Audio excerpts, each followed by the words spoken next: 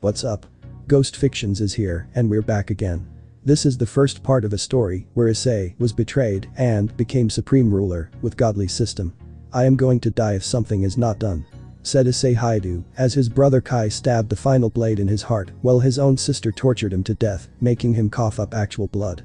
There was nothing he could do to survive from the whole ordeal. His spirit soon watched his whole world fall, get ruined by his two backstabbing siblings, and they ultimately destroy the whole planet, causing the outer gods of EXE to rule over everyone with an iron fist. He gritted his teeth at the helplessness and wished with all his heart to change everything back to normal. As it turns out, fate had different plans. He was sent years back in time, when he was just 17. He looked at himself and looked at the location he was in. He had been given a second chance, and he was not going to let this happen. This time, I will control my fate with my own two hands, Issei declared as he saw a message that would surprise him to no bounds. Welcome Supreme Lord. But before we start, please consider subscribe to the channel and give this video a like. Don't forget to check the description for more informations. Now, let's get into part 1. To quote from Issei Hyoudou. Then I will give my right arm as a price next time. Then my eyes if another one comes in. I will keep on saving President. That's the only thing I can do. But I will definitely come and save you. That's because I am Ria's Gremory's pawn. I must survive, I cannot die here, not like this. A broken, desperate wheeze tore from his throat as he clawed at the cold stone. Every inch of his body screamed in a symphony of agony that no words could truly capture. Issei Hyoudou dragged himself forward, leaving a slick dark trail of blood and blackened ichor behind him. His skin was turning ashen, black veins spreading like creeping poison ivy across his arms and neck, the hallmark of Samuel's deadly toxin, a curse designed to erase dragons from existence without mercy or hesitation. It was breaking him down, molecule by molecule, a cruel, meticulous dissolution. Jaya. A sickening cough was heard from Issei. He was unable to handle the pain even more. He wished to die right here and there, he remembered on how things came to be. He continued to crawl out of there, his life was miserable from the day he was born. He was always treated like the pariah of the Hyoudou clan. He was not born with a magical power, a unique talent or even a sacred gear. This caused him to be looked down on, not only by his fellow clan members, but also his family.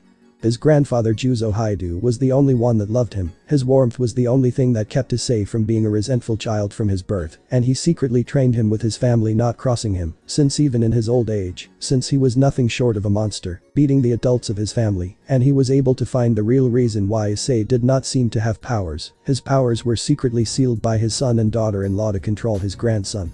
Disgusted, he decided to only prioritize Issei and train him as much as possible.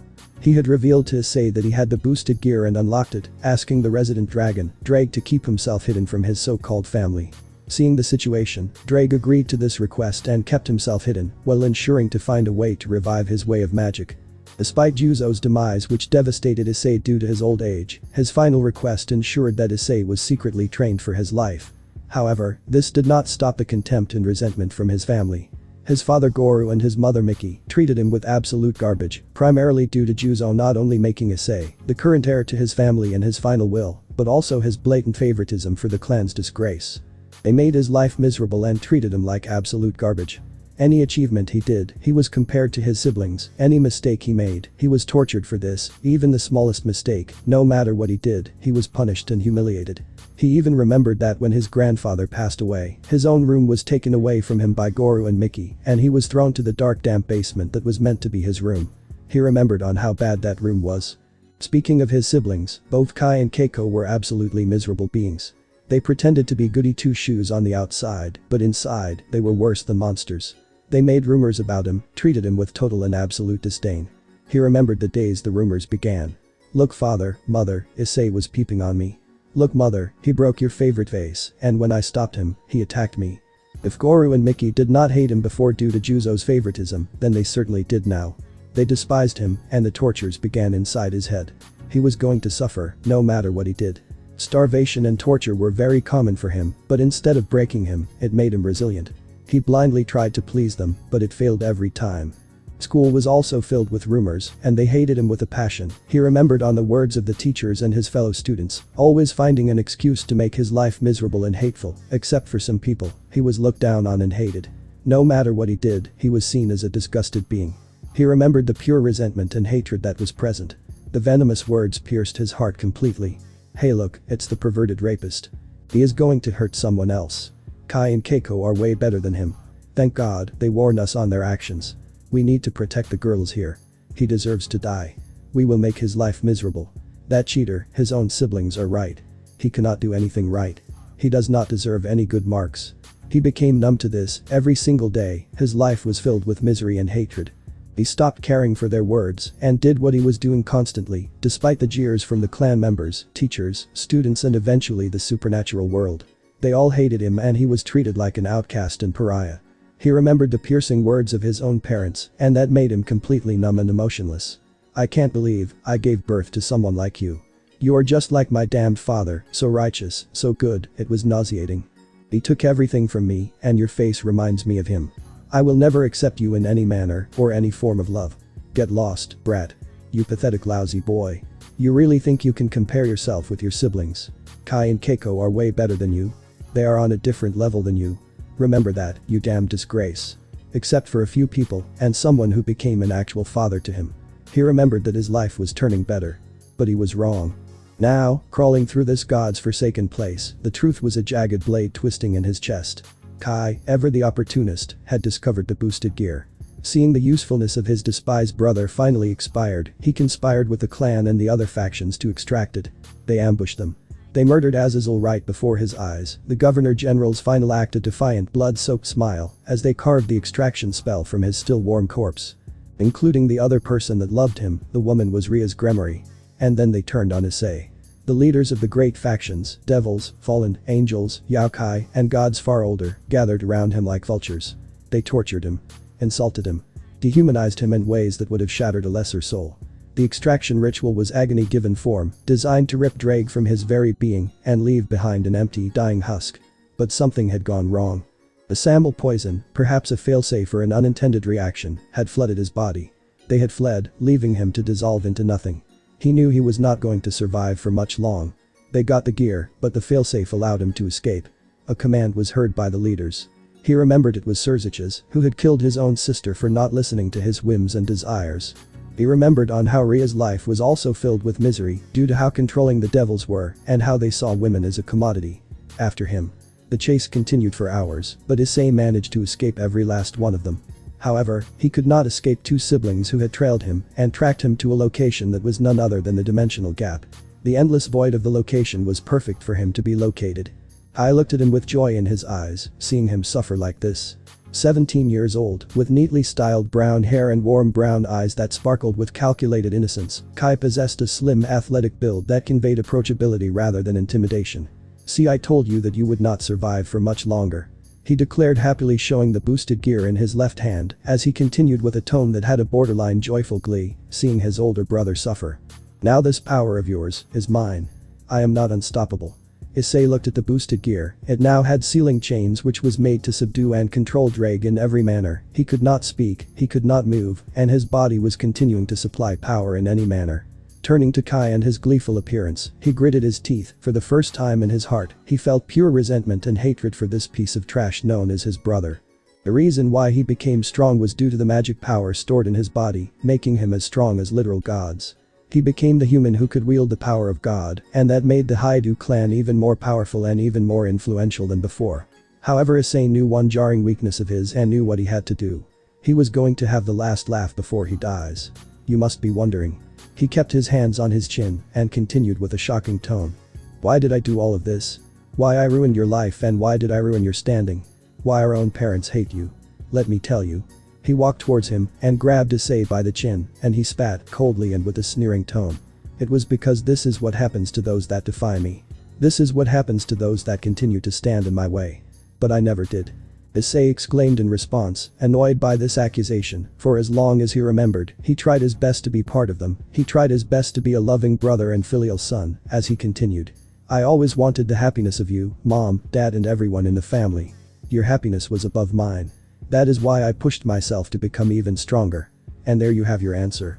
I sneered, his tone becoming more hateful and angered at the defiance Issei showed at the final moments. He wanted to see him break, he wanted to see him weep and cry, but here he did not show any of this. He continued. You pushed yourself, which is why you became a threat to me. My grandfather sees you as his beloved heir. Not me or my father, that is why you are in my way. Now you understand. If you had not unlocked this. He spoke pointing towards the boosted gear and continued with a sneer. You would have been alive, been useful to me. However, you will die tonight. That is why I stabbed you, remember brother? Issei gritted his teeth, he was always the fool. He was always the idiot that had cared for the psychopathic family. These people would never care for him in any manner. However, what he did not know is that with the boosted gear out, any connection to dragons was stripped away from him and Samuel's blood started to have no effect. They had stabbed him in the back by promising him love and happiness, but it was a lie. Then they killed his allies and friends mercilessly and then extracted the sacred gear and forcefully sealed Drake away, only letting his body be used as a power source battery.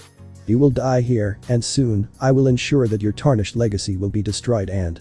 He spoke with a joyful tone, seeing the anger in his eyes, and he then said something that made Issei finally snap. And I will revive Riaz and break her like the bitch she is, just like Nissa intended for me. Well, you watch in the afterlife while she yells my…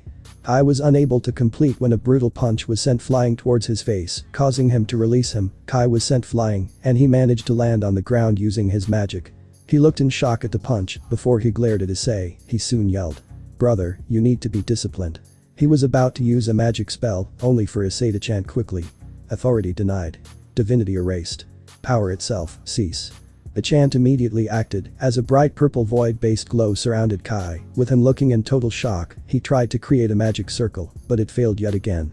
Realizing what had happened, he had a look of terror, with the understanding that Kai was nothing short of powerless. Since he is nothing without the immense magic that he was born with, he would be as disgraceful as Issei.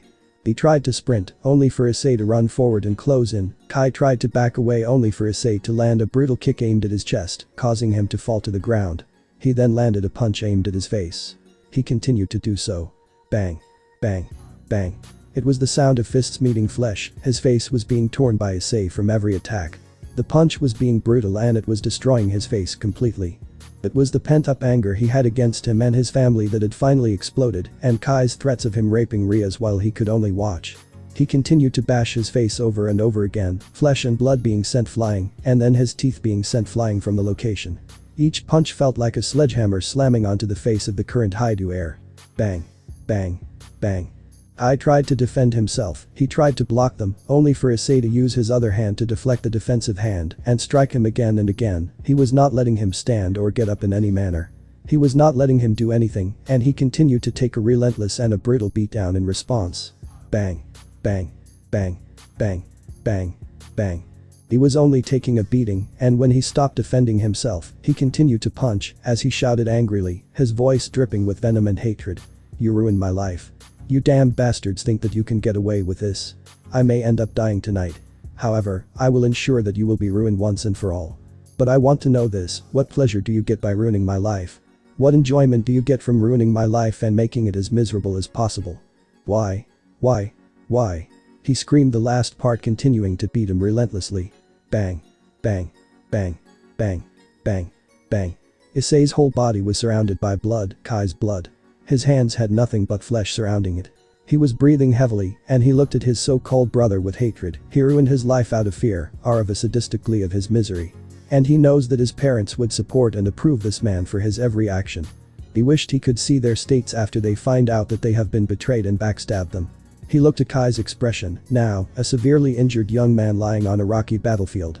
The entire composition is designed to convey the aftermath of an overwhelming defeat, focusing almost exclusively on his battered condition and emotional suffering.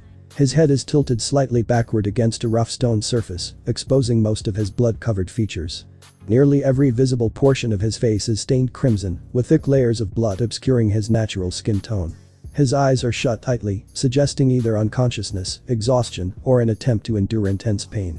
Thin streaks resembling tears run down from the corners of his eyes, creating a stark contrast against the blood covering his face. The expression is one of agony and helplessness rather than anger or determination. His mouth hangs partially open, revealing a glimpse of his teeth.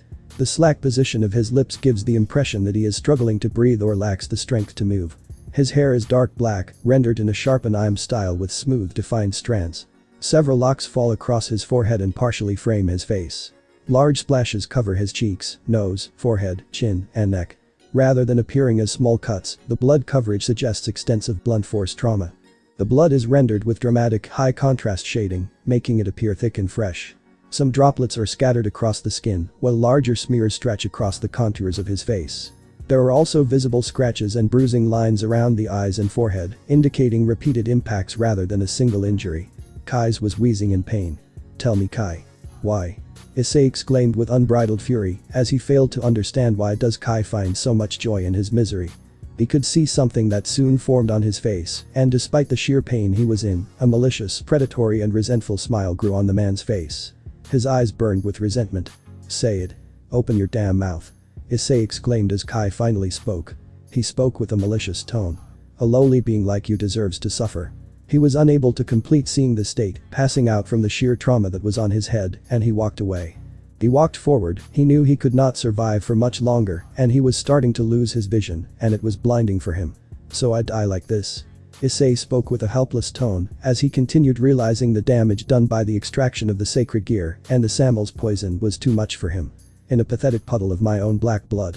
At least." He turned to the passed out state of Kai and spoke with a smile, a relieved smile. "I got back at him." He collapsed to the ground, lifeless. The pain was unbearable and he just wanted to quit. He got the last laugh in the end, and that was all he wanted. He failed to save anyone, Azazel, Riaz and Dreg. None of them he could save, and he died, broken, helpless and defeated. As he died, his spirit can be seen rising from his body, as he spoke with a confused tone. "I should cease to exist, but why am I here?" He did not get his answer. Samuel's blood should have destroyed him from his body all the way down to his soul. He looked at his body, which was already starting to corrode and decay from the bacteria and the poison of the Samuel's blood that had already damaged his body severely. Soon times started to change. He saw his family or so-called family rushing to Kai, and they realized his bad state. They looked at Issei, but when they brought him, they sensed he was dead and gone. Boru smiled at this change of moments and kicked the corpse and spat on it with resentment, knowing that the threat to his power was gone. He had won against his grandfather, and that was enough for him. "That's what you get for opposing me, you insolent unfilial being." His words made Issei sigh with depression. He expected this behavior from his father as they left him from the place. He watched his body decompose, and there was nothing that could be done. Time passed. As the alliance grew, other divine pantheons joined them, even under Kai and his twin sister Keiko. These two acted as the pillar of the alliance. He saw on how the harem of Kai increased even more and more. But Kai never spoke about the events that happened in the dimensional gap. That was a secret that he intended to take to the grave. He looked at how he and the girls always had sex over and over again. The betrayers from the Gremory peerage were acting like sluts, doing the deed every single day. Even women like Tsubaki Shinra and Kushina Abaddon were now in Kai's new harem. He watched as the harem women increase even more, with even leaders like Yasaka and Seraphol Leviathan willingly joining them, while others like Gabriel and Amaterasu were mind-controlled to be part of his harem. Issei watched with total helplessness, seeing on how the purity of the archangel was taken in front of his eyes. He resented this on a personal level. There was nothing he could do since the leaders blindly listened to him, and they claimed that they genuinely loved him to those that had doubts, and once they had sex, it was too late to turn back now. Issei could see that they were pregnant and were having children, but the parents were neglectful, with some like Nissa Gremory being abusive towards her own kids. They were treated like garbage, but it did not matter to him.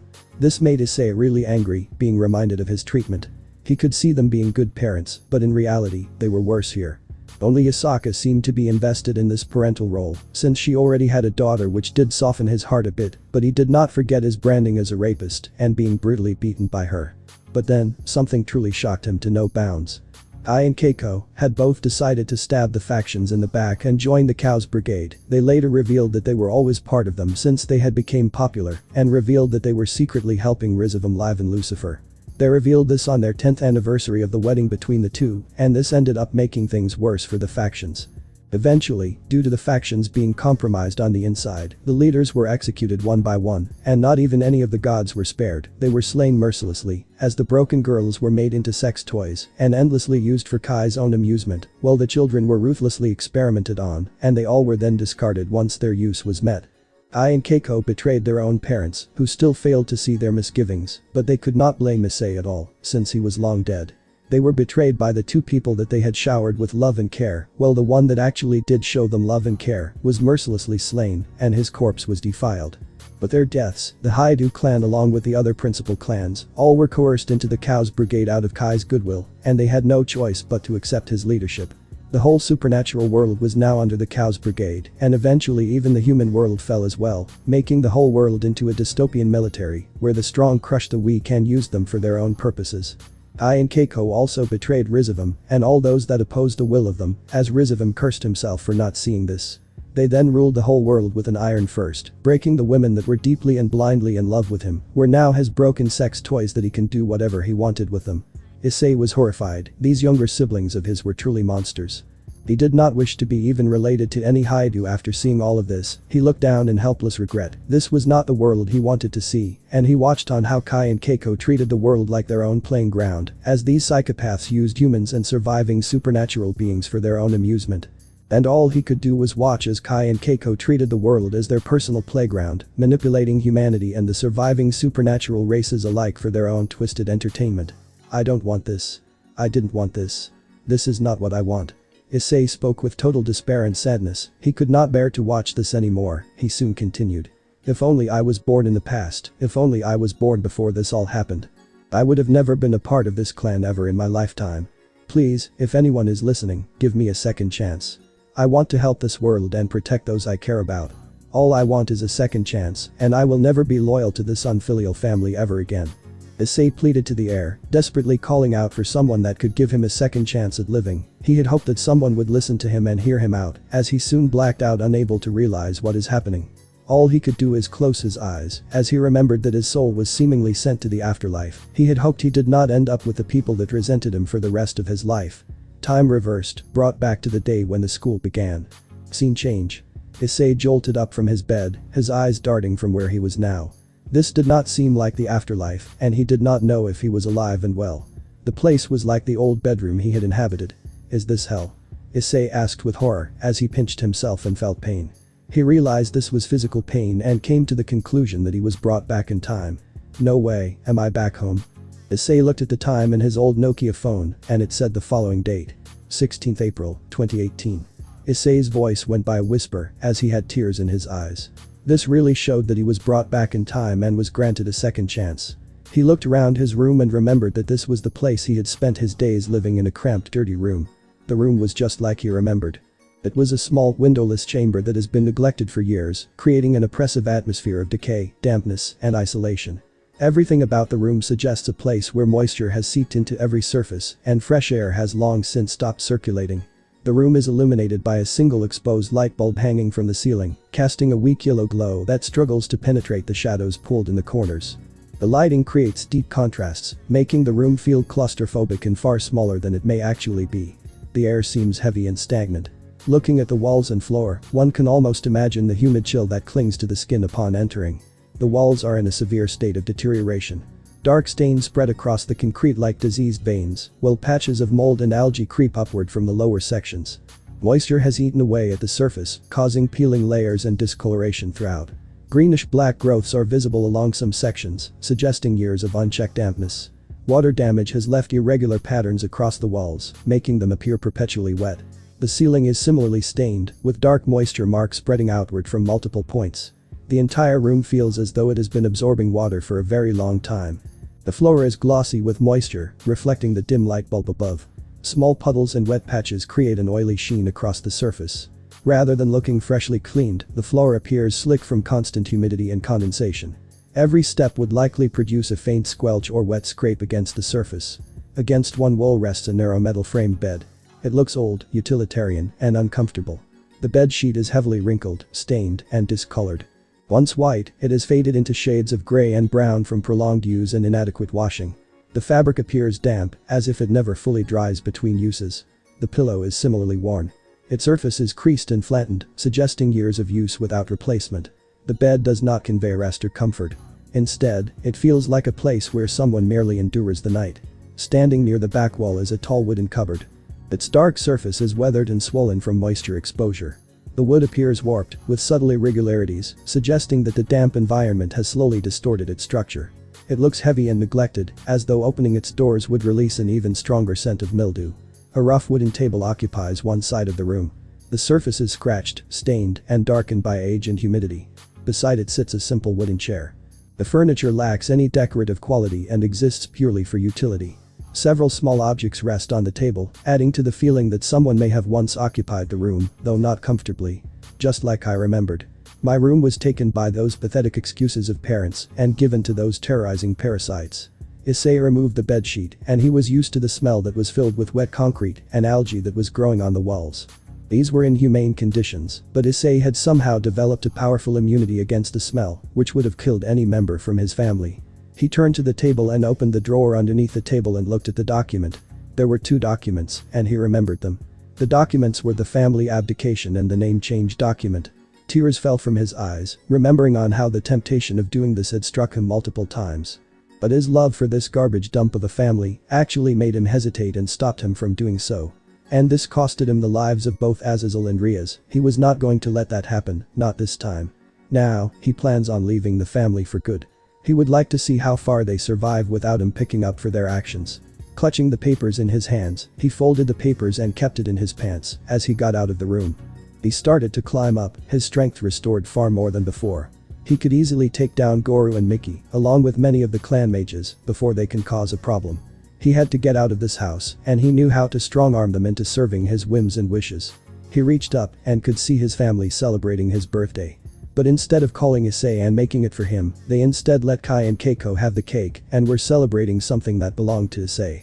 They were enjoying themselves, unaware that Issei was watching them, his eyes filled with an inconceivable regret, not for what he was seeing, but for wasting his time on this pathetic, useless and disgraceful family, instead of working on his own life. This was nothing new, they used to always do this and intentionally prioritized his younger siblings over them. Taking a deep breath, he made his mind, he was going to watch their ruin happen, and this time, he was going to ensure that they see him smile, they see him enjoy their suffering. But he was not going to lay a single finger on them unless they actively attack him, since he knows on their fates. He may perhaps be one of the few children that actually enjoyed his parents die a horrible death, since he saw their future of being betrayed and slain by Kai and Keiko. His thoughts were soon snapped when Kai called out with a surprised tone. "Issei Nai-san." Issei snapped from his thoughts as he turned to his family. Usually in a birthday, he was going to be the one receiving birthday gifts, but instead, here he was going to deliver a gift. A gift that is going to haunt them for the rest of their lives. Mickey and the others looked at him as Mickey rushed to him. She soon spoke with an angered tone. "You damned brat. Did I not ask you to never leave the basement in the daytime?" Mickey was described to be a beautiful woman who had brown hair and black eyes. She had worn a sleeveless gown and had underneath it a frock. She had put additional makeup and made herself even more beautiful than before. Issei turned to this woman and responded. "It was nauseating, I needed some fresh air." Issei did not bother reminding them it was his birthday and not Kai and Keiko's, but it did not matter since they would claim that his siblings deserved this birthday, not him. "You dare." Mickey growled with anger, her tone venomous and resentful since Issei reminded her of her father, and she continued. "You dare speak back to me? You need to be disciplined." Something in Issei snapped, he was not even allowed to speak in response, this was something he hated even more. He cannot speak anything to them since they would not like it. They just wanted an obedient dog that would comply to their rules, a dog that they would kick and mistreat to their own amusement. Mickey raised her hand in an intention to slap Issei, only for the slap to be blocked by him grabbing her hand and pushing her back, shocking her. She was forced to take some steps back due to the force Issei did on her, something she did not expect this weakling to be capable of. She was stunned at this son of hers fighting back, and that filled her with some fear, primarily after seeing the cold, resentful expression reminded her of his father. "He raised his hand on me." Mickey responded with a shaky tone, as she was shaking not out of fear but out of anger. She did not expect this level of disobedience from him. The other family members rushed to her, with Kai speaking with a pleading tone. "Nai-sama, if you want to hit someone, hit me. Don't use your attack on mom." Issei grew annoyed by this, as he was tired of this act Kai was showing in front of his family. He wanted to say something, but he waited, he was not going to waste his energy just yet. He wanted to see the fear in his eyes. He dropped a small spell that isolated this room from the surroundings, such that these four do not call any reinforcements to assist him. Goro, who was a middle-aged man with brownish gray hair and brown eyes, spoke with anger. "You dare strike your mother?" He wore a formal three-piece suit and a white shirt underneath, along with matching pants and shoes. He was furious at the behavior that Issei showed, since he never behaved like this. "It's called self-defense." Issei Hyoudou raised her hand in order to strike me. "Be grateful I did not strike her back when I could easily have done so." Issei sneered coldly and with borderline resentment.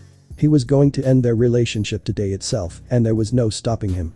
He knew that these people were much weaker than before, and he was going to enjoy putting them in their places. "You unfilial son.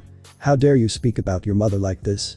You will be punished, not only for your arrogance, but also for your actions." Goro attempted to punch him, as he charged at him ready to punch him with his hand. Issei decided to not take the hit and blocked his fist. Goro looked stunned at this, speaking. You dare, you unfilial son, let go. Issei started to twist his hand, causing Goro's expression to change from anger to angered pain. He tried to reflect his fist back, but Issei continued to twist even more in response, and soon with a brutal snap. Issei snapped his entire hand, a gutting snap was heard across the halls of the room. Aya. Goro screamed in pain at the snap of his hand. His hand was shattered by his own son. He fell to his knees holding his elbow where his hand was destroyed. Goro. Father. Mickey and the twins exclaimed with fright seeing the state.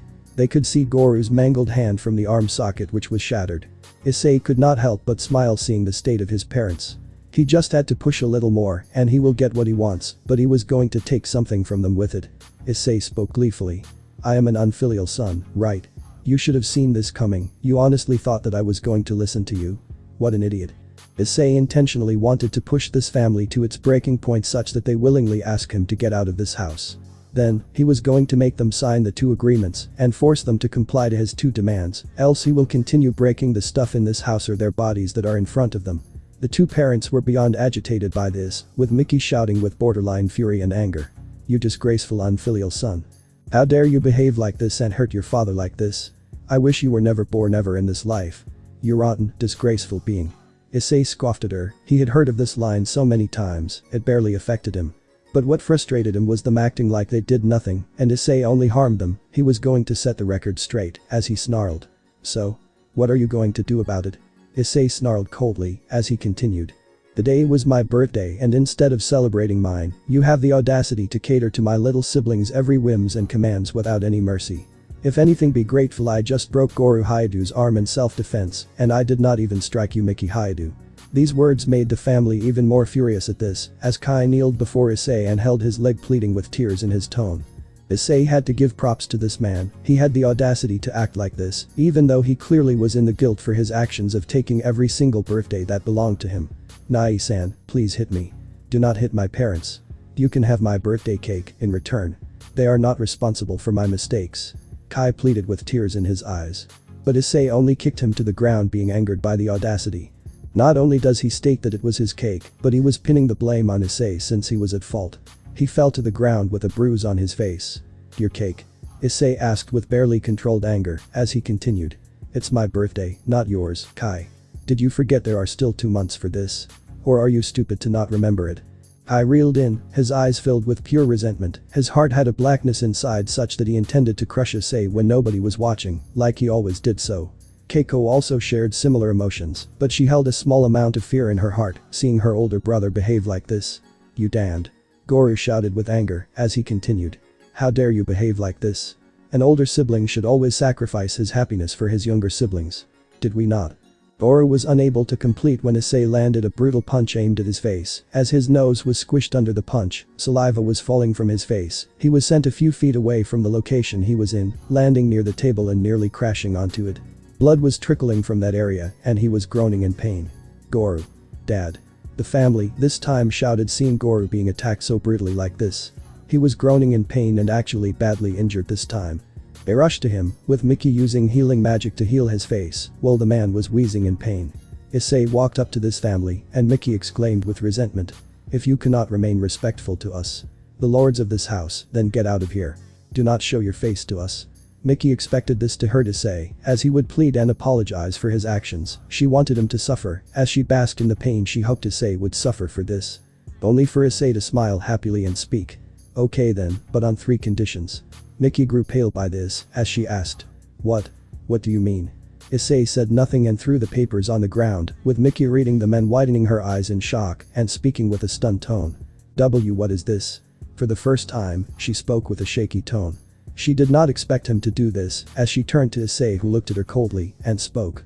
Family abdication papers and name change papers, all I need is the sign of the patriarch of the family, along with you guys wiring me $50 million. Not only will I leave this house within 12 hours, but I won't associate myself with you, and I will even not use the name Hyoudou ever again. This is my word to you, from today, I declare that Goro and Mickey Hyoudou are no longer my parents, and Kai and Keiko Hyoudou are no longer my siblings. Issei's words left everyone in stunned silence. They were not expecting Issei to leave this family as quickly as possible, and planning to not associate them in any manner. The wish they all wanted from their hearts was being fulfilled right away, and all he wanted in return was their signatures and the $50 million that he had asked in return. Kai and Mickey were about to say something only for someone else to speak. "Mickey, bring me my checkbook." Goro commanded her, making Mickey shocked by this, as she asked. "Goro? He wants money, right? Let him have it, he does not deserve to be called a Hyoudou after what he did. Let's get him what he wants, his first and final birthday gift from our hands." "This is what you wanted, right, Issei?" Goro asked with a pained tone. He was furious at how Issei treated him. He was his father, and he was supposed to listen to everything he said without any hesitation. I wanted to speak, but internally he was overjoyed. Issei was leaving them forever. He was not going to be an obstacle in the heir plans and the other plans he made forward in the years later to rule this whole world. His main obstacle from this world was gone. However, he still had to maintain his charade of a good brother. He was about to speak, but Goro spoke. "No, my real son. Issei wants money from us, otherwise, who knows for how long he would destroy the Hyoudou name and drag it through the mud." He spoke this in a manner to make Issei jealous that he was treating Kai like his real son instead of Issei, only to see him not showing any reaction to his words. Seeing this, he turned to Mickey, who had walked into the living room and brought out a check and tore it from the checkbook. He wrote the details along with the $50 million, as he kept it on the table. He soon signed both the documents. "Keep your word." Goro spoke coldly, handing the check and the documents, and Issei nodded. Goro said his final words. "Get lost." Issei took the check and the documents and walked out of the room. Once he did, he stopped as he spoke. "Goodbye, like you said, I won't be showing myself to you. Do not ask for me ever to come back, since we are now outsiders to one another." The family internally scoffed. They were glad and relieved by Issei's departure, and they did not care for his departure. They watched him close the door and leave, as they celebrated the day even more, now without Issei arriving in their lives again. He headed to his old room and carried an old duffel bag. He was about to start packing when a screen came in front of him. Calibrating Supreme Ruler. Loading interface. Done. Loading stats. Done. Loading information. Done. Loading shop. Done. Loading Supreme Bank. Done. Welcome, Supreme Ruler of this universe. Issei was stunned as he rubbed his eyes, with another request coming for him. It soon asked. "Does the Supreme Ruler wish to stop time?" "Yes." "No." Issei nodded, deciding to play along with this hallucination. Maybe his mind has gone messed up from what had happened. Soon time stopped immediately, and the whole world became grey except for him. He went upstairs and decided to check on his parents, and they have indeed been frozen. They were seen celebrating with champagne and were having a drink while the younger siblings were having cake. He touched them, and it was true. Time had indeed been stopped. He hurriedly went back, as he soon got a message. "I will be showing myself to you. Supreme Ruler of this world." Issei nodded, as a status screen was shown to him. It had a futuristic heavenly interface. It had namely 5 tabs that are stats, inventory, gacha, daily rewards and supreme shop. He looked at the check and asked. "Can I cash in this thing right now?" The system responded with a text bubble in response. It knew that they were going to be bound to this man for a long time, and it did not mind. Anything he had asked it to do, the system must listen to him without any doubt. "Yes, you can. Place the check on the screen window, and I shall do every single processing. After this, I will give you the money in the form of a debit card." Issei nodded to this, and did what was asked. The check was placed on the screen and a bright blue and heavenly glow which was formed on the check. It was getting assimilated into the body of the system. It soon responded. "Check cleared. Every single information has been confirmed. Total money. 50 million United States dollars. Issei hummed in response, as he soon responded. "Okay, you can resume time in response." The system responded in kind in the form of a text bubble. "Okay, I was going to find a way to communicate to you in a proper manner. But I believe that now it is best to get out of this hellhole. For now, take this." The system generated a black card in front of him, which had all the details of him, along with the PIN number and even his signature on it. It belonged to the Supreme System Bank. Issei took it and widened his eyes in shock. His former parents and some relatives had this black card. The black card is a highly exclusive invitation-only credit or charge card reserved for the ultra-wealthy. It is the ultimate status symbol in banking, offering unmatched purchasing power with no preset spending limits, alongside elite perks like 24/7 personal concierges, private jet upgrades, and luxury resort access. He soon spoke with amazement. "I never thought I would get the black card, the highest form of credit cards with zero spending limit, as well as the form of high privileges in this world. My former family have these cards.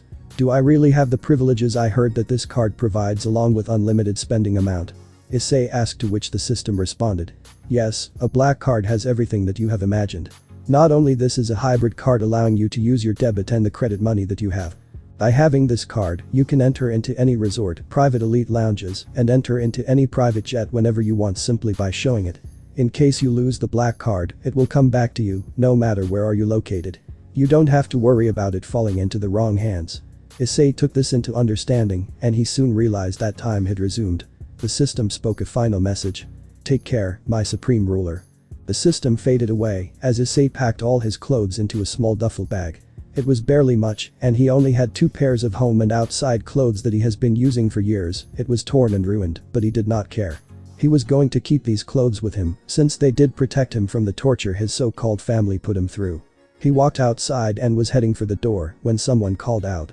Leaving so soon, ultimately, you showed yourself for who you are, didn't you, brother? Issei scowled hearing the voice. He turned to the voice seeing Kai looking at him with a smug expression.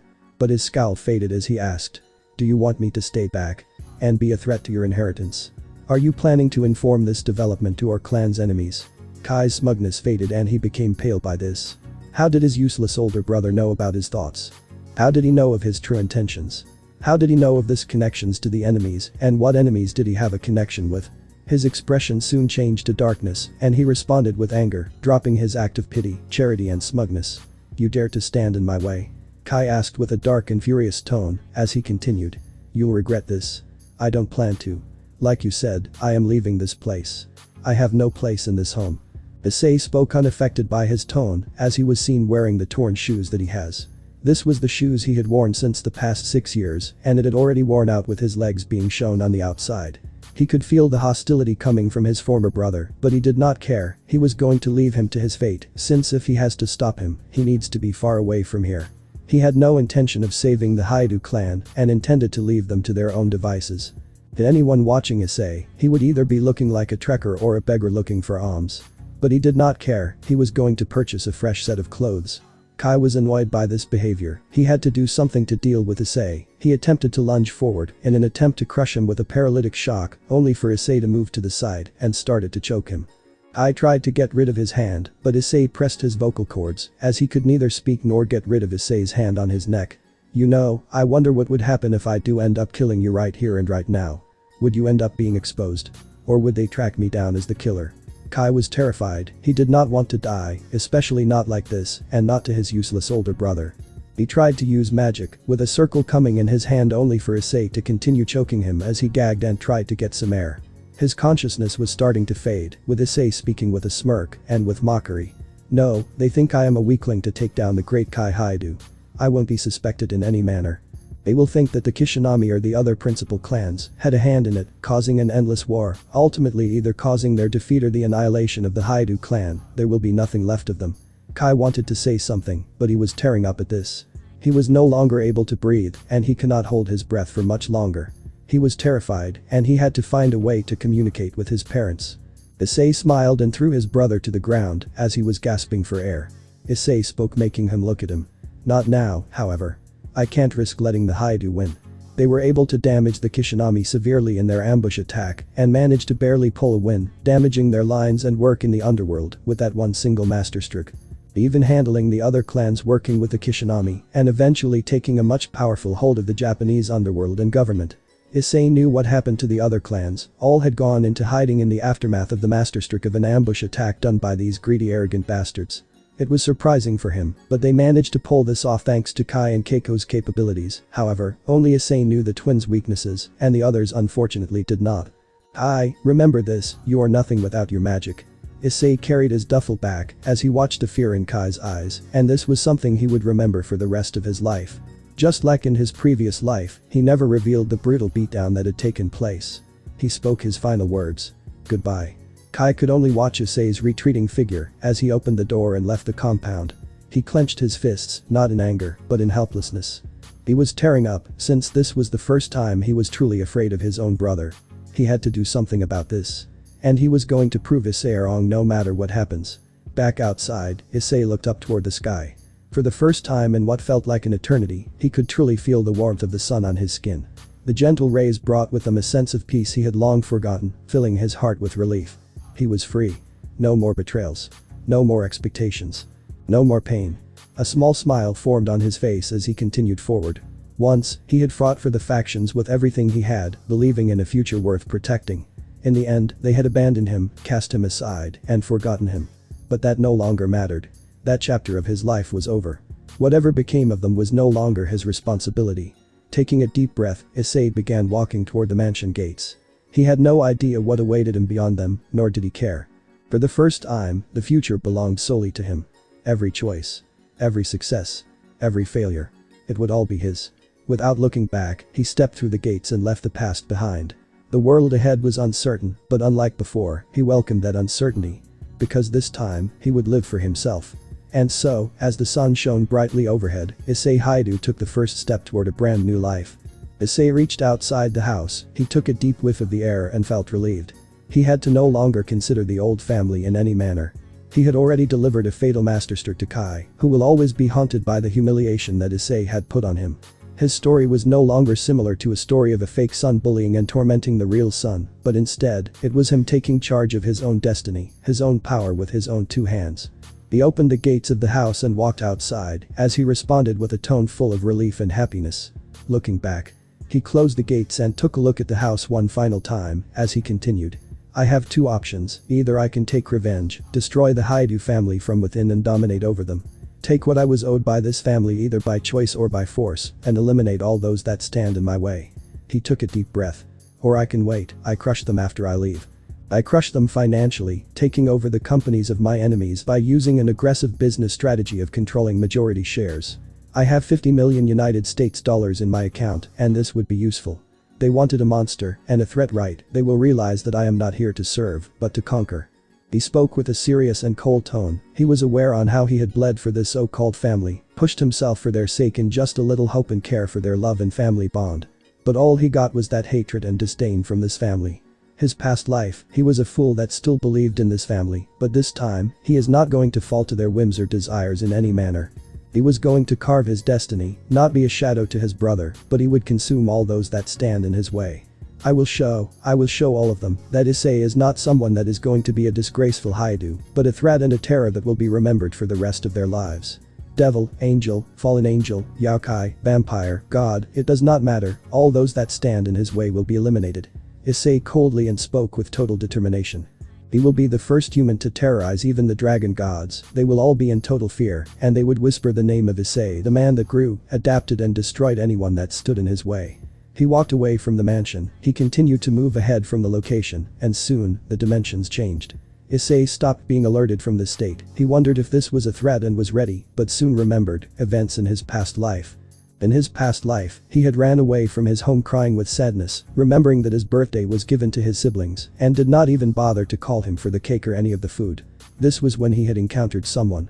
It was the woman that was his only friend, and the one that eventually becomes the only woman he ever loved, and that ever loved him, Ria's Gremory.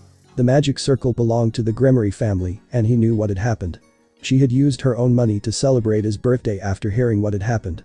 This was the first birthday he ever had.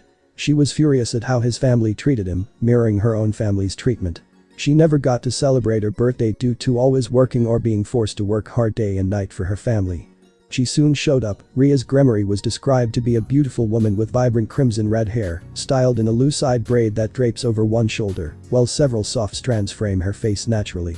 Her bright blue eyes create a striking contrast against her hair, immediately drawing attention.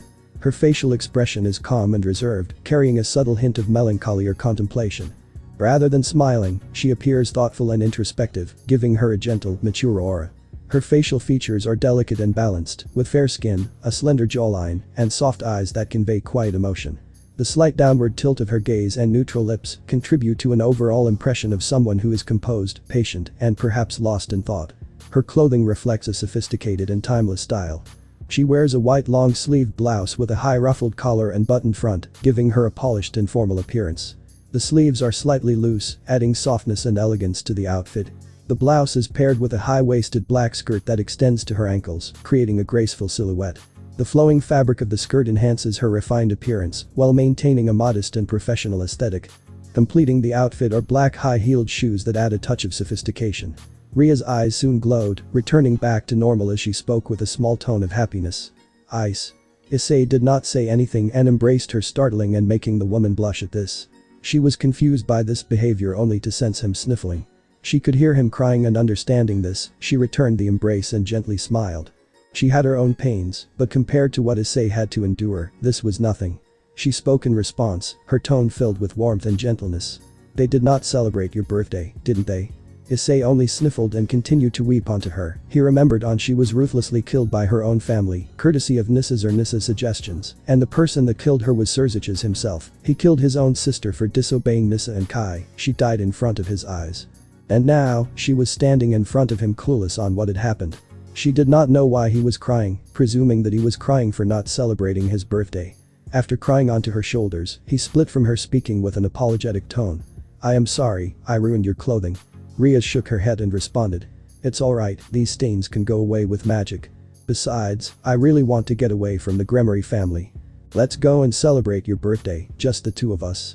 Issei widened his eyes and remembered the reason why Riaz was here.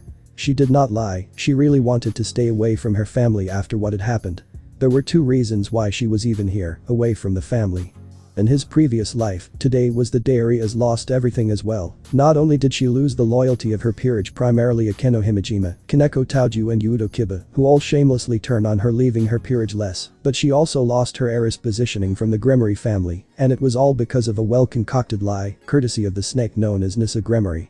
Ria's sister and a parasite who leached on the family's wealth and standing to ensure that she does not let Ria succeed in any manner as the heiress of the family. Furthermore, today was also the day where her marriage with Riser Phoenix, a high-class devil, was fixed, a horrible person both in appearance and in heart, as well as a ruthless womanizer.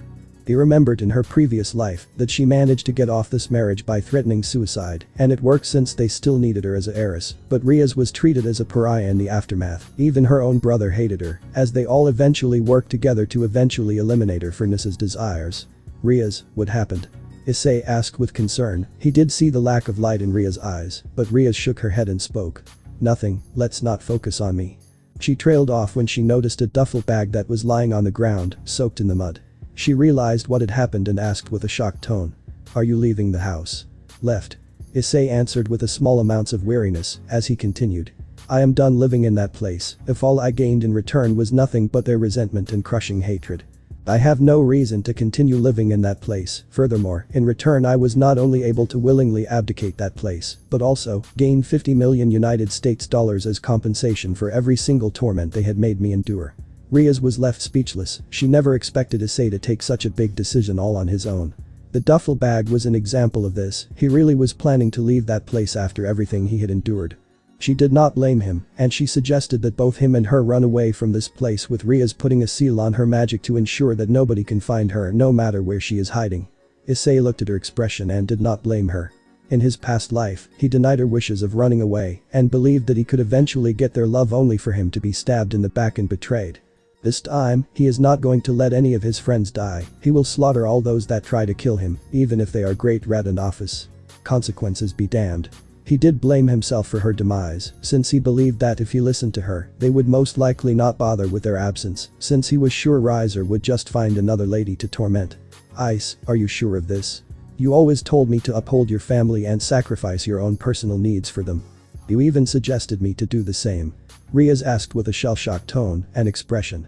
She did not want to believe Issei wants to cut ties with his so-called family just yet, since he was extremely and even blindly devoted to them. She wanted to be sure of this. "Riaz." Issei responded with a sigh as he continued. "Today was the last straw. They have been treating me like a pariah and disgrace.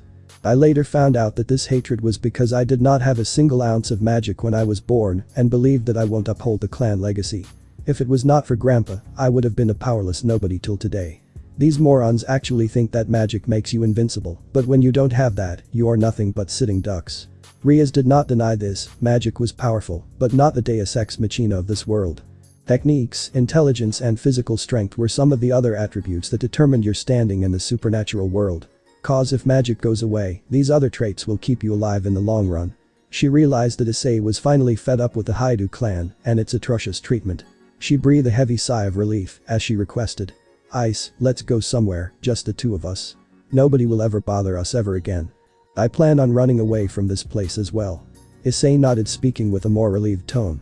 "I am not leaving you with the Gremory family. Don't worry, let's go together, okay? Ria's teared up at this, the light in her eyes increasing even more, and the cherishment for the only one that truly cared for her increasing even more. She soon responded happily. Yes. I'd love to. But first. She spoke with a happy tone, realizing that Issei needed to be properly dressed for his birthday. She sized up Issei, and she was not impressed. His shirt had become faded and worn out, with many signs of it starting to tear if a small amount of force is put on it. She then looked at the pants and saw it was torn on many locations. It would seem distressed on a normal person's point of view, but Ria's eye picked up that it was horribly torn in many locations. She shook her head at this. This clothing was not the way the birthday boy should be dressed in her opinion. She took one final look at his shoes, and she made up her mind. The shoes were the worst, as it was faded, the soles were ripped, and his toes could be seen. She took a look at his hair and it was shabby and long. You're not celebrating your birthday like this. Ria spoke with a disapproving tone. She was seriously going to give him a makeover once she decides on what he needs to wear. He would look different, completely different. She was going to make this birthday remembered by him for the rest of his life. Do I look that bad? Issei asked confused, to which Riaz gave a sigh and made a disapproving comment at his appearance. At best you look like a hobo, and at worst you look like a beggar who has not had any source of nourishment for days. You need a proper makeover, now come on. Riaz responded with a hint of stubbornness. She has made up her mind, and she was going to change his appearance completely. Issei nodded. He did look horrible, and he was planning to get a makeover anyway, and with Riaz around, she would decide for him the best choices. He did remember in his previous life, she wished to be a fashion designer, but all her design choices were stolen by Nissa, which were strong-armed by her former peerage and causing the woman even more despair. She first took him to a hair salon and instructed the barber to cut his hair. Once he had properly washed, cleaned and cut his hair, she gave an approving nod, satisfied by the short hair that Issei now had. She was about to pay from her pocket when Issei spoke. Let me. Issei brought out his black card and decided to pay. He noticed that the black card had lost the last name Hyoudou, which did surprise him, but he knew that the system controlled this card and it could do anything it wanted. Once the payment was processed, the barber bowed before them, realizing this man was some sort of big shot in the business world. He did not question any further, planning to not become his enemy in any manner. He decided to keep this a secret since black credit card users are extremely rare and powerful in the entire world, and he did not want to get a target on his back for opening his mouth. Riaz noticed the black card and asked with confusion. Ice, how did you get that? Did your family give you this? Issei smiled to her and spoke. Think of it as that way. Issei's words made Riaz nod, but she was uncertain on the truth that he was speaking, but she trusted him regardless, since Issei is the only one that kept his word from the people she encountered. Once he was done, they headed to a Louis Vuitton, and Riaz spoke with a gentle smile. Take whatever clothing you feel like. Issei turned to her, as Riaz continued with the same tone. It's my gift to you. Are you sure? With your allowance? Issei asked with concern, remembering on how Riaz had to starve for some days to get the money needed for his new clothes. Her parents barely gave her $100 to survive because of the reason of trying to make Riaz more resilient and more able to survive against their enemies. They believed due to Nissa's lies that they were spoiling her just by giving her $100 to survive as pocket money. This forced Riaz to learn how to adapt and survive from a very young age, just like Issei. She was also made to work even more harder since she was the heiress, and they had worked her to the bone, which made Riaz stronger despite the physical and mental strain it took on her body. In his previous life, Issei remembered when they enjoyed their birthday party, an assassin sent by Nissa with the intention of bringing Riaz back either by choice or by force. He had ruined the party, causing Riaz to brutally kill the assassin, at the cost of even ruining these clothes. Though Riaz did not blame Issei for this, he blamed himself for this to happen. But there was nothing they could do since Nissa had cleared all traces of her crimes and somehow turned the tables on Riaz, claiming she was only bringing her back for helping her duty, which made the Gremory family hate on Riaz even more, to the point of utter aberration. Riaz nodded. She remembered the pain she had endured to help with his birthday party, the pressure she had to deal with an order from the family, and how they repaid her. She was going to fight back, not intending to give them the pleasure of her breakdown. She was willing to even take her life than marrying Riser Phoenix. I have even paid and ordered your cake. Trust me, you will remember this birthday. Riaz spoke gently and with a more proud smile, since she had specifically ordered this cake for him. It was quite the penny, but Riaz was able to save the needed money for this. And the taunts with the insults that were thrown at her. Issei nodded, feeling even more guilt remembering the things she had endured due to lies and her terrible parents. They were not psychotic like his, but that was remained to be seen. They headed inside the store and Riaz selected a bunch of outfits. She asked Issei to try each and every one of them. Issei wanted to deny, stating he only wanted a few, but Riaz pushed him inside and was not willing to listen. Giving up, he decided to try the clothing that she had selected for him. The first clothing was a floral half t-shirt and jeans. He did a small pose and asked, "How is this?" "It's good, but not birthday material. Take this and try the next one." Riaz spoke with a judgmental tone, seeing the fashion of the clothing. She was way disappointed as she knew this was considered one of the top designs by Louis Vuitton. Issei nodded, not intending to anger her in any manner when it comes to fashion and clothing. In both of his lives, she was a prodigy when it came to fashion and the designs. He checked his next clothing, which was a golden suit with white shirt and golden brown pants. He was seen wearing shoes. Riaz looked at it and shook her head, speaking with the same judgmental with a new disapproving tone added to this tone. "Nope, absolutely not. Change it." Issei nodded, and he decided to wear the final clothing that was selected for him. He wore them and came out. When Riaz saw it, she blushed seeing the clothing design. This was perfect for his birthday as he was seen. His hairstyle, clothing and shoes had a perfect match to it. He was now wearing a black coat which was seen flowing to his knees. This was followed by a black shirt and a matching pants and belt surrounding it. He wore a black shoes and this was something that Riaz loved the most. "This is perfect." Riaz composed herself and got rid of the blush, and she responded with a smile. "These clothes perfectly fit your body. These clothes are having a perfect synergy with your body. We will take these 2 sets of outfits. Come, I will pay for them." Riaz was satisfied and she was seen nodding at this. She watched Issei take the 2 sets of clothing, and the duo walked to the store cashier, and she had paid the following sets of clothing and watched Issei wear one of them. The other was taken in a shopping bag, and she asked, "Do you want to shop for more clothing?" "No, this is enough. We can always purchase more clothes later on," Issei suggested in response, not wanting to make Riaz spend any more money.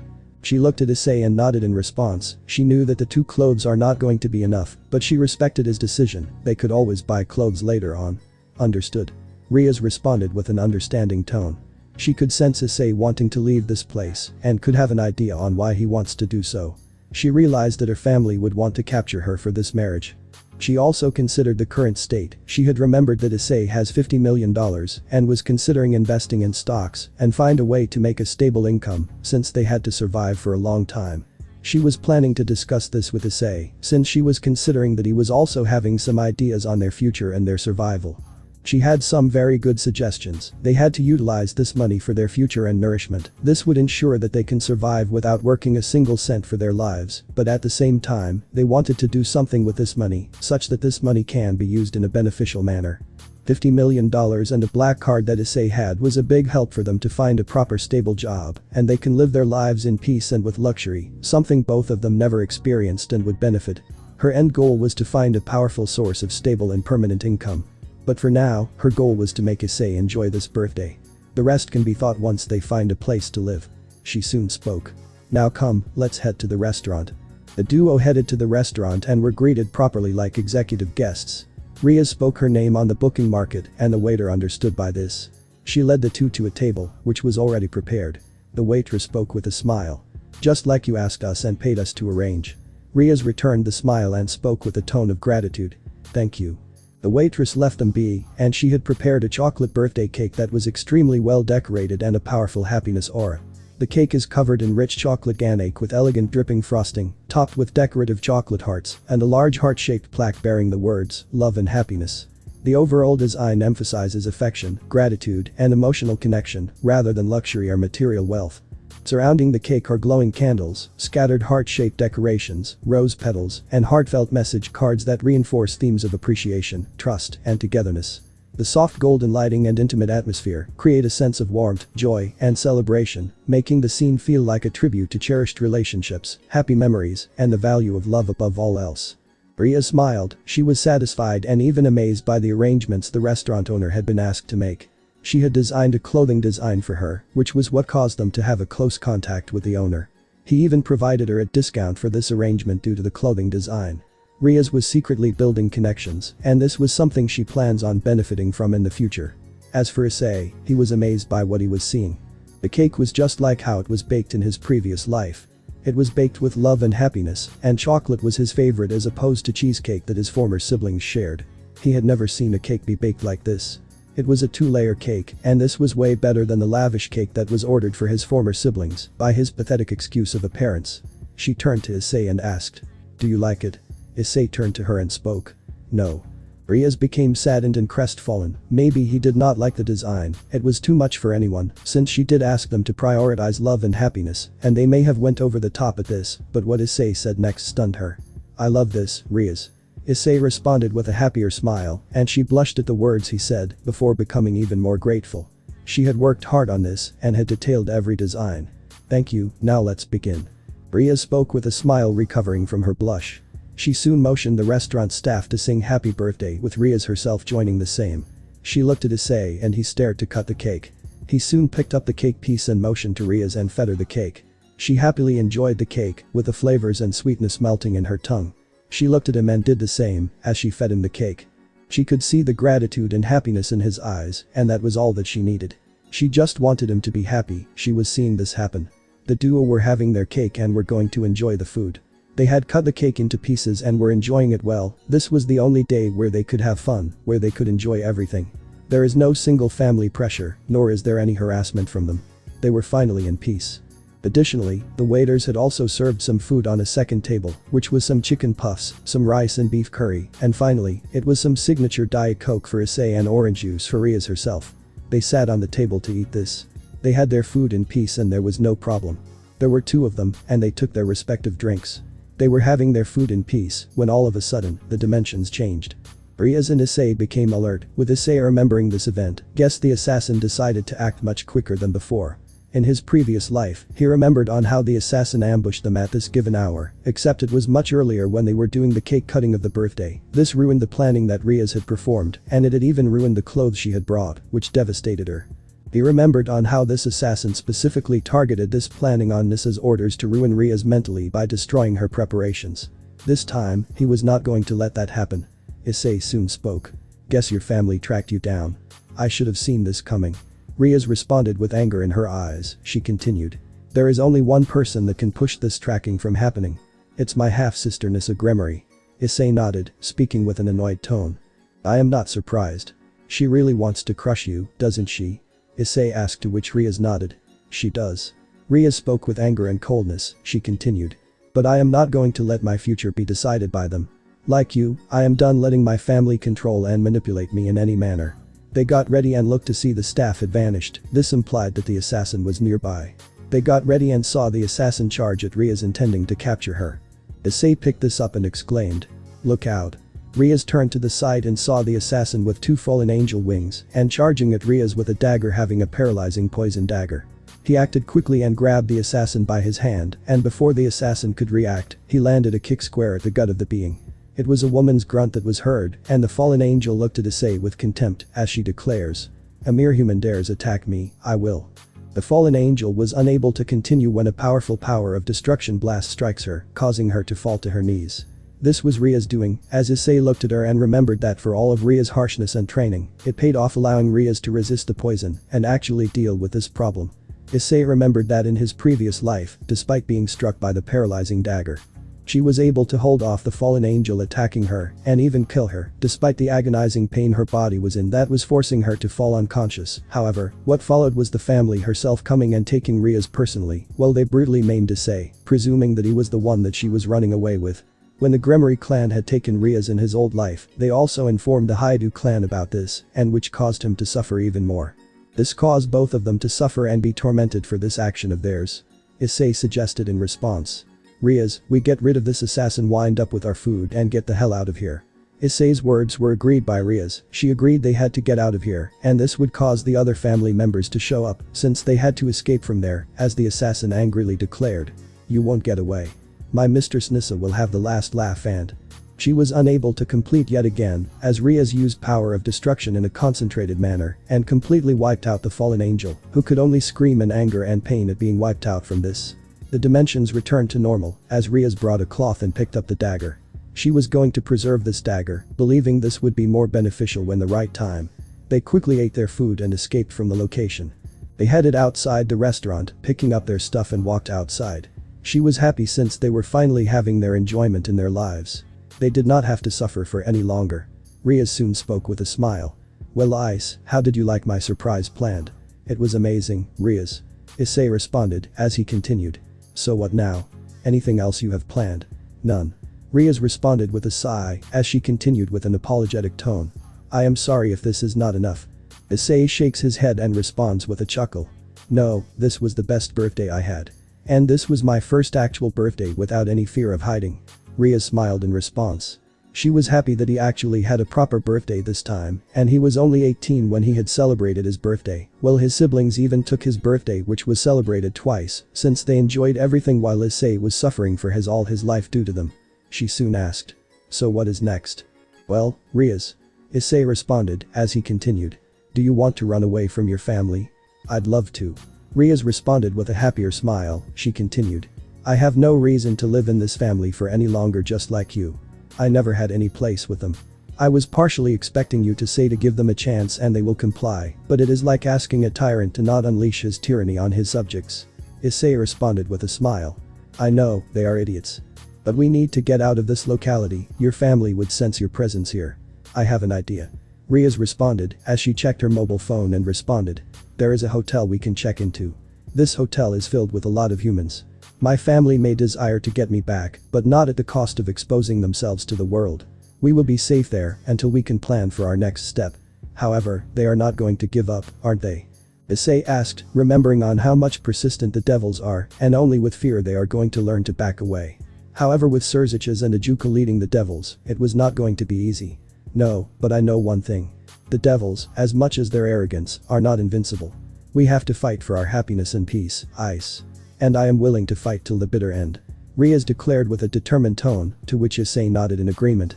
He knows the devils will eventually fall due to listening to Kai and Keiko Hyoudou. In his previous life, Kai and Keiko used this fatal weakness to not only kill both Ajuka and Surziches mercilessly after their betrayal, but he had also slaughtered any of the main threats to their source of power in this world. This includes Falbium, the Great King faction and the house leaders, only sparing those that can submit to their new rule. The way he killed them, Issei noted that this to be effortless and easy for them to happen. He knew Kai and Keiko were strong, but even then the two super devils should have been powerful to actually put a fight, but one fatal strike was all that they needed to eliminate them. They later revealed, in his previous life was that the holy light that they used belonged to the late biblical god with their already powerful capabilities. The combined powers were able to effortlessly slay and exorcise the two super devils, and that alone made it really easy to kill them. All he needs to find is the power of the biblical god, and based on the visions, he knows of their main location. He would speak to this to Riaz eventually and find a way to protect her from the holy magic such that she can also wield this to defend herself from the devils. Riaz noticed this. He was in some form of deep thought with her asking. Did something happen, Ice? Issei snapped out of his thoughts and responded. And no, nothing. Do you think it is possible to find biblical god's magic and use it against him? Issei asked Riaz, to which she looked at him and responded. No, he is still alive, isn't he? Riaz asked with a surprised tone, to which Issei shakes his head. Soon it would be exposed that the biblical god was deceased and dead. There was nothing that could be done from this, and the truth was hidden from them for such a long time. The death of such a powerful figure would eventually cause the whole system to collapse on itself. He is not Riaz. He died alongside the original 4 Satans. This truth was kept hidden by your brother and the rest of the Satans to prevent anyone else from finding out about it. Issei bluntly responded, to which Riaz flinched and actually showed genuine fear from this. The fact that the biblical god was killed truly changed everything. This meant that gods who were stated to be invincible and unstoppable can be beaten. This changes the whole power balance of this world. She believed that gods cannot be beaten, and that alone was the reason why the Great War stopped, since the devils cannot bear to lose any of their kin anymore, since the 4 original Satans were killed, but it was the same on the other side as well. She asked with a shaky tone. Is this true? Yep. Issei responded, as he said something that can be considered a lie and a truth. I heard my family speak about it, and I eavesdropped on their conversation. It was a lie since he never did hear his family speak about this in this life, but also a truth since they were discussing this information behind closed doors when nobody knew about this in his previous life. Soon this information would become public to the members that were present in the Kuo Treaty. I see. Riaz responded with a shaky tone, making her nod in response. The rest of the journey headed in silence, and the two headed to the hotel, checked in as Issei used his black card to do an upfront payment, which made all of them bow before him. They settled in a room and they were relieved to sense that nobody is going to follow them. Once they settled down, Riaz soon responded while lying on the bed. Finally, we are freed from this. Yeah. Issei speaks as he checks the curtain to see some spies that would be watching him when he sensed there was no one present. He closed the curtain and responded. I figured that they would become a problem soon. But for now, they would be investigating Ria's disappearance and the failing of that assassin. Issei speaks as he continues. But I wanted to ask, how did Nissa of all people manage to get a fallen angel to do her bidding? Like, shouldn't she not able to get them to her side? Issei asked, though he knew the reason later on since she had connections to the fallen angels. He wanted to know if Ria knows something he does not, as she speaks while sighing. It is because she is not my actual sister in any manner. We are half-sisters, and we do not share the same mother. Her mother was a fallen angel that is part of my father's harem.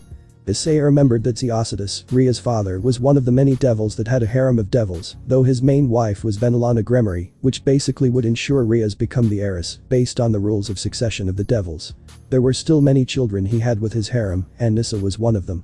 Now he understood everything, as he realized that Nissa's mother was a fallen angel, and with the exception of Azazel, everyone else are backstabbers that will stab others in the back for their own amusement and survival. Adding to that, she is one of the rare hybrids. Since fallen angels do not care on who they breed. Even breeding with a literal animal if needed to satisfy their desires.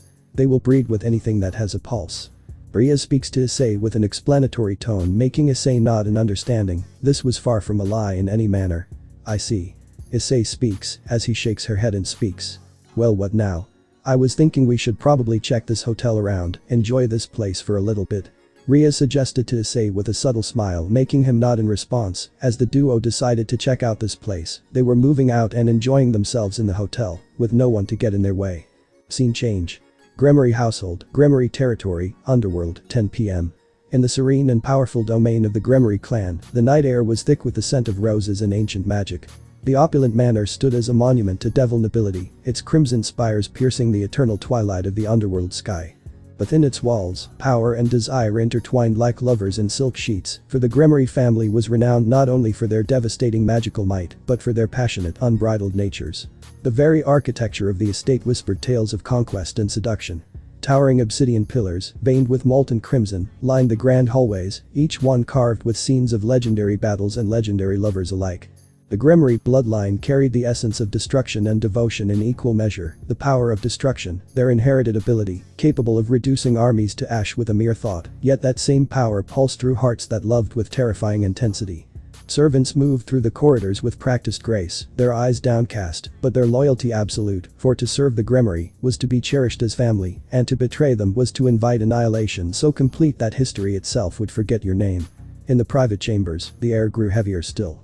Velvet drapes the color of spilled wine framed arched windows that overlooked the sprawling crimson gardens, where enchanted roses bloomed eternally under a sky that never knew true night. The fragrance of jasmine and something darker, muskier, clung to the silk sheets of vast four-poster beds. Generations of devils whispered that to be loved by a Gremory was to be consumed, and to consume in return, a mutual possession that transcended mere romance into something primal and absolute. Inside them, Nissa Gremory was pacing around patiently.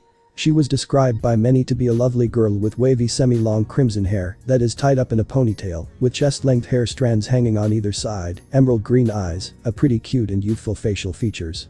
She wears an elegant white bodice adorned with intricate silver gray patterns and several purple gemstone accents.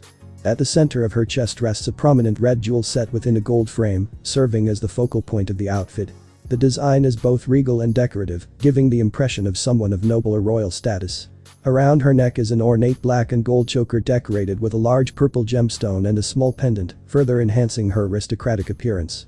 Her arms are covered by detached black sleeves gathered at the upper arms and wrists, accented with gold bands and silver armor-like gauntlets. Purple fabric is visible below the bodice, likely part of a dress or formal battle attire.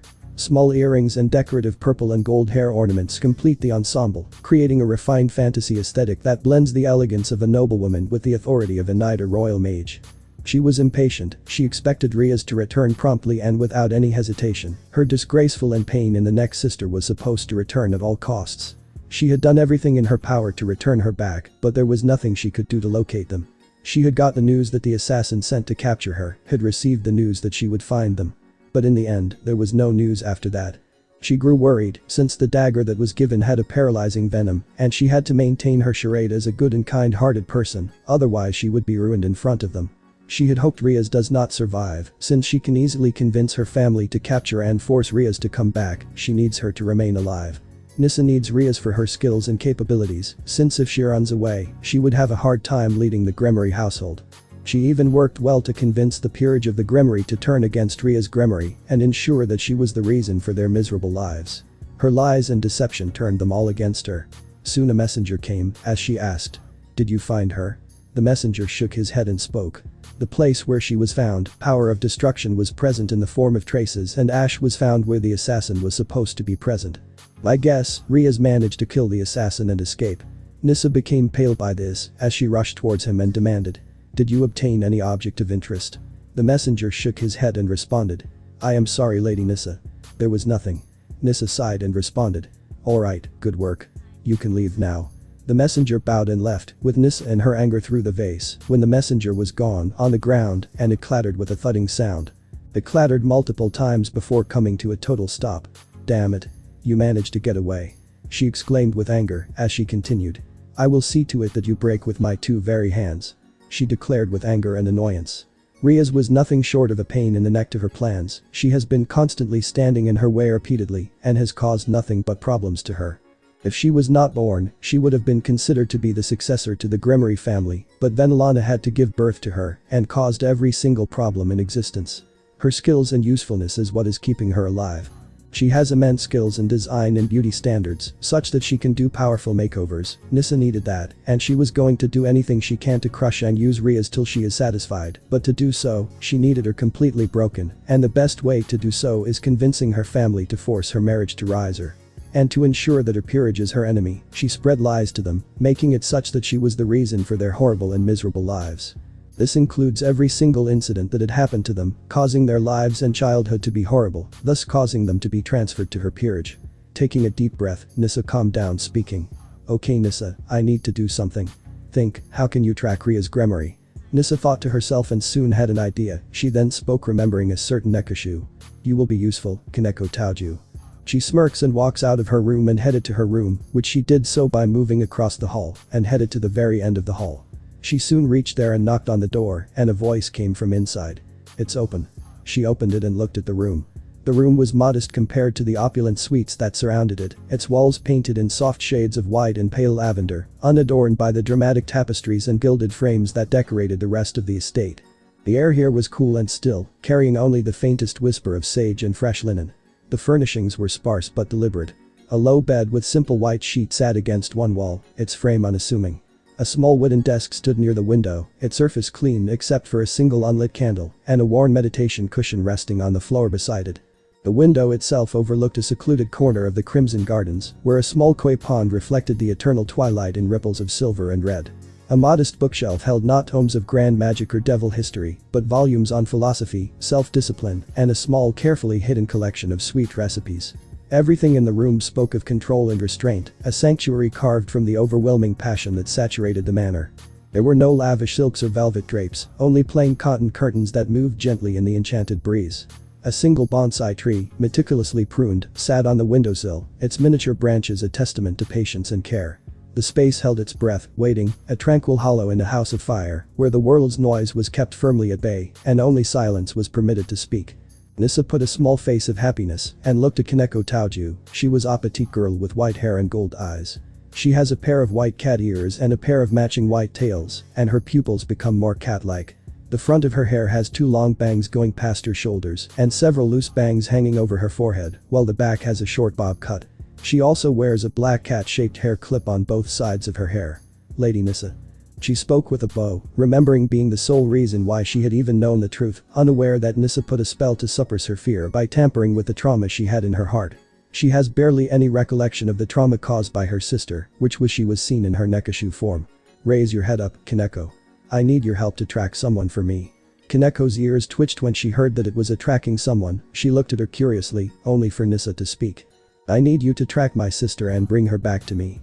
Kaneko flinched from this and turned her gaze away. She responded. "Sorry Lady Nissa, but I do not care for her." Nissa shook her head and spoke with pleading and worried tone. "Please Kaneko, my family is in dire straits because of what Riaz did. She is running away from her duty and I don't want her and my family to suffer for her foolish actions. Please, locate her for me, then I will ask someone to bring her back. All you need to do is tell me where the location is." Kaneko looked down for a moment before speaking with an emotionless yet serious tone. "As you wish, Lady Nissa, I will look for her." Nissa nodded, responding with a more happier and relieved tone. Thank you, Kaneko. Kaneko nodded, she got up and walked out of the room, leaving Nissa sighing in tiredness. She soon smirked, knowing Riaz will be captured and dealt with. But there was one thing she has left to perform. She moved towards the living room, hoping he was present there. He needed to speak to him as quickly as possible, since only he can control Riaz's grimoire in any manner. She reached there and was glad that he was present. The grand living room of the Grimoire Manor was a breathtaking testament to devil aristocracy, where every detail whispered of ancient power and refined sensuality. Vaulted ceilings soared overhead, painted with fading frescoes of legendary battles and celestial trysts, while twin chandeliers of crystallized demonic energy cast a vast space in a warm amber glow that seemed to pulse like a living heartbeat. Crimson and gold dominated the palette. The deep red of aged wine and the velvet drapes that cascaded from floor to ceiling windows, the burnished gleam of gold leaf tracing the intricate moldings and cornices. Enchanted flames danced eternally within a fireplace large enough to swallow a carriage, their light reflecting off polished obsidian floors so pristine they mirrored the room above like dark, still water. The furnishings spoke of centuries of accumulated wealth and impeccable taste. Massive leather Chesterfields in deep burgundy and midnight black were arranged in intimate clusters around low tables of carved demonic crystal, their surfaces scattered with ancient tomes and crystal decanters filled with ambrosial liquors that shimmered with bottled starlight. Silk cushions embroidered with the Grimoire crest were piled invitingly on chaise lounges, while floor candelabras of wrought silver stood sentinel at every corner, their flames casting dancing shadows that made the frescoes above seem alive. A grand piano of polished ebony sat near the arched windows, its keys occasionally stirring with ghostly melodies when the manor's magic grew restless. The very atmosphere of the room shifted with the family's mood, thick one moment with the comfortable silence of a quiet evening, electric the next with the tension of political machinations or the warmth of boisterous laughter. It was a space designed for everything from clandestine councils to lazy afternoons, where alliances were forged over glasses of aged ambrosia and family bonds strengthened before the roaring hearth. The scent of old leather, wood smoke, and faint rose petals hung permanently in the air, an olfactory signature of the Grimoire legacy, power and passion intertwined so thoroughly that one could not exist without the other, the very heart of a home that demanded both reverence and love in equal measure. She called out in response. Father. The man she called was none other than Zeodicus Grimoire. He has the appearance of a middle-aged, handsome-looking man with long crimson hair that is tied in a loose ponytail with a black hairband. He has bright blue eyes just like his daughter Riaz. He also has a short red beard with protrusions similar to fangs or horns. My baby girl. Zeodicus rushed towards her and embraced her tightly. Nissa returned the hug and she was happy that her father actually cares for his half-daughter than his main daughter. They split up with Zeodicus speaking with a smile. So what brings my beloved daughter? I have some news, father. She responded with a solemn smile. She understood the whole situation and what she needed to do. She was going to ensure Riaz's name was tarnished for the rest of her life. I found Riaz. Where? Zeodicus demanded, losing his earlier smile and happiness as she continued. That girl. She thinks she can do anything she wants. Not only she ruined the whole family reputation by running off from home, but she thinks she can avoid her punishment by marrying Rizer. She is going to regret it. Nissa shook her head, smiling at her manipulation working perfectly. She had perfectly worked her plan and meticulously turned every single person in this household against her. Zeodicus then asked with anger. Where is she? My scouts were able to determine she was in Kuo. I tried to send someone to bring her in, but in return, I just found Ash.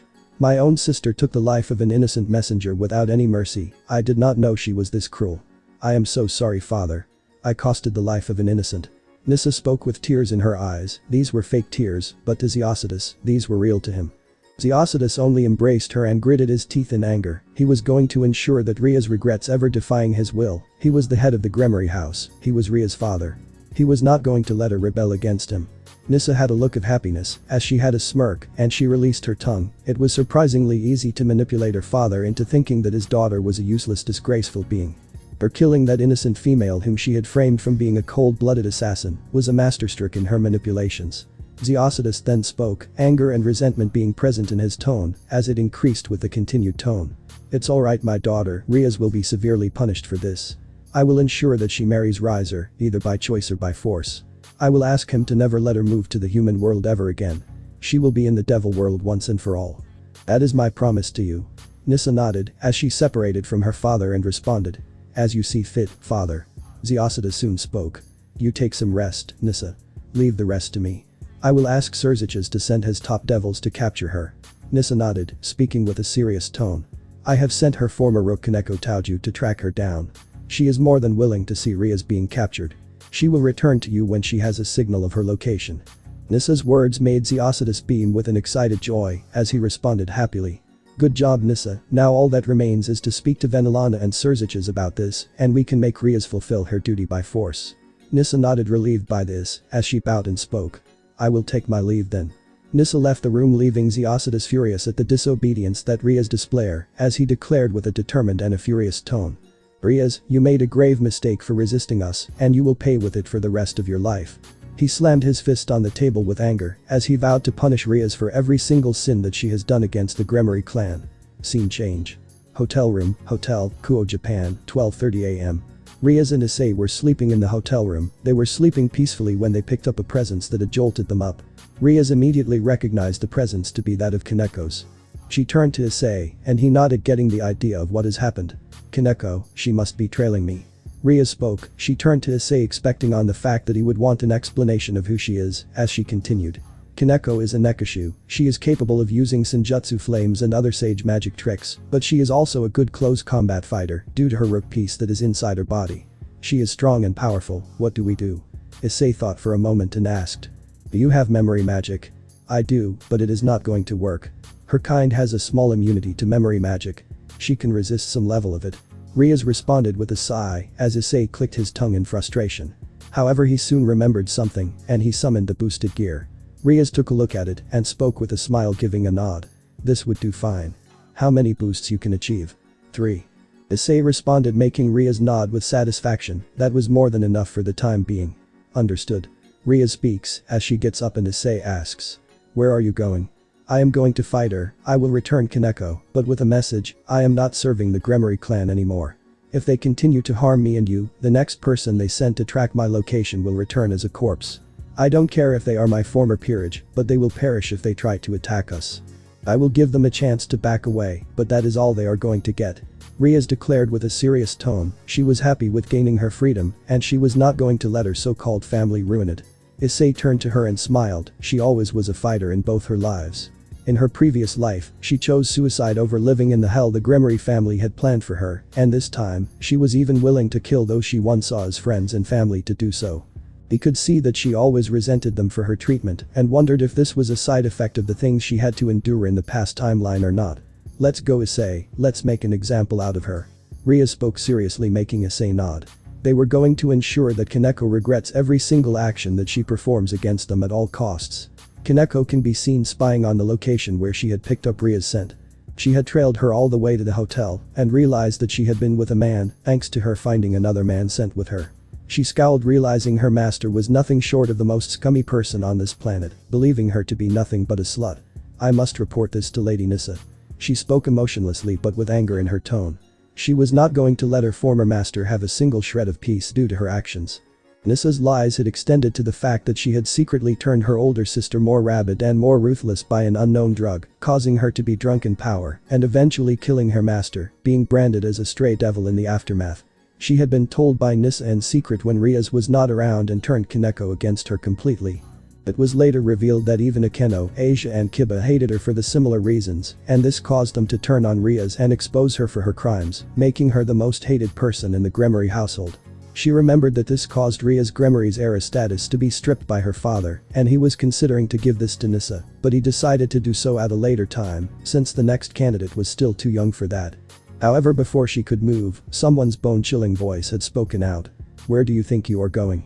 Kaneko paled when she heard this voice. She never expected Rias to sense her so quickly, immediately recognizing her tone effortlessly and easily. She turned around to see her, standing cross-armed. She soon spoke. "I never thought you'd fall this low, spying on my personal life for Nissa.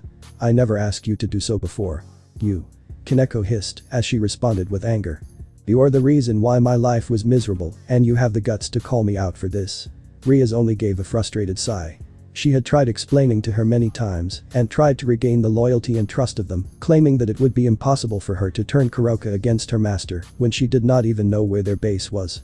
Rias remembered on how it was her that had prevented Kaneko's execution, otherwise she would have been mercilessly killed by the devils, just like her whole clan was slain in the aftermath of Kuroka's betrayal, whose reasoning was known to neither. "You know what?" Rias responded with a tired tone as she continued. I am done explaining to you. I will give you one last chance, either you can come willingly and I will erase your memories, or I will do so by force. Kaneko hissed in fury as she declared emotionlessly. I won't submit to you just because you are a high-class devil. She prepared Senjutsu flames, making Ria's widen her eyes in surprise before shaking her head, realizing what has been done. She realized that someone had put a spell that suppressed her fear and trauma. She knew it was Nissa that did it, not being aware or caring for what would happen the moment the seal was removed. The spell is highly volatile. If anything pertaining to the trauma as well as any forceful removal of this spell happens, this would cause the target to go under a catatonic shock, which would force her to become more traumatized and their mental state to worsen even more than before. This was the reason why Riaz refused to use this spell, even when her parents coerced her to do so. She believed that trauma takes time to fade, and only the right amount of healing can cure this level of trauma, but ultimately Kaneko has to deal with this trauma. Despite this, she found Kaneko fearing Senjutsu to be highly foolish, though she did not say it out of respect for her prior. Now she does not have to hold back. Riaz soon closed her eyes and spoke. Very well, don't say I warned you. The tensions between former master and servant were extremely high and could be easily cut with a single knife. This would end badly for one of them, and any wrong move could result in the suffering of both. There was only going to be one victor between the two, and that would decide on Ria's freedom. Kaneko started with throwing the sage magic, only for Riaz to stay there. The flames were closing in on her, but Riaz knew what she had to do. She brought out a magic circle and summoned a giant hammer that easily towered over her and was around several meters in height. The sledgehammer is a colossal weapon of dark majesty, forged from what appears to be blackened celestial metal veined with glowing crimson energy. Its massive rectangular head is layered with intricate Gothic engravings, thorn-like filigree, and ancient runic patterns that pulse with a sinister inner light, as though a dormant force lumbers beneath its surface. At the center of the hammer's face rests an ornate crimson crest, framed by twisting metallic vines and jagged carvings, giving the impression that the weapon is as much a sacred relic as it is an instrument of overwhelming destruction. Every edge is reinforced with angular plates and razor-like details, creating a silhouette that feels both regal and terrifying. The haft is equally imposing, long enough to dwarf an ordinary warrior and wrapped in elaborate armored segments, etched with glowing cracks of red energy. Crown-like spikes encircle the upper grip and pommel, lending the weapon the appearance of a king's scepter corrupted into a siege engine. The hammer radiates an aura of immense weight and power, as if a single swing could shatter stone fortresses, crumple steel like parchment, and leave the earth fractured in its wake. Despite its brutal purpose, its craftsmanship is undeniably elegant, blending noble grandeur, ancient mysticism, and catastrophic force into a single awe-inspiring artifact. This was Ria's personal hammer, the Crimson Princess Ruin. Ria swung the hammer with grace and mere effortless, as the strike immediately extinguished and destroyed the flames with power of destruction coded into the flames. She turned to Kaneko, who was shocked by this, as she unleashed some more flames and threw it at her, as Riaz kept swinging the hammer like a baseball bat and started to walk towards her. She continued to do so till she was able to get close enough to Kaneko, who was more terrified and threw even more Senjutsu flames which evolved into Kasha flames. These flames could easily purify Riaz, and she knew it. Riaz started to use some amount of power of destruction to destroy them as they were erased without a trace. Kaneko was fearful of what is going to come as she spoke, this time her tone higher than her usual emotionless tone. How can you be this strong? You were supposed to be gentle and kind-hearted. This cannot be possible, you are not this powerful. Riaz scowled at this as she responded. If you think that, then you really are an idiot, Kaneko. My so-called family pushed me to my limits. I may be a high-class devil in paper, but I could easily reach upper ultimate class with this strength of mine whenever I want to, perhaps more, but my family kept suppressing me. This is a side of me you have never seen, and I really hoped you would never see, but you gave me no choice. You had to stay stubborn and rigid on your words. Riaz closed the gap, making Kaneko pale. She used her root piece to attack Riaz with a powerful punch containing all her strength, only for her to strike the hammer straight into her gut. The brutal force created a shockwave behind her as Kaneko coughed up in response. She was then pushed by Riaz, who made a battle cry and sent straight upwards in the air. She flew up in the air like a fighter jet.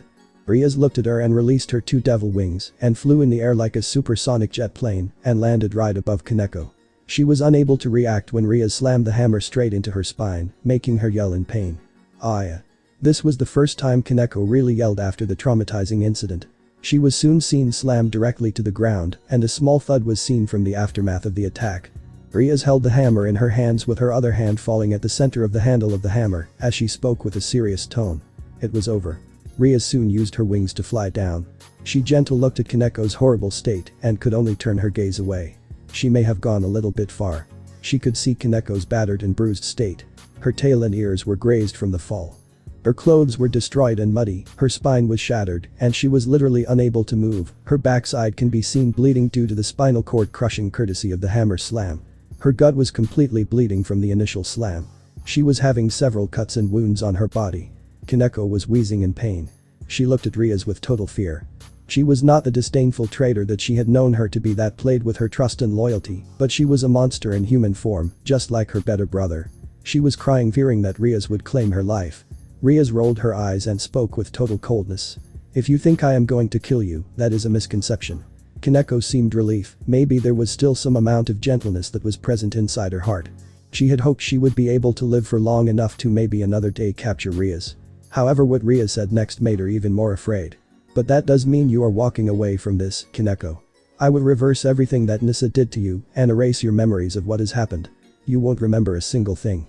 However, I will use you to give a message to my family. Riaz spoke totally devoid of any care or concern that she once had for Kaneko and was going to make her be really afraid of her, but she was also going to use her to send a message to Riaz's family, and what message she plans made her really afraid. Soon, someone managed to speak up. Seems like you have done with this fight. Riaz turned to the voice and had a smile at this as she turned to Issei, who was walking towards her. She realized that Issei was watching the fight and was the only other person that knew what she was capable of. Riaz could easily mow the floor with Nissa when needed, but she never did it since she considered her a sister at one point of her life. But not anymore. Riaz now had a gentle tone which was picked up by Kaneko as the former Era spoke. Yes, I am done, Ice. She is neutralized completely, we can begin with the next phase of the plan. Kaneko recognized him from the scent. He was a Hyoudou, but he was not Kai or Keiko in any manner. This meant that he was the unfilial son that Nissa used to speak about. The infamous and dreaded Issei Hyoudou. She realized that the two disgraces were working together to escape their families. Her being beaten by them was a fate worse than death, and she hated this in every manner. Riaz nodded as she charged up memory magic and used it on Kaneko, who screamed in pain from trying to resist them. Riaz turned to Issei and called out. Issei, now. Issei rushed forward with a boosted gear and activated it, unleashing his first boost. Boost. Issei boosted Riaz's memory erase spell, which doubled in its power, making Kaneko's screams blood-curdling. She was unable to resist in any manner. She was crying knowing that her memory was going to be erased from this encounter. Issei asked in response. Riaz, do you wish for another boost? No.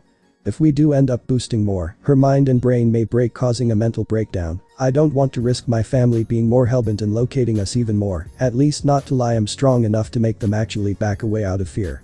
Riaz responded with a serious tone, with Issei understanding this and watching as Kaneko passed out. The memory erase was done. Once Riaz was sure it was completed, Riaz soon gave a magic circle and created a small message with a powerful explosive. It took some time, using her memory to form the needed words, intending to inform her so-called family. She placed it on Kaneko's body and teleported her back to the Gremory mansion to give the family a message to back away, else they will suffer a worse consequence. She hoped it gets to both of her parents first, as she wants them to remember that she is not the same person that can be bullied like before. Turning to Issei, who did not seem to say anything, she spoke. Come, let's head to sleep. Issei did not say anything and just agreed to do so.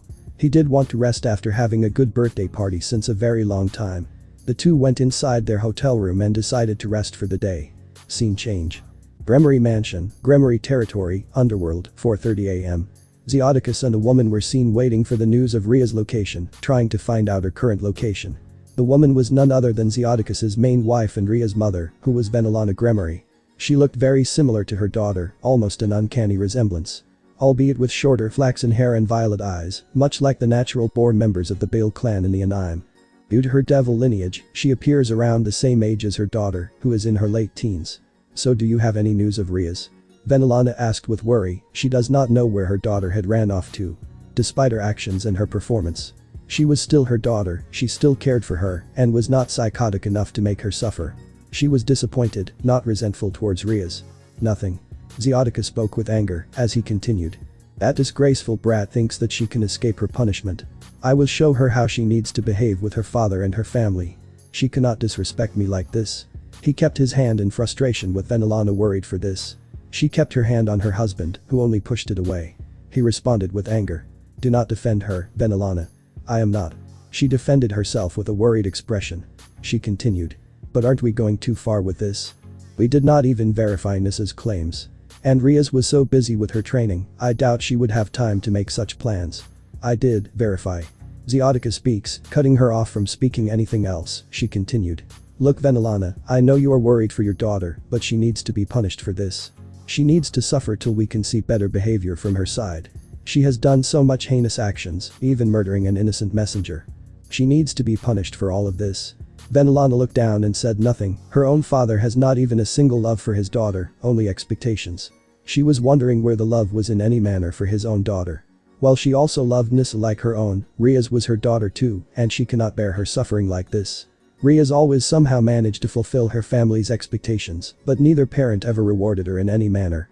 Anyways, let's see on what lies she sprouts this time, Venelana. Zioticus responded, his mind already determined to punish her severely. He was ecstatic, like he was going to punish a prey more than his own daughter. Venelana wanted to say something, only for a teleportation circle belonging to the Gremory clan had arrived in the living room. Zioticus was excited, believing that Riaz has come running back to him to beg for forgiveness. He was going to see on how severely he can punish her in every single manner. Only for Kaneko to fall flat on the ground, her injuries still the same from her fight against Riaz. Her expression was filled with total and complete phobia for Riaz Gremory. She woke up from her unconscious state with a thud. Kaneko. The Gremory couple shouted with worry, seeing this state. Their earlier enjoyment and sadism for the patriarch and the worry yet some significant anger in her heart for her actions completely fading away to non-existence. Whatever happened to Kaneko was something that only a ruthless enemy would do. Venelana picked up the power of destruction from her body, she then demanded. Power of destruction. Who did this to you? Kaneko said nothing about Riaz due to her trauma. She was even more traumatized by what had happened. She was too fearful to even open her mouth, the hammer slams hitting her like several freight trucks striking her body at once. Her bones were shattered and broken from the repeated blows. Zioticus became angry at this, as he declared with fury, his tone brimming to borderline hatred for her constant resistance. See Venelana. You still want to defend that daughter of yours. She is actively beating up anyone that wants to bring her back. This unfilial daughter will be punished so severely that I will ensure that she does not fight back against me. Venelana said nothing, only having a subtle sense of righteous anger. She brutally beat down her own former rook to the point of total fear. She was not traumatized enough from her prior actions. Now this would turn Kaneko into a vegetative state if she does not do something. Someone needs to do something about her state, as well as someone intended to capture Riaz for her actions. But before they could take Kaneko, a hologram showed up and it soon formed into Riaz Gremory. Hello mother, father, and if you are there, Surzich's Nai-sama, Grafia and Nissa. I am Riaz Gremory, no, just Riaz. If you are wondering why I do not have a last name any longer, it is because I do not see myself as a Gremory any longer. The words made Venelana lose her anger and remained shocked at Riaz's decision. She kept her hands on her face and widened her eyes at this as it started to tear up. Zioticus was even more furious. This was a rebellion, a mutiny against the will of the patriarch of the family. And by extension, the will of the Gremory clan. Yes, I did this to Kaneko Taoju. I gave her a chance to back away, but she refused to listen. If she complied to what I want, she would have surrendered. I don't care what you think. You can cry, be angry, throw things around in your mansion, rage, that is no longer my concern. I have bled blood and sweat for this family, ensuring that I live up to the heir status that I was thrusted upon when I was merely a small baby. But what did I receive in return? Distrust, punishment, disdain and resentment. However, not anymore.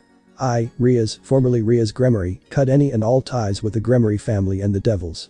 You will never see me again unless I want to show myself. If you are worried that I plan on tarnishing the Gremory name, then worry not, I don't intend to do so, unless you attack me first. Riaz's words made the two's emotions increase even more. Tears were falling from Venelana's eyes, while Zioticus was getting even more furious, clenching his fists in anger, and his veins were showing. He was getting more furious at this action of Riaz. These are my final words. If you value your so-called reputation and priceless wealth, then do not look for me, and do not attempt to attack me and my partner. If you do, then you will suffer the consequences severely. I will not marry Riser Phoenix no matter what you do. I will no longer serve the Gremory family. I will marry the one I love. You wish to disown me, you wish to cut me off from the Gremory family and resources, go ahead, I do not intend to stop you. I, Riaz, formerly Riaz Gremory, declare that I shall no longer hold Gremory family as above my own desires, which you call selfish, like you wanted, Zioticus Gremory. I will live for myself and the people that I care for, none of them are from the people of the Gremory clan, both current and former members. Goodbye, Venelana, Zioticus, and the rest of the family. Here is a parting gift for you, my final goodbye. The hologram closed off, leaving the couple shocked. Then Alana started to weep upon hearing this. She had lost her daughter from the whole actions. She looked down sadly, realizing that she was not going to return back. Zeodicus, on the other hand, was furious. He was clenching his fists in beyond fury, as it was bleeding. His veins were popping, like a devil losing complete and total control of his actions. He was beyond furious at what Riaz had said to him. He screamed with fury. Mutiny. This is rebellion. You dare rebel against me, Riaz. I will ensure that. Zeodicus was unable to complete when hologram above Kaneko's body suddenly exploded with a powerful power of destruction. The explosion came without warning, downing the Grimory's couple's screams, catching them all in the explosion, along with Nissa and Grafia who were in the rooms. One moment, the grand living room stood in all its timeless majesty, the amber chandeliers casting their warm pulse, the enchanted flames dancing in the colossal hearth, the silence heavy with centuries of accumulated power. The next, reality itself seemed to tear apart at the seams. A thunderous roar, deafening and absolute, shattered the stillness as a colossal sphere of crimson and black energy erupted in the very center of the room. The shockwave came a heartbeat later, a wall of force that vaporized the crystal tables, shredded the velvet drapes into drifting ash, and hurled the massive leather Chesterfields against the walls like discarded toys. The obsidian floor, polished to perfection for generations, buckled and cracked in a spiderweb of devastation, shards of dark stone erupting upward as the concussive blast rippled outward. The frescoed ceiling, those ancient paintings of battles and trysts, rained down in chunks of painted plaster as the twin chandeliers shattered into a million glittering fragments, their demonic crystals screaming with dying light. The grand piano splintered into kindling, the silver candelabras melted into twisted pools of metal, and the floor-to-ceiling windows, those proud arches that had overlooked the crimson gardens for centuries, detonated outward in a hurricane of razor-sharp glass that scattered across the rose beds like deadly, glittering snow. The enchanted fireplace, its flames roaring in confused fury, belched a pillar of infernal fire that scorched the ruined ceiling black before collapsing inward, burying itself in rubble and embers.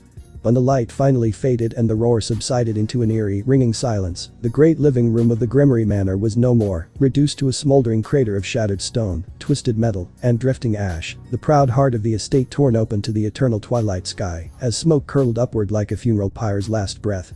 The couple and the other family members who survived lay passed out, with severe burns and badly injured devils who were all taken down. Fortunately they all survived, but that was all that remained. The whole mansion was completely destroyed in the aftermath. Scene change. The next day, Issei's room, Kuo, Japan, 8:30 p.m. Issei and Riaz had finally woken up from their sleep. They were already dressing up to get ready to move out from the room. Riaz soon thought for a moment as she spoke with a small smile. I wonder if my family loved my parting gift. Riaz spoke with a mocking tone, making Issei turn to her. She had emphasized on the word family with a mocking tone, since she wants her family, especially her father, to remember this humiliation she had put him through. She knows what kind of a person her father is and how easily he can be manipulated with lies, but she no longer cares for him in any manner. She no longer viewed that man as her father in any manner. What did you do? Issei asked Riaz, to which she responded with a smile. Sent an explosive, they would survive, but they would be badly injured. I can't let them get to us, so while they recover, that should give us some time to get out of here. Riaz responded with a smile, making Issei look like he has seen a ghost. He did not expect Riaz to go this far, making him wonder if she was also reincarnated like he is. He did not expect her to resent her own parents like he does with his own parents. He did not expect her to actually send an outright explosive headed her way. But he knew from his previous life that deep down, Riaz held some level of anger against her family, especially Nissa, who was the sole reason why she was in this predicament. He remembered on how she ruined Riaz's life completely, with the sole intention of becoming the heiress of the Grimory family, which she succeeded with, Riaz being treated as a lowly servant eventually. She had no value or love in this family and went even so far as to be given a maid clothing for this. She was treated horribly for everything, especially Nissa, who secretly made her life miserable with her tempting to take her own life. Issei being the sole reason why she chose to not go through with it. However, Issei could not keep it for much longer. He wanted to tell Riaz about her past life, about his past life. He wanted to tell her everything. Riaz soon continued. They brought this on themselves. If I hadn't sent that explosive, the message would not have been that effective. They would still come after us, ruining our lives. Worse, who knows what the family would do to you since they view you as a mere human. Issei did not deny this was true as well. In his past life, this was taken to an extreme due to Kai and Keiko, spreading even more rumors of Issei using a powerful artifact, which was revealed to be the boosted gear to force himself upon the girls that Kai loved, which was Nissa Grimory and her peerage at first, before even the other girls had agreed to this as well one by one. That was how he lost the gear with them using Azazel's gear extraction spell courtesy of the factions. Azazel tried to warn him, but it was too late. He was the first to die, betrayed by his own subordinates being Shemhazai and Barakiel, the latter who wanted to personally torture Issei for what he presumably did to his daughter, due to Kai constantly feeding him lies about everything. He knew that parasite was doing his absolute best to enjoy his life, while making his own life extremely miserable. Riaz followed suit, with her refusing to yield to her family's whims of informing about Issei and submitting to Kai, which caused her death.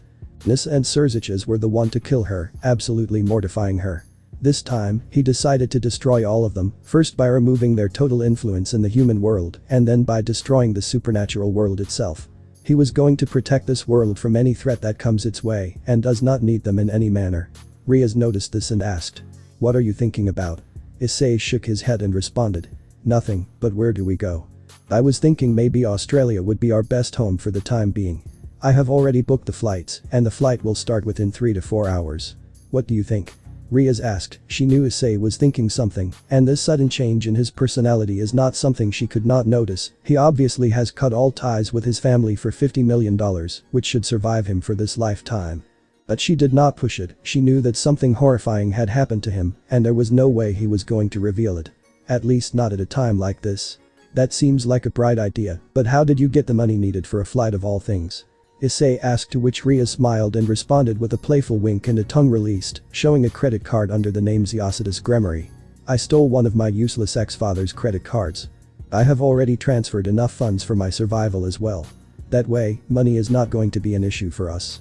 And I wiped out all security footage of the money transfer and erased witness memories about me ever coming for the transfer. Then I changed banks in the aftermath and put the money on an offshore account in Australia. That way, tracking me down is going to take months, if not years, for them to figure out." Riaz responded, as she crushed the credit card with power of destruction and collected the ash before throwing it in the dustbin. "There, all clear. By the time they realize that I am here, I would be gone." Riaz soon turned to Issei and speaks. "I have your passports and a visa I was able to get from a connection in the visa department. That way, they cannot even have us in their databases as well." Riaz handed Issei a passport with a visa stamped in it, which had the alias of Issei Hyoudou when he opened the page. This shocked him, since Riaz was really such an intuitive planner. She had thought of everything that had been provided to him. But it only lasted for some time. He knew on how intuitive Riaz's planning was. There was a reason why Nissa became a golden child in her parents' and her brother's eye. She took all the credit for the hard work and actions that Riaz did, behind her back, claiming to be the source of motivation for her. Since despite the hard work performed by her parents were never really satisfied, which was something Riaz did not seem to figure it out. It seemed like here, she just believed they never appreciated her. And she, like her past life, ran away from them. This was something he came to know when he became a soul and saw Nissa's planning behind the backs. But even she suffered a horrible fate when Kai and Keiko betrayed all of them in his previous life. If Nissa never existed, chances are, Riaz would have not only been a golden child of her family, but she would have cut all alliances with the Hyoudou family on the spot. She saw Kai and Keiko's gazes and she despised it, feeling sick from all her heart. She would have also been the rating game champion by this year. "I have an alias of my own. I chose my cousin's name to head to Australia. She was more than happy lending me her name to do so. Once we head into Australia, we will be way out of their reach." Riaz speaks with a smile, earning a nod from Issei. He understood that she had planned this well. Issei soon spoke. "But isn't this illegal?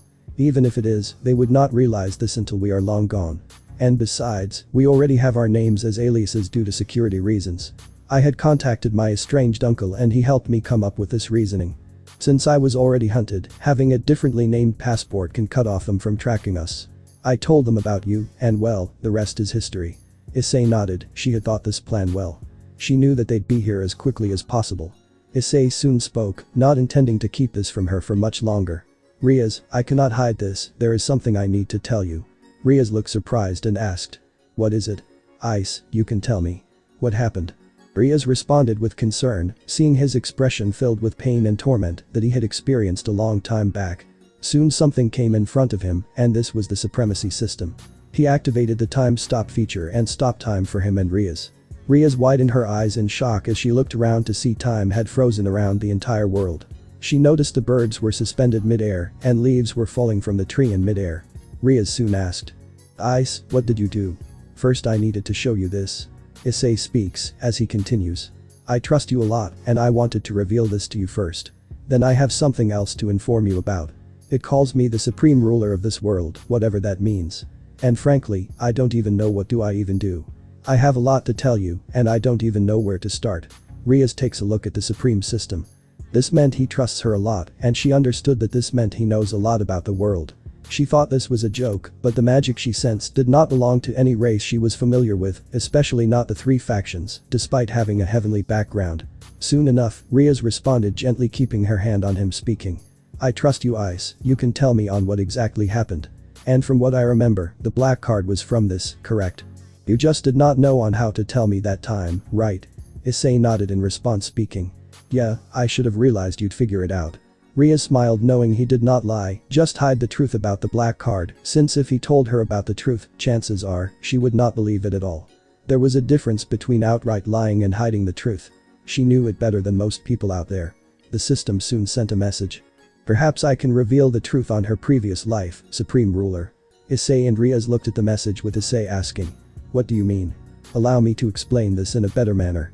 Riaz Gremory, all you need to do is touch my screen. But be warned. This will cause you a lot of intense pain. Your past life is anything but good, and you die a horrible, miserable and lonely death. Are you sure you wish to proceed?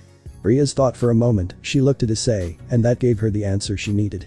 His grim face showed that he knew what happened to her. And it was not pretty. She knew that the family wanted to make her pay for supposedly recruiting her peerage by uncouth and disloyal means. But she had to know how bad it gets.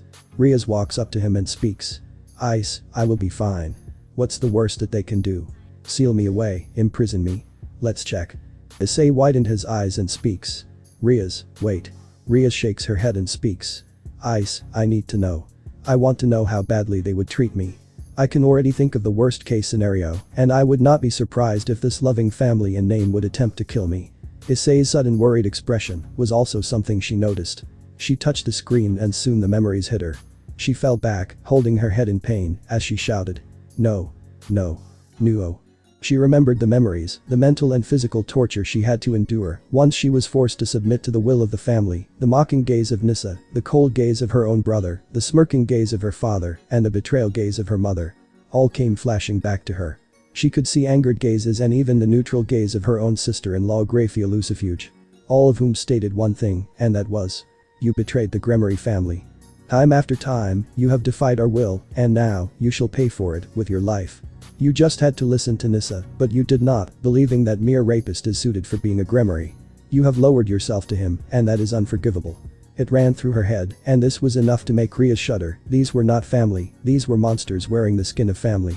Issei rushed towards her, and responded with a worried expression. Ria, are you okay? Tell me. Riaz calmed down after a while and wiped her tears. She turned to Issei and asked. When? She grabbed him by the shoulders, asking with a tone that had anger in it. Since, when did you know all of this? Just yesterday. Issei spoke, his eyes downcast from not telling her. He knew she would not be able to take it. This mental breakdown was a result of the truth coming out to her. Riaz lost her anger and composed herself. The memories she endured, the torture she endured when they sent her to a correctional facility after disowning and throwing her out, making her suffer a fate worse than death. She even lost her arm in the aftermath and had to use a fake one. Nissa made her life next to miserable after her return and made sure to not expose any single one of her misdeeds. She realized that Issei would have suffered even more and realized that he saw her die in front of his eyes when the monsters she once called family mercilessly killed her. She looked down in shame, letting her anger get the better of her. She walked up towards Issei as he apologized. I am sorry, Ria. I am sorry for not telling you earlier. She shakes her head and speaks. You are not the one to apologize. In fact, I should apologize to you for grabbing you like this. I remember everything, and you are the one I cherished the most. My eyes. She keeps her hands on her face and tears up. In this life she was able to reunite with the one man that they truly love. And that was what mattered to her. She did not give a crap about anything or anyone else. She only cared about one man, and that was Issei. Issei also teared up. He was just happy that he had returned back to the one she loved. And he was not planning on losing her, never again. He wanted to embrace her again, but she beat him to it and embraced her in response. She soon spoke. I don't care if anything happens to me. I will lay my life down for you anytime. After all, you are the one that I love. Issei smiles at her and gently returns the embrace properly. He responded to her speaking. You don't have to, not this time. This time I will protect you, and anyone that attacks you, I will crush anyone that hurts you. This time, no one is getting away. Riaz nodded, as they stay like this for some time, and since no one was watching. Once they split up, Riaz spoke while wiping her tears. She was determined to never return to the Gremory, with any last shred of attachment shredding from her eyes. Now that I know that my family's love for their servants and their own was a lie. This gives me an even more reason to not return. But we cannot let them come after us. We are not going to. Issei speaks with a cold tone, as he continues. I have a plan. We are going to build a company of our own. The passport you gave me. It is going to be useful, and when the company reaches multi-global conglomerate status, the rebirth should give us an advantage. Issei speaks, as Riaz widens her eyes. She does not mind him building a company, but what are they going to develop? She needs a clarification on this information. That is fine, but what are we going to develop? Riaz asked with a low tone, to which Issei speaks. I have knowledge of what happens in the future. I know what companies are going to dominate the market in the next 10 years that are just mere startups. The current giants would eventually become bankrupt due to greedy and poor management, causing them to be replaced by these mere startups. I will invest some of my money in those companies. That should give us more capita and allow us to conquer those companies and bring them into our conglomerate early on by capturing most of their shares. Once we do, our company will be made. As for what we are going to develop, we will develop powerful solutions and artificial intelligence that would make the current market on our side. We will develop secret prototypes in our company laboratories and release them when our competitors build something new. I will focus on the technology aspect, and we will rule the human world, destroying the secret rulers, which are the supernatural companies in this world. Issei speaks to Riaz as she looks at him. She knew he was a genius when it came to technology and knew how the world worked in both of their lives. She remembered on how his technology benefited the Hyoudou clan, and the credit was given to Kai and Keiko, claiming that they knew how to build every last one of them. Now that Issei has willingly left the clan, there was nothing those two parasites can do. However, she did not want to depend on them, as she speaks. Ice, can I also join this? Yes, you are a part of this. You will be working in the fashion world. Your designs will surpass the slop that Nissa would develop to save face. You know that, right? Issei asked, to which Riaz nodded. She was aware of the slop that Nissa developed and remembered on how in her past life, her family forced her to make them better, threatening torture if she does not comply with them. I am aware, and this time, once I get to a certain level, I am suing them for theft and infringement, and I have enough proof to ensure that they hand me back what is mine rightfully. Riaz responded seriously. She has no care for her so-called family and was going to let them rot, loving that half-breed Gremory. She is going to destroy the very family that mentally attempted to destroy her twice and kill her once. Issei looked at her and did not say anything to oppose her decision. He was not going to let anyone hurt her in those designs. They did belong to Riaz ultimately, not her parents, and especially not her siblings. Ice, can I have autonomy when building this company in the fashion world in our conglomerate? I want to control my own designs, not letting anyone I do not trust get their hands on them. Could I ask for your help here? Riaz asked with a pleading tone, to which Issei nodded. He was intending to give someone he loved a powerful share in the company. He responded to her. I will. In fact, I was considering that you spearhead the fashion world. You will be part of the conglomerate, but you will ensure that the fashion side is under your control. I have seen your designs and what caused the Gremory family to succeed in our past lives in the fashion world. This time, you shall rightfully succeed. You and any of the children you have in the future, they will spearhead this side of the conglomerate. Riaz beamed at this, as she was the most happiest. All her dreams will be fulfilled. More than ever being part of the Gremory heiress, she wanted to be a fashion designer, but her former family crushed that dreams and gave it to her half-sister Nissa. Thank you, Ice. Riaz responded with a gentle smile, but before Issei could respond, the system screen showed up and asked a question. Are you finished with your plans? Issei and Riaz looked at each other, sensing the impatience of the system, as they chuckled. Issei soon spoke. Yes, we are. But keep the time stop. Okay, now then. There is something I wish to show the both of you.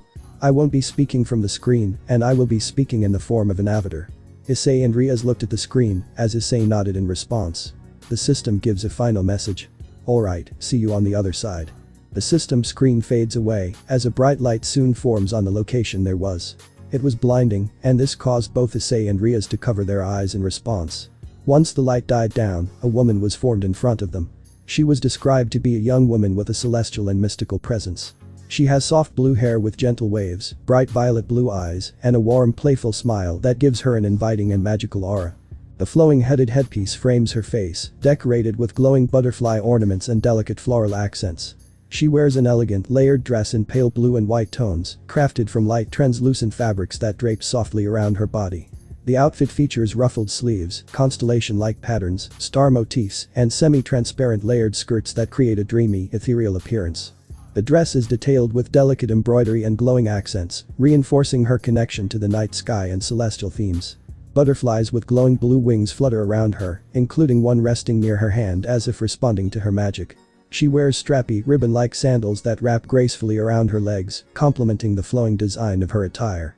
She has soft blue hair with gentle waves, bright violet blue eyes, and a warm, playful smile that gives her an inviting and magical aura. A flowing hooded headpiece frames her face, decorated with glowing butterfly ornaments and delicate floral accents. She wears an elegant, layered dress in pale blue and white tones, crafted from light, translucent fabrics that drape softly around her body. The outfit features ruffled sleeves, constellation-like patterns, star motifs, and semi-transparent layered skirts that create a dreamy, ethereal appearance. The dress is detailed with delicate embroidery and glowing accents, reinforcing her connection to the night sky and celestial themes. Butterflies with glowing blue wings flutter around her, including one resting near her hand as if responding to her magic. She wears strappy, ribbon-like sandals that wrap gracefully around her legs, complementing the flowing design of her attire. She opened her eyes and looked at the two who were stunned by this. "Hello, Supreme Ruler Andreas Gremory. I am the avatar of the Supreme System." The woman responded with a gentle bow and a smile. She looked at the one who was her supreme ruler and his close lover, and knew that these are the people that she was going to be close with. Issei was mesmerized by her beauty. Noticing this, Riaz pinched his cheek, causing him to snap out of it. He could see the pout on her face as he asked, "So what are you exactly? Are you human? Or are you what exactly?" "Ice." Riaz whispered, realizing he should not be asking for this in such a manner. The woman responded, "I am an avatar of the Supreme System. Anything you control and anything you use will be something I control. Whatever you ask me to do is going to be a command for me. This body of mine may seem human to the both of you or anyone, but I am not human. Despite this, my body is more or less very similar to that of a human. I have human flesh, blood, organs and skin." Riaz took this into note as she asks, "That means you are a construct? A living construct, yes?" The woman added, as Issei and Riaz understood this. The group of two was now a group of three. "I guess, welcome to the team. It's quite small, but we could use another head." Issei speaks with a smile, making the woman nod. She was happy to be an ally of her master Andreas Gremory. She speaks in response. "May I have a name that you can call me with?" "You wish for me to name you?" Issei asks, which was surprising to Riaz as well. She was not expecting to be named. Issei thought for a moment before speaking. "How about Zillis?" "Zillis?" The woman asked, in response to which Riaz added to Issei. "That does not seem like a bad name, plus it is easy to remember." Riaz added her words to Issei, making Issei smile in response. He agreed that this was an easy name to remember. The woman responded after a moment. "I understood, that name is going to be mine." Issei turns to her and asks, "Do you like it?" She was surprised at this, as she asks, "What do you mean?" "Anything you desire is my command." Issei shakes his head, speaking, "That is not what I meant. I was asking if you are fine with this name. If you wish, I can choose a different name." The woman was surprised. She never expected to be given a choice. Here she was given a choice, something she would have never expected when she would be given.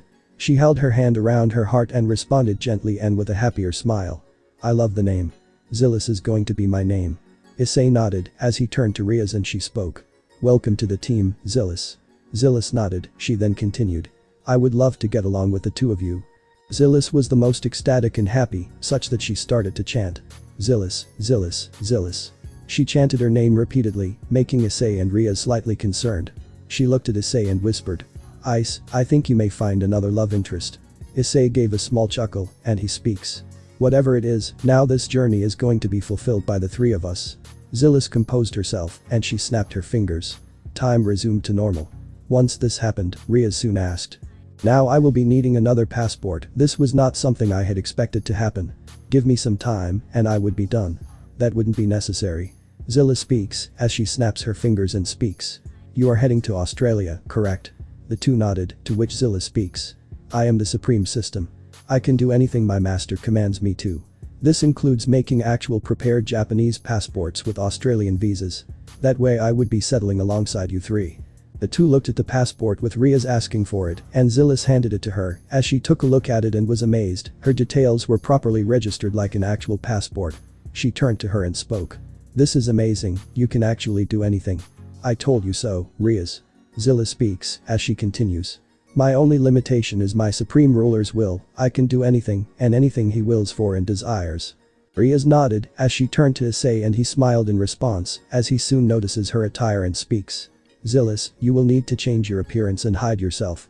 Zillis nodded in understanding, being well aware of this, as she was aware that she cannot show this side of her appearance to anyone that she does not trust in any manner. She has to show them that she is just a mere weak human being, well aware of both Issei's and Ria's horrifying past and on how humans were being treated. I am aware. But first. Zillis responded as she snapped her fingers again and her appearance changed. She still retained her celestial aura that she released, but her appearance significantly was different. She retains her soft blue hair with flowing, slightly wavy strands and bright violet blue eyes, with her hair is looser and more natural here, with longer strands drifting behind her in the breeze. Her outfit consists of a fitted white blouse with subtle vertical textures, ruffled shoulders, and long sleeves that widen slightly near the wrists, giving the top a soft, refined silhouette. She pairs it with high-waisted light blue skinny jeans that closely follow her figure, while maintaining a clean, stylish appearance. Black high heels complete the outfit, adding sophistication and confidence to her posture. She soon twirls around and asks, "How does this look?" Riaz nodded, answering before Issei did. "It looks fine, now you perfectly blend the modern society, lady." Zillis nodded happily as she turned to Issei and he responded, "It looks good and does fit you." Zillis was happier as she responded, "Thank you, master." Issei and Riaz smiled as she speaks. "We should probably check out and head to the lobby. Once we sit in the plane, we will be out of their sights and out of their reach." The others nodded and they moved out, heading to the checkout area and then out towards Tokyo Haneda International Airport. They were relieved that there was an airport nearby and they did not need to travel that far. Unaware that something surprising is coming their way. Scene change. Kuo Forests, Kuo, Japan, 10:30 p.m. After them. Several beings can be seen chasing after two people. These were beings that had human-like appearances but also had animal parts around them. These were cat ears, dog faces, cow horns, snake-like tails and many more to name some. These beings were known as yokai and they were chasing down two people. The reason, the two people broke a powerful law, and that was the union between a human and a yokai. This was something that is not supposed to happen. This was against their law, their standards. Yokai are supposed to hurt and torment humans for their own enjoyment and amusement. This law was supposed to be enforced, especially in the modern day due to the internet, bringing both communities together even more and allowing for the love to happen between the two. We need to get them, our great Queen Yasaka has asked to bring both of them alive. We have to bring them, especially the Yuki-onna. Another of the yokai shouted as they all continued to chase them down, all across the forests, ensuring that there is no way to escape but in one direction. Their goal is to pin them down across the location. A sweet yet frantic voice called out. "Come on, we need to get out of here." The woman was the Yuki-onna. Her long hair is predominantly jet black, flowing smoothly past her shoulders, while a contrasting white section runs beneath and through one side, creating a dramatic two-tone effect. Her icy blue eyes are sharp and penetrating, carrying a calm yet intimidating gaze that suggests confidence, discipline, and emotional restraint. Delicate earrings adorn one ear, adding a subtle touch of sophistication without diminishing her imposing presence. Her attire resembles a modernized ceremonial kimono styled for both elegance and practicality. The garment is primarily black with subtle red inner lining visible along the collar and sleeve edges, creating a striking contrast against the dark fabric. The wide white sash wraps around her waist beneath an oversized crimson obi tied into a large decorative bow at the front, becoming the visual centerpiece of the outfit. The kimono sleeves are broad and flowing, maintaining a traditional silhouette, while the fitted torso creates a more contemporary appearance. She was worried and frantic. She broke the law for the sake of her human lover. She broke everything for the sake of her human lover and had no regrets. These bastards were going to execute him and this was not something she was going to let happen. She managed to break him out and has been frantically running away with him. She has been running away from him for the past 6 hours with no stops, even carrying him with her superhuman strength. She looked at her partner or her lover and saw him panting heavily. She knew he would not be able to run or even keep up with her, even at his full strength. She was physically stronger, faster and more durable than him. She was worried he would not be able to keep up. "Come on, John. Just a little more. I know a place to hide." She spoke lowly, allowing only him to hear, as the man could only nod.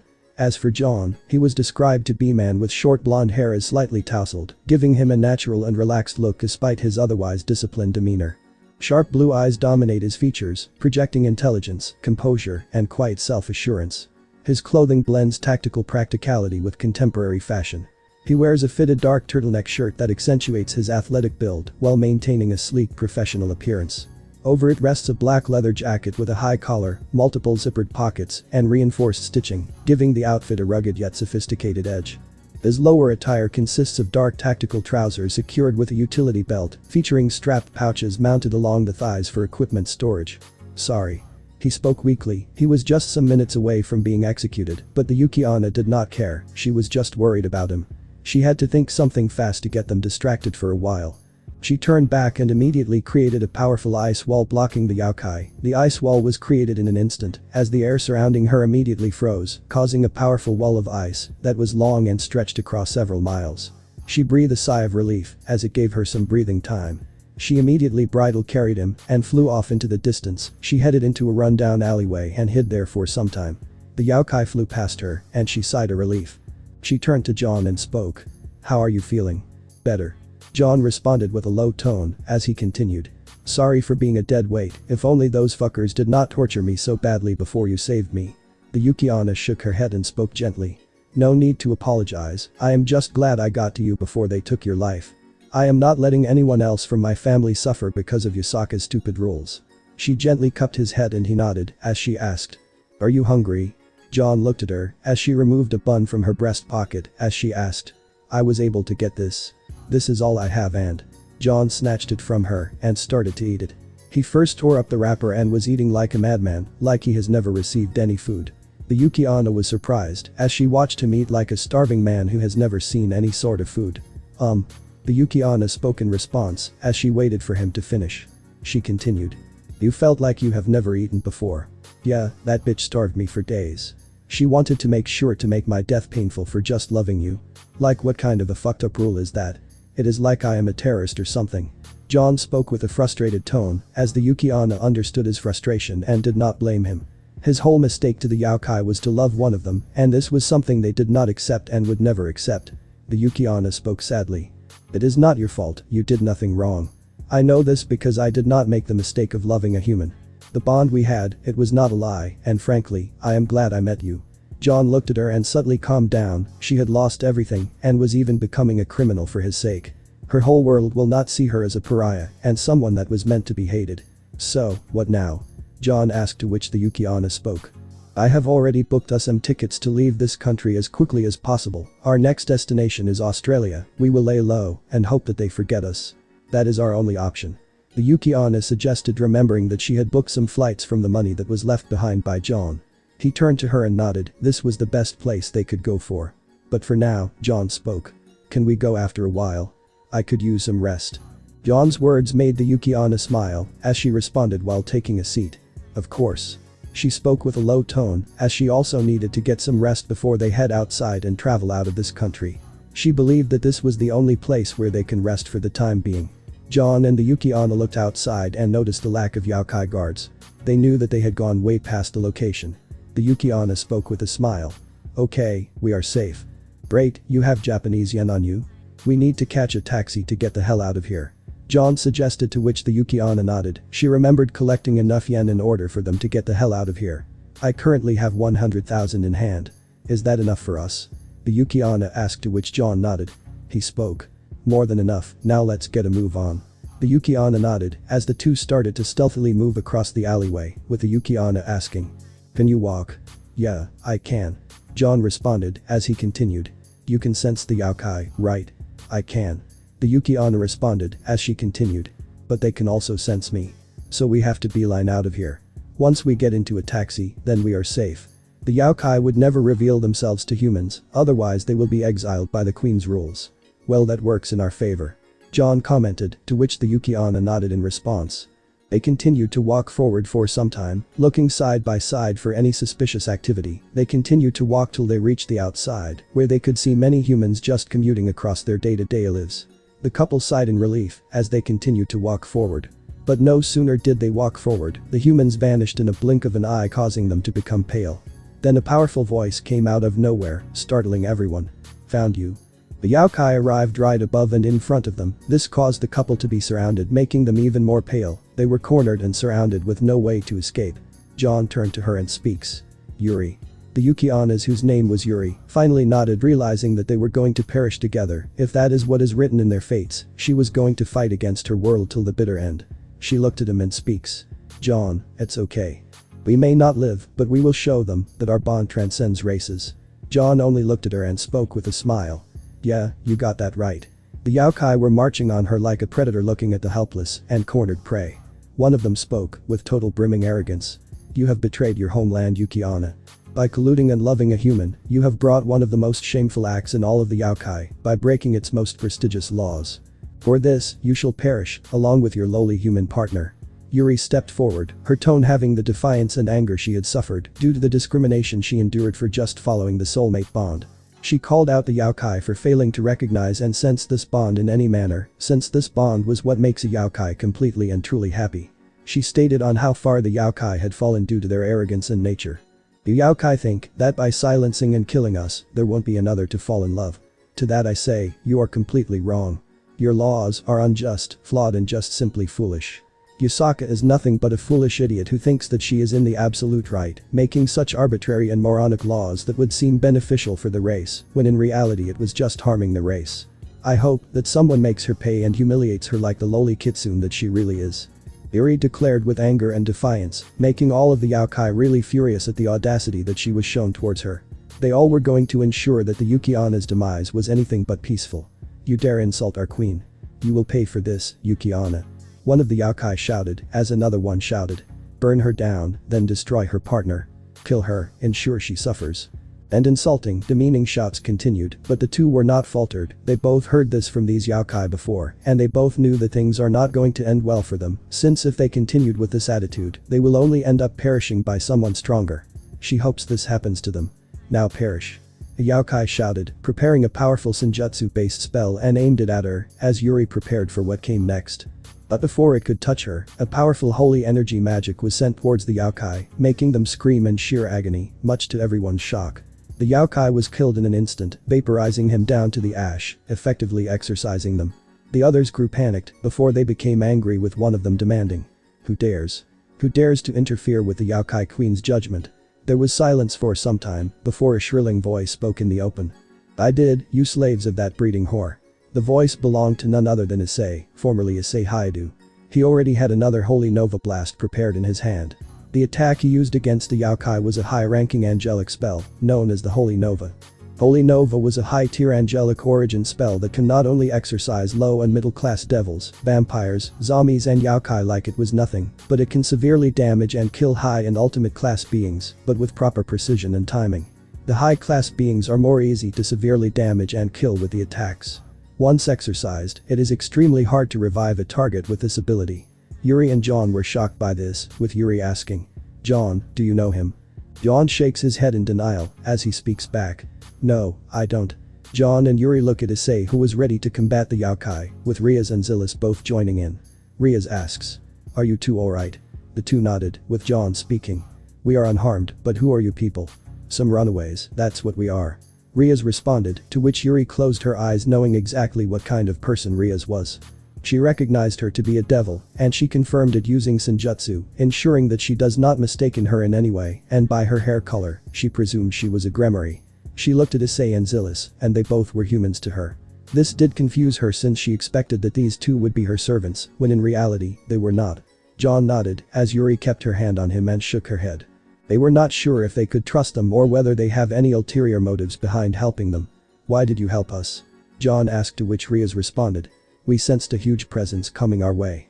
And truth be told, we also had some grudges against the yokai. So we are helping you to deal a blow to them. Riaz's words made John nod in understanding, while Yuri internally sighs in relief. Guess even they had some grievances against the yokai for enforcing the same policy upon people of the other races. They did not intend to use them in any manner. Not that it would benefit the trio in any manner. In the meantime, Issei turned to the yokai, who were furious that a mere human was standing in their way. This was not something they are going to let slide in any manner, as one of them exclaimed. You dare stand in our way of our justice? Fuck your justice. I don't give a fuck about you or your justice. Issei exclaimed in response, as he continued. I hate the fact that you yokai preach on your ideals while playing and toying with humanity for your own selfish desires. You have no right to invade someone else's lives. The words made all of the yokai extremely angry, as one of them shouted. Get him. Issei only took a deep breath. He sensed that these yokai army were merely comprised of low-class or middle-class yokai. They were barely an inconvenience for him at the absolute worst. Given that their leader is merely ultimate class, the Yaokai are barely a threat in any manner. He could see them, several taking supportive positions at the back, several using ranged senjutsu spells, and many charging in the front lines with varying weapons, claws and other forms of attacks. He also had to finish this quickly, as much as he would like to be flashy, and take them all down with style, and torment them for their actions. There are two reasons he cannot do so. First being that the couple needed to be rescued from these Yaokai, and second, he had a flight to catch to Australia. He cannot waste any time. Taking a deep breath, he chanted quickly. O radiance beyond heaven's gates, descend upon this corrupted realm. Let false spirits fade, let cursed shadows break, let all defiance be judged. By the eternal throne, by the first light, by the sacred flame that knows no darkness. Purify. Obliterate. Ascend. Ex Deus Lux Eterna. Riaz closed her eyes. He was using one of his most powerful holy magic spells he was secretly able to learn. Her body was screaming to run away from this place as quickly as possible, since this spell could even take down an ultimate class being like it was nothing. She was aware that this was one of the reasons why Kai wanted him dead, since he was the only real threat to his plans in his previous life. She turned towards Yuri, who was deathly pale. Her whole face had gone white from the moment the spell was enacted. She knew that if she were to make a move, she would die, so she had to stay frozen in fear. She also noticed that John was holding her, while also looking at the scene with an expression that had a mixture of awe and fear. Riaz and even Zilis knew he wanted to set an example, and when he had chanted the spell, the holy radiation started being released, warning anyone to stay far away as possible from the caster. The moment the chant concludes, the sky above fractures into countless rings of golden white light. Clouds are torn apart as an immense celestial sigil, spanning kilometers across, materializes overhead. The battlefield falls silent. Shadows vanish. Even supernatural energy begins to tremble as if reality itself recognizes a higher authority. Then, from the center of the sigil, a pillar of pure radiance descends. Not fire, not lightning, but condensed holy light so intense that it appears as a second sun crashing into the world. The initial impact creates no explosion. Instead, a blinding wave of sacred energy expands outward at impossible speed, engulfing everything within its domain. As the wave spreads, all Yaokai caught within it experience absolute purification. Lesser entities are erased instantly, their forms dissolving into glowing particles before they can even scream.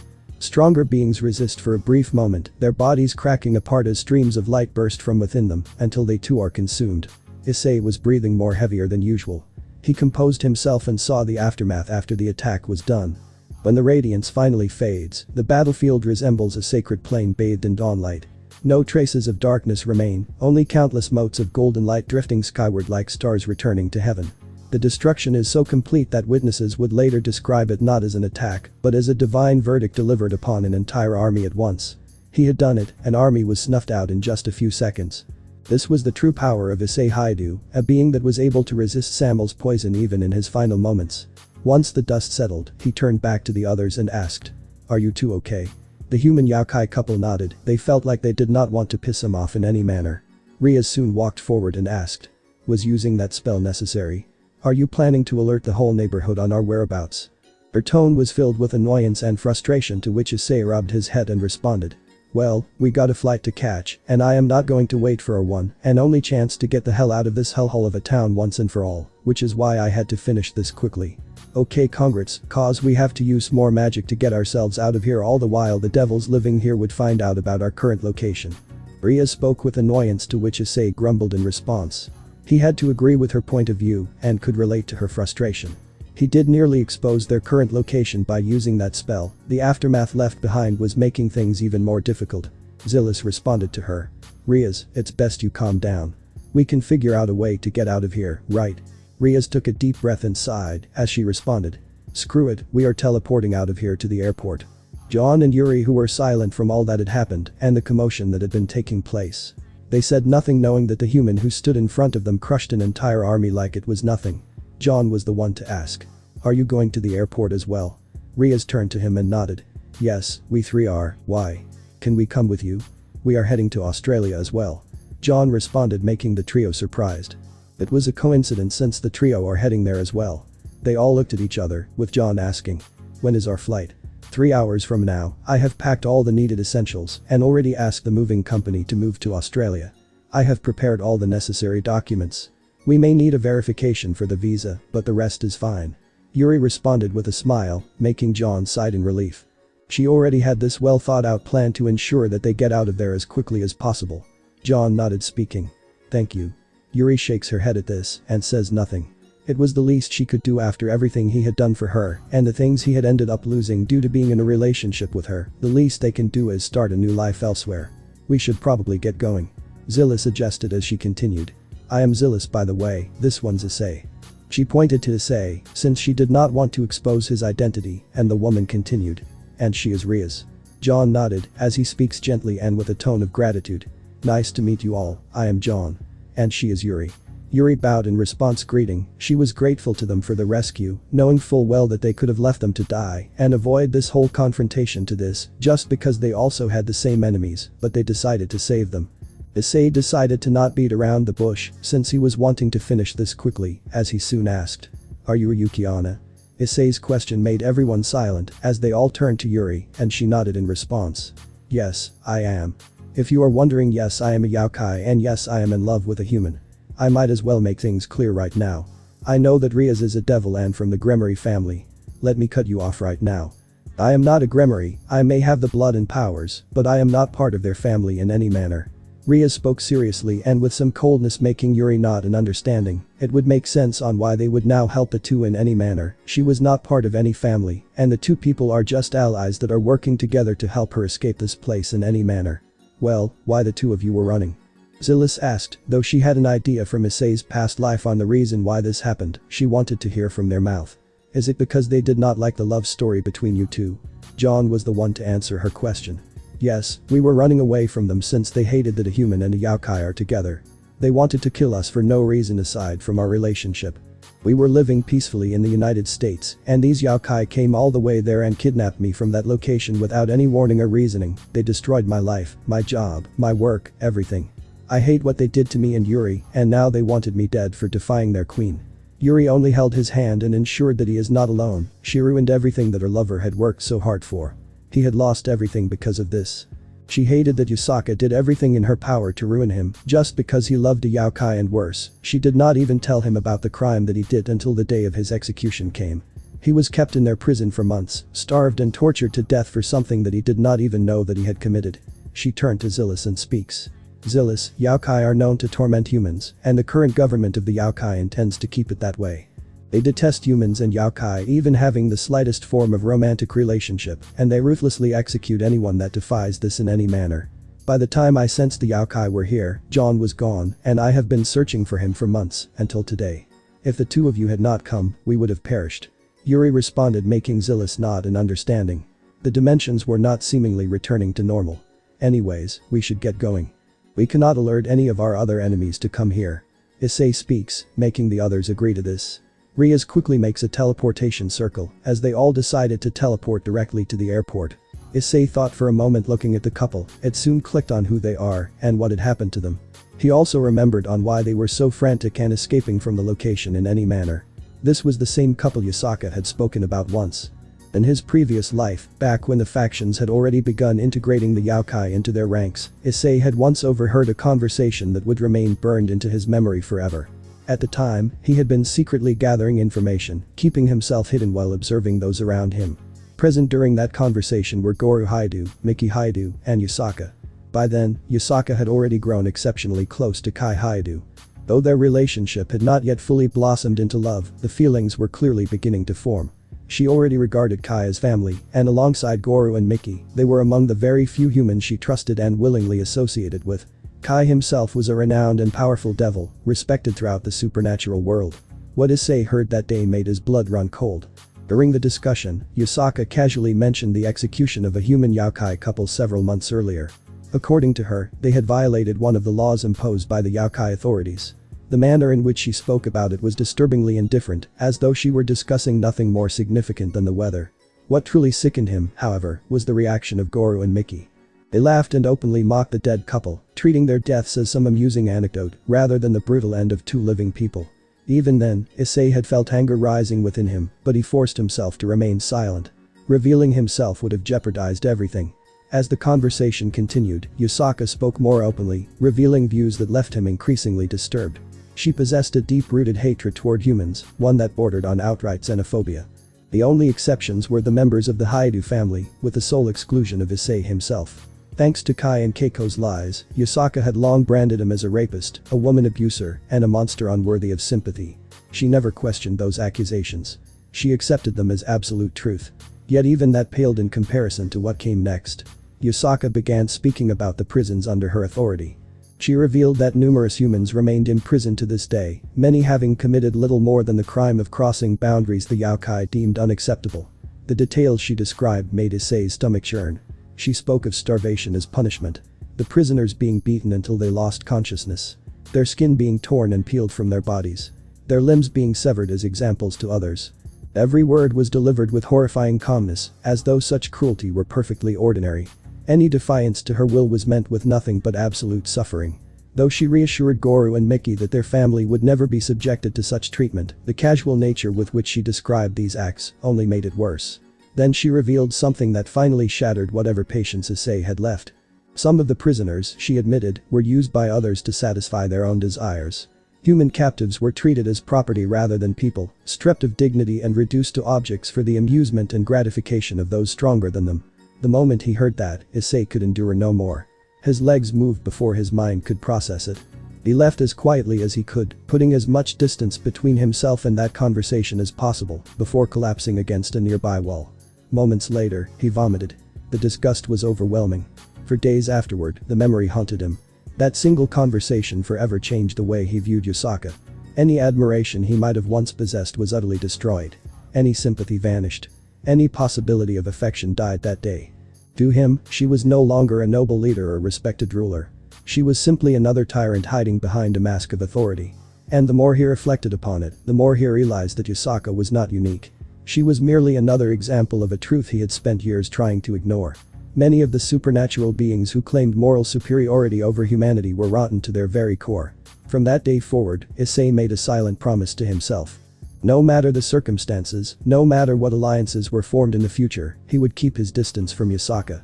As far as he was concerned, she was nothing more than the scum of the planet. Shaking his head of those thoughts, he walked inside the portal, not thinking about this planet in any manner. He did not want to recollect this memory in any manner. Scene change. Serafal Memorial Hospital, Citri Territory, Underworld, 1 p.m. The Serafal Memorial Hospital rose from the heart of the Underworld's medical district, like a monument of compassion carved from moonlight. Its towering spires of pearlescent white stone gleamed softly under the eternal twilight, each surface inscribed with ancient healing runes that pulsed with gentle, rhythmic light, a heartbeat of magic woven into the very architecture.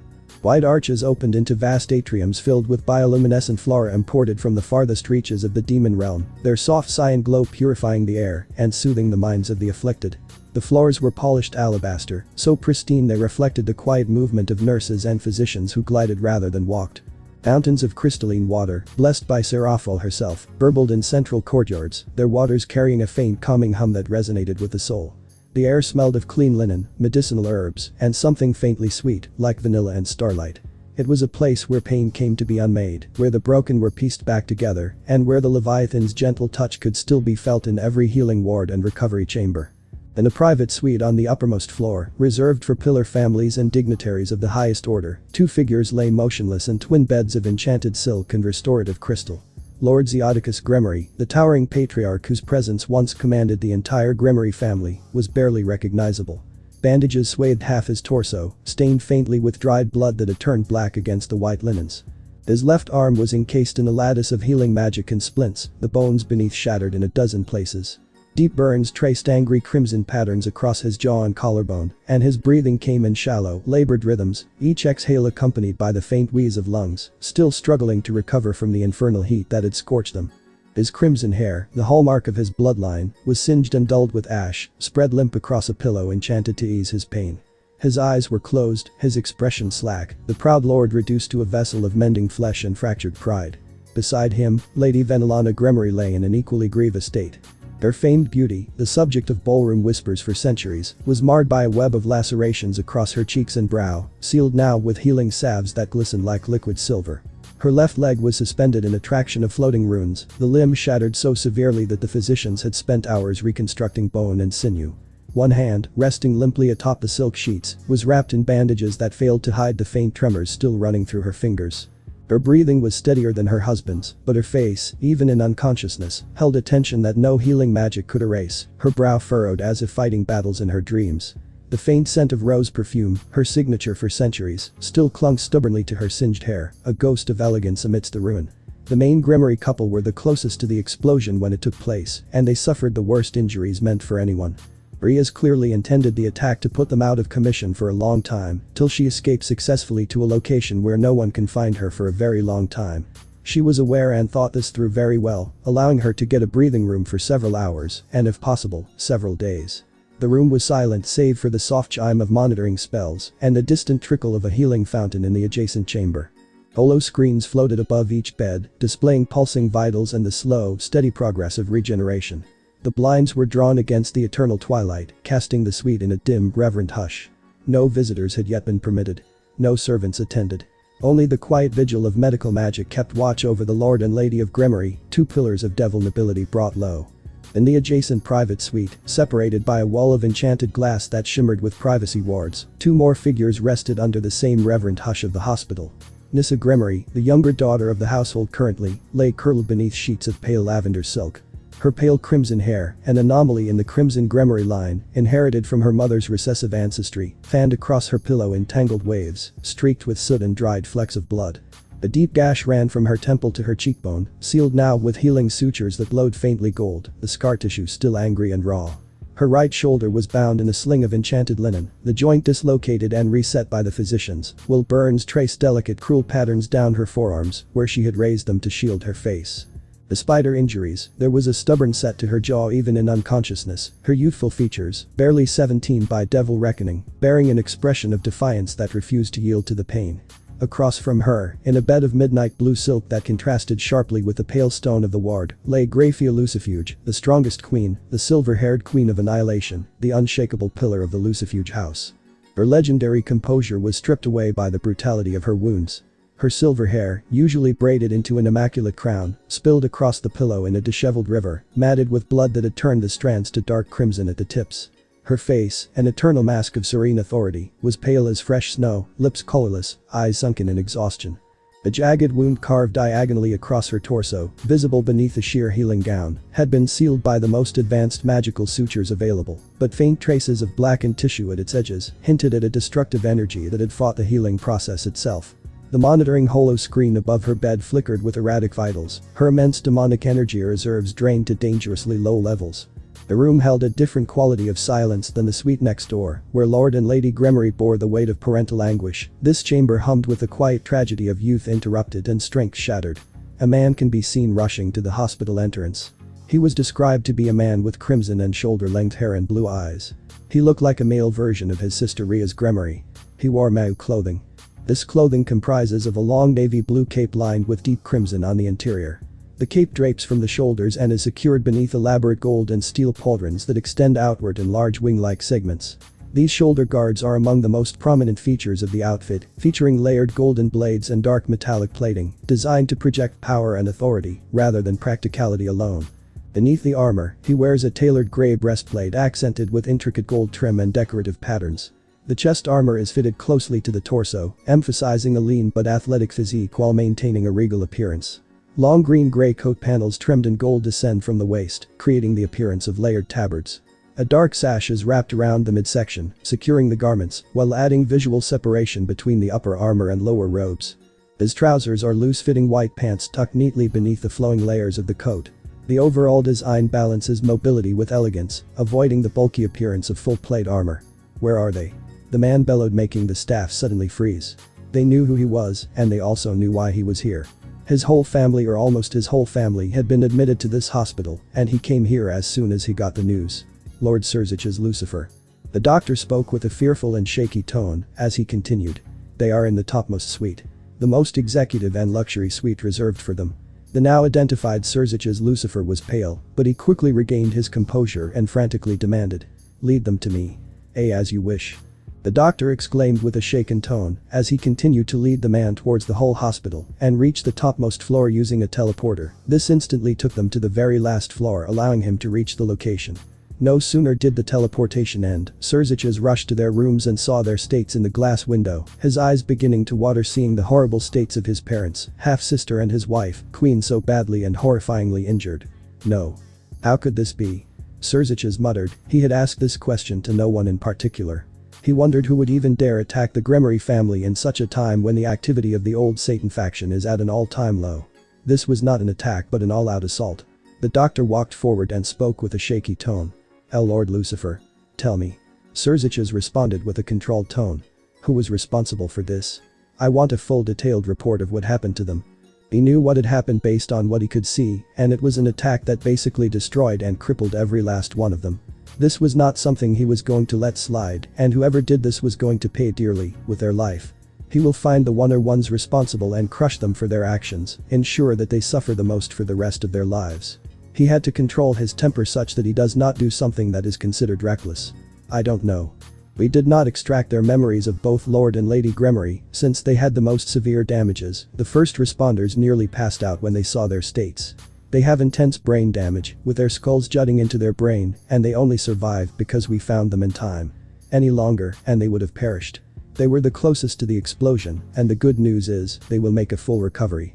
The bad news is, they will have to deal with memory loss and need intensive therapy to recover their memory. But worry not, I have already called devils that can restore memory as quickly as possible. Once they are recovered, I will ask them to use their magic to do so. The only issue currently is money. The doctor explained, as he had looked for far and wide to find any of these devils with the memory magic, and they charged a lot since the people harmed were the parents of the current Lucifer. Surziches waved his hand dismissively and spoke, knowing that some devils can still be greedy. Money's not a problem. As for your queen and sister, they took somewhat less damage as opposed to your parents, since they were away from the blast radius. Most damage was from the splinters and metal particles that surrounded the mansion when the explosion took place. They would make a full recovery much faster than your parents. Their face would be disfigured, but it can be fixed with magic, so that is not a problem. The doctor explained, making Surziches sigh in relief. This was a very deadly and well-planned attack, and it was directed at his mental and emotional state. The main target was his family, the closest people in his life. It struck 4 of his most closest people in life, his parents, his half-sister and his wife. These 4 were the most closest people in his entire life, and were something that he cherished the most. He did not see Ria's Gremory as that close due to Nissa's lies, and even outright started to prefer Nissa over Ria's, and was planning to spoil her rotten as opposed to when she used to spoil Ria's rotten once upon a time. But he could not wait for them to wake up. He had to make an investigation, since if this attack can happen once, this attack was going to happen again in the future. He had to make preventative measures for this, but before that, he had to find who was responsible for such a heinous attack to begin with. He spoke to the doctor. Report me any developments that happen. Command the Phoenix family to send their Phoenix tears to the medical office quickly. If they refuse, inform me immediately. I will pay for any money they want. If they still refuse, I will deal with them personally. What happened to my family, I shall investigate on my own. Surziches commanded, seriously, making the doctor gulp and nod in understanding. He did not want to mess with a man that commanded the entire underworld. He booked it out of there and did what was asked of him, knowing refusal or delay could get him in serious trouble. He walked towards the teleporter and teleported to the lowest floors. He then made some calls. He had to investigate what happened in his mansion as quickly as possible, and there was no way he was letting the ones responsible get away with their crimes. Scene change. Tokyo Haneda International Airport, Tokyo, Japan, 2:30 p.m. Issei was seen waiting in the airport, where most of the gates for departure are present. He knew that it was only a matter of an hour before he heads out of there, ensuring that there is no one that could intrude on their day-to-day lives. The girls Zillis and Riaz were looking at the snacks and lunch they were planning to buy for the rest of the group. John and Yuri had joined them temporarily since they were going to the same destination, and coincidentally they were in the same flight. This made things easier since if they are going to the same location, which was Sydney, and if they stay nearby, they can hold off the attacks happening at once. As for the Yaokai human couple, they both were looking for clothes to shop. They had enough money to pay for some pairs of clothes they would be using there. He knew that the Gremory family would have been found and would have been traced. He was not sure if he can handle Surziches, but he could easily handle him since if he is able to subdue his magic like he did for Kai. Since hand-to-hand skills are not going to be enough against a foe that not only knows how to use hand-to-hand skills, but also knows how to use holy magic. This was a major exploit that Surziches had. If someone were to bypass his defenses, especially his magic, he was a sitting duck and can be easily executed. That was one of the reasons why Surziches died in his previous life when Kai and Keiko used that specialized magic spell to not only kill him but also kill Ajuka. As a spirit. He had seen the look of anger and betrayal on their faces when they were ruthlessly killed by Kai and Keiko, both the twins mocking and teasing them for trusting the wrong person. The pain was so severe that it caused them to scream in sheer agony from the attack used on them. Keiko offered them a chance to live if they were to submit to her sexual needs, which they refused, causing their painful demises. Keiko did not care about them, since Issei knew that this parasitic sister of his had a lot more male beings she could relieve her sexual tension upon. And as much as Issei hated it, he was relieved and was somewhat happy seeing Surziches and Ajuka dead, since those two were one of the main architects when his sacred gear was removed. They got what was coming for them and hoped that they meet somewhat similar fates in this life as well. Soon his thoughts were turned to someone sitting beside him. She had a small cup of coffee which she consumed as he spoke to her. "Miss, someone is coming to sit here." The woman was a gentle beauty that feels warm rather than intimidating. She possesses long flowing black hair that cascades well past her waist, with the lower sections gradually transitioning into a luminous golden blonde hue. Her eyes are a striking golden amber color, radiating warmth and intelligence, while carrying a subtle, knowing confidence. Soft facial features, smooth skin, and a faint smile create an approachable and serene expression, while the delicate necklace which seemed to be sun resting at her collarbone adds a touch of refinement to her overall appearance. Her clothing embraces a simple yet sophisticated style centered around light colors and clean lines. She wears a sleeveless white dress with a fitted upper bodice that transitions into a flowing pleated skirt, creating an elegant and graceful silhouette. Over the dress rests a long beige overcoat featuring a structured lapel collar, tailored sleeves, and a minimalist design that complements rather than overwhelms the outfit. Issei looked at her, the woman seemed familiar, but he was unable to pin it down. She soon responded. "I just wish to sit here for some time. My legs are paining. Is it alright if I sit down?" Issei nodded in response, as she just sat down saying nothing. She started to drink her coffee and sip it. Once she was done sipping it, she had enjoyed the coffee, noting that humans do produce some very delicious and tasty food. She turned to Issei and asked. "Say, can I ask you a question? I want an honest opinion from you, young man." Issei turned to her and awkwardly responded. "Sure, what happened?" "Let me introduce myself first. I am Ama, young man. I am what you call a wandering author, and I need some new inspiration for my works." The woman introduced herself to Issei, making him nod. He had a gut feeling that he had seen her, maybe in his previous life he had seen her, but he was unable to recollect her in any manner. Issei spoke in response. "You can call me Issei." The woman Ama nodded in response. She looked at him wanting to ask him something. "I want you to be honest. You have read stories about yokai, haven't you?" The woman asked, to which Issei nodded as she continued. "Great, now then, what are your real thoughts about yokai and their current actions?" Issei looked at her for a moment and he wondered if she was affiliated with the yokai in any manner. He was worried if she was a threat in any manner. He had to be prepared since she did not seem to use any magic in any manner. He could see her taking out a small sketchbook and a clicking pen, which made the sound of a click when pressed. She looked at him and asked with a small teasing tone. "Is there something on my face? Am I too pretty for you, Issei-kun?" Issei shakes his head and speaks. "No, that is not it." "Then, I want an answer. Please tell me about the yokai and your opinion." Ama spoke, her being more interested in all of this. She was more curious on what Issei would say and what his opinions were for them. He soon responded. "Honestly, they are changing for the worst. Some of them nearly attacked and kill humans for their own amusement and enjoyment. They love to sadistically toy with their human prey before ultimately killing them. Even the kitsune often command these yokai to harm innocent humans. I feel frustrated on our own helplessness and worthlessness, and when I see some stories relating to how they are beaten, and that is when I find joy, especially finding 18+ stories on how they are overpowered and subdued." Issei's words made Ama's mouth twitch for a moment as she shakes her head, speaking. "Okay, and I heard of them causing these sudden vanishings. Humans just disappear out of nowhere with no trace or nothing left behind. One moment they are there, and the other, they are just gone completely, no warning, nothing. I hear many people claim that some supernatural force is behind all of this and is causing more and more problems. Frankly speaking, they are solely responsible for these disappearances, and someone needs to do something in order to stop this."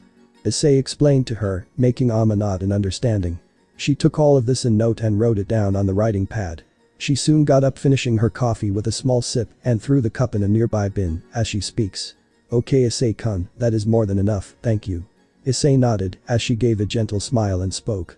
"Take care, you have a bright life ahead. I can tell given that you are moving to Australia even when you are so young." She walked away, leaving Issei unable to comprehend what had just happened. Amma just made statements about him that he did not seem to understand. He was now sure she was a supernatural being, but he was not able to put two and two together at the first time. Her radiance was awfully familiar, and he had sensed this radiance once before. He looked at the direction where she had gone, but to his utter shock, there was no one. He immediately rushed to the location and saw Amma had completely vanished. Now he knew that something was wrong with her.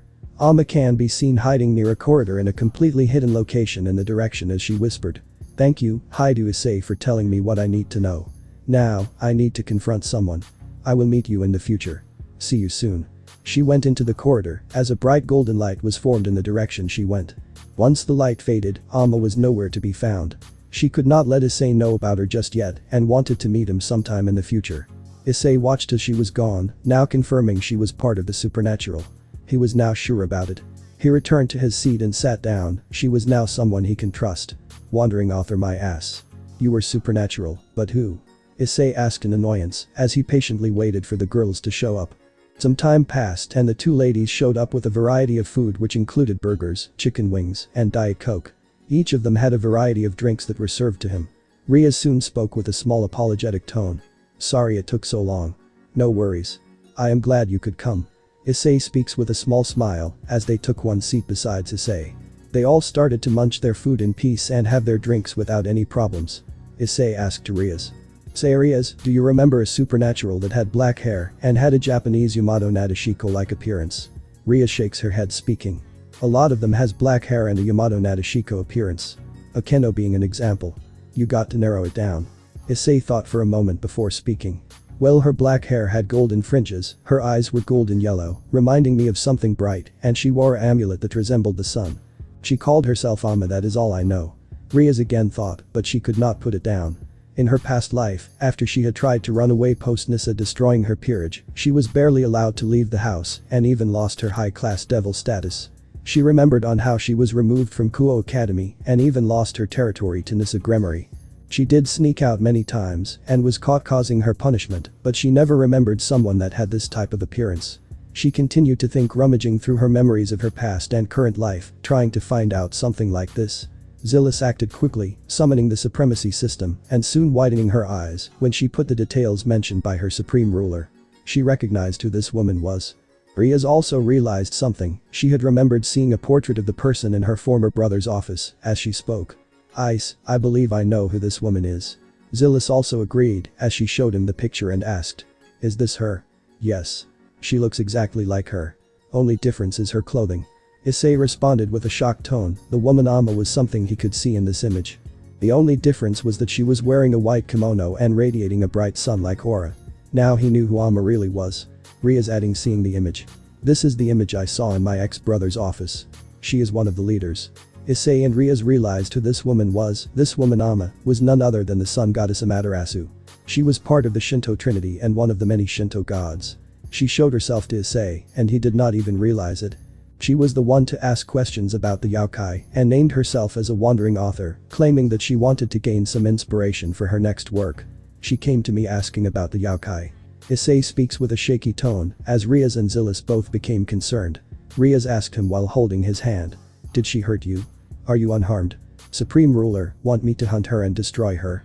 Zillis asked with a protective manner. Anyone that hurts her Supreme Ruler has to face her wrath, and nobody would spare Amaterasu if she had hurt him in any manner. Issei shakes his head, speaking. "Relax, both of you. I am unharmed." She wanted to know about the yokai. Wandering author, my ass. She wanted to know how the race she had raised was doing, not knowing those bastards had destroyed so many innocent lives.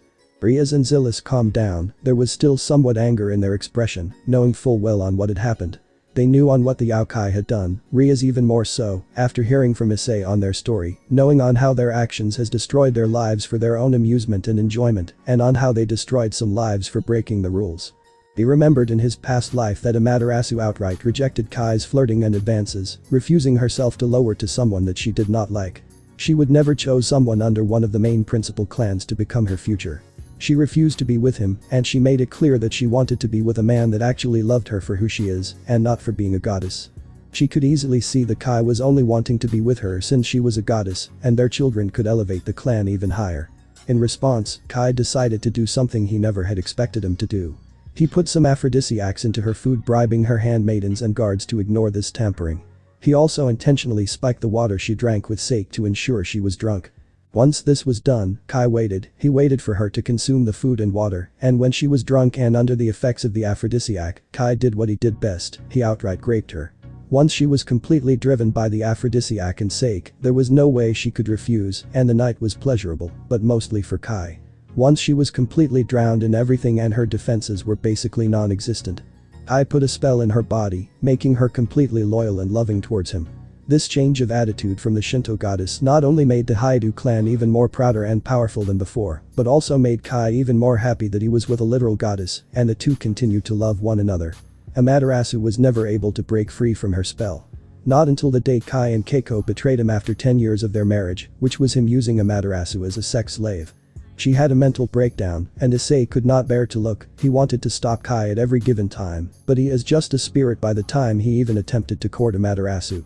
She cried constantly and remembered on how she was violated in every manner. She hated Kai more than anything else, but was powerless to do anything, and then the day came when she truly broke, and that was the death and destruction of her entire pantheon, for not submitting to Kai and Keiko's new rule, and she broke down into tears, letting Kai do whatever he wanted with her, which he happily did so. The rest of her life, she remained his personal toy, unable to do anything. This time, he is not going to let Kai do anything to those he cares about. He is not sure on if he were to rescue Amaterasu this time, but he had to see on what kind of a person she really is. Anyways, we will be meeting her soon. For now, let's finish our food. The other two girls nodded as they finished their food. They continued to do so and were united with John and Yuri, who had come in with bags of clothes that they shopped after a few minutes. Soon an announcement happened pertaining to the flight's arrival, as an announcement took place. Attention passengers. Japan Airlines Flight JL771, with non-stop service from Tokyo to Sydney, is now arriving at Gate 23. All awaiting family members and ground staff, please prepare for passenger disembarkation. Repeat. Japan Airlines Flight JL771 from Tokyo is now arriving at Gate 23. Estimated time to gate is 10 minutes. We thank you for your patience and wish our arriving passengers a warm welcome to Sydney. John soon speaks. Well, that is our cue. Yeah, I am looking forward to leaving this country. Never thought I'd be speaking about Japan in such a manner. Yuri responded with a saddened and worried tone, making John look at her sadly. This was her home for centuries, and she was forced to live elsewhere, since she was now an official criminal for her actions. Riaz soon responded to her. I love this place, but this place also had bad memories. I will miss Japan, but I am looking forward to Australia. Same, I always wanted to visit the wildlife here. John responded, making Yuri look at them and give a gentle smile. The group all got up and prepared themselves. They were all set forward for their next journey and were intending to enjoy what is coming for them. This was where their new lives start, and this time no one was there to stop them in any manner. 2 days later. Gremory Mansion ruins, Underworld, 10:30 p.m. 2 days have passed since the explosion happened, and Riaz had declared her complete independence and disownment from the Gremory family. The ruins of the family mansion was well seen. It was a complete mess and an absolute destruction of the Gremory Mansion. The Gremory Mansion, once a resplendent jewel of devil nobility, now lay in smoldering ruin beneath the eternal twilight sky. The explosion had carved a jagged crater through the heart of the manor, its epicenter a blackened wound of collapsed stone and twisted steel, where the grand living room had once stood. Entire wings of the mansion had buckled inward, their crimson spires snapped like broken spears, their opulent chambers now exposed to the open air like the ribsage of a fallen beast. Fires still licked hungrily at the scattered remnants of velvet drapes and shattered furniture, their flames casting dancing shadows across the rubble. The Crimson Gardens, once the pride of the Gremory lineage, were buried beneath a carpet of debris which comprised of shattered obsidian, splintered wood, and glittering fragments of demonic crystal that had once formed the great chandeliers. The enchanted roses, their magic struggling against the destruction, flickered weakly in patches of scorched earth, their petals wilting into ash. Servants and retainers moved like ghosts through the wreckage, their faces pale with shock, their hands trembling as they searched for survivors and salvaged what little remained of centuries of accumulated history. Surziches had overseen what had happened. A platoon of guards can be seen flying in the skies. These were the Devil Guards.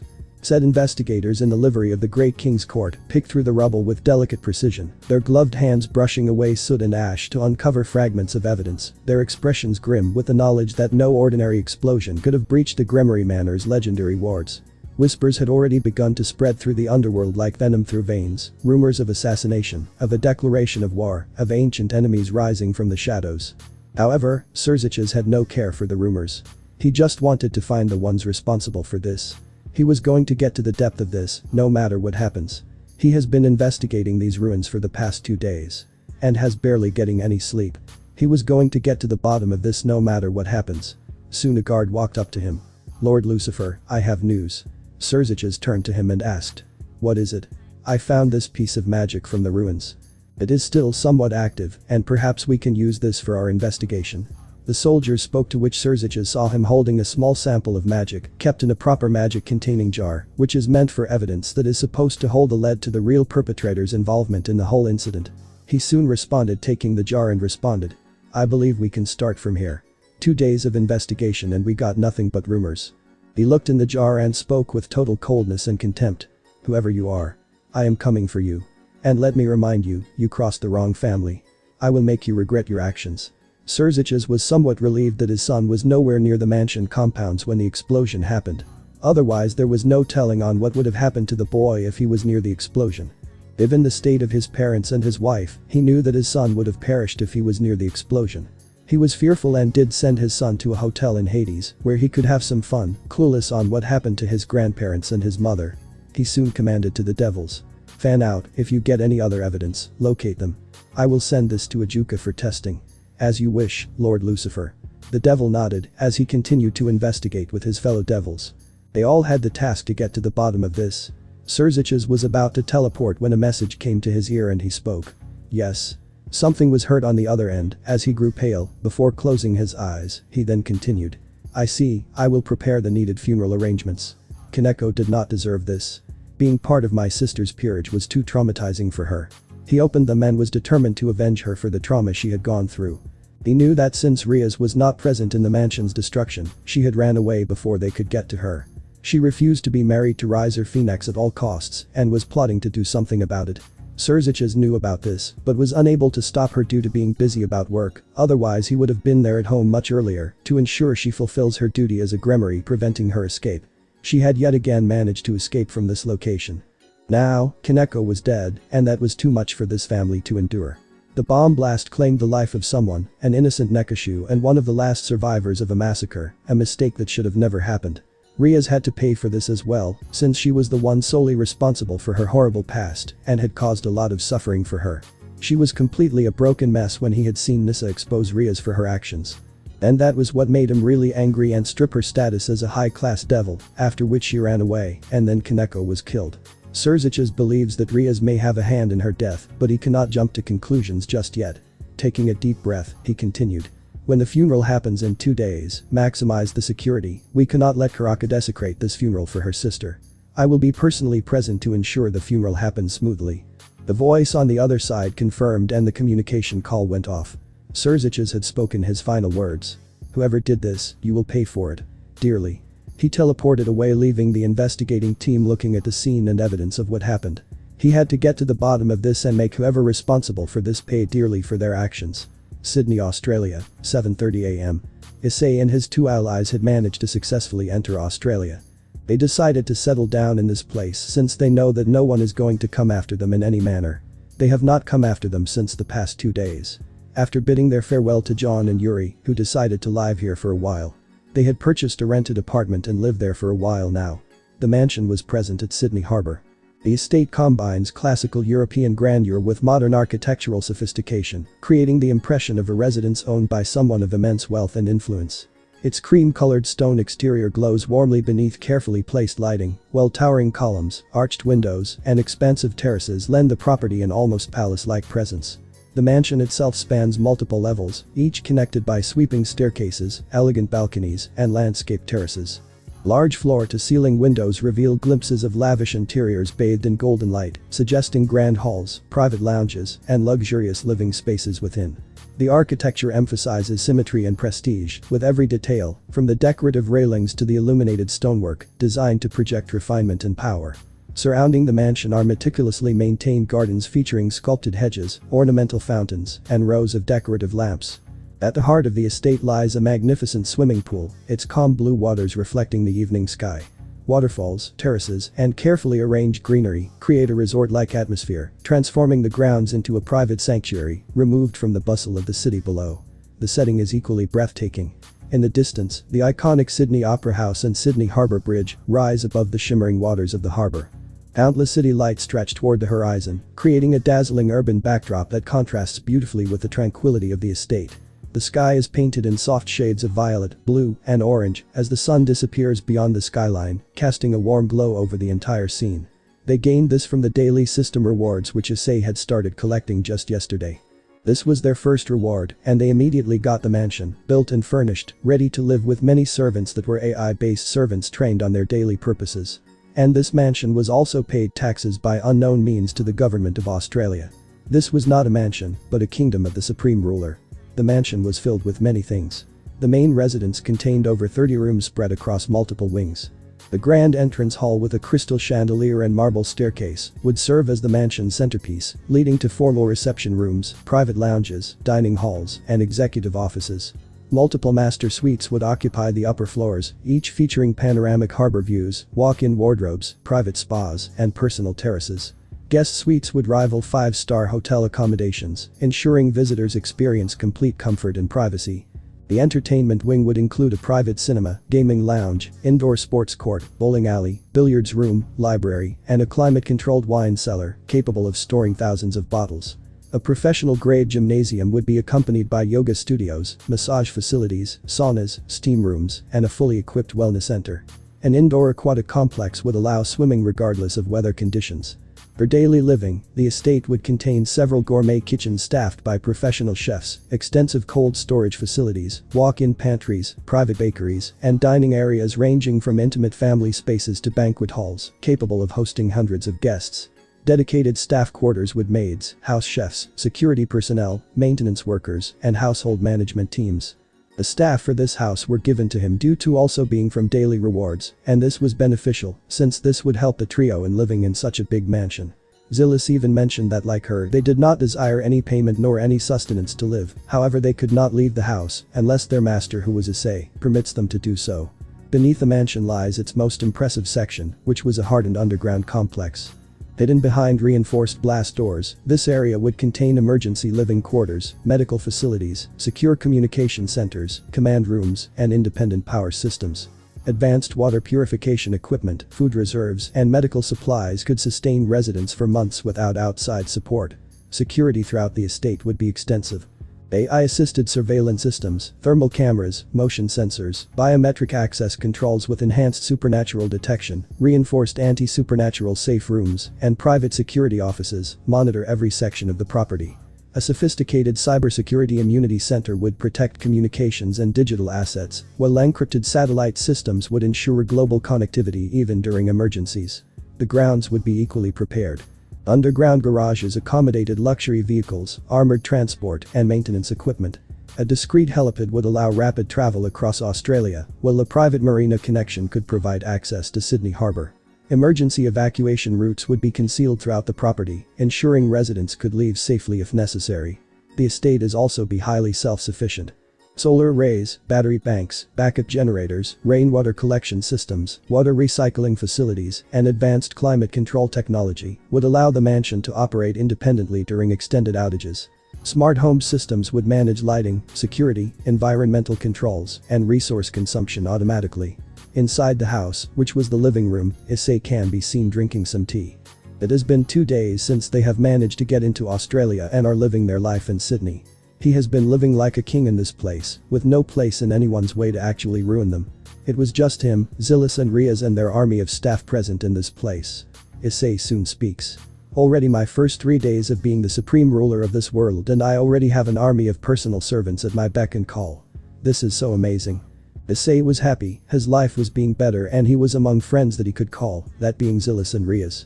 John and Yuri were more or less allies, who agreed to stay in touch since the factions, especially the Yaokai and the Devil, would be behind them. Though Issei ensured that no one would even come to Australia, since no one would even consider looking for them. Despite this, Riaz had personally suggested that they be careful, since chances of them being identified and detected is not zero, and as long as this was the case, they had best remain alert. She had even warned the ARC couple as well to remain alert and to move together when they are outside the house. However, Zillis had suggested that Riaz is the one that needs to hide as opposed to Issei, who was disowned and willingly left the Hyoudou clan. They are not going to bother with him in any manner.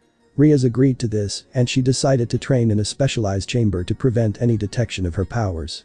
She firmly believes that the moment she surpasses her brother, the devils would not even dare to attack her and her loved ones in any manner. She plans on making an example out of. Speaking of which, Riaz soon arrived. She had released her hair out, not intending to hide her true self behind closed doors. She sat beside him and speaks. Ice, are you planning for our engagement soon? Issei remembered Riaz's plans. She wanted to get engaged with him quickly, but he knows that this would garner attention towards Riaz, and that is primarily unnecessary attention. He does not want that, at least not now. But he also knows that the Gremory family is not going to back away for a very long time. He remembered on how persistent she can get with the engagement, but Issei does not wish to risk it, not now. He remembered that in his past life, Riaz Gremory was hated by her own family, since despite rejecting the family's intention of getting her wedded to Riser Phoenix by nearly committing suicide, living itself was a nightmare for her.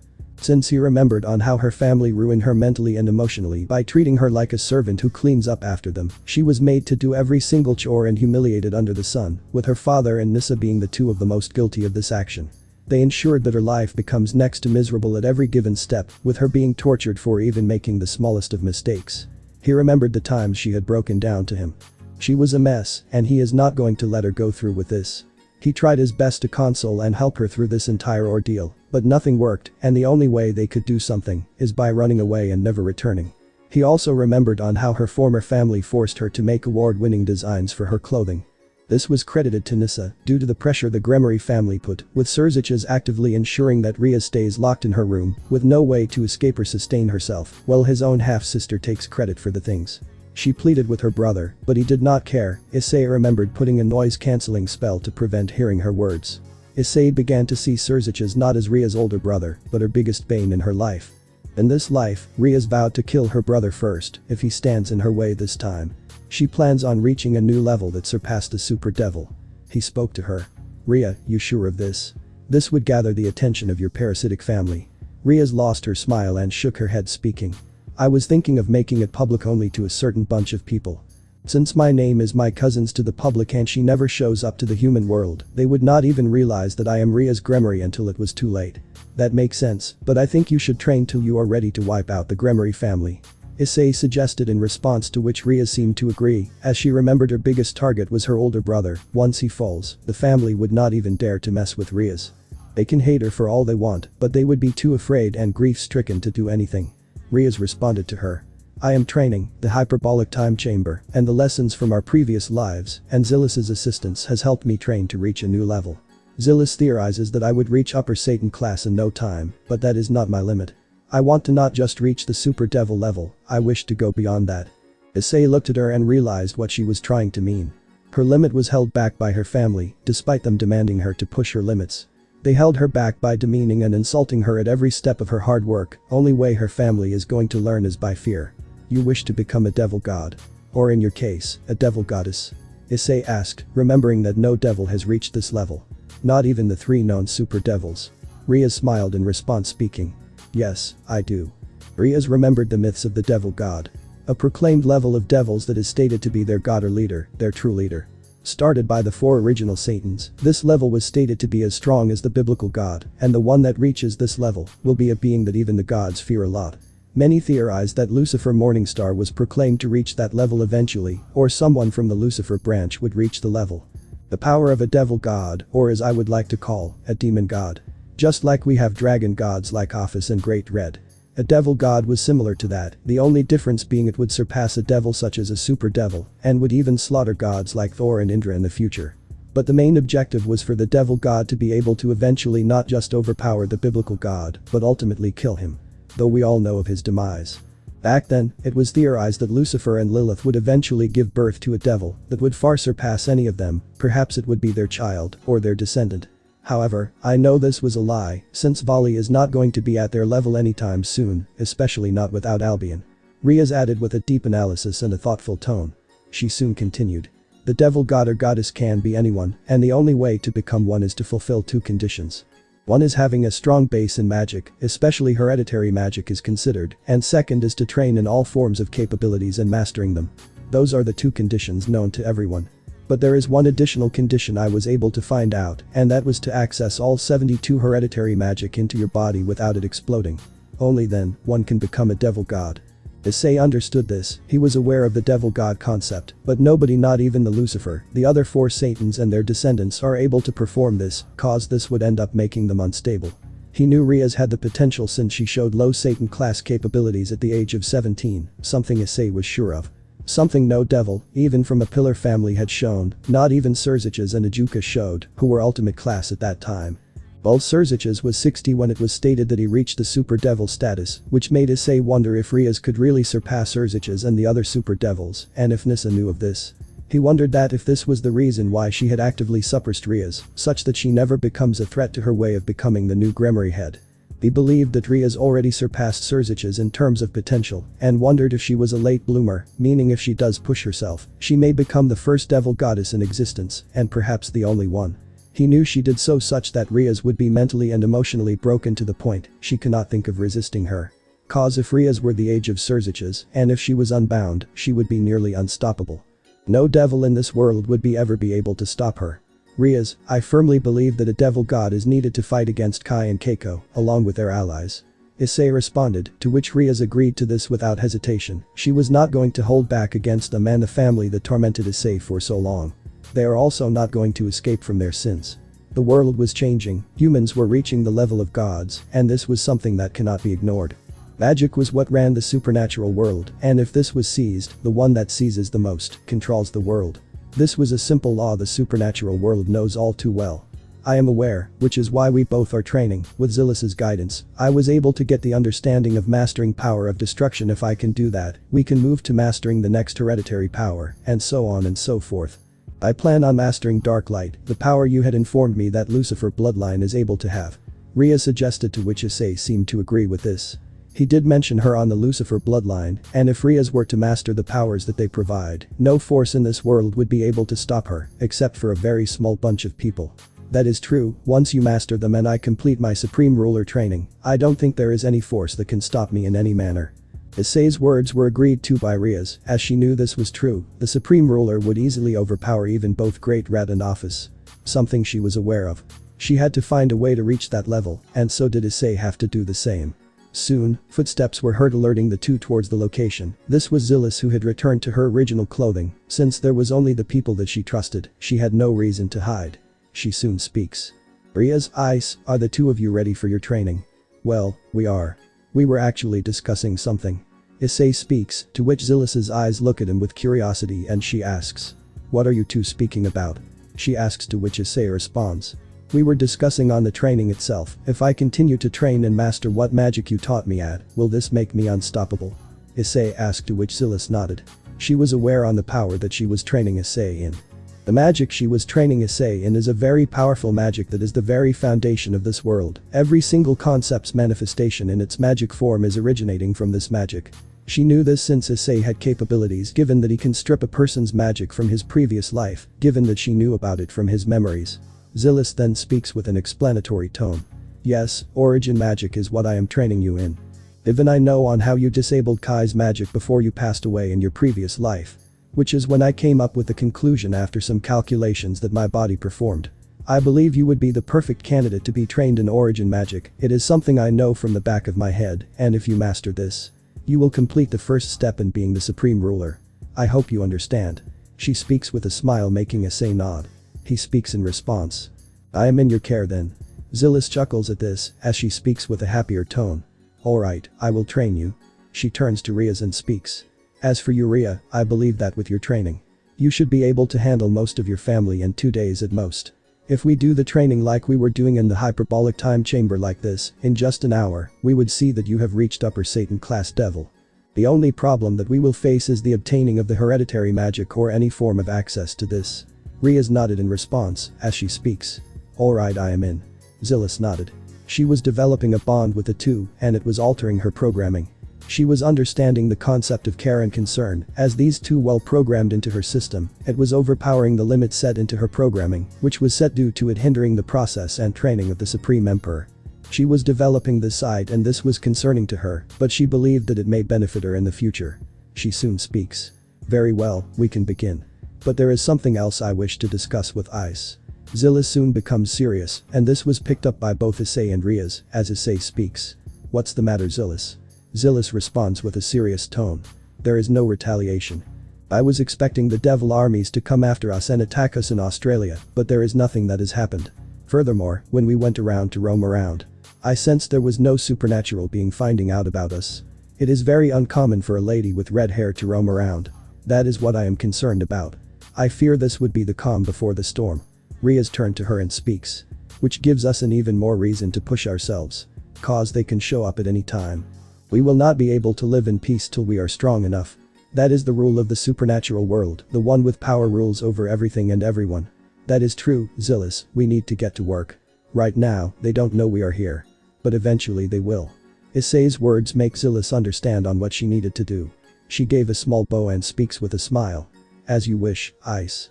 She gives a small smile and was willing to do what was asked. They were right, this was the calm before the storm, but that did not mean that they can rest. They have to be prepared and over-prepared if needed. However, I am concerned about John and Yuri. The Yaokai were able to reach to North America to kidnap John, given what we were told about their story. Issei speaks, to which Zilla seemed to agree. They were worried that if the Yaokai were to able to make their way to North America, they will head here as well. They had to be prepared for that. Then, like you said, we train and warn them.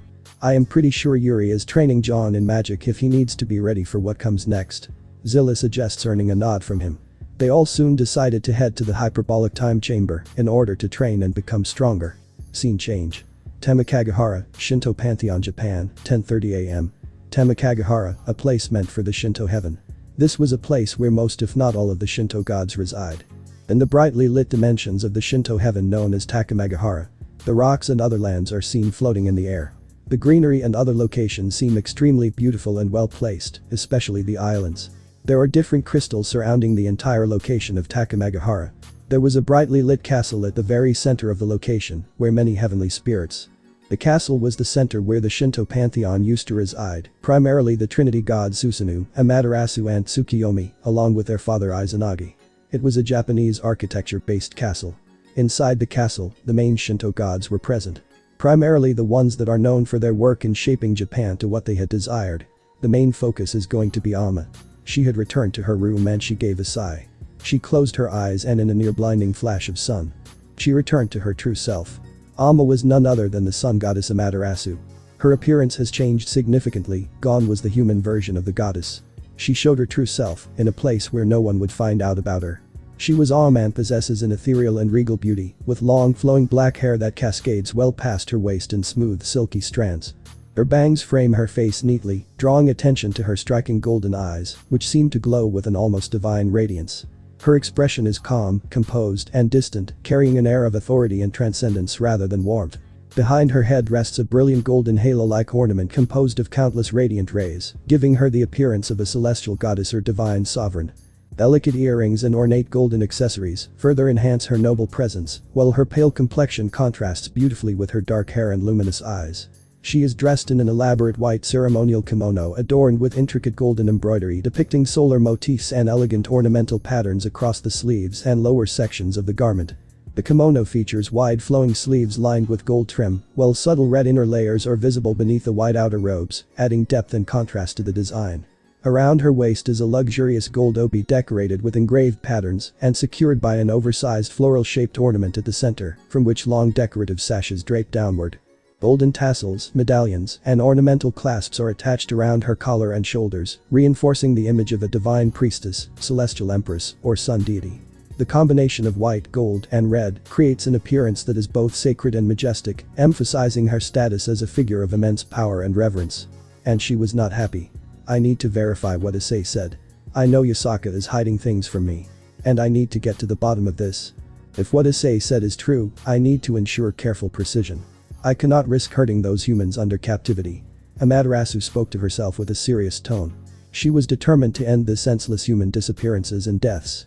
Even her brothers and her father were also concerned by this, not only because they are concerned for them, but also the people hunted should mostly be innocent, given the fact that most of them are clueless and powerless on the existence of Yaokai. There are some people that make works on having relationships with them, but aside from a person's fantasies, there should not be any problems. That boy Issei. He reminds of me of a Hyoudou given his nature, reminding me of his grandfather, but why was he in the airport? And why was he moving to Australia of all places? Amaterasu asked to herself, remembering taking a look at the ticket that he had, the boarding pass to be precise. She recounted the clan only having 2 children from the main branch. She pondered if he could be from a bunki, which was Japanese for side branch. She continued. The Hyoudou clan never mentioned of a boy named Issei. I need to speak to Goro Hyoudou about this. He needs to inform me on this boy named Issei. Amaterasu made up her mind, when she is free, she was going to make a personal visit to him and ask him about it. Though she does not intend to reveal where he is right now. She has to speak about him eventually. Goro never reminded me of his father, but that Issei did remind me of Juzo. The tone he spoke and the bluntness he had on the yakai, the desire of not hiding anything, even from a wandering author like me. He did not seem to trust me so easily, just like Juzo. Well, I am now more curious. Amaterasu responded with a smile, having fond memories of Issei's grandfather Juzo Hyoudou. He was a man of true nobility in her eyes, not the nobility that was thrown to the side by the rest of his clan members and the other principal clans. She also knew that something horrible has happened to the 5 great noble clans. They all vanished in a matter of few days, and she had to rely on the 5 principal clans to verify the situation that was happening in Japan. She did not trust them in any manner. The only exception, it was Juzo Hyoudou. She actually had fond and enjoyable memories of the man. She had to hide her identity to test the clan, and this man was something she enjoyed being around, even developing small feelings for Juzo. Despite eventually revealing her identity to him, their relationship did not change, and their bond only became strong. However, Juzo fell for a human woman, and she was happy for him. She remembered that Juzo had personally invited her for the wedding, and he happily introduced the two. Juzo was blessed by the goddess to have a child in the future that would eventually bring the same glory the 5 great noble clans are doing. She wondered if that child was Issei, since Goro and his siblings never showed any signs of the blessing. She was devastated on his demise, leaving everything to a grandchild, deeming him to be the future heir. She knew it was not his children, but his grandchild, leaving only 2 suspects, Kai and Keiko. She wondered if Issei was the 3rd child, the same child that was hidden from her. She knew Juzo would be devastated if it is true, since the Hyoudou clan has become more dogmatic and ruthless under Goro Hyoudu's leadership. She was afraid if this was the child she had overlooked, and if it was true, she had to do something for him. He was the only good thing left in the clan, if Issei was related to the clan. Her thoughts were soon snapped when someone knocked on her door. She soon responded with a smile. Come in. The door opened, revealing to be Tsukiyomi. He was a man with skin that was pale and luminous, almost glowing against the darker tones of the chamber. His expression was gentle yet unreadable, with a faint, serene smile and half-lidded silver-gray eyes that conveyed ancient wisdom and quiet mystery. His extremely long, silky silver-white hair, touched with cool blue undertones, flowed past his waist like moonlight itself. The front layers framed his face delicately, while the rest cascaded down his back, tied loosely behind with a dark ribbon for elegance. He wore a traditional layered kimono in pristine white and deep midnight blue. The outer robe was flowing and oversized, embroidered with subtle celestial patterns. Crescent moons, constellations, and orbit-like markings in silver thread. Wide sleeves draped gracefully, enhancing his divine and elegant presence. A rich dark blue sash was tied neatly around his waist, adorned with ornamental charms. Crescent moon symbols, tassels, and paper talismans that reinforced his mystical lunar theme. The lower layers transitioned into darker shades, evoking the night sky beneath moonlight. Hello, sis. I hope you are not busy. Tsukiyomi spoke with a polite tone, and Amaterasu raised her eyebrow and responded with a smile. Sis. That's new from you, brother. Amaterasu responded with a smile, to which Tsukiyomi shakes his head. He looked at his sister with a concerned smile, as he remembered her visiting the mortal world and speak to her fellow mortals. He responded. No, these mortals have made these abbreviations of the words. Some of them are really interesting. I am considering on using them to speak with the rest of the family, integrating them into the family. Amaterasu speaks with a thought, as she continued. Fair enough. So what brings you here? You had spoken with a mortal about the yokai. He speaks with a small tone of seriousness, as he continued. It seems like you also suspect them performing such acts, correct? Amaterasu narrowed her gaze and speaks. Indeed I do, brother. I have started to lose faith in Yusaka. But I cannot jump to conclusions, brother. Cause if Yusaka is innocent, then I will once again make a mistake. I do not wish to repeat what happened to Inari and Tamamo no Mae ever again. They both were misunderstood and hunted down till their demises, and I do not want Yusaka to suffer the same fate as those two. Tsukiyomi watched his sister's distressed tone. She does not wish to repeat the same mistakes what happened to the two former rulers of the Yaokai faction, and they were innocent, but the damage to them and their reputation was done. She does not want to make the same mistake again. Listen sis, you have to investigate this matter. But be warned, if Yusaka intentionally hides this, you need to do something about her. Wherever you heard this intel, this was placed to find out on something. The stories on the Yaokai, they have ended up true at times. And despite being isolated cases, it still makes humans afraid and responsive to the Yaokai. We need to act soon, but not with recklessness and impatience. Tsukiyomi offered his guidance to his sister, making her nod to this. She was aware that he was going to ensure that they had to find out on the truth. Amaterasu speaks in response. I understand. I will head to her, but in disguise, I wish to see how they treat humans. It worked well allowing a Hyoudou to not recognize me. If I can hide my aura and enter in like the wandering author that I had used to gather intel. Amaterasu speaks with a reasonable tone making Tsukiyomi nod in understanding. He crosses his arms and added. Speaking of which, father has assigned us with handling the Yomi entrance. There has been another breakthrough. Tsukiyomi informed her, to which Amaterasu widened her eyes and looked down in sadness. She responded. Is it mother that wishes to escape? Yes. Tsukiyomi responded and continued. We cannot trust her just yet, sis. Our mother lost her life due to Hachiman, but ultimately, she was trapped in the Yomi. She was gravely wounded and still carries the scar till this date. She is resentful of our father for abandoning her in the Yomi, and she wants to make him pay. I am aware, can we do something? Amaterasu asked, to which Tsukiyomi speaks. Right now, father is preparing a powerful seal to stop mother. We can only hope that mother calms down eventually. I wish for our family to be reunited after this turmoil. Tsukiyomi's words made Amaterasu nod in agreement. She was tired of this fighting against their mother and her forces. The fighting was going on for several millennia at this point, and she was now tired of this repeated fighting and wants it to end once and for all. Amaterasu soon responded. Anyways, I better get ready for heading to the Yaokai. I need to speak on this matter privately. Tsukiyomi nodded, speaking. As you wish, sis. Scene change. Funeral home, Underworld, 12:30 p.m. Surziches and several devils were witnessing the burning of a funeral pyre. This belonged to Kaneko Taoju, the rook of Nissa Gremory's peerage. Formerly she was part of the Ria's Gremory peerage. He had a look of solemnness, being reminded of the hardship she had to endure because of everything that had happened. Kaneko. You did not deserve this. Surziches shuddered solemnly. She remembered on what happened. The brutality she was eliminated and the state she was found in. There was no way she could have survived since she took a brutal beatdown from the attack and she had even more wounds on her body. She was brutally and ruthlessly killed. She had to be given justice for what had happened.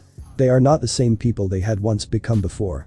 He had suspected one particular person responsible for this. Soon, a soldier whispered to her. My lord, we have some news. Go on. He asks with a slow secret tone as he continued. Tell me, did you find anything on the attack of my family? No, I apologize. The soldier responded, making Surziches sigh, to which the soldier continued. I do know on who attacked Kaneko Taoju. Report said that the attacker that had attacked Kaneko and sent her back to the mansion was none other than a user of power of destruction. He speaks, to which Surziches gave a serious look to him and he looked at him. The soldier made a small gulp in response. Show it to me.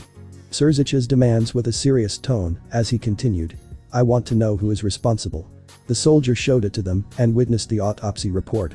It had all the information, detailed information on what had happened to Kaneko, including the injuries and torment she had to endure. This was something that he took note of, and he did notice the power of destruction and narrowed it down to some suspects. He understood on who could be the ones responsible. It was those from the Bale clan and his blood sister Ria's Gremory. Understood, when you get a report from my parents, inform me on this. Surziches commands with a serious tone, making the soldier nod in response. He agreed to detect on the ones responsible for everything that had happened. This was a murder mystery, and he had to find out the one responsible for the attack. I will start with the questioning of the Bale clan. They will certainly want to dismiss this since Kaneko is a low-class devil, but make it clear that I demand a personal investigation. I firmly believe the one that murdered Kaneko is the one to have hurt my family as well. Demand the Bale clan to come for a meeting in a day's time. I will ask them on what has happened. Surziches speaks with a serious tone, making the soldier nod in understanding. The flame of the funeral continued burning the corpse, putting the Nekashu's soul to rest. She was gone, but she was not going to perish for nothing. She was murdered in cold blood and in such a ruthless manner, and this had to ensure that she was avenged. "Sir, do you believe that the Bale clan has a hand in this?" the soldier asked, not wanting to deal with the ruthless arrogant clan. He knew that many of them were a total headache for a very long time. Surziches nodded, speaking. "Yes, you remember the Great King faction slaughtering the whole Nekashu clan in the aftermath of what Kuroka had done, correct?" The soldier nodded, to which Surziches explained. "The council wanted Kaneko dead as well. Kuroka ran away, but she is still hunted to this day. They are an easy suspect since Kaneko has been cornered when she was sent for her purpose. Whoever attacked her wanted to hurt my family as well, and this is an easy attack on the politics against me and my fellow Satans. Hurting my family is not something I would pass them in any manner. I need to interrogate those devils. The council always wanted an excuse to purge the last remaining Nekashu. Kuroka is an obvious suspect, but the one they attacked was Kaneko, who was, as much as I hate to say it, was protected by Ria's Gremory. Even after what Nissa had stated, the council still believed that they did not purge anyone innocent, since Ria's was solely responsible for this. Frankly speaking, we have to interrogate them first, since it was most likely they would be the ones to do this. I later found out that Ria's Gremory is the reason for Kuroka's fall to madness, and she wished for everything to happen so that she could bring Kaneko to her side." Surziches ended the explanation, to which the soldier nodded. He soon responded to this. "Understood, I will inform them accordingly." The soldier spoke as he bowed and left the room. Surziches was in deep thought as he started to have suspicions that Ria's Gremory was responsible for this, but he had to know on why she did. She never displayed signs of such behavior, and her being absent from the explosion meant that she was somewhere in this whole world. Ria's was already suspicious in his eyes the moment her actions of forcing her peerage alongside her were brought into the light. He accepted any punishment his father has asked him to provide, which he did so without hesitation. Ria's must have ran away in the aftermath, and he knew on where she would have gone. Turning to the soldier battalion who were present in the funeral, he spoke. "Scout Japan, ensure every single place is accounted for. Take as many as you can and scout the whole country. If the Shinto Pantheon and Yokai try to interfere, explain to them that you are looking for a suspect known as Ria's Gremory. Assure them that no tampering of their lands would happen while the search mission goes on. I will prepare the needed search warrant from my side quickly and hand it to you. Show this to them that it is from my side. Is that clear?" The soldier battalion responded with unison. "As you wish, Lord Lucifer." They all left one by one, as Surziches took one last look at Kaneko before leaving from the location. His soldiers followed suit. The funeral was complete, and nothing but ash remained. Soon, while the dust settled, a black cat can be found roaming around the funeral pyre. It took one sniff at the burning ash and looked emotionlessly. It soon made a very shrill meow. Meow. The meow was filled with sadness and grief. Something horrible has happened, and the black cat was able to sense it. The cat knew that someone close to the cats had perished and was completely gone. There was no saving her in any manner. She was gone from this world completely. Scene change. West Yokai faction, Kyoto, Japan, 3 p.m. Amaterasu can be seen in her Ama disguise. She was looking into a huge mansion that was present in this place. She had a serious look, and this time she had to identify what was happening here. She knew her aura suppression would not work on Yusaka, since she was well aware on how she looked and her appearance all too well. She was still able to sense her powers. But the others was not able to do so. She had an idea, and it was risky, but that was all she would be needing to do so. The idea was simple, she was going to pretend to be human. If the rumors and what Issei said about them were true, she would become that person and see if the Yokai would treat her the same way based on the claims. She was going to check the truth for herself and pretend to be a prisoner, and if that happens, Yusaka would be severely punished for her actions, and this was going to make her suffer for her actions and every single person that was involved in this so far, and punish for these actions. Amaterasu was walking towards the mansion with no fear, and she saw 2 Tengu guards preventing her from moving forward. One of them demanded, "Halt. What is a human doing here?" Amaterasu responded with a smile. She was going to lie to them, being fully aware that they would not realize on who she was. "I am a wandering author. I wish to interview the great Queen Yusaka for her views on the Yokai. I had spied on a conversation between a Rakurakubi and a Kappa on this, and I presumed she would help me with the story. You have my words, I will put her in a great light among humanity's eyes." The guards looked in response, with the second one speaking. "We don't need a mere human to put us in a good light. Contact reinforcements, capture this woman. She must not know about the Yokai in any manner." The first Tengu responded with a serious tone, as the second Tengu nodded in agreement. They both had to hide this truth from this woman. Amaterasu responded with a afraid tone. "Wait, I am putting you in a good light. Why are you doing this?" "Because a human must not know so much on us. That Ark boy was able to escape with that traitorous Yukiana. but we will not make a mistake. We will see to it that you suffer for knowing the truth about us." The Tengu guard responded to this, making Amaterasu confirm the suspicions she had about them, but there were some doubts on the prisoners. She needed to see the prisoners to confirm what remaining doubts she had. And she knew what she had to do on this. She ran away, with a fearful expression, as she was going to use this to ensure her imprisonment. She was internally smiling, hoping this would work in the long run. The Tengus watched this, with one of them shouting, "Get her. She is not going to escape." One of the Tengus flew off and with a dash immediately pinned Amaterasu to the ground. She tried to resist from the pinning, as she shouted with fear, "Let go of me." The Tengu guard lifted her up with his hand, as many more yokai had arrived and surrounded her. These were Yuki-onas, Tengus, Rakurakubas and Kappas, as they all started to attack her at every given step, striking her with each blow. Amaterasu was taking blow after blow, each blow being a sole reason on how the yokai would eventually fall apart. They were using all forms of magic and other attacks in every manner, ensuring that she would be in prison and would be unable to move in any form. They all were venting their anger against Amaterasu due to what happened with John and his girlfriend the Yuki-onna. Amaterasu was not in too pain, she has taken more brutal beatings when she was being trained by her family to ensure she was ready to become the sun goddess. These beatings were nothing, and Amaterasu had to endure to expose these yokai. Once she was beaten. The Tengu guard responded seeing this with a smirk. "Take her away to the prisons." The others lifted the woman up, she was bloodied and beaten by this. She was then taken away and dragged to the place that was the prison. She was going to expose the yokai by taking accounts on what happened to the yokai. She was being taken to the yokai prison, and while she was here, she could see many humans, many of them were men who were extremely malnourished. Many of them were beaten, badly injured and were completely broken. They all were pleading for food or release from this hell, and this was something that Amaterasu had easily caught onto. She was too distraught seeing this happening. Amaterasu had tears in her eyes, some of them were her people. Japanese people that had gone missing. Yusaka never told her on what happened, and she lied to her. Yusaka was solely responsible for this, and she was going to pay dearly. This was inhuman in her eyes. She was thrown into the prison and was locked outside. Amaterasu gritted her teeth and used healing magic to heal her wounds. She made a vow to ensure Yusaka would pay dearly not only for her treatment against her patron goddess, but also against the humans that were imprisoned here. She knew these humans could not fight against the yokai in any manner, which meant that they were imprisoned here for ruler rules that they broke, and this was something she had to investigate personally.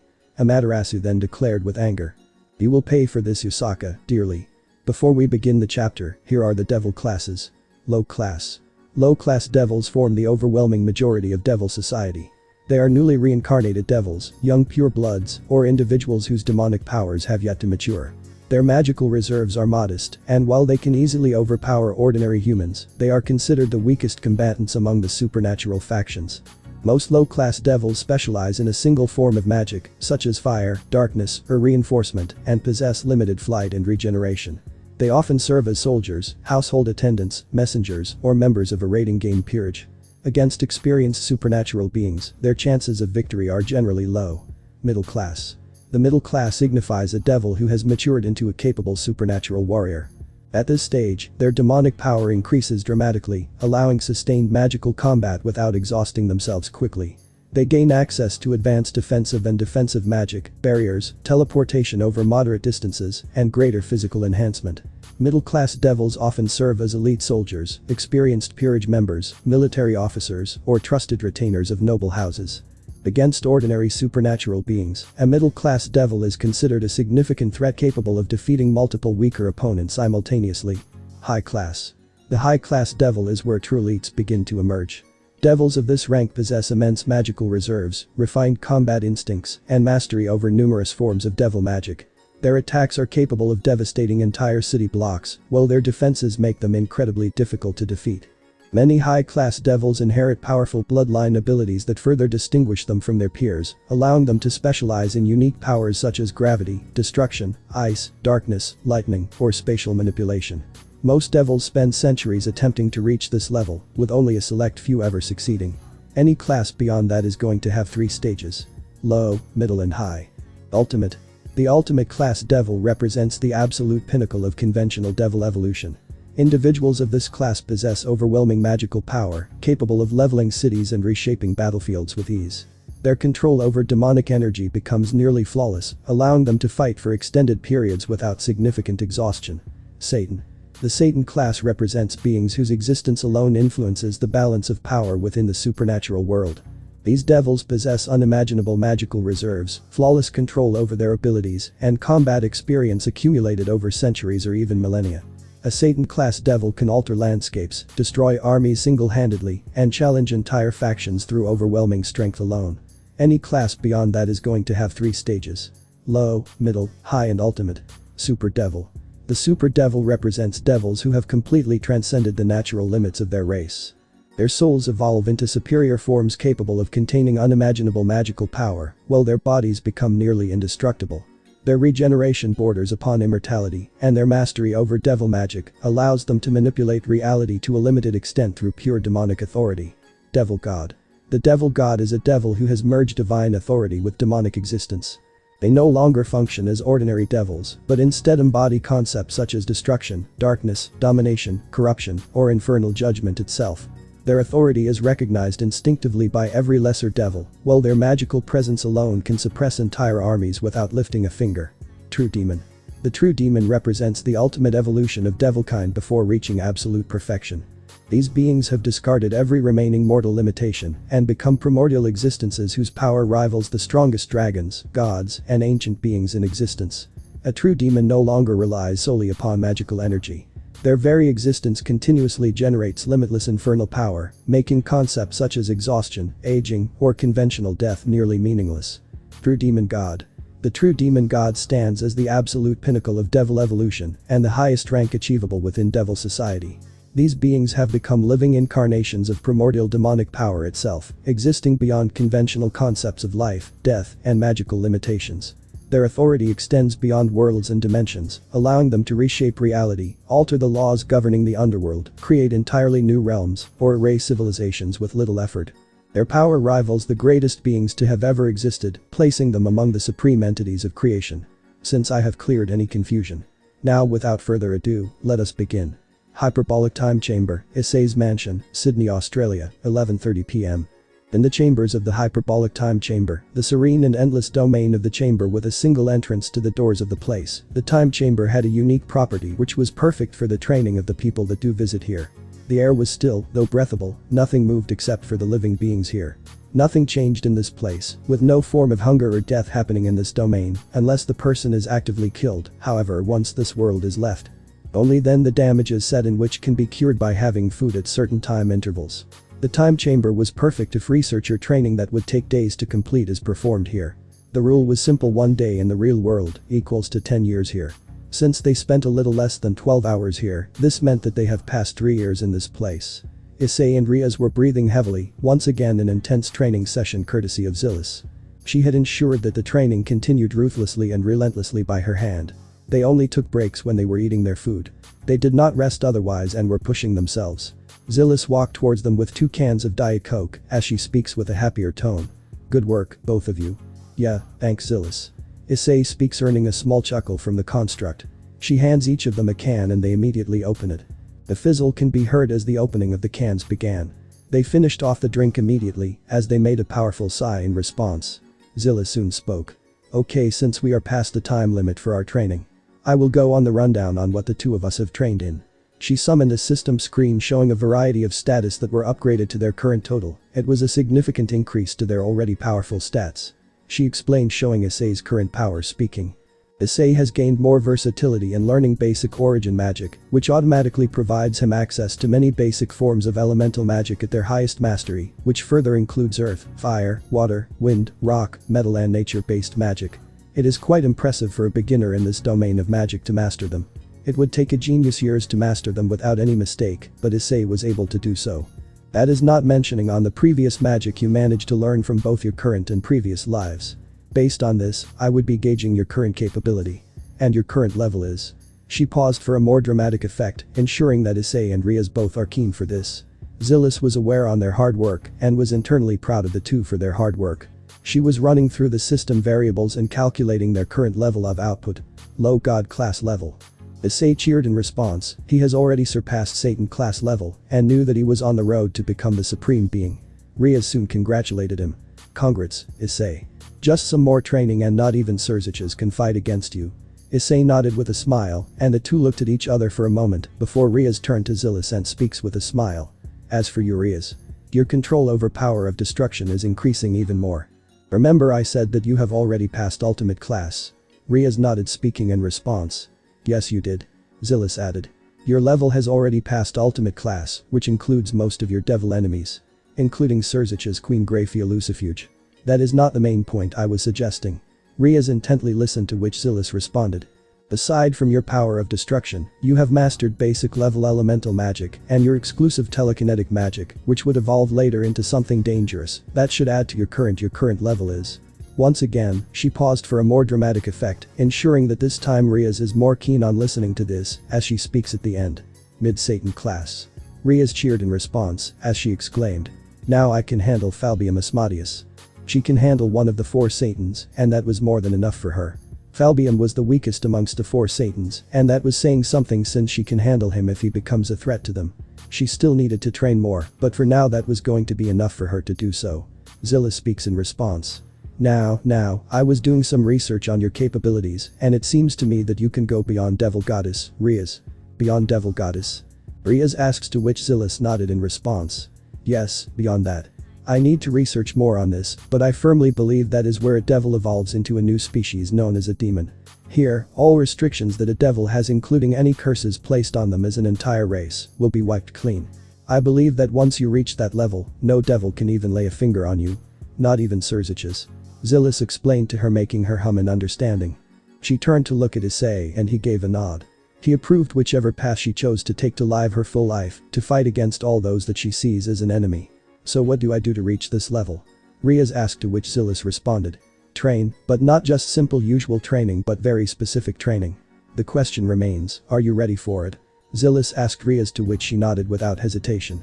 She was more than ready to do any level of training to reach a new level, enough to handle her brother and many others if they get in the way whenever needed. Very well then, tomorrow. We can begin your training, but first. Zilis changes the screen and realizes that it was time for the daily rewards as she speaks. Your daily rewards has arrived. Issei and Riaz looked intently at the reward system and it showed 3 rewards.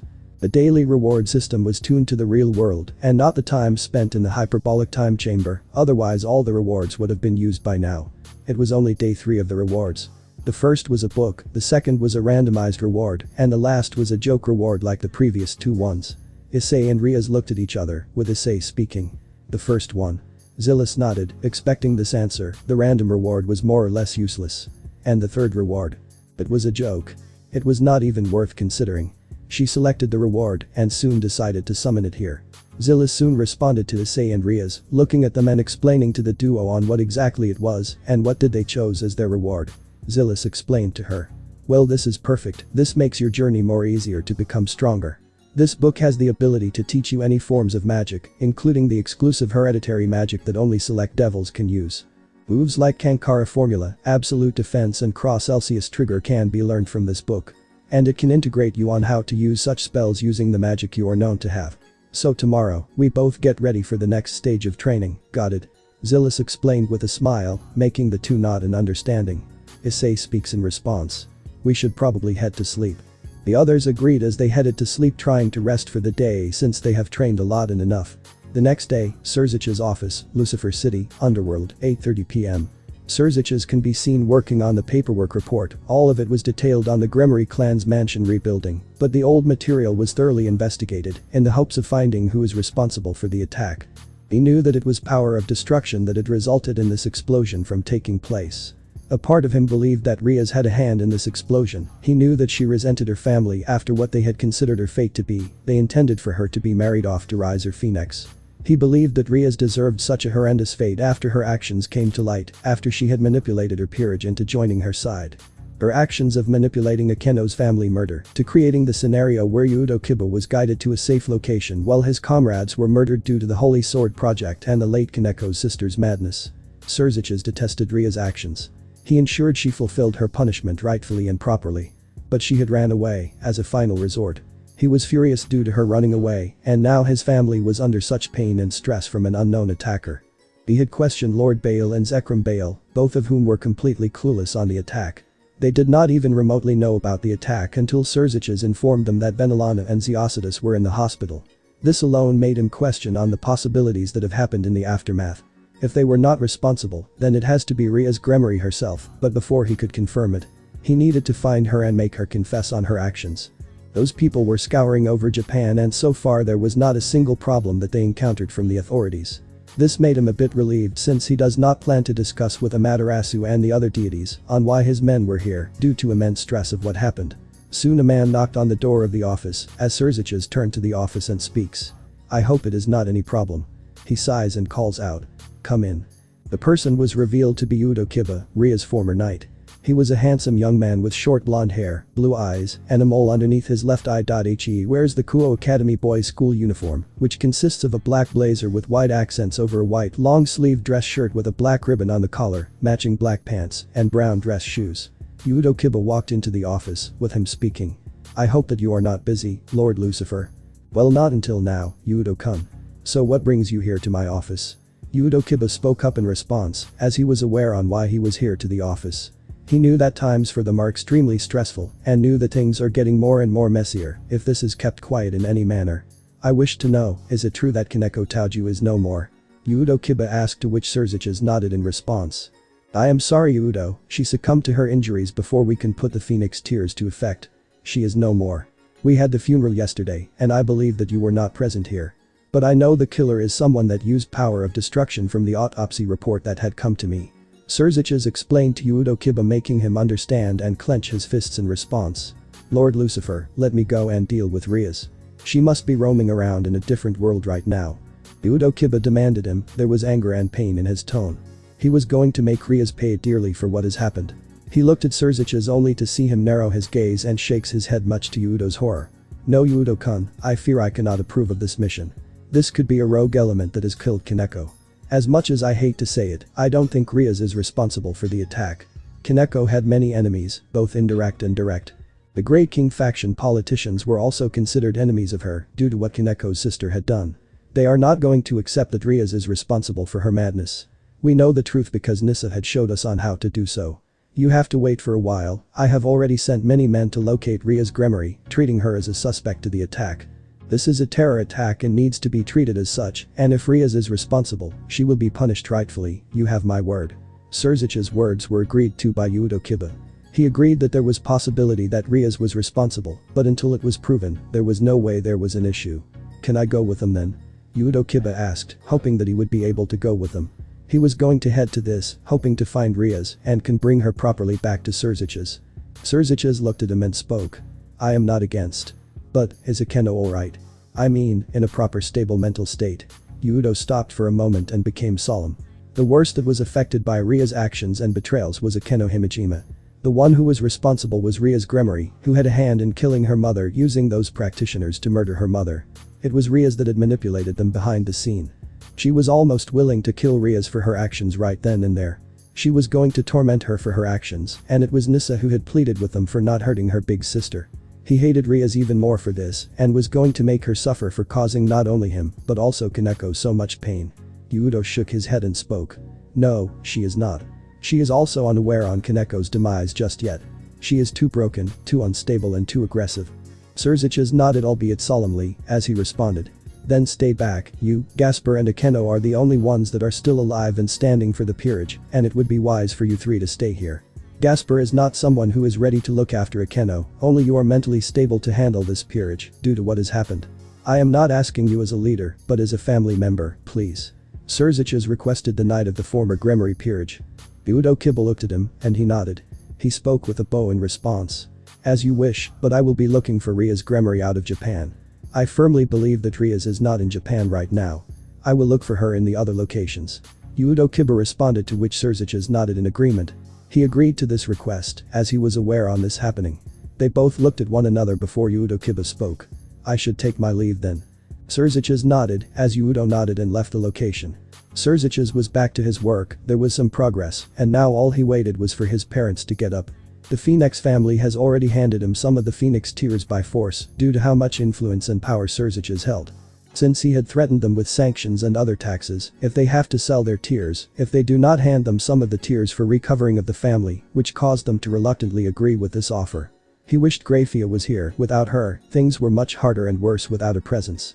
He wished there was someone to calm her down, which was true when Surziches was really furious when Ria's actions were brought into light courtesy of Nissa. It was Grafia that calmed him down. It was a stressful day for him. If Riaz was responsible for the attack, then Surziches will make sure she is not only punished for running away and defying the will of the Gremory family, but also she would be treated as a terrorist for her actions. She would be punished severely for her actions, and there is no one that will defend her in any manner. Scene change. Issei's house, Sydney, Australia, 9 p.m. Riaz can be seen cooking some food for the group. Since today was a Sunday, they took some time off from the training. Riaz sighed. The memories she had obtained in her previous life was still haunting her. It was too much for her. She knew her family were bad, but to fall to this extent, they were not family, they were monsters. They did everything that Nissa asked them to do to her, blindly, and before the reveal, she had some doubts, some sadness of believing she may have gone a bit too far. But after the reveal, she had not even a little bit of sympathy or care for them, believing this was just mercy for them, hoping that someone died from the explosion. She remembered the things she endured. She was sent to a correctional facility where she was tortured and even lost her arm for days, humiliated and assaulted for just making a small mistake, and that was done until she was a broken mess. She shook at the thought. The right hand that she had lost was replaced by a doll hand, and later by a mechanical arm courtesy of Azazel in secret, so that she can at least use them. She held it, vowing to never let this happen ever again. She also remembered on what had happened to her when Surziches had came to pick her up. He still treated her like garbage when she had just sat in the first seat and addressed him formally. She clenched her fists in anger and was going to teach Surziches a lesson he does not forget, that he remembers with total fear on what happens when she stands in her way. She wished Surziches was caught in the explosion as well and wished him to be in the hospital. But if it was simply just her parents and Nissa, that would be more than enough for now. She detested the Gremory family, and if what Issei said was true, she hoped they become a pariah and mocked by the others, being blamed for everything that they endured since they endorsed Kai and Keiko Hyoudou. But that would take time, at least 13 years, since their betrayal happens on the 10th anniversary of their wedding. She gave a tired sigh as a whistle garnered her attention. She switched off the gas and called out to some of the maids. "Okay, all of you, the food is ready. Prepare the food and set the table. I will bring Issei and the others for the food." The maids bowed in response, agreeing to their command. The head maid spoke to them in response. "As you wish, Lady Riaz." Riaz smiled in response. It has been a long time since she has been referred to as Lady. When she was reincarnated into this life. After the whole incident that had happened with her peerage. Her father had went out of his way to treat Riaz like an absolute garbage, even by the servants of the household. They all treated her like a burden than a lady. But this treatment extended before this, and this happened behind her back. Nissa had gone out of her way to make Ria's life extremely miserable even before the big exposure. This was true when the treatment of her family changed from warm and caring to cold and hostile towards them. She clenched her fists in anger, praying for her father to succumb to his injuries that she had caused. Or at the very least, Zeoticus remembers on what happened to him such that his pride is struck to this. She was going to ensure he loses everything before he dies once and for all. This anger was sensed by the head maid, who asked, "Lady Riaz, what is wrong?" "Nothing." Riaz responded with a smile, realizing that the man would be in the hospital due to what has happened. She turned to him and continued. "I will be in my room, please set the table and take your time, but at 10 p.m. sharp, the food must be ready." "Got it." The head maid responded. "As you wish, Lady Riaz." The head maid commanded the rest of the female maids and male butlers to fix the whole table and ensure that the food is ready and prepared for the rest of the family. Riaz released her devil wings and flew up to the final floor where her room was located. She landed on the side of the floor and encountered Zillis passing by with some towels. "Zillis?" Riaz asked, to which the construct herself was also surprised by this. "Riaz? What brings you here? Like, where are you going?" she asked, to which Riaz responded. "I am heading to my room." Riaz speaks in response, however Zillis sensed using her powers that something was off with Riaz. She was concerned, even for a construct, she can sense many emotions from her friends and master, and they all have their own demons to combat, and it was very obvious to her to Ria's actions. "Now, if you'll excuse me." Riaz speaks, only for Zillis to speak in response. "You wish to talk about it?" Zillis asked, to which Riaz widened her eyes. She turned to her and speaks. "How do you know about it?"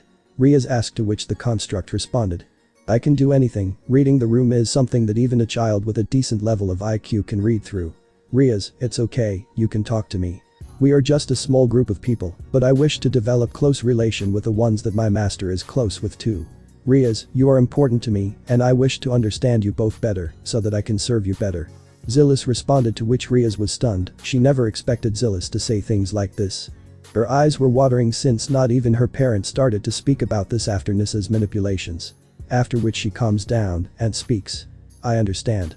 Come to my room then. I believe you are giving to Issei. Zillis nodded as she responded. Guess us two are both able to understand one another. Yeah.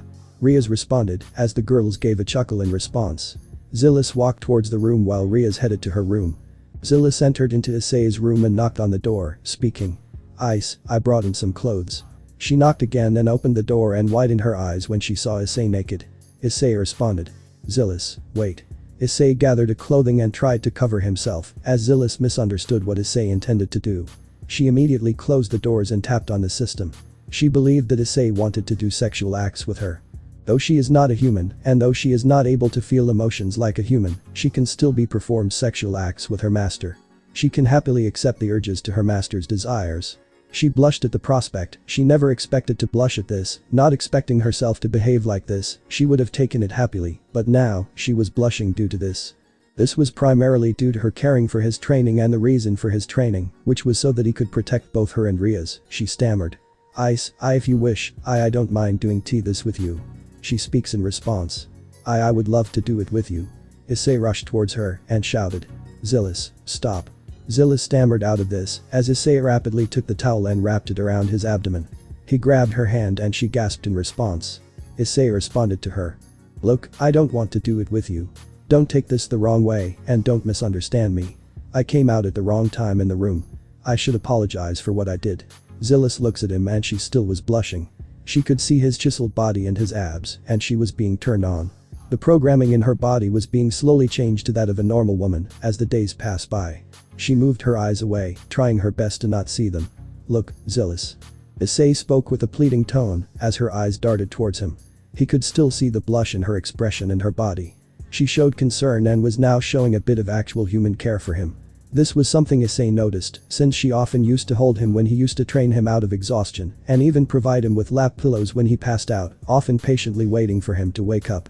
She wanted to make sure that his life was the most happiest and enjoyable when she is around. I apologize, it was not my intention to flash myself to you. Look, as for relationships and doing it with someone. Let's take it slow. First I plan on settling down with you too. Yes, I want to settle down with you too, but for that, we need to plan properly, and right now, it is not the right time. Sorry for whatever happened today, please. Issei apologized to the construct as she looked at him and returned back to her composed state. She unknowingly caused conflict and issues with Issei. She responded with a smile. Do not apologize, I should be the one to apologize, I got caught off in the moment and presumed the wrong intention. Issei nodded as he released her hands. She soon speaks. I will take my leave. Excuse me. She responded with a bow and left the room. Issei gave a tired sigh and knew that he would have to do something to set things right with Zillis and was aware that Riaz would make mincemeat out of him if he does not explain to her on what happened. He knew that Zillis would not open her mouth, but if she did, he will explain to her and even take the blame for what he did. Zillis was outside and was back to her blushing self. She soon responded. I can't believe I stooped so low, what is wrong with me? She was determined to make Issei happy, that was her role as the loyalist of her supreme ruler. And she knows that Riaz was the perfect woman for Issei. She understood him very well. She was just a mere construct and she does not have to behave like this. She had to play the matchmaker between Issei and Riaz. She needs to be there for her master's happiness and not taking himself. She walks towards the room where Riaz was, returning to her composed self. She knocks on the door and this time does not enter till a response comes. She is not going to make the same mistake with Issei. Once the door opens, she sees Riaz with a smile as she speaks. Come in, Zillis. Zillis walks inside as she sits down on Riaz's bed. She soon speaks. So Riaz, do you wish to talk about it? Riaz shakes her head and speaks. Truth be told, my life was not pretty in my past life as well. Like Issei, I had to endure a lot from that garbage can of a family. Zillis takes this to note and speaks. I have heard, go on, Riaz. Riaz takes a deep breath and speaks. I hate speaking about it. But it is best I speak about it. You know, I have worked day and night, bore blood and sweat for the Gremory family. I was suffering for them, but all I got was, you did not do enough or, a Gremory heiress must prove herself at every given step. Or I need to be more capable to become an heiress. Those are the words I used to get from my parents and my brother and sister-in-law. That is what I kept hearing about. It was honestly frustrating. And you kept going? Zillis asks with worry, to which Riaz nodded. She soon spoke with a sigh. You are right, I did keep going. I was just a fool. Zillis shakes her head and responds. No, Riaz. You are not a fool. I am, Zillis. Riaz counters in response as he continues. I kept on fighting for them and all I had hoped that their views of me would change eventually. But that all was made worse due to Nissa. My half-sister from my father, and she actively made sure that my life was nothing short of misery. She wanted to make me suffer and use me for their end goal. She started by taking away my peerage, the only people I could call friends aside from Issei. She spread too many lies behind my back to them and turned them against me, and my father, already seeing Nissa as her princess, chose her words over mine and asked my brother stripped me of my status as a high-class devil which I earned from my hard work. Then he placed me in a forced marriage with RageRevan, a man who sees women as toys and does sexual acts with them at every given step. They hated me by then and wanted to get rid of me. Hence why I decided to run away, but back then, both me and Issei were in the hope that they would change their views on me, since well, they are family. Oh, how wrong we were. Riaz spoke with an angered tone. She did not tear up, she was not going to shed any tears for the monsters that she once viewed as her very own parents. She had hoped that these two rot for the rest of their lives. She does not care if they hate her, she was going to live her life, and nobody is going to stop her. She continued with a sigh. I tried to commit suicide since I'd rather die than become part of Riser's toys. So I decided to do so. Yes, I did cross a line, but it worked. Or that is what I presumed. After that I was sent to a correctional facility when I was framed for pushing my former grandmother Chissus Gremory off the stairs, nearly killing her. After that, I was assaulted, nearly raped and even humiliated beyond belief for making a simple mistake. I even lost my arm in the aftermath. She showed her right arm, remembering the pain that occurred when her arm was ripped and destroyed in front of her eyes. She shuddered, not intending for a repeat to happen again. The screams and painful cries she made was even worse in the aftermath. Zillis felt sadness and anger for what she had endured. This was crossing every line, and was even more determined to ensure Riaz is ready to confront and destroy the Gremory family for everything they had done to her. She approached her and held her in a side hug and started to rub her back. Riaz continues. Then I was taken in back to the family and treated worse than before. The day Surziches came to visit me and take me back home, and he simply threw me on the ground for simply sitting in front. When he did not stop me before from doing so. After that, I was taken to the hell known as the Gremory Manor, and there, I was treated like a servant, punished for even making the smallest mistake by all members of my family. I stopped calling them as my parents, becoming more formal and emotionless as time passed by, and that was something they hated even more. They tortured me believing that the correctional facility did not help in performing the right corrections I needed. The designs I made were all given to Nissa, and credit was given to them. The fashion week that I had one day dreamed of showing them off in was all given to Nissa. They locked me in my own room, and Surziches kept guard ensuring that I never escaped. I was tortured by Nissa, and she used to pretend that she was hurt so that my family tortures me even more. They made sure I suffered till I was eventually killed by all of them for supporting Issei and protecting him for the boosted gear. They wanted me to submit to Nissa and Kai, but I refused, since that is what they wanted. I refused to yield to them and refused to break. That is when I got killed. And today, here I am. Riaz explained with small sadness, to which Zillis continued to rub her back. She was not alone, she had a sister in the form of Zillis. She was never going to be alone. Zillis soon speaks while rubbing her back. From what Ice informed me, the Gremory family fell when the truth was revealed.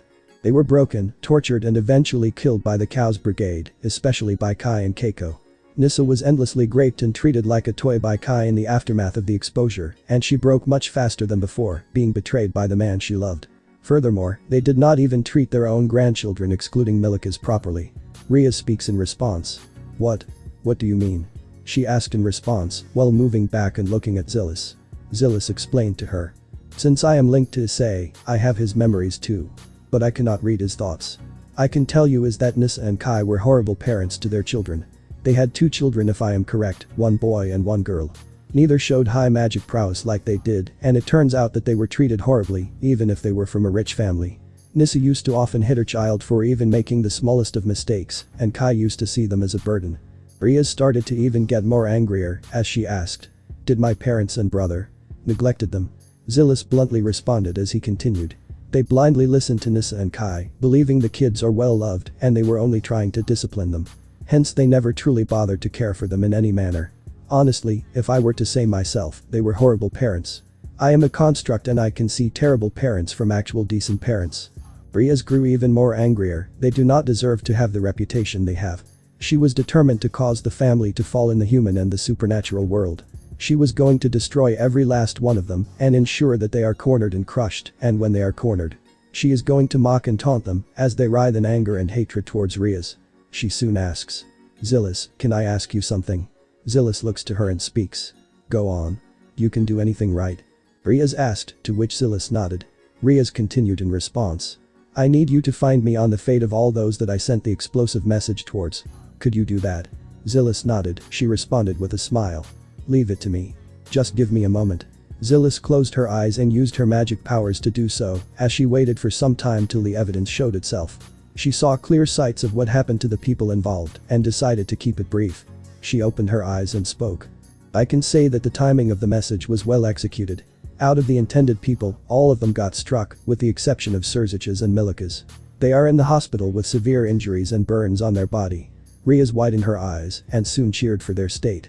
She was the happiest knowing that her so-called parents and half-sister suffered from the explosion and are now in the hospital. She was the happiest knowing full well that the only one that did not suffer was Surzich's. She did not care about Milika's, since that kid was a headache.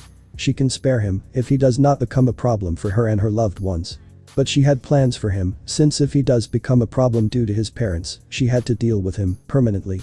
She knew where Milika's goes, his friends' houses and even his place where he can rest and calm down. All she needs to do is send a precise well-timed bomb to silence him and he can never come back. This would hurt her family a lot and she was looking forward to seeing their grief-stricken faces when this happens. Riaz soon speaks. "That's good news, their suffering is anything but good news. Shame Surzich's was not caught in that explosion." Zillis shakes her head and smiles as she speaks. "You really hate him, don't you?" "Yep, and I wish to burn him down with holy magic. He thinks he is invincible because he is a super devil and the strongest devil in the underworld. I want to show him that he can be beaten. He was effortlessly killed in my previous life, right?" Riaz asked Zillis, to which she nodded. Zillis speaks in response. "Yeah, Kai and Keiko used a powerful magic concoction spell that effortlessly killed him. This combined their holy magic with the magic from the late biblical god was more than enough to kill him. Same went for Ajuka and the other Satans as well. Their arrogance and pride in their abilities became their downfall." "I see." Riaz responded as she continued. "And if I train, I can eliminate any weakness I have to the divine forms of magic, right?" "Indeed." Zillis speaks in response as she continues. "You need to work hard and the rest will automatically come to you." Riaz nodded in understanding, making her realize that she can beat them once she finishes her training. This time no one is going to stand in her way and she is going to defeat all those that attempt to destroy her happy life. Scene change. West Yakai Faction, Kyoto, Japan, 10 p.m. Amaterasu was seated on the bed. She had used her magic to read the minds of everyone and realized that many of them had one common crime, and that was they loved yakai. Some had Jorigumos as their lovers, some had Kitsune, and one lucky guy had the Hachisaku-sama as his lover. She could not help but make a small chuckle at this, remembering that the yakai is particularly fond of children as their future partners. Despite this, they patiently wait till they are old enough to have a relationship with them. But aside from that, they all did not do any major crime. Falling in love with a human was never a crime in their book, and that gave her the idea on what Issei said was true. She had to thank him for his intel, since if it was not for him, she would have never found out about this in any manner. She was going to punish Asaka, and she was going to ensure she is monitored after this. She has already decided on the punishment, and that is to forcefully revoke this law and prevent this from happening ever again. She waited for some time and knew that nobody is going to come for them as she speaks. What do these kids say when consequences are pointless? She thought for a moment. It has been a day since anybody has came for her and in an attempt to save her. She knew that the Shinto pantheon would blow a gasket if she does not show up quickly. So she had to do something quickly. She was going to make Yusaka remember what she has done and remind her to not cross the line with the yakai ever again. Oh yeah, fuck it. She releases her magic powers and destroys the restraints on her body. She soon clocks her fists into a bowl and punches the doors to the prison. Soon enough, two Tenga see her and they charge at her in an attempt to stop her from escaping, only for Amaterasu to raise her hand and charge a miniature sun at them. She unleashed it at them and they were burned alive. The Tengu screamed in pain as their body was being mercilessly burned without any hesitation and care. "Ah, it burns, make it stop. I beg of you, spare us." Amaterasu scoffed. These Tengus deserved what is happening. She turned to the humans and hoped they wait for some time, since she was planning of reuniting them with their partners. She had hoped the yakai do not move on from their partners. She continued to move forward in blinding speeds. As she moved, any yakai caught in the path was burned alive. Their screams were heard as they turned to ash very quickly, without any mercy or care. Once they were dead, there was no way of returning them back in any manner. This was the punishment they suffered for tormenting humans for so long. Once she reached the entrance, she unleashed a powerful blast that destroyed the doors. She soon called out with a booming voice. "Yusaka, come out here, right now." Amaterasu waited till the dust settled only to see someone whom she had to discuss right away. Her expression completely pale and frightful. This was none other than Yusaka. She was a young woman with a voluptuous figure and very long blonde hair with matching eyes. She is a woman with delicate facial features, and her eyebrows are cut very short and round as a traditional symbol of nobility. Her hair was held back by a black hair comb ornaments with gold mark in the middle, traditional hair ornament style, with 6 golden bira kanzashi and several red kanzashi.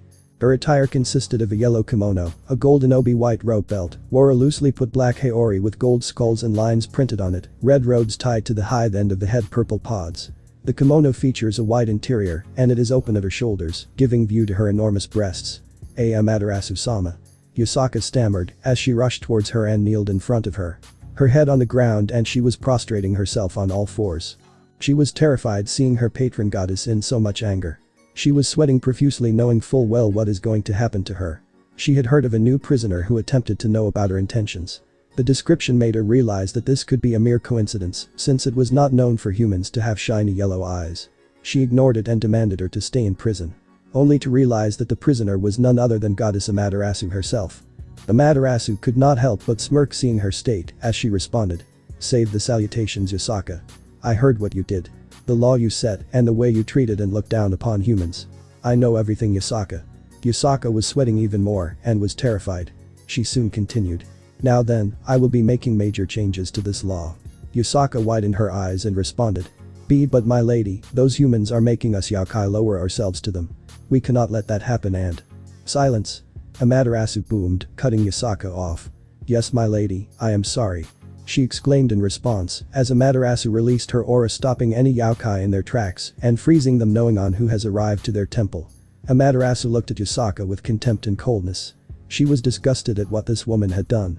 "I should have realized that you hated humans before. But I can still do something about it. Release all the human prisoners that you have kept and reunite them with their partners. That is an order, and I want you to comply. Now." Amaterasu commanded her only for Yusaka to resist. She was not going to let humans and yakai be together. She was going to ensure that they remain separated for the rest of their lives. Those humans made the mistake of ever loving a yakai, that was their only mistake. Her only regret was that she did not kill those humans. She should have executed them the moment this has happened. Amaterasu narrowed her gaze and spoke. "Very well then." She used a magic circle to summon her katana and immediately cut off one of Yusaka's tails. "Aya." Yusaka screamed in agony as the wound cauterized, making her scream even more. Yusaka was whimpering in pain from the tail cut. "Eight-tailed, you have reverted back to an 8-tailed fox. The more tails you lose, the more your power fades away. Now, unless you want me to chop off your remaining tails, do as I ask you. Now." She commanded the last part, as Yusaka immediately agreed. She did not wish to become powerless. She contacted the Tengu to arrive and instruct them on what they have to do. She did not wish to lose any more of her tails, since if her tails are chopped off, and it continues due to Amaterasu intending to do so, she was going to remain powerless.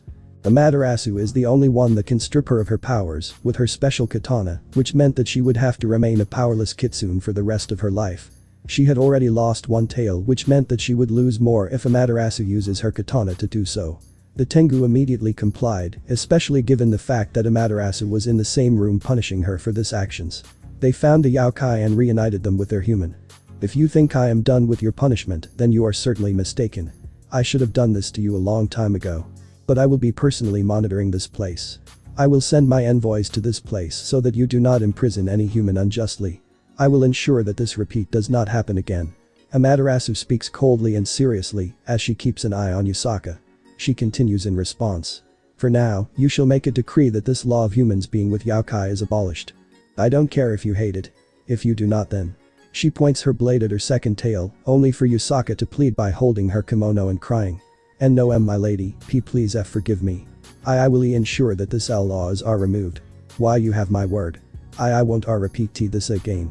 She pleaded and was crying as Amaterasu kicked her and backed away. She was disappointed and disgusted at what Yusaka has done and the actions that have resulted in so much suffering. She walked away, leaving the yakai queen recovering from her humiliation and crushing of her pride. Amaterasu was walking towards the outside when she saw another kitsune standing in her way. She had gently bowed before her and asked, "Lady Amaterasu, what brings you here?" She was a young girl with the appearance of an elementary school student. She has golden blonde hair tied in a ponytail and matching eyes. She also has 9 golden foxtails and matching ears. Her main attire is the traditional Maiko outfit and tall jetta with white tabi. The sleeves of her haori feature a giant red star-shaped pentagram, surrounded by 5 smaller pentagrams in between the points.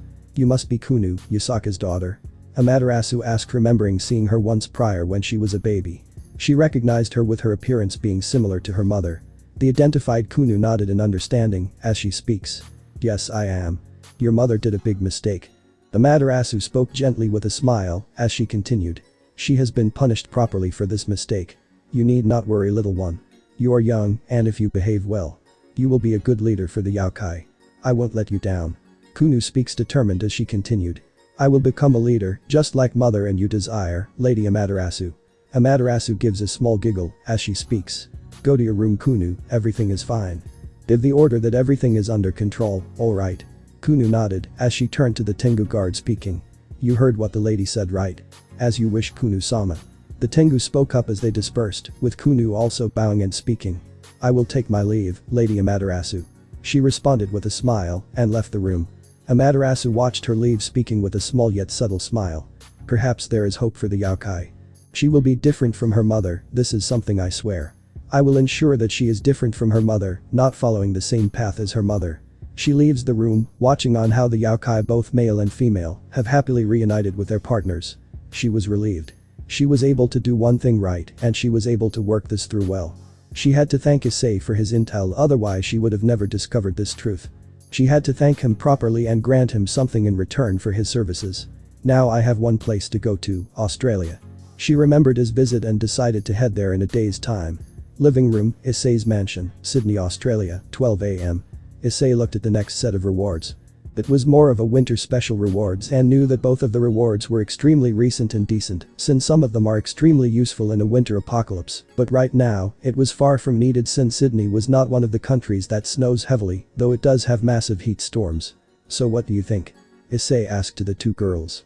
The girls were looking at the series of rewards, 2 of them were winter rewards.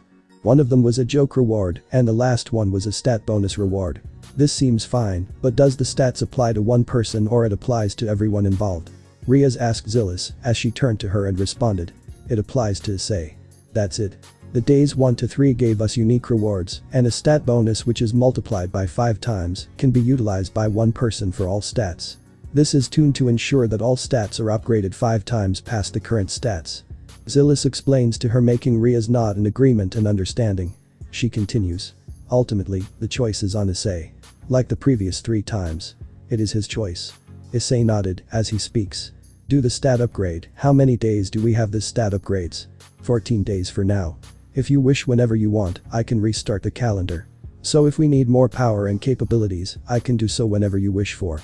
Zillis responded with a smile, earning a nod from Issei. This was all that he needed to know, and this was all that he needed for now. "The stat upgrade then?" Issei speaks, to which Zillis nodded. Zillis agreed to this and tapped the stat upgrade. He could feel his current power increase even more. He knew what is to come next. He was going to train to push himself even more. He had already started to touch God class, and despite him being miles away from being Supreme Being class, he still needs to work on his strength. "Issei, your powers have significantly increased. Your stats are all increased than 5 times than before. It is like you have become 5 times stronger than before." Zillis explains to Issei, making him nod in understanding. He was aware that he had grown much stronger than before. Riaz soon speaks. "Every single day. We are becoming stronger, aren't we?" Issei nodded. He knew at this point he can combat against Surziches if he becomes a problem, but if the devils were to make an all-out assault against him, they would still lose. Even then, we cannot let it down. Our training needs to be complete if we combat against our enemies. In the future, we are not going to have deal with devils, but angels, fallen angels, Yokai and even gods. Our enemies are the entire supernatural forces for now. Issei speaks with a serious tone, making the 2 girls nod in agreement and understanding. They were aware that their enemies are almost everywhere with the exception of John and Yuri.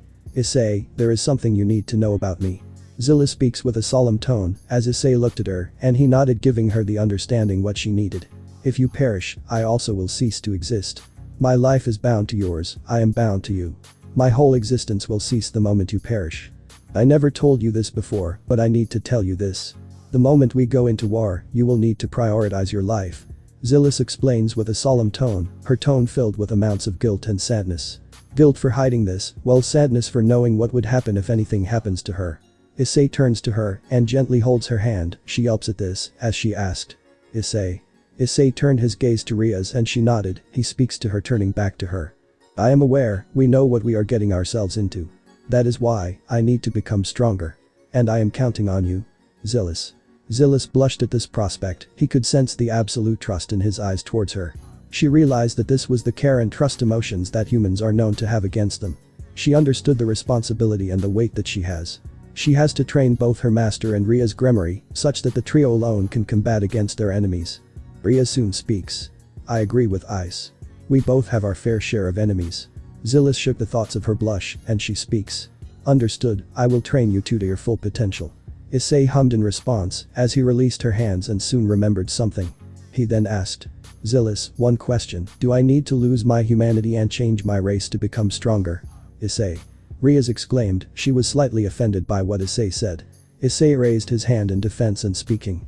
I ain't saying that the other races are bad or horrible. All I want is to keep my humanity. That's all. Ria's pouted in response, as Issei wondered on what Ria's was going to do. Zillis gave a small chuckle seeing the couple behave like this and responded. No, Issei. You needn't worry about losing your humanity. But you must follow my instruction clearly, got it? Issei nodded in response, as he speaks. Understood. Count on it. Zillis hummed in response.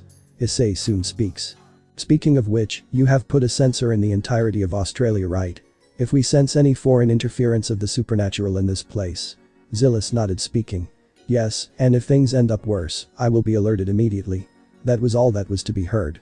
Issei and Riaz agreed that they would be needed a more efficient monitoring system and not put Zillis for this, though she would not be against this, but this could end up pressurizing her, especially when she is forced to fight against her enemies.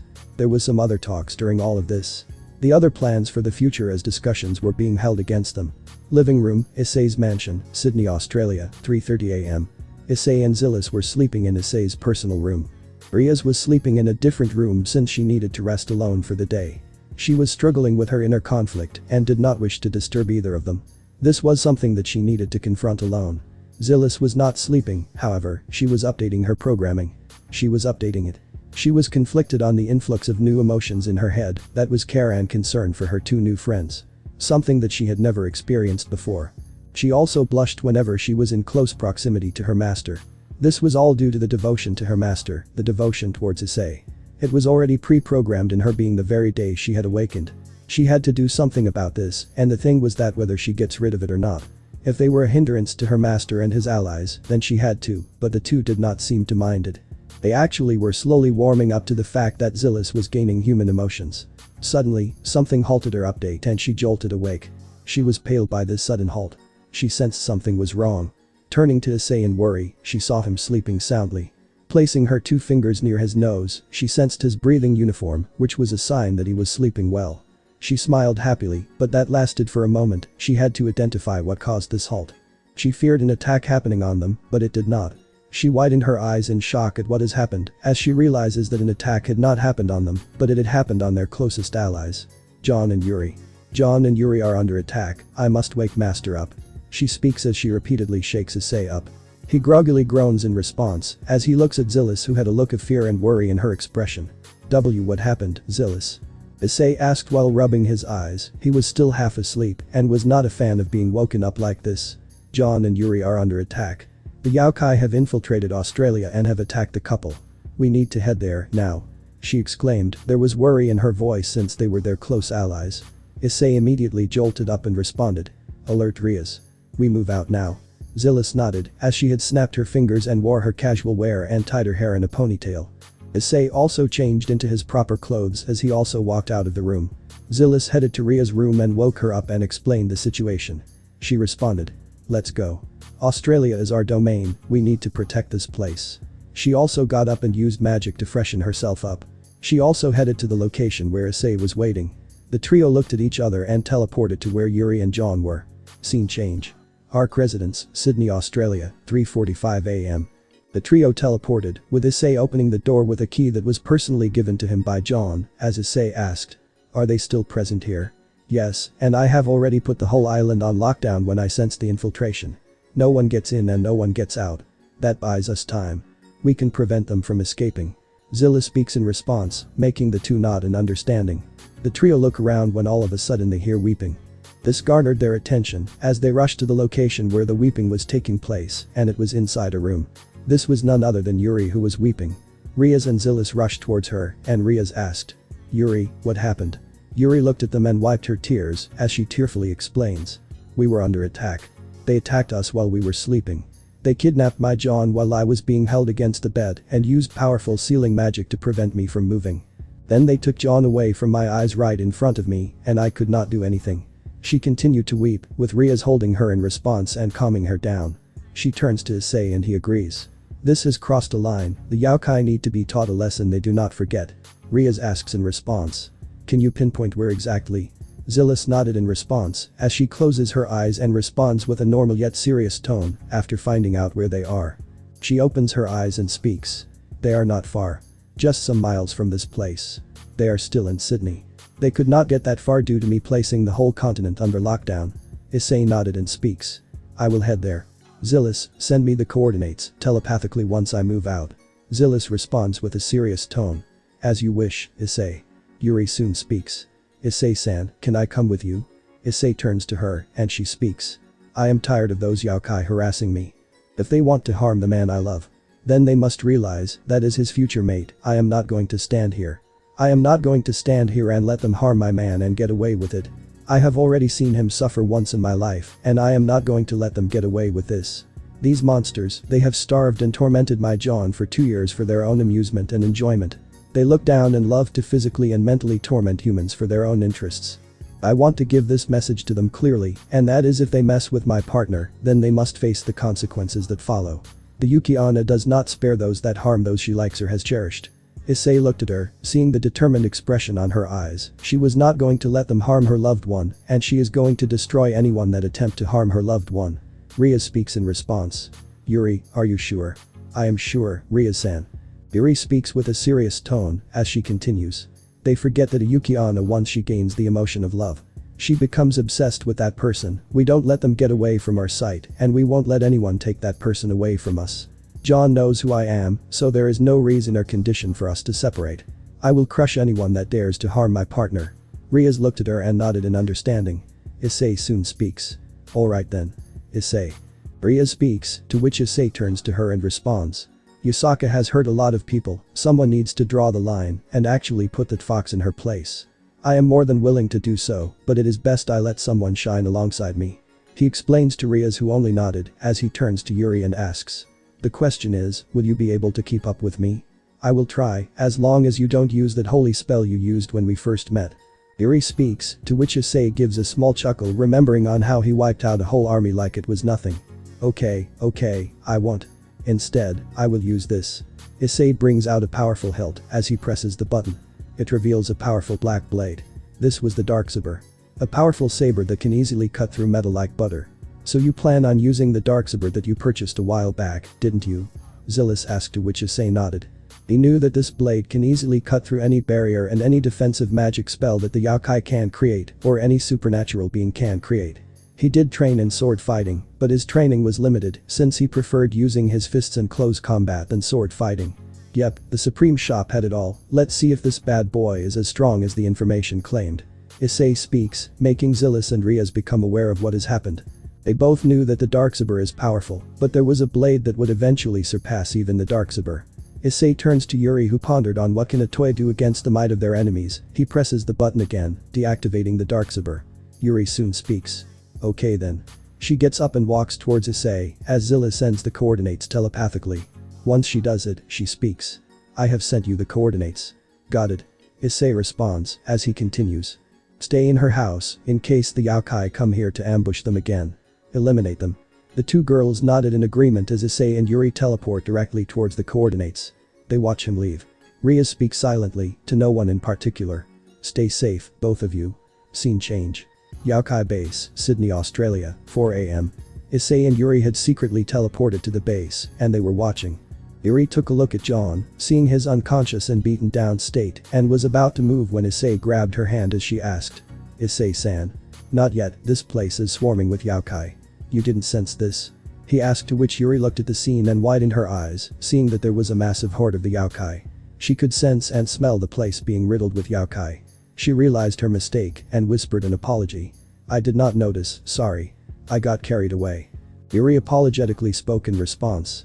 Issei turned to her and spoke. It's alright. I'd do the same thing if Riaz or Zillis were in the situation. Our priority is to assess the situation, get John out of here. We don't have to kill every last yokai if it hinders our main priority. Yuri nodded and had a smile. She was starting to trust another human besides John. She was becoming friends with the two girls, primarily with Riaz more than Zillis. She was starting to become close to them as well. She soon spoke. So what is the plan? I will act as a distraction. Once you get John out of there, we will force them off Australia. I will telepathically contact Zillis to open the lockdown, let them head back and inform the Queen that Australia is not a territory that the yokai can live peacefully. Issei's words made Yuri nod in agreement. This seems like a decent plan, simple and effective. Their priority was John and no one else. She does plan on slaughtering as much as possible, however, since she wants to limit the survivors. Yuri soon speaks. Most of them are cannon fodder. There was a reason why they needed to seal my body to kidnap John. This should be easier than the last time. Issei hummed in response and speaks. In that case, we both charge in. We will act according to the plan I made. Now, on my signal, we move. Yuri nodded as the duo continued to watch the yokai discussing on their next plan. The yokai were desperately trying to escape, with a Nurana speaking. How do we get out of here? Whatever has happened, it was a total lockdown. She cursed the one responsible for this.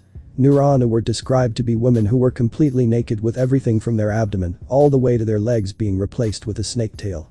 These beings tended to lure humans to either water-based areas, attempting to drown them to suck their blood, or trick them to carry their baby, which would become heavy, trapping the human. No, none of them are working. Whoever trapped us is a powerful being. Inushi Oni spoke up.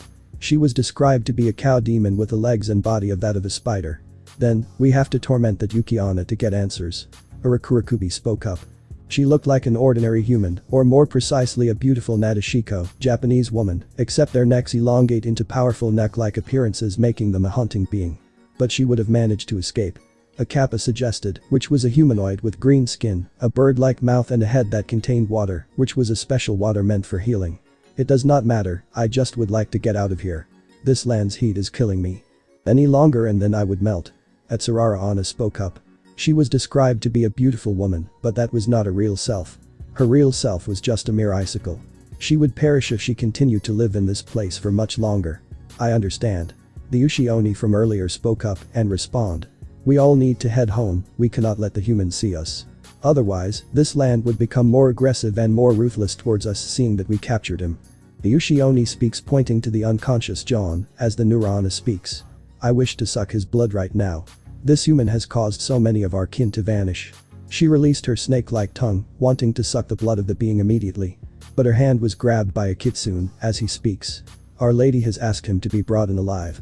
He is going to die, then you can suck his blood. He was a one-tailed kitsune, and he agreed with her emotions, but not her actions. She needed to calm her anger. She crosses her arms and turns her gaze away, already frustrated that they have to deal with this mere human being, who was already a pain to deal with. She wanted to make him pay, but she wanted to find the one who murdered her two sisters. The one that helped them escape him. She relented and calmed down, as the kitsune speaks. I will try again to contact our brothers and sisters. We need to get out of this unknown land. The yokai with him nod in agreement as they waited. He attempted to once again contact, only for it to fail. But he decided to not give up. He repeated the process of keeping the contact with the yokai. Issei and Yuri look at this and were aware that John was now unguarded. He speaks. We strike now. Yuri nodded, speaking. Finally. The two leap from their hiding place, and Issei immediately starts by igniting the dark saber and decapitating the kitsune without any mercy. His head falls from his torso without any hesitation. His neck and the head was being burned at the edges. If he was not dead before, he is now. The other yokai were alerted by this, as the Nurana demands. Who dares? She turned to see Issei and Yuri, both of whom had arrived to rescue John. Issei turns to Yuri and speaks. Yuri, do it. Yuri nodded as she froze several yokai in a blizzard, leaving them nothing like popsicles. Issei soon followed it up by unleashing a powerful telekinetic blast shattering the ice and their organs like it was nothing. Many Yaokai were killed in the first strike without any mercy or hesitation. The Neurona looked at Yuri and demands. "You traitor, murder." Yuri gritted her teeth in anger as she responded. "This is what you get for kidnapping my partner. Your partner is a human, a lowly human." But Sarara Anna responded with anger as she continued. "We toy and torture humans, we do not make love with them. Humans only know how to deceive and betray us. Your information on humanity is outdated." Yuri responded mockingly, making them grit their teeth. She and Issei looked at each other and nodded. Yuri unleashed winds of ice as Issei charged forward with a dark saber and unleashed one slash. Slash. The Ushiani's head falls off much to their shock, while the blizzard holds back the Yaokai.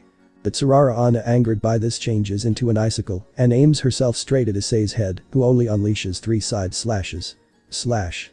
Slash. Slash. The icicle was chopped into multiple pieces and it was broken. This was followed by a burn which melted her body.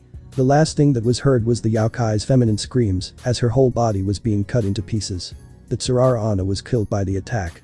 Some Kappas and Jorigumos who were watching this, seeing their brethren being murdered in just less than a few seconds, tried to flee from the location, as Issei declared. "Who said you could get away?" He dashed forward and unleashed a rapid barrage of slashes with a dark saber, each slash. Slash. Slash. Slash. He had a mad grin as he continued slashing them till there was nothing left, as their bodies were continued to be sliced apart into multiple pieces that soon caught on fire and were burning without any mercy or care. Slash. Slash. Slash. Slash. Slash. Slash. Slash. Slash. Slash.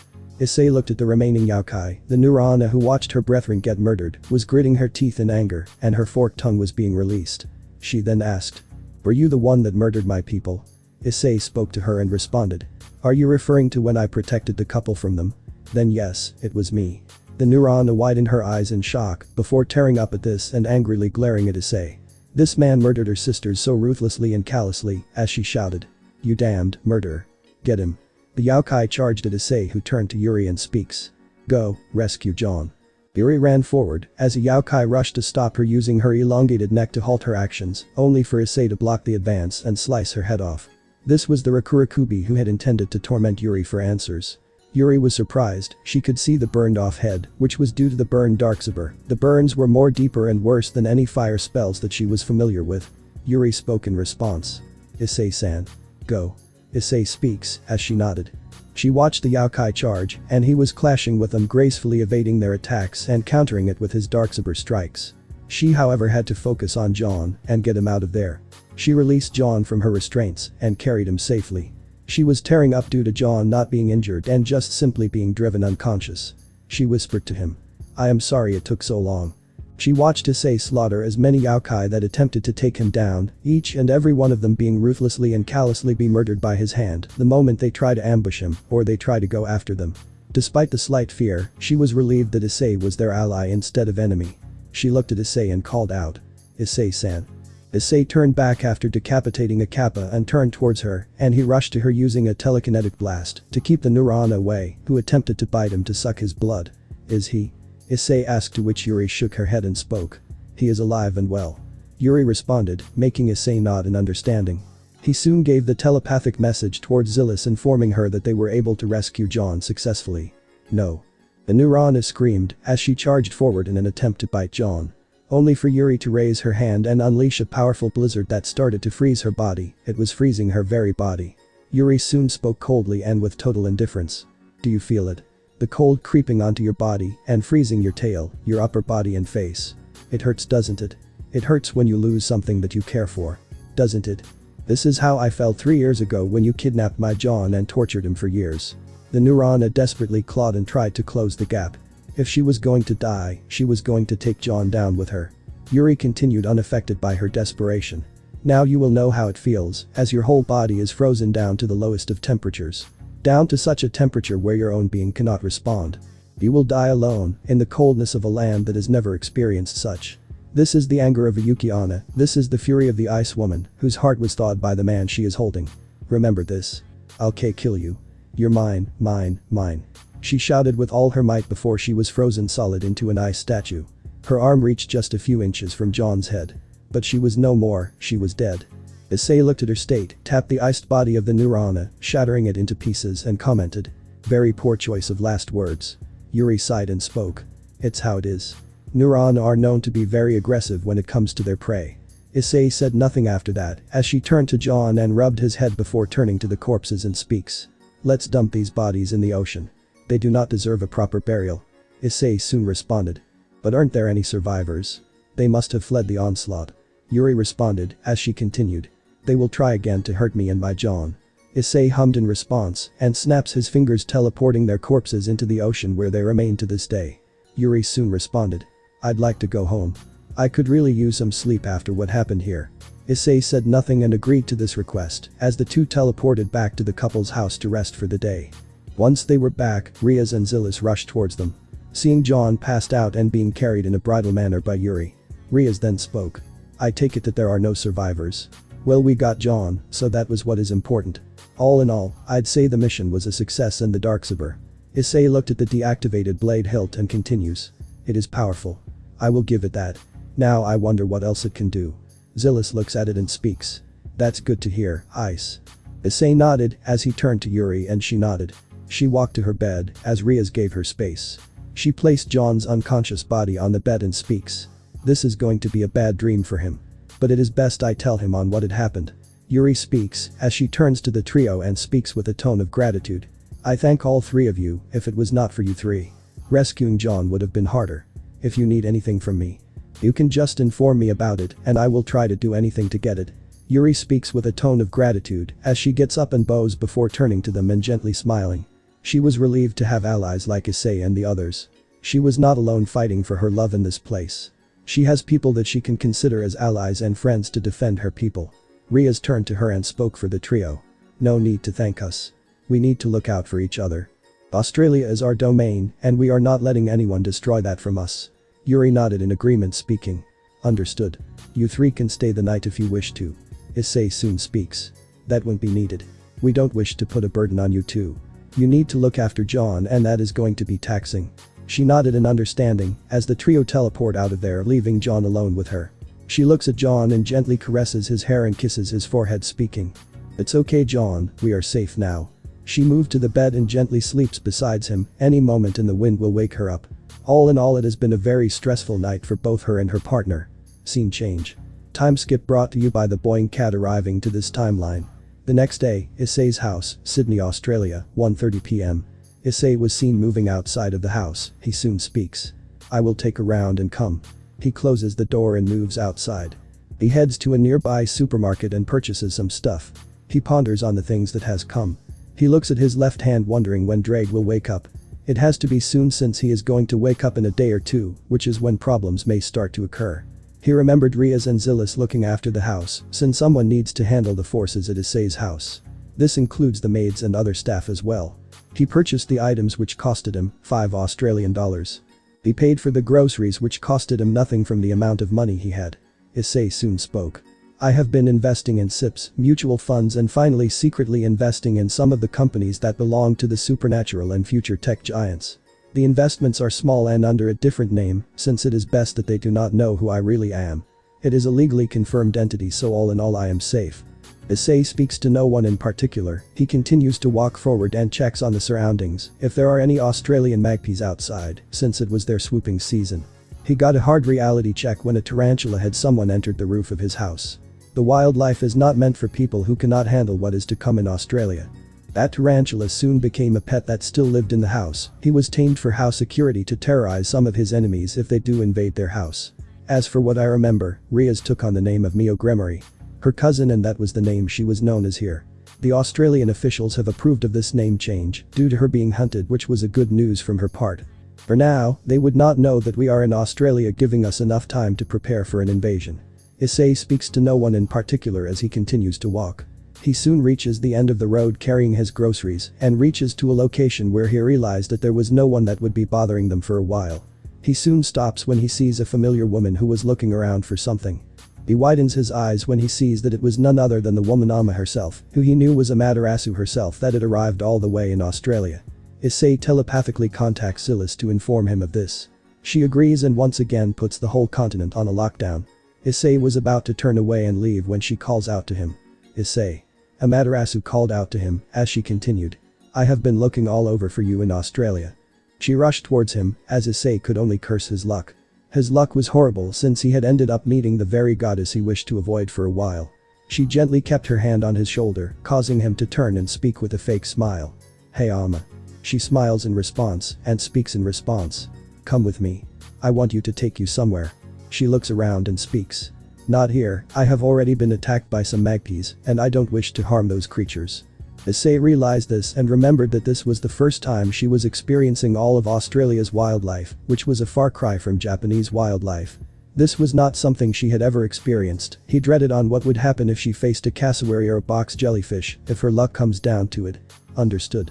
Issei responded as the two walk into a nearby cafe to discuss on what needs to be done. Amaterasu wanted to thank him personally, his information on the yokai was spot on. However, this also made her ponder, did Issei know about the supernatural? If that was true, then she wanted to know what his real intentions are. She was grateful to him and did seem to have some level of trust in Issei. She speaks with a gentle smile. I would like to thank you personally. Because of you, it did help me in my stories. Hence, you can order whatever you like. It's on me. She winks at Issei, making him nod in understanding as he ordered a bubble tea and some chicken puffs. Seeing the choices he made, Amaterasu could not help but comment. Wow, you got some very interesting choices, huh? Issei said nothing and speaks. The information, how did it help you? Amaterasu raises her eyebrow and asks. I told you, didn't I? It helped me in my stories. She knew that Issei has realized on who she is. She did sense his fake smile, since he did not seem to be genuine with her. She understood that it was best that she came clean about her actions. She snapped her fingers in a manner that no one hears her conversation on what has happened. No, I mean, putting yokai in a bad light. What I said were my own personal experiences, how come did it help you? Many still want to be with yokai, not being aware of the dangers they pose. How did it help you? He asked Amaterasu, who only takes a deep breath. What he said was true, and what she had experienced was also true. She had severely punished Yusaka in the aftermath and was able to ensure that she does not cause any more problems for the time being, but she was not a fool. She saw her last expression, and that was her attempting to reinforce the law when she was gone. She had no choice but to take matters into her own hands. She agreed to send one of her own personal kitsune to take command if needed. I might as well get to the point, and I don't wish for you to lie, either. You know who I am, don't you? Amaterasu asked seriously, to which Issei was surprised before agreeing to this. He turned to her with a solemn look and she got the idea. He must have known she was the goddess Amaterasu herself. Issei soon spoke. I did not recognize you at first. But it took me some time to recognize you. Your name was an even bigger giveaway when I put two and two together. Ama was just short for Amaterasu. She was surprised as she gasped, speaking. I thought so hard to hide my nickname. Alright, I might as well get to the point. Amaterasu spoke with a smile as she continued. First and foremost, I would like to thank you. If it was not for you, Yusaka would have still continued her actions of capturing and harming innocent humans. She has been punished for that. And may I know what did you do? Issei asked, to which Amaterasu kept her finger on her chin and responded. I chopped off one of her tails as a warning. You see, a kitsune's main power is stored in her tails. Once you chop it off, you take away 1/9 of their power away. Since Yusaka was a Kyuubi no Kitsune, she is much weaker than before, and her power would only return after 100 years from the time her 9th tail came into existence. Amaterasu explained to Issei, making him nod in understanding. Issei wanted to speak, to which the waiter came and served the food to them. He soon bowed and left the place. Amaterasu continued in response. Your information was vital, but I had to confirm it myself, which is why I became a human and infiltrated the palace as such. It was risky, and I did get beaten up, but all in all it was worth it. I was able to expose Yusaka for who she is, to myself and to the other gods, and let me tell you, they are not happy with what she has done. You mean to say that? Issei asked with a surprised tone, as Amaterasu nodded. Indeed, Issei, the gods have agreed to keep an eye on her. Minor deities have agreed to monitor the yokai for their actions. And I mean all of them. We need to ensure that human causalities are reduced, and this is what we have been doing. But also, the couple of those two were not the only one that were imprisoned here. Amaterasu explained to them, making Issei nod in understanding. He soon asked. There were others, correct? Yes. Amaterasu speaks in response. Others were also there. And they were messed up after being separated from their human partners. Yusaka hates their union, but she cannot do anything due to being under constant surveillance. We are still investigating more, and I would like to hear if you have any other information that can help me put stricter sanctions on her. She spoke, but Issei noted that it was more of a request. He wondered if she could become a valuable ally in the future, since he never did meet the goddess in his past life. He knew from his past life, his father ensured that he never would meet any of the goddesses and gods, in the fear that he may assault them and damage the clan's reputation. He remembered that he was forbade to even come out of his room if a leader would visit the household, with 2 guards being kept to prevent this from happening. They kept a watch on him at all times, and he was relieved that he had left the place, since this would just ruin his mental state. Issei would not even dare to come out in his past life, those 2 pathetic parasites of parents drilled that fear into him. But that was until his death, and what he saw if he gave into the clan's demands, his world would be ruined, and there was no way he is going to let things happen. He also remembered Amaterasu's fate and was going to do anything in his power to prevent her from falling into that horrible fate. He knew that she would be dead in his old world, which is an even more reason on why he should protect them. But first, he needed to prepare against his enemies. And for that, he was going to ensure that the Hyoudou companies in this world become his, which always belonged to them, not his family's. Without funding in the human world, the clan loses major part of the funding.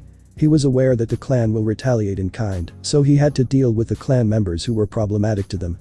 He also remembered that the clan was over-reliant on magic, allowing him to actually subjugate and prevent them from becoming a problem. He was deep in thought when Amaterasu snapped her fingers, causing him to snap out of his thoughts. The goddess decided to tease him.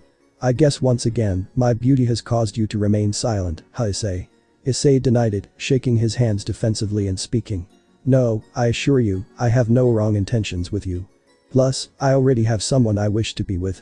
Amaterasu smiled gently in response. He was polite and calm like his grandfather, and when she had teased him, he also said something similar, which did break her heart back then, but she was happy knowing that he was happy in his life.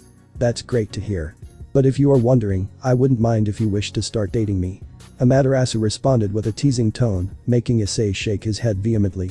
She chuckled seeing his state and speaks, intending to change the topic. "Anyways, you were going to tell me something, weren't you?" "Alright." Issei speaks in response, as he continues. "I am not sure if you'll believe me, thought lady. You can call me Ama, I actually prefer if you call me by my human name. I kind of like it when you call me that." Amaterasu speaks, to which Issei nodded.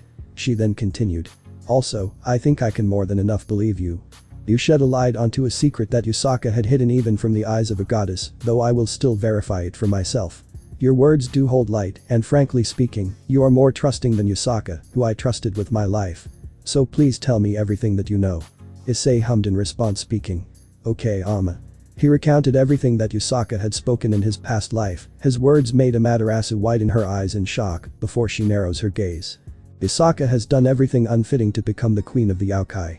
She had remembered accounts of the prisoners who were tortured and tormented for the rest of their lives for having the crime of loving a Yaokai. She had punished Yusaka by chopping her one tail off, but now, it felt like she had gotten off easy.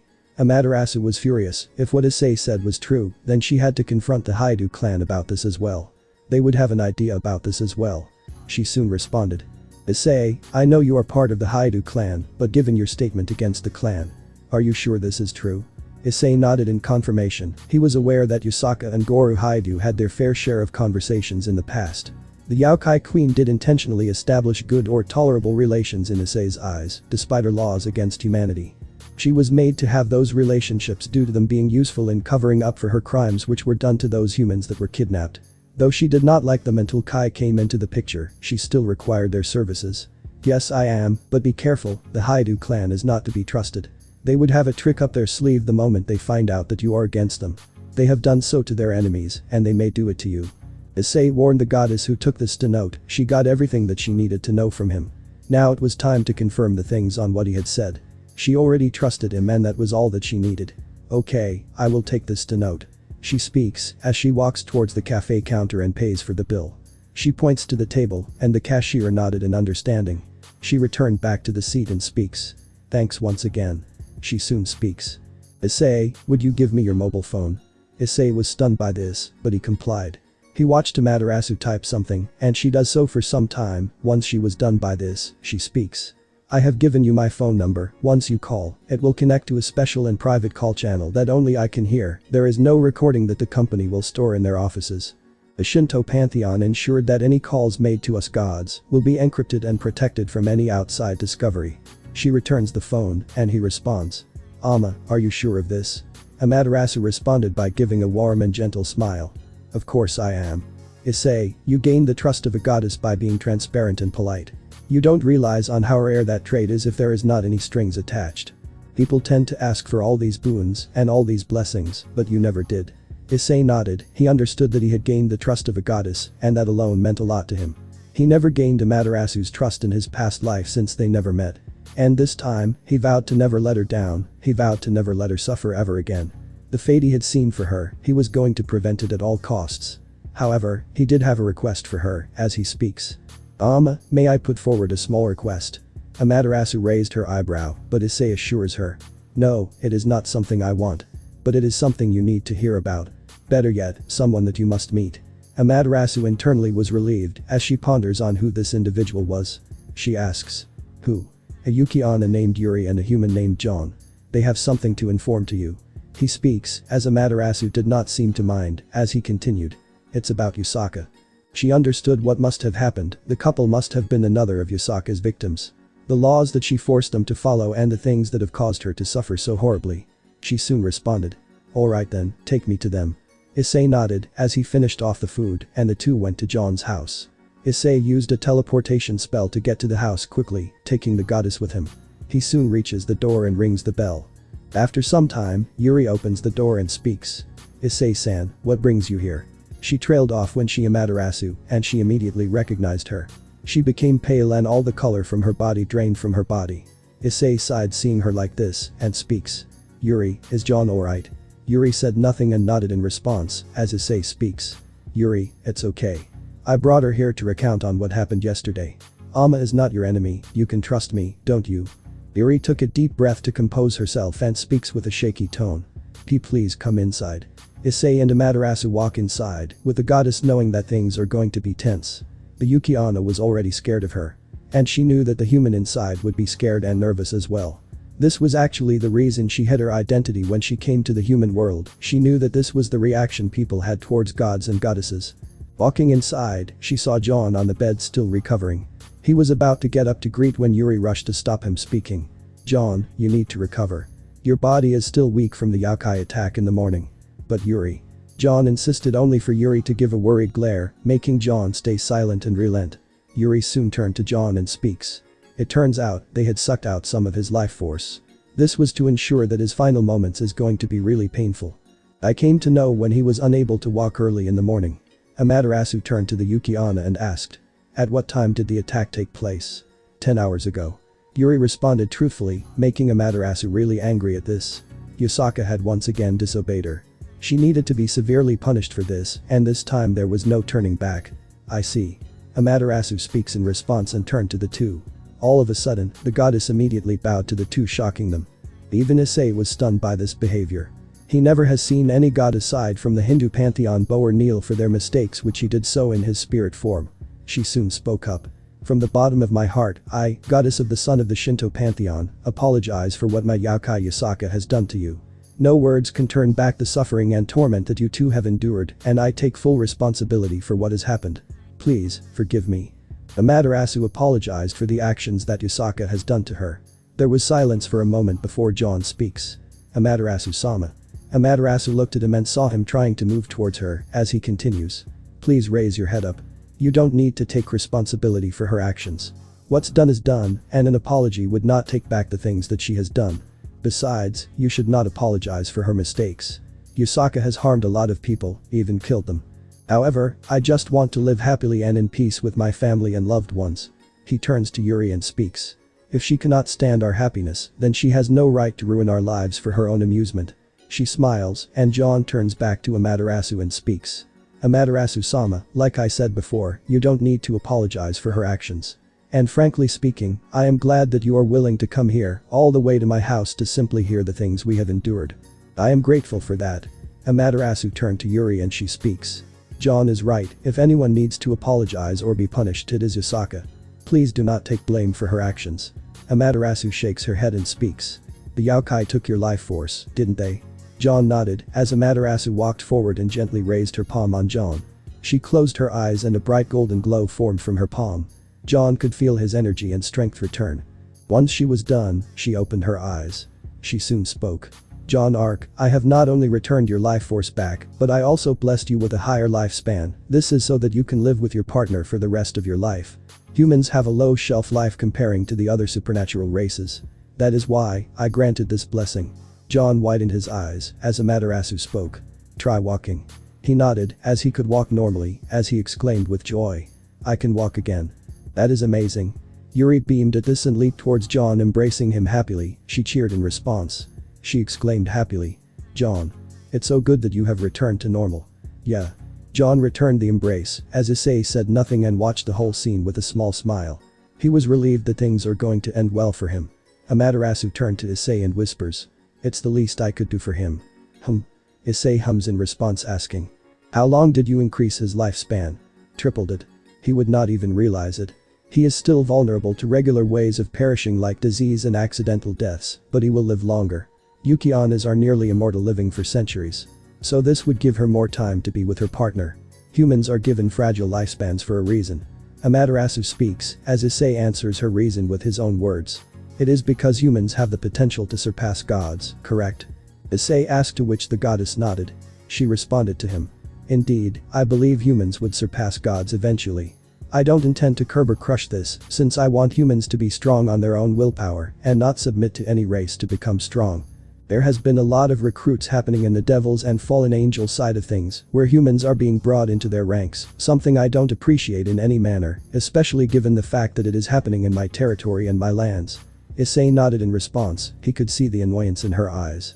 She did not appreciate her people being turned into slaves for the devils or agents for the fallen angels.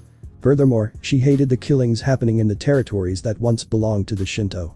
Issei soon asked silently. In that case, why did you lease Kuo and other lands to the devils? Amaterasu was about to answer when someone called out to the two. It was Yuri, who had split from John, speaking. Issei-san, Amaterasu-sama, how can I ever thank the two of you? Amaterasu speaks first. No need to thank me, dear.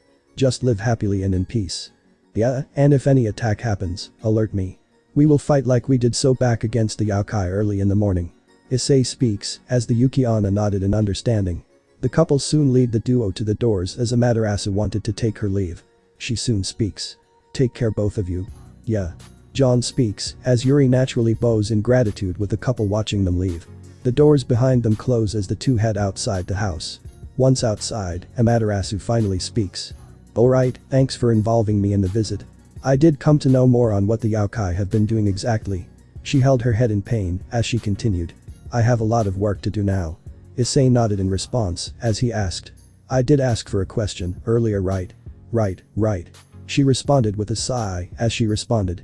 You are aware that despite being part of the Shinto Trinity, my father is the one that rules over us, right? Issei nodded again, remembering Izanagi as she continues. Yes, my father is the true leader of our faction. He is powerful, even more so than all three of my siblings in the Trinity, including me combined. He is one of the most strongest gods in all the divine pantheons. Issei intently listened to her as she continued with small anger in her tone. But when it comes to the super devils, which are Surzich's Lucifer and Ajuka Beelzebub, he cannot beat them. These devils, they are truly monsters in devil form. Surzich's was able to negotiate and force my father to leave several treaties long ago in the past itself to repopulate his own race. This allowed the devils to enter into the lands like Kuo and Tokyo, for instance. They took complete autonomous control of our territories and took full responsibility for the things happening in this territory. Us Shinto gods were powerless against them, and it turns out, we don't even have a say when they send inexperienced and young devils to own the territories, which caused many humans to be killed. Issei understood everything. He did remember Ria's being forced to handle Kuo when she clearly did not want to, due to her endless training that was given to her by her father. He frowned at Surzich's, realizing that he is more of a nuisance not only to him, but to the Shinto pantheon as well. She soon smiled in response. Don't think about that. You should stay here in Australia. So far, there has been no supernatural activity in centuries in this place, so you are safe. She walks forward and continues. If you need anything from me, do not hesitate to call me. Leave Yusaka and your clan to me and we will keep in touch, okay? Issei responded with a small smile.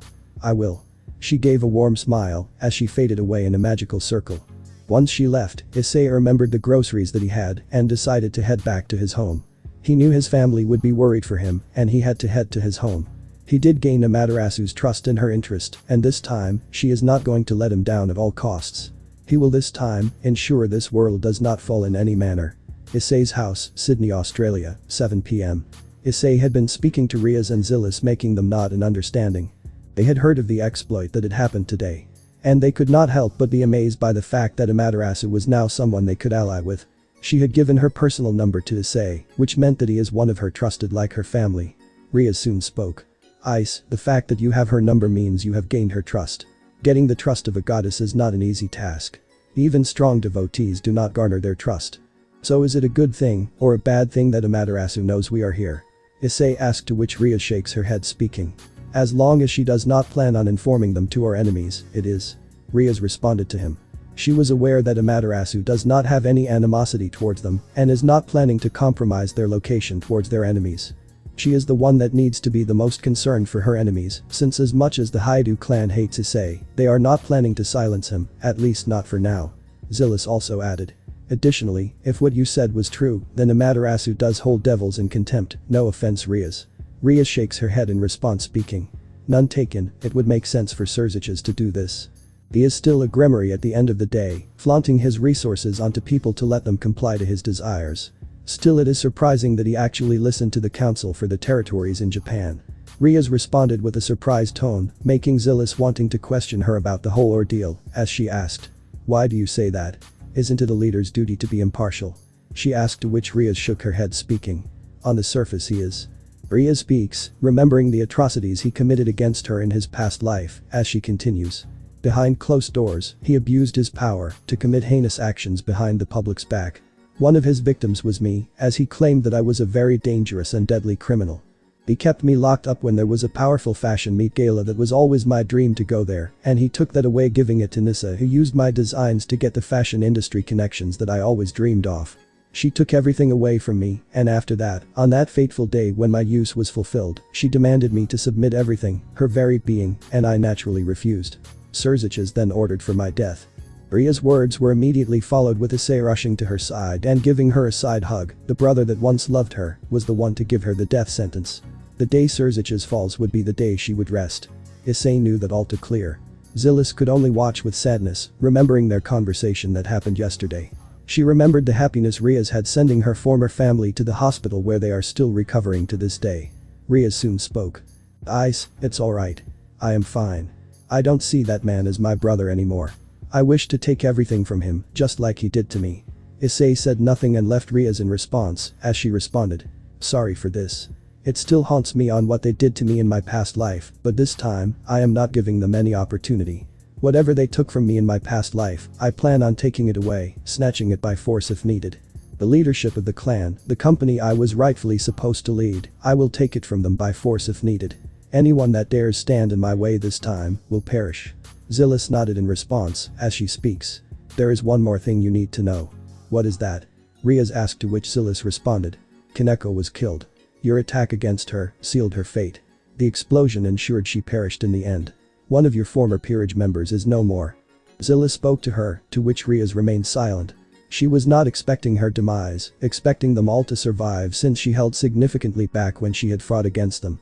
She had vital information against her and Issei, and she was gone. Her demise did bring her some level of happiness, since her betrayal stung her, due to her being the sole reason why she even had a home to begin with. But at the same time, the memories she shared did bring her some level of sadness. She sighed and speaks. I see. Issei turned to her and asked.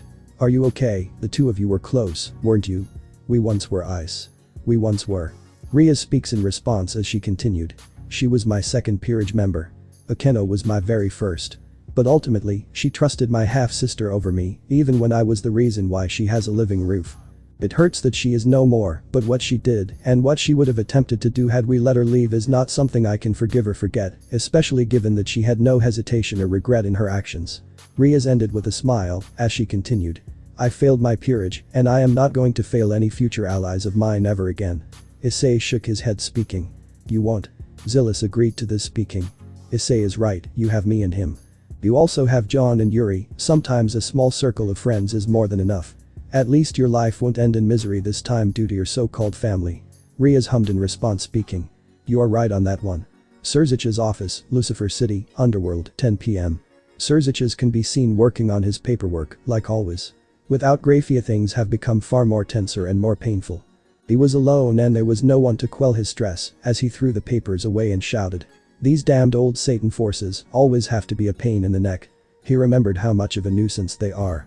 They constantly attempt to destroy the current government in any manner.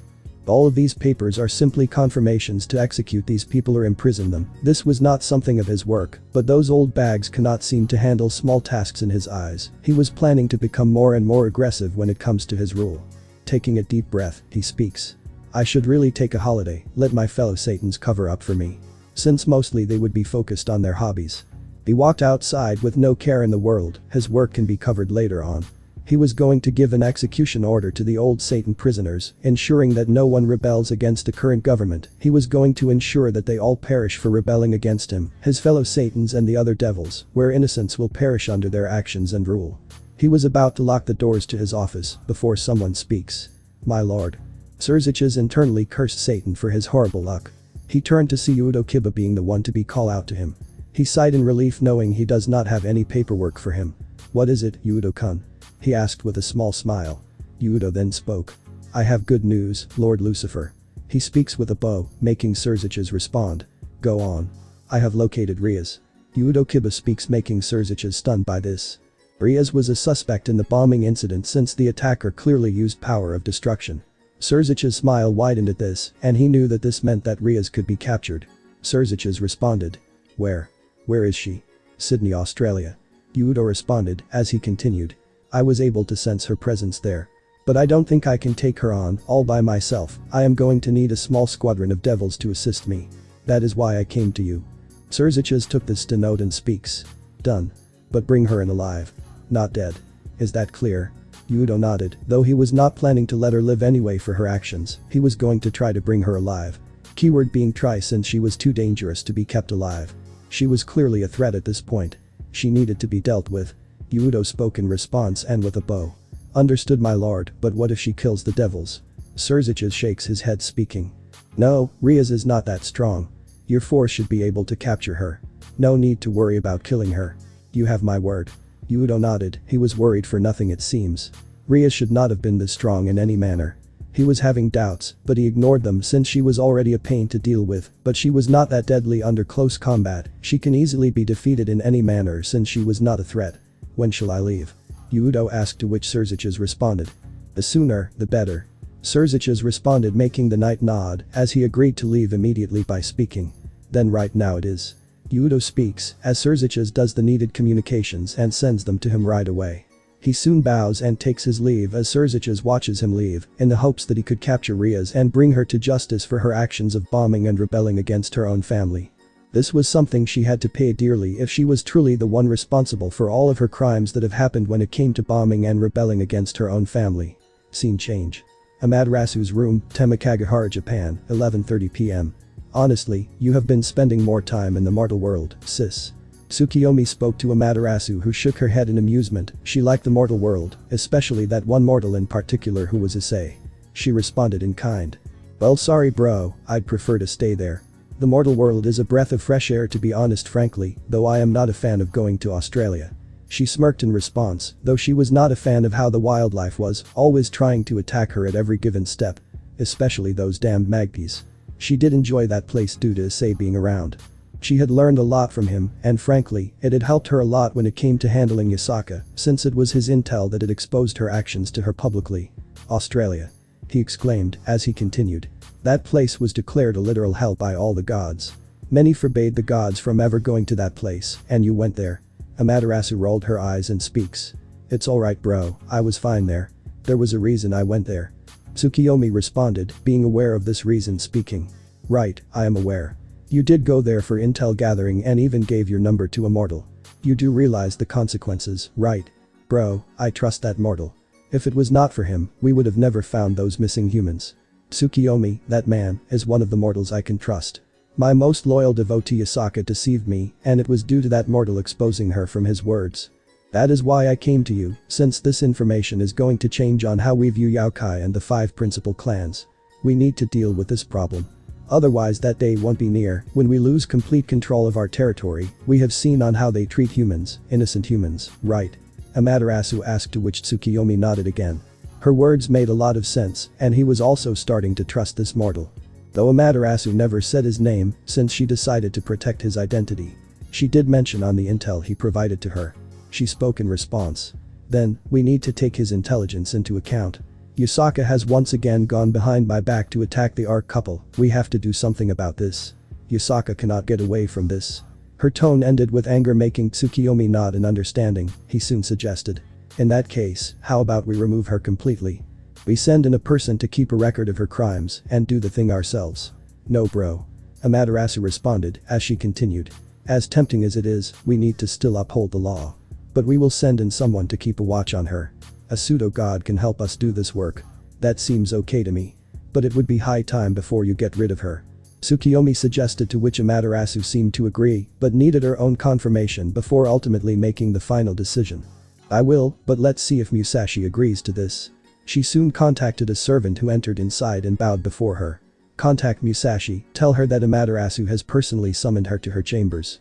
She informed, making the servant bow as he left the room to get her. She soon turned to Tsukiyomi and spoke. Inform father and Susanoo about this, they must not remain in the dark on the development of the Yaokai. They need to be informed on my decisions. Leave that to me, sis. Tsukiyomi responded with a smile as he left the room to inform them about the things that have happened here. Amaterasu was left in the room pondering on how she is going to explain things to her. She has her own set of foxes who were extremely loyal to her, Musashi was one of them. There is more, but she believes that Musashi would be strong enough to handle the Yaokai in case her cover is blown. She was going to ensure that Yusaka is rightfully punished if she is in the wrong, and this time, she plans on stripping her powers completely and rendering her an ordinary fox if this happens, since she would have to work hard to regain her powers. After a while, a knock was heard on the door as Amaterasu speaks. Come inside. The doors opened, revealing a very beautiful woman. She possesses a mature yet alluring beauty, with long, silky dark violet hair cascading down her back, complemented by a pair of large fox ears, matching her hair color with soft white inner fur. Her narrow crimson-red eyes carry a confident, teasing gaze, while her gentle smile and faint blush give her an air of playful seduction. A decorative golden and black floral hair ornament adorns the side of her head, and a delicate gold choker encircles her neck. Behind her, multiple large fluffy foxtails fan outward, emphasizing her mystical kitsune nature. She wears an elegant, revealing shrine maiden-inspired outfit in deep indigo, black, and gold. The garment features an off-the-shoulder neckline trimmed with luxurious black fur, exposing her shoulders and upper chest. The fitted bodice is secured by an ornate circular golden waist ornament set with a glowing violet gemstone, from which layered fabric panels and decorative tassels drape gracefully. Wide kimono-style sleeves are lined with intricate geometric embroidery and embellished with rows of metallic golden bells that hang along the edges. The outfit is completed with minimal lower garments beneath the flowing robes, allowing her long legs to remain prominently visible while maintaining the regal, mythical aesthetic of a powerful fox spirit. You called for me, Amaterasu-sama. She responded with a kind-hearted bow in front of Amaterasu, making her gently smile. She was one of the more kinder and gentler fox spirits that are loyal to her. I did, Musashi. She responded as she continued. I request for your assistance in an errand of mine. Musashi's ears twitched upon this as she asked. May I ask, what is it? I need you to spy for me. You must return to the Yaokai faction once more, only this time you must spy on them for me. Musashi widened her eyes, she was not expecting such a request to come for her, as Amaterasu continues. It has been confirmed of the latest government's anti-human laws, and I need you to verify things for me. There are several things happening there, and I want you to keep me updated on the things that happen. I will arrange for the things you will be requiring for this errand, and fret not, I have your back in an event that you ever become compromised and let yourself be exposed to them. Musashi nodded, though she felt uncomfortable spying for the people that she once called kin, however she was loyal to Amaterasu to the core, and she does not plan on betraying her trust. She soon spoke her worries. My lady, despite my agreement, I feel uncomfortable in doing this mission. I understand. Amaterasu responded with a sad smile, as she continues. I really don't like giving you this mission, personally I'd go myself, but I have already blown my cover once. They know how I look in my human form. If I go there, Yusaka and the Yaokai will not expose themselves. They will hide their actions and control themselves, that is why I want you to perform this task. Musashi nodded in understanding, as she asked. What should I do to finish this mission?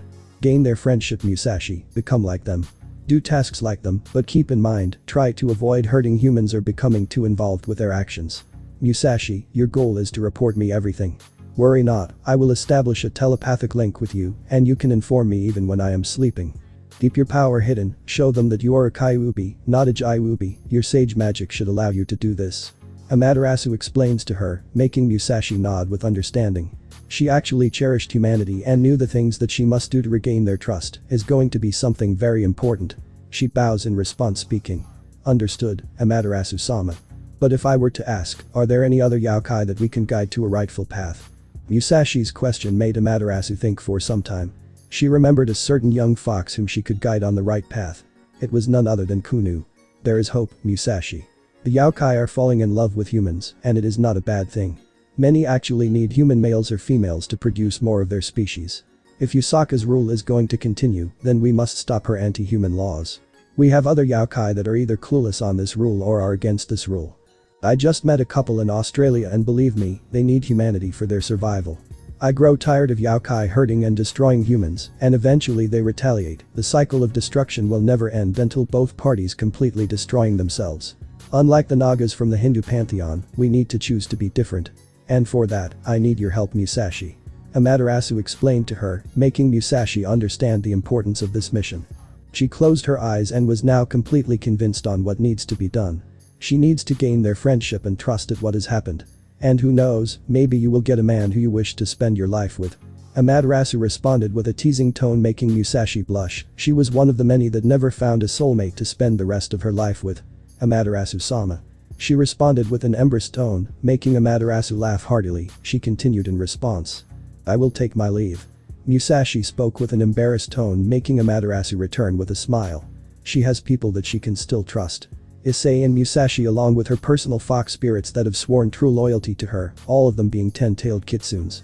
They can easily take out Yusaka whenever they want to, and hence she can ask them to keep an eye on her and can defend themselves. Amaterasu soon responded with a sigh, lying on her bed. Now, I wonder what would have happened if you took the throne instead of Yusaka. Tamamo no Mei. Scene change. Hyperbolic time chamber, Issei's house, Sydney, Australia, 12 AM. Zillis was seen sparring with Issei as she swings the blade disarming Issei. It was the darksaber that she had flung from his hand. She points her blade at Issei's throat as he raises his hands in surrender. You win. Issei speaks as Zillis keeps the blade down. She has won every single match against Issei whenever they used to spar. He could not even lay a single strike at times on her, but recently there has been improvement where he did land some hits on her body, making her hurt, but that was all that he could do at the most. She overpowered him every time. That's enough for today. Zillis puts her blade on the ground as she continues. Your improvement is present, your strikes actually are hurting me. Not only has this been an improvement on your training, but also the stat bonus you have recently gained. That's good news. The bad news is that your strikes eventually become predictable. A seasoned veteran can anticipate your attacks next, and this would cause you problems. To be honest, as the fight continues your attack becomes predictable. Issei nodded in understanding as he responds. Okay, that seems fair. He walks up to the darksaber and deactivates it. He keeps it near the pocket and speaks. Now that is out of the way, so far, we have become strong enough to actually give the devils a run for their money, correct? Even without using any form of holy magic. Based on my statistics, yes, but I would still suggest you to be prepared for anything. I would advise against showing most of your capabilities. The moment they do, this will cause more problems for you. Zillis explains as she continues. This includes your boosted gear as well, keep it hidden, since that was what got you killed in the past life. Issei nodded in response. There was silence between them for a moment before Zillis speaks. Oh, that reminds me, your daily collection of rewards is here. Zillis opens the system screen and speaks. Choose whatever you seem right. Issei thinks for some time before he responded. I'd go for the foresight idea. That seems like a wise choice, but the surveillance system will not be noticed by any human. We will be needing that if we need to be prepared for any future attacks against our enemies. Zillis responds, her logic firm and clear. Issei thinks for a moment upon hearing this before he speaks in response. We have you for that, you were alerted when the Yaokai breached the environment and attempted to kidnap John and Yuri, correct? He asked, to which Zillis shakes her head. It was after they infiltrated, planned and took John that she became alert. She acted quickly and put the whole continent under lockdown in the aftermath. No, Issei, it is not how it seems. This is an upgraded version of my sensory abilities. Remember I said my limitation was your imagination, correct? Issei nodded to Zillis's words, remembering that he was holding her back as she continued. This would enhance the surveillance even more the moment any unintended guests enter Australia. I would know immediately and alert you. We can deal with them immediately right then and there. If we had this when John was kidnapped, he never would have been kidnapped. Issei hummed in response, he could see her points being put forward. The life force would not have been siphoned from John if this surveillance system was present. Her points held even more validity. However, he still believed that the foresight would help in the long run. This is primarily due to the fact that it would allow him to see where and which companies he needs to invest to take complete control of them. Zillus, does the foresight allow me to take control of the supernatural companies and control their influence in their companies by investments? Issei asked, making his confirmation, as he wondered if he can do so. He needed a final confirmation before he makes his final decision. This is a very important key factor since the third was not necessary for the time being due to magic, and the fourth, well, that was pointless to begin with. Yes, it does. Even supernatural companies cannot hide their secret plans and investments from this ability. This is powerful ability as well. Zillus responded, making Issei confirm on his choice. He speaks. I will choose the second reward. Are you sure? Zillus asked, wondering why his choice he is going to be. Yes, I am sure. I chose this reward for one reason. I have already stepped in the business world and despite everything, I am still clueless on where to invest and what to invest in. I have been playing it safe, and this ability will allow me to play it risky without losing much or anything at all. This is something I need to use against my enemies, and if I have to conquer the human world in a manner to not only eliminate the supernatural influence in this world, but also to protect my friends and family in the human world. Issei's words were understood by Zillus, as she nodded in understanding. She accepted this to be Issei's answer, and she agreed that this was his choice. She speaks in response. Alright, I will choose this. But we need to do something on the surveillance ability. She pressed a button confirming the reward. Soon Issei got the ability and saw which stocks and investment firms he needed to establish control. He found which companies he had to invest in every location of the world. He soon speaks with an enjoyable tone. I can see everything. Zillus chuckled at his tone and responded. Yep, you will keep getting guidance on where to invest and take control of. Whether you invest or spend money is ultimately your choice. Issei nodded in response as she gets up and speaks. How about we head off to sleep? You have worked yourself to the bone, and I think you will need some proper sleep in the real world. Issei nodded in response. He was stepping into the territory of superclass being and would soon become one. Once he touches superclass being, he will easily become one of the top 10 strongest beings and someone that will even make gods fear him at this rate. This was something that is going to be necessary. He also gets up and stretches his body as he soon turns to her and asks. Say, Zillus, mind if I ask you a personal question? Zillus turns back to her and speaks. Yes. Can you have children? Like, I know you are a construct, but can you have children? Issei asked, to which Zillus was stunned before she shakes her head and smiles in response. No, I cannot have. At least not yet. I may seem human on the surface, but that is a far cry from what I really am. I am just a construct of the system, and that is all I am. Nothing more, nothing less. She speaks a vague and a cryptic answer. Her words made Issei wonder, and that was, if she can have children or not. She was a construct regardless, however, she was gaining human emotions and human nature. She looked gloomy. She realized that her master would want children with her. While she is honored to do so, she cannot have them with him. That was a limitation that she cannot change on her being. Her whole existence cannot be replicated in the form of having children, otherwise it would cause problems. She hated disappointing him for the first time, but she had to be transparent with him, which was something she disliked. Despite its necessity, she believed that her master's happiness was with Ria's Gremory. She could clearly see the love between the two. But she knew a way that she can have children, and that was if Issei really desires her to become a mother. Then only it can be willed into existence. He was the supreme ruler, and anything he decides becomes reality. She soon sensed someone infiltrate the location and jolted in response. She turned to Issei and speaks. Issei, I sense someone. Given your frozen self, I can take one guess on who it is. He asks, to which Zillus nodded. It is a devil, and he is from the Gremory family. Zillus speaks with a serious tone as she continued. We need to inform Riaz on this. Issei agreed as they headed out of the time chamber. They noticed that Riaz was already frantically running towards them. She then asked. Did you? Yes, we both are aware. Your family has sent an individual to confront you and capture you back. I believe once again they sent one of your peerage to do the dirty work. We have to deal with them. Zillus speaks, to which Riaz nodded in awareness and understanding. She was more than ready to handle this person unless it was not Serzich's, since she is not ready for him yet. Zillus continues. I am aware, Riaz. I hope you are ready if it is him, in the worst case scenario. Riaz nodded as she speaks.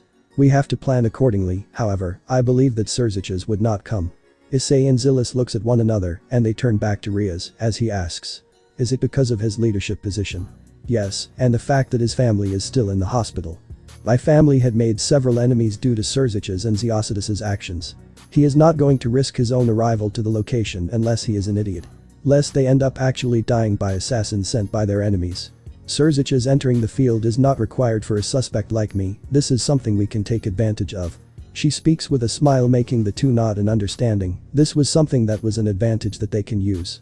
Issei soon speaks. Who do you think it could be? Probably one of Surzich's peerage or someone from my former peerage. I doubt my family has recovered from the bombing attack. So it has to be someone from them. Riaz responded, to which Zilis responded to her. I hope you are right, Riaz. Riaz nodded in understanding as the trio headed to the location, which was surprisingly nearby where the presence is coming from. Issei turns to Zilis and hands her a blade as she asks. Is that what I think it is? Yes, I command you to fight. It is time all three of us fight together as allies and friends. Issei speaks, making Zilis nod in agreement as he continues. Also put the whole continent under lockdown, once you do, they cannot escape. Understood, Issei, leave this to me. Zilis speaks with a smile, earning a nod from both Issei and Riaz. They all be prepared for what comes next. They witness Hyoudou Kiba and the devils already waiting for them, as he can be seen standing besides the wall alongside multiple devils. Issei sensed they all had high-class level, which implied that they believed that Riaz was still in high-class devil, unaware that she has started to touch upper Satan-class devil powers due to her training.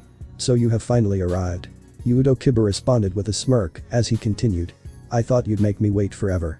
No, Kiba, I plan not to. Seems like you are the next to show up. After what happened to Kaneko, I thought you would back away. But I guess what happened to Nissa made you want to come. Riaz responded with a smile as she watched and analyzed her enemies. They were still underestimating her and they were going to regret it dearly. More of Surzich's forces will fall this time, and this was going to be something he is going to suffer the aftermath of. Kiba and the devils were furious, they got the answer they needed, and that was Riaz was responsible in Kaneko's demise and the hospitalization of the Gremory family, excluding Milikas and Surziches. You bitch. How could you do this? Kaneko died because of you. He exclaimed in response, clearly furious at this. The other devils were also furious by this. Issei wanted to strike, but Riaz stopped him with a hand, whispering. I got this. Issei understood and trusted Riaz in handling this as she turned back to Kiba and speaks. So I have heard. It was true. I gave her a chance to back away, and despite everything, I will give you a choice, back away, run away and accept the memory wipe that is about to come. Nothing that has been spoken here will go out of this continent. And no one will be dying here tonight. Zilis looked at her for a moment, but before she could retort, Kiba responded angrily and with some arrogance. You honestly think you can win? That disgrace of a Hyoudou and this mere human, they cannot combat us in any manner. You all will suffer for your actions. Riaz narrowed her gaze and turned to Issei and Zilis. She sensed their anger for the disrespect that was displayed to them. Even she was furious at what had happened, but she understood that Kiba needed to learn this the hard way, just like Kaneko did. Whether he survives or not is up to Issei and Zilis as she speaks. Issei, show them how wrong they are. Leave the devils to me and Zilis. Issei and Zilis understood this as Issei took the leadership. He ignited the dark saber and prepared to fight against Kiba. Kiba laughed at this display, his arrogance was in full display as he commanded. Get them. But ensure Riaz is alive. The devils, around 10, charged at Riaz and Zilis as Issei sprinted forward to deal with Hyoudou Kiba. Kiba immediately responded by using sword birth and bring out a light sword to absorb the darkness from the sword. A clash happened as Kiba responded. You are still a novice when it comes to sword fighting. You disgrace. The light sword attempted to absorb the darkness from the dark saber, but it had no effect, making Kiba exclaim. What? Issei responded by pushing the blade, causing the light to be eroded by the dark saber. Kiba was effortlessly overpowered since he was unable to handle the strength of the attack. Issei slashed again as he dodged the whole attack by leaping. Kiba exclaimed in response. Sword birth. Multiple swords were sent towards Issei as he unleashed a wide slash, completely destroying all blades like it was nothing. It was being burned like it was nothing. Kiba continued to erupt many more swords, making the whole ground seem like it was surrounded by swords. Issei charged forward, slicing any swords that came in his way as each slash destroyed the blades created by Kiba and melted the steel from them. He soon closed in on Kiba, who had another sword ready, and this was the destruction sword. He charged a powerful destruction as Issei charged his hands with lightning and unleashed a powerful voltage from his free hand, causing an explosion. Once the dust settled, Kiba charged forward attempting to strike Issei only for Issei to block it and push forward once again. Issei knew Kiba's weakness very well and knew how to counter it effectively and efficiently. In his past life, he remembered that Kiba was a powerful sword fighter and extremely fast due to his night piece, but he had a major glaring weakness, and that was he lacked strength and durability, making him surprisingly weak and easy to overpower once you match his speed and skill. He remembered on how Kai used this weakness in his previous life to kill Kiba, since he just had to close the gap on him and wipe him out with a powerful blast. It was surprisingly easy to kill him. He also remembered Hyoudo's fate in his previous life. Like many of the Gremory family, he was overconfident and arrogant in his speed and skill, since he can easily take on any human. Kai fed into his arrogance and overconfidence, which made his demise much more easier. He remembered on how he, like many of the Gremory family members, were treated like pariahs after Kai and Keiko's deception, since the two were solely responsible for betraying them and getting their leaders killed one by one. Issei even remembers that Kiba hated himself for trusting a snake like Kai and letting him ruin and destroy his life. The people insulted and humiliated him, he was attacked with rocks and even assaulted for his actions, as the people blamed him for the actions that had happened to him. He hated Kai even more than he hated Issei due to his lies, but Kai killed him, since even Keiko did not seem interested in him to be used as a toy. Issei shakes his head, he knew how to exactly end this fight. All he needed was a powerful and precise strike to disarm Kiba and use his own weapon against him. In the meantime, Zilis was effortlessly taking down devil after devil, with even Riaz joining the fight. Riaz used her hammer Crimson Princess Ruin to get in close and murder the devils. One of them had already died by a simple hammer slam, as she crushed every single bone in her body and made the devil into a flat paste. Zilis and Riaz were soon backed into a corner, as Zilis asked, "You still want to kill them? You really are asking me this question?" Riaz responded with a cheerful tone, as she responded, "Go wild, slice their limbs with that blade." "Very well. I shall go wild." Zilis responds with a smile, as she charges forward and slashes a devil who responded by using powerful magic aimed at her. She blocks the attack with a slash, and the devil unleashes fireballs, which she slices apart like it was paper, and she soon charges forward and unleashed another slash, breaking the barrier. The devil shouted, "You damned bitch." He unleashes more fireballs, as she slices apart every last one of them before charging forward and lands a kick aimed at his shin, making him groan in pain. Zilis acted soon, as she used a powerful electricity-based magic to unleash a powerful blast at him, making him scream in pain. He was down from the fight, as Zilis continued to use the magic before she takes him out completely.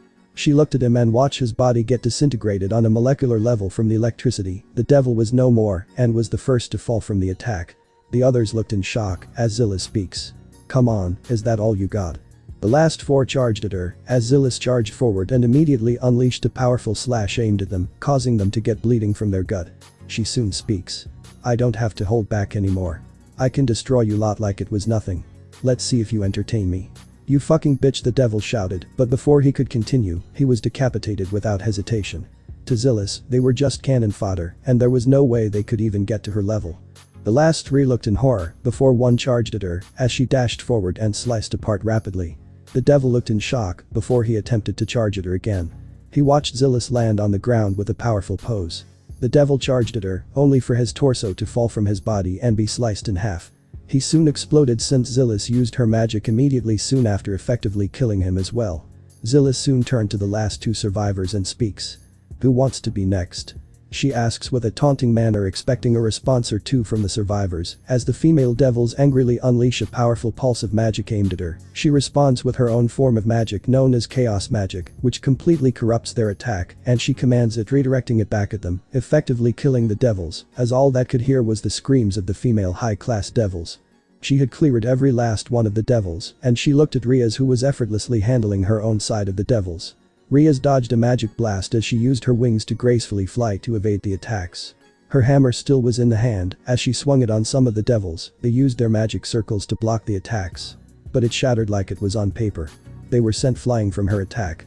Acting quickly, she unleashed a barrage of bullets of destruction aimed at them, forcing them to block, but their magic circles were much weaker than before, causing them to scream with sheer agony. They were unable to do anything. How is she this strong?" One of the devils exclaimed with disbelief, refusing to accept on how strong Riaz is, as a female devil spoke. "Who cares? Our job is to take her in alive, but our leader informed us that bringing her alive is a choice. We don't need to hold back if it is not needed," the female devil suggested, only for a powerful destruction blast to be sent flying towards her.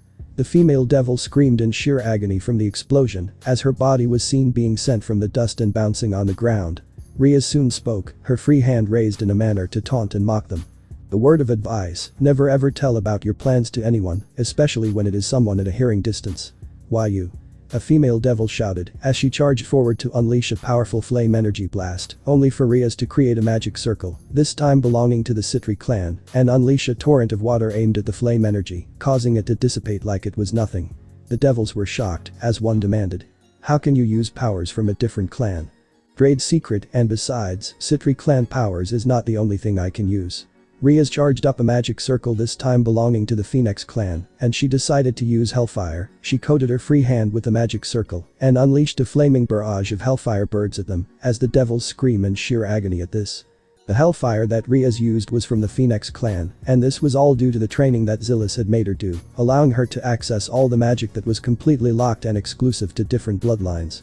She can now use 25 out of the 72 pillars magic, and that made her even more stronger than before. Rhea's was now at upper Satan class, and that should tell the other devils that she was far stronger than most devils in the underworld. No, this can't be. Another devil responded, recovering from the attack. That is not all I can do, you devils are too weak and reliant on magic to prove your prowess. That is one thing I have noticed, which is why I decided to do something that will snatch away your powers completely. Rhea's raised her hand and soon made a small snap, which was audible enough to the devils and even Zillus, who was watching the fight that was happening. Rhea soon waited as the devils attempted to unleash a powerful energy blast of magic, only for it to be rendered worthless. They widened their eyes as a female devil spoke with horror. That's the Belial clan signature ability, worthless. Indeed, good job on remembering this ability. The caveat of this ability is that I must understand on how the opposing attacks works, and same goes for the ability and magic you devils used. Your constant attacks allowed me to understand that, and when I did use my ability worthless on you, I was able to disable your powers. Rhea's words made all the devils pale by what they were witnessing. They tried to flee only for Rhea's to respond by saying, "You are not getting away." Rhea's used power of destruction and aimed it at them, as the devils all screamed in pain from being disintegrated. There was no trace of them left in any manner. All the devils were killed mercilessly and ruthlessly, they all fell from the attack. There was nothing left of them. All 4 devils were killed by Rhea's mercilessly, leaving nothing behind. She soon witnessed Zillus jog towards her as she asked, "So that is why you were stalling? You were analyzing their abilities and powers." Yep, their arrogance and overconfidence became their downfall, and that was all I needed to hear. Zillus nodded. She was proud of her students studying and analyzing the abilities that she was going to use, and ultimately took down the threat like it was nothing. The duo soon decided to move to where Issei and Kiba were fighting, as Rhea's called out, "Ice, finish the fight." The boys turned to see Rhea's and Zillus alive and well. There was not even a scratch on them, which implied that all of the devils were slain, and this was a relief for Issei, but not for Kiba. They underestimated Rhea's completely, and like the disgrace, she had grown even more stronger. Issei saw his stance waver and charge forward. Kiba tried to block it only for Issei to strike at the blind spot and chop off both of his arms with a dark saber, making him yelp in pain. The sword Birth he was holding was seen flying in the air, since the destroyer blade was crushed by Issei like it was nothing. Issei soon held the blade in his other arm and made a cross from the attacks. Hyoudou Kiba was at Issei's mercy, and he had a look of total and complete fear. The tables has been turned completely on him, and there was nothing he could do but curse himself for underestimating Issei at every given step. "Good Ice, good." Issei turns to Rhea's, who spoke, as she continued with a cold tone. Kill him now." Issei was surprised, while Kiba's eyes grew wide with horror at this. She wanted him dead and there was nothing he could do. He was not expecting Rhea's to actually want him dead. He had served her loyally, and he was betrayed. Now the same woman was attempting to kill him when he was trying to bring her to justice for her actions. "Are you sure?" Issei asked, wondering if Rhea's wishes to send a message only for Rhea's to respond coldly. "Do it." Her words was all that was needed for confirmation, as Kiba started to have small tears remembering the kindness and happiness he shared when he was a part of her peerage. But before he could plead for mercy, he was decapitated as he moved both his blades to the side and looked at his decapitated body. Kiba was no more, he was killed by Issei, which was agreed by Rhea's. Kiba was not needed to be kept alive for any longer. Issei soon turned to her and speaks. "Wow, never thought you'd actually want him dead." "Well," Rhea's responded as she continued. "I had no reason to keep him alive, otherwise he'd just tell Surziches that I am here. He was a liability to be kept alive." Issei nodded in response, as Zillus soon spoke. "You sounded like Palpatine back there. Does that mean I am Anakin Skywalker then?" Issei asked in response, earning a nod from Zillis as he continues looking at the dark saber. Damn. Ria shakes her head and speaks. Anyways, you have gained the sword birth, you know it will soon move on to its next host, right? Do you wish to keep it? Issei looked at the blade and knew it would just be soon that it would go to its next host. And he also knew that the others would find out on Kiba's death, since he is not going to return due to Issei planning to dump his body in the ocean. Zillis soon speaks. If you want, I can make it a new weapon for you that you can use and summon at will instead of a sacred gear. Issei looked at the blade fading away, with Zillis speaking. You don't have much time. Issei responded to her. Okay, do it. Zillis nodded as she released some of the origin magic onto the sword birth and completely took absolute and complete control of it. She soon transferred ownership back to Issei as she nodded in response. Okay, it's done. Issei pointed the blade and it generated multiple swords out of nowhere as he speaks. Wow, this thing has potential. Even if it is a low-grade sacred gear. I can evolve it if you want. Zillis responded with a smile as Issei looked at her and handed her the blade. Zillis giggled at this and responded. Okay, leave it to me.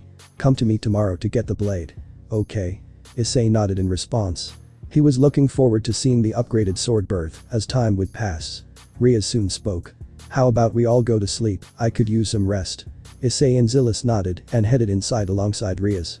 Zillis had dumped the bodies into the ocean far away from Australia so that Surziches and the others would not realize Kiba was gone until it was too late for them to deal with the situation.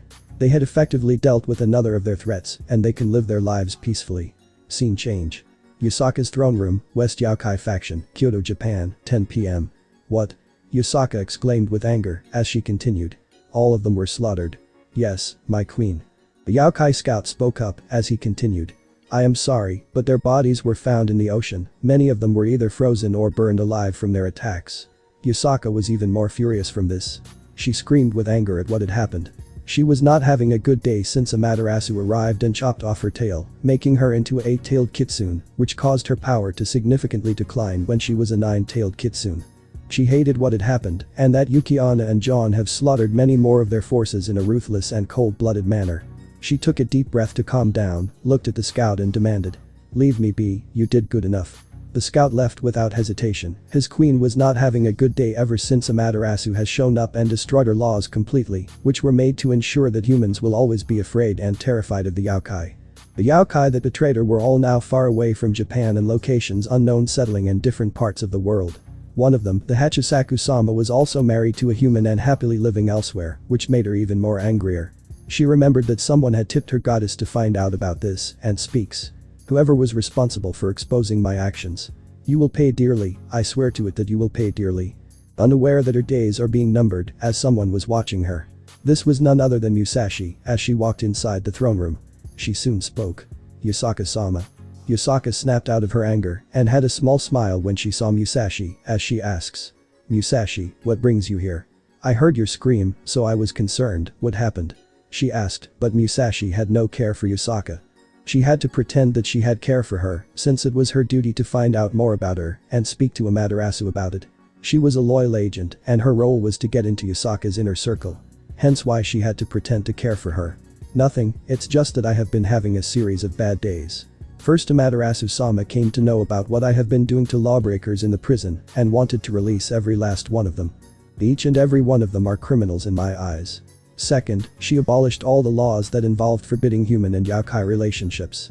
I hate what is happening to my life and I know someone exposed my doings and I am going to make him pay. I am going to crush that human like the ant he really is. Yusaka spoke with extremely controlled anger. She was going to make the human responsible pay dearly for his involvement since she was severely punished and is going to destroy the one responsible for this. Musashi took this to note and had to inform this to her goddess as she realized that she was holding resentment to this human. She had to inform Amaterasu knowing that she would want to protect her intelligence source, but she had to wait to do so since this can potentially compromise her. She walked towards her and spoke. Come take a seat. She helped her take her seat and speaks. Do you want something, some tea? Food? No, that won't be necessary. Yusaka responded to her and continued. But thank you. Yusaka, I want to know everything about on how you torment humans for your own amusement. Please tell me your ways. Musashi requested Yusaka only for the Kitsune Queen to shake her head at this. She could see the eagerness and happiness being present in her tone for tormenting humans, but she was aware that now was not the time for her to be involved in such activities.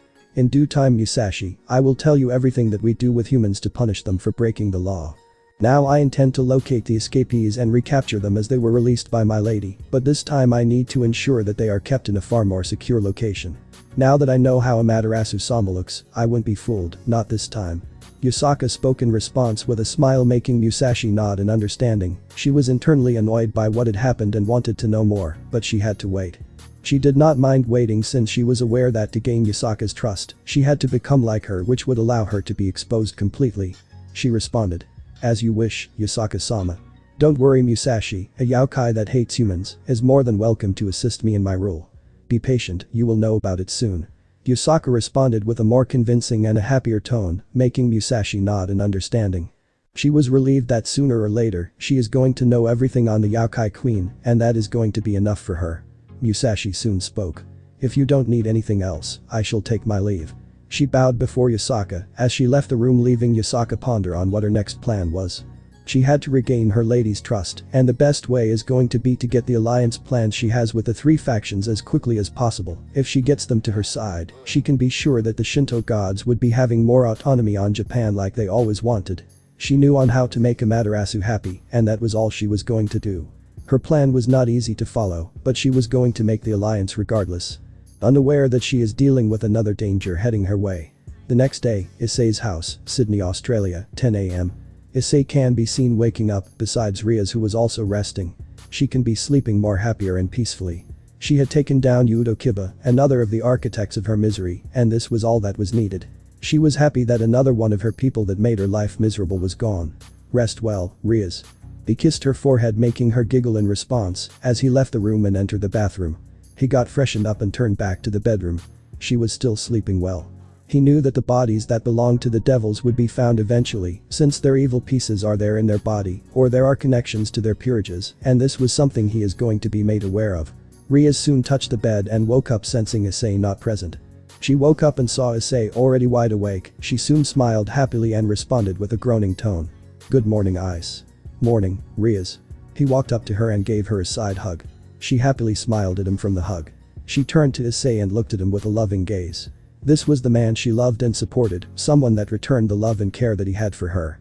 He could see that this woman was probably one of the most nicest and loveliest women that he could see.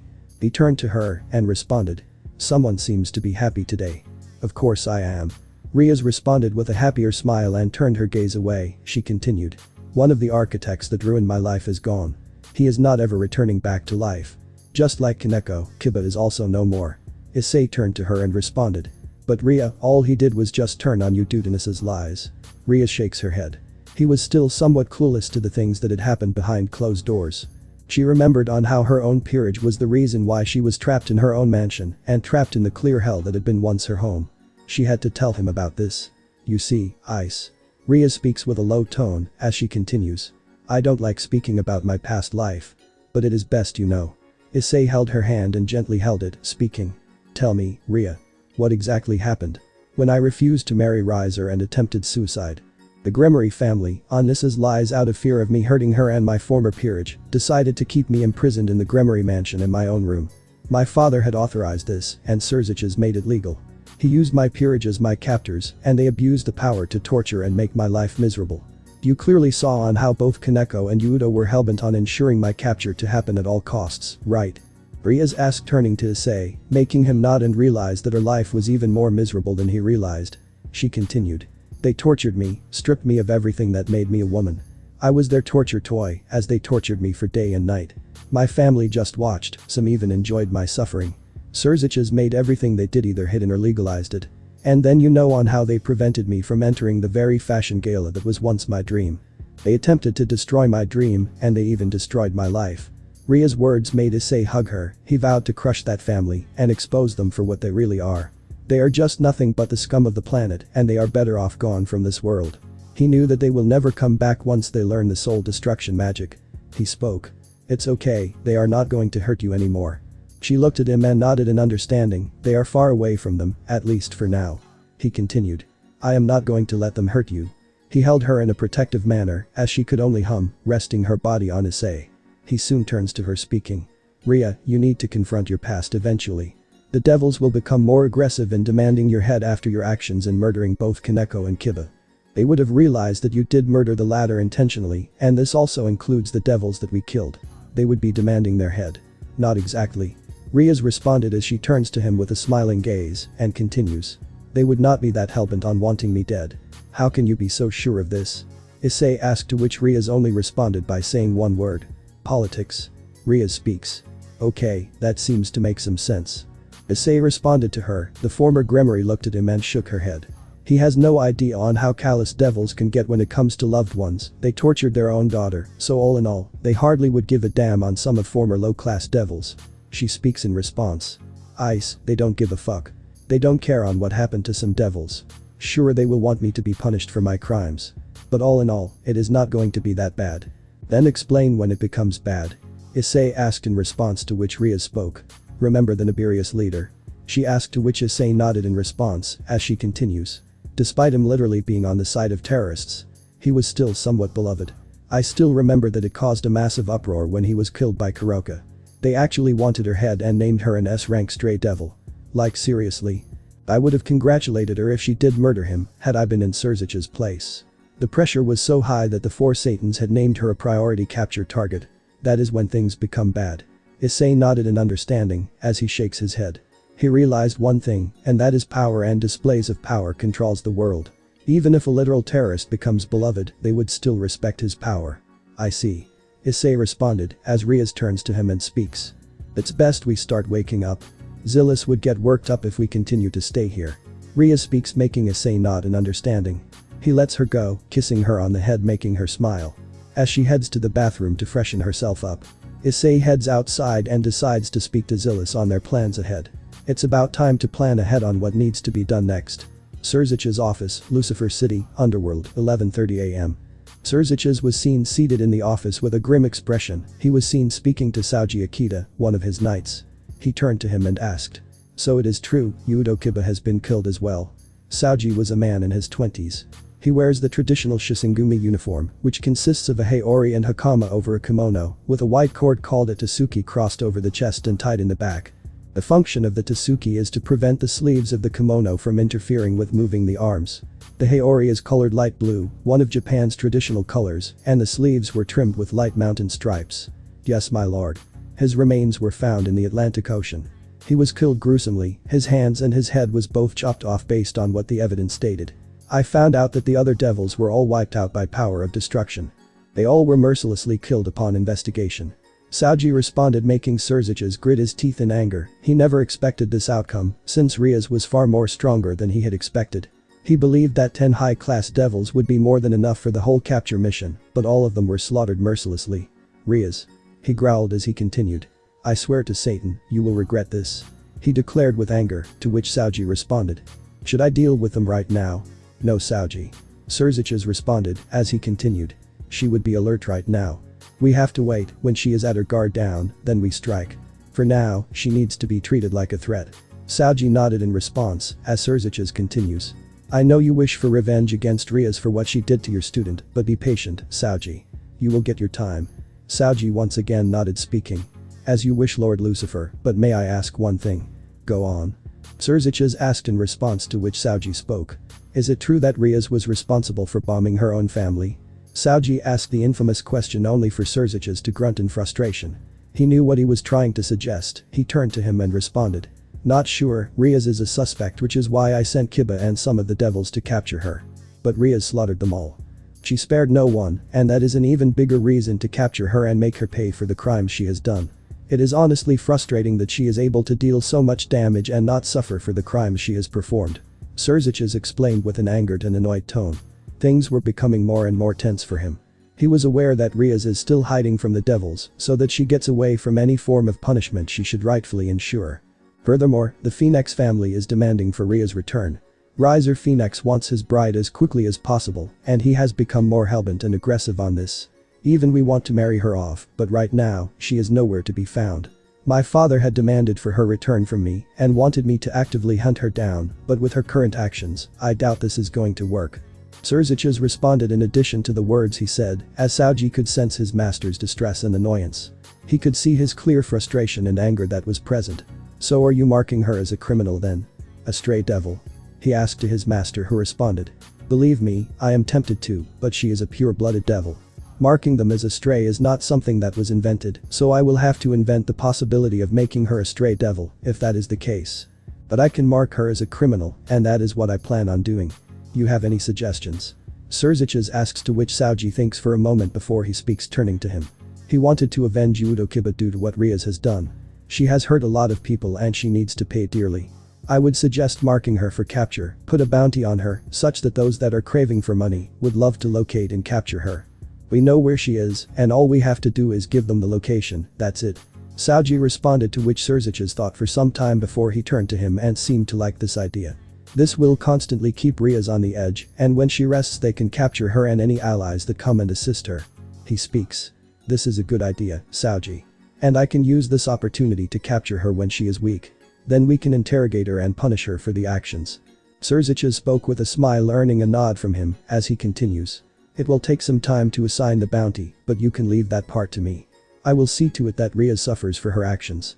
Saoji nodded in response, speaking. "Yes, I believe this would work. Also, what about the Phoenix family? I would suggest you to tell them on her actions and ask them to break the engagement. Riaz is better off as a slave in your mansion. That also does not seem like a bad idea, a fitting punishment for the criminal." Surziches spoke with a smile on his own, as he continued. "Riaz will be punished for her actions, but first, I need to contact Riser Phoenix and inform him about this. He won't be happy, but I will be able to convince him, since I doubt Riser would want to associate himself with a criminal. It is ironic that Riaz got what she wanted in the end." Surziches commented coldly, making Saoji nod in response. He soon bowed and decided to leave from the room. He was looking forward to seeing her suffer. Surziches soon got up. He wanted to check by his family's state. They were badly injured and needed some time to recover. He had to deal with what has happened, and now he had to deal with what comes next. All he has learned is that he is not going to send any of Riaz's former peerage to deal with Riaz. Kiba's death was something he has learned, since she showed no hesitation in killing Hyoudou Kiba so brutally, and Akeno and Gaspar would meet the same fate as he did. He is not going to risk this from happening. Scene change. Amaterasu's room, Temikagahara, Japan, 12:30 p.m. Amaterasu was seen seated in her room. She was always patient with the whole information. She agreed to stay put due to everything that had happened. She decided to not get involved till she gets proof from Musashi. The woman is able to infiltrate Yusaka's inner circle surprisingly easy, but she had to wait. No information had come from Musashi and had confirmed her survival and standing with a telepathic link. Musashi agreed to keep a close telepathic link with the goddess, since this would blow Musashi's cover and potentially put at risk her life if she does not. Musashi was a loyal agent, and that was all that she needed. "I want to visit Issei for more information. It is so boring staying in Temikagahara all day." She spoke with an annoyed tone. She wished to once again roam around in the human world, try every single delicacy in this world. She loved the human world since she visited this place after centuries, and the human world was a place where she started to enjoy even more. Humans do develop interesting technology and foods, especially cuisines from different locations. She was happy tasting foods like pizza and French fries. Though she was advised to reduce her consumption lest she ends up becoming addicted to it. Soon a knock was heard on her door as she speaks. "Come inside." The door opened, revealing her father, Izanagi. This made Amaterasu get up and gently greet her father, speaking. "Hey dad, what brings you here?" Izanagi was a man that possesses the dignified appearance of an elderly sage, with long silver white hair flowing past his shoulders and a neatly groomed beard that extends to his chest. His sharp golden eyes radiate wisdom, authority, and centuries of experience, while his composed expression remains calm and unreadable. A delicate golden circlet rests across his forehead, adorned with intricate engravings that reinforce his noble and mystical status. He is dressed in an elaborate ceremonial robe composed of multiple layered garments in deep royal purple, ivory, and gold. The outer robe features oversized flowing sleeves and a floor-length mantle richly embroidered with ornate geometric borders and gilded trim. Beneath it lies a high-collared inner robe decorated with intricate golden filigree surrounding the chest and neckline, secured by an ornamental gold breastpiece resembling intertwined leaves or celestial wings. A dark scarf is wrapped around his neck, adding contrast to the regal attire, while long layered sashes and robe panels cascade gracefully toward the ground. Izanagi had a look of amusement, the fact that all of his children were developing more modern traits by spending time in the human world. He believed that all of them will finally get settled down. It has been centuries since any of them have partners. Or had partners, as a matter of fact. So what Tsukiyomi said, it was true that you visited Australia, right? Izanagi asked with a scolding manner. He had to give it to his daughter, since she was the only one either brave or foolish to visit that place. The gods did not want to visit that place, since that is considered nature's final boss, where all species too dangerous for the humans to handle go there and are sent there to live. Yet somehow, humans live in that place and enjoy going to beaches there. Dad, I am fine. Amaterasu responded, as she continued. Aside from those magpies that swoop on me every now and then, they were really just more or less headaches to deal with. That's all. Even then, my child. The gods think twice before going there. And that's not even mentioning you gave your personal number to a mortal. A human being. I want to know, who was this human that garnered my child's attention? Izanagi asked with an inquisitive tone, making Amaterasu roll her eyes. Her father was overreacting like always. He did have a tendency to overreact. She could only curse Tsukiyomi for putting her in this situation. He would have secretly set this whole meeting up for this to happen, just to trouble her in any manner. She was going to have some words with him once this is all over. But she did ask him to tell her father and brother Susanoo about the whole ordeal. She responded. That human, he is someone I trust. He is interesting in my eyes. Plus, he did gain my trust by revealing what the yokai have been doing behind my back. Otherwise I'd still believe Yusaka like I am an idiot. Izanagi did agree to this. He did owe that human for the intelligence he had provided. He had owed him that much, and he did work on dealing with the yokai from his end, protecting those that defected for their human lovers from ever being discovered by the yokai. But he was concerned. He remembered on how Juzo's love interest towards a human had hurt his daughter where he indirectly rejected her. Though he did not hate Juzo, since he was clueless on his daughter's feelings for him, he still did not like what his daughter had gone through. She was a mess after the realization, and it took a while for her to get over her emotions. He soon spoke. But are you sure? This mortal, I don't wish for you. No, Dad. Amaterasu speaks, cutting him off as she continues. That human already has someone in his life that he wishes to spend the rest of his life with.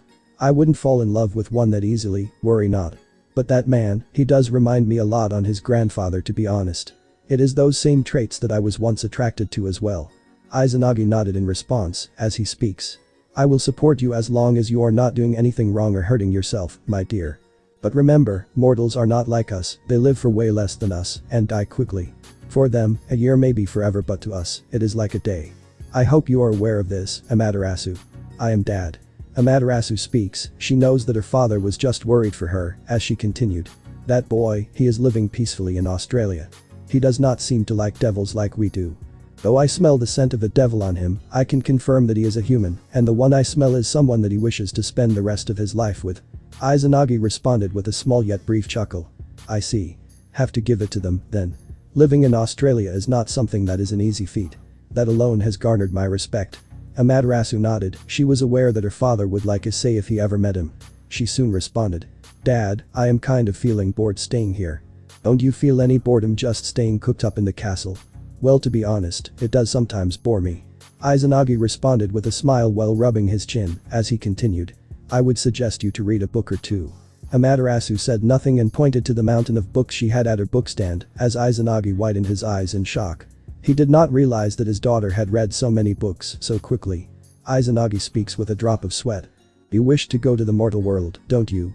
Amaterasu turned to him and rapidly nodded, as she exclaimed like a little child. Can I go, Dad? Please. Please. Please. Pretty please.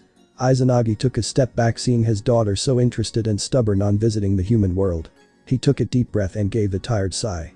He could not contend when his daughter begs him to get something she wants. She does act like a spoiled, curious child at times. He speaks. Okay, but remember the rules, right? You must not reveal your true self to anyone else, but to that mortal, got it? Yes, Dad. I will keep that in mind. Amaterasu speaks, as she embraced her father much to his surprise, as she continued. Thanks, Dad. Izanagi sighs again and turns to his daughter, speaking while accepting the hug. Yes, my child. Take care and try not to fight against the other pantheons. Amaterasu nodded as she snapped her fingers and returned to her Ama form, which changed from her original clothing and sprinted outside. She was the most happiest when she was allowed to head to the mortal world. Izanagi looked at her and speaks. The mortal world must be something. All my children love to go down there to have fun. Maybe it is time I also do the same. Amaterasu is right about one thing. Temikagahara does become boring at times. He speaks, seeing the same repeated process over and over again as he left the room and entered the domain palace to do his daily work. He was going to be a proper father to his children, no matter what, since his wife is still in Yomi, holding anger and hatred towards them for leaving her in that place. Scene change. Issei's house, Sydney, Australia, 4 p.m. Issei and Riaz were seen inside a theatre in the Sydney Opera building. They were watching the final play that was happening there for the day. Only the rich can spend money to enter for the plays here and were allowed to move and were allowed to watch the plays happening here. Riaz wanted to watch the play to distract herself from the whole ordeal, since she did not wish to remember her past in any manner. Riaz soon speaks. You got to give credit where credit is due. She spoke watching from opera glasses as she continued. It is frankly amazing by the fact that she is able to sing so well. Issei soon whispered to her. I can't believe you like opera. Sometimes I can't understand why people love this thing. It feels like my ears have been ringing. I understand, but just bear with it for a little longer, it would get over in some time. Ria suggested, as she could see Issei bearing the whole play for some time. She was going to take him somewhere else once this is all over. After some more time, the play ended with Ria speaking. It's over, Issei. Thank the stars. Issei responds, as he continues. I was dying for it to end. I hope there is not another play. Please do not tell me there is another play. He pleaded towards Riaz, who could only respond with a small chuckle seeing his state. She understood that he was not looking forward to another opera house. She responded to him. We are going home, worry not. Issei sighed in relief as she asked. Unless, do you wish to roam around anywhere else? Issei thought for a moment and speaks. I would love to just simply walk around the city. But I am more concerned on the magpies attacking us. Well, we can always use magic to make them back away or wear helmets to prevent them from recognizing us. Did you bring your helmet? Riaz asked Issei, making him nod in response. She soon speaks. Then we can leave, let's move out from here. Issei nodded as he and Riaz soon left the opera house. Once they left the location, they wore their helmets as several magpies came and attempted to swoop, only for their attacks to bounce off. They sprinted inside a building as they hid there for some time. Riaz soon commented. Seriously, those magpies are really getting on my nerves. Tell me about it. Issei responded, annoyed, as the Australian magpies are going to continue this for 2 more months, so whenever they head out, they need to be careful. On top of that, someone had to give them intelligence to remember faces. At times, I really question why they are swooping this, like they have caused so much damage to the Australian population. We should probably wait here for some time. Riaz speaks, making Issei nod in understanding. They wait till the magpies have left the building till they notice they have gone. To be on the safer side, they wait for some more time till the magpies go away. Once they are sure, Issei peeks out to check on them and since they were gone, since they did not swoop on Issei. Issei responded. Okay, we can move. Riaz sighed in relief as the couple move out and continue moving towards the different location. They soon walk across the Australian bridge watching the light show. It was time they started the light show. So, with that out of the way, what should we do next? Riaz asked, to which Issei speaks. I think we should go on a safari trip. Just us 3. Issei responded as he continued. We should have a knowledge on the wildlife here if we need to survive. Riaz seemed to agree. She was warned by her neighbors and people living there on how dangerous and invasive the wildlife of Australia is. Magpies in their swooping season were just one of the many dangers that were present in this world. She had to speak to Zillis on this situation from taking place. I was thinking, should we invite the ARC couple to this? Riaz asked, to which Issei responds. I shall speak to him when we do plan on going. We need to plan properly for this safari trip. Riaz nodded in response as she and Issei headed inside. There has been no problem on them so far. They continue to walk and roam around for a while till they soon reach some places and see people roaming around and enjoying themselves in the lights. Tourism has been an all-time high due to Australia's diverse wildlife and their attractions that attract more people to come to this place. Riaz soon asks. Issei, have you started to invest in the companies? Yep, I had to spend $10 million from the $50 million that was given to me by the Hyoudou. I have secretly invested in all companies that are going to boom in the future, allowing me to take control of most of them without them even realizing. These companies will soon grow up to be tech giants, with some already being tech giants right this time. These companies include AI companies like OpenAI and Anthropic, to name some, which will become extremely powerful in the coming future. Which is why I established control in them by buying a lot of their shares and investing in their funds. This is all due to the foresight ability that allowed me to notice which shares to buy and which funds I must invest in. Issei speaks, to which Riaz nodded in understanding. She was aware that this action would garner the attention of the supernatural, since even they would do something similar to take over the human world and increase their influence. Ria soon speaks her mind. Ice, I am worried, the companies that you have invested in, will the supernatural attempt to try to locate you as well? I had a feeling that they might, which is why I did two things. I invested in the companies that I know are fostering them as well. Issei speaks, making Ria surprised, as he continued. And I invested in the form of an alias, the alias being Issei Hyoudou. The alias is used to make the supernatural run on a wild goose chase, allowing me to continue targeting the supernatural companies and the companies that belong to my clan. Ria's nodded in response. She was relieved that Issei already had made counterplans to counter against the supernatural control of this world. She was aware that the Grimory family is trying to establish complete and absolute control over the tourism market, buying different companies.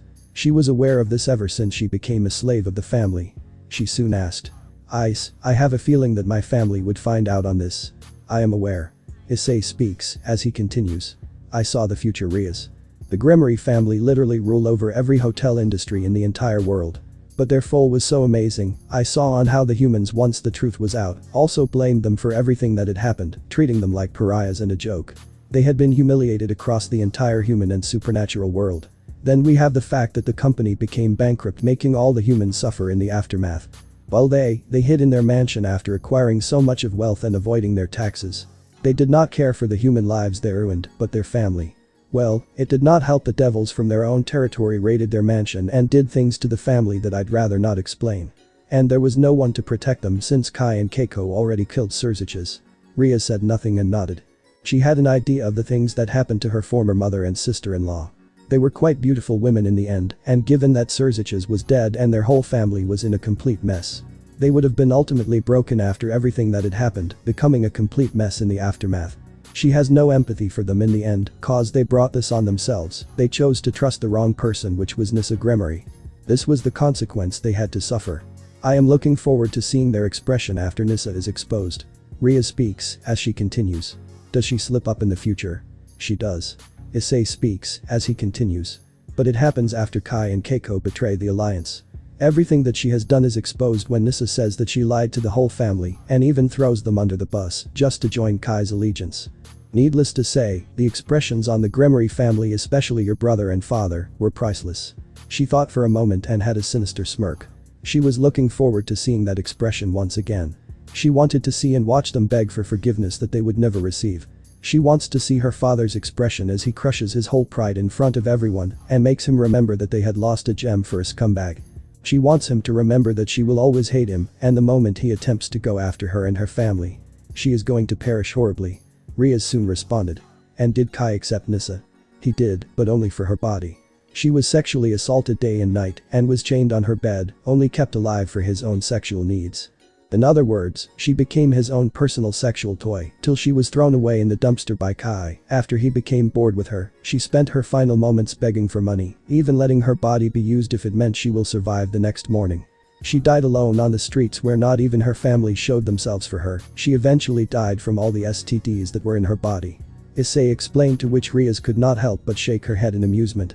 She was happy that Nissa met a fate that she truly deserved. This made Rias happy that Nissa suffered a fate worse than death, something she never did, and this was karma for everything she was put through. Rias soon asked. So she became a prostitute? Yep, and the men that did take interest in her, which was only a handful, all became infected with her diseases. I saw everything, and truth be told, I had no empathy for her. Issei speaks, to which Rias nodded in response. She turned to him and responded. That is something good. She brought that on herself. Issei nodded. He soon added. Then we have your remaining family. Once the truth came out, the family all broke. Your mother divorced your father, but it was too late. I did mention what happened in the family, right? Rias hummed in response, as Issei continued. Your father became a drunk mess of a man after everything fell apart. I watched his life fall apart and fall into a complete and total mess. He lost his wife, his son and his daughter. His other daughter turned out to be a fraudulent liar, and eventually he was killed when the Cows Brigade decided to finish the job.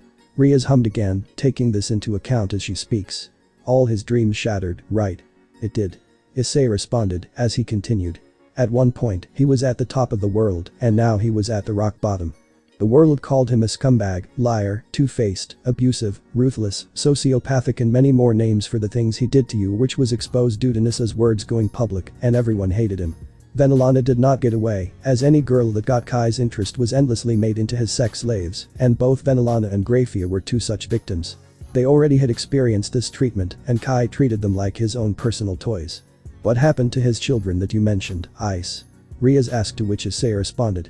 Kai used Euclid to perform inhumane experiments on them, intending to use them as child soldiers.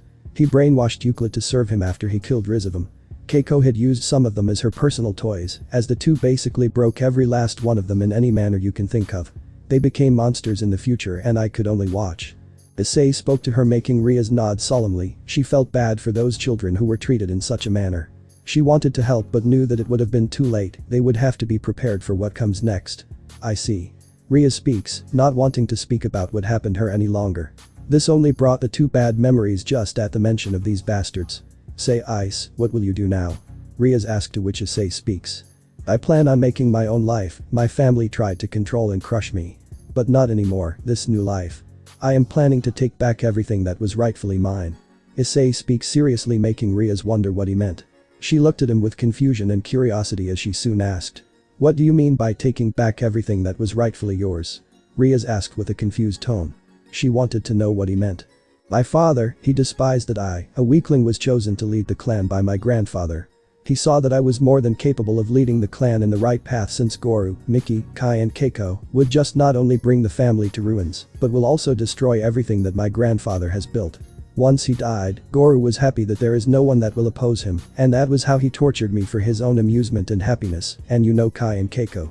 They actively took part in making my life a living hell, which is why I decided to leave that place and destroy them from the outside. I have already slowly and steadily invested in companies that have connections with the Hyoudou clan. We steadily and slowly destroy them financially. After that, I plan on taking over those companies, including the business that my family does, and oust them out from the whole clan. Anyone that does not follow will be eliminated. Issei speaks, making Riaz nod in understanding. She understood that his clan had a hand in making his life miserable, hence he would show no hesitation in eliminating them. She also wanted to destroy the Gremory family for their actions in this and her past life, and knowing that they are not going to repent makes her even more motivated. I am with you in this war. Riaz speaks, as she continues. But how long will we have to fight? As long as possible, it may even take decades, but we have to do this, otherwise Kai and Keiko will destroy everything. Goru and Zeocidus would happily give them anything they want, including the companies, hence we must snatch it from them before they drive us all to doom. Issei speaks with a serious tone, making Riaz nod in understanding. She was aware that they have to fight this war. They have to fight this war if they would ever wish to live in peace. Ice, we fight this war together then. We have to make as much allies as possible and eliminate all those that wish to destroy this world. Our peace and happiness. There is something you must understand, an unspoken rule in both the human and supernatural worlds. Issei turned to Riaz, who had spoke with a solemn tone, as she soon responded with a smile. She understood on what needed to be done to take reins and control of this world. It is that power controls on how both worlds function. Those that are powerful can dictate how this world moves. Displays of power can silence those that oppose you in any manner. Fear of opposing this power is what causes the whole world to run. Once we garner enough power, even Surziches would think 100 times before crossing us. Hell, even the gods would think many times before crossing us. Riaz's words were agreed by Issei. This was an unspoken rule in this world, since power is what controls this world in any manner. He agreed to this, and speaks. You are right. Riaz smiled in response, as she continues. I will prepare some food once we get home. You love my cooking, don't you? I do. Issei responded with a smile, making Riaz nod. She soon responded. Then let's head home. Issei agreed as the couple headed home, not aware that Surziches has put a bounty on Riaz's head, ensuring that she is captured at all costs. And speaking of Surziches. Scene change. Surziches' office, Lucifer City, Underworld, 9:30 p.m. Surziches had a smile. He had already set the bounty and had already advertised it. He soon was seen speaking towards Ajuka Beelzebub. He is a bewitchingly beautiful and attractive young man in his early 20s, with light blue eyes and green hair that is slicked back. He has a mysterious aura around him, which he claims makes him seem devilish. Surziches, is this necessary? Ajuka asked with a serious and calm tone, as he continued. Putting a bounty on your sister's head. I know you dislike her for how she treated and recruited her peerage, but isn't this a bit too far? She gives me no choice. Surziches responded with an annoyed tone, as he continued. She has killed her own knight and some high-class devils. These devils need to be brought to justice. I will ensure she pays for her crimes. Ejuka raised his eyebrow. He was aware of Surzich's sudden hatred towards his once beloved sister. He had to find out the root cause of why this hatred exceeded to such an extent. What kind of hatred does he have towards her? He soon responded. We have other pressing matters we need to fulfill, one of them being the fact of Ria's replacement in Kuo. We need to fix that, and then we have the alliance with the other factions. Can't this wait? It cannot, besides, it would not take too long. I will set up an initial bounty of $10,000. That should attract some people to it, as I will post it on the devil internet, but ensuring that she is alive. Leave that part to me. Surzic speaks with a serious tone, making Ejuka seem to agree. He was loyal to his friend, and he just wishes that the things that he does as a leader and not as a biased individual. Okay, but what about the alliance? Ejuka asked, to which Surzic speaks. I just got a surprising visit from Yasaka. She agreed to push forward the alliance dates to an early time. I remember the Shinto pantheon holding hatred and anger towards us for forcing them to hand over Japan to us, so that makes us getting a proper loyal foothold in Japan relatively easy without the Shinto questioning us every damn time. Surzic speaks with a smile, making Ejuka surprised. He was not expecting this to happen. He was not expecting to hear from Surzic anytime soon. That's good news. Ejuka speaks, as he adds. I will speak to Serafal to send in a delegation to Kyoto. We can start building an alliance quickly. See, now all we need to do is inform Azazel and Michael about this. Can I count on you to take care of that part? Surzic asks with a smile, making Ejuka nod. It was the least he could do, and he can easily convince them without any issues. He was relieved that their alliance was increasing and becoming even more stronger. Leave that part to me. I know you have been stressed due to a lot of things happening to your family. Ejuka speaks, making Surzic sigh with relief. If there was anyone that understood him well, Ejuka was one of those people.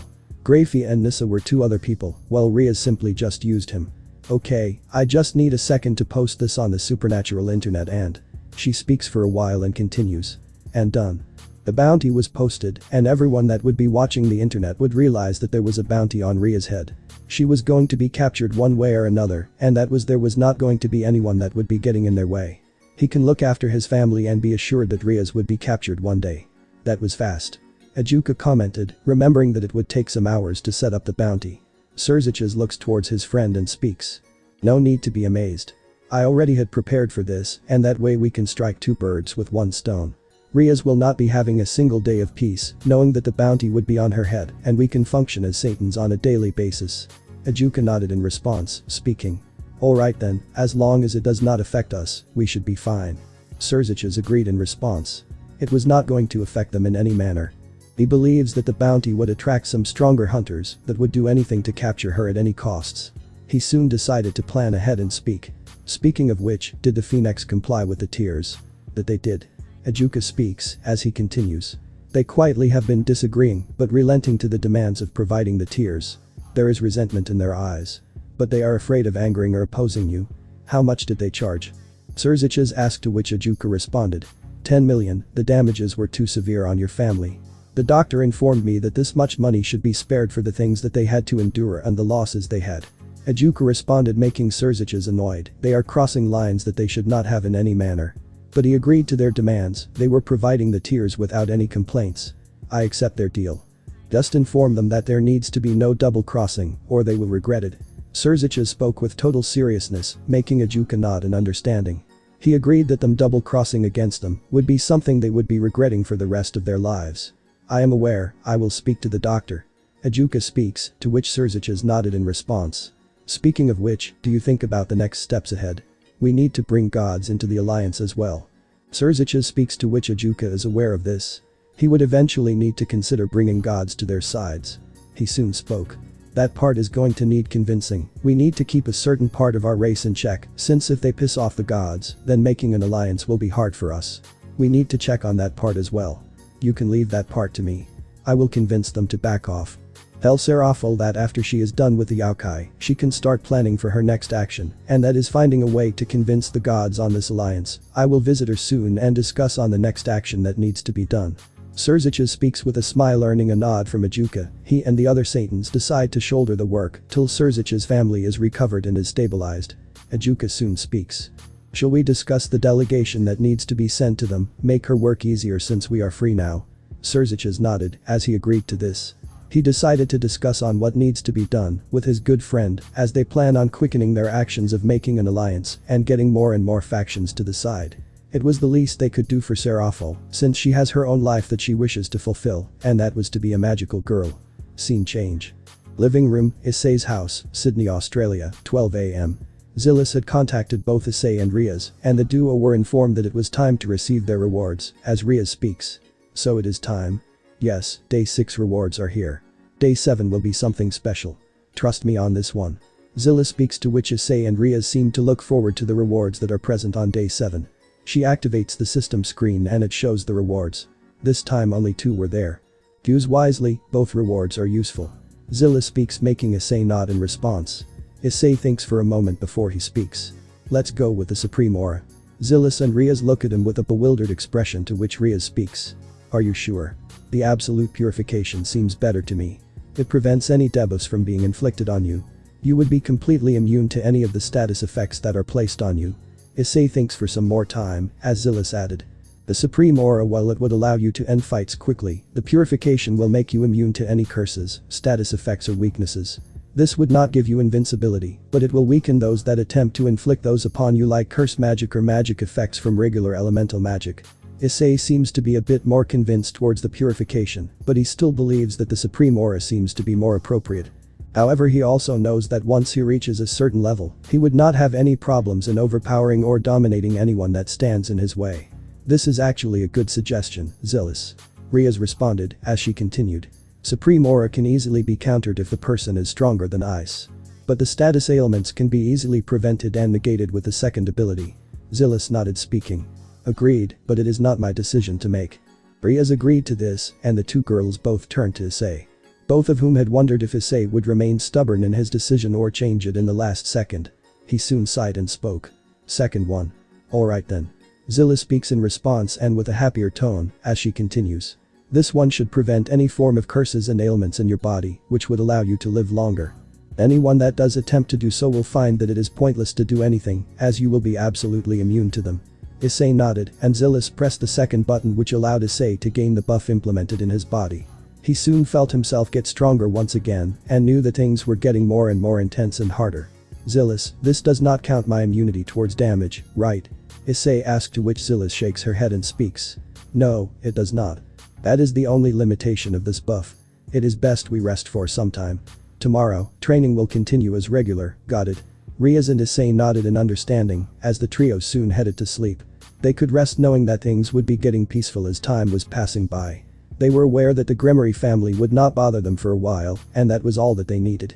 Since once they become strong enough, the Gremory family would not even dare harm Issei and his allies in any manner. That is what they plan, and that is what they intend to do.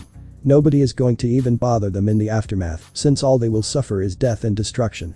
The next day, secret room, Musashi's home, West Yokai faction, Kyoto, Japan, 1 PM.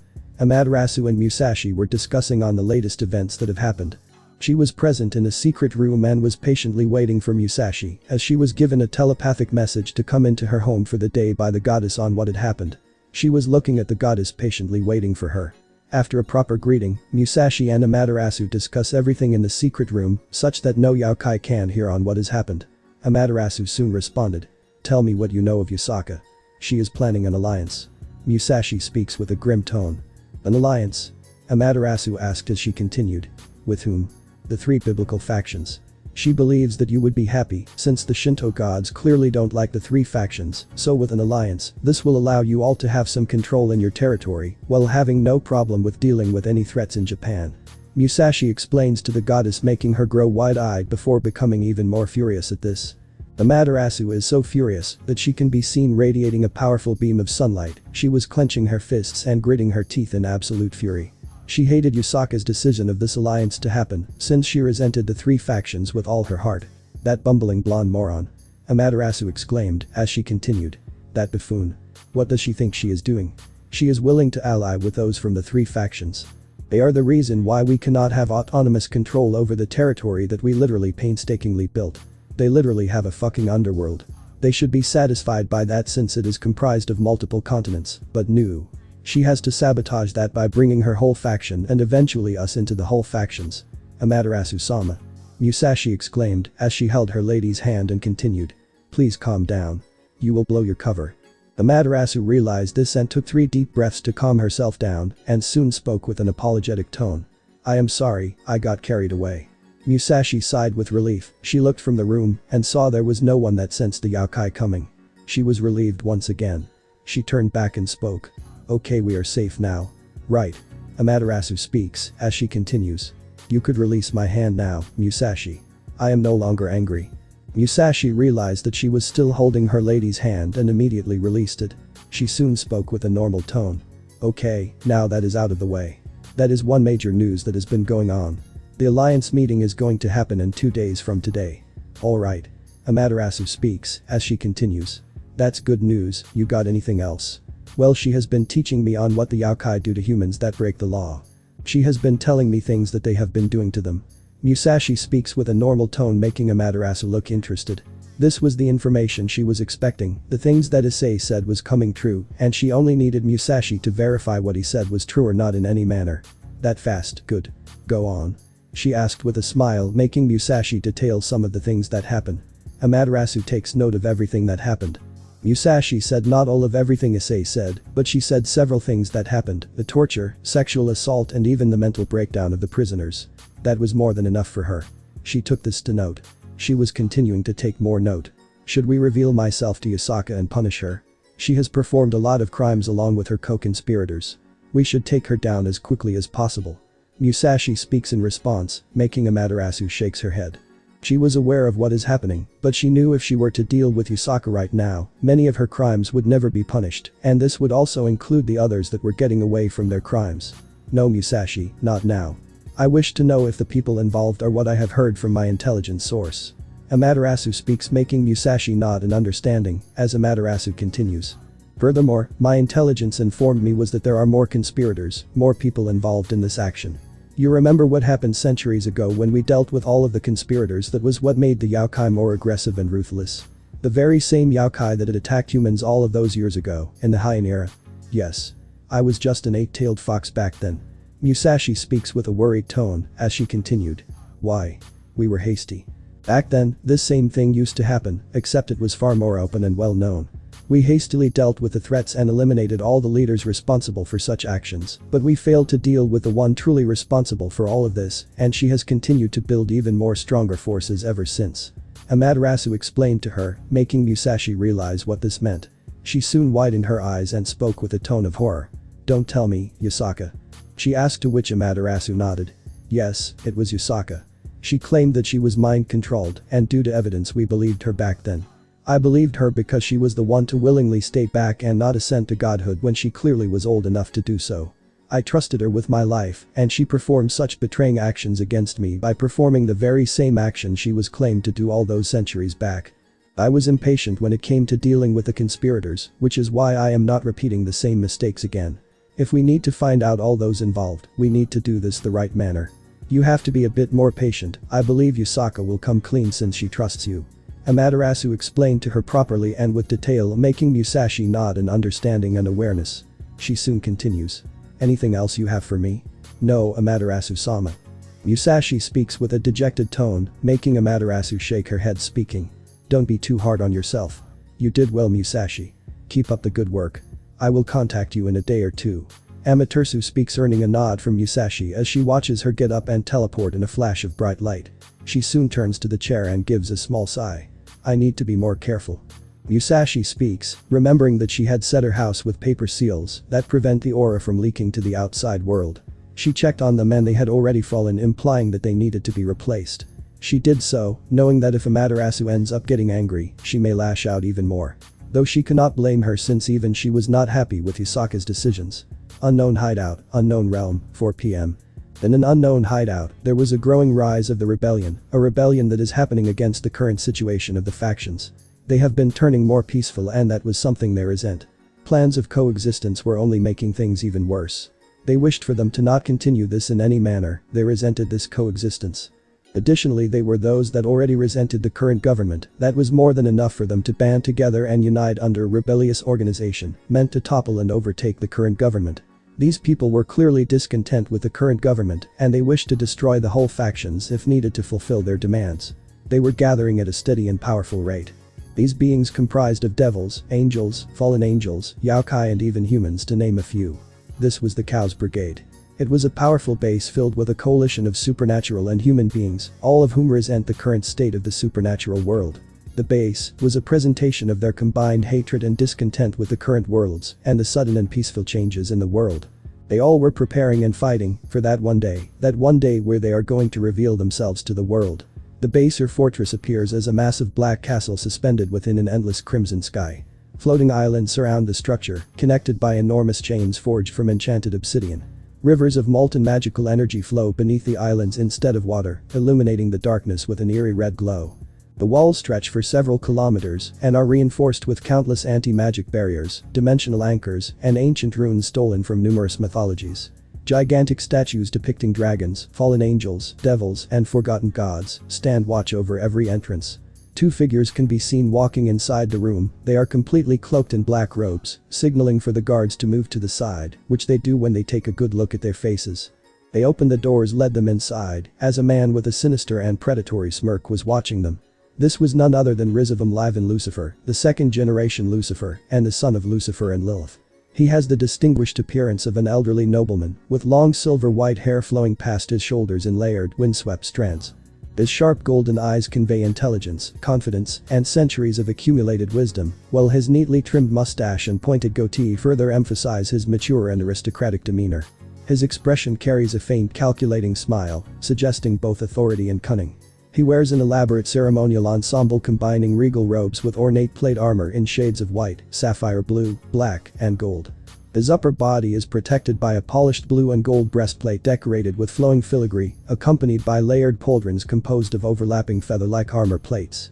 A high-collared black inner tunic sits beneath the armor, while a long white mantle drapes from his shoulders to the floor, bordered by broad blue panels trimmed in gold and embroidered with decorative cross motifs near the hem. Wide bishop-style sleeves extend from beneath the armor, and multiple layered robes, sashes, and tabards in blue, white, black, and teal fold gracefully around his legs. "Ah, it seems like you two are here." RageRevan speaks with a gleeful tone as he continued. "I believe you have got some very interesting news for me." "Yes, we have." The mysterious cloaked figure says. It sounded male. He soon continued. "The factions are going to make a peace treaty with the angels, fallen angels and yokai. They are going to make a treaty with them very soon. I heard from the Hyoudou clan. They are pushing for the smoothing of the treaty with the yokai. Given on how the Shinto gods have always viewed your race, the true lord of this world." The second mysterious cloaked figure says. It sounded female. She soon looked at RageRevan wondering what information and commands he has for them. He continued to smirk and speak. "Well, gods never liked us, so yeah. You can't really do anything on that. We devils are often the rebellious and evil to their good and moral kind. But it is intriguing that the devils are actually wanting to make an alliance with those angels and the god worshippers. Indeed, and they do not know that we are not loyal to the Hyoudou clan, but to you." The male cloaked figure speaks as he continued. "We have been your loyal agents ever since you found us at a very young age and trained us to make our family proud. You even gave us the needed power thanks to your beliefs. True, even our parents would not see the truth till it is too late." The female cloaked figure speaks, to which RageRevan could not help but laugh at this. His laugh unnerved the female cloaked figure. "Ooh-ya-ya-ya-ya." The laughter was unnerving and creepy, making the two even shiver in response. "Indeed, it was me that saw potential in you two and made you two the benefactors. Now if you two may. Would you please show your faces to me?" RageRevan speaks with a smile as the two remove their cloaks, revealing to be none other than Kai and Keiko Hyoudou. They were the ones that had joined the Chaos Brigade and betrayed their own family. "Excellent, what more do you have for me?" RageRevan speaks as he continues. "You two have informed me of everything that had happened in the clan and the principal clans. This intel would also be interesting. I have some bad news. Issei Hyoudou, or Issei. He has abandoned and left the clan. He was a good scapegoat for everything that has happened, and it has slowed down our work. He took a lot of money from our clan and refused to ever come back." RageRevan narrowed his gaze and turned to him. He had specifically asked Issei to be present in the clan and did try to keep him in. He was a useful pawn in any manner. "I asked you a very simple task, didn't I?" RageRevan asked with an annoyed tone, making the twins were afraid of the RageRevan. "And you had to mess everything up. You really think that Issei escaping is going to make your conditions better?" RageRevan asked with anger and annoyance, making the twins even more afraid.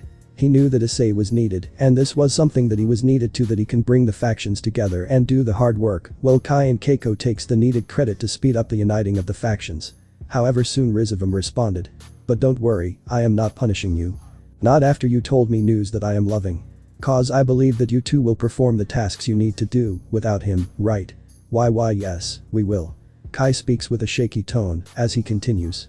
I am pushing for the alliance to be made. My father is working hard to ensure that the alliance takes place. Once all of them are working together and are on our side, we will show our true allegiances. Why yes, my brother will follow through with our promise.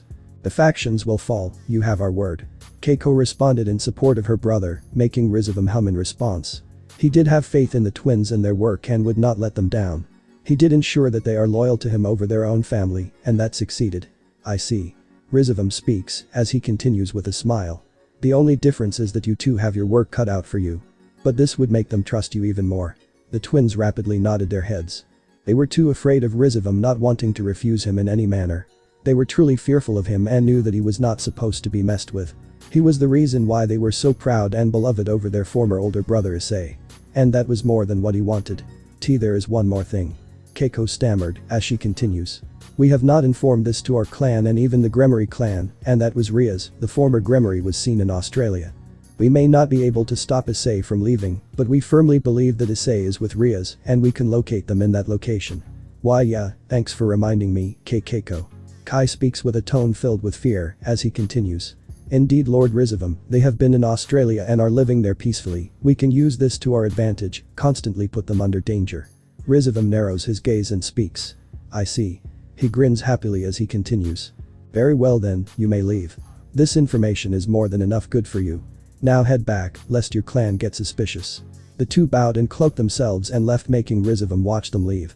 He remembers on how if there was one person that could be a problem to his plans, it was the oldest child of the Hyoudou family, that being Issei Hyoudou. This was the reason he took the twins in and decided to train them, making them their benefactor, and plant them as powerful spies, meant to report to him on what happens in the factions. He even turned them against their own family, their own flesh and blood. Back outside, after some distance, Kai immediately unleashes a bolt of electricity aimed at the rock, destroying it, as he angrily exclaims. Who the hell does he think he is? Sure, we may owe him for a lot, but he treats us like as if we are just toys and pawns meant for his own amusement.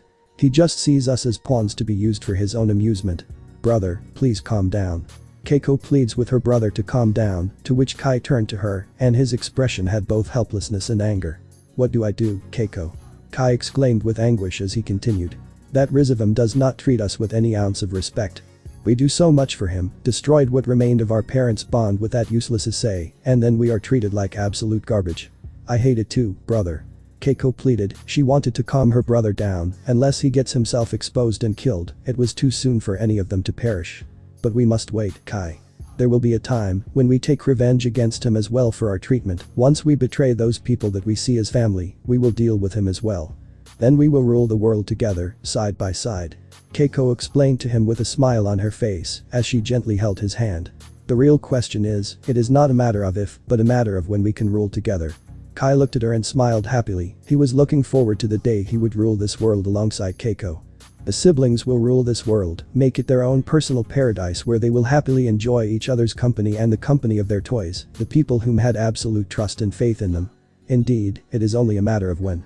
We will destroy all of them, we will destroy all those that look down on us, that reject us, we will rule over them, and prove that our rule is the only rule they can accept and utilize, otherwise they will perish. Ai's words were happily inspired by Keiko, as she accepted them.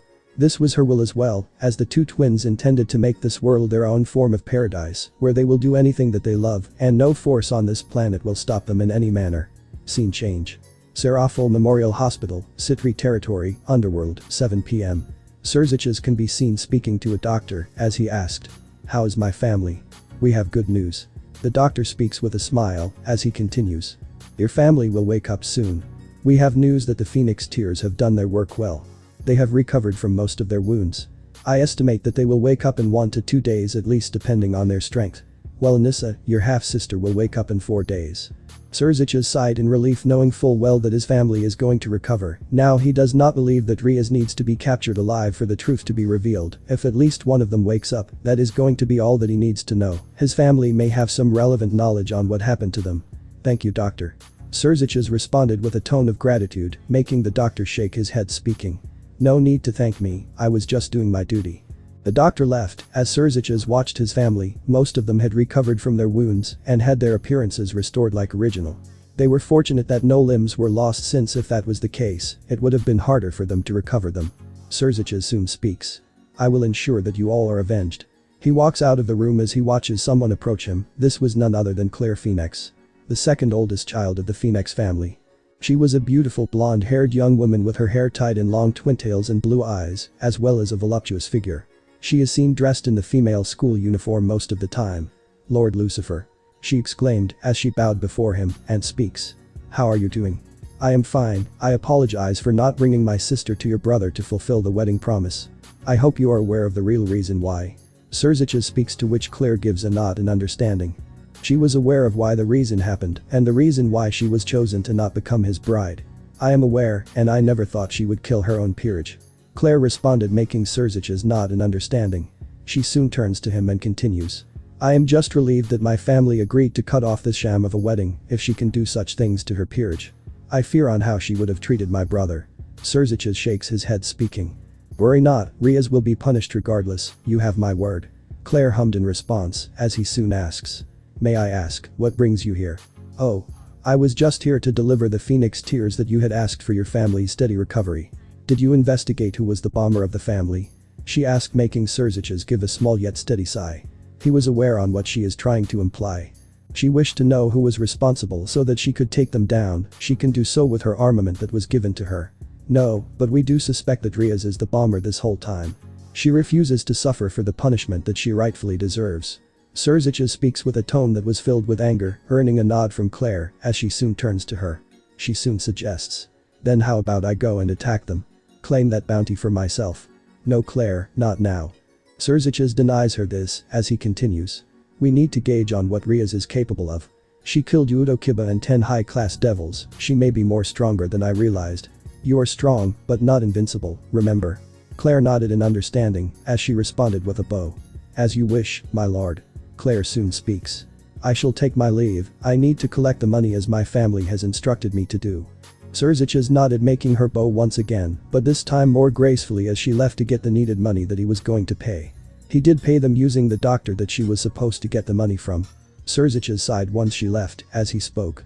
This is all your fault, Riaz. If you had just listened to me, we would not have a loss of $25 million. I will see to it that you suffer for this.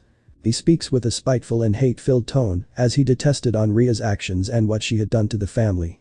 He was going to make her pay dearly and put her in her rightful place. This was not something he could forgive and was going to destroy them at all costs. Scene change. Hyperbolic time chamber, Issei's house, Sydney, Australia, 12 a.m. Zillis and Issei were once again sparring as blades and clangs were heard on both sides of the battle. Issei was still using his darksaber and fighting against Zillis. He was mastering the sword fighting and was going to master everything that Zillis is teaching him. She soon raises her blade and unleashes a powerful strike meant to disarm Issei, only for him to patiently wait and block the strike as he twists his blade and puts her in a lock. He soon pulls her to the side, making her yelp as he speaks. I am not that easy to disarm. It seems so. Zillis taunted in response as she speaks. In the hyperbolic time chamber, years pass in a blink while only a day passes in the real world. This allows us to train as much as possible. She soon breaks free from her strength and strikes again as Issei was sent in the air. He lands on the ground and twirls his blade. She soon comments. The fact that you lasted several hours against me shows that your capabilities has increased even more. Time to take it to the next level. I am not going to hold back this time. Zillis's eyes grows even more violet, deciding to use her full power as she charges forward and continues to fight against him, constantly clashing blades even more as sparks can be heard. This time Zillis increases the difficulty, each strike managing to weaken Issei's grip on the blade even more. He realized that whenever she trained both him and Riaz, she always held back. This was one of the times she refused to not hold back. She could sense them getting stronger, with Riaz also touching god level as time was passing by. She was still away from the super devil level, but she was getting close as time passed by. Each blow made Issei grit his teeth in shock as his muscles were unable to handle the whole thing. He also responded, but Zillis only saw this as an opportunity as she swiftly used the strike with all of her power and disarmed him completely. His blade was seen going flying as it made multiple thuds before it slid on the floor. Issei was about to move when a blade was aimed at his throat, making him raise his hand as he speaks. "Aw man." She puts her blade back and speaks. "Don't sell yourself short, Ice. You did amazing. You made me use my full power in this field. Given that you are now touching super devil levels of capabilities, it was expected for your growth to be this fast. Not to mention, in the time chamber, you spent years of dedicated training in this art of fighting. This allows you to have another option to fight when you are unable to use magic or fight using fists. I have been training you in other arts of weapon fighting as well, including using of several guns to utilize its capabilities. As a teacher and your humble aide, I could not be any more proud of your progress." Zilla speaks with a tone that was filled with pride, gratitude and cherishment. She could not be any more proud of her master, and that was all that she needed. She was happy that her training pushed her master to such heights. Issei said nothing and could only close his eyes. His family, except for his grandfather, never appreciated him, but that was in the past. He had a new family now, a small one, but a new one nevertheless. He spoke with a gentle smile. "Thank you, Zillis." Zillis gently smiled as she soon thought for a moment and remembered that now was the time. "Call Riaz, today is the day for the special reward in the daily rewards." Issei nodded as he walked towards Riaz, who could be seen meditating inside her chamber as he calls out, albeit softly. "Riaz." Riaz turns to him and speaks with a smile. "I believe you are here because we have to leave. So is it time to do so?" "Not exactly, the day 7 reward is here and Zillis has called the both of us to come." Issei speaks, making Riaz nod in understanding. She also gets up and moves to the place where Zillis had contacted both her and him. She was seen waiting for them as Zillis speaks. "You have arrived. Let us begin then." She summons the system screen and it appears. The day 7 rewards were being something very interesting. This was the origin driver that was granted. She soon responded. "There are 2 of them, one will be given to you." "And what of the second?" Riaz asked, wondering if this was meant to her. Zillis shakes her head and speaks. "It will seek a worthy host. Just like how Issei is, it will seek someone which has similar qualities to our Issei. I plan on providing it to someone who has traits similar to him, since who knows, there would be someone out there who is still suffering under the heinous rule of the supernatural out there." Riaz nodded, wondering if she would fit the criteria to become a Kamen rider, the said hero and the driver. She wondered if there are more types of riders. "And what does it mean, rider of this world?" Issei asked, to which Zillis responded. "There are other worlds where riders exist, a multiverse if you may, which comprise a lot of riders. They would be roaming around just like us, fighting evil and clashing against the foes. But enough of that. Let's accept this reward and try it out." Zilla speaks as she taps the button and the reward comes in her hands. She soon hands the driver to Issei as he could feel the power being released from it. He speaks. "Wow, so this is what it feels like, the power of Kamen riders. Indeed, they are extremely powerful, especially a certain demon king that exists in the world that can tamper with a multiverse." Zilla speaks as Issei hands it to Riaz, and she could feel the power, but it suddenly rejected her in response as she yelped in pain, holding her hand. Issei rushed to her and asks. "Are you okay?" Issei exclaimed with concern as Riaz turned to the driver and responded. "That thing shocked and fought back against me just by me holding it." Riaz speaks with a stunned tone, not expecting this driver to be sentient, as she turns to Issei and speaks with a sad smile. "I am fine, Ice, it kind of stings that I am not worthy." Zilla soon assures her. "Don't worry, you never know what the future has in store for you.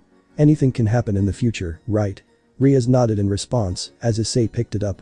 He soon asked. "Is there like anything I can use for the transformation, cause there is this empty orb-like slot there is? There has got to be some use for it." Zilla soon points out to his left hand as he asks. "My left hand? Your boosted gear." Zillis responded as she continued. "I believe you are going to need to connect it to the driver." Issei summoned the crimson gauntlet and pressed it against the origin driver. The instant they made contact, a brilliant scarlet light erupted, engulfing the room. The boosted gear trembled violently as waves of draconic energy surged into the driver. A deep ancient roar echoed through the light. From the hollow center, a perfectly smooth crimson sphere slowly materialized, its core swirling with red dragon sigils and pulsing like a living heart. The orb was formed in his hand as it announces. "Draconus." The red Draconus orb was formed in his hand. Zillis explained to him. "This is the Draconus orb. Based on this will allow you to transform into Kamen Rider Draconus." "Okay, but the second driver, where it is gone?" Issei asked, to which Zillis speaks. "It is somewhere in this world, looking for its suitable user." I believe we may encounter it very soon. And the current user that is going to. Issei nodded as he was about to transform when Zilla suddenly jolted up and speaks. Issei, Riaz, we have some unwanted guests. Let me guess, it is Akeno and Gasper. Riaz asked with anger and annoyance.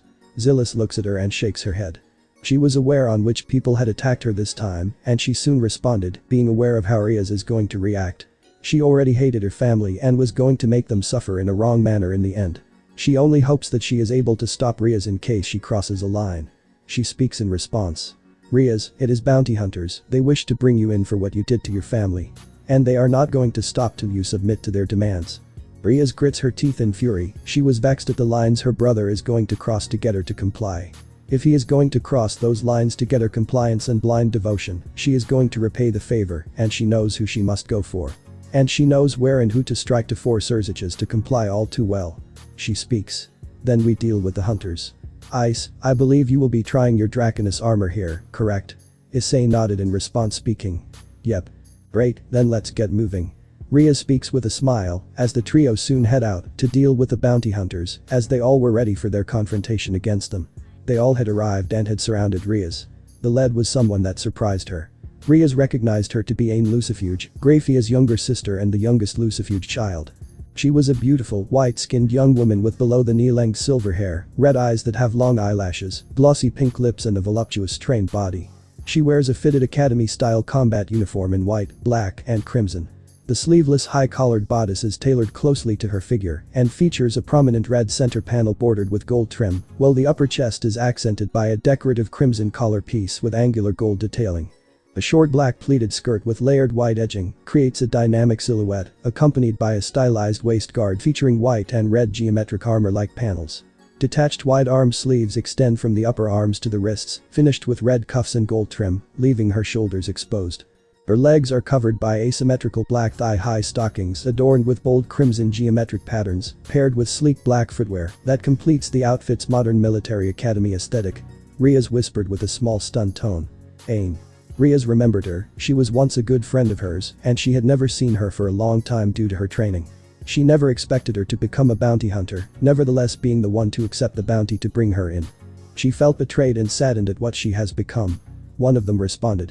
Riaz Gremory, your brother has put a bounty of quite the amount on bringing you alive. Indeed, he was quite generous given that you are the reason why your family is in the hospital. Take it from me, that's twisted even for my standards. Another bounty hunter responded, making Riaz grit her teeth in anger. It was not enough for them to bring Ain to fight against her. They have the guts to judge her when they do not know the full story, they are just spineless cowards and monsters dressed as family. Riaz was ashamed of even being related to them and was going to make them remember why she is not someone to be messed with. Issei soon spoke.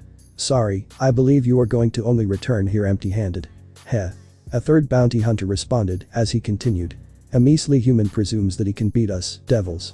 We are the bounty hunters from the Frozen Devil Guild, and even our guild master has overtaken this mission herself. The other hunters laugh at this, as they all realize that the three stand no chance against him in any manner. Ain said nothing and watched with seriousness. She had a job to fulfill, her personal feelings for Riaz were to be put aside. She was struggling to control herself. Since she was also betrayed and angered by Riaz being a suspect in bombing the Gremory mansion where her sister resided. Her state was the main reason she personally joined this quest herself since she wanted answers. It was rare for her to become personal, but the situation called for it. Tough luck. You're believed to consider yourself strong. That's nothing but a joke. Issei speaks with a mocking tone as he continues pissing the hunters off.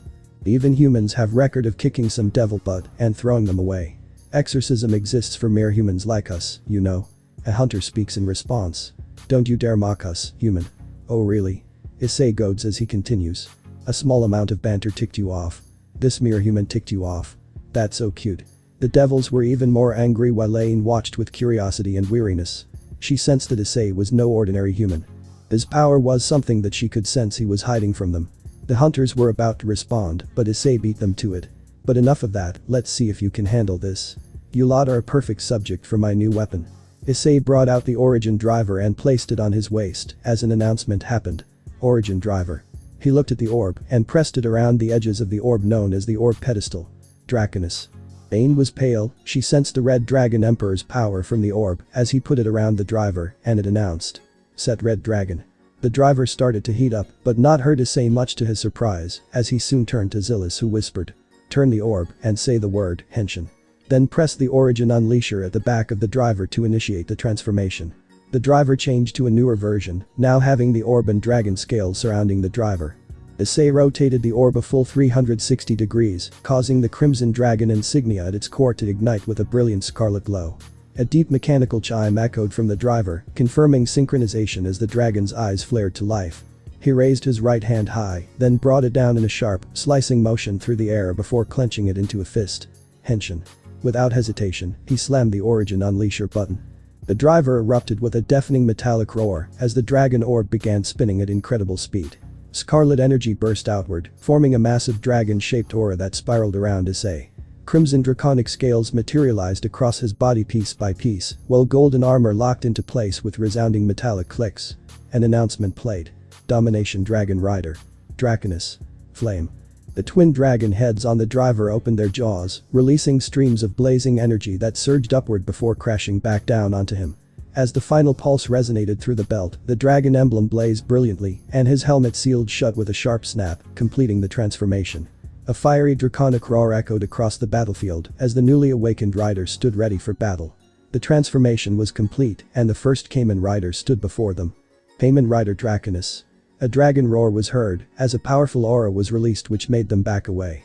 The hunters, who were mocking and taunting him, were slightly afraid and weary of this. Issei soon responded with a cold tone. "Now then, let's begin." Issei dashed forward and closed the gap between the two. He socked a hunter in the air and unleashed a barrage of flame blasts that sent the hunters flying as they were burning in the air. They charged forward as Issei decided to sock them, sending them flying, unleashed two forward flaming punches and struck them, sending them flying. He soon leaped in the air and landed a kick towards the other hunters as he brutally maims the first hunter by unleashing retractable claws aimed at their gut, brutally taking the hunter down. The first hunter was defeated as Issei speaks. Who's next? The hunters all charge at him, with Ain deducing what he is capable of, the Draconus armor, which Issei calls it the Kamen Rider. She had to strike him where he least expects it and eliminates him. Issei brought out the dark saber, which was being burned, and it announced. Draconus Dark Saber. The dark saber changed forms, becoming more draconic, and it was ready, and it was burning with righteous fury. He soon slashed the hunter's head off as he killed two hunters without much effort as sparks and flames were being released, which killed them in a brutal manner. There was no blood from the attack which effortlessly killed them. They were being burned alive right then and there. The other hunters watched in horror as a scream was heard. It was a female scream as she charged at it with a blade. Issei dashed forward and cut her in half as she had a look of horror, and this was chopped in half. She soon fell on the ground dead as the woman was burned alive and was no more. Issei turns to her and soon turns back to the charging hunters and soon blocked the strike as a slide was formed from the sword of one of them. He soon unleashed a point-blank flame blast, mercilessly burning the hunter down. The hunter was no more. He soon placed the sword and unleashed a powerful flame storm aimed at this. They used their magic circle, which was a barrier, but they started to struggle and it shattered. The flames easily were starting to burn them to the ground and were helplessly struck by the ground. The flames were powerful and were burning them to the ground as screams could be heard of the hunters. "Ah, make it stop. Please. I beg of you. This is too strong. I am so sorry, please spare me. He is a monster, please help me." Issei said nothing but apathy for them. He had killed 10 hunters by the flame storm blast. But before he could move to deal with the next stray of, a powerful beam of ice was struck which immediately froze him and triggered an explosion. Riaz and Zillis were worried as Riaz exclaimed. "Issei." The attacker was revealed to be Ain as she speaks. "Now you will stay in my ice for all eternity. That is your punishment for killing my guild. You monster." She had tears in her eyes. These were her people that were mercilessly killed by Issei. The mercilessness and ruthlessness that he showed in killing her hunters were enough to anger her. She used most of her strength to freeze him in a powerful ice, but it was enough to seal him away. Or so she presumes. Riaz had looked at her as she turned to Ain and asked for one final time. "Ain, for the sake of our past friendship. Back away while you still can, and you can save for remains for your forces. I will give you this once chance." Ain gritted her teeth but took a deep breath to compose herself as she speaks. "Sorry, but I am not backing away. I was tasked with bringing you in alive, and this is something I plan on doing." Riaz gave a sigh as she was ready to fight, with Ain continues. "Besides, the so-called Kamen Rider has fallen. There is nothing you can do to save him." "I wouldn't be so sure, Ain." Riaz speaks as she could see the red appearing in the eyes of Issei. She continues. Do not underestimate humans, that is something will make you pay it dearly.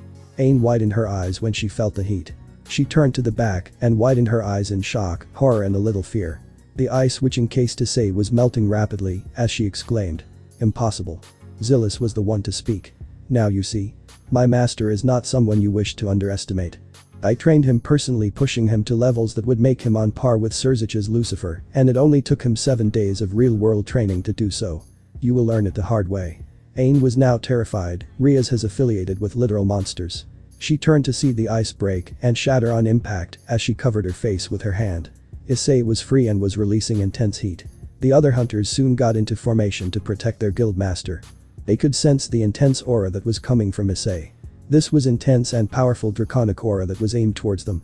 This coupled with the powerful heat, and this was what made them terrified even more. Issei soon speaks while preparing his blade. That was your best attack. Then you stand no chance against me. Issei removed the orb from the driver and connected it to the Draconess dark saber by bringing it very close. Connection on. The blade was charging with intense flames and was continuing for charge for 2 seconds. The blade changed from dark orange to bright orange, almost becoming white. He soon speaks. Dodge this. Draconess full slash. Issei charged a powerful orangish white flame slash and created an upward swing. This was sent towards the hunters as they used a combined magic circle to block the attack. Even Ain was blocking the attack with her magic, but this was shattered immediately and the hunters were burned without any hesitation. He returned the orb to the driver. The hunters soon exploded as Ain was sent flying as she recovered from this. She soon shouted, watching the burned hunters. "No." Issei started to walk towards her as Ain became very furious. She charged at Issei, shouting, "I will kill you." She charged, creating a powerful ice swords and charged at Issei as he blocked it from the attacks. Issei clashed from the attacks as he continued to do this. He continued to clash with her as each clash sent sparks flying. The attacks were striking by this. He continued to do this for some time. He unleashed an upward slash as she blocked with a strike as she countered with a downward slash and landed a kick. Issei dodged both of them by leaping in the air and followed it up with a punch. She blocked it with a strike as Issei closed in with a powerful strike aimed at her as she blocked by this. She was struggling to do so. "I am an ultimate class devil. I cannot be beaten like this. How? How can a mere human like you overpower me in such a manner?" Ain exclaimed with disbelief. She soon unleashed a powerful ice bullets aimed at her. Only for Issei to slash every last one bullet with ease with a series of powerful slashes. The ice melted as Issei closed in again and kicked her in the stomach, making her cough up as she staggered behind by some feet. He soon landed another flame kick aimed at her and she blocked it with an ice shield. Issei soon landed a slash aimed at her as the barrier shattered and leaped in the air to avoid the strike. He soon unleashed a dark orange slash as she struggled to block the attack. The barrier shattered as she almost fell to the ground and was completely cornered. Issei soon turned to her and slammed his sword to the ground, created a powerful flame wave towards them, nearly incinerating the ground, and this was burned the surrounding ice barriers, destroying every last of them. Ain was screaming in pain as she was suffering extreme strain of her magic. The attacks that Issei was performing was on a different level. She was sent flying to the ground and she was partially burned from the attack.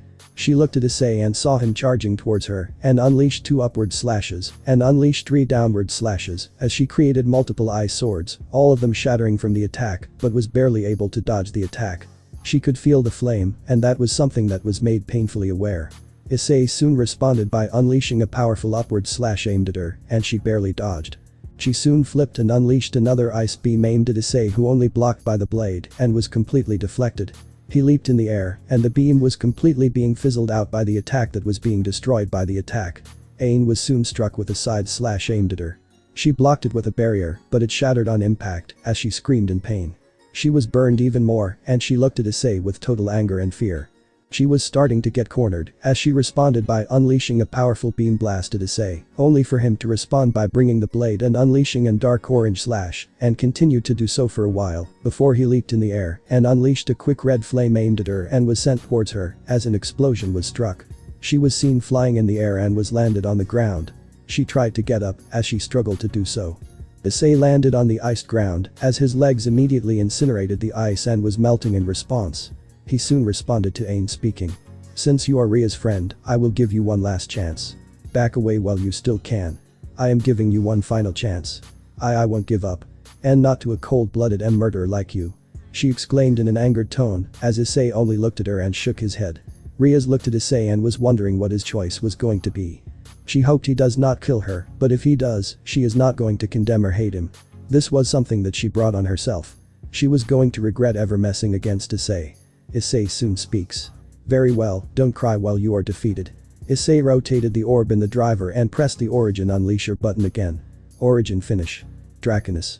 Issei crouched a bit and his leg was being coated with powerful orangish-white flames. His body was coated with crimson-red draconic aura. He soon leaped in the air and prepared a powerful jump kick aimed at her. Draconis break. He landed a kick aimed at her as he went through her and landed on the other side. A powerful tears of flames were sent from her body as all she could do was scream in agony. She soon exploded in response as she was consumed by the explosion. Once he did, Issei turned around and inspected the flames and soon growled in response. He knew what has happened to her. Riaz and Zilis rushed towards him and Riaz asked. Is she? He shakes his head and speaks. She escaped. She used a magic spell to escape in the final moments. She took the hit but she was able to use what remains of her powers to get away. I was able to pick this up from the remains of her magic. Riaz closes her eyes and senses the lucifuge magic signature and realized she escaped. She soon responded. Ice, we need to deal with this bounty. Yeah. Issei speaks as he soon removes the orb and presses the button returning back to his normal state. He soon asked Riaz.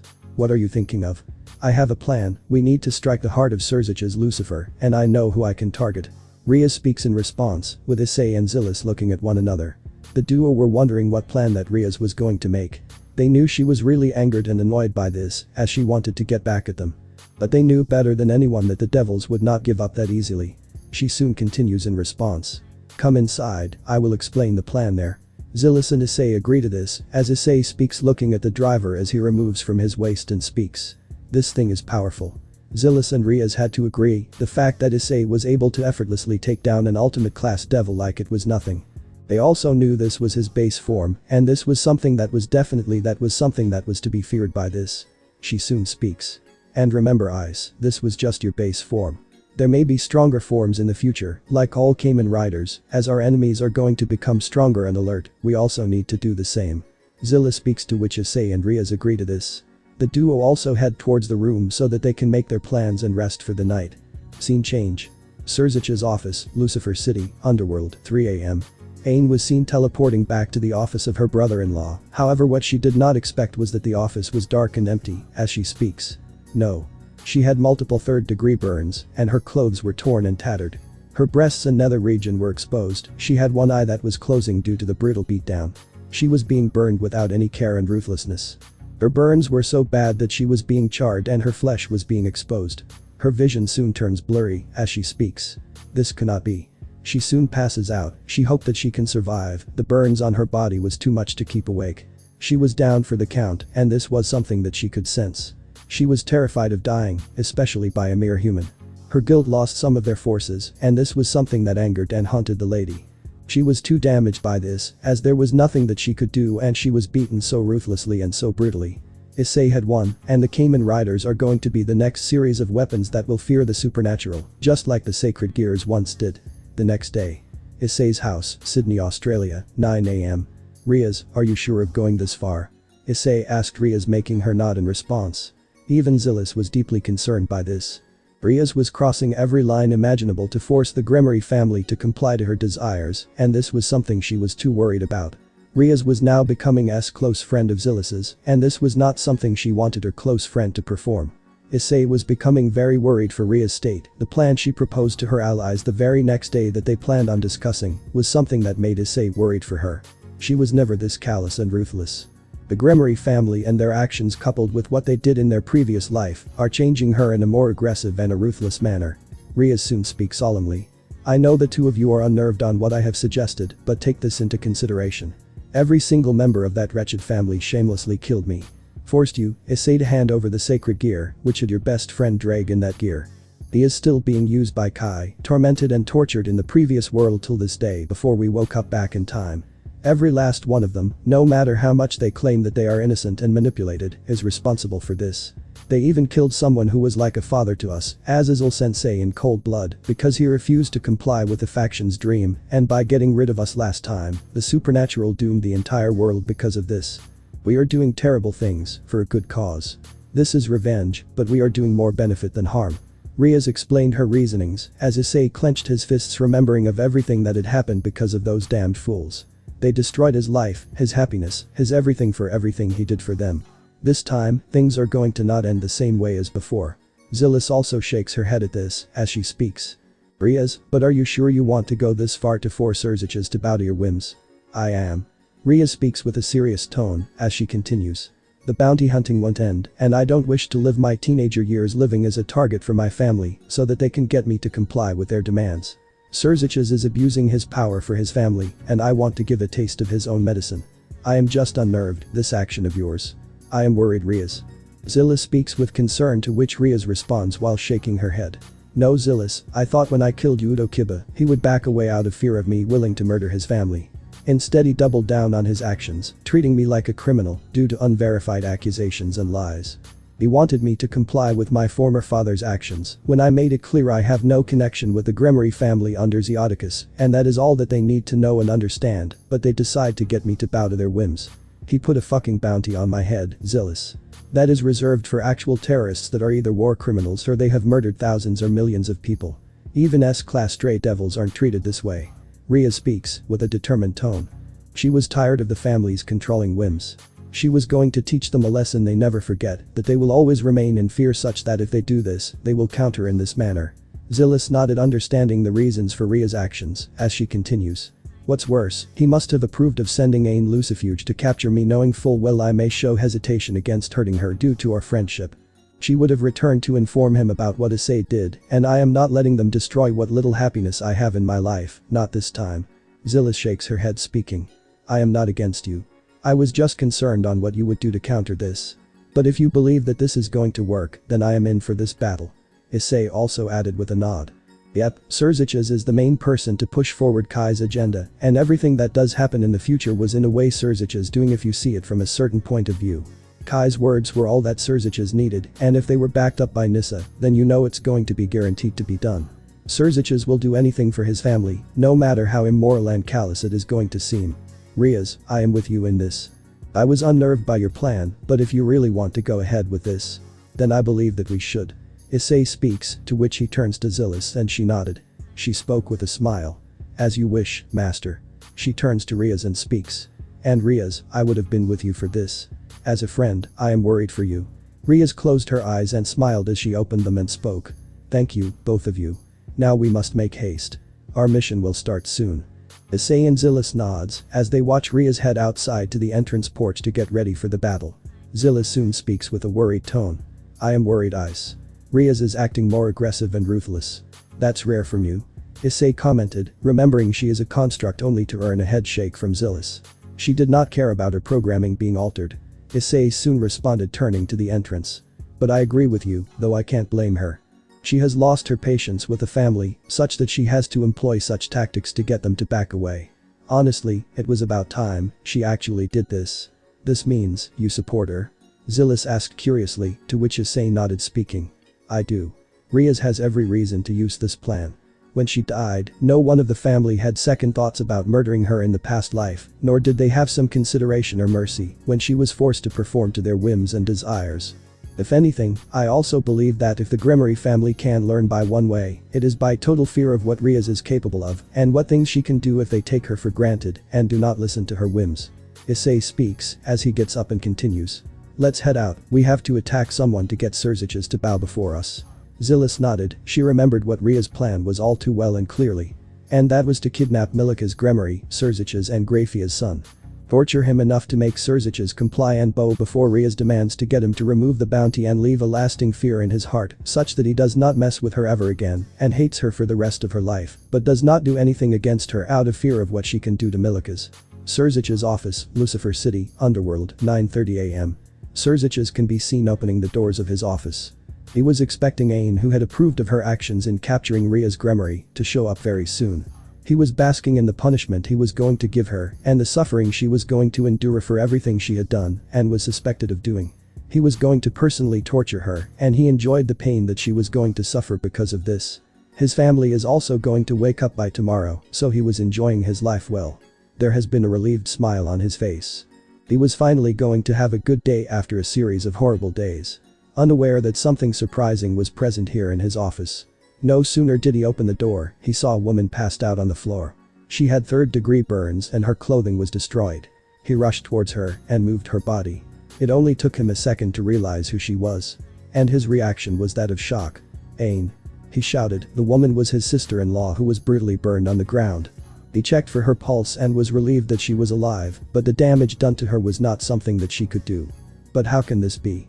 Surziches asked. He wondered if Riaz truly did this, but he sensed no trace of power of destruction after scars from her body, as he asked. "Riaz, no way. She never practiced fire magic, especially not on this level. Then who did this? Who could have injured you to such an extent, Ain?" He checked for the extent of her injuries on her body as he rushed to get a coat to cover her nude body. He did not want his sister-in-law to be treated in such a manner. "What have you got yourself into, Riaz?" Surziches asked, his tone having an outline of fear. For the very first time, he feared the people his sister had aligned herself with. The one who did this to her was someone who had to be above ultimate class, since Ain was herself at that level. She was just a level or two lower than Grafia, his own wife. And Riaz has chosen to align with that very person. But for now, he had to get her to the hospital. He immediately contacted the hospital staff to take her to the hospital, and they arrived moments later. The doctor asked, "What happened here, Lord Lucifer?" "I really don't know. I entered into my office and saw my sister-in-law in this state." "Doctor, could you please check on where the magic originated from?" The doctor nodded as he used a sensor and checked for the magic. That took him some time. He could see the magic signs on her body and widened her eyes when a message showed him something. "Lord Lucifer, the signature of the magic is draconic or dragon origin magic. I can't tell exactly where it is from, but all I can tell is that the magic signature is draconic." The doctor said, only for Surziches to become even more pale. He realized what has happened and who Riaz had allied herself with. Riaz had somehow managed to get the trust of a dragon. She knew that the family and he would continue to do this, hence she decided to get the dragon involved in their personal and family matter. He could not help but get even more furious at this, since this meant now that they have to deal with a dragon that is on her side and perhaps protecting her. He knew that dragons and devils do not get along. They are like oil and water, they do not mix together. Only in rare cases they get along.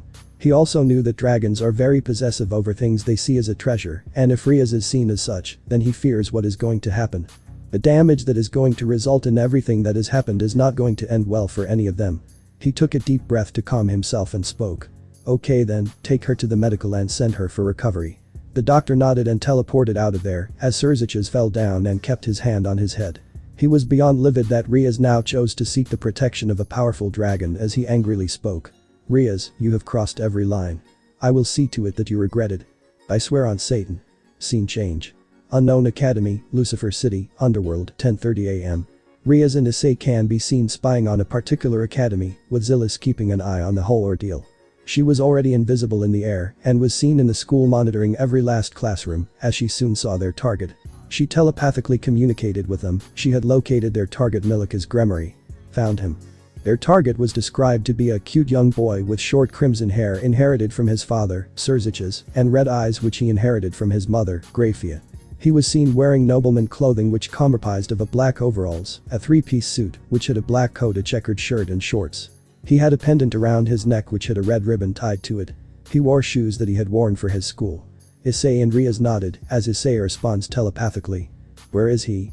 Is he alone? We have been looking for his exact location since hours. He is inside one of the classrooms. We just need to wait a little bit longer if we have to get this mission smoother. All we need to do is keep him away from the others. Our cover needs not to be blown, since we do not need to alert the devils here and compromise ourselves." Zilis telepathically answered to Issei and even let Riaz hear about this, so that she is well aware on what happens here. Riaz soon thinks for a moment and speaks telepathically. Zilis, listen, in just some time, around a minute or two, there will be a break given to these students, where they can head to the washroom or any other place where they can rest for a while. This will be your perfect time to do all of this. How do you know all of this? Zilis asked, to which Riaz speaks telepathically. I was the one that chose this school. Keeping in mind my former nephew's demands and requests, I chose this academy. Leviathan Academy.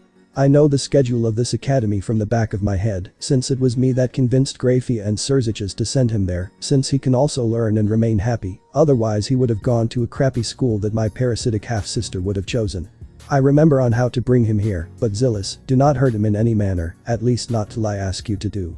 Riaz telepathically explains to her, as Zilis agrees to do so. All she needs to do is knock him out and bring him safely here. She was planning to keep her invisibility to get that working. It was going to be much more easier for them to perform the action as she sees Milikas get up and move out of the room. She watches him leave from the classroom, and that was her cue.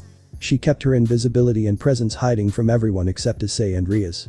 She reached to where Milikas was, and before the child could react, she landed a chop aimed at his neck as he passed out. He was about to fall when Zilis caught him. When she sensed there was no one, she carried him, cloaking him in the same invisibility and presence hiding spell that she used on herself, and returned back to the location where Issei and Riaz were. Issei and Riaz saw the boy as Issei remembered another painful memory from his past life. In that, he remembered on how Milikas saw Kai as his role model. The person that he desired to grow up once he becomes of his age. Then Kai's betrayal comes, and he was left shattered and broken, especially after Kai killed his father and his mother took him to hiding. Things only became worse when his mother was taken in front of him and was sexually assaulted in front of him by Kai and used for his own fetishes. This was too traumatizing for him, and he unleashed his full powers against Kai and his forces, almost making him super devil level. But RageRevan, who was an ally of theirs back then, joined the fight and put the now 23-year-old boy in his place, effortlessly disarming, overpowering and eventually badly and horribly crippling him. After that, his real torture began. Kept chained in the Chaos Brigade dungeon like all those that opposed him, he was made to watch his mother being raped over and over again. His mind shattering on his helplessness of unable to do nothing as he started to scream curses, and eventually his screams became coherent and unable to understand. Issei only watched with helplessness as he eventually broke after seeing this mental and emotional torture took its toll on him. This continued for several weeks and months as he was then used as the Chaos Brigade's generals and even was a toy for Keiko since she found him fit for her desires and fetishes. Issei shook his head of those thoughts. This time Kai and Keiko will not succeed, no matter how much they try. He already foiled a lot of their plans by running away, abdicating himself from his family, and then took away Riaz from the location, since he knows that the twins would have plans for him. He soon speaks.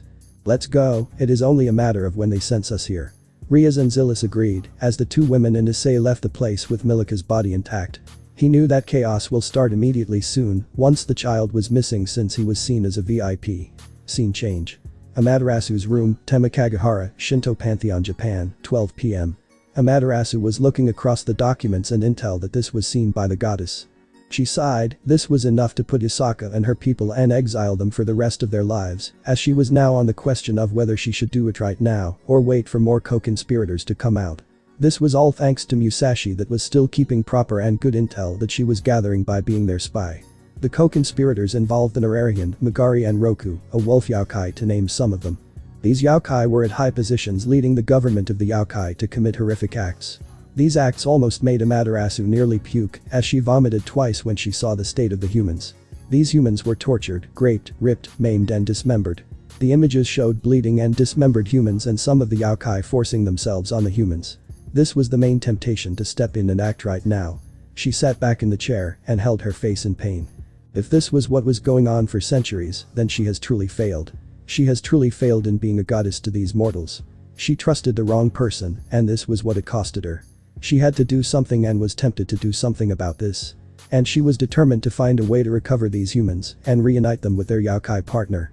They were all recaptured in less than 2 days, showing just how ruthless and efficient they are in tormenting these innocent humans. Amaterasu had to make the choice, either she rescues them and deals with Yusaka and her co-conspirators right now, or she decides to wait some more time, since the yokai would keep them alive. Only 2 more of the co-conspirators were left to be located, and then she would act. I need to do something. Amaterasu speaks with a grim tone, as she pondered if asking her father on his wisdom can help him in this regard. She did so, telepathically sending a link to him. After some time, Izanagi arrived in her room asking, "You called, my daughter?" Amaterasu took a deep breath and speaks. "Dad. You need to look at this." She showed the images and the intel, as he used his divine powers which made him widen his eyes. He can be seen gritting his teeth in anger as he clenched his fists, tightly holding the papers. He was beyond livid at what he was seeing on how his people were being so shamelessly and ruthlessly tortured beyond belief. Amaterasu, what is the meaning of this?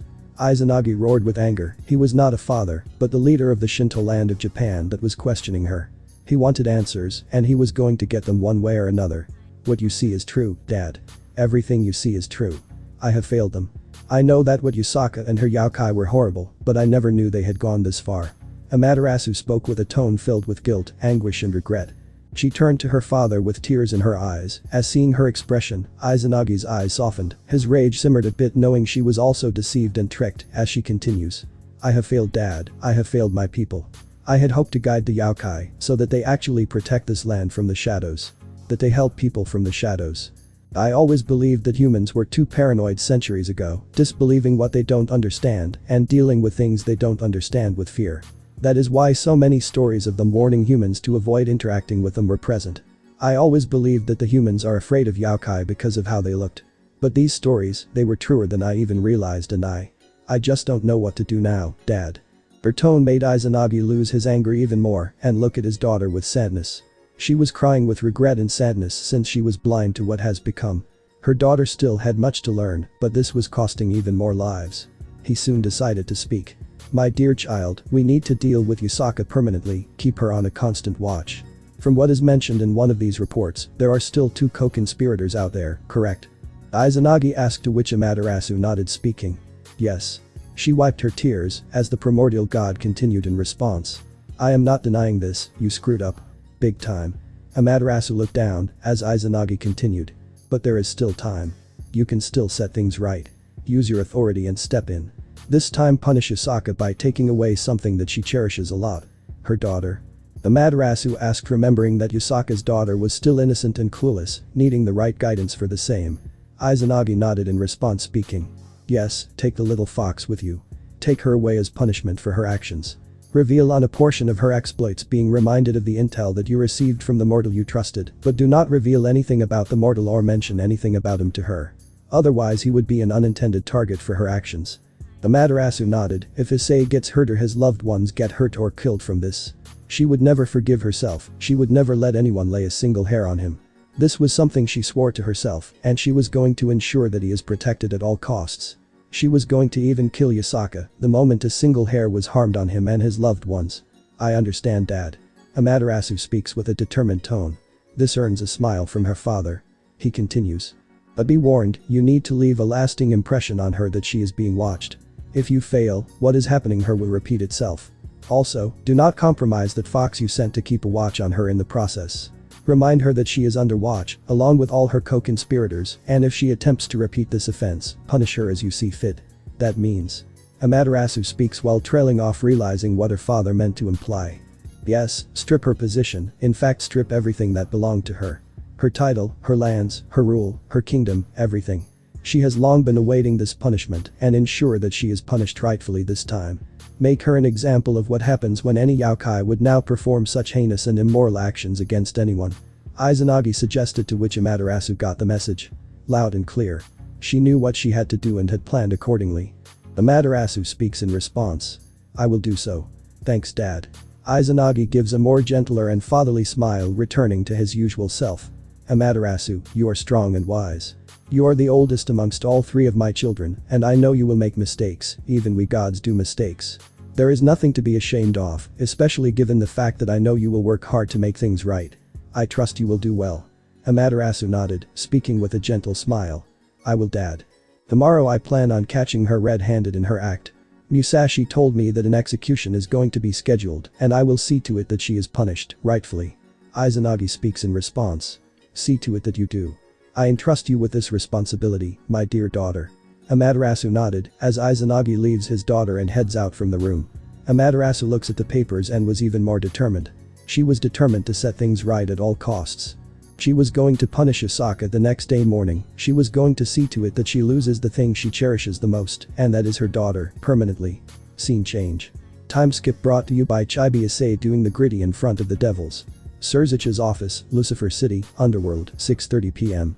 Surzich's can be seen pacing around the office, panic and fear was spread on his face completely. He had gotten the news of what has happened. His son was kidnapped in front of the teachers and the academy that was seen being guarded by his own elite soldiers. When he demanded an explanation from the academy director and staff, they stated that he had gone for some time from break and there was no trace of him. They did not know what happened to him, and he just vanished out of nowhere when they least expected it in any manner. That made him even more afraid. A terrorist had targeted him. He knew who was responsible for this, and that was the old Satan faction. He wanted to wipe them all out right then and there, but decided to not go after them since they can use his son as a hostage. He was stressed beyond belief. His family was in the hospital, his son was kidnapped, and Riaz had joined a dragon for protection. The stress he was experiencing was worse than the things he had endured years ago. He was terrified, like every father would be, if his son was hurt in any manner. He soon spoke. "Milikas, where are you?" He was helpless, and for the first time after centuries, he was yet again helpless after the incidents in the Devil's Civil War. He looked at the magic circle hoping for a communication message to be sent towards him, but nothing. It has been radio silent for hours now. Soon, he got a communication signal near his ear as a communication magic circle arrived in his ear. "Did you find my son?" The voice came from the other end, and it was feminine. She soon speaks. "Find your son. We have your son Surzich's. We are the ones that abducted that spoiled prince from the underworld from right under your noses." Surzich's grew pale, but that lasted for just a moment. He soon gritted his teeth in anger and was radiating massive amounts of aura as he speaks. "You dare kidnap my son. I will make you regret it. I swear on Satan that I will destroy you completely." Laughter can be heard on the other end as she continues. "Funny, I thought you would recognize this voice soon." Surzich's growled in response as he demanded. "Just who the hell do you think you are?" The voice continued with a taunting and mocking tone. "I thought you would recognize me. But it's to be expected since Nissa's words have released a venom so toxic in your mind that you can't even recognize the voice of your own beloved sister, Ani-sama." Surzich is almost staggered, now the dots clicked in his head. The person who kidnapped Milikas was none other than Riaz herself. He never expected that she would cross this line. He was shaking, not only with fury, but with fear as well. This was not something he ever expected Riaz to do, or be willing to do. Not only did she sneak in the academy to kidnap her son, but also did it in a manner such that she did not alert the staff and security in any manner. He soon shouted. "Riaz Gremory." He was hating Riaz even more as a laughter was heard from the other side of the line, making him even more angry. He motioned for a table and sent a small force to trace her signal and send all her forces to take her down. "So much hatred, I am glad. I am glad you resent me, Surzich's Ani-sama. It's good to hear that anguish and anger after making me suffer for so long. Now you are on the receiving end of it. You listened to that moron of a father named Zeodicus, no my mistake, Zeodicus. And you placed a bounty on my head, didn't you? So much for being a clan that treats servants like family when you do not even treat your own sister as family." Riaz spoke to him, making him grit his teeth and release even more aura than before. He was beyond livid not only at the words Riaz said, but also for insulting their father in such a heinous manner. He wanted to get to there and crush Riaz like it was nothing, but he needed to track her down at first. He had hoped that the soldiers get to Riaz as quickly as possible, unaware that she has people that are helping her and are on her side. Scene change. Unknown hideout, Lucifer City, Underworld, 7 p.m. Riaz soon spoke as Issei and Zilis can be seen watching over Milika's Gremory, chained from his limbs with special holy chains, dampening and weakening his magic, as well as a mask kept to keep his mouth shut. He can be seen helplessly flailing and struggling at what was happening, as his eyes were also blindfolded to ensure that he does not see Riaz right now. "Well Surzich's Ani-sama. I don't know if Zeodicus informed you of this, but you know I have already cut my ties with the Gremory family. However, if you think I am going to comply and join this family just because the family demands you to, then you are sorely mistaken." Riaz speaks, making the voice from the other side stay silent for a moment. He had put two and two together and realized that the main suspect was the one responsible for the bombing attack. "So it was you that bombed our family, Riaz Gremory." Surzich's exclaimed with anger, to which Riaz laughed at his face speaking.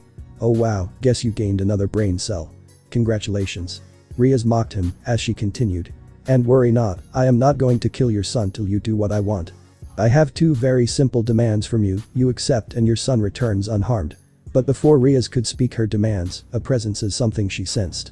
Zilis walked up to her and speaks. "Riaz, we have some guests." Riaz understood as she turned to Issei speaking. "Leave it to me." Surzich's voice can be heard from the other side mocking her. "Now, you will be captured and I will enjoy seeing you suffer for everything you have done. I will bask in your pain and suffering for everything you have done. These people are ultimate class and I will see to it that you comply to my family's whims at all costs. You will pay for everything that you have done. And I know that you are weaker than a lot of people and I will make sure you pay dearly for this." Riaz could only rub her ear in response as she speaks. "He yells a lot." She turns to Issei and he nodded, as he already had the origin driver around his waist. He looked at the orb and pressed it around the edges of the orb known as the orb pedestal. "Draconis." He put it around the announced. "Set red dragon." Issei rotated the orb a full 360 degrees, causing the crimson dragon insignia at its core to ignite with a brilliant scarlet glow. A deep mechanical chime echoed from the driver, confirming synchronization as the dragon's eyes flared to life. He raised his right hand high, then brought it down in a sharp, slicing motion through the air before clenching it into a fist. Henshin. Without hesitation, he slammed the Origin Unleasher button. The driver erupted with a deafening metallic roar as the dragon orb began spinning at incredible speed. Scarlet energy burst outward, forming a massive dragon-shaped aura that spiraled around Issei.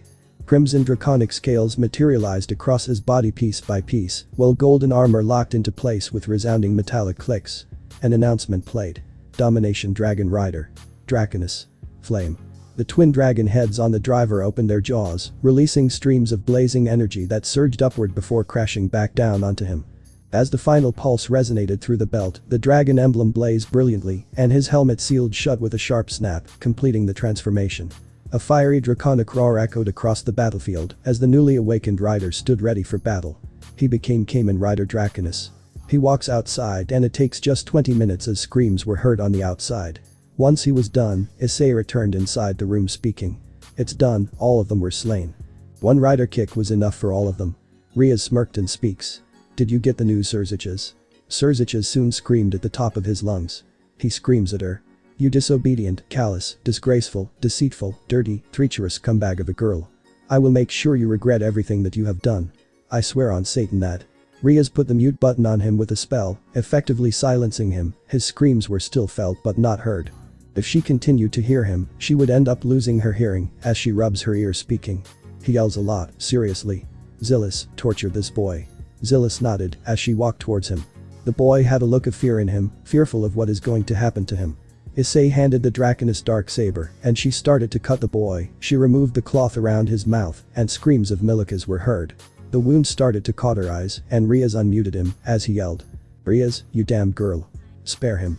Zillis soon speaks to her telepathically. I sense some stronger enemies approaching us. Riaz sighs and speaks. I guess I was wrong, you are an even bigger idiot than I presumed. We literally have your son and you do know we can send his corpse, right? He is a child for Satan's sake, Riaz. He shouted, but his tone was lower than before as he continued. Not only do you shamelessly bomb your own parents, sister and your own sister-in-law, but you also torture a child. If not for your family, then do for your nephew. Riaz growled at this, as she did not see any of them including Milikas as her family. They all relished her demise and tortured her in her past life and intend to do the same again. Let me remind you one last time. I have no family, Nissa will never be my sister. You intended to make me suffer by torture, not showing any mercy. Then why should I? Riaz put an emphasis on never. She wanted him to hear all of this as she continued. You treated me like a workhorse instead of an actual person. Your lie for your family is a lie and you expect me to comply with your whims. Then forget it. Now, if you don't wish to see your son on a pike, call of your forces and fulfill my demands, no exceptions, no negotiations. Surziches could be heard growling before he speaks with a broken and defeated tone. Fine, I will comply to your demands. Excellent. Riaz speaks as she motions Zillis to stop the torture and she does. She could see the boy crying in pain. She takes the cloth and once again wraps it around his mouth and gave the blade back to Issei. She then sensed the people's presence fading away. But they were still alert, they could be hiding their presence. She soon speaks. I have only 2 demands, very simple and very easy to comply. You do not need to give me anything from the Gremory family. I do not want that. Then what do you want? Surziches exclaimed with a desperate and anguished tone. He was worried, he could hear the screams, but when it stopped it was replaced by the crying. He was even more terrified on what Riaz would do to him. Patience. I am getting to it. My first demand, remove the bounty and assure me that you will never put a bounty on me ever again. And by that, you would not give a command to anyone else to do the same, and lastly, you will ensure that no one will ever put a bounty ever again. Riaz speaks, to which Surziches can be heard grumbling and growling. He relented speaking. Fine, consider it done. Riaz took out a small device and was monitoring the bounty placed on her. She could see it fade away and nod in response. This was all that she needed for her first demand. Now for my second demand, I will be sending you and I want you to sign a pact. Sign a pact declaring my complete abdication from the Gremory family. I will have no relationship or bond with the Gremory family and I shall be no longer entitled to any benefits, properties or even a single asset belonging to the Gremory family unless I have a hand in its creation. In return, I shall no longer use the Gremory name in any manner, changing my name permanently and legally from Ria's Gremory to simply Ria's. Nor will I have any control over the Gremory peerage, family or legacy, even if I had any country.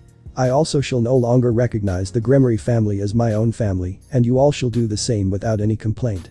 Riaz made the second demand, making Issei and Zilla say nothing, and Milikas grows wide-eyed. He wanted to say something, but the cloth on his mouth silenced him in any manner. Surziches grew pale from this, his voice was now hoarse and pale, realizing what the second demand meant. This meant that Riaz will no longer be part of the family in any manner. But Riaz, you will simply just throw your legacy away. I don't wish to lose. Riaz cuts him off, annoyed. Do you want to see your son on a pike or sign the contract? Make your choice. There was silence for a few minutes before he spoke. Send the pact. I will make the legalization. Riaz responded. Very well then. Zillis nodded and she created the legislative pact. She walked up to Riaz and speaks. It will come back the moment it signs. It has a binding power, forcing both parties to agree to this. In an event that one party disagrees, it will force compliance. All your former brother needs to do is sign it. Riaz nodded as she speaks. I am sending the pact. She sends it in a magic circle and the pact goes away. After a mere moment the pact comes back and soon Riaz examines it and speaks. I got the pact and I shall keep my word, unlike you. Now you will see your son again. Goodbye, Surziches, and inform this to your family. Inform them that Riaz is no longer going to be part of the family. Surziches says nothing, aside from a small dejected and saddened hum. He had lost his sister, and despite gaining his son back, he had truly lost his sister once and for all. Riaz turned to the boy and teleported him back. She also cuts off the communication as well. Scene change. Surziches' office, Lucifer City, Underworld, 9:30 p.m. Surziches was seated in the office, dejected. He had completely lost to his sister, who not only got rid of the bounty on her head, but also demanded complete abdication to her family standing as a Gremory. Now they only have connection between them in a blood bond. He could not help but tear up, remembering the memories that had happened between him and Riaz, and now, she was gone. Despite the resentment he had for her, there was still some semblance for care in his heart. He hated this, but now that she is gone, he did care for her, and that was something that stung him as much as her forcing her abdication from the family. He realized that Riaz was far more powerful than he expected and has powerful allies. Soon a magic circle's light garners his attention, and out pops Milikas. Son. Surziches shouts as he destroys the chains and armbands on him. He soon shouts with tears in his eyes. Father. Milikas shouts in response as the father-son hug each other. They stay like this for a while and could see the damage was surprisingly minimal than he expected and was only made to force Surziches to comply to Riaz's demands. There were burn marks in his arms and this was something he did notice, but that was it. It was just enough to make him scream and cry. He had to give it to Riaz. She knew on how to get him to comply and how to demand from him. She ensured the damage was low, but enough to get the job done. And this was surprisingly less than what the old Satan faction would have done to him if they ever get their hands on him. After a while, he splits up and holds his head, speaking. I will take you to the hospital, come. Is it hurting? Milikas speaks with a pained tone. It hurts, father. Please make it stop. I will, come. Surziches speaks as he lifts his son and teleports him away. He can deal with the aftermath of this pact later. Since right now, he had to take his child to the hospital. His priority was his son. He carried him to the hospital to recover and asked for the best room. He was done putting him down as he plans to stay here. He was going to see to it that he is safe and alright. Scene change. Unknown hideout, Lucifer City, Underworld, 10 p.m. Riaz gave a sigh as Issei removed the orb and pressed the Origin Unleasher button. He walked up to her and asked. Riaz, are you okay? I am done. Riaz smiled towards him as she continues. Any bond I have with those psychopaths is gone. I cannot be any more happy. Issei walked up to her and embraced her. She returned the embrace to him and she was more than relieved. She no longer would need to comply with the Gremory family's demands, and while she does expect retaliation from the other family members, Surziches would not come for her, and that was more than enough for her. She knew that the family would do this behind his back, and Surziches cannot do anything in any manner to them. He would be powerless to stop them since the lives claimed would be the Devil Council wanting to see him punished. She knew all too well on how much the council used Surziches as a dog to control the underworld. But she was free, any pursuit made would be something that will end in their mutual destruction. She knew that the devils feared anyone with power and would back away eventually. After a while, even they split up. They look at each other, relieved that another family has officially backed away from Riaz's Gremory. The fight was not over, but there was peace for a while. Zilla soon approaches them and speaks. Are you sure Surziches will listen? He will. Riaz responds confidentially as she continues. Devils have this thing drilled inside their very core, and that is they must fulfill any pacts that they made. Even someone like Surziches cannot resist once a pact is signed. If a pact is broken, then the repercussions are really severe to the point of even perishing. Zilis nodded in understanding, with Riaz speaking. Let's all return home. We have done enough for the day. Issei and Zilis nodded as they also teleported back home. This was something that was effectively enough to push them away from the devils even more, and they knew that they are not going to be bothered. Scene change. Issei's house, Sydney, Australia, 10:15 p.m. Issei lies on the bed and remembers that now that both the Hyoudou and Gremory clan are not going to be behind them due to the pacts that they have signed against both him and Riaz Gremory. Now he can focus on his real goal, and that was to fix this world and ensure in making this world to not repeat everything ever again. He soon sees someone arrive inside the room. Getting up, he noticed Riaz wearing a nightdress, which comprised of a pink fully clothed gown. She soon responded. Someone is restless tonight. Oh no, there is no restlessness here. So what brings you here? Issei asked, to which Riaz approached him and sat beside him. She soon speaks. Ice, do you think we are done? Is there anything we can do to ensure that Kai and Keiko do not become powerful early on? Issei gets up and speaks. You really want to know what comes next? Riaz speaks in response. Yes, I do. You helped me deal with my family, and I also want to do something to assist you in this battle. If we are fighting against our enemies, we fight together. Issei nodded in response, speaking. Soon, in just a year's time. I recollect Kai attempting to get the Nigmani. The legendary gem that is going to be located in the Noglok protected the Negrani and Nograj of that era. Kai was able to steal the gem, and they could not find out about the thief until it was too late, and this was something that he used it to his utmost advantage. Then he claimed the Negrani and many female Nagas for himself that struck his fancy, and I don't need to explain on what he did to them in the aftermath, correct? Issei responded to her, making Riaz hum in response. She could not help but feel horror and pity for them despite them being psychotic vengeful creatures. Issei soon speaks. In my past life, once you get the Nigmani, it is like getting a Longinus in your hands for free. But for that, we need to take the gem in the next 2 days. If we get the gem before Kai and Keiko, we can deprive them another power that they are going to get. If we obtain this, we can strip any Naga of their power, no matter how strong they are. I believe we can do so for the other beings as well if needed. Then, we have the fact that the origin driver may end up reacting to the Nigmani, we never know. Issei speaks, to which Riaz nodded in understanding. She was aware that the origin driver was unpredictable and unprecedented. The powers still mysterious and unknown compared to what else it was capable of. The same driver defeated an ultimate class being and her forces like it was nothing, and this should terrify all those that cross a Kamen Rider. Zilis further mentioned this was just Draconis's base form, there are many more forms that are coming their way in the future. I need to test the origin driver even more. I wonder if it will sync with just dragons or divine serpents as well. Issei spoke with a curiosity. He soon continued. I am looking forward to testing what it is capable of. Riaz pouted, she also wished to be a rider sometime in the future, as she responded with slight annoyance. I also wish to be a rider soon. Then perhaps I can help with that. Zilis approaches the two as she walks inside. Riaz looked at her as she approaches the two to speak. Origin driver might not be the only driver that can allow you to transform, there would be many other devices that allow for transformation. We just need to wait for the right time and right situation. Zilis speaks, earning a nod from Riaz. She soon asked. But what devices can they be aside from belts? Braces, sashes, armbands, standalone weapons and many more. The driver can be anywhere and can only be used by a worthy individual. We just need to wait for the right time. The device driver can be anything. Zilis responded to Riaz, earning a nod from her. She was curious on what rider powers she is going to get. She really hoped that it aligned with her abilities and capabilities that she is going to use against her enemies. Zilis soon spoke. Okay, enough of that. We should get prepared for food.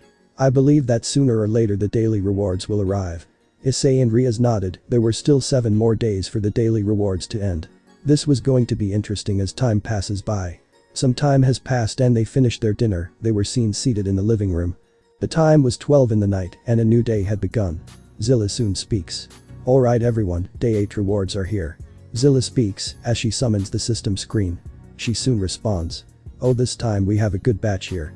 The reward choices were decent and good, especially after the game-changing origin driver, they wondered on what choice would be made. The eldritch goddess that would bow to them would be powerful. The choice was surprisingly obvious, and Issei and Riaz knew what choice is going to be made. It was the first choice that they are going to choose. Issei soon speaks. Chose the first one. That obvious, huh? Zilla speaks with a deadpan tone, to which Issei nodded, speaking. Yep, the other two are not needed. Especially the third one. Issei speaks, to which Zilla hums in response, and she clicks the first option. The Eldritch Horror Maid was chosen. Zilla soon speaks. Should I summon her right now? Worry not, her aura will be suppressed, to which this does not alert the other supernatural beings.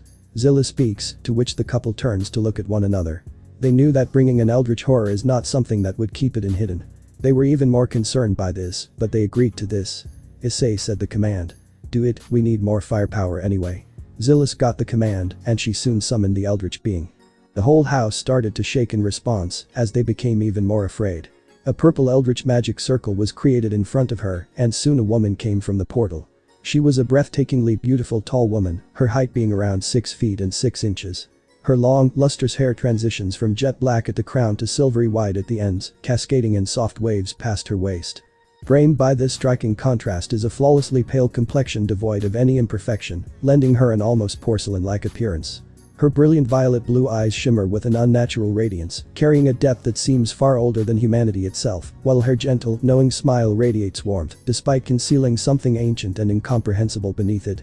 Delicate facial features, elegantly arched brows, and a pair of slender silver earrings complete the appearance of a woman whose beauty feels simultaneously comforting and deeply unsettling, hinting at the eldritch entity hidden beneath her mortal disguise. She is dressed in an elegant, aristocratic maid ensemble that blends refined Victorian fashion with subtle Gothic influences. The pristine white ruffled maid headdress rests atop her hair, complementing a form-fitting black gown tailored to accentuate her graceful figure. The high mandarin-style collar is embroidered with intricate gold filigree, while the deep sweetheart neckline is bordered by delicate black lace and ornate golden embroidery. Long fitted sleeves end in oversized white turned-back cuffs fastened with dark buttons, and broad white ruffled shoulder frills frame the upper bodice. Around her waist rests a crisp white apron tied into a large decorative bow at the back, with layered ruffles cascading down the sides of the skirt. She soon spoke. So this is the mortal world. It has been eons since I have been here. The world has significantly changed. This is good. She looked at them and scanned them for a moment.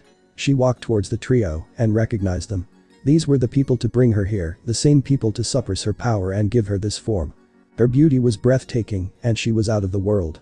He was being turned on, and he was using his own powers to prevent being turned on. She walked right towards Issei and got to her knee, bowing before him.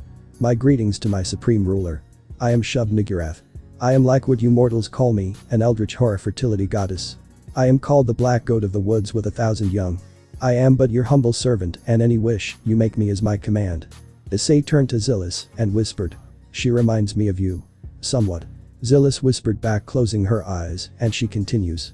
I can contradict and question you if you are wrong and even train you if needed. She on the other hand, can only accept your commands, no matter how wrong they can be. I see. Issei whispers back. Shub-Niggurath speaks in response. I can still hear you too, right? Issei flinches while Zillis shakes her head, speaking. Right, my apologies. No worries. Shub-Niggurath responded with a smile, as she continues. I am surprised that you were able to get me in this form, otherwise my human or humanoid form is supposed to be more goat-like. Supreme system. Zillis narrowed her gaze, and this made Shub-Niggurath flinch. She soon speaks seriously. Call me Zillis. That is my new name. She shakes her head and speaks with a smile. Understood, Zillis. She returns to speak to her master, and turns to him, speaking. Master, since I am this world, I would like a name that would appropriate for my standing. A name that will allow me to blend in this world. Any name you give, I shall accept. Issei thinks for some time, and he speaks. How about Toriel? Toriel? Shub-Niggurath asked in confusion, to which she responded. I was expecting some eldritch horror-based name, but blended with modern culture. Nah, that would expose you and we cannot have that. I don't wish to be a target till I reach the level of a supreme ruler. Will you assist me in this? Issei asked, to which Shub-Niggurath responded with a gentle and a happier smile. She was relieved to have a proper name to her affiliation. She soon responded. I will, it is my duty, and this is why you have summoned me here, haven't you? Issei nodded, speaking. I did, and well, welcome to the team Toriel. The now named Toriel keeps her head up and raises up. Her height easily and effortlessly towered over Issei, and she speaks. Your wish, your desires, they are my command. I, Shub-Niggurath, now known as Toriel, swear my total and absolute loyalty to you. Anything you ask me, I shall fulfill, no matter what kind of wish it is. The next day, Issei's house, Sydney, Australia, 9 a.m. Issei can be seen resting in his bed. He was sleeping well as the girls had already woken up. They all decided to cook some food for the group. They all were done, but soon Issei also woke up and he decided to grab his phone when he grabbed something soft. A moan was the next thing that followed. He woke up hoping he did not accidentally grope Riaz or Zillis, only to see him grope Toriel. The Eldritch maid had a small blush on her face as she flirted in response. I didn't know the Supreme Ruler was this forward. I apologize for that. He was about to release her when Toriel grabbed his hand. Issei tried to remove his hand, but it did not even move, let alone budge. Toriel's or Shub Nigurath's grip was surprisingly strong, and she was not letting him attempt to move his arm in any manner. Her grip was not something he expected to be this strong. Then again, she was an eldritch horror taking human form. This was something he should have expected to have, but she could have removed his arm before he could respond. She soon speaks. No need. If you wish to grope them. I don't mind. She keeps his hands on her breasts as she continues. I am but your humble servant. Anything you desire, I will fulfill, even if it means that you wish to impregnate me. I will happily bear your child if required. Even love them, but that is not something you can command me to not do, cause I love my children no matter how they are. Before Issei could respond, she pulled him for a hug. She silently kissed him on the head, making him blush immensely. He could feel her scent and it was mesmerizing. It was sweet and fragrant, like he was in a flower field in a forest, but he could also smell the strength of the smell. It was strong, it was messing with his senses. He wanted to say something, but his head being smothered by her massive breasts. She held him, gently but firmly. Enough to not suffocate him, but also enough to not let him be released and experience her human body. Issei's boner was starting to appear, and it was starting to show in his shorts. It was growing and it was starting to touch Toriel's crotch. This made her realize that he was being turned on by her being close to her human form. She could feel the touch, and that made her realize on what needs to be done. She blushed at this situation and she was ready for it. She had a smile on his face and decided to speak. Master, if you want. We can do this right now. Say the command, and I will dress down for you. She whispered in a seductive tone. She did not mind doing it with him right now. She would not mind having a partner just yet. Issei soon raised his hand and motioned that he wished to speak. This led Toriel to loosen her grip on him, allowing him to turn towards her and speaks, with a strong blush on his face. Toriel, isn't this going too fast? We literally met like 9 hours ago. Shouldn't we wait to get to this level? Toriel tilted her head innocently and asked. Too fast? I presumed as a servant, my duty is to devote myself to my master. I apologize, I am unfamiliar with human customs and traditions. Issei took a deep breath and speaks. Toriel, what I meant to say is that there is a process to do things. Sex is something that needs to be done with the person that you love. Love? Toriel asked with a confused tone, as she responded. I love you because you are master. Is that not enough? No. Issei speaks, as Toriel felt slightly dejected and her grip released even more, as he continued. When it comes to love, the thing about master and servant does not matter. It becomes an abstract and a non-existent concept. In love, you just see the person opposite to you as the one that matters the most. But you are the one to matter most to me. I mean, no other person has mattered most to me. Toriel retorted, in response to which Issei shook his head. He had to explain a literal eldritch horror what love meant. That may be true, but I am just saying we should give some more time to one another. You may know about me, since you are an eldritch horror, but I know so little about you. Plus I haven't seen you for who you really are in your true form, because in love, I will accept you for who you are, just like I did for Riaz. I wish to get to know more about you and in a more proper and slower manner. Issei explained, making Toriel sad by his words. He was not wrong, he did not see her in her true form, since if he did, he may end up turning insane, and she would never forgive herself if that happens. Furthermore, he needed to know more about her. She knew more about him through her being designated as his servant, but he did not know anything about her. Her likes, her dislikes, her desires and her interests. And that was what gave her the understanding of what love is, as she speaks, releasing him to the point of allowing him to get up. I understand, if you wish to know more about me and see my true form without turning insane. Let me know when you are ready, okay?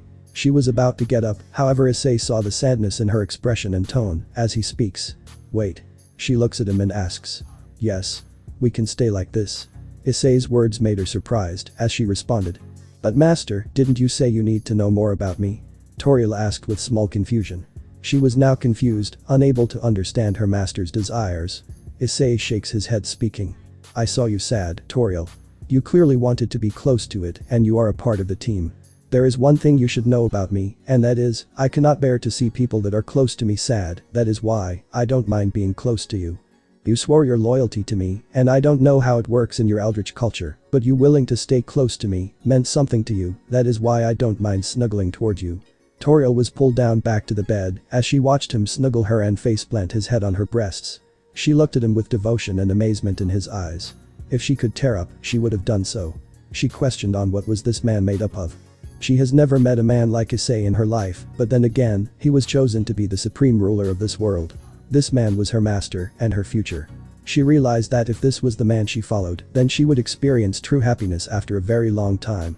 She smiled, this time more gently speaking. If that is what you wish. She held him firmly and gently as she placed her face on his head. It was like a protective cocoon of an eldritch goddess was being formed around her master. She continued. Then I will follow gladly. Issei said nothing and just pressed his face into her breasts, smelling her fragrance. The eldritch goddess also closed her eyes and decided to sleep for some time.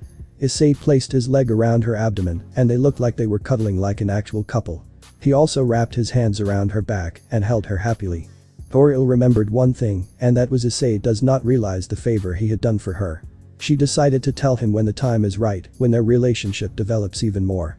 But for now, she wishes to enjoy this. Yaokai Grounds, Yaokai Realm, Yaokai Faction, Kyoto, Japan, 10:30 a.m. Yusaka was seen overseeing the Yaokai Grounds, the place where she was going to witness an execution. The batch of prisoners were going to be executed today, and days like these always brought joy to the Yaokai Queen. She was among Nararian and Magari, both of whom enjoyed such executions. A crowd was drawn as they all witnessed the execution that was happening in the podium. They looked at the Yaokai with contempt as they have been charmed and tainted by the humans they once hated. They strongly believed that they deserved what was coming for them. Even Musashi was present. She remembered her goddess telepathically mentioning her about the whole situation prior to everything and mentioned he was going to visit her. She was looking at the humans in worry, including a human that she bonded with when she was in prison. They started to become friends, but that was all that it was. She had to rescue all of them, but needed an excuse to do so.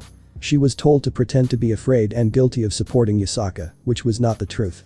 She hated what Yusaka was doing, and the only reason she was here was due to her demanding Yusaka to be here due to her hatred for humans. As for the others, Nararian and Magari were also present, but unlike Musashi who pretended to be happy seeing the humans and Yaokai being executed, they were happy for this to happen.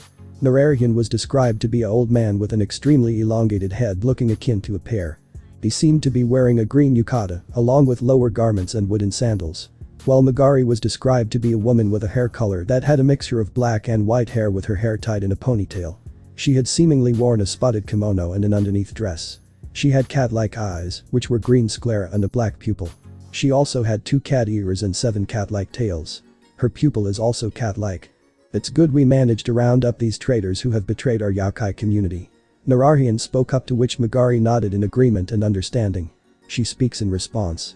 I could not agree anymore. These humans have tainted our brothers and sisters against our community. They need to be punished for their sins. Only then they can be absolved of their sins. They must be punished properly. Nararian responded. I agree, they are tainted by those wretched humans. Magari said nothing for a while as she spoke to Nararian and Yusaka. I had to deal with another Nekomata protest. They wish to be with those damned humans and intend to breed with them, tainting their blood to create filthy hybrids. I even proposed that male Nekomatas are allowed to have harems to meet with the population crisis, but they still choose to be with those humans. How dare they? Nararian speaks with anger as he continues. We need to punish those cats severely. Discipline them for their actions. I did punish them. I cut some of the protesters' tails to make an example, and they willingly backed away. They ran away with their human partners, and I plan on sending people to hunt them down. Magari responded with a smile before she growls and continues. Fujimai, that idiot decided to choose a human over us, and she never had a single shred of happiness.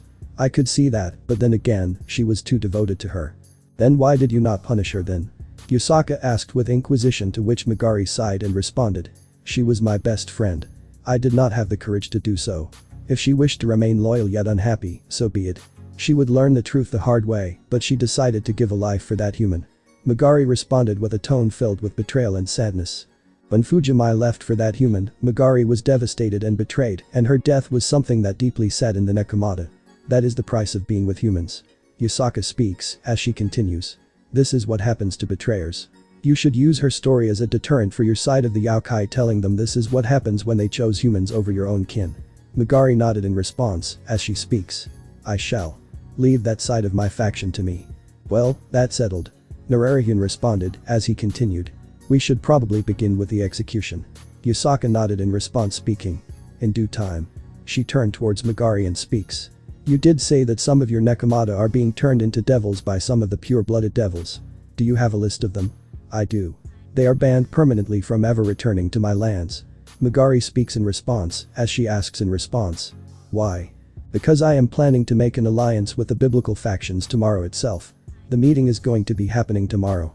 Surziches had called me and he was planning to perform a meeting tomorrow itself between the other 3 biblical factions. Megari and Nararian were surprised. They never expected Yusaka to change her millennia-old stance on the other factions, making her wonder what caused the change to happen. They looked at her in confusion and cluelessness. Megari was the one to ask. So what caused the sudden change? Yusaka explained everything that happened that day, including the fact that her stance on humans was once again brought to light and everyone knows about it, which included the Shinto pantheon that were against it. She explained the loss of one of her tails in response, which was cut off by Amaterasu, and that was enough for her to push forward a treaty between her and the biblical factions, believing that things would be different with her goddess and once again she would trust her. I believe this would make Amaterasu-sama happy. We need to keep her happy since she can easily take over our faction whenever she wanted to. She has that power, Megari, and we need to not mess with her in any manner. Yusaka explained the last part, making the two nod and understanding they need to keep the goddess happy, otherwise they would lose their autonomy and standing over the factions. Still, it must be hard now that your power is reduced, right? Megari asked in response, making Yusaka nod. She had a look of sadness knowing that without her 9th tail, she was much weaker than before. She feared losing any more of her tails since the more tails she loses, the weaker she becomes, and she had to find an alternative quickly, hoping if the 3 factions would have a remedy to prevent this. She would do anything in return. It is, but hopefully I can find a way to change this. She speaks pointing to her 8 tails, as she continues. Once I find the one who leaked this information and silence him or her, I will ensure that I reach the level of 10 tails. Once I do, not even Amaterasu-sama would be able to ignore my desires. She was aware on what she needed to do. She shakes her head, speaking. Enough of that, let's see this execution and it goes through.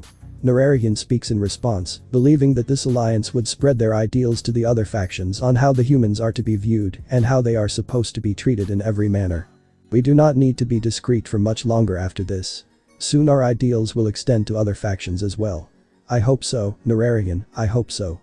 Yusaka speaks as she raises her hand to begin the execution. The humans and Yaokai were brought to their knees, some of them were groaning and crying in pain due to the torture they had to endure prior to this. Musashi had heard everything and telepathically sent a message to Amaterasu, who was ready to wait for the right moment to release everything, the anger she was facing. She was told that everything will be changed from today onwards. She steps up and speaks, using a magic spell to increase her voice to reach the ends of the execution grounds. Good morning, my fellow brothers and sisters. Today, I shall be performing a glorious ceremony, and that ceremony is the execution of my treacherous brethren that decided to sully themselves on being in a conspicuous and loving relationship with a disgraceful being known as humans.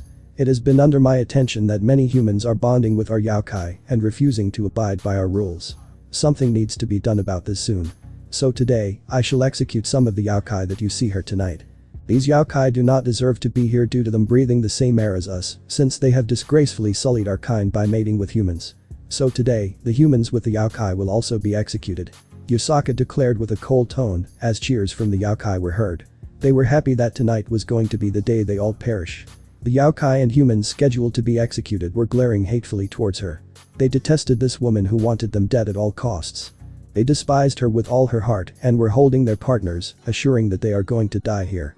If they do so, they will perish together. Yusaka and the other Yaokai glared at this display with pure anger and hatred. Even in their final moments, they refused to abandon their desires for humanity. Yusaka soon shouted, "Execute them." The Tengu guards standing beside them were prepared to execute them. The Yaokai and humans scheduled for the execution had closed their eyes accepting their fate, but they will perish together only for the beam of sunlight to blind everyone that was present, including the Tengu that were present. A booming voice soon spoke. "Cease this madness. Stop this execution at once, Yusaka." Musashi smiled, recognizing her lady's voice as she turned to the other Yaokai who are pale as a goddess. Yusaka was the most terrified and she was shivering with pure fright. She also recognized whose voice this was, and this was none other than Amaterasu herself. Even Nararian and Megari were sweating buckets and downright terrified of what is going to happen to them, knowing that this time they are all caught red-handed.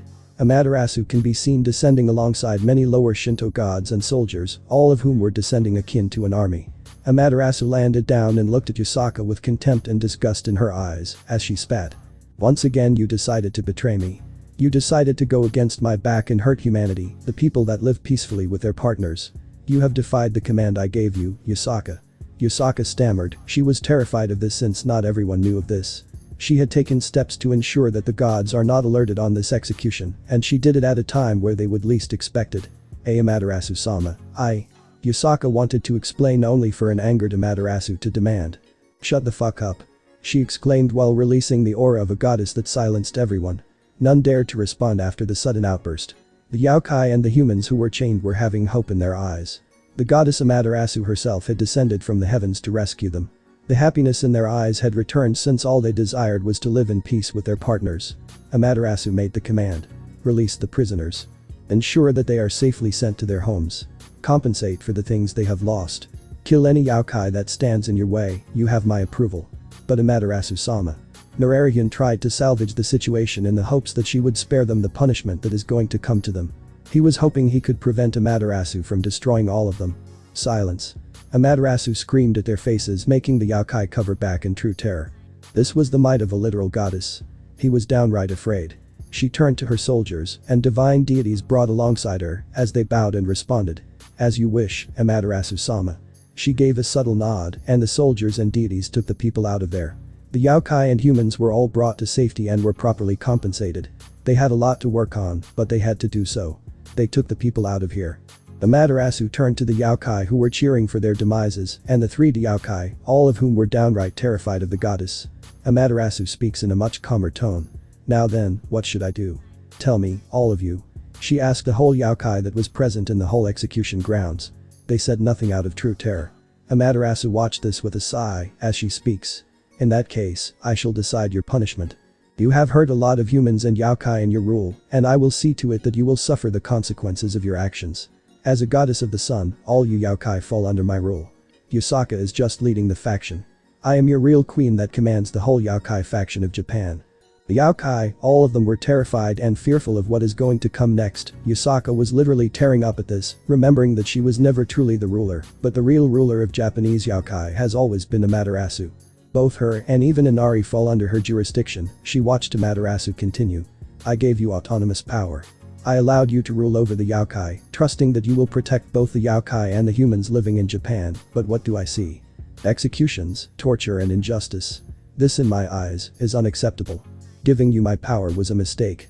No, please, give me another chance. Yusaka pleaded, with Megari adding. We won't repeat this mistake, I promise you. Megari exclaimed with a desperate tone as the fox and cat yokai pleaded to the goddess for a second chance. They were begging for mercy, and they did not wish to mess with her in any manner. Silence. Amaterasu boomed in anger, silencing the two, as their bodies convulsed in response to the goddess's commands. Amaterasu took a deep breath to compose herself as she speaks. I have made my decision. Your punishment has been decided by me even before you did this crime. I had a feeling that you are going to this crime again. Your eyes told me the truth the day I pushed you for catching doing the crime yet again. Do you take me for being an idiot? A fool? Do you think I am going to believe anything you say by keeping you in power? That was a mistake I made once before, and now I am going to ensure that you will suffer for your crimes, all of you. Amaterasu declared, as the yokai said nothing. They were too scared to even say any single word.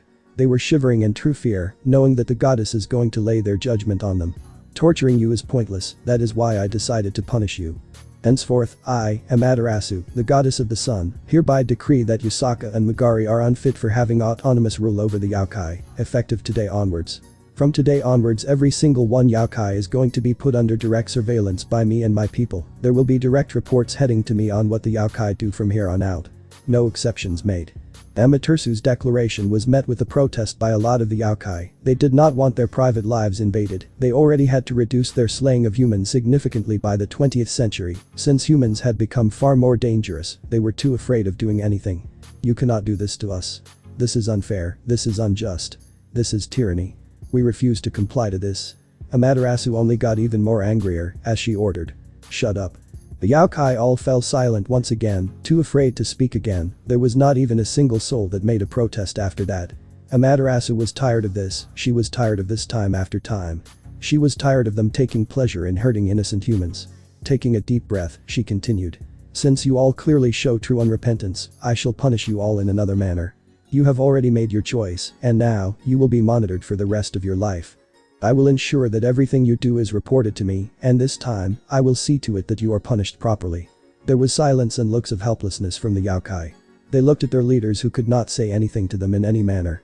They were frozen in fear due to what has happened. For your second punishment, I shall do this. Amaterasu snapped her fingers and out came a kitsune that everyone recognized. Isaka widened her eyes in shock at this, as she leaped up from the pedestal she was standing on making the needed announcements. She realized on what her goddess planned on doing. She had understood on what she intends on punishing her as. She was tearing up at the prospect of this. Even Megari and Nararian were shocked and horrified by the kitsune she was holding. Their goddess was going to punish them in the worst way imaginable. There was nothing they could say to her in any manner. The kitsune was Kunu herself, and she was passed out in the arms of the goddess. She was holding her in a bridal carry manner. You shall never see your daughter again, Yusaka, and if you do, she will never recognize you in any manner. Kunu will be raised as a 10-tailed kitsune, and I shall be her new guardian starting today. This is your punishment that I have planned for you. Kunu will never remember the one who brought her to this world, and I shall ensure that she never falls down on the same path as you. Amaterasu declared to the yokai, who all realized that there was nothing they could do in any manner. She was their true queen, and she decides on what needs to be done and how it needs to be done. Her word is the law, and her choice will shape the future of the yokai. Yusaka leaped from the tent and exclaimed, "Not my daughter, please." She was about to grab her, only for Amaterasu to raise her hand and unleash a tight slap aimed at her face. THWACK. Her cheek was bruised from this. Amaterasu then declared, "You dare defy my will, you need to be punished. I will do anything, but please do not hurt my child. I am begging," Yusaka shouted and pleaded with tears in her eyes. But she was cut off by Amaterasu, who rapidly started to slap her over and over again. She was slapped rapidly and she could only take hit after hit in all of this. The others could only watch as the goddess humiliated the person they saw as their queen to this day. The yokai are loyal to Yusaka, but she was being humiliated and they hated it with all of their hearts. No, they despised on how she was being treated in front of everyone. Yusaka had fell to the ground and was crying helplessly. She was seated on the ground, her legs in a close motion, her legs and ears were drooping. She looked at her goddess, who coldly declared, "You will never see your child again. I will see to it that you never do. Now you will know the suffering those humans and yokai had to endure when you kept them separated to keep your own laws intact. This is your punishment. Just like your mate left you, your child is going to do the same as well. Goodbye, Yusaka." Amaterasu responded, as she gave a subtle glance to Musashi, who was only pretending to be afraid of her. She gave a smile to her with the intention of stating that she was doing a good job. Musashi pretended to be afraid, but internally she was elated. Her lady had indirectly praised her, and that was what she needed. She soon teleported out of there, as Yusaka rushed and screamed, "Amaterasu-sama, please wait." But the goddess of the sun was long gone with the kitsune child. Yusaka could only fall down and weep in response, tears falling from her eyes at the humiliation and loss that she had to endure from what had happened to her. She soon raised her mouth and started to make painful fox-like wails at the loss of her daughter. Her goddess had taken her away as punishment for her actions. There was nothing that could be done for her. She was truly helpless for once. Nararian and Megari watched with total helplessness, grief and sadness, seeing on how their friend had been so ruthlessly and shamelessly punished for such an intensive time. Nararian whispered with a very low tone, "Megari, we need to push forward this treaty." Megari nodded in response, whispering back, "Yes, if we can get the three factions to our side and explain our situation. We will return Princess Kunu to her rightful place. Amaterasu-sama has gone too far with this punishment." Nararian widened his eyes in shock and speaks, "Are you sure? We are defying the Shinto pantheon with this. We have to take back what is ours. Otherwise they would just ruin our standing in the faction. We will become a joke and a piece of attraction to those damned humans, and I am not going to end up on a human's good graces because of this." She whispered back, to which Nararian nodded in response, looking at Yusaka, who was constantly wailing, in despair and helplessness was enough to also make his blood boil.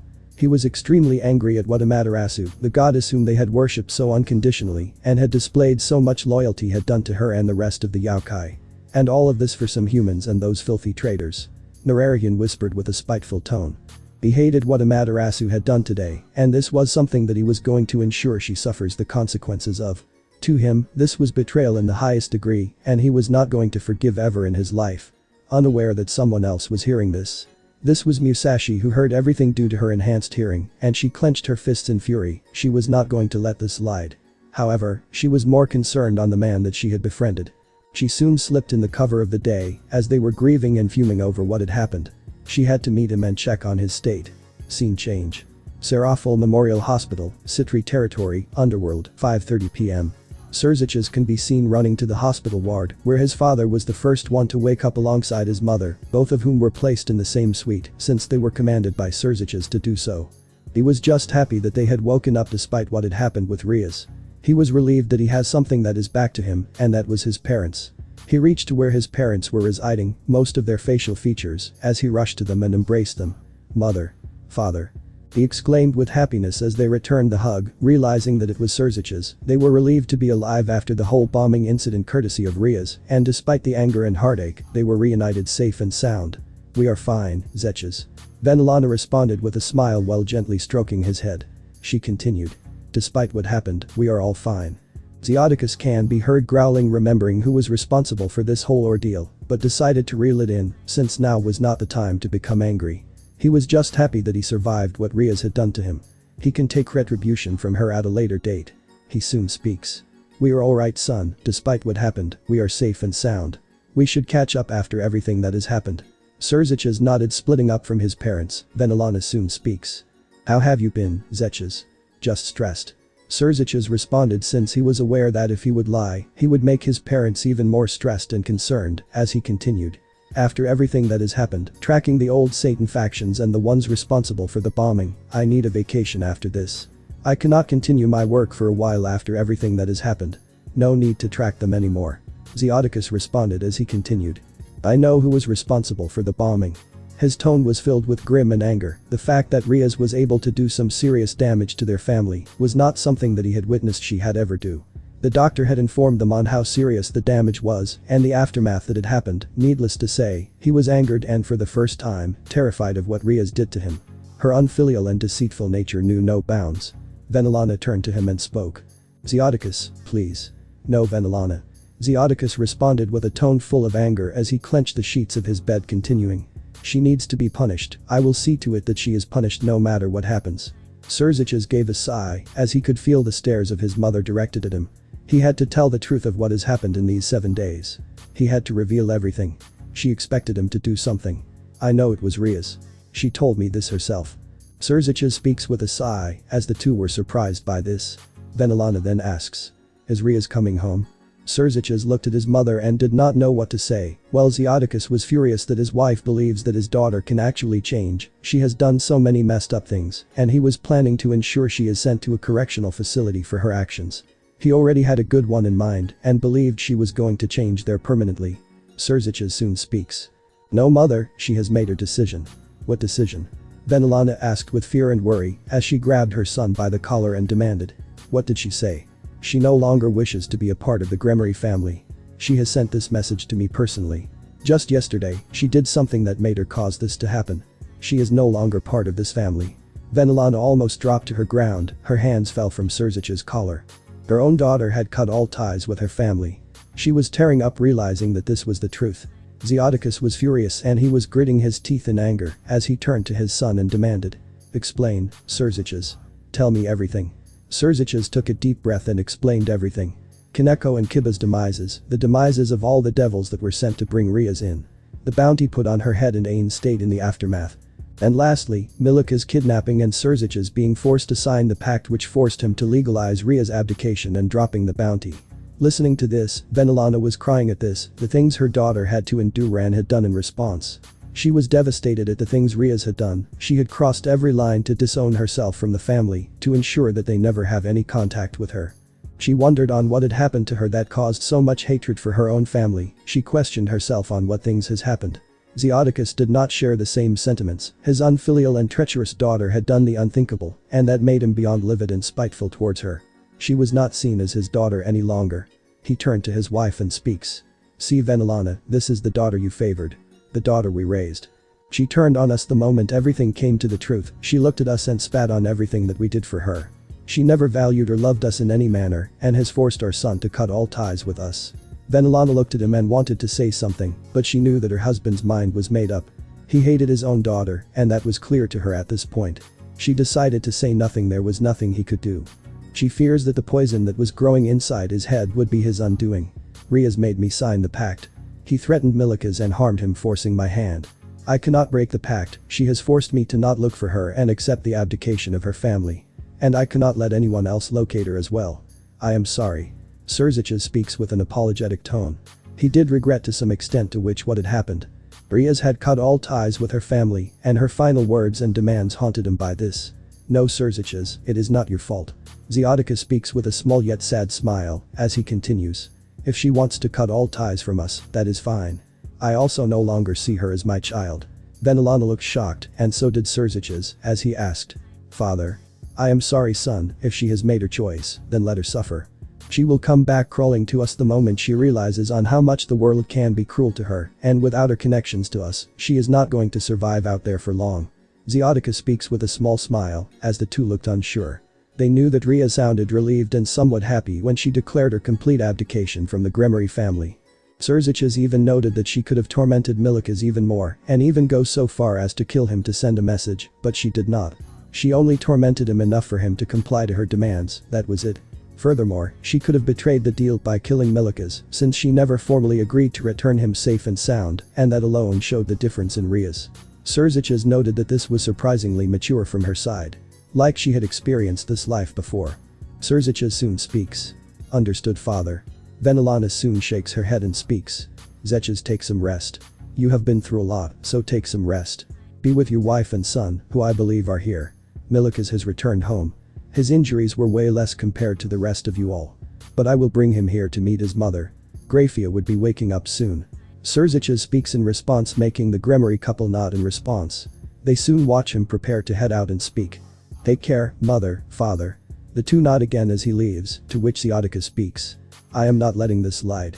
Zioticus had a look of anger, as he continues. Riaz cannot get away with this. Zioticus, please. Venelana responded, as she continued. Not now. But. Zioticus responded, but Venelana beat him to it. Let us recover, then we decide what we need to do next. She threatened Milikas to get what she wants, and forced our son to sign a pact forcing him to comply to her demands. I don't wish that we are forced to go through that. Venelana pleads with her husband, as she does not wish for this fight to continue, at least not now. Zioticus looks at her and sighs, speaking. Fine, but only for some time. She sighs in relief, speaking. Thank you. Scene change. Issei's house, Sydney, Australia, 7:30 p.m. Issei was soon speaking, as he was with Riaz, Zilis and Toriel. All the three ladies were called for their next plan of action. Issei soon speaks. Okay, our goal is to get the Nigmani. We need to get the gem away from the Nagas that are guarding it. But we have two major problems. The three ladies are intently listening to him, as he continues. Our first problem, that is the Nagas themselves. They are powered by the Icha Shakti, a sort of willpower that allows them to fight no matter what happens. This Icha Shakti allows them to continue pushing themselves to fight, even if they are crippled and have multiple fatal injuries, they can fight for hours before succumbing to their wounds. Furthermore, they can shapeshift into anyone, and I mean anyone. This includes you also, Toriel. Toriel nodded, she did believe her master, but she wondered on how they would mimic the presence of an eldritch goddess, she asked. How can they mimic me? Like, can they mimic my aura and capabilities? She asked, since she never bothered on looking out for any of those lesser beings. They cannot mimic your aura and capabilities, we cannot trust our eyesight during this mission. They will take the disguises of our friends and loved one to deceive us. This means that we can expect that each of them will take the disguise of one or the other to trick us. We have to be careful and eliminate the imposters, only with us sensing their aura can we distinguish real from fake. Issei explains to them, as the trio of women nod in understanding. Toriel understands on what she needs to do to identify fake from real. She would crush anyone that dared to mimic her and her master, along with those he cherishes. Now we get to the second problem. Issei speaks, as he continues. The Nigmani has a mind of its own. It can disable itself and prevent anyone that does attempt to grab it. The barrier surrounding that thing is another can of worms, since only the Negrani can break through it and give the Nigmani, which is something she is obviously not going to hand over to us on a silver platter. Are you suggesting we break it? Zilis asked in response, both her and Toriel can do so. Issei nodded in response, speaking. Yes, but we must find the location of the orb, and we need someone who can break a Naga's mental defense like it was nothing. You can leave that part to me. Toriel speaks with a smile, as she continues. I can easily enter the minds of any lower beings and extract the needed information from you. You can leave that part to me. Issei nodded in response as he speaks. Got it. The rest of us, we have to also consider that these Nagas have a unique way of tracking their killers down. And that is that they see the murderer of their loved ones in their eyes, so when we kill them, either we destroy their bodies or we destroy their eyes. That way, they will have a harder time to track us down. Issei speaks, to which Zilis and Riaz nod in agreement and understanding. He soon continues. Nagas are not innocent beings, they destroy families for fun, and in the name of this twisted revenge sense of theirs. They will even kill children to justify their revenge, and they have no mercy for anyone. We must infiltrate the very core of this twisted revenge and destroy it, crush it like how it is meant to be. If they want to destroy humans for their twisted revenge, then they must realize that we are not going to let it slide. Issei explains to them, as Riaz knew what he was saying, they truly were damned monsters that needed to be dealt with as quickly as possible. She soon turned to him and speaks. These beings are no different from the Japanese yokai. Speaking of them, Issei remembers one thing, as he continues. Even they hate human relationships with their kind. Why does this not surprise me? Riaz speaks with an eye roll, as she continues. So we are dealing with twisted beings who would want to destroy us for their own twisted justice, and beings that hate human Naga relationships.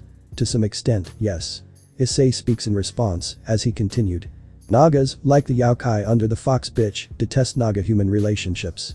They see humans as selfish, ruthless and sociopathic megalomaniacs that wish to corrupt and destroy them completely. They wish for their complete vanquishment but are prevented by Lord Shiva himself. Unlike Yasaka, these Nagas are loyal to their god. That is the only good trait they have of them. Any Naga that does fall in love with a human and does the deed with them is stated to lose their powers and end up becoming a human, and their fate is then marked with nothing but tragedy and misery. It is Naglok themselves that perform such actions. But it was not always like this.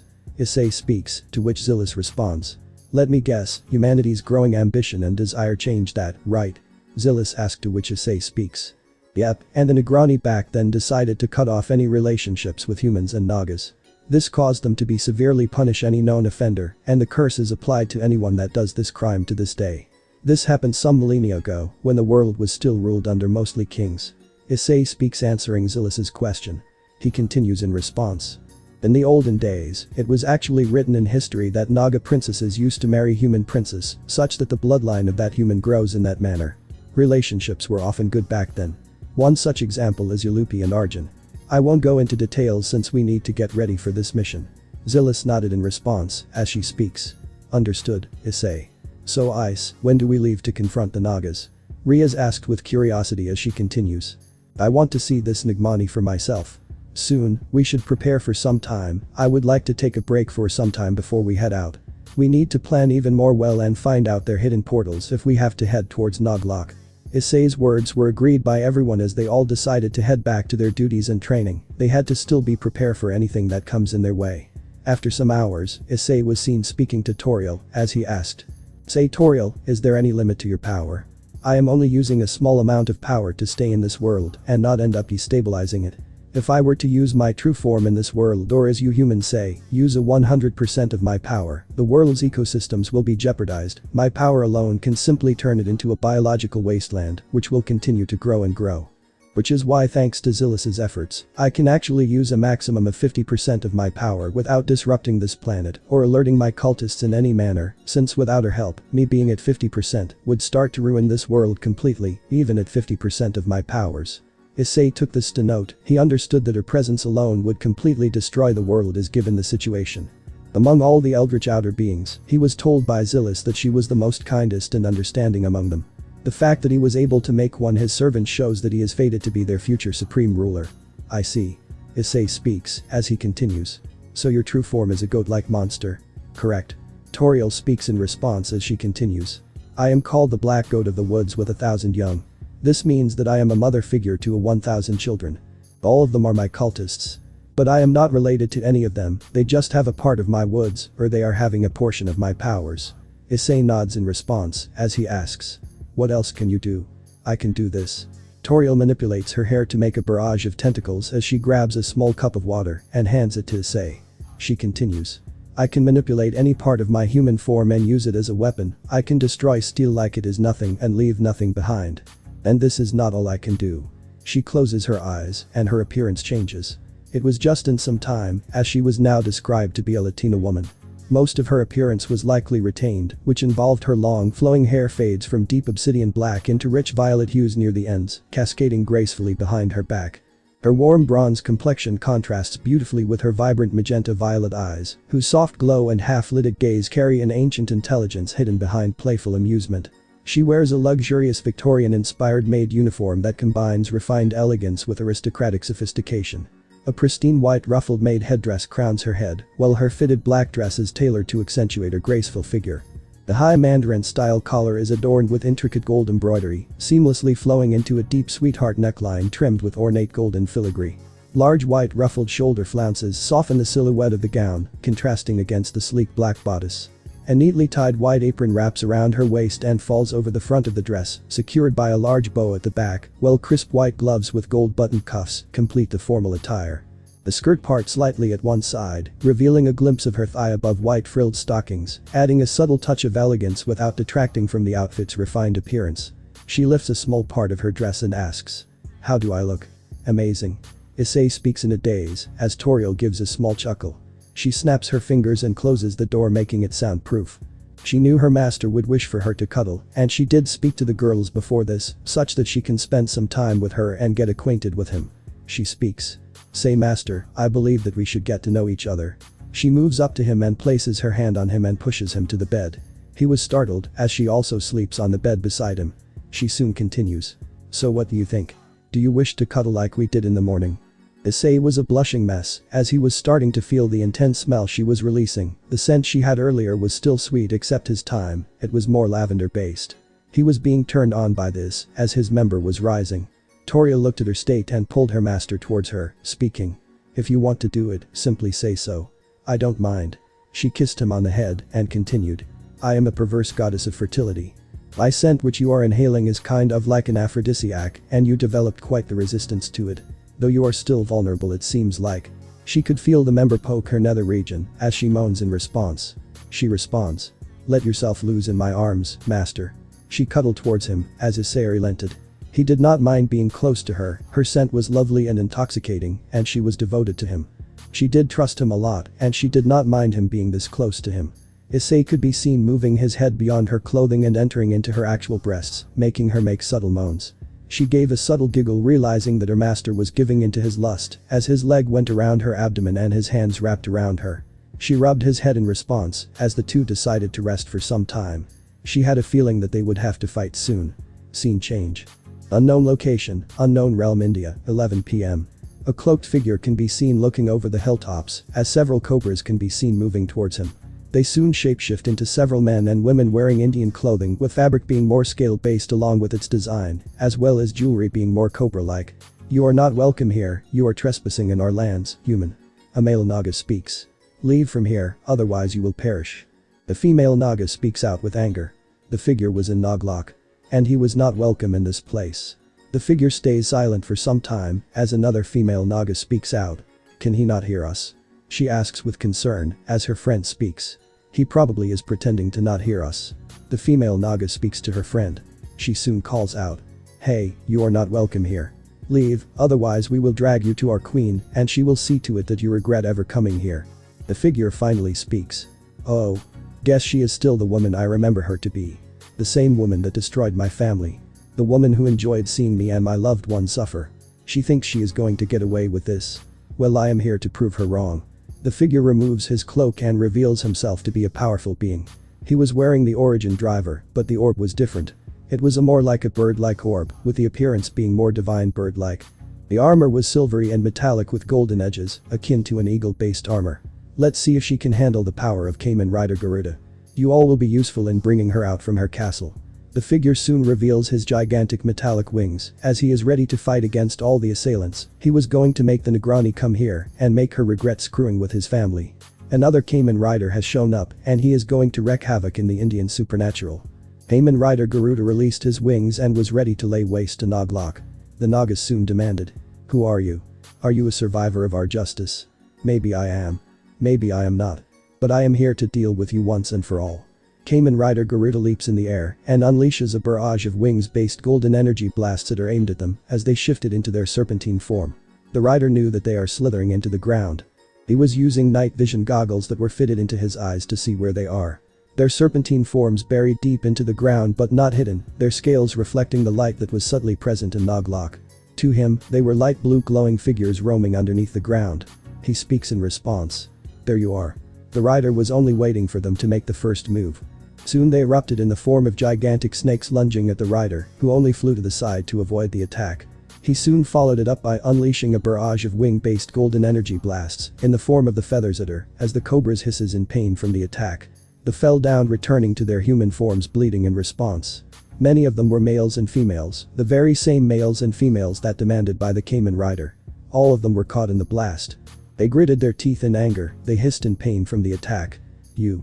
A male Naga who was injured hissed in anger, looked at him, the wing blade struck in the veins of his hands and legs. How can a human like you predict our actions? Tell me. She demanded in pain, hissing in sheer agony. The blade struck her heart and abdomen area. She could not shapeshift, not without the blades finally doing the end. The Kamen Rider speaks. It is because I was granted this power for a reason. The era of Naglok has come to an end. The era of Intikum has come to an end. The humanity hatred they possessed has come to an end. And I shall see to it that it does. Why? What did we do to you? A female Naga responded. She was having multiple energy shards into her arms and legs. It was bleeding from almost every single location, as she continued. We only wanted to know what you are doing here. You don't know. The Kamen Rider grew angry as he continued. You infiltrated my home, my company and my world. Destroyed it from within, killing every last one of them and destroyed my life. Yet here you are justifying your deeds in the name of avenging your fallen. One of them.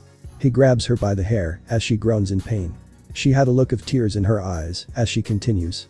You won't be happy with our demises. The Kamen Rider speaks. I know.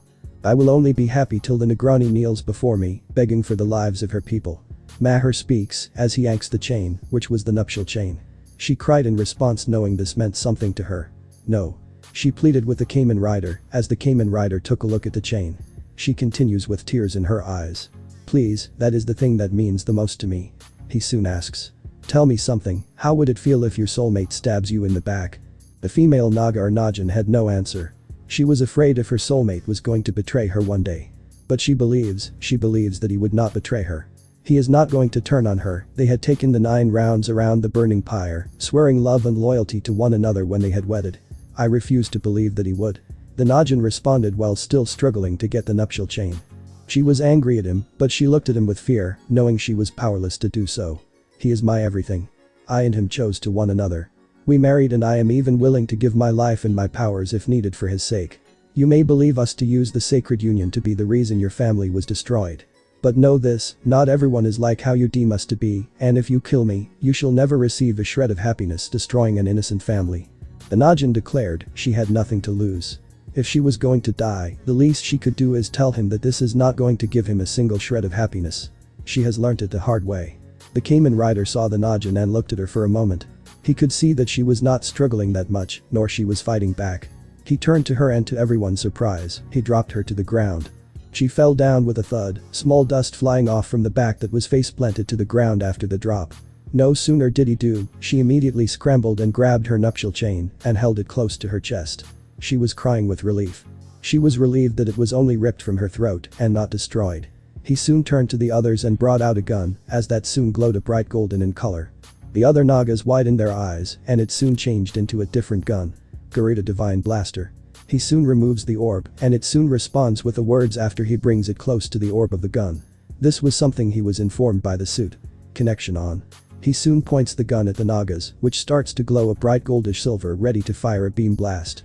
The Nagas tried to shapeshift, but the shards inserted in their veins, abdomen, legs and joins, each of them piercing through the body of the cobras as they hiss in pain. They could only open their eyes as they attempt to put their Ikashakti to use to escape before it is too late. Garuda Purna Blast. He fires a goldish silver blast seemingly similar to a beam blast that was akin to a divine light being laid down onto his enemies. The Nagas, both male and female, could only scream in pain as their bodies were being vaporized from their wounds. Soon multiple explosions lay fit in response as they were all destroyed without any mercy or care. The Kamen Rider looked apathetically in response. He felt slight joy seeing their demises. It was done. Turning to the female Naga that was spared. She had a look of fear, but she held the nuptial chain tightly. She did not want to lose the only connection she had with her soulmate. She soon speaks. What do you want? You have killed my fellow brethren. What else can you desire from a simple Najin like me? The Kamen Rider looked at her and asked. Tell me, do you find joy in destroying the ones that destroy your loved ones? She nodded and speaks. Yes, I do. I guess I am not the only one then. The Kamen Rider speaks as he continues. Go home to your soulmate. I am not cruel enough to deprive him of his partner. Inform your Negrani on what happened and that Kamen Rider Garuda is the one that is destroying her people. The Najin nodded as she fell flat to the ground holding her nuptial chain tightly in her palms. She closed her eyes and shifted into a pale blue Indian cobra. She slithered out of the way leaving the Kamen Rider speechless.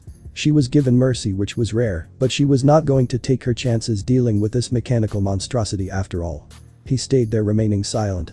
He soon flew off into the unknown location of Noglok, intending to reveal himself to the Negrani that destroyed his life. Issei's room, Issei's house, Sydney, Australia, 6 a.m. Issei and Toriel can be seen cuddling to one another as the bond between master and servant, the human and the eldritch goddess, was becoming far more stronger. The scent of her pheromones was permeating the entire room and she was in her own domain while she was in her dreamscape. The domain belonging to Shub Nigurath. Normally while she dreams she usually is existing in a human or humanoid form in the mortal world. She interacts with mortals and her cult members if she is in her dreamscape and whatever happens to her in that realm can trap her in the dreamscape permanently.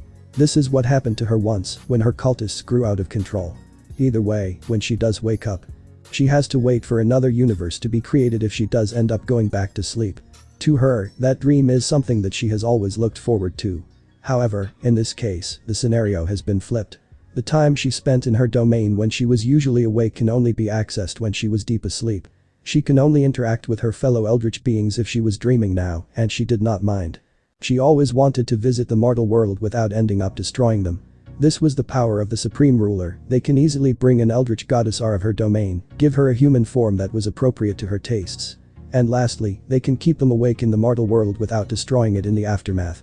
This alone made the goddess happy. She was chosen by the Supreme Ruler to serve him, and that was an honor that not even other eldritch deities like Yog-Sothoth could compare with. She soon woke up from her domain after speaking to Yog-Sothoth about their Supreme Ruler, garnering the interest of her as well. However, Toriel was aware that Yog cannot visit their realm and can only do so in her dreams or if her master does decide to summon her as well. She returns back to the mortal realm and saw Issei still cuddling to her. She smiled gently realizing that her body was perfect to intoxicate them. She would love if master was able to find a way to bring her in as well, just like he did to Toriel just 2 days back. His arm was still holding her tightly and his leg was wound around her abdomen. She could sense his heartbeat due to how close they were cuddling to one another. She soon speaks. Sleep tight, my master. She closed her eyes, pretending to be asleep while bringing him closer. She was considering to undress herself to sleep with him soon, as she did bring about this suggestion and tempted Riaz and Zillis to do the same. It was clear that those two girls loved Issei. After some time, Issei started to wake up as he jolted up. He looked at Toriel in her eyes as she also opened her eyes in response when she picked on Issei staring at her. Morning, my master. Did you sleep well in my arms? She asked to her master, to which Issei responded with a blush. I did. It was quite soft, like I was being covered with an endless amount of soft fleshy pillows that had an intoxicating smell. Issei comments making Toriel give a small giggle. She was relieved by the fact that her master found her intoxicating to be around. The eldritch goddess was elated that her master loved her. Now all she needs to do is give a little push to both Zillis and Riaz to come close to him. She soon speaks. I told you, yesterday night. I am a perverse goddess of fertility, which means you can use me whenever you want to have children. My whole body emanates the scent which I can freely control. I wanted you to experience me for myself one day. And you know what I mean, right? Issei nodded, having a strong blush on his face. His whole body was flushing, as it was demanding him to do the deed with her soon.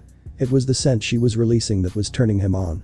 His member was at its maximum size ever since she was close to him. The form she had taken was even more enticing to the point. Her Latina appearance and her new seductive maid outfit was enough to turn him on. She watches him and giggles seeing this happening as she speaks. That's good to hear. I respect your wishes and will, so I won't push you anymore to doing the sexual deed with me. But whenever you are ready and whenever you see fit, I will be present. If you also want to force yourself on me, I don't mind being on the receiving end. She speaks with a smile making Issei barely control himself. He soon decides to give in a bit to his desires and pulls himself into her arms as she moans in response in surprise. The grip he has surrounding her had tightened even more. She could feel him smothering his face to her breasts. She smiled even more, this time her smile was more seductive than before. She soon speaks. As you command. I will comply, master.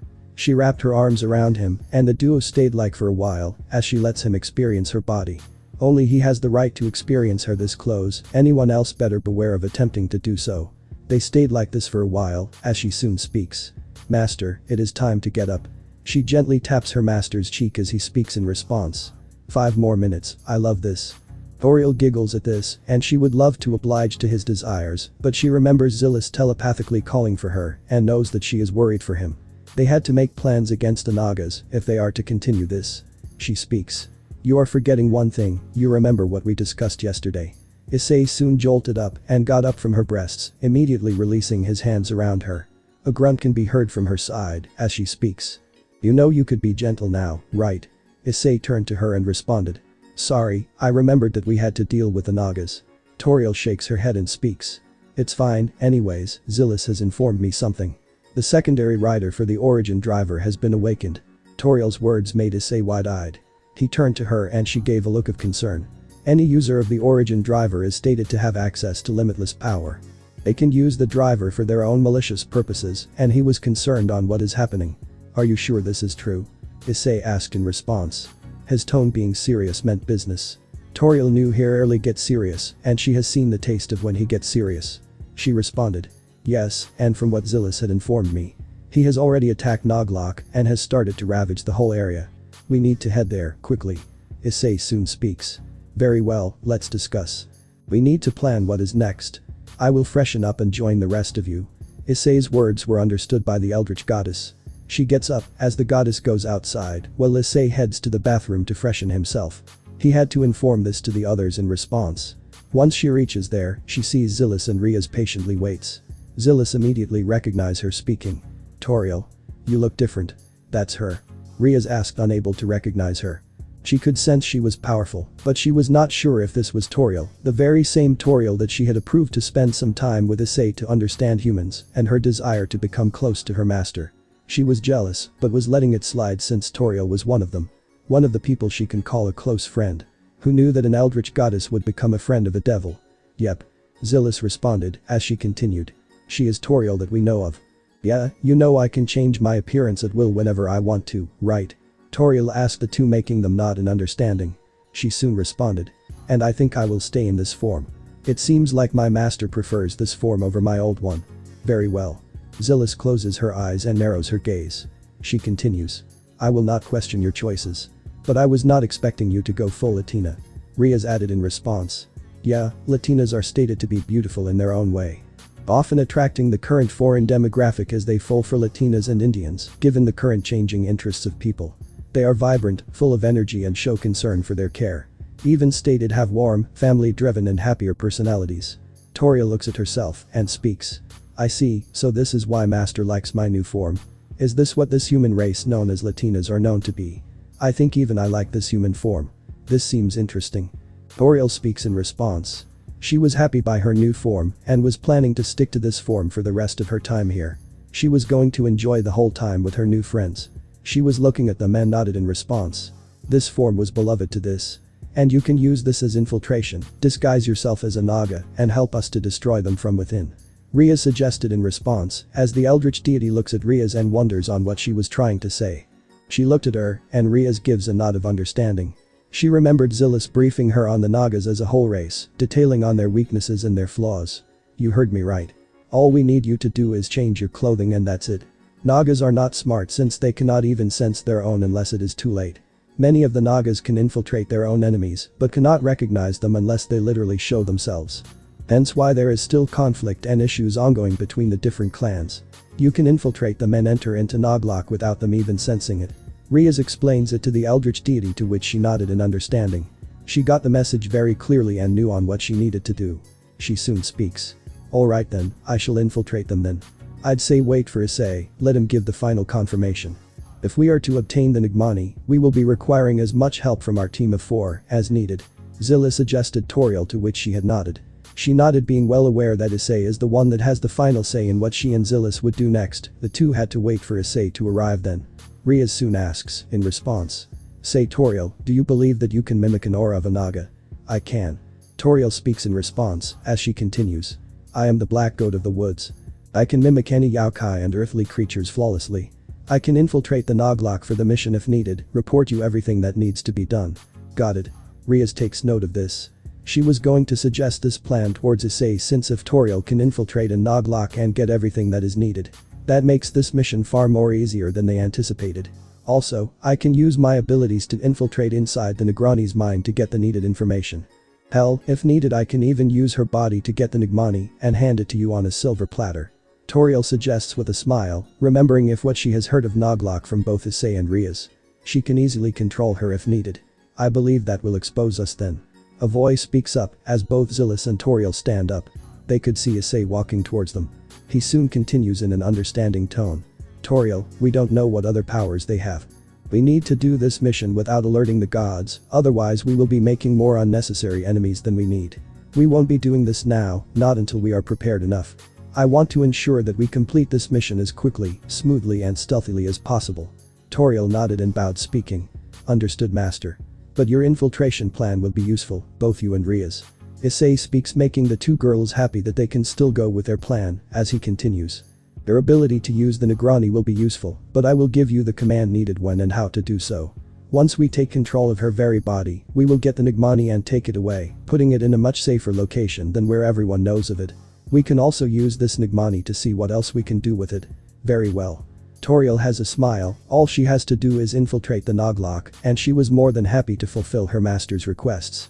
So when do we begin our plan? Riaz asked Issei, to which he responded. Soon, cause I have a feeling we will meet the second rider, don't we? Issei asked turning to Zilis, and she nodded speaking. Indeed, it turns out the driver has already chosen a host to use. That driver has found its ideal host, along with the needed power to transform into a second rider. All I know is that we can only find out when we head there. It is best we meet our mystery rider for ourselves, wouldn't you agree? She asked with a smile, making him nod in response. He was aware on what this meant, as he had to soon book some tickets for India. That was where his next stop is going to be. Understood, the tickets will be booked for a flight. Issei speaks, to which Toriel responds. How about we just teleport there instead of taking a flight?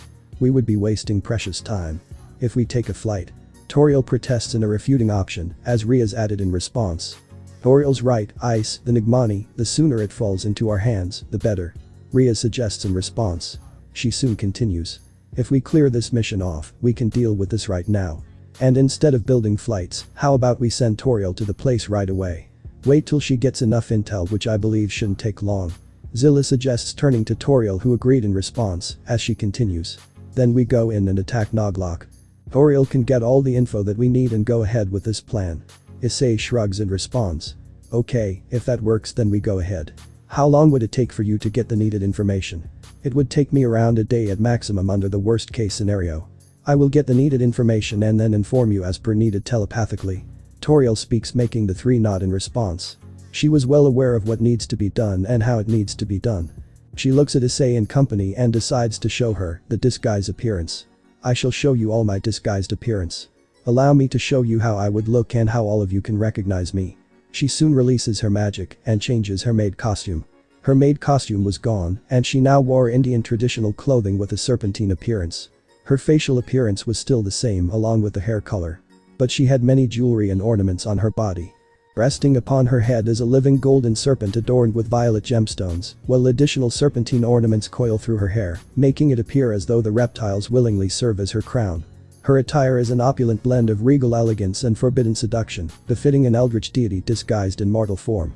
She wears a black and gold sari which has an ensemble, palu, crafted from luxurious fabrics embroidered with intricate golden filigree, leaving her shoulders, upper abdomen, and much of her back exposed, while still maintaining an air of refined nobility. A translucent black veil called a dupatta drapes gracefully across her torso, secured by ornate golden clasp set with radiant violet gemstones, giving the impression of shadows woven into silk. Countless golden chains decorated with gemstones hang from her waist, swaying with every movement like ceremonial regalia rather than simple jewelry. Around her neck rests an elaborate choker and necklace adorned with serpentine motifs and purple jewels, matched by dangling earrings, bracelets, rings, and armlets shaped like coiled snakes. How do I look, everyone? She asked, twirling her dupatta in the back, as she continued. Is my Najin costume good enough? Issei and the others nodded. The former was more smitten by her appearance, but he controlled himself. Furthermore, she was not releasing her pheromones at the time, and this was something she sensed. She knew that in the long run, this would cause problems for her master, and she did not wish to risk it at all. While Issei was mesmerized by her appearance. The girls on the other hand, could see Issei's expression and had some levels of jealousy growing in their heart. The clothing really did seem to be perfect for the goddess, and she can easily seduce anyone with that appearance. They knew that they could not reach the level of beauty she has, since she is literally considered the fertility goddess, and it is in her being to become as beautiful as possible to the. Zilla speaks in response. It looks amazing. It seems like the intel I sent you from Issei's memories is working well. Good work. Toriel nodded in acceptance and happiness as she speaks. I shall be moving out soon. We should be prepared for what comes next. She moved out and was ready to move out when needed. Riaz and Zillis looked at Issei, and they all decided to make the needed preparations needed such that they can assist them. They all move out and prepare the needed things to do so. Once this is done, Zillis walks forward and chants a small incantation spell on Toriel, as she had to ensure that this infiltration mission can end successfully. She remembers one other memory from Issei, as once she is done, she speaks. Okay, now even if a Naga does smell you, they will understand that you are one of them.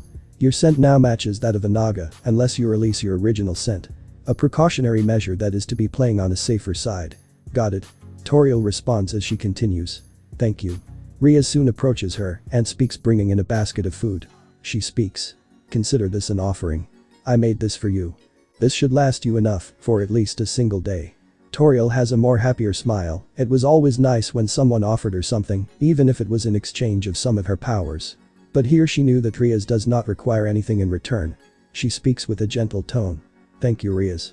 Riaz nodded with a smile as Zillis whispers. Well, we will be heading to prepare lunch. Issei, say your goodbyes and help us. The two leave. Riaz wanted to stay but was taken away by the construct. Once they had left, Issei was alone with Toriel. She soon speaks with a tilt of her head. You wish to say something? Yeah, take care of yourself. Issei speaks as he gently keeps her hand on her skin and felt on how soft her skin was. She could feel the touch of her master and gently smiled in response. Issei continues. Okay. You needn't worry about me. I will only be gone for a day. You can rest with Zillis or Riaz. They also wish to spend some more time with you. Issei was surprised. He was not expecting what they wanted. Even the girls wished to spend some more time with him. The eldritch deity was found often talking with them on their interests in things that happen in Earth, and understood that the girls also wished to kiss and cuddle against Issei. She kept his hand on her cheek and continued. If you ever need me, all you have to do is think about me and I will be there. Just think about either Toriel or Shub-Niggurath, and that is all, and I will be there. Issei nodded in response. He will miss her. He cared for all three girls that are present here, as she soon speaks. Before I go, I wish to do something with you. What is that? Issei asked, to which Toriel moves forward and kissed him on the mouth. She wraps her arms around his neck and makes out with him. Issei was surprised by this, but soon melted in the kiss. If he was going to touch her skin and feel it, since it was quite soft and enjoyable to feel, then so it was fine. The two closed their eyes and it was engrossed in their kiss, enjoying their company. The French kiss continued for some time, as they ensured that their kiss was deep. This was to ensure a closer bond was formed between the two. They were moaning and making out for some time. Until they separated. She speaks in response, having a red blushing tint on her face. So how was it? Issei was speechless. He was beet red, and his whole body was feeling the urge to do it again. Seeing his expression, Toriel chuckled and responded. Riaz already gave me the permission since you two already did make out, and it was to be expected. My saliva has a unique ability as well, and it acts as a blessing.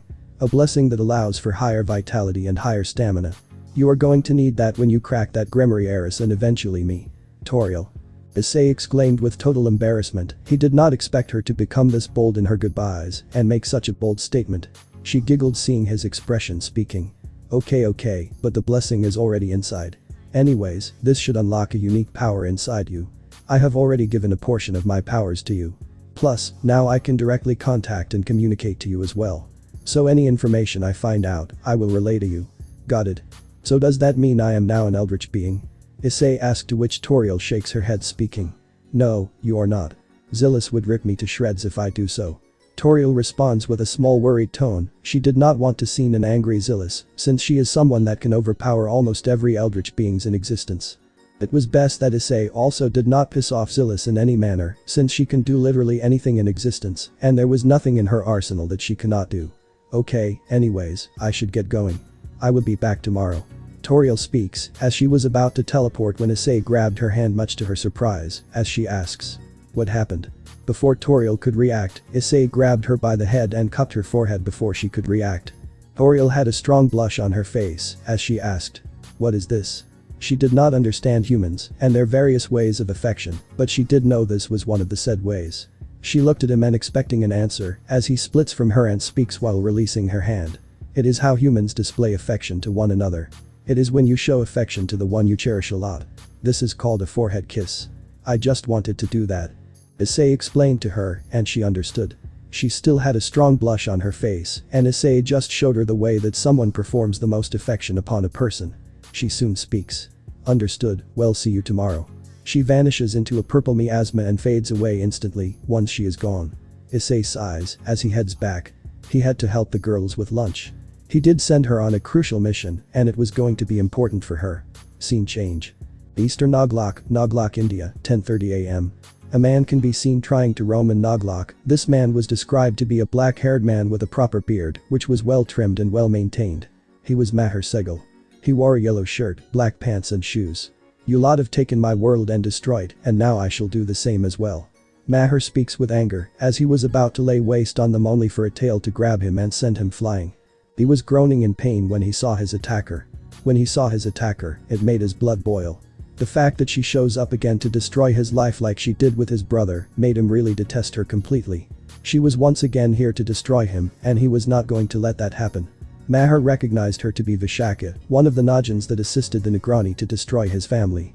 It seems like you survived, guess you really are to be meant to suffer a fate worse than death. Vishaka speaks. She was described to be a very beautiful woman wearing a red sari type clothing with a palyu and a dress skirt. She had worn a mantika on her head and she was looking at Maher with a predatory smile. Vishaka. Maher growled seeing her here, the woman that ruined his life alongside the Negrani was something that she enjoyed and relished doing. That was what gave him the power of the Cayman Rider to one day finally defeat them for everything that has happened. Vishaka smiled happily seeing him suffer as she responded. Oh, look at you. How pathetic. You must have been so weakened, so tormented, so affected after Bella turned against you. You remember on how she infiltrated into the family and destroyed all of you from within. That was the most enjoyable. We are shape-shifting beings who can take the form of anyone, and me and Bella taking the form of your parents were the most enjoyable, and seeing the shock on your face. Maher continued to growl, angered by the audacity of this woman. She has no shred of regret or repentance for everything that she had done. Unbeknownst to them, someone was spying on them. This was Toriel, who was in her disguised form. She had kept her presence hidden to not alert anyone. She was going to rescue this human if needed, given things get out of control. But her instincts were telling her that things were going to get interesting from here on out. Angry. Good. You once told me on how you would foil any plans I have. And to your credit, you did. You removed me from the house by exposing me as a fraud, but alas, you weren't dealing with a human, but a Naga, or in my case, a female Najan. Even though both me and Bella failed to charm you to completion, regardless we still won. We destroyed your family, every last one of them. Your parents, siblings, relatives, every last one of them. And it was fun. Vishaka speaks with a joyful tone. She enjoyed seeing the pain, she enjoyed seeing the anguish on his face. She was happy seeing him suffer. Maher soon demanded. Does your kind enjoy destroying my families? Vishaka shifted into her Lamia form and grabbed Maher and threw him on the wall, making him cough up. She soon scowled and had a near-maddening smile as she speaks. You really think that you can speak to me in this manner? You are just a human, and I am a Najan. I will always be more superior than someone like you. Maher growled as he stammered and was about to trip when he took the wall for support. She responded. It was fun, and it was fun seeing you like this. I hated your good side completely. Your side of standing in my way. You were quite the pain in the neck, and that was something I was relieved that Bella got rid of. Alas, here you are alive. It was God's will for you and your family to suffer. Balanas has always prevailed, no matter how much you defy it, especially humans like you, no sinners like you. Maher only looked down, she had destroyed her whole family from within. Same went for Bella, the two destroyed her family from within, and this was something he despised. He was powerless, and he was helpless when his whole family was destroyed and the business was taken over by these people. But not anymore, he was ready to fight back. Following these gods will be damned if he had to make his own destiny. He was going to do it. Don't think that you have won just yet and presume things, Vishaka. Maher removed the origin driver from his pocket and wrapped it around his belt. Origin driver. He removed a new orb, which was the Garuda orb. It was different from the Draconis orb, with it being more eagle-like and having wings. He pressed the orb activator button and it announced, Garuda. Vishaka felt a chill when she sensed the orb, as she demanded with slight worry. What is that? Maher chuckled looking at the orb, as he turns to her speaking. Since you believe that I am a sinner. Allow me to prove to you what a real sinner would do. He inserted the orb into the orb compartment of the driver. It announced when it was set. Set Divine Eagle. It started to play orchestral Indian divine theme as a barrier formed between him and Vishaka, which made Vishaka even more concerned. He stood firmly with his feet shoulder width apart before bringing his palms together in a brief namaskara, and he exclaims. Henshin. The driver also was different from the Draconis variant of the driver. It was more bird-like, or more eagle-like. He slides his hand slowly and steadily rotates the orb and quickly presses the origin unleasher and makes a claw signature position akin to a talon of an eagle. The driver resonated with a majestic chime as the Garuda orb began rotating, its sapphire core radiating brilliant azure light. Raising both arms outward like the unfurling wings of a celestial bird, he swept them inward across his chest before thrusting them skyward in a commanding pose. An announcement played. Swarglok Kar Eider. Garuda. Pavan.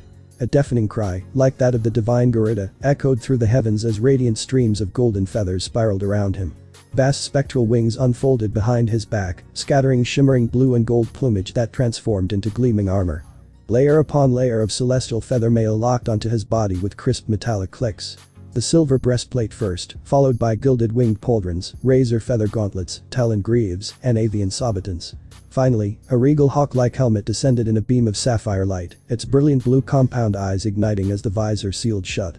The wings folded into the armor, leaving only a radiant aura of divine feathers drifting through the air, before a powerful eagle-like cry thundered across the battlefield, heralding the arrival of Kamen Rider Garuda. The orb stopped rotating, and he stood in position. Maher had transformed into Kamen Rider Garuda, as the barrier between them fell apart.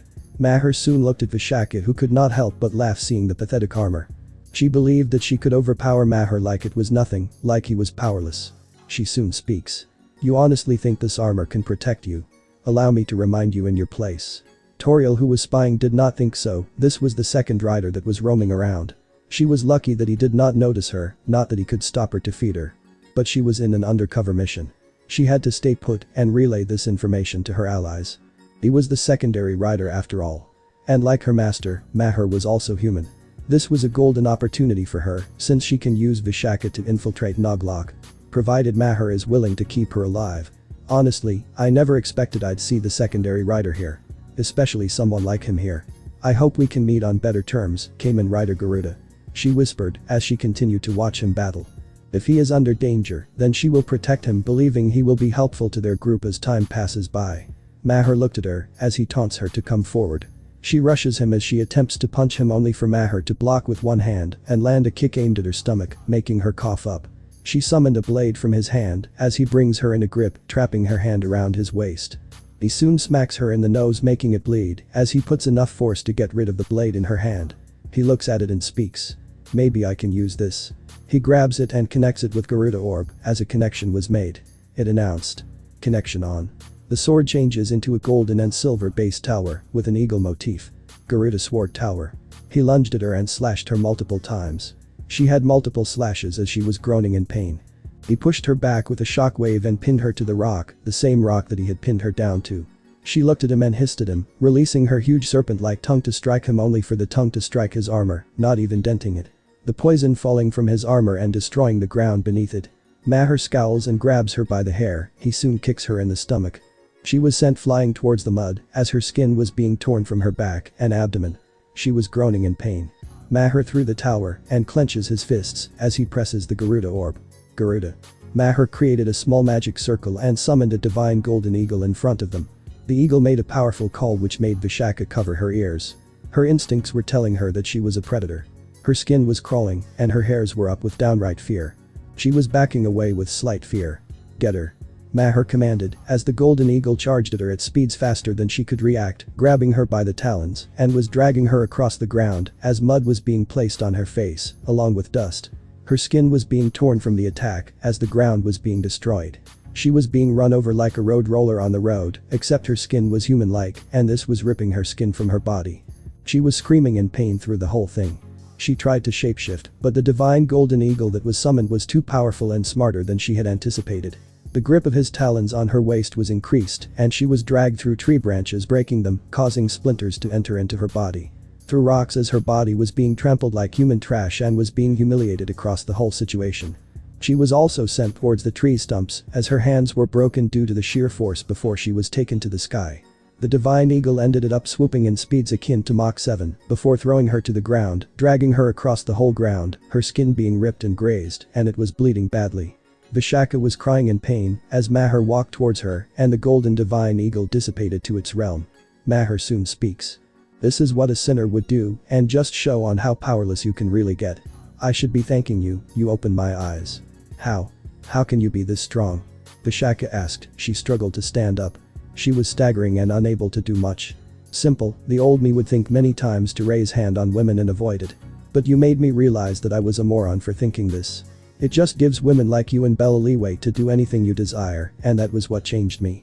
The realization that I can do anything to scum like you irrespective of the gender did hold me back. That is why I said, I should be thanking you.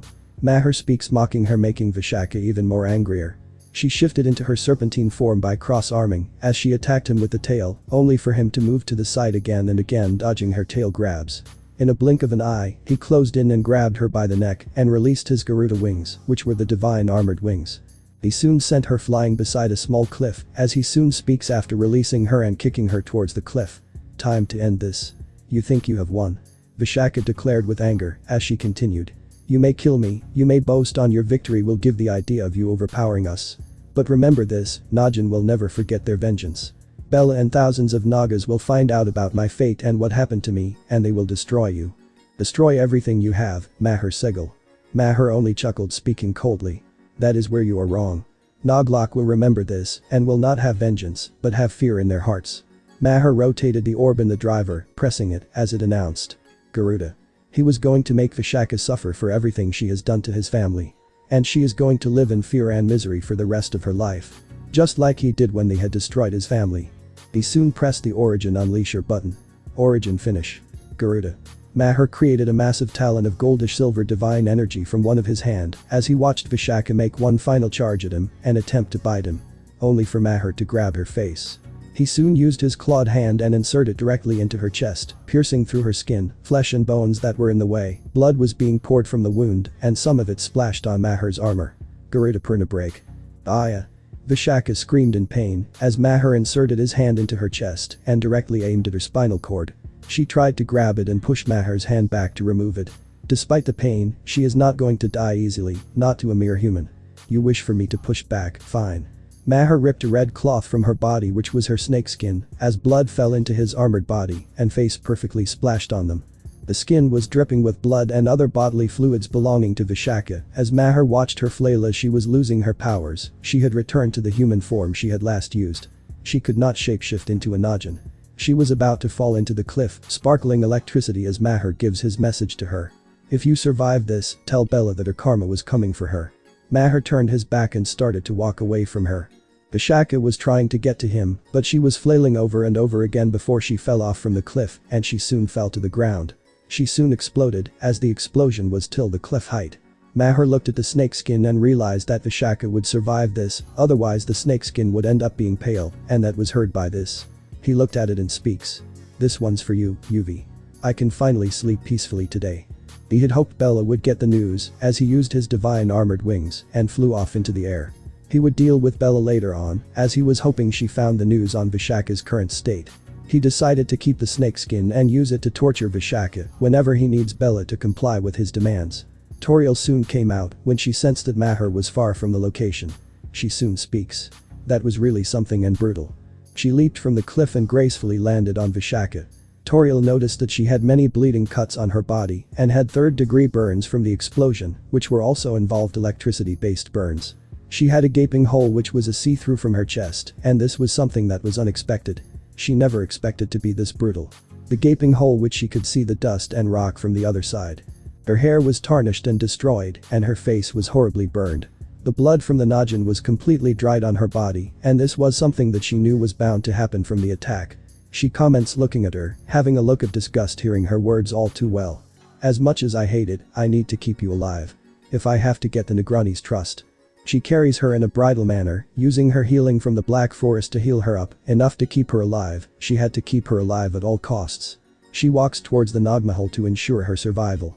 She even has some of her blood to ensure that her story is more believable. Scene change. Issei's house, Sydney, Australia, 2:30 p.m.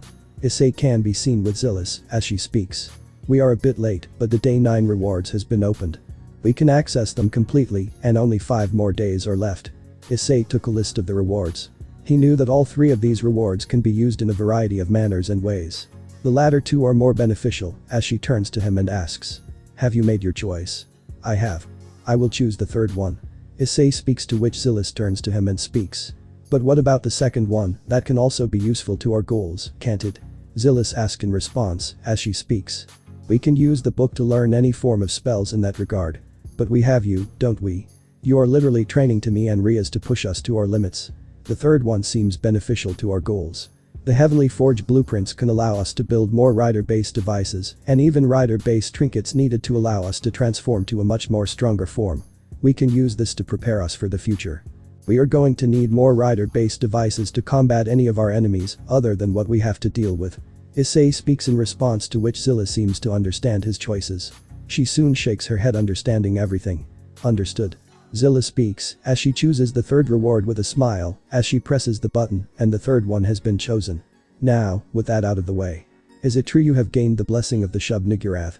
Zilis asks with a serious, inquisitive tone as she was worried that this would end up backfiring in a manner. Issei turned to her and speaks. Yes, she did. Zilis nodded in response and asked. What did she bless you with? Issei blushed slightly and speaks. She blessed with me a higher longevity and higher stamina when it comes to sexual activities. She said that I would eventually do sexual deeds with her and Ria's Gremory. Zilis looked at him before blushing in response as well. She would also eventually be going on a sexual action with him. Her expression had turned red in embarrassment, remembering the time the two would eventually perform the deed. She was being flushed, and her body was heating up at the prospect that they would end up doing the deed with him eventually. She kept her hands and turned her gaze away. Issei responded with a sigh. Yeah. She blessed me with that. He responded, to which Zilis composed herself and sighed. She speaks. Understood, I am not mad. I am just worried about this. Why? What do you mean? Issei asked, to which Zilis explained. Most eldritch beings do not share the concept of morality that humans or even supernatural beings share. They share an orangish-blue morality, since to them, there was only evil and more evil. There is no good in their eyes like most of mortals believe in. They do not perform any good in their eyes. They are above the very concept of good and evil. I was just concerned that she may end up blessing you with cursed immortality or something, but I am relieved that she did not try anything with you. Only giving you longevity and stamina. That's a relief to hear from. Issei nodded to Zilis's explanation as she continued. Furthermore, I do remember she told me that she had contacted Yog-Sothoth about you, so I have a feeling that chances are you may end up having to summon her, since she cannot arrive to this world awake without your permission. Keep one thing in mind, Toriel is someone only you can perfectly control. Not even I can do it. I can only subdue her and keep her in check. But you can control her. This is due to you being the Supreme Emperor. You get to decide what she does, and she clearly has taken a care for you. This will be pivotal to your rise in being the Supreme Ruler. Keep this in mind, Ice. Zilis ends with a smile, making Issei realize that he has a massive responsibility.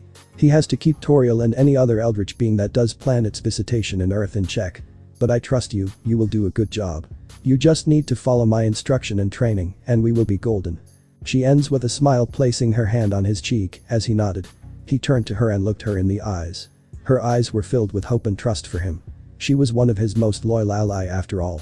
Understood, I won't let you down. Issei speaks, earning a nod from Zilis. She soon lies her head on his shoulder. He asks with a small blush. Zilis, what are you doing? I have the next 24 hours to you. Since Toriel used you for the previous day, I am allowed to spend time with you. Unless you don't want it, of course. Zilla speaks as she was about to get up when Issei grabbed her hand and shakes his head. She smiles in response and sleeps on his shoulder, resting for the time being. Issei soon asks. Want to go out for dinner? Zilis turns to him and speaks. What about the dinner we made at home? I will speak to Rias. I want you to take you out, if that is fine with. Issei is cut off when Zilis keeps her hand on his mouth and she smiles in response. I would love to.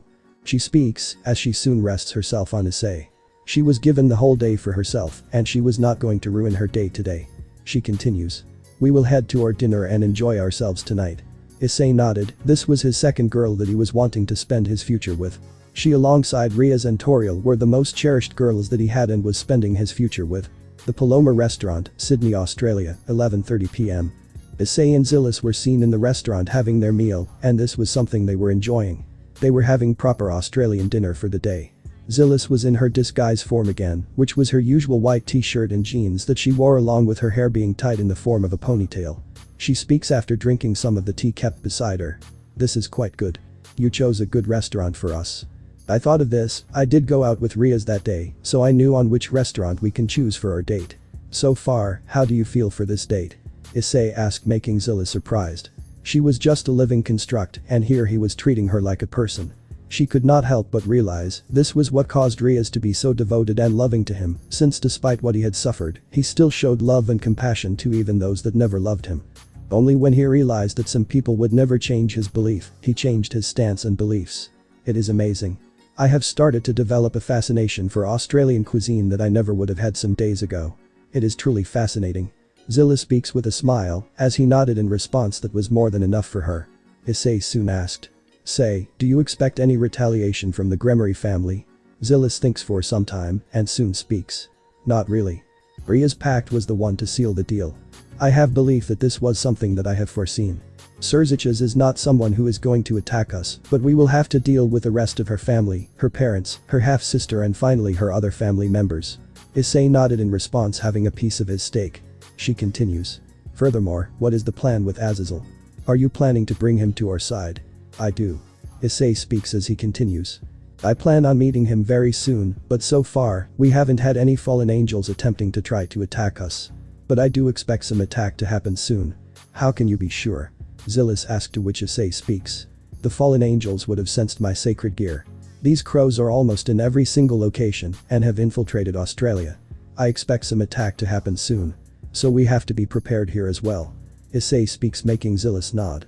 She was planning to use her sensory abilities to identify every last one of them and identify where they are hiding. She had to find them before they can cause any problems to her master. After finishing their food and settling their bill, the couple walked to the doors and headed outside as they continue to walk in the dark realm. Once there was no one, Zillis soon speaks as she approaches Issei, asking. Say, Issei. Issei turns to her and she asks. Can I ask you for a small favor? She asked in response. Issei turns to her and he asks. What is it? She leaps in the air and gives a small subtle kiss towards him. Issei was surprised by this as he turned to Zillis, who was blushing immensely and was extremely red by this whole ordeal. She soon looked at him, her pupils darting away seeing the intense stare that her master was giving. She was clasping her hands. She soon speaks. Come on, say something. Issei shakes his head before pulling her close to him and making out with her. The two make an intense French kiss. Zillis was surprised at first before succumbing to the kiss as she also returned the kiss. She wrapped her arms around him and continued to respond with the kiss. The kiss continues for some time as they split up. She soon turns to her master with a loving gaze, asking. Is this what a French kiss is? Indeed, how are you feeling now, Zillis? Issei asked, to which Zillis responded. I feel different, like a deep affection towards you. I always felt devotion towards you, but I feel this urge.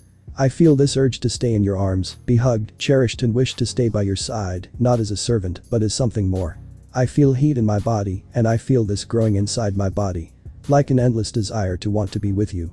I can't seem to understand what is happening, and frankly speaking, I don't hate this emotion. My heart rate is increasing and pounding even more the more I stay close to you. The more I stay close to you, there seems to be something flying in my stomach. Can you tell me what this is? Zillis asked with an intense blush. She was still in Issei's hands and was quite close to him. She had never experienced any of this ever in her life. Her body was flushing and she could feel the butterflies growing in her stomach. Issei turned to her and explains. This is love. What you are feeling right now is genuine love. I don't know how you are able to gain this emotion, but from what I can tell, you are falling in love, and that is something I can't say it in words on how happy I am. Issei responded with a grin in his face as Zillis asked in response. Is that a bad thing? Not at all. Issei holds her in response and hugs her as he continues. It is a very good thing. This is the main emotion most humans feel when they care for someone very close to them. This is one of the best emotions in existence. So Ice. Can I call you that? Zillis asked, to which Issei shakes his head speaking. We spend more than several years in the hyperbolic time chamber. In the real world it may be just 10 days, but there we have spent years together. I think we are past being formal. You can call me by that name. Plus you did call that sometimes before. Issei speaks as he rubs her head. Zillis happily smiled, and she also melts in the hug that was all she needed, and she being in love with him was all that she required. She returns the hug by wrapping around her hands towards him. This continues for some time, as she separates from him and asks. Say Ice, do you think that we will live in peace? We will. But like I said, we have to fight for it. Issei speaks making Zillis agree to it. They will have to fight for it. But before they could do anything, the dimensions changed again. Zillis soon whispers. Ice. Yeah, guess someone wants to come after us this time. Issei speaks, as he turns to see a woman he never thought he would see again. It was a very familiar fallen angel. He widened his eyes in surprise, as Zillis looks at him, and she also remembers who she was. The fallen angel has been described to be a tall and buxom woman with brown eyes and long navy blue hair that obscured her right eye. Her attire consisted of a maroon trench coat-like top with a wide collar, a matching miniskirt, and black-heeled shoes. The trench coat top was open at her chest, giving view to her breasts and cleavage. She also wore a gold necklace around her neck. She appears to wear a white shirt underneath her top, but it can only be seen from the bottom. Human. You have been found with a sacred gear, and I believe that you are too dangerous to be kept alive. The fallen angel woman released her two wings, to which the two looked at each other and were ready to fight. Zilla sensed many fallen angels ready to attack them, as she generated a barrier to protect both herself and Issei. She watches Issei brings out the origin diver and places it on his waist. Origin driver. He brings out the orb and presses the button. He quickly places it in the driver as it announces. The fallen angel generates a purple spear and throws it at the two. Set red dragon. Issei activated quickly as he rotated the orb a full 360 degrees, causing the crimson dragon insignia at its core to ignite with a brilliant scarlet glow. A deep mechanical chime echoed from the driver, confirming synchronization as the dragon's eyes flared to life. He pressed the origin unleasher button while calling out. Henshin. The driver erupted with a deafening metallic roar as the dragon orb began spinning at incredible speed. Scarlet energy burst outward, forming a massive dragon-shaped aura that spiraled around Issei. Crimson draconic scales materialized across his body piece by piece, while golden armor locked into place with resounding metallic clicks. An announcement played. Domination Dragon Rider. Draconus. Flame. The twin dragon heads on the driver opened their jaws, releasing streams of blazing energy that surged upward before crashing back down onto him. As the final pulse resonated through the belt, the dragon emblem blazed brilliantly, and his helmet sealed shut with a sharp snap, completing the transformation. A fiery draconic roar echoed across the battlefield, making the fallen angel flinch as he dashed forward and sliced apart the spear with his draconous dark saber. He soon speaks. Don't expect me to stand here and take the hit, Kalawarna. The now identified Kalawarna gritted her teeth in anger. She was not only found out on who she was, but also the man in front of her was not someone she can kill that easily. She may need to draw this fight for longer, or attempt to find a way to deal with him at an unexpected manner. Regardless, she needs to finish her job. Alleyway, Sydney, Australia, 12 a.m. Issei looked at her, preparing the draconous dark saber and charged forward. Kalawarna struggled to block the attack with her spear. She could see the spear melt in response, much to her shock. She flew back and got on guard. Issei turned to her and speaks. Kalawarna, you are one of Grigori's agents, aren't you? Kalawarna gritted her teeth as she demanded. How do you know about this? You are just a mere human. There is no way for you to know about this. Kalawarna demanded with anger. She was ready to fight against the two, but her main focus was Issei, who was having the sacred gear that she was able to sense. Her job is to eliminate him, even more so than before, since she could sense he was more powerful than before. Soon a shout garnered some attention. Ice. Issei turned to the direction of the voice, as Zillis was the one who called out. She continued in response. Bring her in for questioning. If there is an infestation, we best get the information from her. Issei nodded, as Kalawarna responded. You won't get anything from me. Kalawarna unleashed a barrage of light spears aimed at him, only for Issei to slice every last one of them apart, with the dark saber slicing them apart like it was nothing. Each of them were being sliced down like it was butter, much to Kalawarna's shock. How can this be? Kalawarna responded, as she continued. A human like you shouldn't be this strong. Issei shakes his head. He was well aware that almost all fallen angels were known to be overconfident and arrogant. They believed that just because they have this power, they are stated to be more better than humans. They were so overconfident that some humans are stated to effectively and easily beat them in a combat-based fight. It's because you underestimate us. Issei closed in before she could react and landed a much powerful kick aimed at her chest, making her cough up. She glared at Issei and jabbed her with the spear only for Issei to grab it and yank it from her hands, throwing it to the ground. She widened her eyes in shock. "And you believe that you can get away from this?" Issei speaks as he slashes her straight in the chest, making her yelp in pain. She is sent flying as she lands to the ground. The burn from the dark saber sizzles as she hisses in pain. She glares at Issei only for him to see him frozen. She was about to move when she saw the red tint on his expression. She wondered what had happened only for him to speak. "You don't wear any underclothes?" Kalwarna widened her eyes in shock and looked down. Her top and shirt were burned clean off, mostly as she immediately covered herself and shouted embarrassed by presenting herself in such a manner to her opponent. "Don't look." Issei covered his eyes with his free hand. He turned to Zillis for help, who had a look of annoyance in her eyes, but she was not annoyed with her master, instead she was annoyed with the fallen angel that had decided to present herself to him in such a slutty manner. She was going to severely punish her for this. She soon spoke with a sigh. "Got it. I will do the needful." Issei nodded. She walked towards the fallen angel and landed a brutal punch aimed at her gut. She has a look of shock and coughs up in response before passing out in response. The fallen angel was passed out as Zilla speaks. "We should take her to the warehouse. I will inform Riaz on this development. Once this happens, we will find out on what we can do with her." Issei nodded in response as he carries her like a sack of potatoes, but her privates can be felt on the suit. He shivers at this. Zilla senses his discomfort and asks. She was internally happy that Issei does not see any other woman than the three in their inner circle, that being Riaz, Toriel and herself. "Want me to carry her for you?" she asked, to which Issei shakes his head and speaks. "I will be fine. I should be thanking Toriel for experiencing breasts, otherwise this would have been harder." Issei speaks, thanking the Eldritch goddess for what has happened. He was internally praising her forwardness and the blessing that was granted to me. Scene change. Naglok Vidya Center, Nagmahal, Naglok, India, 12:45 am. Acho. Toriel sneezed as she wondered who was taking about her. She was in her Naglok attire and she was wondering who was talking about her. She has been waiting for hours for the Negrani to come to contact her since she was out in the human world doing some work. She turned to the medical room where the Vidyas, healers, were treating her for her wounds. This was anything that they had envisioned and they were terrified, wondering who did this to her. Toriel pondered if it was Issei that had spoken to her, and if that was the case. She was happy if it was him, and even more happy if it would be in a positive manner. Soon a Naga approached her and speaks. "The Negrani has summoned you to her courtroom." Toriel nodded as the Naga approached her and stared at her. Toriel was slightly irritated since no mortal that she does not trust can stare her in the eye, except for Issei, her master and her friends. But she knew that based on the intel she received, the Naga was smelling her, trying to identify her by her scent. After doing so, he asked. "I haven't seen you around here at all. Are you a newly born Ikadhari Najin?" "Yes." Toriel lied with confidence as she continued. "I gained my powers as an Ikadhari Najin just this sunrise itself. This was the first time I could feel my human body, including my limbs and my newer body. I was walking happily enjoying my human body and soon came across the battle, and there when the attack on Vishaka happened.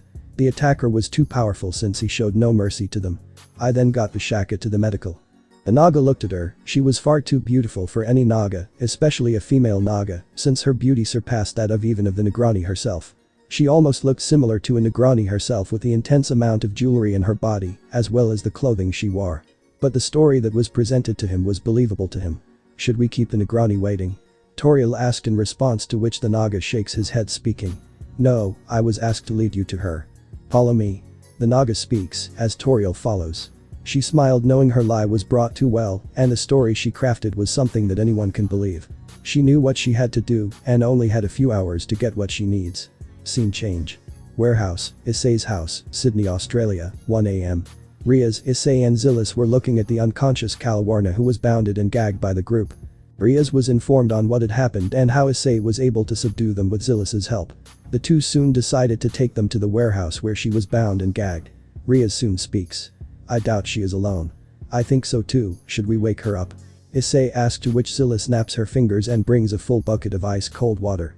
She soon turns to Issei and waits for his signal. He soon turns to her and speaks. "Do it." Zillis nodded as she threw the whole bucket of water into Kalwarna, who woke up with a jolt from being hit with the ice cold water. She leaped in the air but was only kept here due to being bounded and gagged by this. Zillis walked and removed the cloth bound on her mouth. The trio looked at her with coldness as Kalwarna scowled in response. She recognized that one of them is a devil, along with the two people that captured her. She demanded. "Are you working with this Gremory rat?" Before she could respond, Ria's landed a tight slap aimed at her face as she speaks. Didn't anyone teach you any manners, Crow? You. She growled before another tight slap landed at her other face. She was slapped twice, the pain stinging on the face. She was yelping in pain since no one ever slapped her in the face. She was looking at Ria's with anger and near hatred. The same woman had slapped and helpless and bound Kalawarna. Ria's was annoyed, she had the audacity to call her Grimmery and also attempt to harm her loved ones. She was not going to let them hurt anyone else as long as she was around. She soon speaks. Now you are going to tell me why are you here in Australia and what you wanted. You aren't getting anything from me. She shouted in response, to which Ria's landed another slap at her face. The slap being more tighter than before. The blow was enough to make Kalawarna tear up a bit. Ria's was not messing around with the fallen angel, and this was clear to everyone that was present here. Ice, leave this woman to me. I will extract all the needed information from her. Ria speaks as she continues. Go enjoy your night. I will get all that you need. Issei nodded in response as he turns to Zillis as she asks. Are you sure of this, Rias? Yeah, I am. Devils are anyway more active in the night anyway. You two enjoy and I will deal with her. She gave a smile to which Issei and Zillis nodded and they decided to leave in response. They looked at Rias and gave a smile to which Rias acknowledged the smile and she watched the two leave the warehouse. Rias soon turned to the fallen angel as she raised her hands and was ready to torture her with memory and destruction. She speaks with a predatory smile. Shall we begin? Kalawarna was afraid as she was soon tortured. Screams and cries of the woman were heard through the whole warehouse. She was determined to extract any needed information from her body even if she has to end up killing her. She is going to extract every single information she has on the fallen angel. In the meantime, both Issei and Zillis were in a room as Issei speaks. So what do you think now? So far. It has been a good time for us. And. She wrapped her arms around his neck speaking. I would continue spending our time together.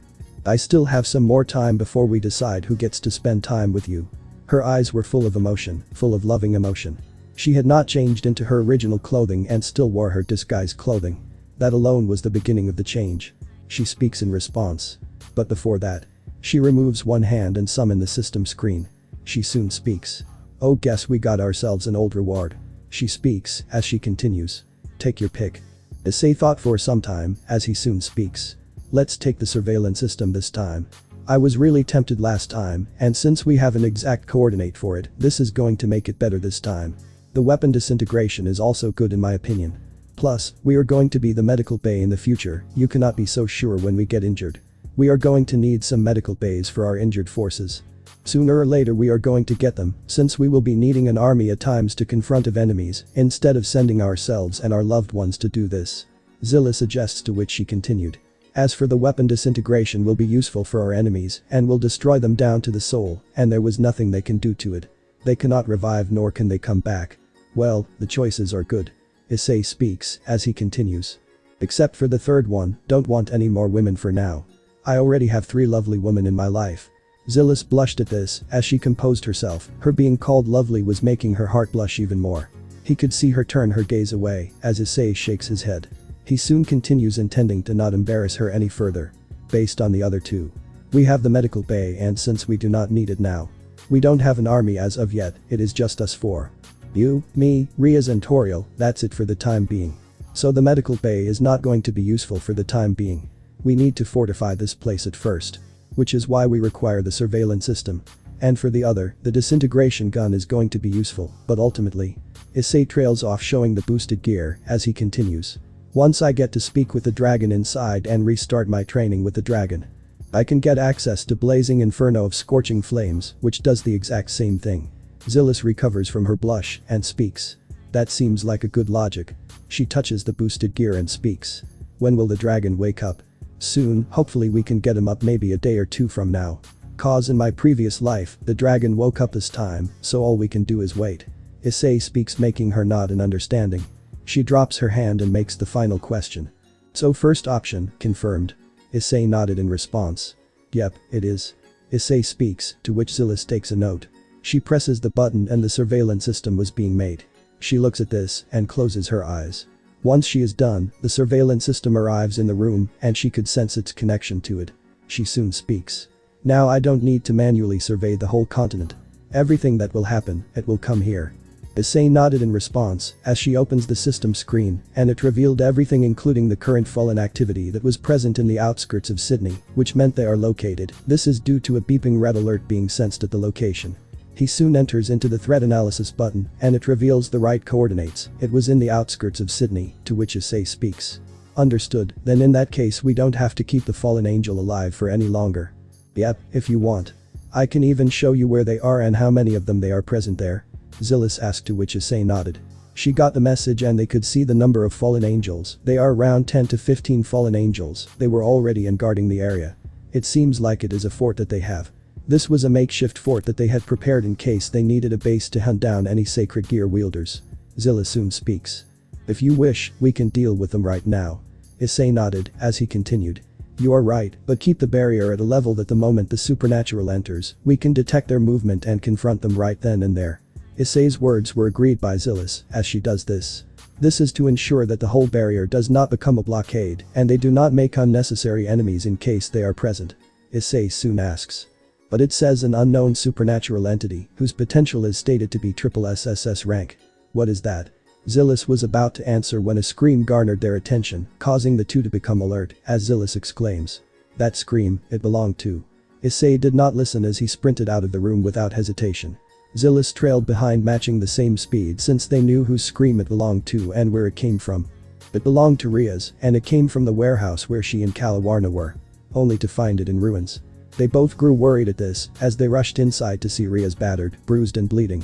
She had multiple wounds on her body and her clothing has been torn. She was weeping in pain. Issei sprinted to her and asked. Ria's. What happened? Who did this to you? Ria's looked at him, opening her eyes, whispering. Ice. But before she could speak, a voice responded. You mere human. You lowly beings. You have some nerve of harming my fallen angels and torturing them. The voice garnered the attention of the trio. He was described to be a handsome man with black hair and golden eyes. He wore a black jacket which was zipped down, displaying his chest, and he was seen wearing matching black pants and shoes. Issei could sense his aura, it was demonic and draconic. He was the one that attacked me. Ria speaks as she continued. He caught me off guard and ambushed me. I am sorry, Ice, I could not. Ria's passed out in his arms as he exclaimed. Ria's. Zillis checked for her pulse and sighs in relief. She is alive. The man scoffs and speaks. That Gremory girl was in actual pain in the ass. Even more of a nuisance than her older brother centuries ago. It was harder to get her alive. He looks at the angry Issei and Zillis as he speaks. So it seems you are the infamous being that harmed my Kalawarna. I will relish destroying you for good, wielder of Drag. Issei widened his eyes in shock, and so did Zillis. They were not expecting this unknown person to have caught on to this secret of theirs. But then again, Draconis was using the power of Welsh Dragon. And they both know that this man is stronger than Ria's, since he had overpowered her without much damage. However, Zillis caught on to something that surprised her. He was hiding his injuries and wounds to look presentable, meaning even if he caught Ria's off, she still was able to some serious damage to her. Kalawarna, who was wrapped around this man's arms, speaks with an angered tone. This is the man. He is the one that beat me and captured me. Take him down, punish him. The man scoffed and turned to the trio, speaking. Tonight, I, Noctis Asmodeus, shall send the two of you to the afterlife. You two will suffer for what you did to one of my women. Zillis was ready to fight, but Issei commanded her. Zillis, forcefully send them back to where they are. Seal them in their location. Zillis widened her eyes at her master's command as she demanded. But master. I gave you an order, Zillis, do not argue with me because now is not the time. He shouted at her, causing the living construct, making her understand that situation. She widened her eyes, since this was the first time he had ever shouted at her. This almost made her tear up, but she composed herself and responded. As you wish, master. Zillis speaks with an emotionless tone, as the two were arrogant and confident that they are not going to do it. Zillis raised her hand and sent them back, putting them on a lockdown. Only for the teleportation to start working. Much to their shock, they tried to escape with Kalawarna using her wings to assist them in their battle, as Noctis screamed. No. The teleportation worked and it took them out. Once this happened, he made the next command. Call the workers and fix this mess. I will take her to the bedroom. Zillis responded emotionlessly. Understood. Scene change. Negrani's chamber, Naglok, India, 1 AM. Oriel and the Naga can be seen being brought to the chambers where Bella Canby was stated to be waiting for them. The Naga stops and speaks. The Negrani has no information of what happened to Vishaka when you brought her here to Orvidya's. You have to relay her on the information that has happened to her. Toriel raised her eyebrow and asked. Why couldn't you do it? I have already informed her that you brought in an injured Vishaka. The Naga changed his colors instantly, telling her the truth. She was still a newbie in his eyes, and he continued. She does not know the extent of her injuries, and since our Vidyas are helping with the recovery process, I believe that you would be beneficial in telling her what happened. Toriel rolled her eyes. She understood that he tried to save his skin, though she could understand and not blame her. When they become humans, they did have some traits in nature belonging to them. The Naga soon speaks his final words. Good luck. She was not happy at all when I relayed her the news. The Naga left the location as Toriel takes a deep breath and walks inside. There she sees a beautiful woman who has black hair and a darker skin complexion. She was wearing what seems to be a white serpent patterned blouse and skirt. She also had a tiara around her head signaling. She had deep black eyes and black hair despite her white serpentine clothing. Toriel took a look at this Negrani. She was indeed beautiful, but the woman that Maher said was the one responsible for the destruction of her family. She was a femme fatale, and she was not to be messed with. Toriel could feel the aura of a queen. But being an eldritch goddess herself, she was unaffected. She soon speaks with a gentle bow and prayed before you. Greetings, I was told that you are the Negrani, aren't you? Bella, wasn't it? The Negrani stood up from her seat and responded. I am Bella. I believe you are the one that just recently became a Najin, haven't you? Have you decided on a name for yourself? Toriel thinks for some time before she speaks. Tanya, you can call me Tanya, Negrani. Very well. Bella responded with an understanding tone as she responds. Okay Tanya, I believe that some of my people will show you on how things are done here, but before that, could you tell me your real goal for becoming a Najin?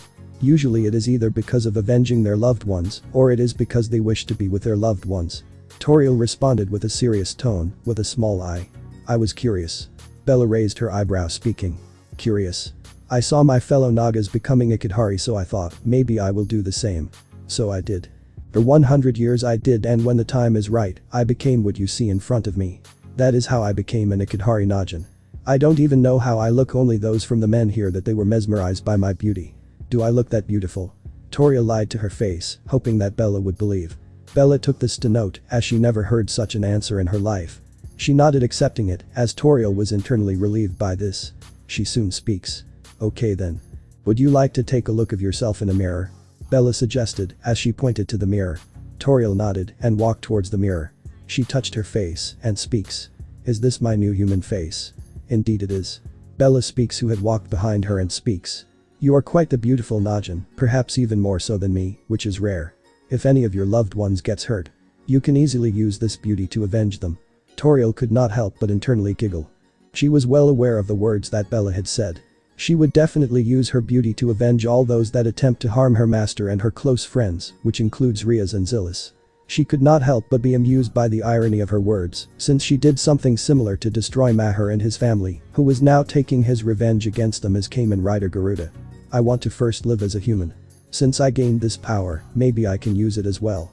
Toriel responded, to which Bella nodded. Very well, I won't stop you if that is your wish. But remember to never fall for a human. Otherwise you will be severely punished. Bella warned Toriel, making her nod in response. She knew why Bella said that, since this was her own biases and the rules of Noglok forbade a romance between the two. She did not ask the question, just silently agreed to her words. She soon asked. Okay, I need to inform you about something. And what is it? Bella asked curiously. The Naga did mention what had happened to her friend, and she was attacked. But she waited to get the full story. She looked at her and asked. Take it easy and explain. Vishaka was attacked. I know this will be hard to believe, but he was a goldish silvery armored eagle warrior that attacked and maimed her brutally. She was tortured by the armored warrior so badly that she was literally fighting for her life. The armored warrior wanted to clearly take revenge against you and your kind, but his targets were you and the Negrani, which is why I came here to warn you. Toriel explained to Bella, which caused her to lose her smile and became extremely worried. She knew that the Nagas had many enemies because of their ruthless, vengeful nature, but this armored figure was stated to target her and Vishaka. This meant that someone from the Segal family had survived, but who did survive, she ensured that every last one of them were killed. They deserved this. Are you sure it was an armored figure? Bella asked with inquisition. Toriel nodded, speaking. Yes, the voice of the armor was a man, and he ensured that Vishaka suffered before he left her for dead.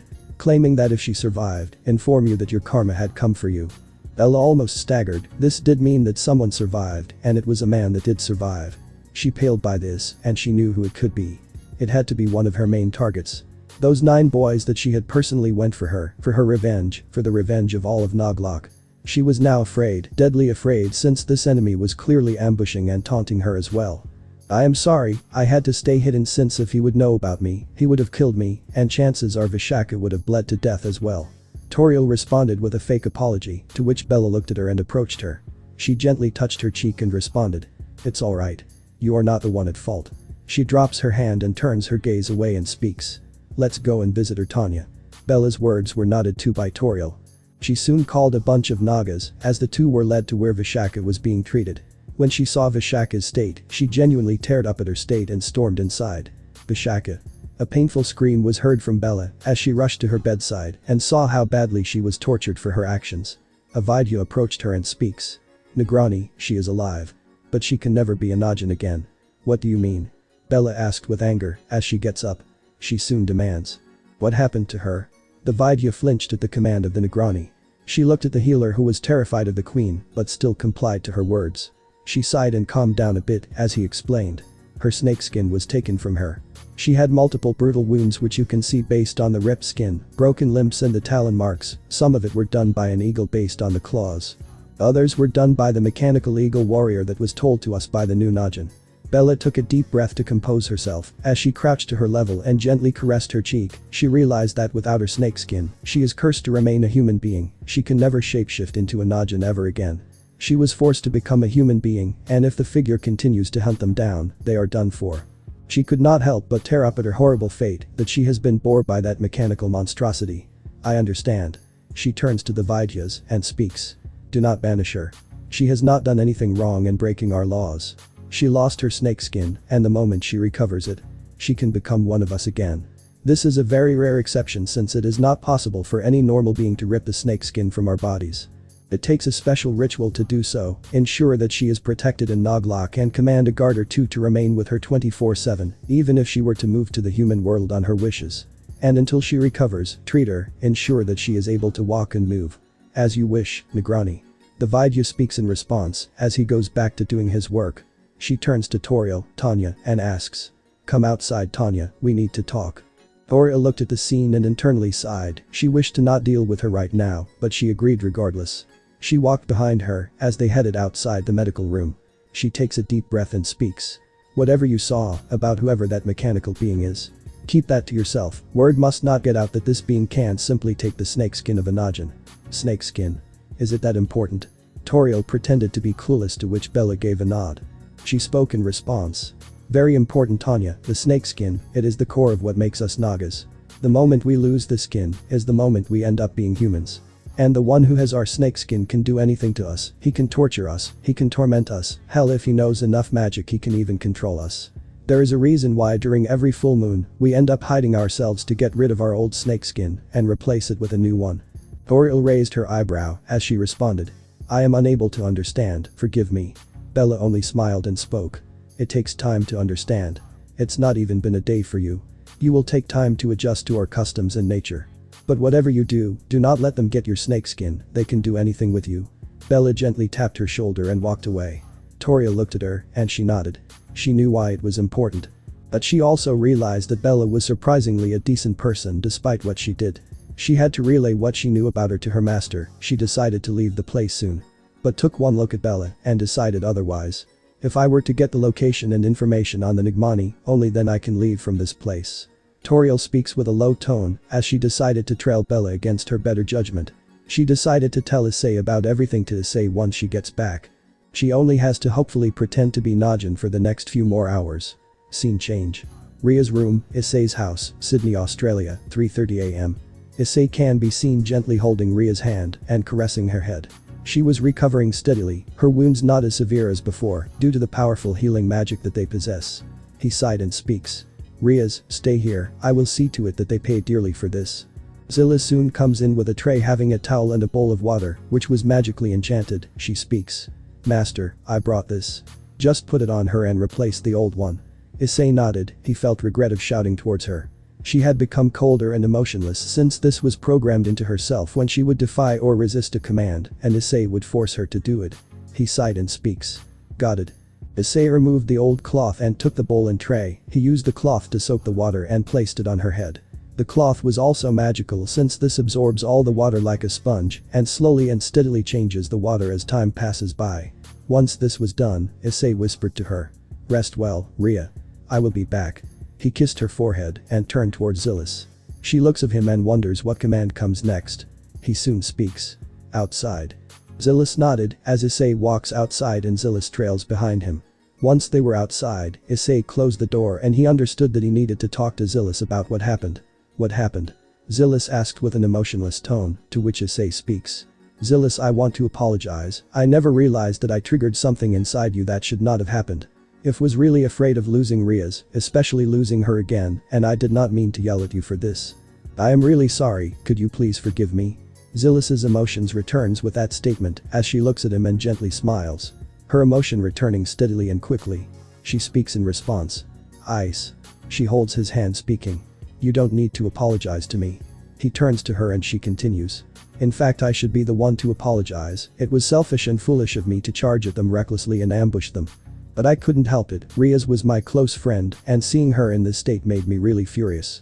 I wanted to destroy them for what they did to me, not considering the declining prospects of Rhea's survival. I was not supposed to feel this, not supposed to do anything to hinder or question my master's actions to such an extent, but I guess I am becoming more human as the days pass by. Issei brought her a bit closer, causing her to become startled speaking. And that is what I really want. For you to develop a close bond with not just with me alone, but with Rhea's, Toriel and anyone else that does show up in our group in the future. That is what I want, we becoming a small tight-knitted group of people that care for one another and cherish them, always having their back, no matter the problems they face. Zillis takes this to note as she speaks in response. Understood, Ice. She releases Issei's hands and Issei looks at her clothing speaking. Even after that shout, it is surprising you did not change your clothes. Oh. Zillis speaks in response as she continues. You want me to change it? Nah. Issei pulls her in close, wrapping his hands around her waist, making her blush at the close proximity they were in. He continues. Keep it for today. I was wondering which clothing makes you feel comfortable. Don't feel shy, we can set that as your permanent clothing. Personally, I prefer the clothing that was given to me when I was summoned, however for today, I can work with these ones. Zillis speaks as she wrapped her arms around him and nuzzled towards his chest. She had returned back to normal. And that was more than enough for the day. After a while she speaks. The warehouse will be done by tomorrow. Issei nodded as he asks. Zillis, can I ask you to look after Rhea's? I need to go and confront those assholes on what they did to us. Zillis shakes her head and speaks. I am not against looking after Rhea's, but there is no hurry in hunting them down. What do you mean? Issei asked, to which Zillis responds.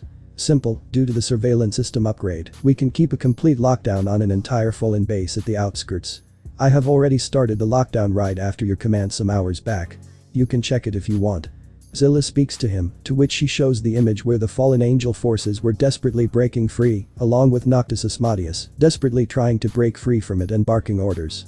He gritted his teeth, showing his full power to do so. Issei turned to him and could not help but smirk. He felt some level of enjoyment putting those that harmed his loved ones under stress and suffering. Seeing their helplessness and anger made him happy. Noticing his expression, Zillis also had a smile. She was happy to put them on the lockdown, since that was what was needed right now. We can release them whenever we want. But for now, let them suffer in their base. I was thinking we send a message, this country is under our protection. Zillis speaks in response as he turns to her. He speaks. Let's wait for some more time, we can always do it after. Use this Noctis as our messenger to prove our point. That way, we can establish a point of contact between us and Azazel. Get him to our side. Zillis nodded in response, speaking. As you wish. Zillis closed the screen and speaks. So want to spend the rest of the day with me? Issei nodded as he suggested. We should head to a room nearby, at least we can keep an eye on her as well. Zillis nodded as the two went inside to rest for some time. They decided to sleep in a nearby tidy room for the day, since they were too tired after the stressful day and what happened to Rhea's. This was all they needed for the time being. They cuddled with one another for a few hours and decided to rest for the time being as Issei slept on her breasts, and despite the blush, Zillis brought her in for a hug as the two cuddled for the night. Her parameters being updated, allowing her to become a bit more rational even in stressful situations. She needed to fix this. Issei also kept his leg up, intending to become a bit more intimate with Zillis, the second girl that had joined the group. And they became even more closer to one another, having a stronger bond. Scene change. Negrani's chambers, Nogmahal, Noglok, 6 a.m. Bella was about to move out to discuss what had happened to Vishaka with her advisors. She was about to move when she suddenly held her head in pain and was starting to feel dizzy. She staggered in response and could see double vision. She asked with a low tone. "Why am I seeing things in circles?" She staggered back and was holding the wall attempting to try and recover, only for her to fall unconscious, wondering what had happened. She fell on the ground, dazed and unable to do anything. Soon the person responsible walked inside. It was revealed to be none other than Toriel. She smiled in response, speaking. "It's a good thing that my spores can help with unconsciousness." She soon walked towards her and checked for her breathing, confirming several things. Okay, she is unconscious. Her hair soon changed into tendrils. Tendrils that are capable of performing nearly any tasks. She soon inserted the tendrils directly into her brain and connected itself with the brain nerves directly. She closed her eyes and obtained every single information from her brain. This process took some seconds to do so, but she was able to gain every single memory, her childhood, and even her trauma of what happened, and everything that resulted in the destruction of the Sigil family. Once she was done, she removed the tendrils and removed it from the hair. Her wounds were healed thanks to Toriel using healing magic and speaks. Okay, that says a lot. Her hatred towards humans are now somewhat justified. But I don't think this is the full story. She remembered Maher's words and on how every single member of his family was butchered, but not all of them were the reason for her horrible situation. She had to find a way to contact him and bring him to assistance. Toriel soon carries her and places her on the bed and was seen placing her head on her lap. She had to pretend that she was on her side. She came up with a lie, claiming that the Takshak Vanch did this to her and were attempting to assassinate her, but due to her presence she backed away. Something tells her that there is something horribly gone wrong in Naglok, and this misunderstanding would claim more lives as something is not done. Scene change. Yusaka's chambers, Yaokai Faction Japan, 7:30 AM. Yusaka can be seen patiently waiting for this message, and this involves the whole faction meetings. It has been postponed twice, but she cannot wait for any longer. She wants her daughter back. And she would do anything to get the help of her former goddess's enemies, if that was what needed to be done. She has gone 2 days without seeing her, she was taken by her, snatched by her without any mercy or care. She saw this as injustice, she saw this as something she did not deserve. Her goddess was not satisfied by chopping off one of her tails. She took away her autonomy and even her daughter. She started to hate her goddess in the aftermath and was going to do anything to get back everything she has lost, even if it means becoming a pariah in the eyes of her goddess. She was glad that she already set things in motion. She was relieved that the proposal had been accepted by the devils, and all that remained for the fallen angels and angels to accept this proposal. She was determined to get them to her side and recover her lost power and loved ones. Soon, a messenger came inside. He was a 5-tailed kitsune, as Yusaka speaks. Any message? The angels and fallen angels have agreed to make a deal. The meeting will be held in 2 days from today to discuss conditions for the alliance. I informed Surziches of your plight, and he has agreed to help you with recovering your daughter from the Shinto. The messenger speaks, making Yusaka really happy. She was the most relieved by what has happened. She soon speaks. That's good news, that's great to hear. Furthermore, the Yaokai tradition will be upheld. Surziches is planning to do a coordinated assault on all the Shinto if it is necessary to bring your daughter back. He also agrees that taking away your daughter is crossing the line. Something that he vows to make Amaterasu regret. The kitsune's words make Yusaka beam with joy. That was all she needed to hear. She was going to have a powerful backing once again, and that was all she needed. She was aware that Amaterasu was not planning to give in that easily and was watching her, which is why she sent the messenger without letting anyone but the messenger know about the mission. She even forbade them to tell his own family about it, not till they are done with the mission. She speaks in response. That's good news to hear. Send an acknowledgement to them approving of their actions. Amaterasu-sama is a fool. She should have agreed to my desires and whims, and she would have autonomy over Japan like she and her pantheon always desired. But she decided to turn against me and take my daughter away. She is going to regret that dearly. Yusaka declared with the messenger nodding in agreement and understanding. He soon takes his leave and walks away. Once he does, Musashi, who was watching this, became pale. If Surziches and the devils do come here, the Shinto pantheon would be destroyed. Her home would be destroyed, and she was not going to let that happen. She speaks with horror. I must warn Amaterasu-sama about this.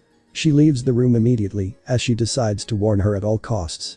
She fears that if the devils and the other factions get what they want, the whole of Japan will be under the rule of Yusaka and her ideals, and it would be a hunting ground for humans.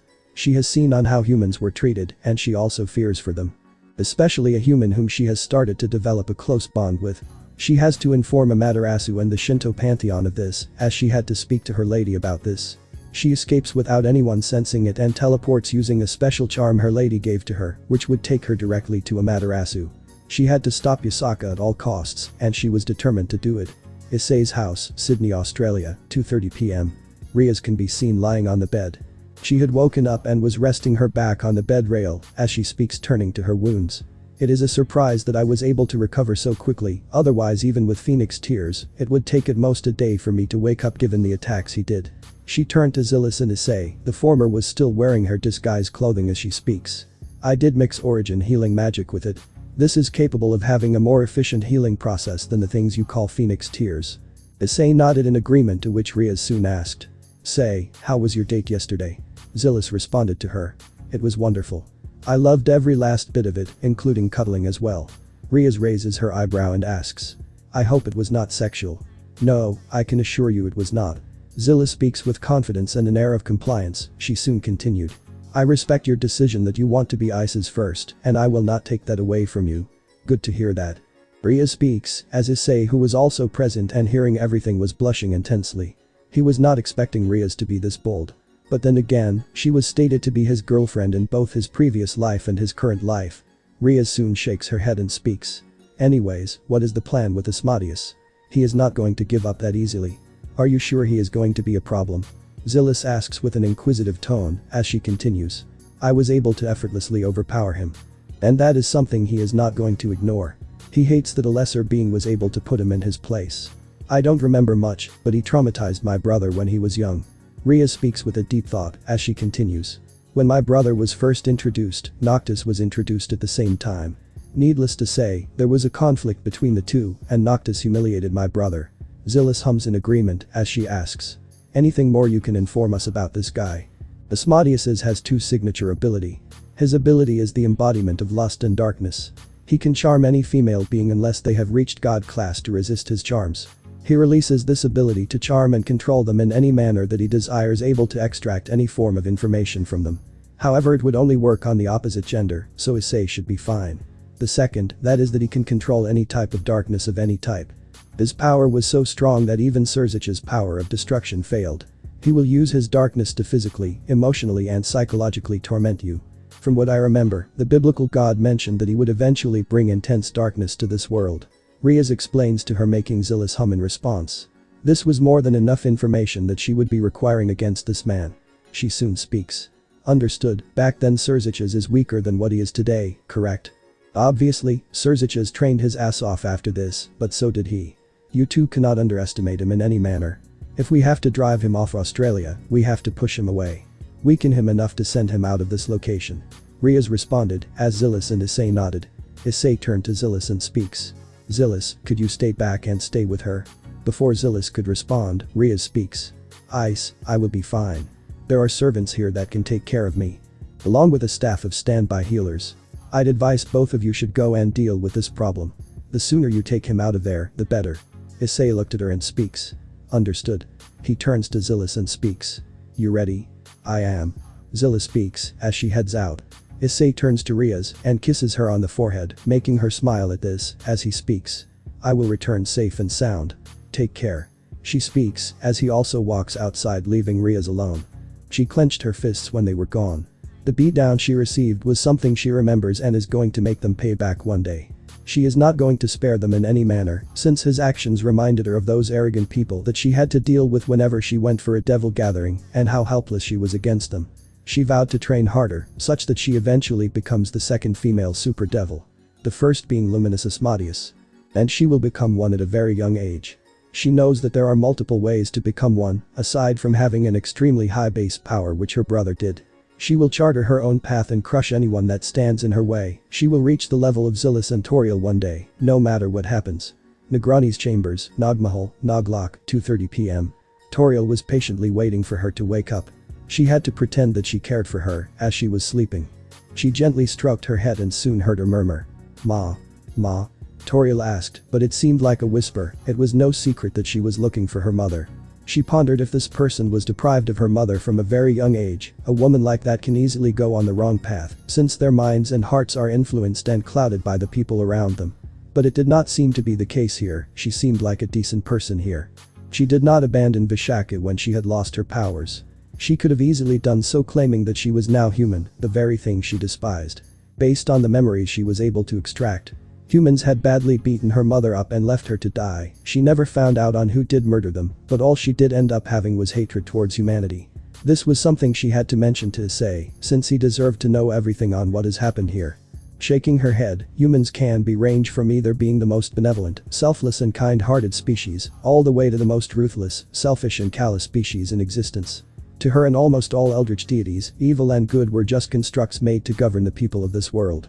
Regardless, she did understand her hatred towards humans, but to categorize all humans as the worst range of the spectrum was not right in any manner. She had to learn this, and Toriel believed that Maher is going to teach her on what happens when a good human like him embraces the worst sides of humanity and gives her a taste of her own medicine. Her destroying the Segel family was the beginning of a series of mistakes that she is going to commit, but her fate is Issei's decision. That is, if Maher does not kill her before that. Furthermore, based from her memories, she was molested by the boys from the Segel family, though she felt something was wrong in the memories. Only 10 people were there that were involved, and the end result was the death of her partner, or her Nagraj. Maher was the one to shoot him. If that was the case, then her revenge was justified. However, for one person she purged an entire family according to Maher, and she did some research on the Segel family from her memories and found out they were a family-run business that owned pretty much most of the properties in India. She took over that business in the aftermath, snatching it away from the family.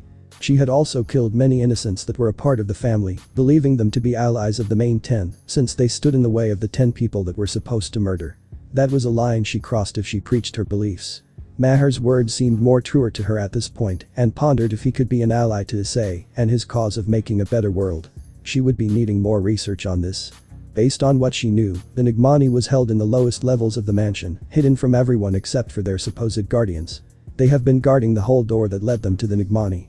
Even if she gets past that, she would have to break the Nigmani free itself from the barrier, and there are 3 ways, all of them deemed nearly impossible in her eyes.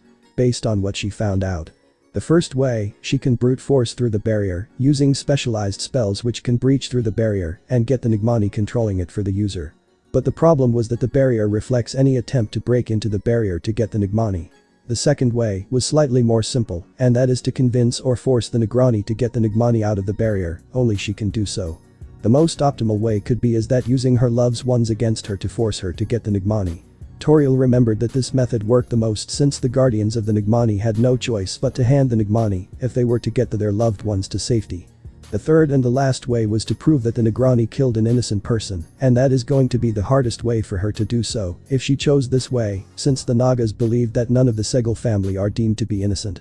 They were all targets, and this was not the way she can choose. Looking at Bella, she can easily control her body, make her into a zombie, and use her body to get the Nigmani, but she had to wait for her master's command.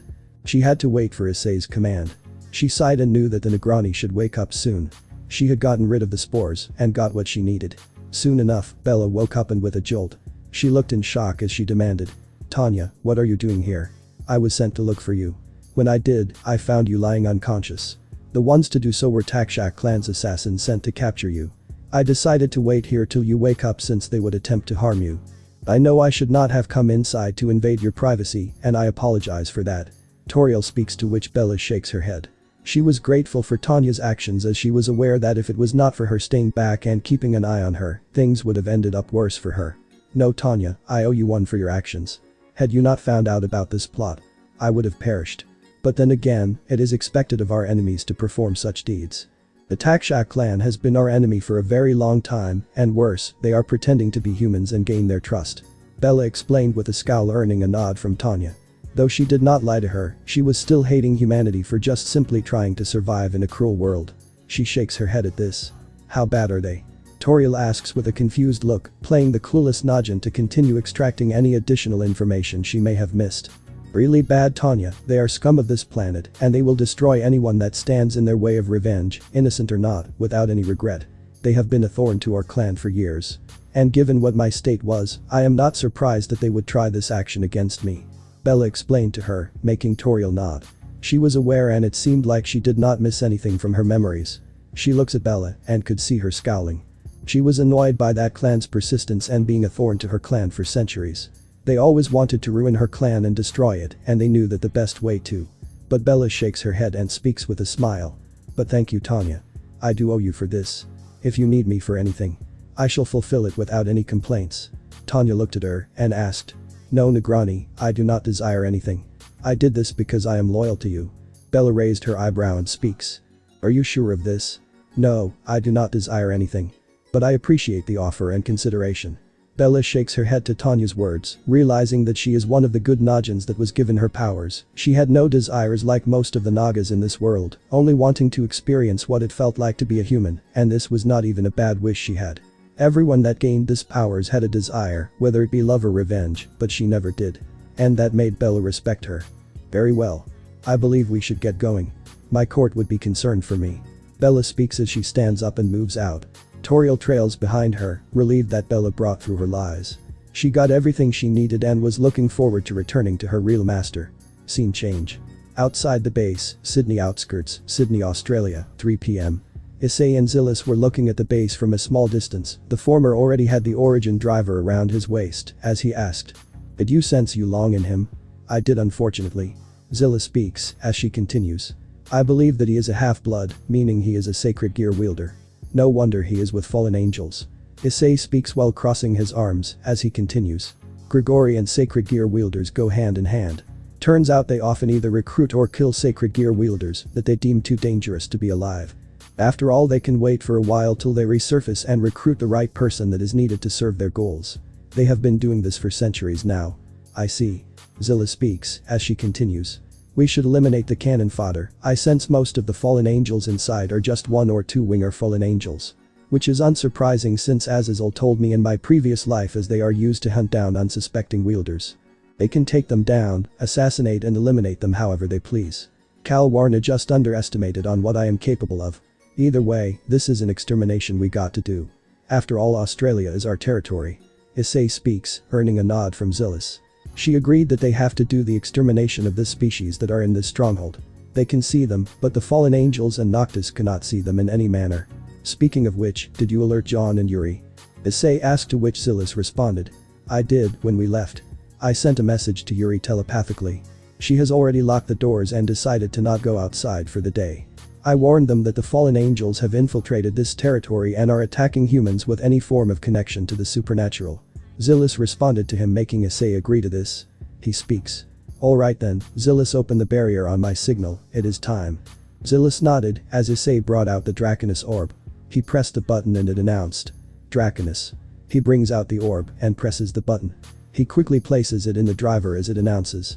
The fallen angel generates a purple spear and throws it at the two. Set red dragon. Issei activated quickly as he rotated the orb a full 360 degrees, causing the crimson dragon insignia at its core to ignite with a brilliant scarlet glow.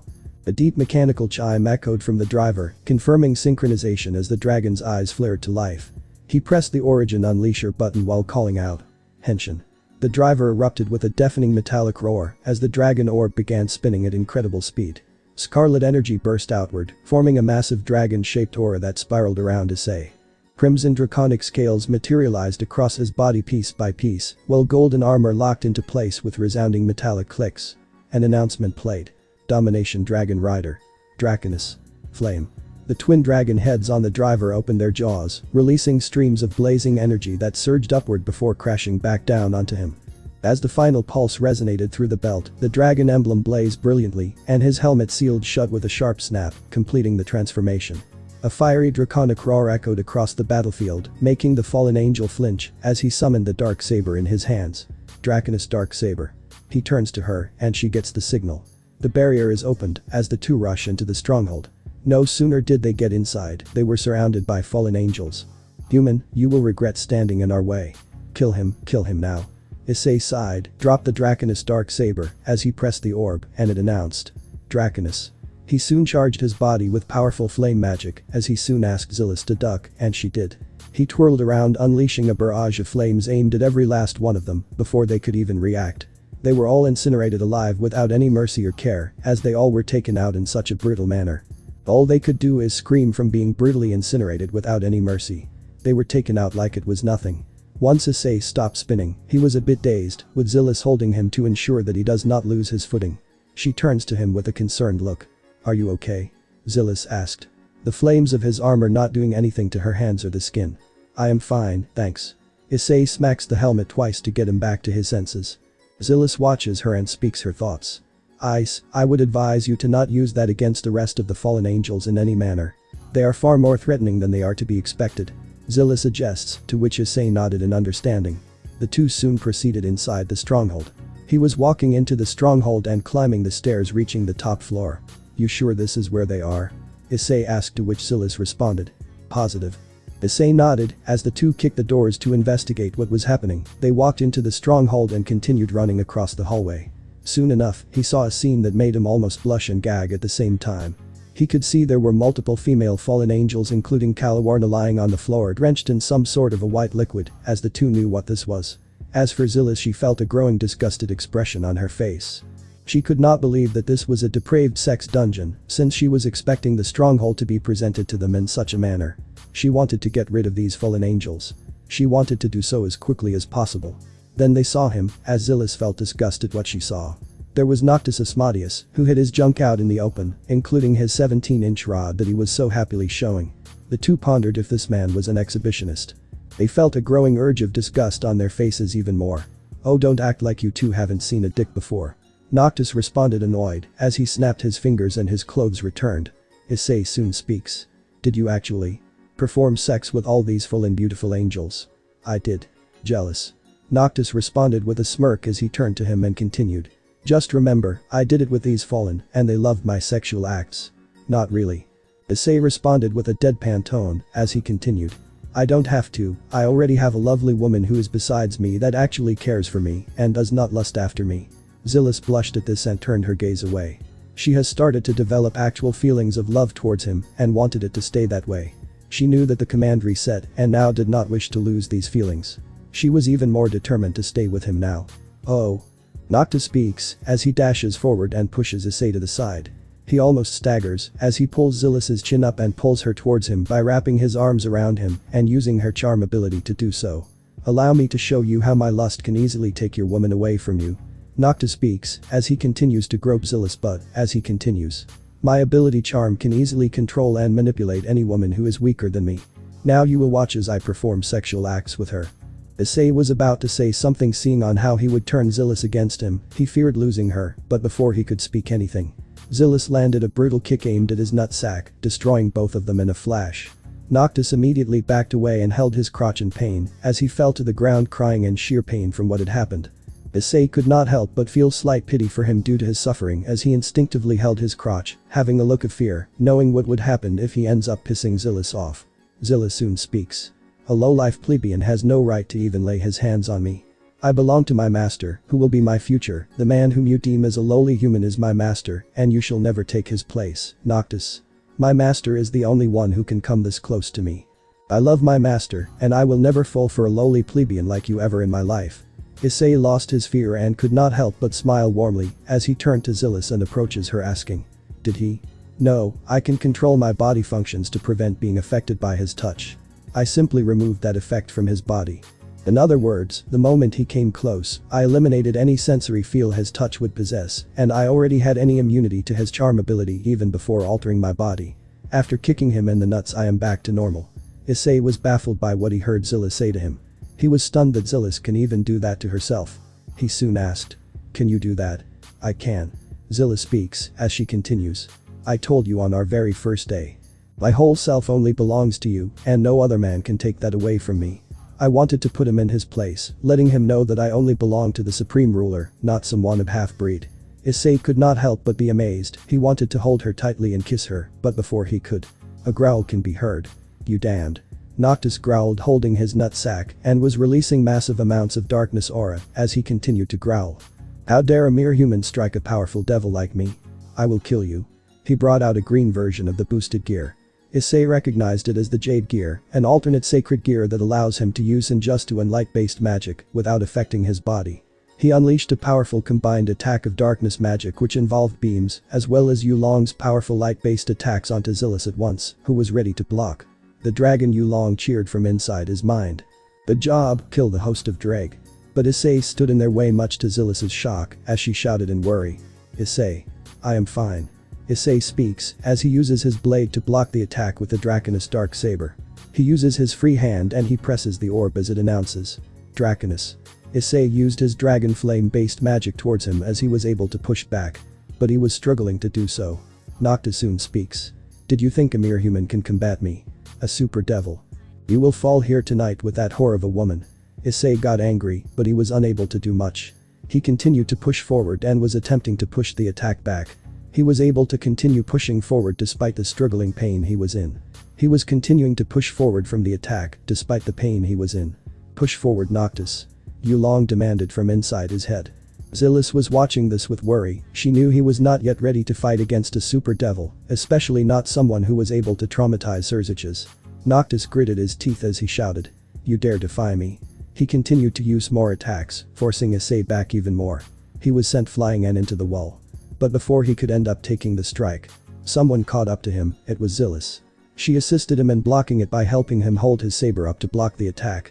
She looked at him with a smile. Issei returned the smile underneath his armor. She soon speaks. Allow me to join you. She uses her hand and enhances Issei's strength even more. He was feeling more invigorated and stronger than before. He feels his strength multiplied by many times. He looks at her and she nods, speaking. Show him what this mere human can do. Zillis declared, to which Issei agreed to this. He was starting to walk before him and continue closing him in. He continued to push forward. No, Noctis, use your full strength, kill him before he gets stronger. Yulong demanded from inside his head. He continued. You cannot fall to that pathetic excuse of a heavenly dragon. Noctis growled. Ever since he found that Issei was the Red Dragon Emperor, he has been posing even more of a problem to his bond with Yulong, since the two dragons have beef for a very long time. Yulong obviously resented Drake for a very long time and has been another person to hunt him down aside from the White Dragon Emperor. But before Noctis could close in response, Issei connected his saber and it announced. Draconus Dark Slash. Issei's Draconus Dark Saber glowed once more as he unleashed two side slashes in the form of a cross and struck Noctis, who was unable to block it as he fell backwards from the attack. Issei was surprised by this as he looked at him. He was clearly hurt. He was groaning in pain from the combined attacks. Only to find him chuckling at this, speaking. Aside from Bali, no other person has ever hurt me in this manner. You're Issei Hyoudou, aren't you? I can sense a Hyoudou immediately. I'd prefer that you do not call me Hyoudou. Issei speaks coldly as he continues. I have no connection to that arrogant pieces of shit. Noctis could not help but laugh as he continued. I thought people would love to be attached to that infamous clan. Given their reputation and love for flaunting their power and suppressing any other clans when needed. But here you are, a Hyoudou who does not accept who he is. Issei looked at him when suddenly a bright green energy color formed in his hand. Even Noctis was surprised by this. An orb formed in his hands. It had a green jade dragon shown on it. Yulong. The orb announced. Issei was surprised, and so was Noctis. He soon starts laughing even more as he calls out. Oh my, you are even more full of surprises, aren't you? He soon gets up and recovers as he speaks. Use that trinket of yours and transform. I want to see what you are capable of. Yulong wanted to protest. He refused to believe that Issei was able to get his orb, but before he could speak, Noctis gave a glare at him which made him shut up. He was terrified of what the half-devil was capable of and decided to keep his mouth shut. Issei remained silent, his expression unwavering as he removed the dragon orb from the origin driver and firmly inserted the Yulong orb into its place. The mechanism rotated with a satisfying metallic click before a calm, authoritative voice echoed from the driver. Set Chinese dragon. Without hesitation, Issei raised one hand before him in a traditional kung fu salute, his other hand resting at his side. He smoothly shifted into a poised defensive stance, every movement controlled and deliberate, before rapidly pressing the origin unleasher. The driver resonated with a deep chime as the emerald orb began spinning, releasing streams of jade green energy that coiled around him like a celestial eastern dragon ascending through the heavens. Serpentine current circled his body in graceful spirals, leaving behind shimmering emerald dragon scales that formed layer by layer. Golden dragon patterned armor flowed into place with fluid precision, the pauldrons, gauntlets, greaves, and chestplate assembling seamlessly as though grown from the dragon's own body. Wisps of jade mist drifted around him, while luminous dragon whiskers and ethereal clouds briefly manifested before dissolving into the completed armor. Jaded Chinese dragon. Yulong. Light. Finally, the helmet sealed with a sharp metallic snap, its emerald eyes igniting as the image of a colossal Chinese dragon coiled behind him before vanishing in a thunderous draconic roar, revealing Kamen Rider Draconus Yulong. Noctis got up and soon speaks. Okay. Show me what you got. Issei got ready as his dark saber changed into a different weapon, elongating to what seems to be a powerful whip. It seemed more like a green jade whip. He brandished the whip as the suit informed him on what to do. Draconous dark whip. Issei yanked the whip and slammed it to the ground, and it turned the ground to mush. Noctis was able to dodge it and unleash 2 punches coated with darkness. He struck Issei as he blocked them in response. His body changed stances as he leaped into the air and unleashed a barrage of light energy blasts aimed at him. He blocked it with his barrier as he used the jade gear to unleash voltages of light energy aimed at him as he sliced them apart with his whip. He was soon seen by Noctis charging forward and unleashing a powerful strike aimed at him in the form of another darkness-based punch which he blocked. Noctis was not done as he vanished into the darkness, heading into the darkness of the mansion, and decided to unleash a barrage of darkness energy aimed at him. Issei managed to block every last strikes as he was sent flying from the attack. He soon landed on the ground, remaining to be alert. Noctis continued to taunt him. "Is that what this new form has got? I guess I will kill you and take your girl for myself." Issei got angry at this. He was annoyed that Noctis was using the darkness as his cover, but he did expect this given Ria's mentioned that he can use darkness to counter physical attacks in any manner. Zilla soon exclaimed in response. "Don't give in to his anger, use this new form's light to counter it." Issei looked at her and responded. "Understood." Issei tapped the Yulong orb and it announced. "Yulong." Issei's suit started to glow a powerful green, and it released a powerful light energy-based attack that covered the whole mansion, allowing him to have a clear view of the surroundings. The light destroyed any darkness that it was touching, illuminating the whole area for everyone to witness. He soon saw a puddle of darkness retreating. He knew this was Noctis as he exclaimed. "Found you." Issei removed the Yulong orb and brought it near the whip. Connection on. Issei's whip started to glow a powerful Senjutsu-based light energy, and soon it glowed a powerful shade of green. He prepared it and aimed it at the retreating figure. Draconous light strike. Issei unleashed multiple powerful green light-based whip slashes aimed at the puddle as Noctis was sent flying out from the puddle struck by the attack. He can be seen groaning in pain from the attack. "It's over." Issei speaks as he places the orb back in the driver's slot and presses the Origin Unleasher button. Origin finish. Yulong. Noctis knew that things were going to get intense. He soon leaped in the air as a green light construct of an Asian dragon formed around him. His whole body started to glow green, with his leg glowing the bright emerald green light. Issei soon unleashes a flying kick of green energy as he aims it towards Noctis, who was recovering. Yulong break. Noctis used his darkness to block through it, but Issei was shredding through it like butter, like it was nothing. Noctis realized this, but before he could respond, the attack hit him as he was sent flying from the attack, and explosions happened around him, dousing him in the attack. Issei landed on the ground as Noctis, whose clothing was torn and was bleeding due to the light affecting his body. Issei had hoped that this would be enough to take him down. However, Noctis soon laughs and speaks. "Good job, I am impressed. I really am impressed." The dust settled, revealing Noctis injured to the two, but not defeated. He then got up and speaks. "You have officially managed to be the first human to land such powerful strikes onto me. Congratulations. That was a finisher, and it did barely much." Issei speaks in disbelief. He had expected the attack to at the very least to knock him out, to which Noctis shakes his head speaking. Noctis knew that Issei is powerful, even reaching the level of Surziches, since unlike the Super Devil, Issei is not someone that messes around or flaunts his power like he does. He is someone to be respected. Don't sell yourself short, kid. You managed to do something that only gods and Satan-class beings can dream of. Stand proud, Issei. You may be one of the humans that the supernatural should be afraid of. Noctis speaks as he walks up to Kalawarna and carries her in a bridal manner. He continues. "I will leave this place and take my cronies with me. My trip to this place has been so worth it. But remember, the next time we meet, I expect you to get stronger, Issei." He creates a teleportation circle and heads away, taking all the surviving and roaming fallen angels in Australia back to Grigori. The trip has been more better, and he was never interested in making this his base. He was just happy that he enjoyed having sex and had an unexpected yet enjoyable fight. Issei and Zillis could only watch him leave. He knew that he was not ready to beat him just yet.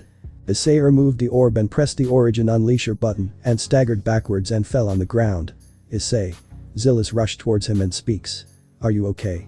"Yeah, I am exhausted." Issei speaks as he continued. "You only gave me a push, right?" "I did. But your body is not yet ready to combat a super devil. Especially someone who can traumatize Surziches. You just faced someone from the top 10 strongest beings and actually were able to damage them, even if it was done with a bit of my help." Zilla speaks as she helps him up and supports him. She continues speaking to him. Just remember, you only had 10 days of real-world training. While yes, hyperbolic time chamber does allow you to do years of training. Your age is not affected by this. You should be proud. Your body was able to adapt to years of training in just 10 days of real age. Issei looked down in response. He was nowhere as strong as he expected. He felt disappointed as Zilla speaks with a smile. As much as I hate to say it, Noctis is right about one thing. You are selling yourself short. Even someone like him had to train for years to reach the level of Super Devil, and he had to do so at his own pace. You did not have to. But you said I am the supreme ruler. Shouldn't I be stronger than this? Issei retorted, to which Zilla shakes her head speaking. I never said you would become the supreme ruler so quickly. It takes time for your body to adapt. And your body will adapt. I know you will be ready when the time is right. Zilla speaks with a smile. Issei looks at her and nodded in understanding. She soon continues. Come, let's go home, Riaz would be worried sick about you. Issei nodded in response as he gets off from Zillis and attempt to walk on his own, but in a slower pace. Zilla slows down her pace to match his pace, since she is not leaving him alone till he is ready to recover just yet. Scene change. Grigori, Underworld, 6:30 p.m. Noctis managed to successfully reach Grigori safe and sound. He sent the fallen angel ladies back to his bed, since he can always come back and do the deed with him in the future. He soon speaks with a joyful tone. Issei. Honestly, you will be a powerful rival in the future. Noctis already deemed him as a rival to look forward to fighting in the future, but while he was happy, the dragon in the gear was not. He speaks. You should kill him before he becomes powerful and… Who the hell do you think you are? Noctis cuts him off with a cold tone as he uses his darkness to consume Yulong. The dragon screams in agony at this as he continues. You think just because I am your host, that gives you the right to command me. Let me make one thing very clear. I am the boss of me, not you. I control my body and my future, not any god, devil and not any single being. Yulong hated this, but was terrified of him. Noctis's darkness can destroy his soul, and he did not want to mess with a monster like him. He pleads. I apologize, this won't happen again. Noctis sighed as he stopped his darkness. He speaks in response. Yulong, I don't mind working with you, but when I deal with my relations, I have the final say in what I do. Is that clear? Understood. Yulong speaks. Noctis speaks with a smile. I never truly understood your beef with Drake, and frankly it ain't my problem. I just want to have sex and fight strong enemies. That is what my mother wanted, to live my life in peace and happiness. Those two things being the only things that bring me peace and happiness. What your problem is, Drake. I am not someone you can use to destroy them. Yulong grunted in frustration but relented. He hated this host of his, but had to comply with his desires. He soon speaks. As you wish, Noctis. Noctis shakes his head and speaks. We have tons of battles ahead, but for now, I want to have more sex. He heads to have more intense sexual activities with the fallen angel girls that caught his interest. He was certainly going to enjoy this even more. He had already released his main love from prison, and that was all he needed to do sexual acts with her. Scene change.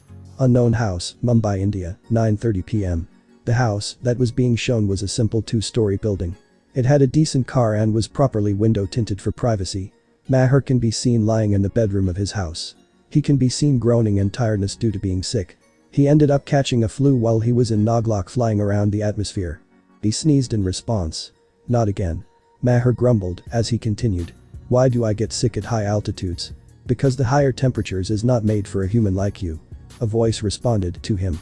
Maher turned to her and gave a look of tiredness. He knew who it was. She was the only friend that was able to survive. It was his childhood friend who had came in with a small bowl of hot water and a cloth attached to it. Maher knew she was a peon in human form. She possesses an elegant beauty that mirrors the grace of the peon she truly is.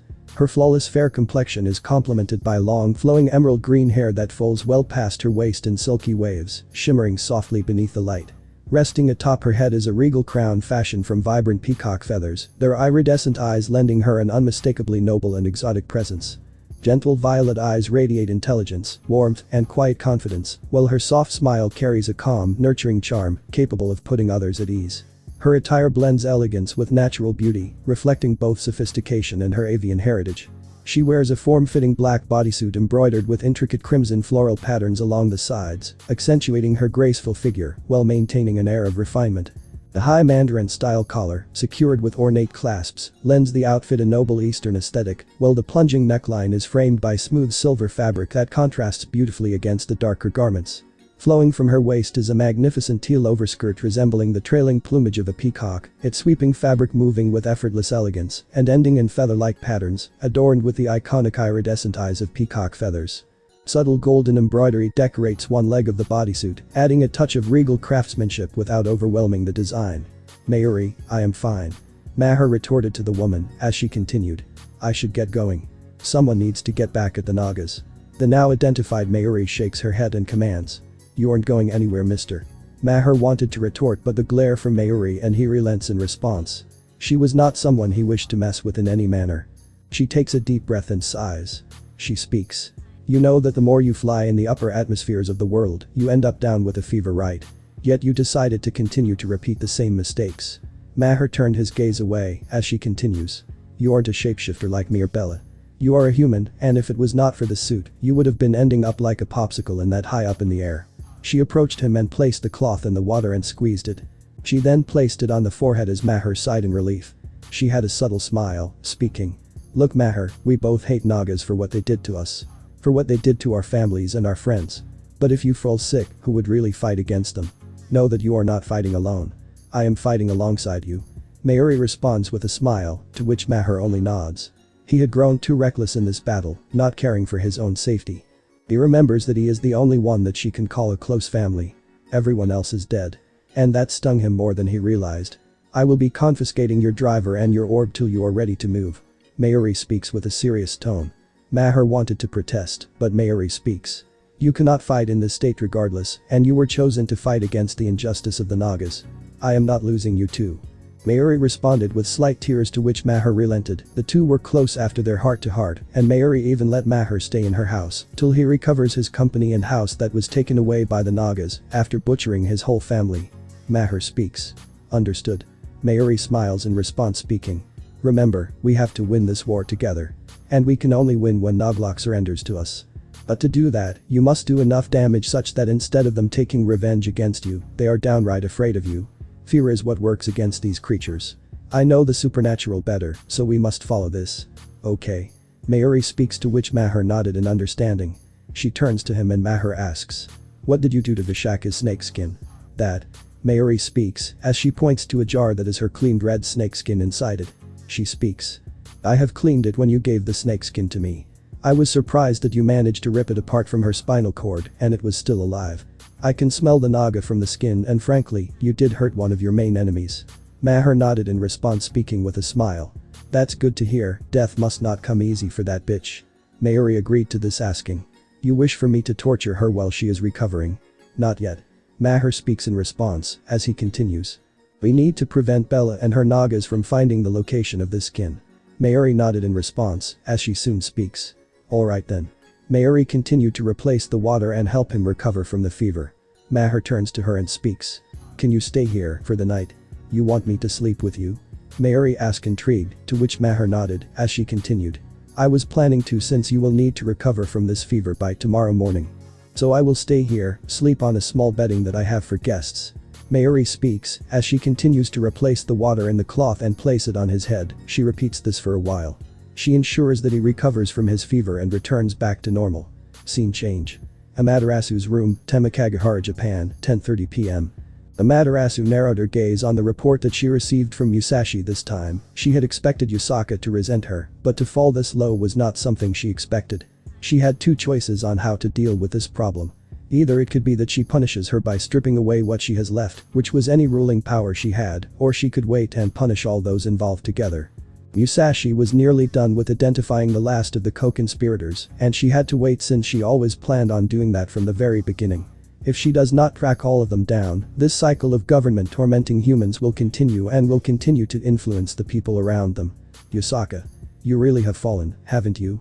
I trusted you with all my heart, and this is how I am repaid." Amaterasu speaks with a solemn and saddened tone.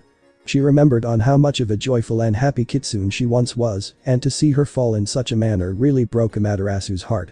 Though she did not have any faith in her, her heart had very little hope, believing that Yusaka would eventually change and become a better person.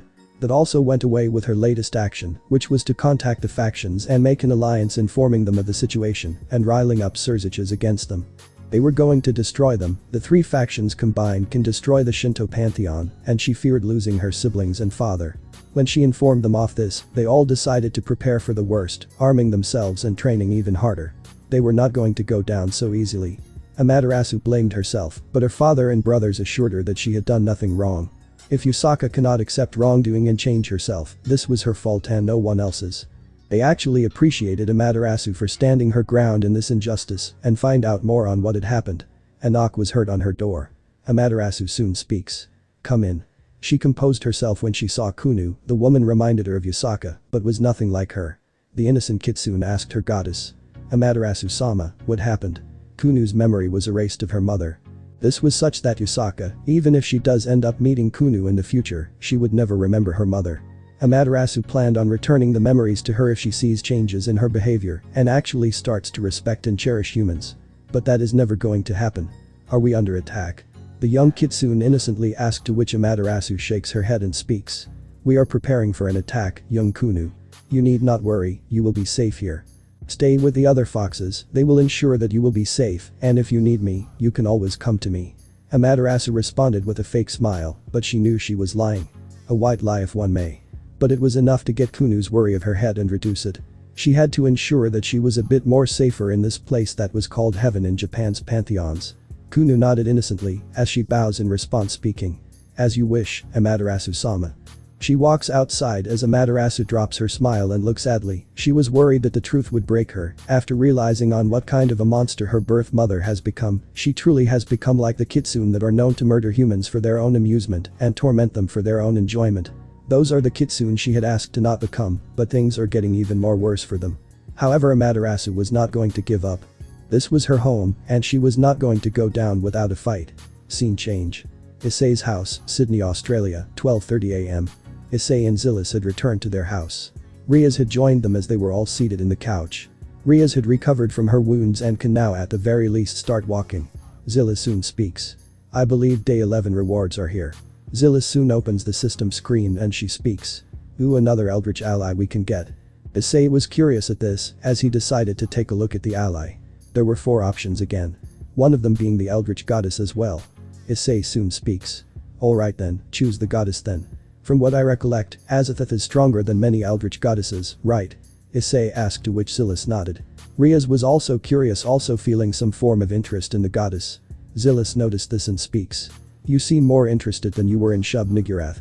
"I guess so, I don't know how to say this, but I wonder on what this goddess is capable of.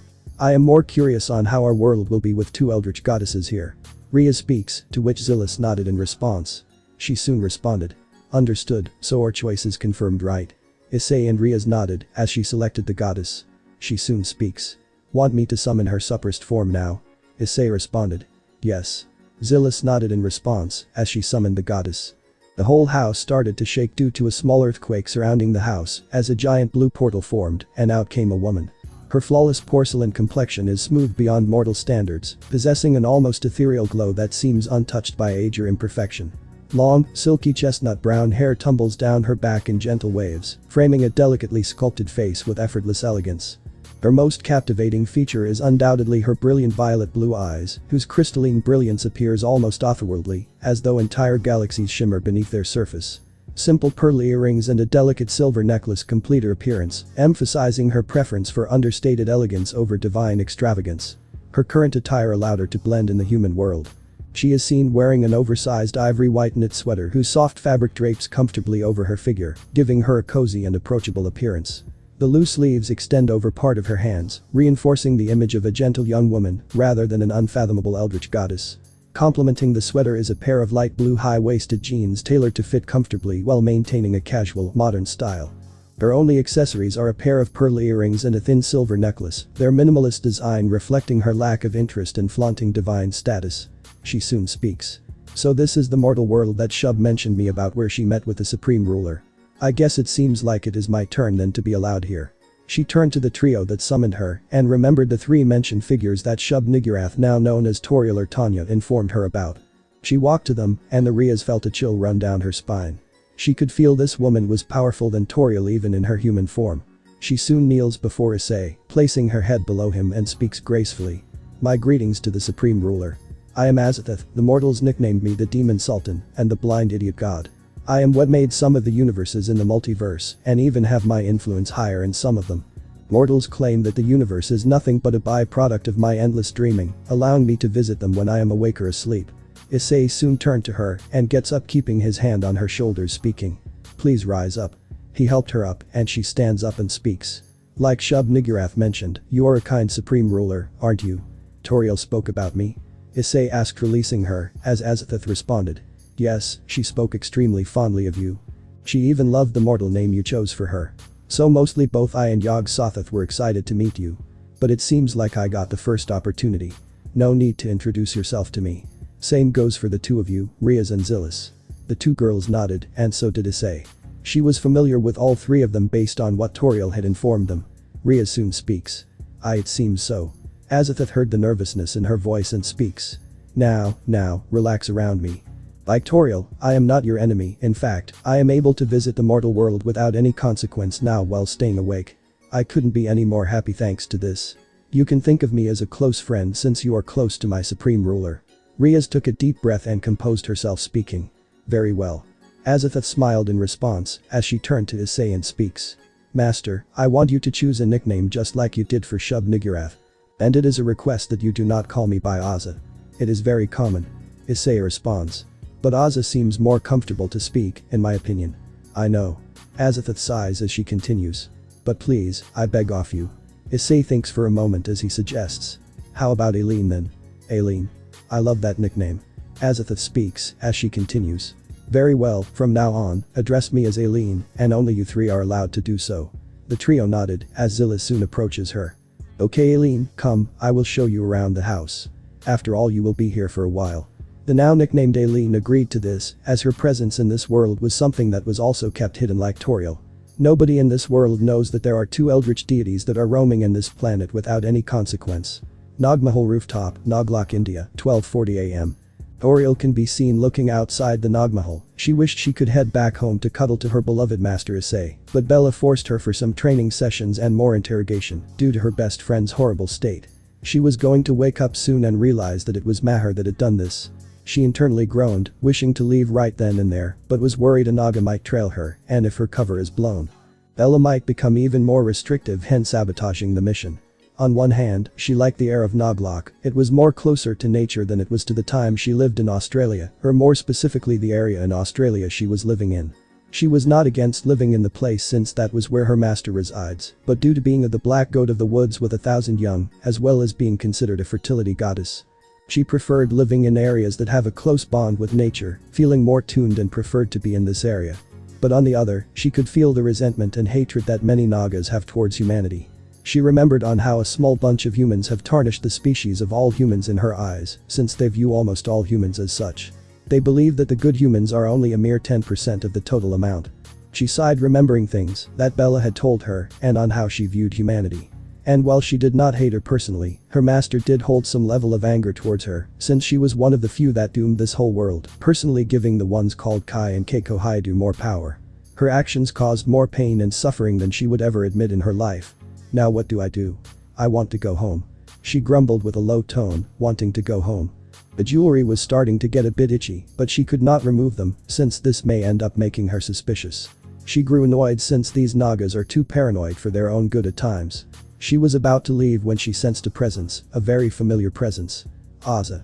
There was no doubt that this person was none other than Azathoth, one of her close friends and the Eldritch Queen. She was here in their world. She closed her eyes and pinpointed her location. Soon, she looked at this. And a pout grew on the fertility goddess's face. No fair, master. You summon Azza without conferring with me? This is so not fair. She pouted. She wished to see Azathoth herself, since she was the one that put in a good word to her fellow Eldritch friends Azathoth and Yog-Sothoth about Issei and his group. Master needs to spend time with me as repayment. I will ensure that his day is enjoyable. Toriel speaks, as she was now even more hellbent on spending time with him. She does not wish to spend any longer in Naglok. She was planning to leave, but Bella had to stop her. She was not going to force Issei to spend time with her, but was going to request. She knows Issei will agree to this. Screw this Naglok bullshit, I am heading back the next few hours from now. She headed back, she has already got the needed information on the Negrani, and all she needs to do is wait for some more hours before she leaves from Noglok once and for all. She walks into the mansion, as she takes a look at Vishaka who had woken up. She can be seen vehemently calling the Negrani from her bed. She was frantically looking for someone to send the message that was needed. Soon she took a glance at Toriel and called out. You. Toriel internally groaned at this, as she entered the room and approached her, she continued. You, call the Negrani here right now. I have an important message. Wake her up. She needs to know this right now. Toriel sighed and speaks. Vishaka, you can tell this tomorrow also, right? Vishaka shakes her head. She was downright afraid of what would happen if the message is delayed since their biggest enemy, Maher Segel, is alive and he wishes to destroy all of Noglok. He wants revenge and they had to eliminate him once and for all. She was deeply scared of what would happen the moment Bella would know of this. She remembered the tragedy that occurred almost a year ago, and now she would be even more afraid since he was the one to ultimately kill the victim that was close to the Negrani. What makes things even worse is that she is powerless. She lost her powers since Maher took her snakeskin before leaving her for dead. She fears him even more. She grabs her hand and pleads with Toriel. No, you don't understand. That man. He sacrificed himself to become a major threat to Noglok. You must bring Bella now, I beg of you. Vishaka was pleading with sadness and small tears. But Toriel knew that these tears were nothing but terror and trauma. Maher left a lasting impact on her mental well-being. Toriel sighed and speaks again. Understood, I will bring her. Toriel did not wish to deal with any of the drama. Hence she agreed to this, walking outside the room. And heading towards the chambers of the Negrani. She bangs the door multiple times, as Toriel exclaims. Negrani, I have urgent news. She waited for some time when the doors to the chambers opened and Bella came out. She speaks in response. Tanya, do you realize what time is it? Vishaka has woken up and she has very important news for you. Toriel explained to her, to which Bella widened her eyes in shock and immediately sprinted out. Toriel followed her and rushed towards Vishaka's chambers. Bella had tears in her eyes and opened the door. She immediately embraced her friend. Vishaka was too terrified to return the embrace, as Bella exclaimed. Oh Vish. I am so happy that you were alive and was so afraid of you not making it out alive. Whoever did this to you will pay dearly. Tell me who did this to you. Vishaka turned to her and stammered. Maher. Bella lost her tears and asked, becoming pale at what this implies. What? Yes, Negrani, he is still alive. He is the mechanical eagle known as Kamen Rider Garuda that did to me. He is the one that took my snakeskin and is the reason why I was in this state. He wants to make Noglok suffer for this. Vishaka speaks, her tone was totally filled with fear. The torture Maher made her endure was too much for her. Bella soon asks. Are you sure it is him? It could be our enemies taking our disguise. Vishaka shakes her head and exclaimed. No. It was him. He wanted me to suffer and even claimed that karma is coming for you. Bella became pale and staggered back a step. This was the exact same words that Tanya had spoken to her. Soon a voice speaks. I can confirm. It was the same words the mechanical eagle spoke. Bella grew angry. Not only was her main enemy still alive, but the fact that he attacked another of her friends and brought her to a crippled state was something she is not going to let slide. It seemed like she was spitting fire, and her eyes turned from brown to golden and were serpent-like. There were scales growing on her face which were golden scales. But she knew that now was not the time for anger. She took a deep breath to calm herself and returned to normal as she speaks. Understood, I will start a manhunt for him. She smiles and approaches her, speaking. Sleep well, Maher will not escape his wrongdoings, you have my word for it. Vishaka only nods as she speaks. Be careful, Maher is not weak. He was able to defeat me, someone who was able to get her powers before you gained your Negrani powers. When it comes to experience, I still outmatch you. I understand. Bella speaks as she continues. He is still human and that means he is vulnerable. She walks away from Vishaka as she swears to herself. And this time, I swear. I swear that I will end his life for good this time. While Bella swears, her eyes once again grow golden and serpent-like out of fury. She was going to ensure that Maher goes down for good and goes down once and for all. She was going to avenge her suffering endured by this man. Issei's room, Issei's house, Sydney, Australia, 10:30 a.m. Issei can be seen soundly sleeping, as he is seen sleeping alongside Zillis. She had returned back to her normal clothing, which comprised of the clothing she had the very first day she was summoned to this world. Issei could be seen cuddling with her in a protective manner, as Zillis was also embracing him. Soon Zillis was the one to wake up, as she looks at how Issei was embracing her. She could feel his hot warm breathing on her body making her blush, but soon she smiles in response, speaking. You really don't wish to be alone, don't you, Ice? She whispered with a low tone, remembering on how his past life was. It was filled with nothing but misery and resentment. If it was not for Riaz and Azazel, he would have not been the same person that she sees today. They never abandoned or left him to suffer, since he would have been in a worse mental state and she would have to work more on his mental state. Not that she would have minded, but she was relieved that he had people that actually cared for him and loved him. He was also concerned for Toriel and at times asked her if she is alright, with Zilis answering him properly.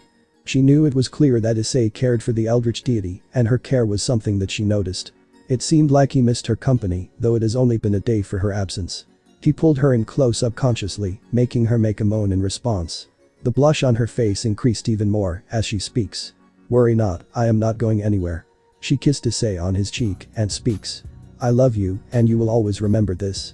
She nuzzled to his chest as she decided to stay in his warmth by this. She smiled happily by this and nuzzled beside him. She enjoyed her time with him the most, being there beside him for 2 days. She was falling for him and was ending up to love him. This time, she decided to not prevent it from updating her variables and programming in any manner. She knew that one day, she will actually be able to love him fully, since she spent more than 10 days due to the hyperbolic time chamber. She spent years with him and Riaz, their bond significantly increasing and improving a lot, and this almost made them nearly inseparable. But she knew that Riaz will be the most important woman in his life. She shakes her head, she does not mind becoming the second most important woman in his life. She soon heard groaning and noticed Issei waking up and seeing Zilis and seeing her smile in response. He smiles and speaks. Morning, Zilis. Morning, Ice. She returns the greeting and continues in response. You wish to be close to me? I am surprised by how protective you are getting. You know I am not going to anywhere, right? Yeah. Issei speaks as he responds.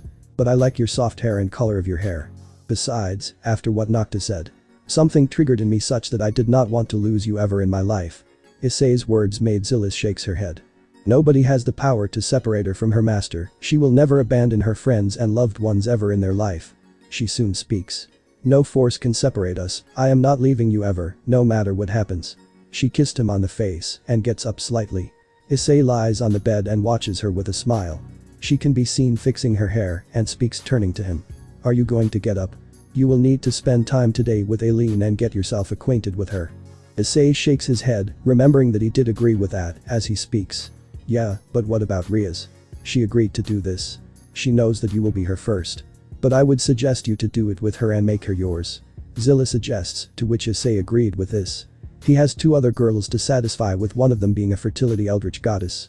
She was aware that she would want to do the deed at just 1 word. He was aware that he will have to reward her due to her infiltration at Noglok. I am aware. I will do it with her soon, but only when she is ready. Issei speaks, to which Zilis agrees, making her nod in understanding. She continues. As you wish. She gets up and uses magic to show herself she was ready. Issei also heads inside to freshen up, and in some time. He soon heads outside freshened up, and the couple open the doors to see Riaz and Aileen chatting like it was normal. Once they sense the couple, Riaz gets up and rushes to them speaking. Ice, Zilis. Aileen is such a good person. She has agreed to help me with her training. Riaz explains to her, as Aileen also got up and walked to the fore. She soon turns to the trio and keeps a hand on her waist. Well, I agreed to train her as long as she does not push herself. If she wishes to become a devil goddess like she always wanted to be, she is going to make her training far more intense. Aileen suggested as she continued. I was thinking of making her into an eldritch goddess if needed to push her limits.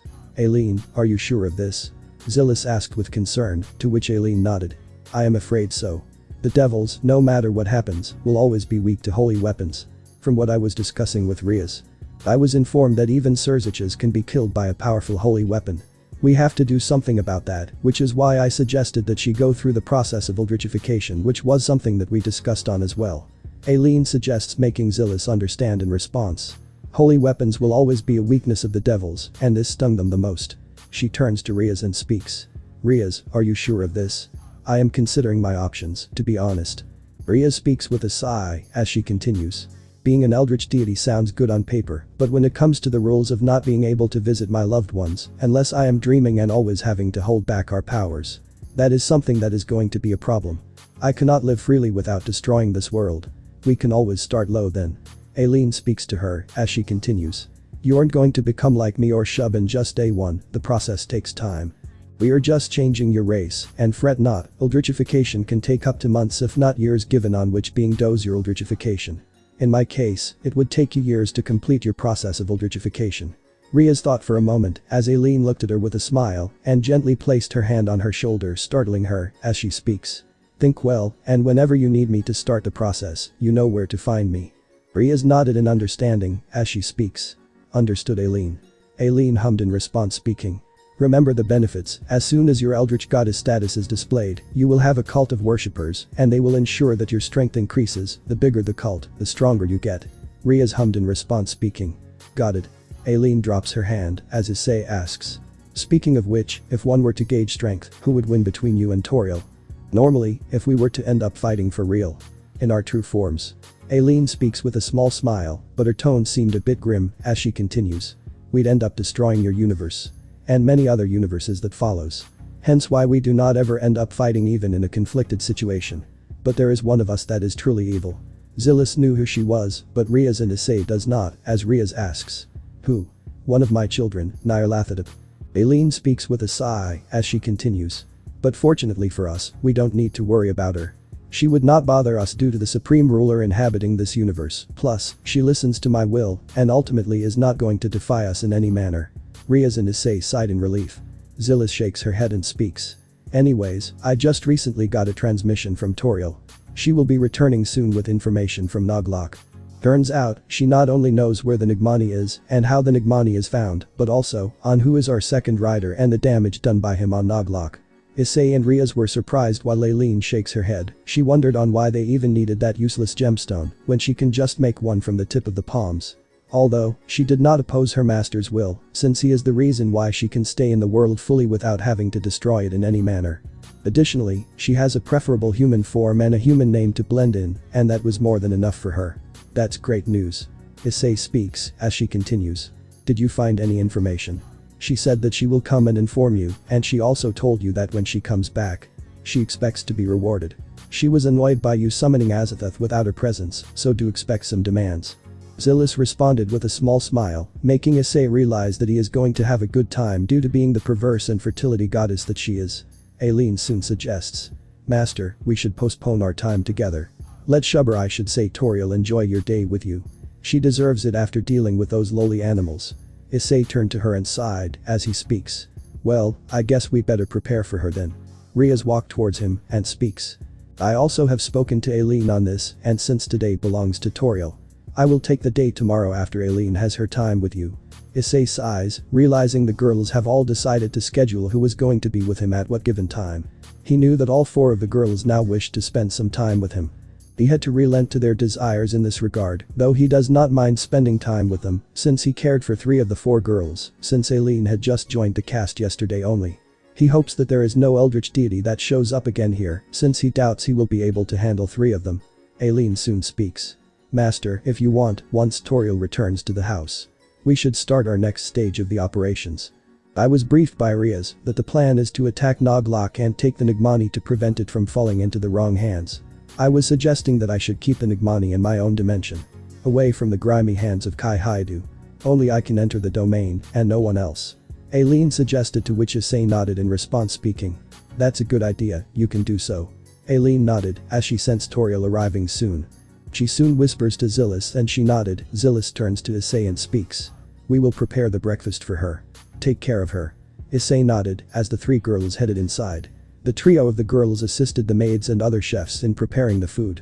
After some time, a purple misty portal appears at the entrance, and out comes Toriel in her Naga appearance. She had a look of annoyance as she demanded. Master, you better have an explanation of. Before she could react, Issei approached her and gave a hug to her, startling her as she speaks. Master, I am relieved that you returned. I was a bit worried with you not returning by yesterday. Issei speaks with concern, to which any annoyance that Toriel had was gone, and she returned the embrace to him. She was slightly relieved that he noticed that she was gone, and was worried when she was heading to Noglok. No being could even touch her aside from Issei, and this was what she wanted. I am fine, Master. You know what I am, right? Toriel responded with a smile, though a part of her knows that Issei wanted to only get close to her due to her body and her scent. She did not mind, she was going to ask her reward soon. I know. Issei speaks, he wanted to feel the softness of her body and missed that of her. He continues.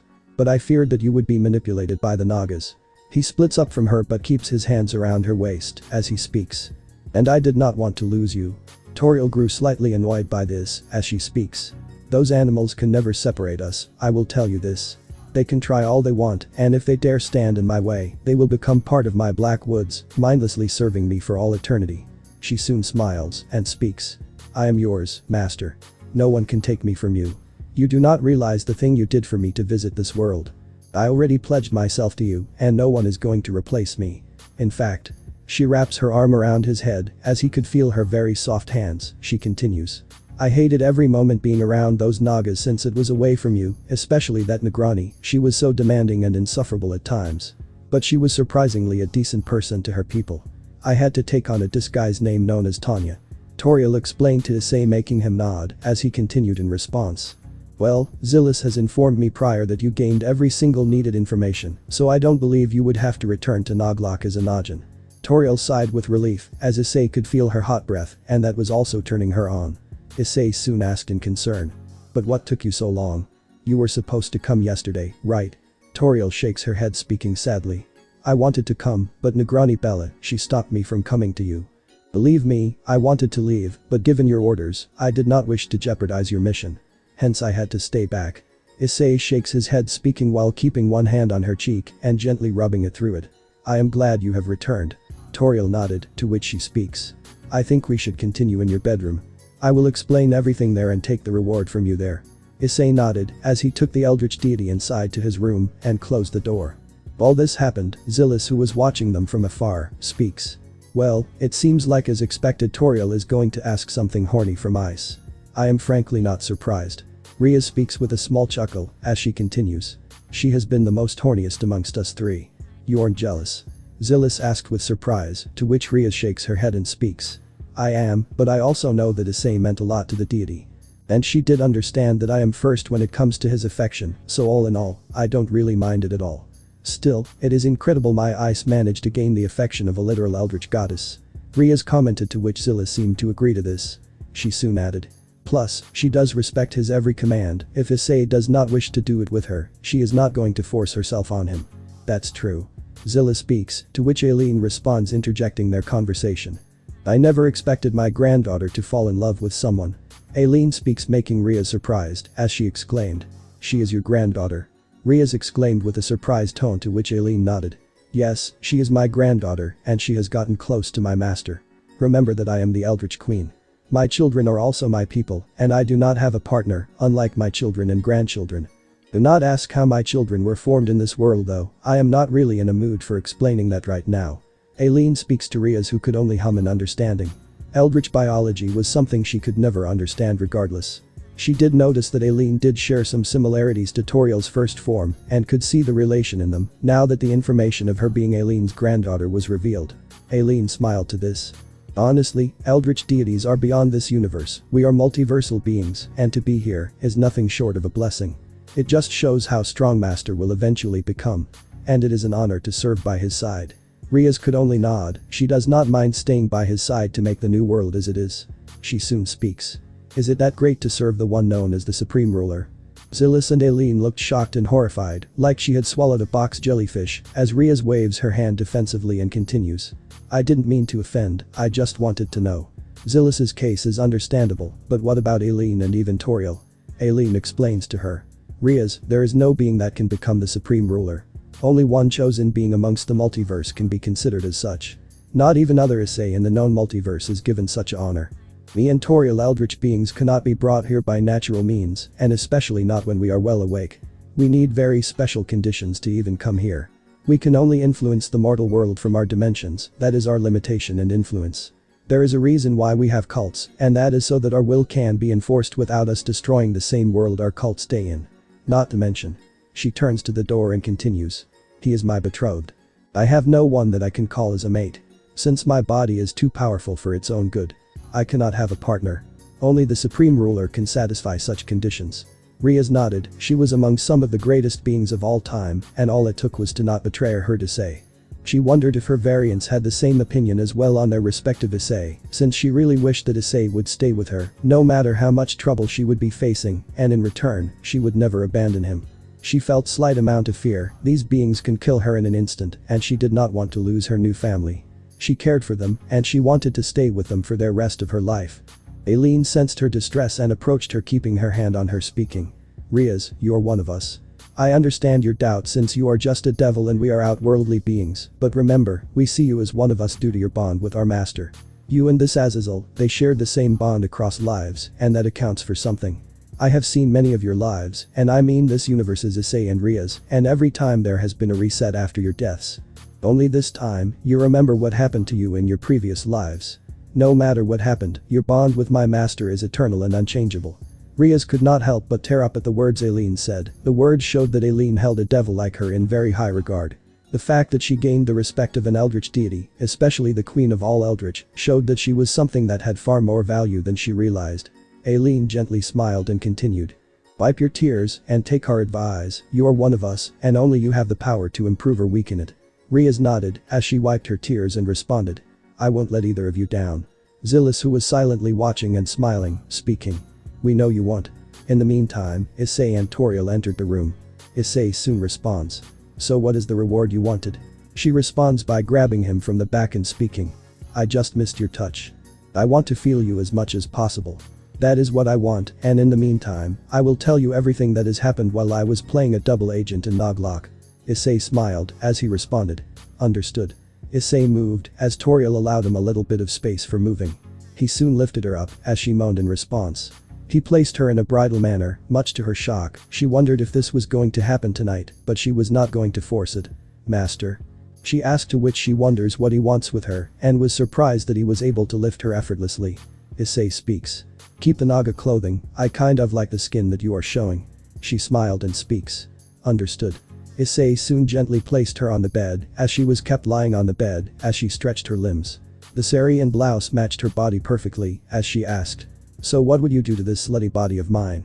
Anything you desire is my command. For now. Issei speaks as he keeps the dupatta aside and caresses her head as she blushes. I just want to be in the arms of my servant. Issei nuzzles himself onto her body and starts to sniff her new appearance. This time, he could feel the skin of her body and it was the most softest skin he had ever seen. Toriel giggles at this as she speaks while stifling her moans. Understood. She holds Issei and ensures that he gets to experience her body. He moves his hands through her entire body, making the eldritch goddess moan with every single touch, especially when he touches her breasts and the other jewelry that she was binding. Making a goddess like me moan. It seems like this blessing has really done wonders, master. She continued to moan as the touches and sniffs of her body continued. Toriel showed no hesitation in defending herself. This was what she wanted, the reward she was looking forward to, and that was drowning herself in pleasure. Issei wrapped both his legs around her abdomen, and so did she wrap around his waist. His member was touching her crotch, but he was controlling herself to not lose control. Since there was still time. Master. She had a strong blush on her face, her eyes brimming with lust and love. She soon looked at him, and once he was done moving his face through almost her entire body. He looked up at her as she speaks. I love you. The two started to perform a powerful French kiss, strengthening their bond even more. Their bodies had coiled up, not naked but firm as one another, becoming a singular being. There was nothing stopping an eldritch deity to solidify her bond with her master. They stayed like this for some time before they decided to speak on what happened. Toriel wanted to switch roles as she was now resting on Issei's chest. She soon speaks. You know, all that was missing was us doing sex, else it would have been perfect, but I respected your choice of losing your first to Riaz. She is the woman that truly loved you in all your lives. That means, you don't mind if I am not a virgin? Issei asked, to which Toriel speaks. I love you regardless of what happens, because you gave me people that don't use me for my powers and actually care for me. Issei smiled and kissed her on the forehead, causing her to smile even more and close her eyes before opening them. She then asks. Are you not going to ask me on the information that happened with the Nagas? I wanted you to enjoy this reward, which is why I did not ask. So what did you find? Issei asked, to which Toriel explained everything that she found. Including the identity of the second rider, who was Maher Segel, his animosity towards Noglok and how to obtain access to the Nigmani. I see. Issei speaks as he asks. So based on the information, Maher Segel is the second rider known as Cayman Rider Garuda. And he has been laying waste onto Noglok. Toriel nodded, she soon speaks. Yes, it turns out you are not the only one spiteful of the Nagas for their actions. He hates them as much as you hate the Hyoudou clan and those that made your life miserable in your previous life. Like how you suffered in the previous life, it seems like here he was the one who suffered. Based on what he had become. I sensed his aura and can confirm that he is a human like you. If anything, I feel bad for him, he has no one to call family, and the only thing that is keeping him going is his revenge against Noglok and the Negrani herself. Toriel speaks with a pitiful tone, she felt sad and pity for Maher whose whole life has been consumed by revenge. She saw the memories of Bella and how she enjoyed making Maher suffer for as much as possible. It was not a surprise that he wanted to kill them for their actions. Issei soon speaks in response, he felt anger knowing that no matter which location he is in, Yaokai are a race that needs to be either eradicated from this world or needs a massive reform to move forward. Then we must help him, Maher is not our enemy, but he may see us as an enemy. How so? Toriel asked getting slightly up as Issei speaks to her. Simple, we want Bella alive for the Nigmani, well he wants that woman dead. That is going to be a problem. So far, it does not seem that Maher wants the Nigmani based on what you told me. Issei speaks, to which Toriel nods as she lies back down on his chest. He continues. We need to find a way to solve this issue, we have one common enemy despite having different goals, we need to do something about this. Toriel hums in agreement as she responds. As for the Negrani, it was surprisingly easy to control her. If you wish, we can obtain the Nigmani right now. No, we wait. Issei responds as he continues. I wish for you to remain by my side for a day or two. Toriel smiled in response, he did miss her for a day, and that made her elated. She soon speaks. As you wish, master. Anyways. Issei speaks changing the topic, he still had a blush knowing that she wanted to do the sexual deeds as he shakes his head. He continues. Our goal will be different, for some hours you will head to Noglok and make yourself familiar. We will let Maher ravage Noglok and do what he wants, and when the time comes, I will offer my assistance. Until then, you must gain the Negrani's trust. You wish to teach her a lesson she does not forget. Toriel asked with an intrigued tone to which Issei nodded. I want you to teach her a lesson she does not forget. She needs to realize on how it feels when someone backstabs her and treats her like a pawn. She treated Maher like a pawn for her revenge, and now she is going to receive the same treatment. I know the gods will never punish her, so it is up to us to do the deed. Issei speaks, to which Toriel agrees, the gods of this planet would never punish a Yaokai, since they do not have that much value for humans based on what she knows, with some exceptions. Understood, you can leave that to me. Toriel speaks, as she continues. Do I have to become Garuda's enemy if needed? Yes. Issei speaks, as he continues. Let Kamen Rider Garuda think that he is fighting you as well, but keep in mind, pretend that you are fighting as a Najin, and not as an eldritch goddess. He must be under the impression that while you are on Bella's side, you are not approving of her views. And if possible, stay in the shadows as much as possible. Understood. Toriel responded, as she used her hand to twirl around Issei's chest. She continues. And when you will attack, it would be the day I finally don't have to play this charade anymore, right? Yes, but remember, on my signal. Issei speaks, to which Toriel nodded in agreement. She soon speaks. Then we have the fact on why the Negrani is doing this, right? Or did this to Maher? Yep, it was her lover, right? Issei asked, to which Toriel nodded. She continued. I have a feeling that something is amiss, and I would request you that I would like to do this investigation on my own. Very well. Issei responds, as he continues. Link up to me or Zillis when you get any information. Toriel hummed in response, as she was about to get up when Issei yanked her back to the bed with a small yelp in response. She looked at her with a blush as Issei responded, his fully red from being in such close proximity towards her. She was looking very beautiful in her Naga appearance. Her Naga appearance also highlighted her beauty in a powerful manner, despite her hair and clothing being a bit disheveled. Can you stay here for some more time? Issei asked, to which Toriel only smiled and responded. You don't have to ask for such things, I would love to. She slept on his chest as Issei held her in response. They decided to stay in one another's arms for some more time before deciding to go for their food. Scene change. Noglok, India, 1 p.m. Many buildings, forests, houses and even wells were being burned down and broken down from the attack. The flames from the flora and fauna were being burned down by the flames. Flames can be seen everywhere with black smoke being poured out from these flames. Buildings were burning and broken down. This was a far too cruel for anyone's good. Lifeless corpses of Naga men, women and children were seen on the ground, all having eagle talon marks, some of them were injured beyond belief. Even newborn babies were not spared in the aftermath, all of whom were killed. Maher looked at the carnage with a tone of happiness, he was Kamen Rider Garuda, and he enjoyed laying waste to this entire village of Noglok. He knew this was one of many villages in Noglok, and he enjoyed destroying them. He was hoping that Bella would be arriving soon, since he intentionally let someone telepathically contact her to do so. Soon a hiss garnered her attention, to which Maher speaks with a snicker. So the Negrani finally arrives. Maher turns to see Bella really furious. She was accompanied by Vishaka and 2 guard Nagas as she grits her teeth in anger seeing the massacre that Maher had done. She remembered that he was the main person that was the reason why she detests humans the most. She hissed angrily at this, temporarily unleashed her tongue at him. Her snake-forked tongue. "So you do like the work I did? Amazing." Maher enjoyed. He enjoyed seeing the anger on her face. Bella shouted in response, and in fury. "You will not get away with this." "Oh, but I just did." Maher speaks, as he continues turning his back to her, he continues. "You see, this was the village that kept tabs on me and my family. Kept tabs on what they do and how they do things. They continued relaying our personal secrets to you and your Noglok. They infiltrated our home and butchered my family. So in return, I repaid them for their actions, murdering almost 90% of them." Bella scowls looking at the brutal murders Maher had done. This was not an attack, but a genocide. He murdered them and spared no one. She could tear up and turn her gaze away at how ruthless the murders happened. Even the other Nagas and Vishaka were horrified and pale by what Maher had done. "I killed them, Bella." Maher speaks, turning back to them and facing them dead in the eye as he continues. "I killed them all, and not just the men, but the women and children too. They are like animals, so I slaughtered them like animals. And I enjoyed destroying them, just like I destroyed Vishaka."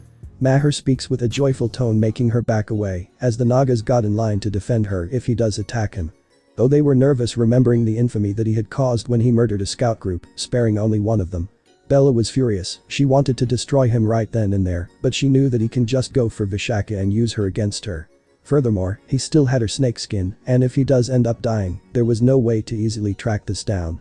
"You," she growled as she continued. "I swear to Bolanoth. I will promise that I will make your demise as painful as possible. You can try." Maher speaks with spite to Bella as he continues. "I will murder every last one of you. Even children and newborn. And Noglok will rise from the ashes to destroy you and everything you have built." Bella spitefully counters to Maher. She despised this man with all her heart and wanted to crush him. She was going to ensure that he suffers a painful death. "No, Bella, Noglok will fall." Maher declared coldly, causing the 4 to grit their teeth in fury. He continues.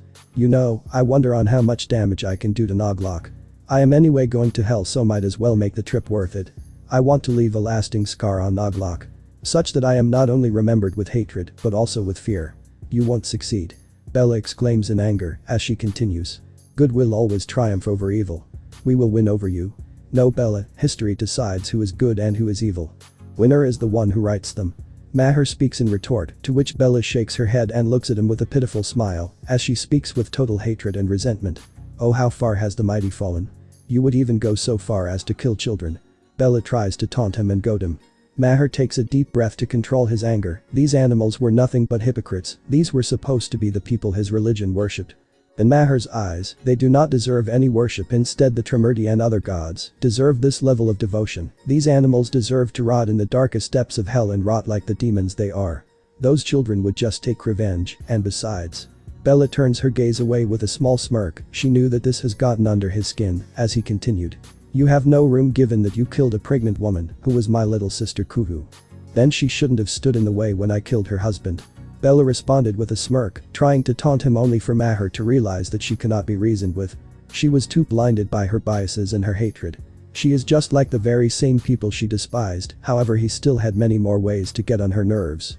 He was going to remember that he can attack them at any time and at any date. He will make Noglok not just hate him, but truly fear him. "Well, if you are wondering, remember I mentioned that I only killed 90% of the villagers, right?" Maher asked in response with a calm tone, making the 4 realize that there are still survivors. "Bella, there are." Vishaka speaks to her, with Bella losing her smirk and turning to Maher with paleness. Maher soon speaks. "Seems like you are smart. However, don't make the mistake I was showing mercy.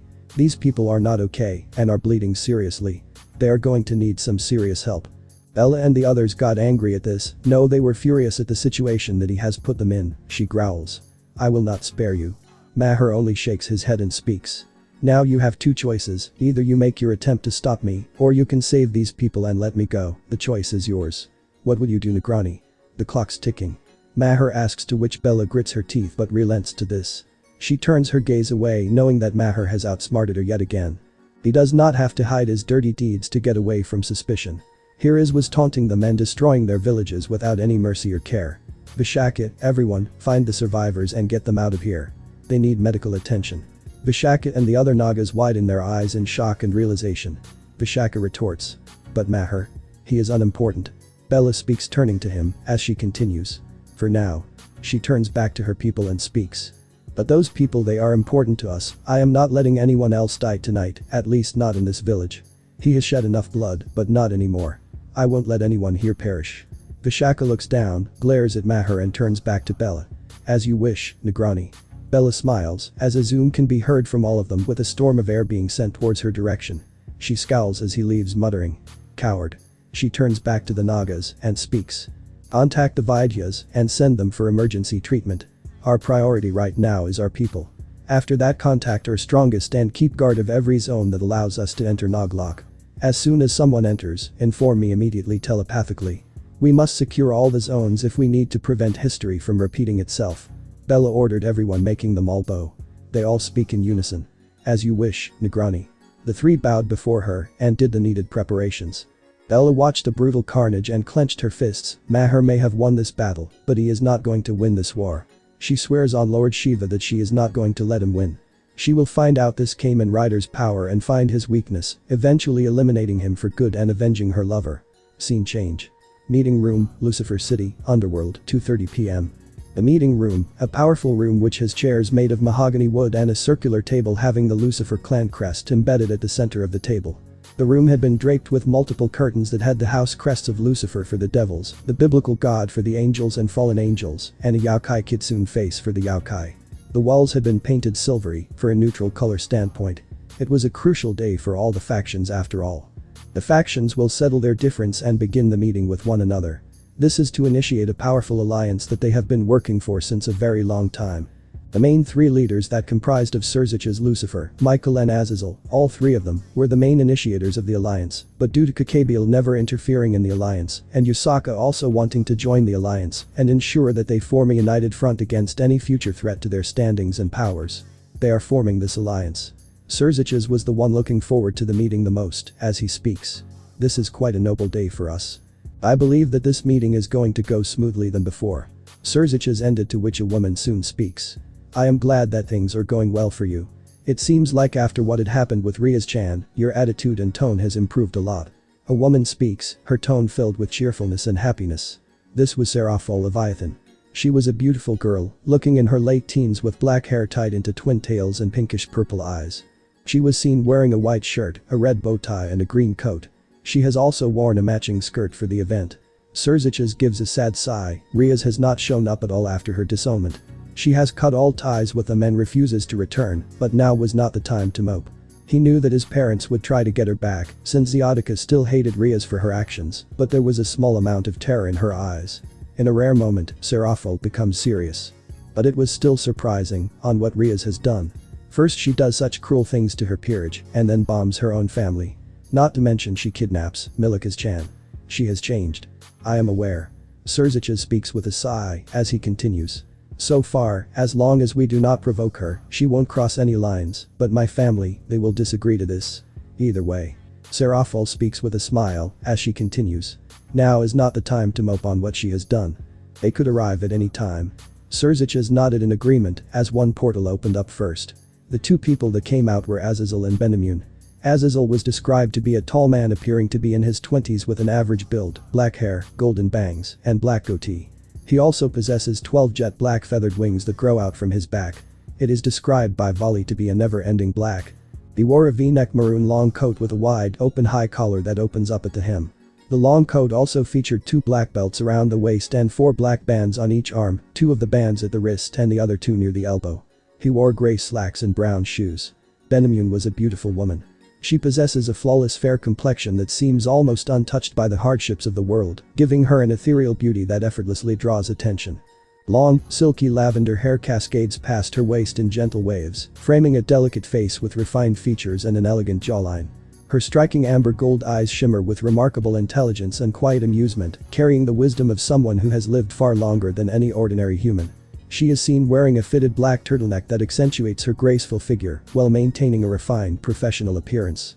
Draped over it is a light beige trench coat, tailored with a belted waist, rolled sleeves, and clean lines that give her the appearance of a distinguished academic or investigator. She pairs the outfit with dark blue high-waisted jeans that provide both comfort and mobility without sacrificing style, while polished black ankle boots complete the ensemble with understated elegance. Minimal silver bracelets serve as her only visible accessories, reinforcing her preference for subtle refinement over extravagant ornamentation. "Sorry, hope we are not late." Azazel spoke with a playful tone. Surziches shakes his head and responds with a smile. "No, you are actually on time. In fact, you are the first to arrive." "That's good to hear."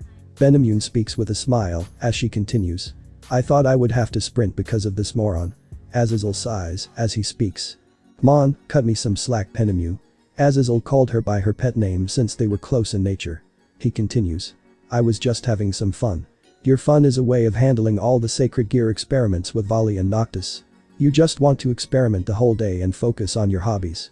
I was afraid I would have to drag you since you are too obsessed with your experiments." Benamun speaks with an annoyed tone, to which Azazel raises his hands defensively. He responded. "Like I said, cut me some slack." Benamun gave a tired sigh as she speaks. "I seriously question at times why did I take the job of being your secretary. You love that job, Benamun." Azazel speaks with a smirk as he continues.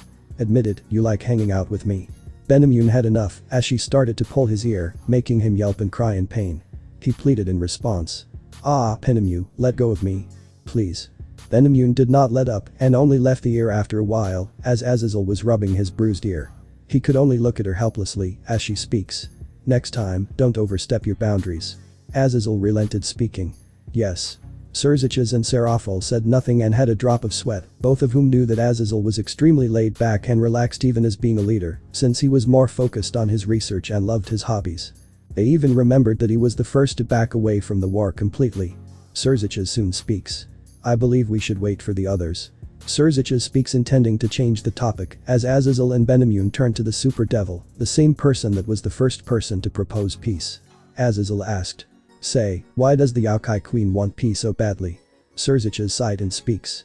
"I don't know the full story, but she wants the Shinto gods to leave her territory and return her daughter back to us. She was willing to even side with me, the same person who does not have a good reputation with the Shinto gods, to get the job done. In return, she was willing to do anything. As a parent, I somewhat understand her pain." Surziches speaks with a conflicted tone. He does not know the full story, but he does know that the Yaokai are not treating humanity well, causing a lot of casualties, and he did not like this at all.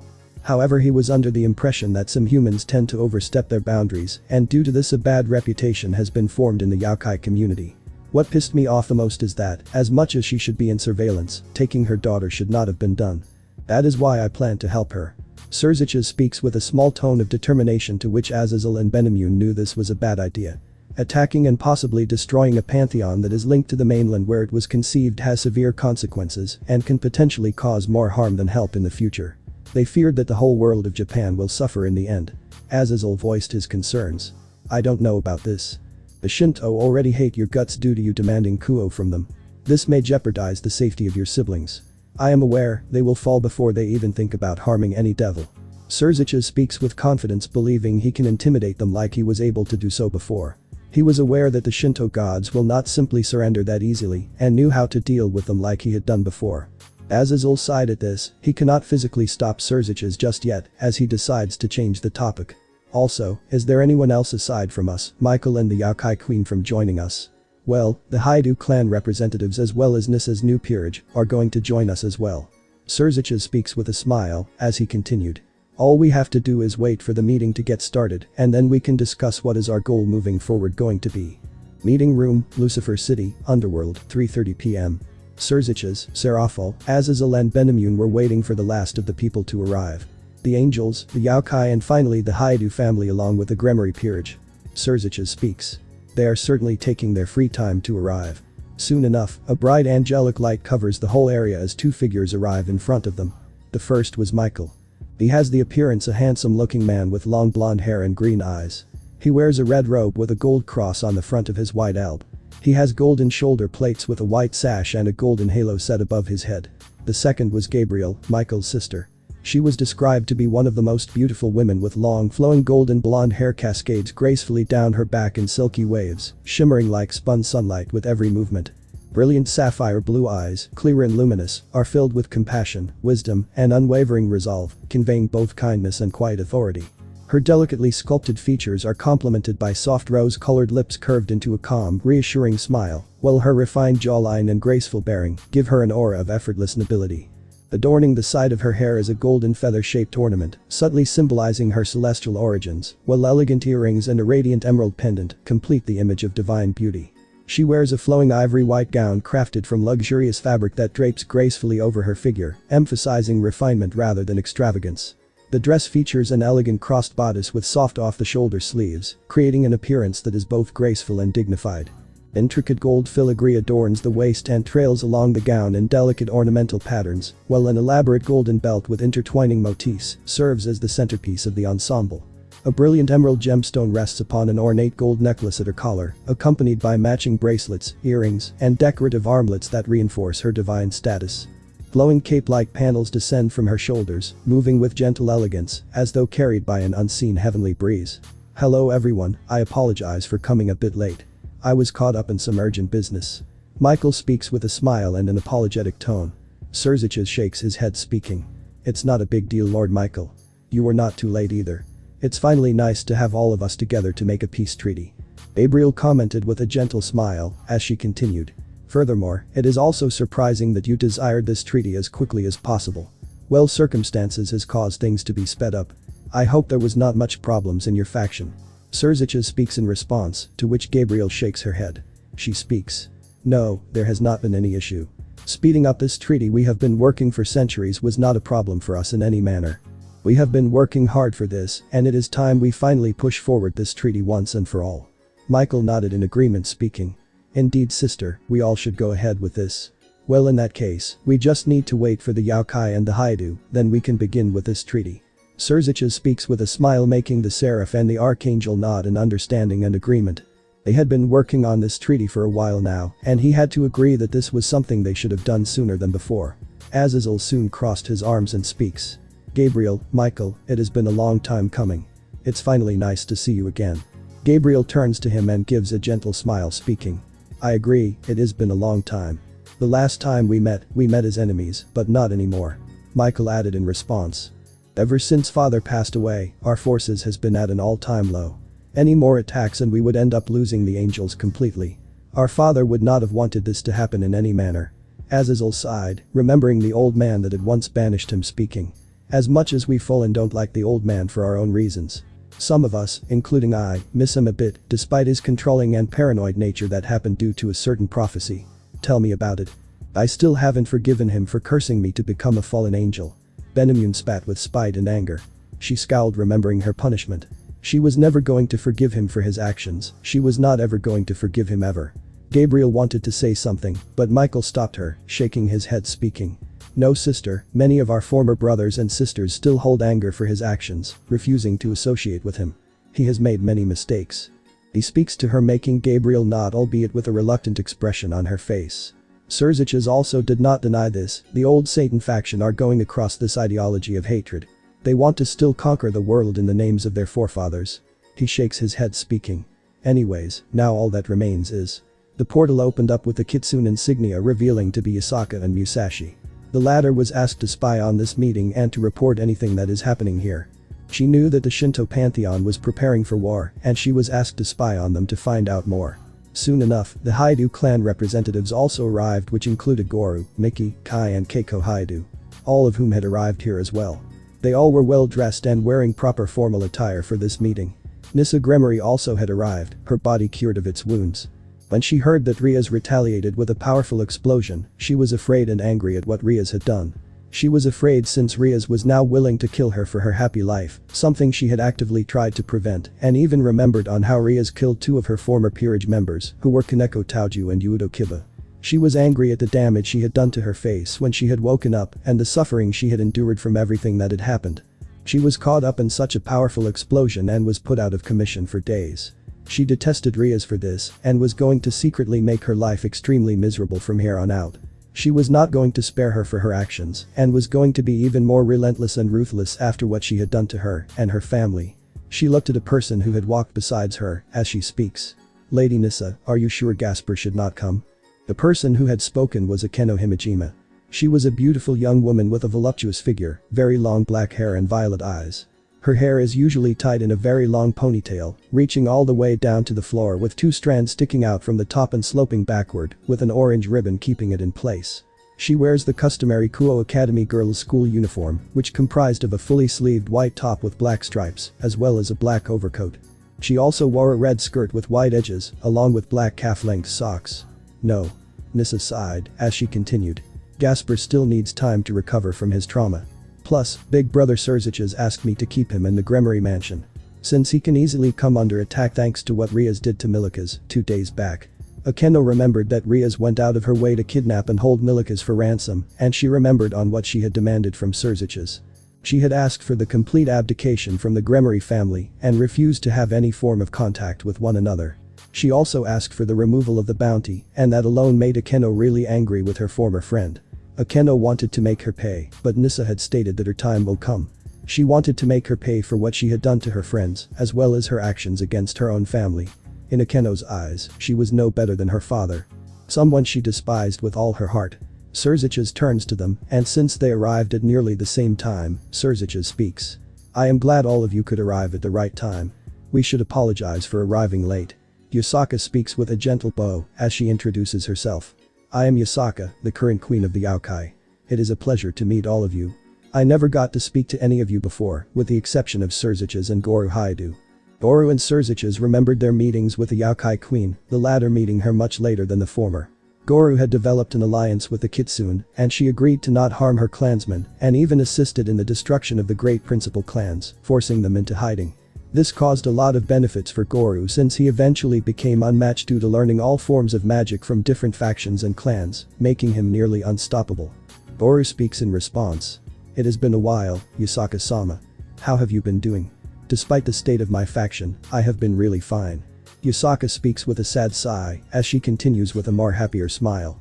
My daughter is still captured by the Shinto, but I know there are people in this room that are willing to help me fight this battle. Surziches soon speaks in response. I am willing, but you agree to the terms in return, right? Yusaka nodded with a smile speaking. Yes, I agree, any human that does become a devil and any other supernatural race among them will be exempt from prosecution by my government's laws. You have my word, Lord Surziches. I will do the amendment as soon as I get back to my territory.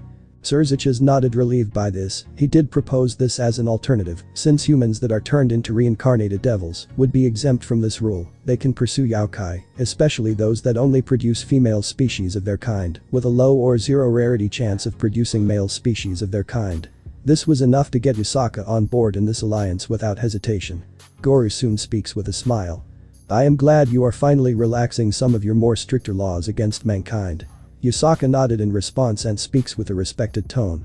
Goru Hyoudou and the Hydas are always an ally of mine. Since you protected my daughter a long time back, I agreed to make you and those from your clan an exception from my laws.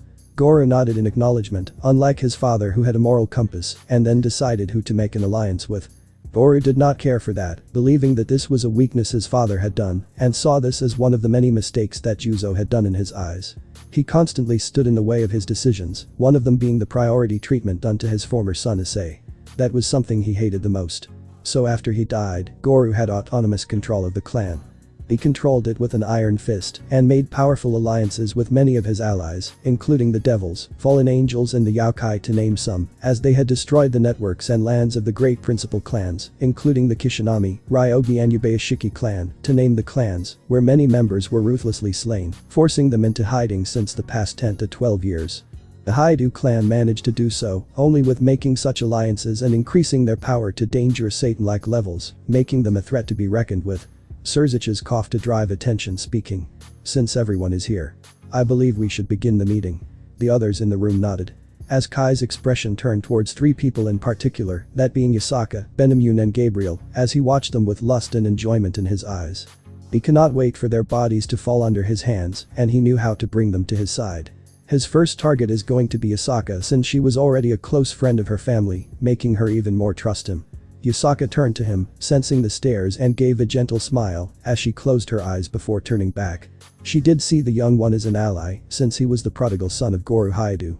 She did expect some lustful stares from the teenage child of Goru, and she did not mind, since they were just stares. Unaware of the real danger that the stare would eventually possess. The main leaders took a seat on the table, as the others stood behind them. The main leaders being Surziches, Serafal, Azazel, Benamun, Michael, Gabriel, Yusaka, Goru and Mickey. Issei's house, Sydney, Australia, 3:45 p.m. Aileen can be seen hugging Toriel, the latter of whom had returned to her maid costume. After a while, Aileen speaks. It has been centuries since we have seen each other like this. How have you been? I have been fine. Aileen speaks in response, as she continues. Even though it has been a day here, it can be centuries in my dimension. Riaz wanted to ask more, but Zilla stops her, shaking her head in response. She whispers. I know, but just know time works differently in different dimensions. That is all I can say. When they are free, you can ask any of them. She watches the two split up from one another, to which Aileen asks. What about you? You seem to be falling in love with your master. Toriel blushed at this and responded. And no, it's not that. Aileen could only chuckle, speaking. It's alright, I am glad that someone garnered the interest of my granddaughter. She turns to Issei, who can also be seen slightly blushing as she changes the topic. Anyways, I wanted to mention on how happy I am that I can actually visit this world without destroying it. So master, I want to thank you with all my heart. Issei shakes his head and speaks. No Aileen, if you want to thank someone, thank Zillis, without her this would not have been possible. Zillis interjects in response. No Ice, you made the choice. My limitation is you. I cannot bring her if you disapprove of it. Aileen agrees to this. Zillis is right. You're the boss, you take the shots. Not her. Issei nodded in understanding, as he asks in response while slightly blushing on his face. Both eldritch deities are far beautiful than most of the supernatural women, especially big-breasted ones like Gabriel and Benamun who rejected him in his past life. I guess that's good to hear. So how are you settling down? So far. I am settling down well. But, you did promise me to take me out in the evening. So I will be waiting. She winks at Issei and speaks happily. Master. Issei has a drop of sweat as he turns to Riaz, who sighs and shrugs in response. She soon speaks in response. You can take her out, but remember, tomorrow is going to be my day with you. Toriel realized this as she speaks. Well then. Toriel dashed forward and grabbed Riaz by the collar and started to drag her before she could react as the deity speaks. In that case, I will prepare you well to ensure that you are ready for your day with Master. But Toriel. Riaz retorted. She could not resist the pull from Toriel. No, I want your day with Master to be perfect, and I, as Shub Niggurath, will train you properly. You will know how to perfectly pleasure, and your day with Master will be the day you remember no matter the lifetime. Toriel dragged her into the room and closed the door, putting a soundproofing barrier so that no one else, not even Issei, would be able to hear this. The trio had a drop of sweat at this, as Aileen sighed. I swear, she is going to train that girl. Poor Riaz. Issei turned to her with concern, as Aileen explained. Oh, worry not, the moment that door opens, you will see a very different Riaz who will act like a mature woman. So far, she has not acted like one in Toriel's opinion. Issei shakes his head, knowing how perverted the eldritch deity can get. He had hoped that Riaz is fine and alright after everything that happened. He soon speaks. I know Toriel is not going to hurt Riaz. But that begs the question, is there any problem in the eldritch community that hates you two being here? Like anyone that can harm us? Aileen thought for a moment, speaking. So far none. I know for a fact that most of my people were supportive of Shub Niggurath being in this world, especially since the Supreme Ruler resides here. Eldritch gods do not have that much of a rigid specific hierarchy like most governments, both human and supernatural, have. Furthermore, Toriel has clearly taken a liking to this place in such a short amount of time. This means that she is not going to let any eldritch god hurt this place in any manner. And there is no one that can touch you all from the eldritch community as long as she is around. Aileen explained to her master, making him nod in understanding and agreement. She soon speaks. Also, I don't think I informed you of this, but. She blushes a bit, speaking. We are officially engaged. Issei widened his eyes as he turned to Zillis, who nodded in response. She remembered, since the Supreme Ruler is the one that will wed the Queen and Mother of the Eldritch. He was the Supreme Ruler of everything, including them. For real? Issei asked, in response to which Aileen sighs and responds with a blush. Yes, you're engaged to me. But I am willing to wait, be patient with you till you accept this engagement. Accept me for what I am. I ain't gonna mind if you have other women in your life, but I should inform you of this, sooner than later. Aileen speaks with a blush as she shakes her head and continue. I guess it was fate that caused you to summon me to this world, so that I can be with my betrothed. She approached him and gently held his hand as she continued. Master, your hands are soft. I am not going to deny this, but I fell for you in your past life. I started to fall for your kindness and selflessness in your time with Riaz and Azazel. Wait, what? Issei exclaimed as he turned to Zillis as she crosses his arm and speaks. It's true. she speaks with a sigh. Explain. Issei speaks with a slightly serious tone as she responded with a sad tone. If you weren't the supreme ruler, I could have never showed myself here. Aileen put an emphasis on the word to show her powerlessness. Even as a very powerful eldritch goddess, she still has some limitations. As an eldritch deity, I exist outside the very concept of a universe. I am a multiversal goddess. And anything I do would not just affect the universe, but a portion of the multiverse. If I were to come to your universe, I would end up destroying not just your universe, including killing everyone there, but also, I would have to dream in order to come here. Remember, us eldritch beings cannot show ourselves until we start dreaming, which is how your universe begins. Issei nodded, to which Aileen sadly smiled and speaks.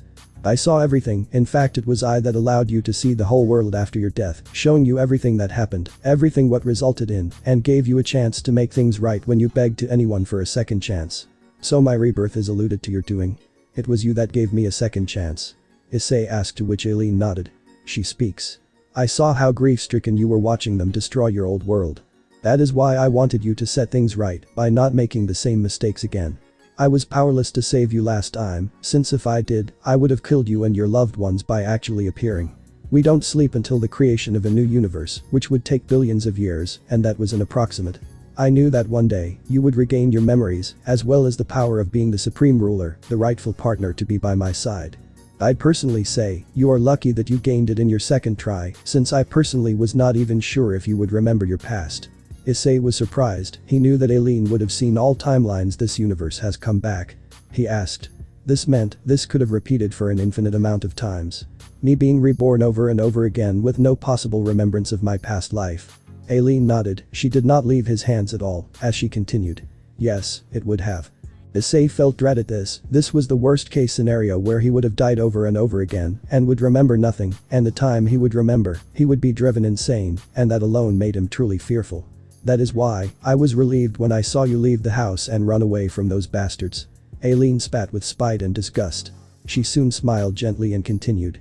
And the moment I knew that you had brought Zillus into this world. It was only a matter of when the two of us can be reunited.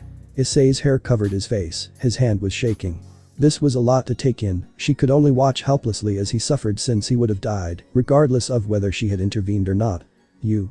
So it was you that did this. Aileen closed her eyes, hearing the anguish and pain in her betrothed's tone. She had resurrected him recklessly in the past, not considering the consequences of this on his body. She was expecting to get beaten up and punished in response. Only to feel a sudden weight on her body, startling her. She looked down and saw Issei hugging her tightly, as crying can be heard from his tone. His head was on her chest, as she did blush at this, but knew that Issei did not mean that. His hands had wrapped around her waist, and his body on her. Thank you. Issei's voice came from her, as he continued to speak with a muffled yet a tone full of gratitude.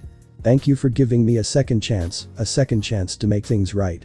Aileen almost teared up at this, realizing the impact her revival in the past had in him. She realized that if it was not for that, he would have been haunting his old world as a ghost, or worse, he would repeat the same cycle again till he regains his memories or he gets his powers. Regardless, she initiated that, and this was something that brought her immense human joy for the very first time. Issei. She whispered, as she kissed him on the head. She returned the embrace as she speaks calmly. This time, I promise you. You will not suffer by those monsters ever again under my company. After all, I am your betrothed, and as such, I will love you forever. She kissed him again, and gently rested her head on his. They stayed in the embrace for a short time. With Issei staying in her embrace for some time, as Zilla says nothing and smiles. When she was told about this, realizing that it was Azathoth's doing to bring Issei back. She realizes that including her, Issei has people that love and care for him. Two of them being eldritch goddesses, and that was enough for her. He would never be alone. After a while, Issei separates from her, and Aileen lets him be. He speaks. Once again, thank you for giving us a second chance. Aileen shakes her head and speaks.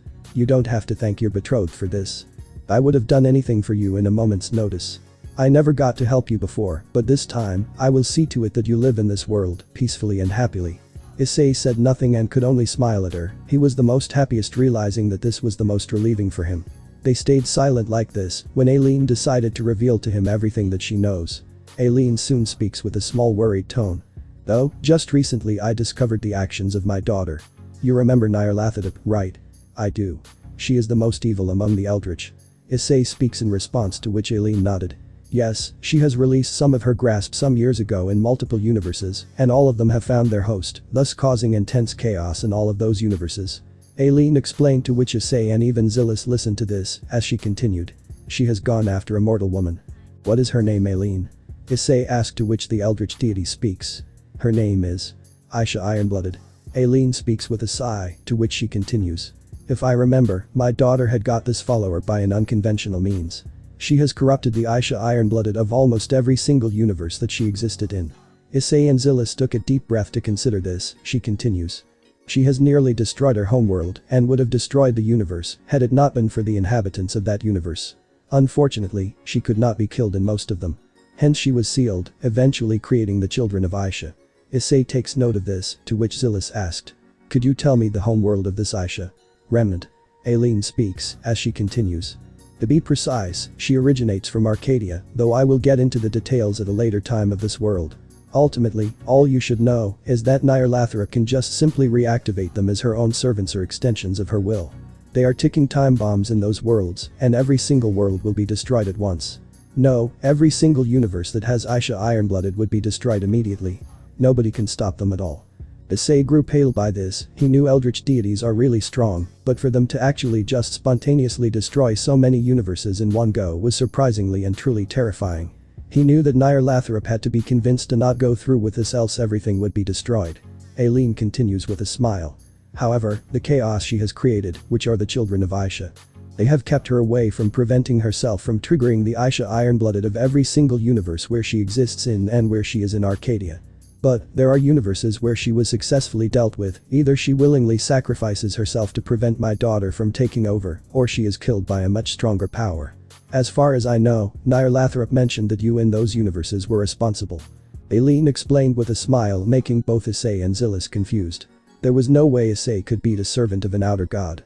She would be powerful, or as powerful as an elder god, perhaps beyond that. Even Zillis knew Issei was not at that level yet. Me? Issei asked with confusion, to which Aileen speaks. Not exactly, there are versions of you that did it. Just like there are different timelines, there are many universes where you exist as a person, and you were able to gather enough power to kill Aisha Ironblooded once and for all, and even go so far as to destroy the children of Aisha. Issei was surprised. He never expected his counterparts to be this level of strength, to be able to beat someone stronger than an elder god. Aileen shakes her head, speaking. Don't think too much about this. For now, it is best you push yourself and enjoy the life you have received once again. And you can do so by. She soon approached him in a flash and wrapped her arms around his left arm, startling him, as she continued. Taking me out on a date, my betrothed. Issei was surprised. He was blushing at the close proximity of the eldritch deity with him. Zillis shakes her head in amusement, remembering that he needs to fulfill his word to one of his future destined wives. She speaks. I will leave you to be. Zillis walked out, as Issei wanted to say something, but relented. Soon he felt the gaze of the eldritch goddess, as she speaks with a saddened tone. Do you not like me? And no, it's not that. Issei speaks while rubbing his head, as he continued. Are you sure you wish to go on a date with me right now? Aileen looks down and speaks. If you don't want, then I am not going to force you. Aileen was about to remove her hand when Issei speaks. No, it's fine. He smiles to her and speaks. Let's head out. Aileen smiles happily and pushes her hand around him even more, as she speaks with a happy tone. Yes. Scene change. Meeting room, Lucifer City, Underworld, 4:30 p.m. Surziches and the other leaders were starting their meeting with him speaking. Okay, before we begin, firstly, Azazel, Benimune, there have been a lot of fallen angels roaming around in different territories. Is there an answer you got for that? He asked with slight anger, to which Azazel shrugged and responded. I do. Blame Kakabiel for this, every single day. All he wants is to continue this war. You should handle him, he is your responsibility after all. Michael pointed out, with Gabriel agreeing to this. Kakabiel is Azazel's responsibility since he was under him and was affiliated with him. It was his responsibility. Azazel had no care and speaks. Can't. He's gone AWOL. I don't even know where he is. Benimune chastised him for his nature. Azazel. What? Azazel responded to her, as he continued. He does whatever the fuck he wants. There is nothing I can't do anything about this. He is gathering a whole separatist movement and there is nothing I can do. You know how bad it is yourself, right? How many have defected to his cause? Azazel had a tone of slight anger, as Benimune said nothing. She could sense his anger and said nothing in response. Surziches and Michael had a look of pity, while the others seemed to be either saddened or simply frustrated at what is happening here. They knew Kakabiel was a nuisance, and he was still going to annoy and torment those that do not agree with his ideals, and is going to continue to make the lives for the others miserable. He is in hiding, and that alone is going to be an even bigger problem due to his warmongering nature. Azazel soon took a deep breath to compose himself, apologizing. "Sorry, Benamun. I am sorry. It is just that so many of our kind has joined his cause and are attacking sacred gear wielders and eliminating every last one of them so that there cannot be anyone challenging his power." Benamun shakes her head and speaks. "It's alright." He turns to the others and speaks. "I have sent some of my sacred gear agents to track him down, but it has been hard. Once I have found him, I will deal with him once and for all." "Very well." Surziches speaks, narrowing his gaze as he continues. "He is your responsibility." He soon turns to the others and speaks. "There is one thing you should know. But before that, have the Dragon Emperors been found?" Surziches asks, to which Benamun speaks. "We have found the White Dragon Emperor. They are on our side. You need not worry, we are keeping control of them for the time being." Benamun speaks with a smile, to which Gabriel responds. "Are you sure you are not using the White Dragon Emperor to harm us?"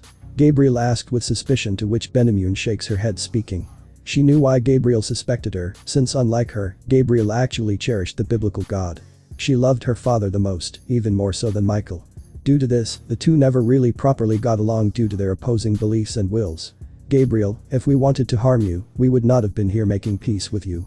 Benamun spitefully responded, making Gabriel grumble with annoyance, but she relented in response.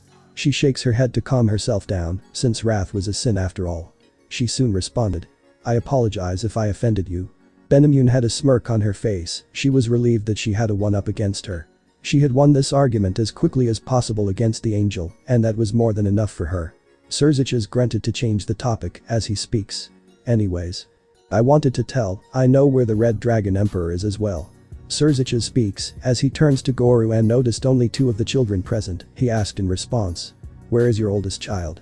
Goru remembered him and gritted his teeth, remembering the humiliation that he had put them through to extort $50 million from his account and abandon the name of Hyoudou. He was expecting the boy to return back and kneel before him so that he can punish him for his actions, but he had not returned since a week has passed in real time. He had even attacked his own former mother and his former brother for only punishing them for letting the younger ones enjoy Issei's birthday. It seemed like he really did mean not wanting to associate with him. "He is no longer my child." Goru spats with spite and anger as he continued. "He has abdicated from the family." The other family representatives also nodded in agreement. They were also furious and were still angry at what Issei had done to them 11 days ago. They wanted to make him pay for this, but they did not know where he was, nor can they do anything, since he had willingly left the clan and forced them to sign the agreement. I was the most angriest. He remembered the humiliation that came for him twice, and the first time where he was helpless and would have died right then and there if he continued to press against Issei. He was truly the biggest threat to his plans. The others were shocked at this, as Surziches speaks. "You mean to say? Don't tell me you agreed to this. He does not respect us, Lord Lucifer." Mickey spat with spite and anger as she continued. "He continued to break our rules, and he continues to humiliate us in front of everyone. When he decided to abdicate our clan, we agreed, since if we kept him here, he would have deserved this." Azazel shakes his head, speaking. "You fucked up, plain and simple as parents. It is your responsibility to properly nurture him. If he is a troublemaker and continues to perform these actions, then that means you failed to raise him right. He is not even an adult, and yet here you are blaming him for your failed parenting." The hiatus, especially Mickey and Goru, were seething at this, but they did not say anything, since there was nothing to contradict these words. They wanted to say something, but there was nothing they could do. Gabriel also added. "Language." Azazel raised his hands and rolled his eyes, expecting Gabriel to point this out as she continued. "But I agree with Azazel. He is not even an adult, and you just left him alone in that cruel dark world. I gave him 50 million, it should set him up for life." Goru responded back, to which Gabriel wanted to say something, but Michael interjects her, speaking. "Sister, he needs to learn reality the hard way. If he does not, he will continue to disrespect his family. He needs to be disciplined, and I believe Lord Hyoudou did the right thing. He needs to be disciplined properly." Michael speaks with a serious tone, making Gabriel wanting to retort, but she said nothing. Michael was her superior after all. Goru had a victorious smirk, as he was happy by the fact that a main leader was supporting him. He was now basking in support, to which his family was also happy with it. Kai and Keiko were also happy, as this was beneficial to their goals. Surziches grumbled and speaks. We are getting sidetracked, and since what Goru said is true, then that means there is only one explanation to the information that I was able to get. Azazel and the others were surprised, to which he asked, "Do you know who the Red Dragon Emperor is?" Surziches nodded in response, as he speaks. "It is your son, Goru." Goru widened his eyes in shock and surprise, as he continued. "Yes, the Red Dragon Emperor is Issei Hyoudou. I cannot confirm this, it is still speculation at this point. How I came to know of this was due to the fact that I had once placed a bounty on Rias for being a suspect in the Gremory family bombings and the murder of Kaneko Taoju and Yudo Kiba." Goru and the others minus the Gremory peerage widened their eyes in shock as the Gremory peerage were gritting their teeth in total fury, remembering what she had done to them. Nissa was the most angriest since she was one of the victims of the bombing attack. Azazel soon speaks. "You got a really cunning sister, Surziches." "Former sister." Surziches responded as he continued. "Like Issei, she had forced me to abdicate her from the family as well."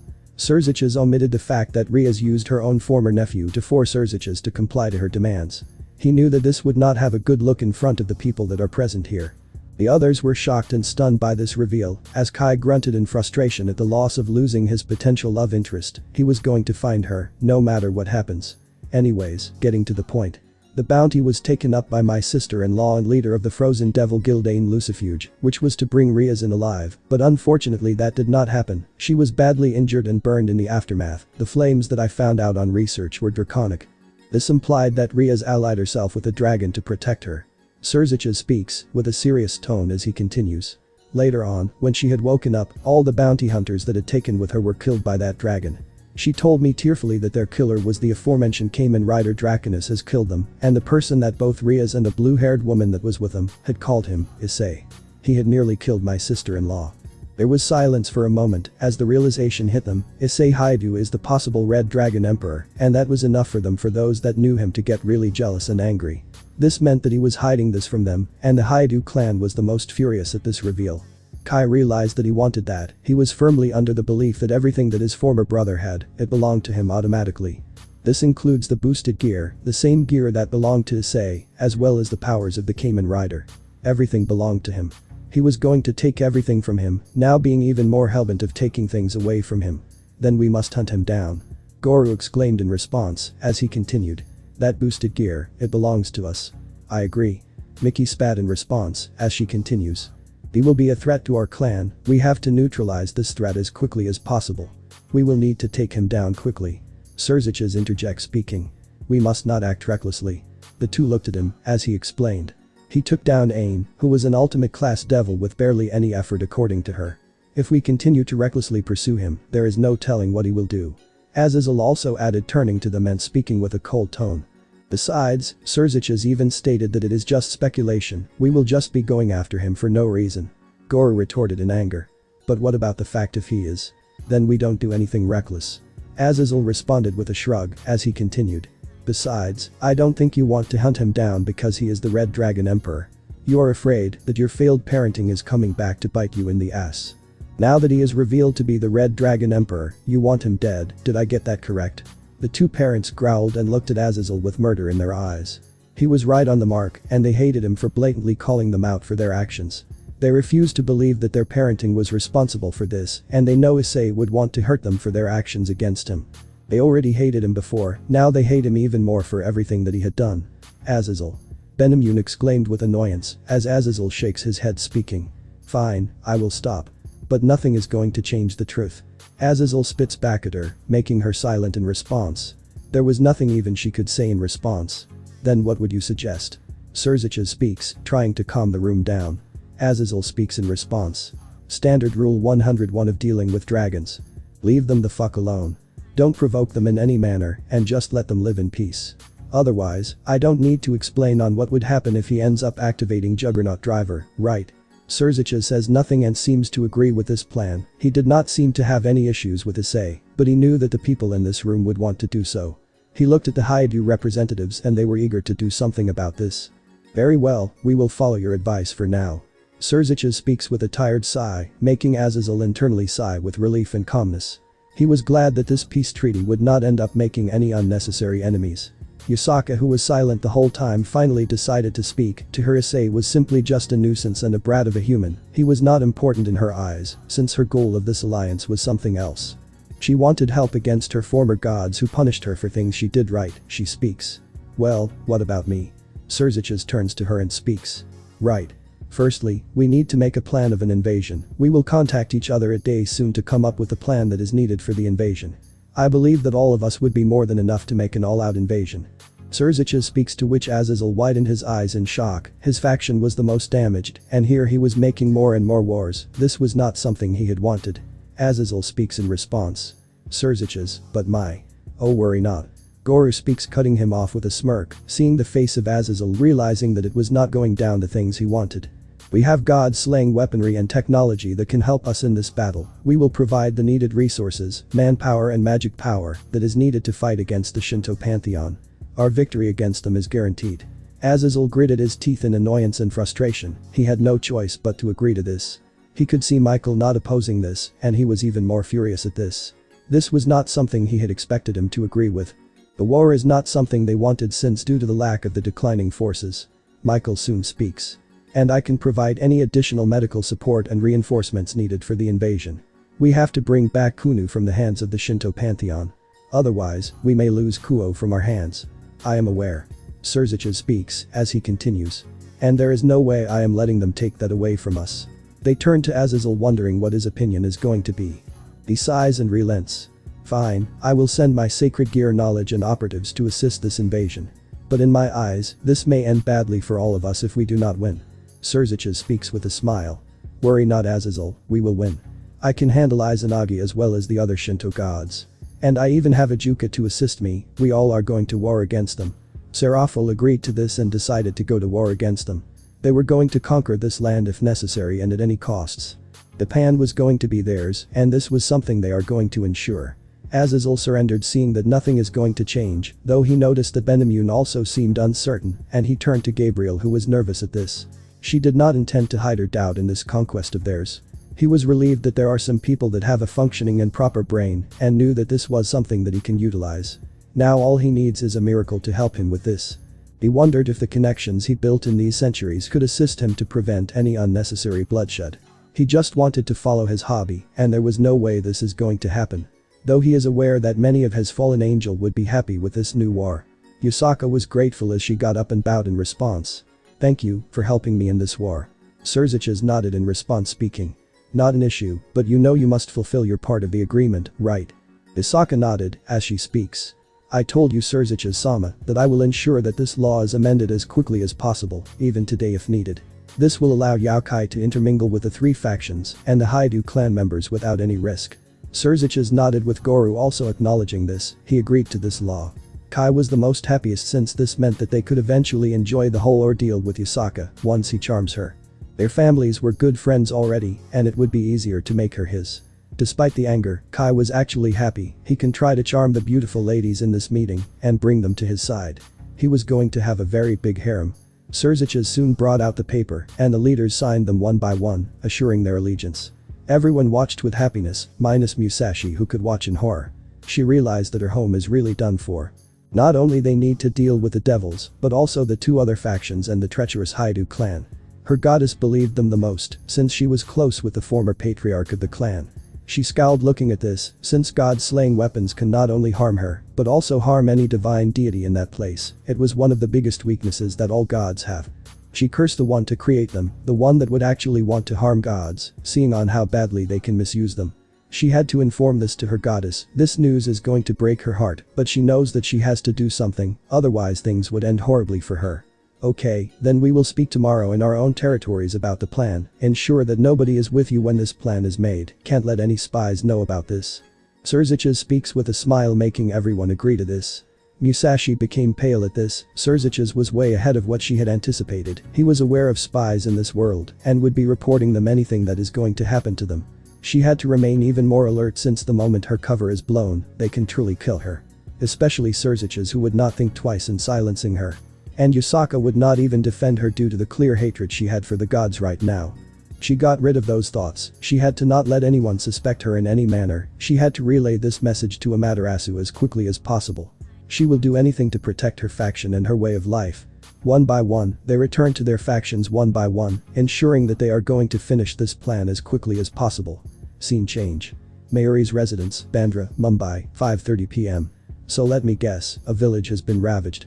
Mayuri speaks with a surprised tone, earning a nod from Maher. He agrees that this was just the beginning of what is going to come for Bella and Naglok. Maher responds to her eating a small piece of bread.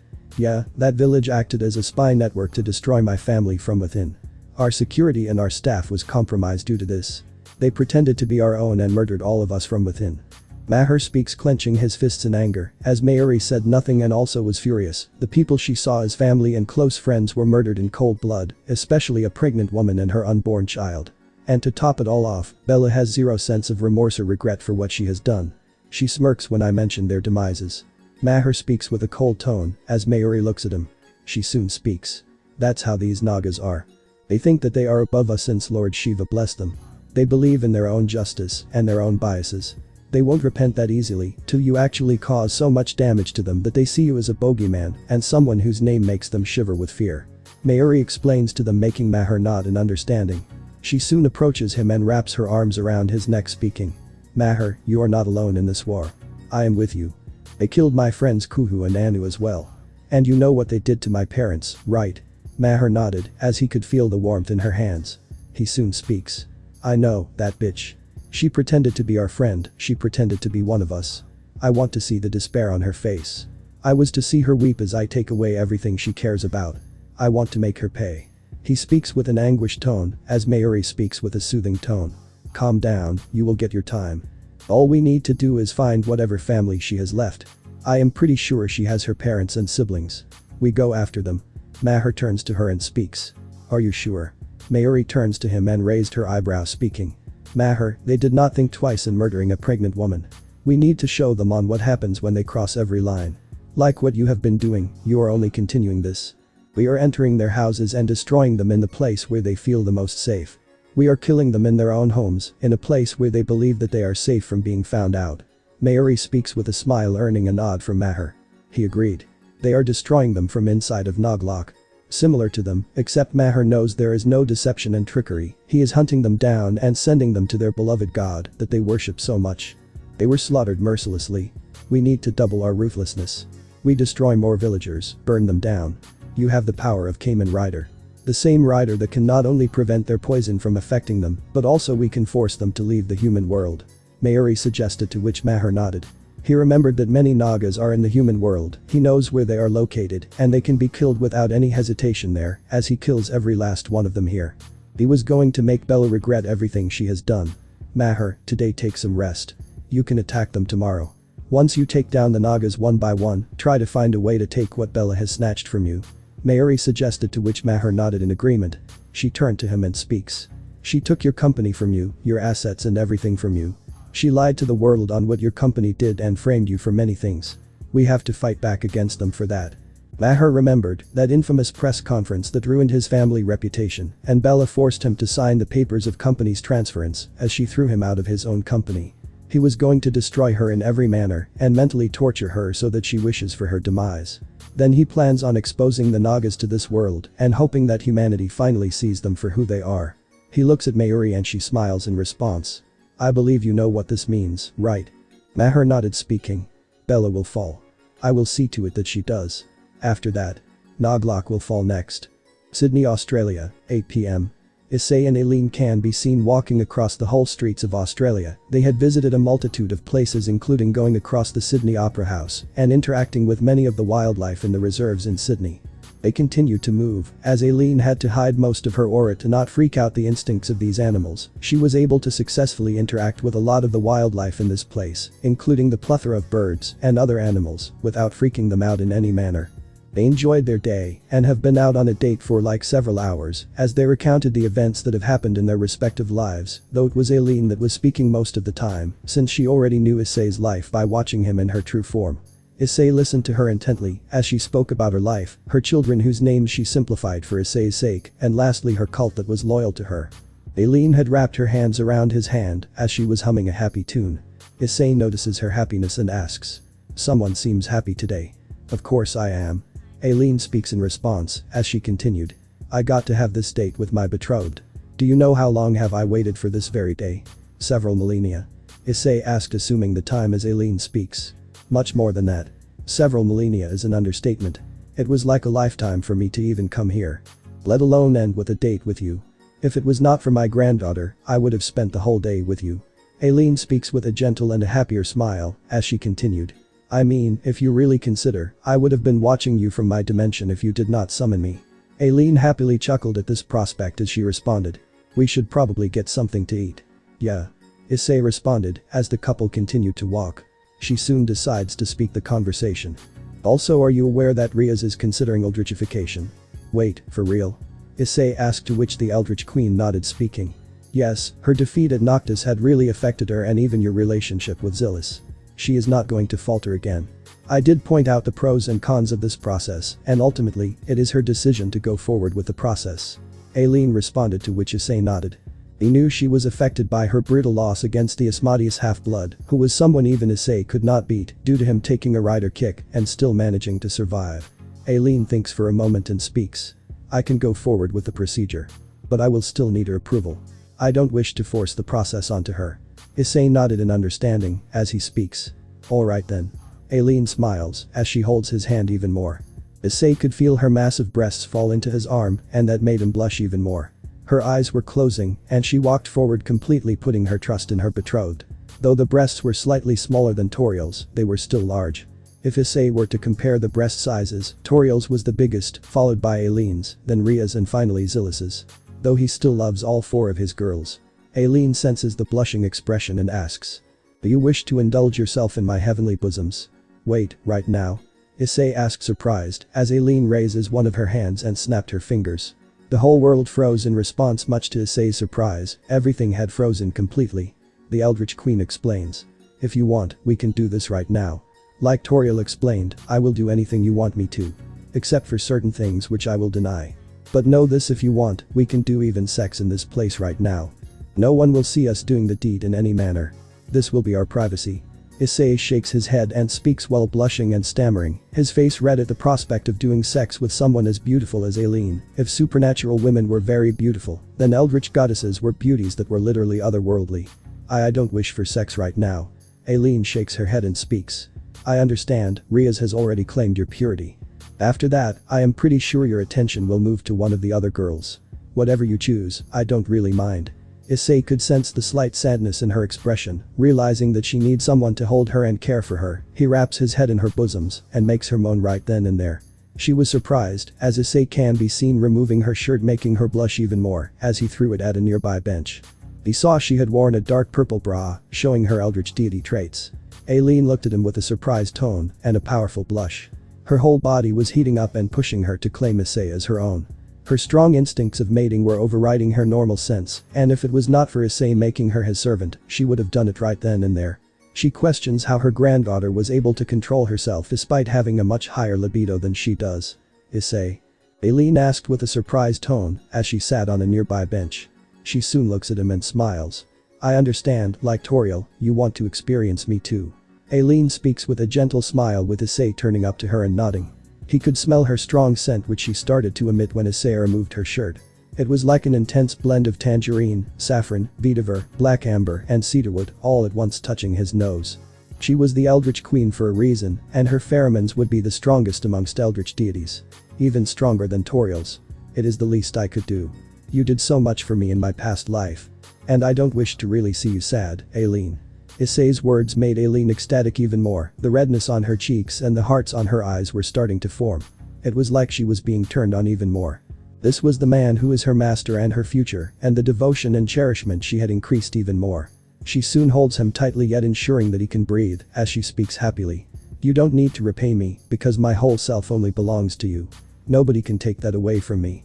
Aileen wraps her legs around his abdomen as he continues to experience her scent. This was something she is going to enjoy the most for a long while. She soon moves her head towards his cheek and kisses him. She also plans on blessing him soon with her blessing, allowing him to fight against their enemies. This would also allow her to form a connection with him, which will allow her to keep a close watch on him for his own safety. Unknown house, Airy Forests, Goregaon, Mumbai, India, 10 p.m. Mahar and Mayuri looked at one another. As Mayuri nodded, she brought out a small pouch of incense ash and speaks. Once I release this in the air, no Naga can get out of the settlement. Humans can escape from this place, but no Naga can do so. Alright. Maher speaks as he asks. How did you get this though? Mayuri smiles and responded. My people have agreed to help you after hearing your story. We already hated Nagas for their biases and callous actions. After hearing what happened with you, our leader has agreed to send this to assist you. Furthermore, she could not send her forces because. Maher cuts her off speaking. It can be considered an act of war, correct? Mayuri nodded. Maher understood that leader of the peacocks is using him to get her job done. But he does not mind. She did provide him with assistance to do the needed work, and it was her sacred ash that is going to prevent them from escaping. He is aware that the leader is playing the big game, and that is to deny any responsibility that Maher is doing, and claim that whatever he did was not backed up by her. So when Bella does demand her involvement, she can easily deny all of this completely. Since she never took Maher in as her own person, and even if Mayuri is with her people, she never officially sent her to do this deed. The two are here due to their own desires and goals. It is a win-win for both him and her, while a devastating loss for Bella. Maher soon speaks. I will begin. He brings out the origin driver. He placed it on his waist. Origin driver. Maher brings out the Garuda orb and pressed the orb activator button. Garuda. Mayuri heard an eagle's call. No, it was more or less the divine eagle's call which made her instinctively shiver in response. Taking a deep breath, Maher inserts the orb into the orb compartment of the driver. It announced when it was set. Set divine eagle. It started to play orchestral Indian divine theme. As a barrier formed between him and the Nagas, he stood firmly with his feet shoulder width apart before bringing his palms together in a brief namaskara, and he exclaims. Henshin. The driver also was different from the Draconus variant of the driver. It was more bird-like or more eagle-like. He slides his hand slowly and steadily rotates the orb and quickly presses the origin unleasher and makes a claw signature position akin to a talon of an eagle. The driver resonated with a majestic chime as the Garuda orb began rotating, its sapphire core radiating brilliant azure light. Raising both arms outward like the unfurling wings of a celestial bird, he swept them inward across his chest before thrusting them skyward in a commanding pose. An announcement played. Swordlock Kar Eider. Garuda. Pavan. A deafening cry, like that of the divine Garuda, echoed through the heavens as radiant streams of golden feathers spiraled around him. Vast spectral wings unfolded behind his back, scattering shimmering blue and gold plumage that transformed into gleaming armor. Layer upon layer of celestial feather mail locked onto his body with crisp metallic clicks. A silver breastplate first, followed by gilded winged pauldrons, razor feather gauntlets, talon greaves, and avian sabatons. Finally, a regal hawk-like helmet descended in a beam of sapphire light, its brilliant blue compound eyes igniting as the visor sealed shut. The wings folded into the armor, leaving only a radiant aura of divine feathers drifting through the air before a powerful eagle-like cry thundered across the battlefield, heralding the arrival of Kamen Rider Garuda. The orb stopped rotating, and he stood in position. Maher soon nodded once the transformation completed, as Mayuri opened the pouch. She tilted it upside down, as Maher used the wind-based abilities to send the whole ash in the air and surrounded the whole area. Maher turned to her and asked. I need you to make a surveillance field of this area. When a Naga does shapeshift to escape, your goal will be to keep her in that area. Can you do it? Mayuri gave a smile and speaks. Leave it to me. Mayuri twirls her body and twists around her body. She moves around in a seductive manner as she falls to her knees and crouches in a fetal position. Her hands on her knees and her palms being completely forward as the hands fall down in the form of feathers. She looks like a human peahen in this form. Soon her body starts shimmering with a pale white colored skin on her body, and feathers start to grow on her body, with the ones extending from her behind increasing even more. Mayuri shapeshifts into a white peahen, and she makes the call of a peahen. She releases her wings and flies into the air. Maher watches this and speaks. Time to get to work. Maher summons the Garuda Blaster, as it announces. Garuda Divine Blaster. Before Maher could move out, the Nagas who rushed outside upon hearing the peahen call. One of them speaks. It's the Kamen Rider. Get the children and run. A Naga speaks to a Najin, and she nodded. She shapeshifted into a cobra and was about to grab the children, only for Maher to aim the gun and fire multiple shots aimed at her, making her hiss in pain as she was forced to return to her human self. Ma. The children shouted as the Naga tried to interfere in his way. But before he could shapeshift, Maher closed in, using Mach 4 speeds to close in on the children. The two parents were terrified on what they do as they tried their quickest to shapeshift into Cobra to attack Maher, only for him to aim the weapons and rapidly fire onto the children, brutally murdering them in cold blood. The children died in an explosion as they could only scream in agony and fear. They were mercilessly killed from the attack. The parents returned to their human form as they were tearing up at the ruthless murder of their children. The Kamen Rider was nothing short of a monster since he was wiping anyone out that stood in his way. You monster. What did my children do to you? The Najin shouted, seeing her children be so ruthlessly and callously murdered. Even the Naga was gritting his teeth and angrily crying in response. Maher only looked apathetically at the burning corpses of the children as he speaks. Children of a Naga are bound to end up as vengeance-seeking miscreants. They do not deserve to live as humans if they are taught to hate the very form they take. I have changed my mind. He turns to them and speaks. I have decided no Naga is going to ever live in the human world. Every last one of you will be removed from this planet, and this is something I vow to do. Starting with you. Maher changes his hand and brings out claws as he lashes onto the Najin and rips her body from the front. The Najin screams in sheer agony at this. Her frontal side, including her clothes and breasts, were all ripped from her body. Maher soon speaks, inserting the claw into her heart and crushing it as she coughs out blood. Since you love to be with your children, you can be with them. He ripped her heart from his body as the Naga screamed. No. His wife and children were killed in front of him. Maher had mercilessly killed them without hesitation.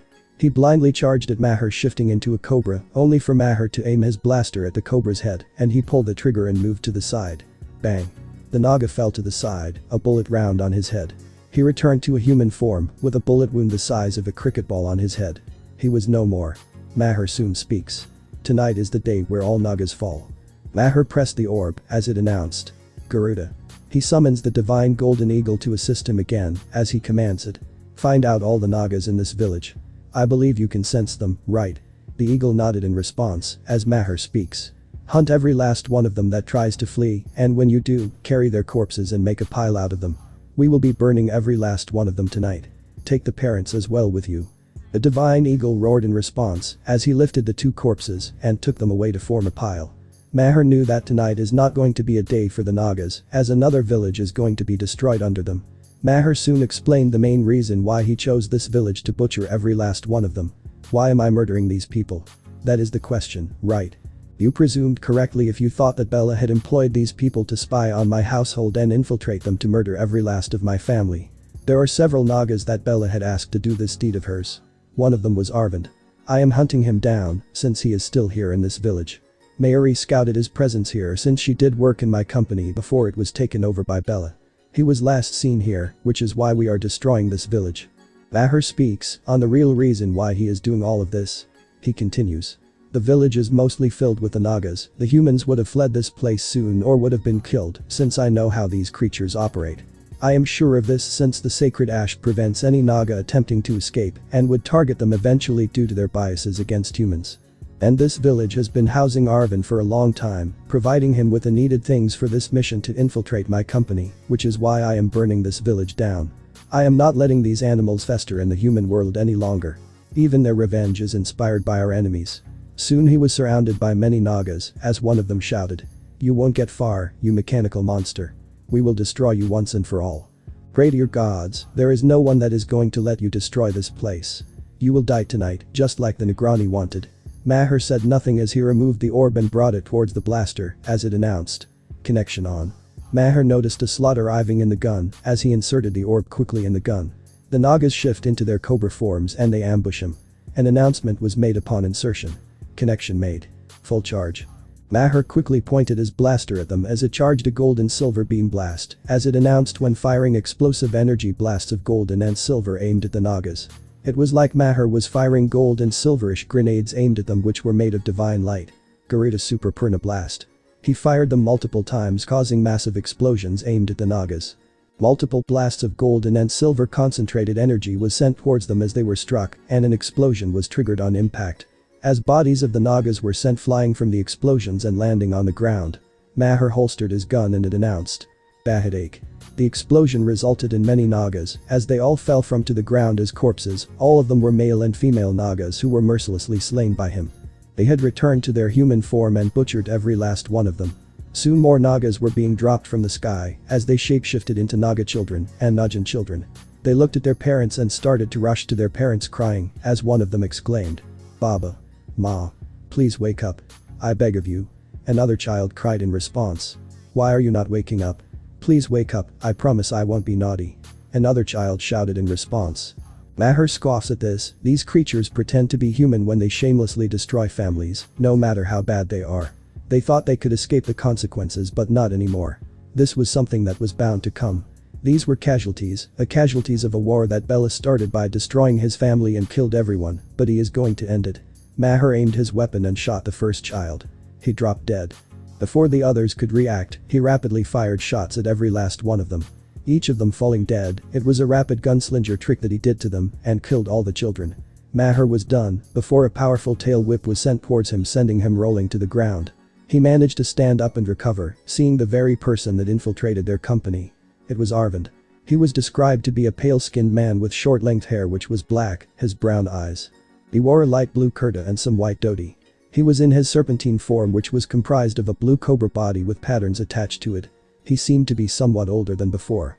Arvind was already in his Najin form, and he was furious at the senseless violence that is done, the ruthless genocide that was being done. He knew who this was, and he knew his actions. He was his former boss's son who was committing such heinous actions against them. Arvind soon exclaimed. "You bastard. How dare you kill my people? My friends." Maher laughs and speaks. "Kill them. More like liberating them. I had a feeling that you would show up if I killed them. You infiltrated my company to destroy it from within. And these people, they were protecting you, weren't they?" Arvind gritted his teeth in fury. In his eyes he did not see what he did wrong. He had returned to the village for his work too late, and now, his village was being destroyed by Maher and his allies, who was a peahen and a giant golden eagle who was entering their houses and ruthlessly killing them by brutally maiming them and carrying them to a pile. "I did nothing wrong. Your loved ones assaulted my Negrani and killed her lover. You all deserve this coming." Arvind shouted in anger as he attempted to whip Maher, only for him to grab his tail and yank him. He fired a barrage of shots aimed at him, making him shout and groan in pain. Maher also got angry. The lack of responsibility and shame most of these creatures share is astounding. It was truly surprising on how far these creatures can go and do this task with no shame or regret. They need to learn, and they will only learn by the language of power. Your hypocrisy blinds you, Arvind. Maher closed in on him and punched him in the stomach. He wasted no time and grabbed his head and landed a brutal blow with his knee to his head. While Arvind was dazed, Maher unleashed powerful aerial wind attacks in the form of blades aimed at his body as he screamed in pain. Maher was not letting a single attack strike him. He was not taking any chances. He tried to speak something. "Lord. Oh no, you don't." Maher exclaimed, dropping his gun and quickly blitzing in speeds of Mach 2 and close in. He kept punching him over and over, again beating him to a pulp. Maher continued the barrage of blows using his talons, with Arvind taking each and every blow, making him unable to block or do anything about it. Bam. The blow struck Arvind's chin, making his head move to the sideways. Bam. Another blow struck Arvind in the lower face, which caused two of his teeth to break. Bam. Bam. Two blows struck his face, which caused his jaw to break wide open. Bam. Bam. Another blow was aimed at his dick and stomach, making him yelp in pain. Maher unleashed an even stronger barrage, causing Arvind to cough up blood and saliva at every step. The Naga was unable to react or do anything about the attacks, only taking the entire blow while being completely helpless about it. More punches were thrown towards Arvind as Maher delivers two kicks, one in the chest and one in the gut, each with talons, and bruises him really badly. He continues delivering more punches as blood flies out of Arvind's face, his face all bloodied and bruised up. The blows were enough to send shockwaves that shook the house, causing its walls to start cracking from the blows. Eventually the walls fell on him as Maher backed away, causing Arvind to take the hit. He then used the wind to take a look at Arvind's expression. He now had a face that only a mother could love. His face was swollen due to the rapid fire of punches.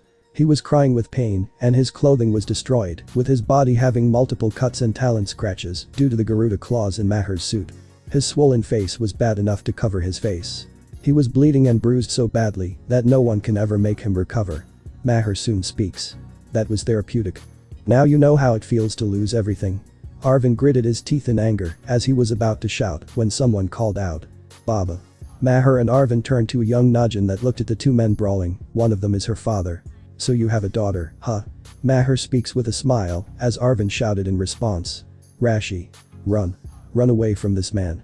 Rashi did not listen as she was about to shapeshift to fight against Maher, who only shook his head. He charged forward at the same speed and used wind to bring the gun close to him. Rashi widened her eyes when Maher aimed the gun at her head and pulled the trigger. Bang. Rashi's head exploded as she fell to the ground dead.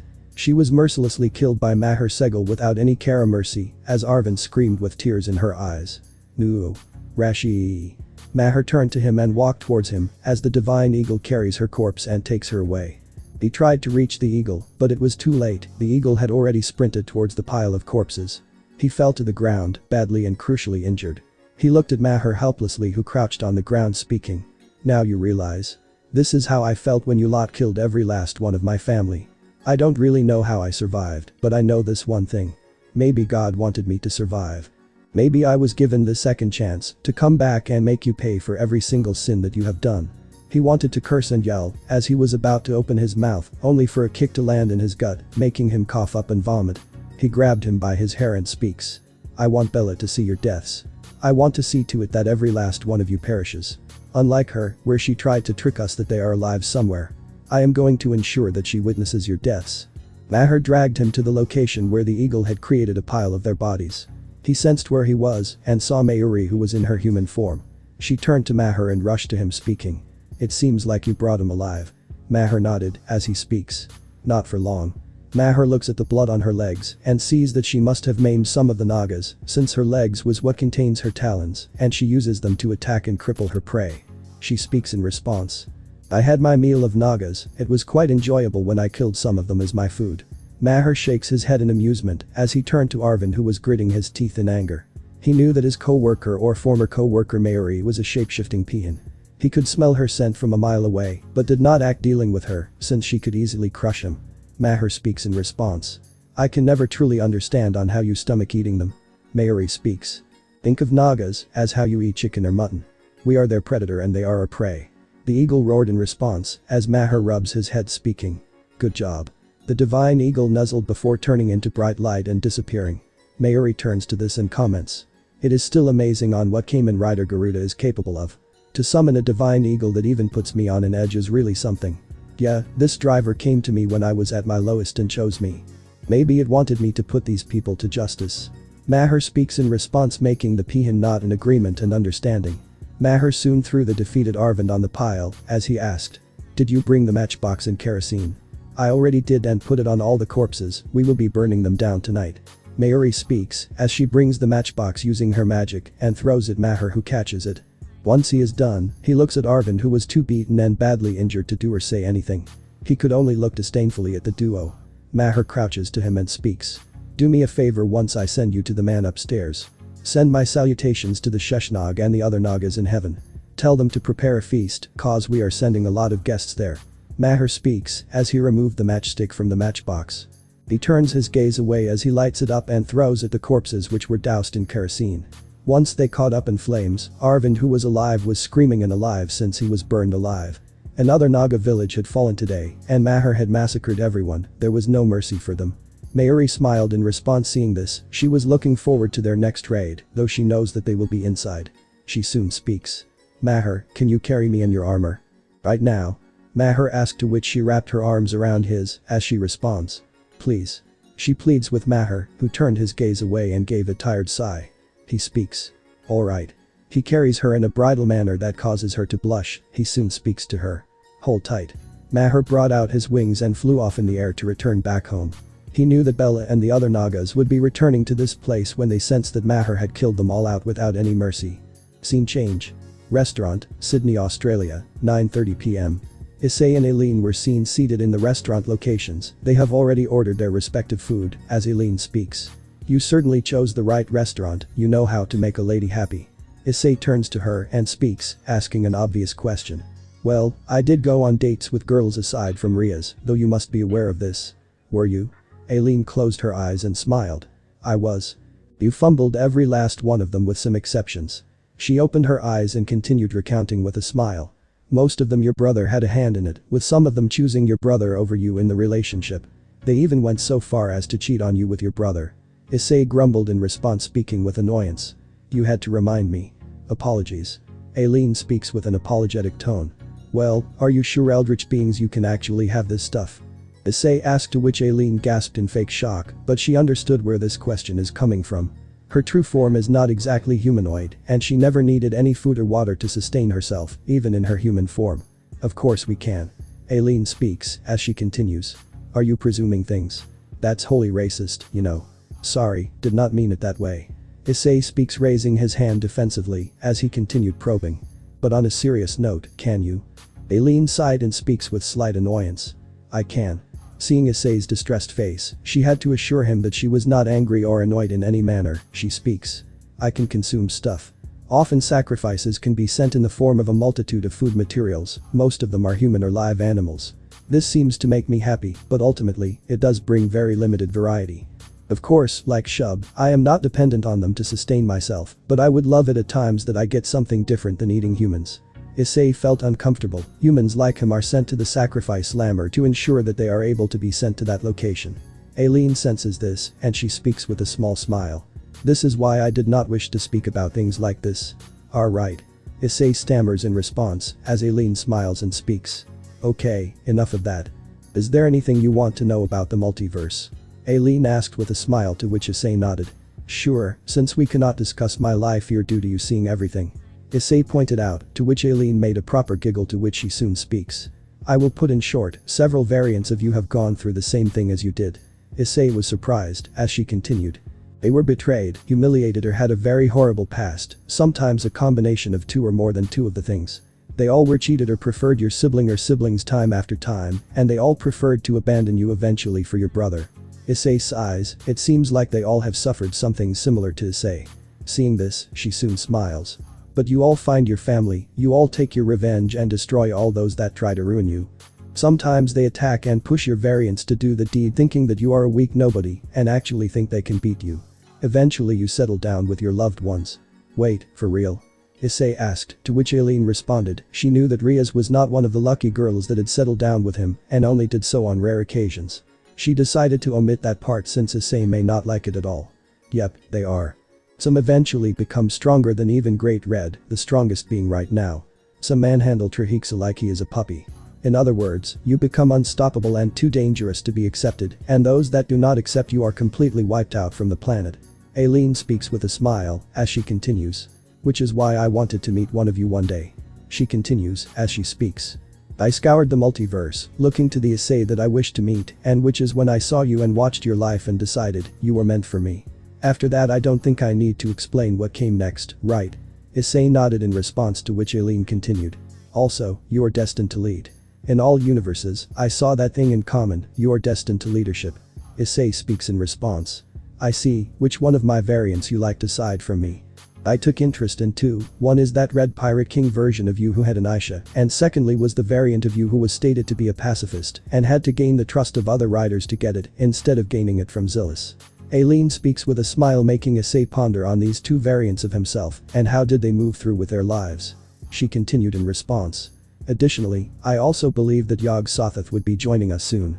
Issei widened his eyes in surprise, to which he speaks. Are you sure of this? Yeah, she has taken a reel in you. Someone who can get two eldritch deities in one universe without any consequence has garnered the interest. She is quite close to Toriel, so you can expect some shenanigans from her end when she does show up. She will stay loyal to you, just like the two of us. Issei ponders on this, having three eldritch deities in one place is definitely something that all factions would be downright afraid of. Especially since they are the two outer gods and one great old one. So when she will show up? Issei asked with a worried tone, to which Aileen speaks. Don't get your head in a twist. She won't join us till Zillus gives the approval and makes her a body that allows her to travel here in real time without any consequence. Aileen speaks, making Issei nod in response. He was relieved by this and knew he had time to prepare. She soon continues. Also, what is your plan going forward? Toriel will move to Noglok to continue spying on them. Yeah. Issei speaks solemnly, as he continues. In that case, we attack Noglok and take their Nigmani away from them. But we will have one major hurdle in our way. Maher Segel, the second rider, right? Aileen asks, to which Issei nodded. Yeah, he wants Bella dead. We need her alive for the Nigmani. He will not agree to the fact that we want her alive. Plus, he has a very good reason of wanting her dead and destroying all of Noglok. Frankly, these yokai are just a pain in the ass no matter what they do in any timeline. They only learn in the language they understand. Issei speaks to her, to which making her speak in response. The language of fear. Issei nodded in response, speaking. Yep, they only learn by the language of violence and fear. Only way we can truly deal with them. We make them understand the language they understand, and that is by damaging them so severely that they do not have the resources, will or power to take their revenge. Issei speaks in response, as he sighs. I will ensure that the second chance does not go down to waste. I will see to it that they all fall by my hands, anyone that wishes to destroy this world. I will do so by any means necessary, even if I have to genocide a whole race to do so. Aileen looks at him in concern and worry as she holds his hand to assure that he is not alone. As her master and betrothed, she is not abandoning him or throwing him away. She speaks. Master, I am with you. But are you going to be fine doing this? I will be. Issei speaks in response as he continues. Thank you for worrying about me. I don't have to be this hero to ensure this world's survival. If the supernatural see me as a villain and tyrant, so be it. But I will see to it that we see the next morning and live in freedom and happiness, no matter the cost. Issei speaks. He has seen things on what would happen if the world continues on the way it is. Aileen speaks, holding his hand. Master, what worries me about this? I know you hate destroying civilizations. That is why I am scared. I am aware. Issei speaks as he continues with a smile. But know this, I am going to fight. I will conquer every single place that these supernatural beings have a hold in this world. I won't let this world be doomed, no matter the cost. Aileen speaks in response. I know. But you can always fall back to us. This is not your fight alone. Issei nodded in response as the food started to come one by one as the waiter brought in a variety of dishes. Issei and Aileen removed their hands and kept it down. The first being a meat pie. It had beef, chicken and fish inside it. The second dish was a chicken parmigiana. It was a chicken dish savored by spices and other flavors. It came in with French fries and salad. The third was a dish known as Vegemite, which was Australia's national dish. It was a yeast extract spread over buttered toast. The fourth dish was a kangaroo meat steak which was draped with red wine. It had vegetables on it and it was stated to be an interesting tasting dish. The couple wanted to try this dish since they never had kangaroo meat. The fifth dish was a barramundi fish steak that had vegetables placed on it. It was well fried and well staked. It was seasoned and had proper lemon slices on them. Enjoy your food. The waiter speaks as he bows and leaves. Aileen was stunned. She had never experienced this food in person, only seen this as she started to eat her food. She enjoyed the food as the taste simmered in the mouth of the eldritch deity. She was blushing at the enjoyable taste. Ooh, this is so good. Aileen exclaimed with joy as Issei also started to eat. He enjoyed the food as he turned to Aileen speaking. The flavors hit right in the mouth. It's very good. Issei compliments the taste, to which Aileen speaks with a low tone. Screw my old food. I am telling my cult followers to bring me this food if they want to keep me happy. Aileen speaks, making Issei nod in understanding. He did not blame her for replacing human meat with the meat she was consuming. Issei soon speaks. So far, do you love this date? This has been the most enjoyable day I had ever. No day in the past could surpass this day. I couldn't be any more happy with you. Aileen speaks with a joyful tone, to which Issei nodded with a smile. He was happy that she was enjoying the food. Say, is there anything else you know about the factions since you are seeing them? Issei asked Aileen as she nodded. She closes her eyes and sees what happened in the meeting. She soon speaks, explains everything that she had witnessed as Aileen and Issei continued to eat. She had revealed on how they suspect Issei to be the Red Dragon Emperor, the Yaokai and Hyoudou clan joining the alliance, as well as the invasion of the Shinto pantheon and the plans done for the same. Issei speaks with a worried tone as he continues. Guess we need to change tactics a bit then. I would suggest making Azazel remember everything and give him his memory back. That way, he can be prepared for the betrayal before it can strike him. Aileen suggested to Issei, making him nod in agreement. He was aware that he has to do this before they are going to invade the Shinto pantheon. He has no care for the other fallen angels, especially Barakiel. If they perish in the invasion, that is their fault. But he is concerned about this. He is concerned about both Azazel and the goddess he had some bond with, who was Amaterasu. He does not wish to see her suffer, or even as a prisoner, since he is going to ensure that she does not suffer again. They continued to eat the food for a while, as Aileen used a napkin to wipe her face. Soon the waiter approached them with two final dishes. The first was the fairy bread, that was a sweet dish with a variety of sprinkles on the bread. The last dish was the pavlova, which was a whipped cream cake with multiple berries on the top. You ordered sweet dishes too? Aileen asked, her mouth slightly drooling at the tasty food, to which Issei smiled in response, speaking. I did. Issei speaks as she wipes her mouth as the two start to eat their food. They enjoy the sweetness of the food and were happy by what they were tasting. They enjoyed everything that the food had to offer to them. The taste was melting in his mouth and he enjoyed it too well. Once they were done, Issei paid the bill, which was $70 and the two left in response. It was quite expensive but barely caused a dent in their wallets. Not even a microscopic hole was caused from the date. Once they walked outside the restaurant, as Aileen speaks up. So how are we going to go for Azazel? Frankly speaking, I don't really know. Since you just told me this information right now. We have to plan properly before proceeding with this task. For now, it is best we handle the business with Noglok before we go for Azazel. We get the Nigmani, and we are out of there. We should also plan to get Maher to our side and bring him to our allegiance. Aileen nodded in understanding. Though she believed that they should get Azazel first, it was far too riskier to head to the factions right now, since there can be a potential manhunt on his head. She was aware that his clan wants him eliminated after being revealed to be the Red Dragon Emperor, since they are too scared that their actions have been exposed. In that case, I would suggest we get Maher on board with this battle. Aileen suggested, as she continued.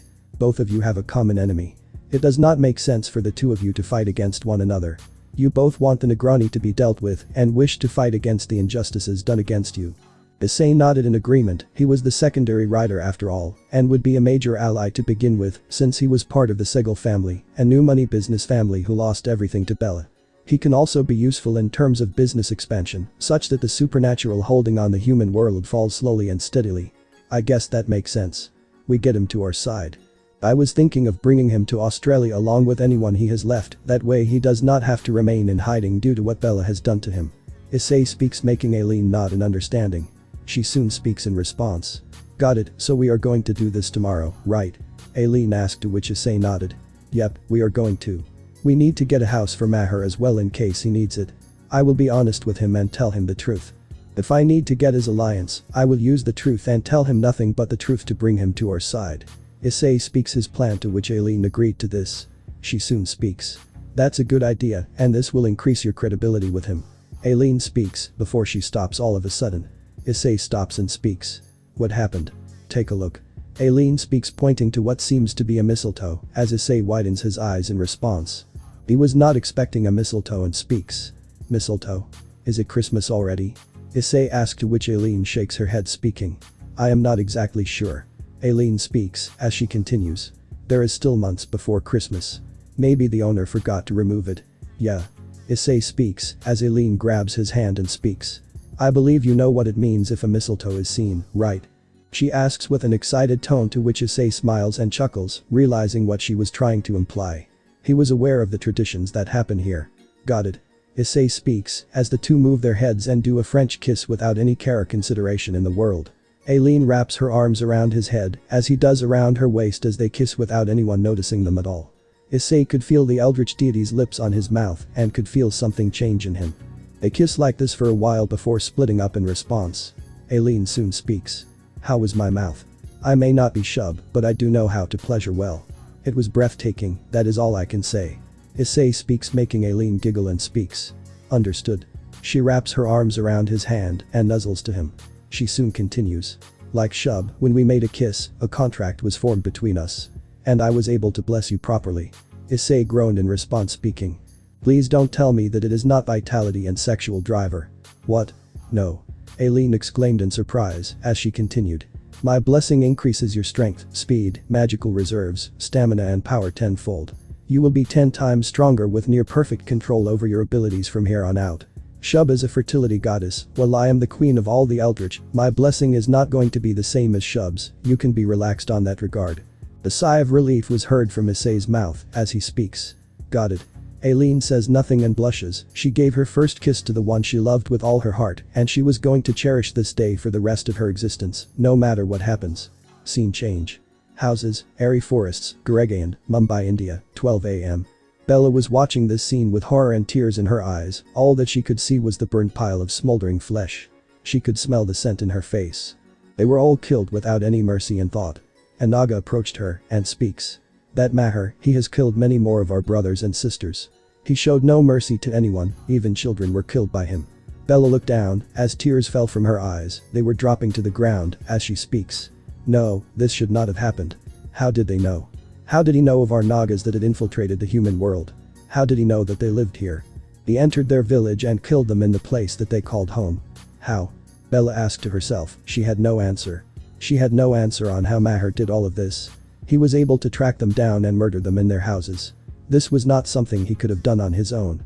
He was destroying them in their houses, ruthlessly killing and burning them down without any care and hesitation. He does not care if he would go to purgatory for his actions, he will destroy Noglok at all costs. Negrani, all the humans have also fled in response. From the information found, there was a peahen that had assisted him, as well as the golden eagle that damaged Vishaka as well. Bella gritted her teeth in anger. It would make sense the peacocks would assist Maher, since they had one common enemy. She takes a deep breath and speaks. Got it. Bring the bodies back to Naglok. We need to give them a proper funeral. Understood, Negrani. The Naga responded as he contacted his fellow Nagas and they coordinated to take the corpses back to Naglok. Bella clenched her fist seeing the brutal massacre, her snakeskin was showing and her eyes were becoming serpent-like. He was wiping them out without any prejudice and hunting them down like animals. Like he said, he was slaughtering them like animals. She swore on Lord Shiva that she will end his genocide once and for all. Naglok has won once before when an event happened like this, and they will win again. She swears on it. Scene change. Living room, Issei's house, Sydney, Australia, 12:30 am. Issei and Eileen had returned back home. They had united with Riaz and the others as they were informed on what had happened. Riaz and the others had to handle the situation with Naglok before it is too late and then deal with Azazel bringing him to their side. Issei soon speaks. Okay, I believe we should all attack Naglok, right? The ladies all nodded in agreement as Toriel speaks. In that case, I will head back to Naglok and act as their spy, telepathically coordinating with you all about the situation. Toriel snaps her fingers and enters into her Naglok disguise as Issei controlled himself to not get turned on by her Naglok appearance. This and the Latina maid costume were the two forms that he liked the most. Toriel, wait. Zillis exclaims in response as she speaks. The latest rewards are here, wait till you head back. Issei responded to Zillis. Forgot about them. Zillis nodded and she summons the system and brings out the rewards. These are day 12 rewards. Issei thinks for a moment before speaking. This time, let's go for the medical bay. We are going to need the medical bay later down the line anyway. Plus with a total revival window of 1 hour, we can use this to our advantage. I agree as well. Ria speaks with a smile as she continues. But what is the capacity of the medbay? 20 people, and it takes an hour to restore them completely if the wounds are too severe. But it can be upgraded for the better. Zillis responded to her, making the four nod in agreement. Okay then, select the medbay then. Zillis nodded in response as she selected the medbay and confirmed the selection. She agreed to them in response and soon turned to the others and speaks. We are very close to the daily reward completion once day 14 is done. This button will be replaced with the gacha button. Zillis explained to the group, making them all nod in response. They all were aware that things will be getting intense once the 14-day mark is complete, implying that things will be getting more and more challenging as time passes by. Toriel soon speaks. Well, I should get going. I hope you do the attack as quickly as possible. Toriel teleports away in a purple mist to enter Naglok as she can infiltrate them without them even realizing, and they would not come to know about anything until it is too late. Once she was gone, they all decided to rest for the day since it was too late and they had to be prepared tomorrow since it was a very big day tomorrow. The next day, Issei's bedroom, Issei's house, Sydney, Australia, 9:30 am. The sun had risen, birds were singing, flowers were blooming. The traffic was present as commuters were heading to their required destination. Inside Issei's house, Zillis and Riaz had already woken up intending to make breakfast, being aware that today is going to be a very important day for all of them. Inside Issei's bedroom, Issei can be sleeping. He was cuddling with Eileen, who had decided to sleep with him. Her shirt was removed as her hands and skin wrapped around her master's body. His face smudged into what seems to be purple-colored lingerie. This was Eileen's breasts and she decided to let Issei sleep in them. She did not mind since Issei was the only man that was going to be there in her life.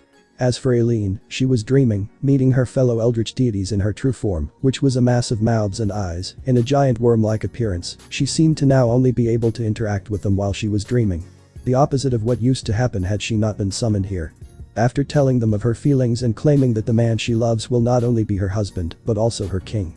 She returned back to the real world happy with this, since she had an overwhelming majority in her support of her decision.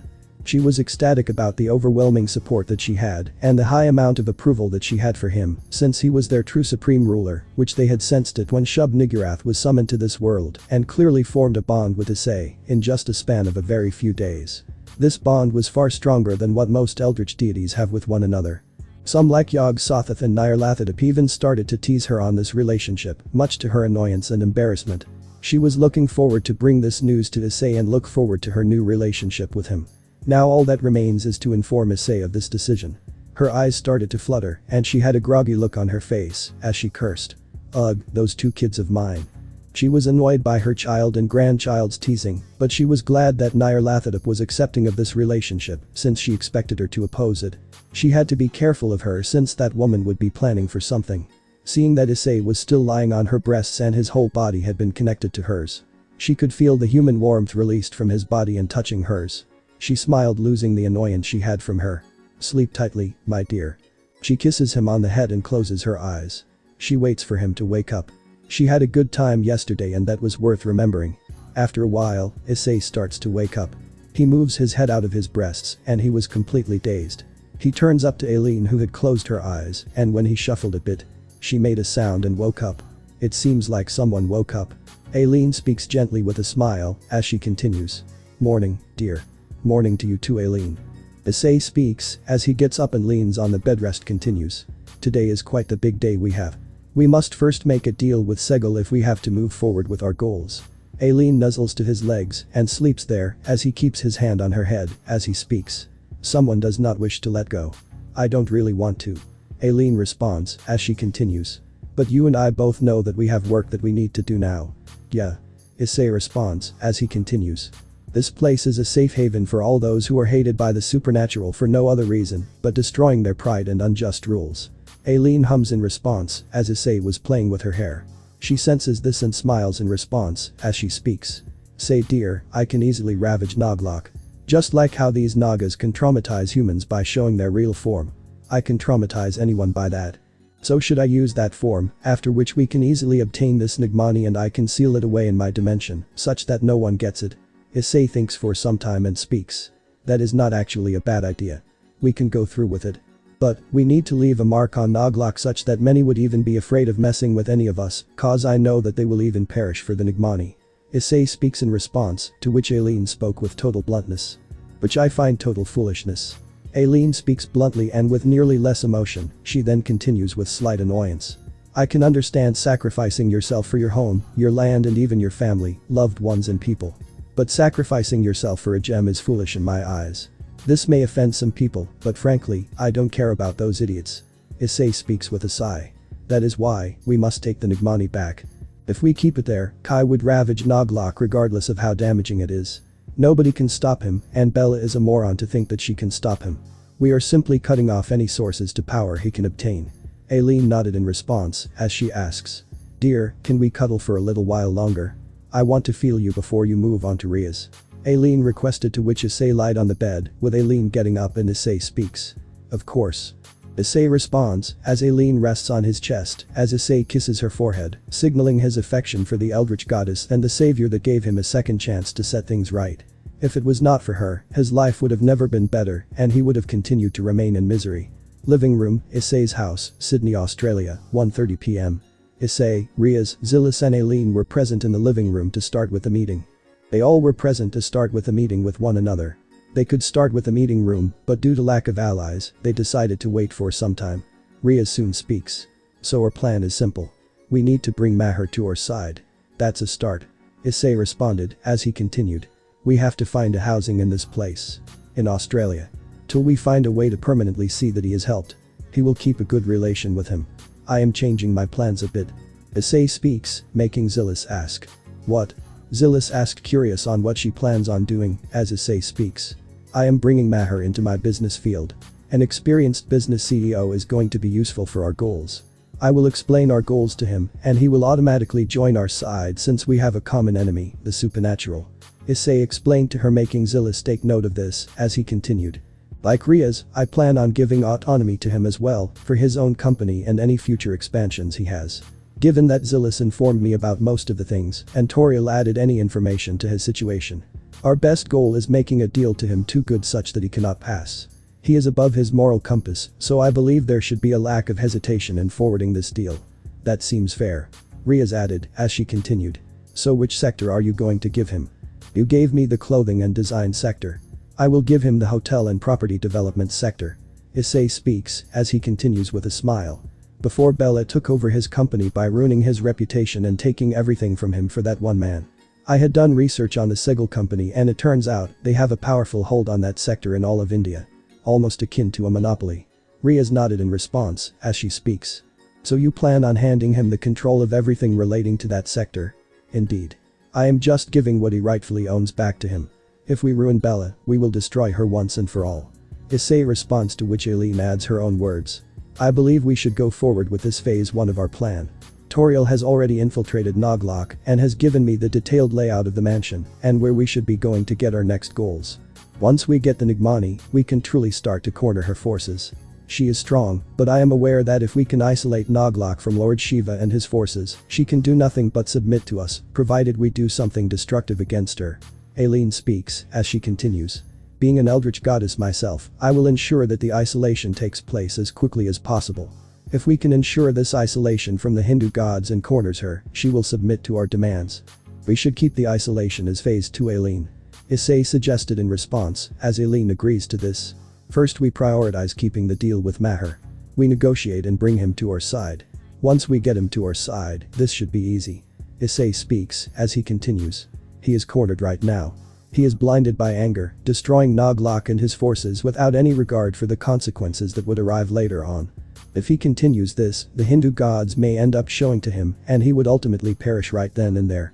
Both the Kamen Riders are not even close to reaching their full potential, and maybe in the future he can handle them, causing them to choose a more amicable approach for this conflict, but until then, we play it safe. Aileen nodded in understanding, as she speaks. Alright then, negotiation is going to be our first phase of the plan. Second phase will be working across with the isolation of Noglock from the Hindu pantheon. Are there any other phases that we must discuss? Zilla speaks in response. Phase 3 will involve Toriel's work. She has vines that can easily mind control the Negrani. She has informed me when the vines hit her head, which are in the form of tendrils, she can easily control her mind.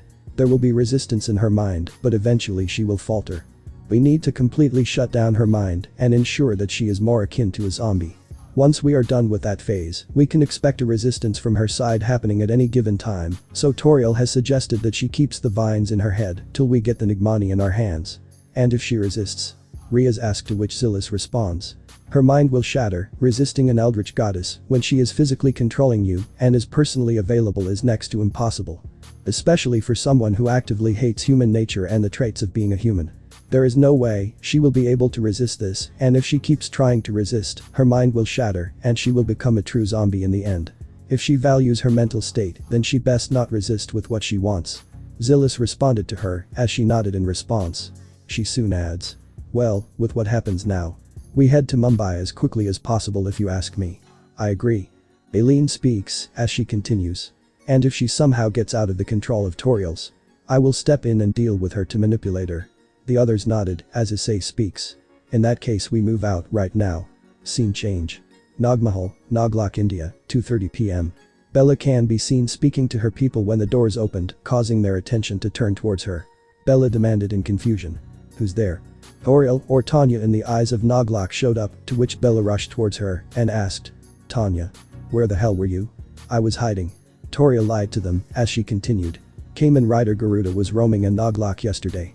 So I had to hide from him. I could not let him find out about me. I watched him ruthlessly murder all our people without any mercy or care. He even ruthlessly killed children without any care or hesitation. Even babies were not spared by this. Bella, while having a frown on her face on Toriel's scared nature, did not blame her for hiding. She just became a shape-shifting Najin, and this was something she did not wish to lose. Her former friend has been destroying Noglock bases in the Noglock and the human world without any consideration for the consequences. She soon grows a smile and speaks. I am aware, just in the day before, he attacked our base in the human world as well. Human world? Are you letting Nagas go there? Toriel asked in confusion, pretending to be clueless, to which Bella gave a nod, speaking. Yes, I am. Bella bluntly responds, as she continues. We use this base to spy on our potential and future enemies. If any of our kin perishes by these humans, it makes it easier for us to infiltrate their houses and society to destroy it from within. But now, Maher Segal somehow knows of this base and is massacring my people without any hesitation. Once I find him powerless, I will put him in his place where he rightfully belongs. I will crush any will that he has. Bella ends the statement, making Toriel nod in understanding. She was aware of the hatred that Bella has for Maher and has been ever increasing since his actions are now destroying many of her people. A Naga, who was a high-ranking noble, speaks. Negrani, I would advise we call our people back to Noglock. That man will murder everyone in our human world. No, if we show fear. Maher will take this as an opportunity to win, and I am not letting that happen. Bella responded to the noble much to his surprise, as she continues. If I am correct, Maher wants to relish in his victory. He destroyed one village full of us. That does not mean we are not going to do anything. She turns to the Nagas as she speaks. Alert the people we have sent roaming around Mumbai. If you find any man looking like him, subdue him and bring him in alive. Ensure that this man is Maher Segal. Bella gives a photo of Maher Segal to the Naga noble as he speaks. As you wish, Negrani. He shifts into a serpent and heads to give the message needed to the Nagas in Mumbai.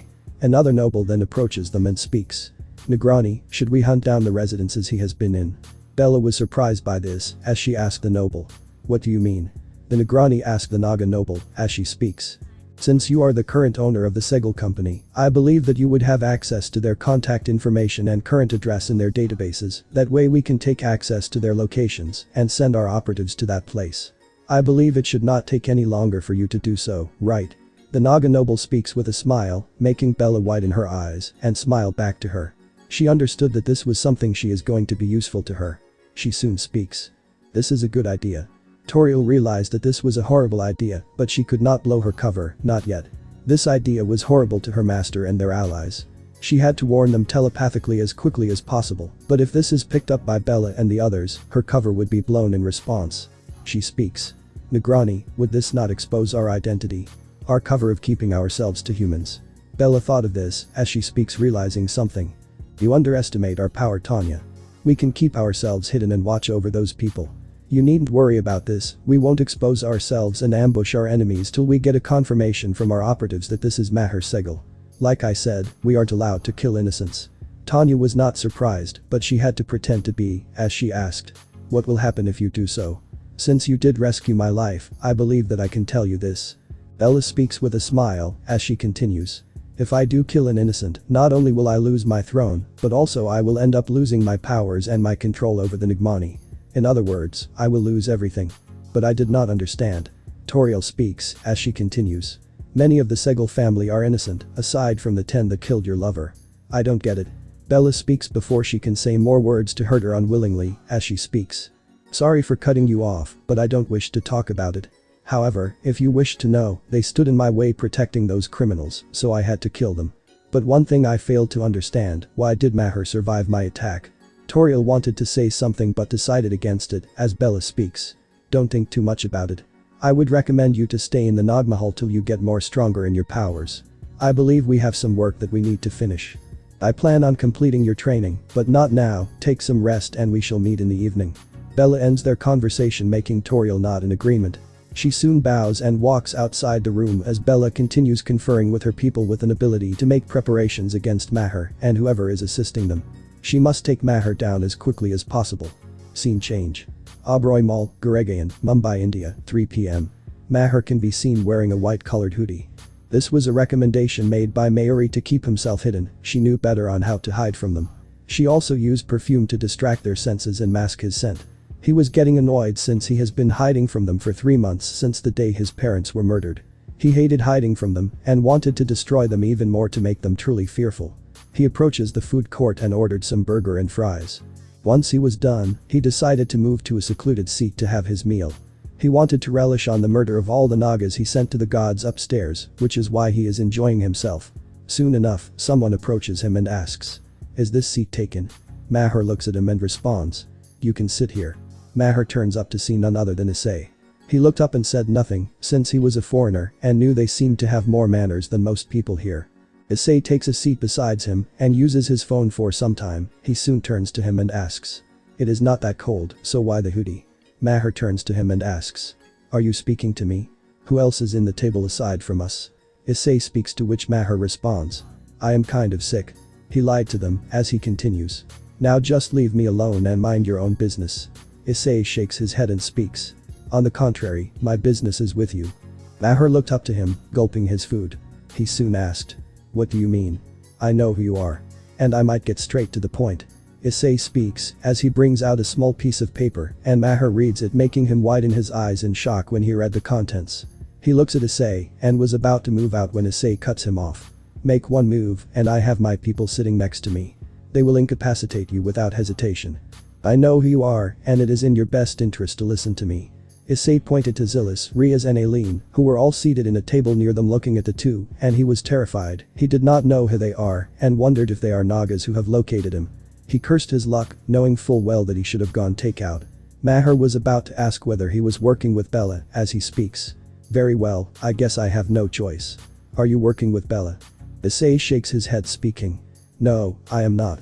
Issei decided to remove the origin driver to prove his allegiance as Maher widens his eyes in shock. This meant that he is also a Kamen Rider like him. Now he wondered if he was a Kamen Rider working with Bella or not. Just like you are Kamen Rider Garuda. I am Kamen Rider Draconis. We do not need to become enemies. Issei speaks bluntly as he continues. I am going to make you a deal, we need to work together if we have to combat our enemies. We both have a common enemy and we must do so if we have our goals met. What would you know about me? Maher responded with annoyance as Issei speaks. Maher Segel, the oldest son of the Segel family, having one younger brother and one younger sisters and two half-younger brothers. He was a happy family living the life of an heir to the company and working hard to push the company's limits beyond their original. But everything changed when he befriended an innocent woman named Bella Sharma. That woman managed to infiltrate the household and destroy it from within with the help of her people, including the family's project investor named Vishaka. After that you have been taking your own revenge by destroying 2 villages. Issei explained, making Maher drop his burger in response. This was everything that he had done so far and it was a summary of his life and the current actions. He looked down and responded. Seems like you have done your research on me. I did. Issei speaks and continues. That is why I am here to offer you a deal. A deal that will benefit both of us. Maher looks at him and speaks. Can I at least enjoy my lunch? Issei speaks in response. Go ahead. Maher quickly finishes off his lunch and when he speaks. Shall we go? Issei turned to Aileen and gave her the signal. She changed the illusion to isolate all 5 of them, much to Maher's shock, but before he could open his mouth, they all teleported away as Issei took his origin driver with him. They entered right inside Mayuri's house as Maher speaks with a startled tone. How did you? I told you I have done my research on you. I know almost everything about you and I know everything about your enemies as well. Issei speaks, to which Mayuri arrives and she widened her eyes. Maher explained to her speaking. They are not our enemies, just get some snacks for them. Mayuri looked at them and recognized one to be the devil and 2 figures that are anything but human. She complied, since her instincts were telling her that the last 2 figures were not people that she should mess with. She should flee, but she decides against and rushes inside. Aileen senses this and realizes that she knows who she is. She hopes to convince her that she is not their enemy. Aileen whispers to Issei and speaks. Got it. He turns to Riaz and Zilis and speaks. Stay on guard, if there is any Naga enemies, deal with them. They understood as the rest move into the living room to make their deal. Maher soon removes his hoodie and throws it on the couch. The 2 men sit down as Aileen watches over the meeting room. Okay, with that out of the way, what do you propose? Maher asked in response. Issei takes a deep breath and speaks. I wish to grant you your old life back. And by old life, I mean your business, your company, your reputation, everything. I will see to it that it returns back to you. You can't be serious. Maher speaks with a sarcastic tone, but his was filled with pain as he continues. There is no way I can go back. She has put those false allegations on me and my family and ruined me and my family financially. There is a reason why I wore the hoodie out. Do you think you can restore that? I can and I will. Issei speaks as he continues. I know the truth and I have ways to force Bella to comply with the truth. She will come clean of her actions and we will expose her and prove your innocence to everyone. And how do you propose to do that? Maher asked in response. Firstly. Issei speaks, taking a deep breath. We need Bella alive for this part. Obviously. Maher nodded, since if she is dead, this can make them more guilty, as Issei continued. I will be needing 2 things, one is her snakeskin, and the second is the Nigmani. You have heard of it, haven't you? Maher again nodded in response. The infamous gem that the Nagas protected with their lives. Mayuri told me about it. She told me that the Nigmani is well hidden among a battalion of Nagas that would fight till their very ends to protect it, preventing it from the hands of their enemies. Furthermore, only Bella can use the Nigmani and access it. Maher widened his eyes as he realizes what this meant. He soon speaks. Is that why you want Bella alive? Yes. Issei speaks as he continues. I know you wish for her dead, but right now, we need her alive. I want to ensure that the Nigmani does not wish to fall into the wrong hands. And keeping it in Naglok is going to ensure that it happens over and over again. Maher looked down. He wanted her to suffer till her last moments and die a painful demise, knowing that there is nothing that she could have done to stop them. He soon speaks. Alright then. But on the condition that I will be the one to kill her. Is that fine? Maher asked, to which Issei nodded, speaking. She is all yours. Issei speaks, as he continues. I will explain on the real reason why I am doing this. It is best I be transparent with you on my goals and real intention. Maher agrees to listen to him, as Issei speaks. I have realized one thing, and that is the supernatural races are cruel, selfish and callous, and use people or humans like us for their own goals.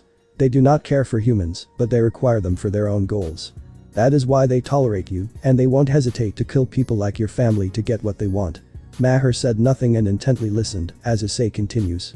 If we continue to let them do what they want, eventually any damage done to the supernatural will eventually spread to the human world as well. I have seen how the future will end if we let them do what they want. If we let people like Bella do what they want. Our home, our way of living, and our world, it will be destroyed completely, and there is nothing that we will be able to do about it. Eventually Bella will fall as well, whether you kill her or not. What do you mean? Maher asked, surprised, wondering if Bella had more enemies than she realized.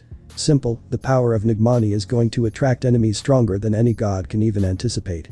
They are my former siblings Kai and Keiko Hyoudou, as they have already infiltrated the supernatural allies in the inside. Even the Tremurti would not be able to stop these enemies in the future, and that is why I want to take the Nigmani before they can get them. If the Nigmani falls in their hands, they will continue to become unstoppable. That is why we need to get the Nigmani first and humiliate Bella in a manner that she remembers this for the rest of her life. Issei speaks, making Maher even more happier. He was going to enjoy the despair and suffering in her life. This was just the beginning, and she was going to suffer even more. But he knows that even with Bella gone, those that are allies with her will continue to make Maher's life miserable, and there will always be a threat to his life due to Issei's former siblings, as well as the supernatural affiliated with Bella. He realized that she is going to fall from her own enemies, and her own actions will be her undoing. Same goes for their allies that belong to Bella, except for those that are her enemies. I see. Maher speaks with an understanding tone, to which Issei continues. But I am not done. My enemy is not just Bella, but any supernatural being that is going to stand in our way. I plan on eliminating any supernatural influence in human income and development in any manner. That is my ultimate goal. I plan on crushing any supernatural companies disguised as human companies, and I wish for you to join me. Issei speaks, as Maher thinks for some time. But before he could say anything, Mayuri arrived with some chips. She soon speaks. I brought some chips. These are diet chips, hope you do not mind. She placed them on the table, as Aileen took a look at them and realized that they are not poisoned or tainted. There is a lack of trust at the moment, but that trust is being developed slowly and steadily. Once they have their chips, Maher speaks. What is my role going to be in that? I am going to give you your company back like I mentioned earlier. You will report to me, and I shall receive some profits of the company from you for the rest of your life. I will ensure that you and your generations receive happiness for the rest of your life. In return, I command your loyalty and allegiance from you. That is all I want. Issei speaks in response, to which Maher smiles and realizes that this was not a bad deal. He was getting a rider as an ally, and he would be getting his company back. How much return do you propose? Maher asked in response. Issei speaks in response. 30% stakes in your profits, as well as knowledge in your company's inner working. 25% Maher counters with his offer, as he believed that 30% is going to be too much, since paying employees' salary is going to be problematic. 28%, my final negotiation offer. Issei speaks, as Maher nodded, speaking. Done. Maher responds, as the two shake hands and agree to the whole ordeal. Issei and Maher removes his hand and turns to Aileen, and she nodded. She snapped her fingers and a contract formed in her hands. She soon handed it to Maher, as she speaks. Here, read it well. If there is any discrepancy, let me know. Maher nodded as he read the document. It took him several minutes to read the stack of documents and saw that everything was advantageous to them, with the only difference being that Issei will be his boss and the person he would answer to from here on out. The profit clause was also there, and disloyalty to this contract means that he will be eliminated. Maher understood one thing, like him, Issei also does not trust a lot of people. He is not doing this for him, but for Issei. He is doing it for his own benefit, as well as those close to him, which are the girls that came with him. He knew how to get along with him. This was a golden egg, an opportunity that he could not pass. He had to get his trust, and this trust was important. Understood, I will sign it. Maher speaks, as he brings out his pen, as he was about to sign it when Mayuri speaks. Are you sure of this, Maher? Mayuri asked with concern, to which Maher nodded. I am. These people are not our enemies. We have the same enemy, and it is best we work together. Though I don't trust him completely, he is an ally to me. Maher speaks, making Mayuri nod in understanding. He continues. Here you go. Maher says this while signing, as the light glows before it fades away, with Maher commenting. It is like I am signing a contract with the devil. Issei shakes his head as he gives the contract to Aileen, and she keeps it in a separate dimension. She soon speaks. Once you sign the contract, you know that you have to follow Issei's leadership, right? You can contest and question but not oppose Issei, right? I am well aware. Maher speaks with a shrug as he continues. So what is the plan? Well, for starters, I already have my spy infiltrating Noglok and very close to Bella. Once I tell her what she has to do, we get the Nigmani, and after that, we get what we want. Once this is done, you can mock her and do whatever to her you want. But our priority will be the Nigmani. Issei speaks in response as Maher agrees to this. He can kill her and make an example of her whenever he wanted to. This was a deal that is too good. Got it.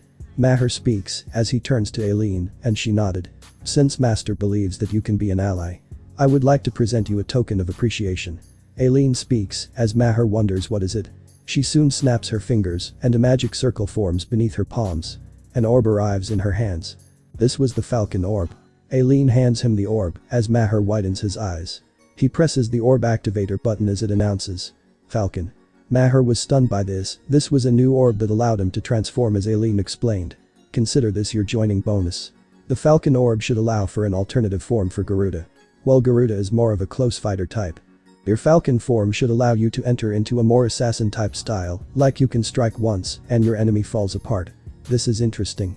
Maher looks at the Falcon orb, but before a discussion can be continues, a powerful explosion alerts all of them. What the? Maher asks as he continues. Don't tell me they found us. Mayuri starts to sniff the air and she felt the scent of the Nagas. She soon speaks. The Nagas know we are here.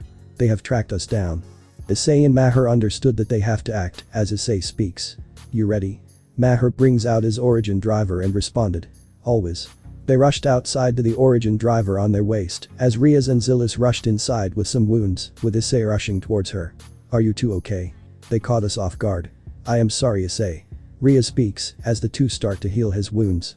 Issei was furious as this was a line they have crossed. He was thinking of just taking the Nigmani and moving out, leaving them to Maher to decide their fate. Maher was right about them, many would need to fall if they have to live in peace. But now, he was going to join the massacre and destroy every last one of them if they threaten his loved ones. Maher soon spoke seeing her state. Are you alright? Yeah, I am fine. Both of us will recover. Riaz speaks in response as Zillis adds. Our wounds are superficial at best, they could not kill us. But their goal is to get the snakeskin of Vishaka and return it back. Zillis warns the two as Maher responds. These Nagas will destroy anyone that stands in their way, even if it is a child, and they have the audacity to criticize us when we do the same. Issei, you see it now, don't you? Maher asks, to which Issei speaks and understands in response. I made an oath to myself when I charter my new life. I will do so and crush anyone that stands in my way, whether it be gods that oppose my ideals and intentions. I will see to it that it happens. He turns to Maher, who seemed to nod as he continues. I will do so, let's kick some cobra butt. Maher chuckles at this. He was younger than him, and this was understandable that his words would have some level of slang in it. Got it. Maher speaks as Issei turns to the girls and they all agree. Aileen speaks. We will stay in the house and protect that snakeskin. Riaz speaks in response, turning to Mayuri. Could you tell me where it is? Mayuri nodded as the four girls head inside to protect the snakeskins. Issei and Maher head outside to see a multitude of Nagas present. One of them demands. So this is where you have been hiding, you damned monster. Surrender, and the Negrani will grant you a merciful death. Another Najin demands in response. Otherwise, we will kill you and all those women you have in your house. We will ensure they die horribly. A Naga speaks, to which a final Najin responds. They are ruthless murderers anyway, shielding these two criminals, let's butcher them. The Najin speaks, goading the two, causing them to get really angry at this. Issei and Maher look at each other, to which Maher speaks. What can mere cannon fodder like you do? I butchered 2 villages full of you guys, and now it is fair I do the same to the rest of you as well. Issei snaps his fingers and the dimensions change as the Nagas become alert by this. They tried to contact their allies only to find complete isolation. What did you do? An Najin demanded, to which Issei speaks. I isolated our surroundings. No one gets in, no one gets out. Issei brings out the Yulong orb as he continues. There is only one truth, and that is you all will perish tonight. The Nagas were all furious at this as Maher brings out the Falcon orb, speaking. Let's try this. They insert into the origin driver and it announces. Set Chinese dragon. Set speed bird. The two got into their poses as a barrier formed between them and the Nagas, who tried to use their venom to take them down, but the barrier deflected their attacks, the two soon exclaimed. Henshin. Their hands slid down to their driver on the waist and rotated the driver, and soon pressed the origin unleasher button. The two soon see their respective beings show up. For Issei, the driver resonated with a deep chime as the emerald orb began spinning, releasing streams of jade green energy that coiled around him like a celestial eastern dragon ascending through the heavens. Serpentine current circled his body in graceful spirals, leaving behind shimmering emerald dragon scales that formed layer by layer. Golden dragon patterned armor flowed into place with fluid precision, the pauldrons, gauntlets, greaves, and chestplate assembling seamlessly as though grown from the dragon's own body. Wisps of jade mist drifted around him, while luminous dragon whiskers and ethereal clouds briefly manifested before dissolving into the completed armor. For Maher, the origin driver resonated with a Clearavian chime as the falcon orb spun at tremendous speed, releasing torrents of radiant sapphire blue and brilliant golden energy. The stream surged skyward before diving back down around him like a divine falcon descending from the heavens, circling his body in swift spirals. Countless luminous feathers burst into existence, layering themselves over his body as polished golden armor flowed seamlessly into place. The chestplate, winged pauldrons, gauntlets, greaves, and talon-like sabatons assembled with crisp metallic clicks, each piece locking together with the precision of a bird in flight. Rings of wind and flashes of azure lightning swept outward as immense spectral falcon wings unfurled behind him, scattering glowing golden feathers into the air. Jaded Chinese dragon. Yulong. Light. Lightning speed demon. Falcon. Punch. Issei transformed into Kamen Rider Draconus Yulong form, while Maher transformed into Kamen Rider Garuda Falcon form. The two got ready, as the barrier between them shattered. The Nagas used their combined attack to use a wind blast to keep them at bay, only for Maher to blitz forward in speeds faster than he had anticipated, and socked one so hard that his head was sent clean off from his body. Maher widened his eyes and speaks. Holy shit. He did not expect that one punch to knock a man's head clean off, as the other Nagas were shocked by this. One Najin soon shouted. Murderer. Killer. Oh, that's rich coming from you. Maher retorts when he noticed the Najin open her mouth to unleash a poison tongue aimed at him. Maher presses the falcon orb as it announces. Falcon. Maher's body coats with lighting and speed mage energy and dodges her poison tongue by dashing forward and eliminating every last Naga by punching them in speeds faster than anyone could comprehend. Even Issei had a hard time catching up to them as he used the light to daze them. He could only see a golden blur running around and punching the Naga heads by causing them to explode. He approaches the Najin who threatened him, and she was paralyzed by fear. She could sense the immense speed he was in, and she could not move. She tried to track him but was too fast. Another Naga tried to attack him only for him to land a strike at her, kicking her away and dealing with the Naga that attacked him. He landed 2 rapid punches at his gut, making him cough up. He continued to rapidly strike him in the gut, making him vomit in speeds nobody could even comprehend. Issei was about to attack, but he soon speaks. I feel like Maher has got most of it covered. He realized that the Falcon Orb is more faster and more assassin type, since it can easily outspeed any Naga that was in the battlefield right now. Issei soon turned to the Nagas as he used the Draconus Dark Whip to strike them multiple times, causing them to immediately bleed upon the whips getting struck on their bodies. Many of them hissed in pain as they unleashed their poison tongues upon them. Only for Issei to press the button. Yulong. Issei released blinding green light onto the Nagas, causing them to be blinded as he quickly removed the orb and it announced. Connection on. A slot opened up as Issei was surprised by this. He wondered what it is speaking. What is it? Maher stopped and speaks before blitzing to deal with the others. Insert any orb that you can in it. The power of your attack will increase even more. Issei nodded as he did so and it announced. Connection made. Full charge. Issei's whip glowed an emerald green, the radiance and sparks of the green energy was coming from the whip and it soon turned into flaming lights as the weapon seemed to be unleashing a deadly and powerful energy-based strike onto them as they were sensing some immense power coming from them. Draconus Show Light Strike. Issei unleashed a barrage of light strikes at them as the whole ground was burning and shaking from the strikes. Tremors of green light was being charged at them as they were incinerated alive from the strikes. The Nagas struck with this screamed in pain before they exploded from the strike in response. A final announcement took place. Very amazing. Issei soon speaks. Amazing. Maher stopped as he grabbed the last Najin by the throat as he speaks. So, you were going to rat out this location to Bella. Unfortunately, none of that is going to happen. The Najin was helpless and unable to do anything as she tried to shout. Jai. Maher did not let her speak as he slammed her with his hand to the ground, making him groan in pain. This was followed by a power crush aimed at her ribcage as she screamed in sheer agony. She was crying in pain. "Let me tell you one thing, tell this to your superiors, the era of Noglok has come to an end, I shall see to it, it does."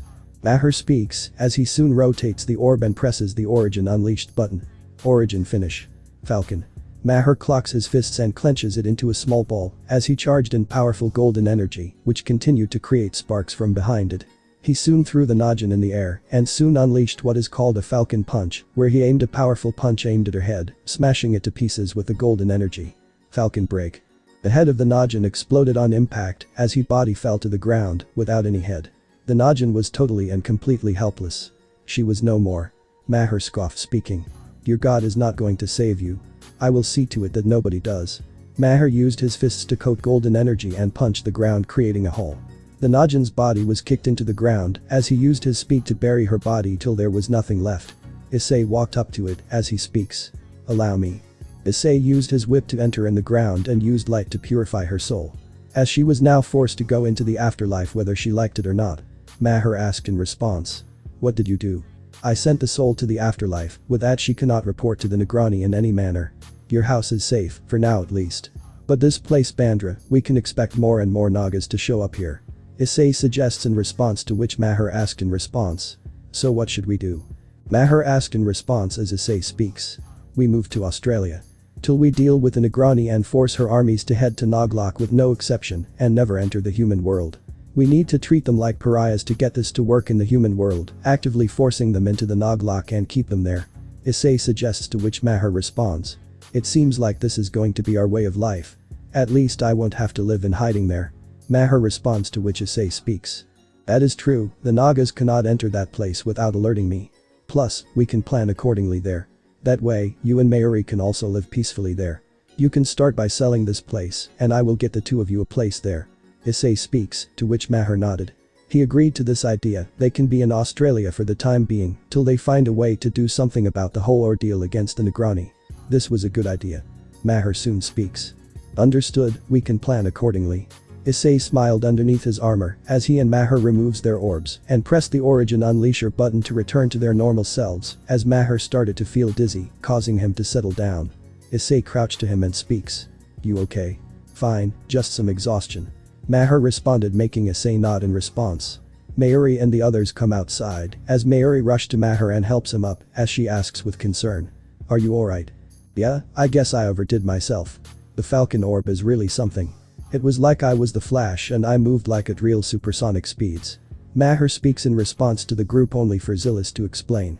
It is because falcons are known to take down their prey by swoon diving and going at really fast speeds to unleash devastating strikes to knock their prey out of commission. Unlike eagles, who use their power to overpower and overwhelm their prey, falcons are quick and precise in their attacks. "You will need some training to get used to it," Zilis explains to her, making Maher look at his hand and respond. "No wonder I was able to punch their heads clean off with a single punch. It was like that anime I watched. One Punch Man." Maher comments, as Mayuri was stunned. These orbs were much more powerful than she or anyone realized. She knew that they will continue to get stronger as the days pass by, since the more orbs they get, the more stronger they become. This was something that they have to work on. "We should start with our next plan, and that is to ensure Noglok's fall," Rhea suggests as she continues. "Tonight is the day we do the main attack." "You wish to do it tonight, Rhea-san?" Mayuri asked in response, to which Rhea speaks. "Yes, we all have planned, we do the attack sooner or later, we must ensure that Noglok takes a huge hit from the attack to their morale. This will force them to back away sooner than before." Rhea speaks in response, to which Maher suggests. "Can we rest for a while? I would like to recover from the recoil of the falcon suit. It would take some time for me to get used to it." Maher speaks in response, as Issei speaks in agreement. "Yeah, let's plan properly, we should plan before we go ahead. That way we can implement this plan as quickly as possible, such that we can destroy their morale completely. Once we destroy this morale and prove that we humans are not to be crossed with, we can ensure that they will be afraid of us." Issei speaks, as everyone else was in agreement for this plan. This was the key effort of their plan. They had to defeat their enemies at all costs before they move on from their next idea. They head inside the room. As they rest and recover from the whole battle, Maher had to recover, and the rest had to make the neat plans against Bella and her forces. He had received an alert of the defenses from his spy in Noglok, and she has informed him and his group with everything that was required. Issei and his group were all ready for their assault on Noglok as he speaks. Now the plan is going to be relatively simple. Since we took out the scouting force, we can expect an attack anytime from here on out. I will act as a deterrent and fight against the Negrani, which is where you will interfere after some time. I will be frank with my goals to her and attempt to go after the Negrani. Once she is cornered, that is where you come in. Issei speaks his plan as Maher nods in agreement. We will be taking a page out of Bella's original plan, except here. The payout of this plan is going to be provided to us tonight itself. My plan is to get Bella's guard down so that my spy can take control of her body. Maher agrees to this plan. He was well briefed on who his allies are, and he was stunned that two of them were literal eldritch deities, the very actual eldritch deities that can be as comparable as the gods that are part of the Hindu pantheon. So what is my role going to be? Maher asked, to which Issei speaks. Like I said, we will take a page out of Bella's original plan of infiltrating your household. When you encounter me, you must pretend to not know me and end up fighting against me. I will push Bella enough to corner her, forcing her to flee, since the battle is clearly lost in her eyes. Once she is running away, my spy will approach her and take full control of her body. Once she is in control, I have informed her to leave a mole inside her brain, which can allow us to take control of her body at any given state. Maher nodded. He remembered that the plan was similar to how Vishaka and Bella gained the trust of the Segal family to destroy them from within. I see, so just like how Vishaka and Bella revealed their true allegiances when they murdered my family. Before that they pretended to be enemies, and Bella tried her level best to expose Vishaka, and she continued to taunt and harass Bella at every given step. Since Bella pretended to be our friend, she used that ideology to trick us into having our guard down and then destroy my family. Maher responded, clenching his fists in anger. He is going to look forward to the time when they not only lose their Nigmani, but also the very mansion they were so hellbent on protecting. Mayuri held his hand in concern as Maher looked at her and smiled, assuring that he was alright. Mayuri returned his smile, and Issei continues to explain. Since we are done with phase 1 of the plan, we start with the phase 2 of the plan. Aileen here will destroy most of Noglok in her true form, driving them insane since they cannot comprehend a being like her. She will also isolate Noglok since no god should be able to help them in any manner. Since they are connected to their gods in their hearts, once we isolate them, they cannot pray or connect to them in any manner. Issei explained as Aileen approached Maher and raised her hand, blessing him with something. Maher looked at her as her hand glowed for some time, but before that it returned back to normal. She soon explains with a smile.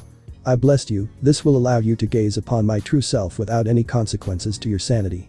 Additionally, your body has been coated with a poison resistance, allowing you to tank the venom of Nagas even when you are not suited, along with increased strength and power to allow you to handle the falcon form without strain in any manner. But remember, once you are done with your mission, the blessing ends. Got it. Maher speaks with a smile as he continues. Mayuri, will you stay here in the house? I don't mind. Mayuri responded with a smile as she removed her hand as she approached him and speaks with worry. Stay safe, you are all that I have. She gently keeps her hand on his cheek as Maher holds it, speaking. I will be alright, we all will come back with the Nigmani, okay? Mayuri nodded as she removed her hand from his face. Issei and the others could see the bond growing between the two, and since Bella did not care for him at all and only used him as a friend to destroy his family. Issei turned to Zilis and speaks. Zilis, stay with Mayuri. If a Naga does show up here, destroy them without any hesitation. Mayuri turned to him and speaks with a smile. I appreciate the help, but I can defend myself. Even then, in case you get overwhelmed, have Zilis as an ally. She won't hesitate to strike down those that harm you. Issei suggests, making Mayuri look at Zilis, who nodded in response as she speaks. Leave it to me, I will gladly assist you in this battle. She speaks gently and with a smile, to which Mayuri nodded in agreement. Understood. Mayuri speaks as the others nodded in agreement. Alright then, the rest of us, let's move out. Tonight, we attack Noglok. Issei declares as they all exclaim with excitement and joy. Yes. They all prepare to move out as they head to Noglok to make a full-scale invasion. This was an invasion for every single crime they tried to justify as taking just vengeance against their wrongdoers and crush every last one of them that stands in their way, just like they have done so far. The plan was changed. Initially it was meant to be at a lesser scale, but now, with the attack on Riaz and Zilis, this time the plan was done on a full scale and a more destructive scale as Noglok's assault was imminent. Nagmahal, Noglok, India, 7 p.m. Bella was conversing with her people as one of them speaks. Negrani, we have tracked down the residence of the murderer Maher Segal. He is in the residential areas of Bandra near to the Kurla complex area where most offices are. Our scouts gave their lives to transmit this information. So he is there, huh? Bella asked, to which the employee Naga speaks. Yes, the woman that he is living with is Mayuri. She was his secretary before she had quit the company. The reason she said was that she was disgusted at what her boss did, but it seems like she lied on her resignation letter. The Naga explains to her, as the telepathic response to the Naga was granted by the Nagas before they were killed. It seemed like they were about to say something to them, but they were killed before the transmission could get to them. Bella smiled. This was a joyful smile. She can kill Maher, and that damn Mayuri who was not present the day she had to murder the Segal family and their close relative ones. She was happy with this news. Now all she needs to do is plan an ambush attack, and that was it. She can kill him for good. She was basking at the imaginary pain that Maher would feel. She is going to torture him, she is going to torment him till he begs for death, and she is going to torment his partner in front of him, and she is going to enjoy his suffering for everything that he has done to her. Send a force of Nagas, do not keep watch, instead enter in the fields and initiate an attack. Ask them to bring the sacred ash that can cripple the peon that is assisting him. We will attack them tomorrow. Bella commands, to Vishaka who was present.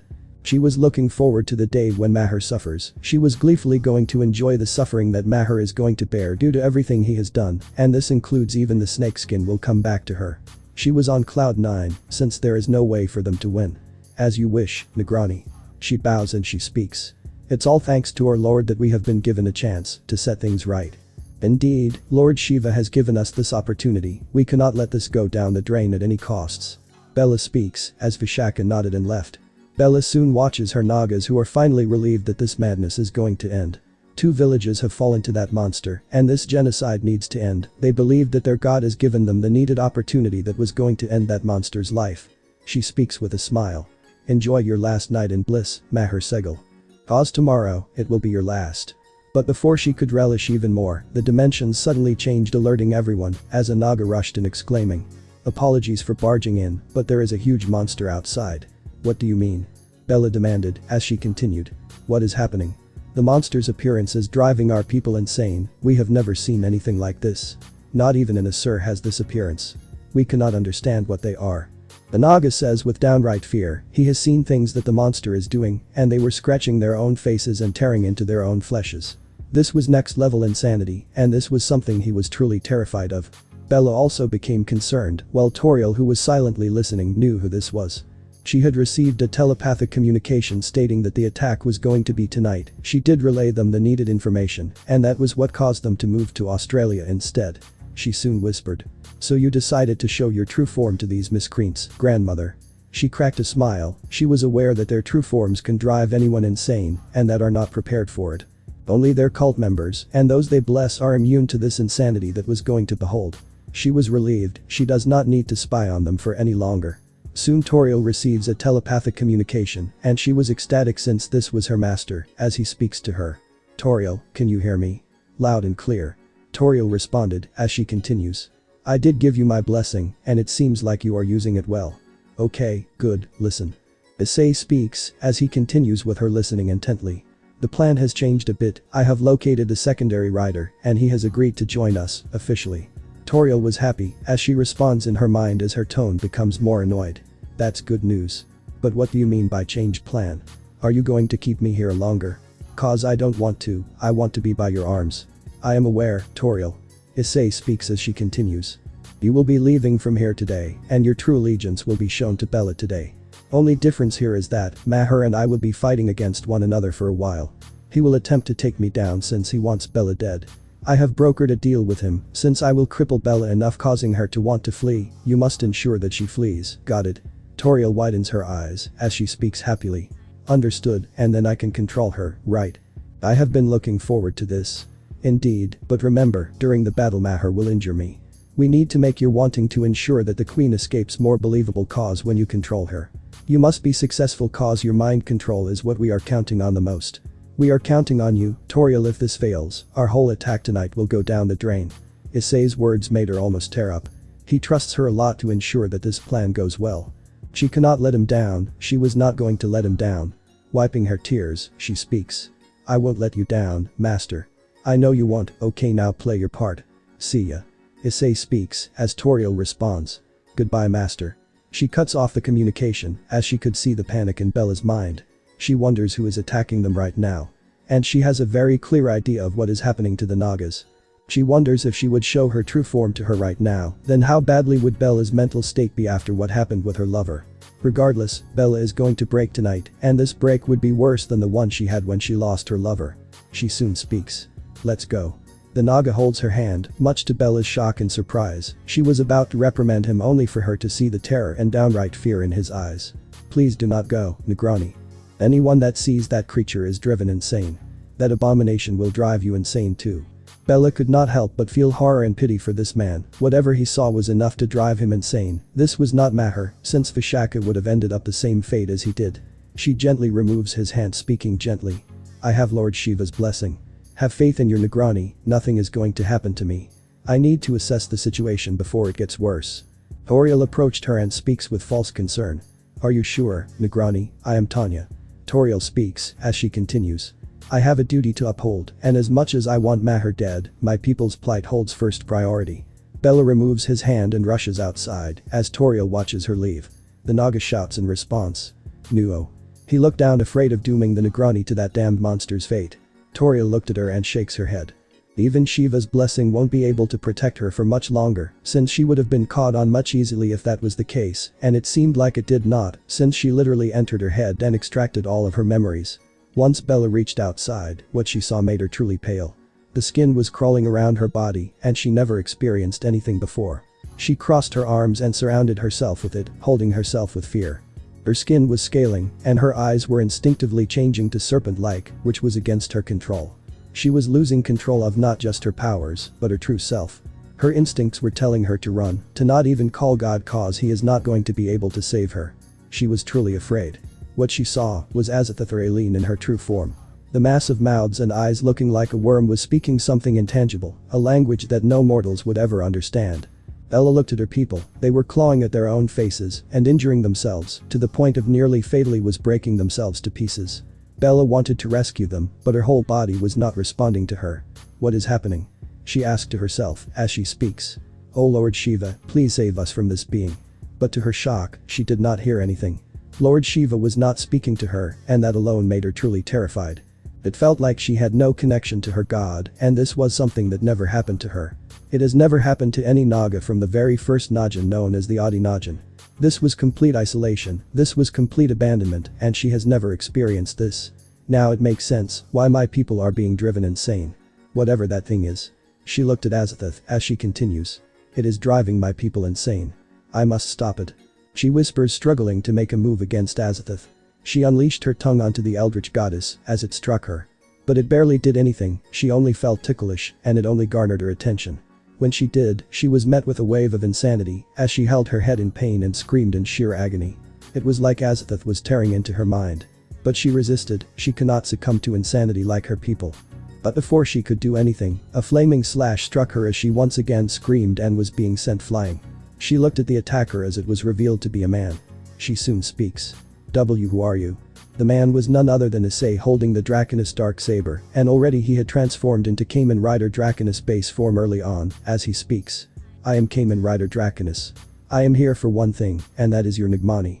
Bella gritted her teeth in anger. He was just one of the many people that were behind the gem. This was nothing new for her. She has seen this time after time, and the same humans murdered her mother for it as well, and she noticed the belt on his waist to be similar to the one Maher possessed, as she scowled in hatred. She realized that Maher has changed his idea to go after the Nigmani. How he came to know about the Nigmani? That was not her concern. All she had to do was eliminate the one that attempted to steal the Nigmani from her. Never. You will never get the Nigmani. She exclaimed with her might. As she demanded. You are Maher Segel, aren't you? You have already killed my people, and now you are driving them insane. Now you wish to take the gemstone that belonged to Lord Shiva. Never, it will never happen. Issei scoffs at her attempt to make herself more threatening when he could see that she was only making a mockery of herself. He looked at the Nagas who were clawing and hurting themselves due to insanity, as they were crying in complete pain and helplessness from this. All he could hear were their cries and screams. You are mistaken, Bella. Issei speaks bluntly, as Bella looks at him for a moment. 1. I am not Maher Segel. Issei responds truthfully as he continues. I am far worse than him. He closed the gap and sliced the air as Bella barely dodged by ducking. She was about to unleash her venom on him. only for the insanity to reactivate again as she holds her head in pain and scrambles to her feet screaming, to which Issei speaks seeing her state. There is no point. You cannot defeat me. Your people are suffering a fate worse than death. But you can save them, all you have to do is one thing. Hand me the Nigmani quietly and you will never see me again. And never. Bella growled in response, hissing furiously as she continues. The Nigmani is Lord Shiva's most priceless gem, a human like you will never understand it. Issei shakes her head and landed a kick aimed at her gut making her cough up. She was seen sliding towards the walls of the Nagmahal and coughs up blood. She was groaning in pain triggered by Issei. I am giving you one final chance if you do not comply with my demand. My beloved will continue to drive these people insane.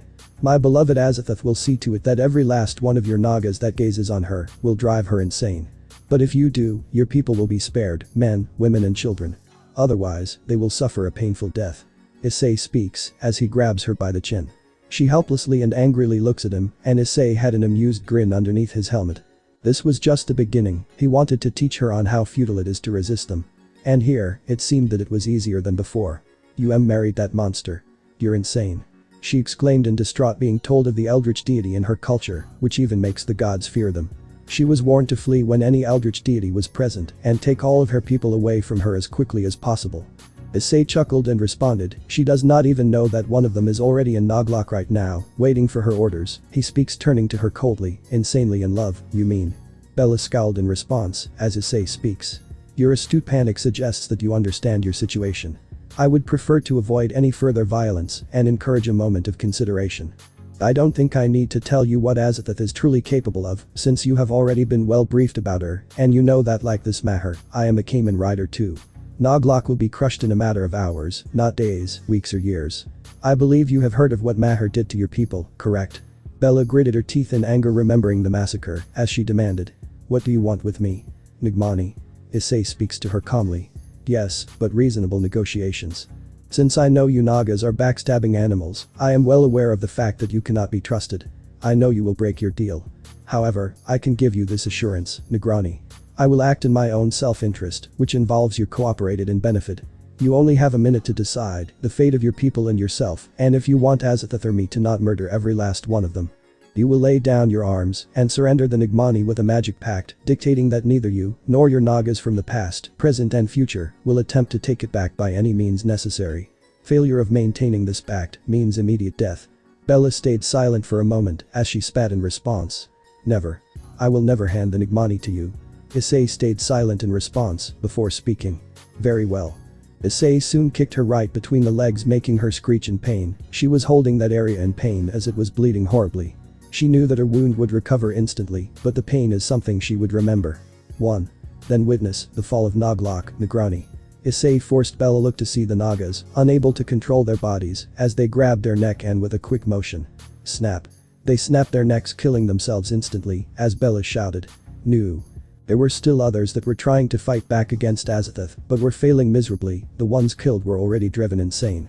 They were erased from existence upon this, as Bella was tearing up at what happened. They were all killed by the eldritch deity. Issei soon speaks. This is what we are capable of. Do you wish to surrender? Or fight? To my last breath. You damned rotten humans will submit to anyone that gives you power and back away from the path set properly for you.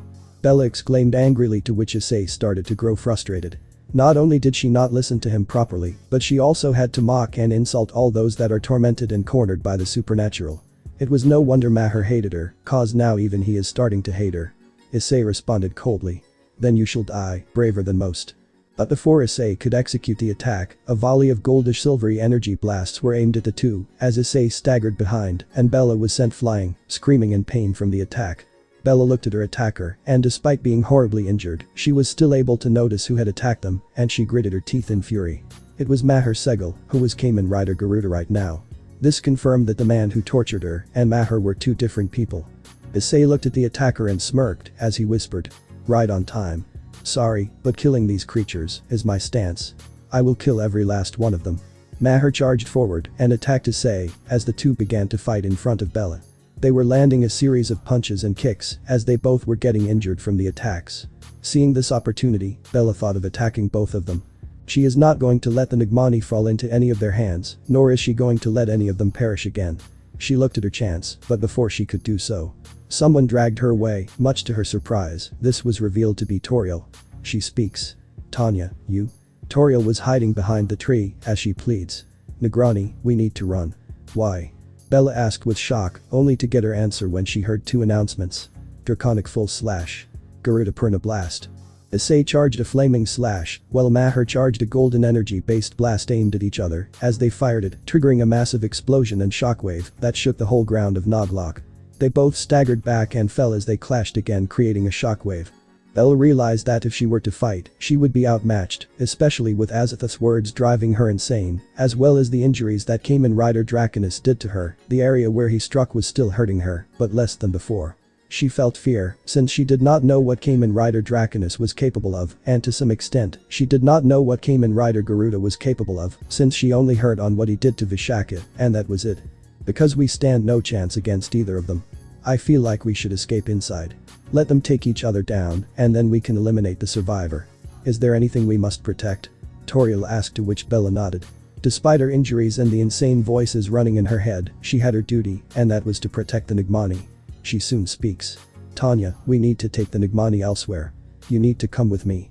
I will ensure that the Nigmani is taken to my Gurudev teacher. With the Nigmani there, we can fight against them without fear of perishing. Toriel widened her eyes. She did not wish to perish for this gem. She scowled since she saw this as the Negroni sacrificing her own people for a gemstone, and this made her lose some respect for her. She speaks in retort. But Negroni? No, Tanya. Bella speaks with seriousness as she continues. As Nagas, we have a duty, and that is to protect Lord Shiva's heritage and priceless gem. We must fulfill that duty even at the cost of our lives. We owe everything to him. Please understand. Toriel stayed silent. She had to give it to Bella. She was truly loyal to her people and her duty. If only she was not a scum of a person given her unrepentant actions towards the innocent members of Maher's family, Toriel would have seen her as a better person and would request Issei to help her find a way to stop this conflict, but she is only going to learn after this crushing defeat. Tanjith. As you wish, Negroni. Toriel speaks, to which Bella smiles as the two women scurry inside the mansion and enter in it to prevent Azathoth from gazing at her. Once they were deep inside, Issei and Maher stopped fighting as Maher speaks. Seems like we are done. Yep, now we see the show. You want to see the Negroni humiliated and defeated? Issei asked, to which Maher nodded. He was looking forward for the humiliation and beatdown that the Negroni is going to suffer for everything that she did to him and his family.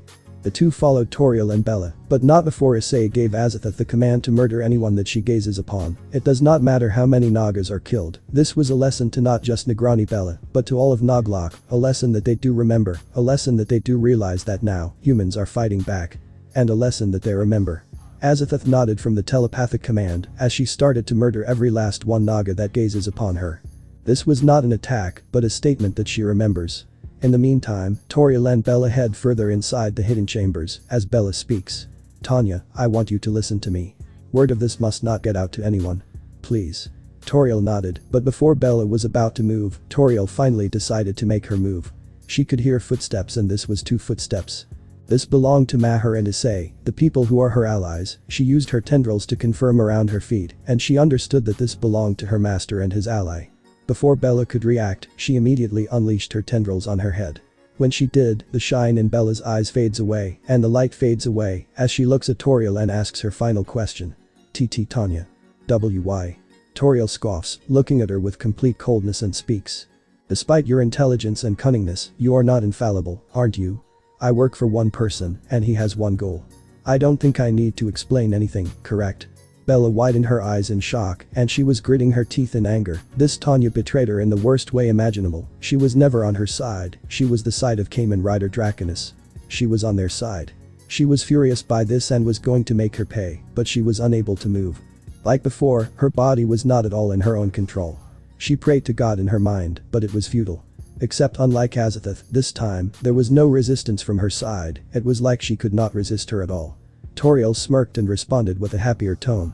I hated every single moment with you, Bella. I despised your controlling self and your controlling actions towards me. I could not even leave to go back home since you were forcing me to follow up with my trainings. I hated this the most. Bella was even more furious. If she was furious, why did she not come clean to her? Why did she not tell her about this? Why betray her in such a heinous manner? But she could not speak to her in any manner. She hated Tanya did such a heinous action and supported her enemies instead. Toriel, who could hear her thoughts, responded to her. Why did I not tell this? It is because you wouldn't listen. You are too much under the presumption that you are always right, regardless of how heinous your actions are to any third person. You have this arrogance that sickens me, and I hated it the most. And before you ask, I was never on your side to begin with. Bella gritted her teeth, this time in fury. She tried to move her hands and was unable to move like before. She was pinned to the location and she was struck, unable to move in any manner. Soon a voice garnered her attention. Well said, Toriel. She is way over her head. Toriel turned to the voice and looked at the direction like an excited person waiting for the person she loved the most. Bella's head was also turned, and she saw the two Cayman riders walking towards her. Bella realized what had happened now, she had been played like a fool. She had been outsmarted and tricked by a very simple yet effective plan. The two fighting against one another, that was also one of the many parts of this plan made by the Cayman rider Draconis, who managed to bring Maher Segel to his side. She hated for being fooled in such a manner, since she could not find Tanya or her real name Toriel suspicious in any manner. This woman had studied Noglok and studied her kind to not only somehow mimic their scent, but also to mimic their aura, claiming she was a new shape-shifting serpent. She should have realized this when she never saw Toriel's cobra form, since that would have undermined her lie completely. Maher walked up to her and pulled her by the cheek. The helpless Bella could only remain furious at the treatment that her enemies are doing. She wanted to cry tears, but she could not even do that. Maher speaks. So she is really under your control? Maher asked Toriel, making her nod, speaking. Yes. She is. She cannot recover, now all we need to do is get the Nigmani and we are out of here. Issei approached her, and Toriel wrapped her arm around him from the side, giving him a side hug. Once they split up, Maher speaks to Bella. Now you know how it feels to be double-crossed, you know how it feels to be cornered, unable to do anything as you realize that what is about to happen is going to destroy the things you care about. Bella hissed in anger, but was unable to release her forked tongue to hurt him. Like how she tricked, conquered, manipulated and controlled his family, destroying their relationships with other families and taking them down. Maher did something same and struck her at her very core. She hated that a mere human was able to trick her in such a heinous manner. Maher internally smirked seeing this as she speaks. Good, now remember, a human will take revenge against a Najin and will destroy everything that she holds dear. Toriel soon suggested. Maher, right. Maher nodded as Toriel speaks. How about this?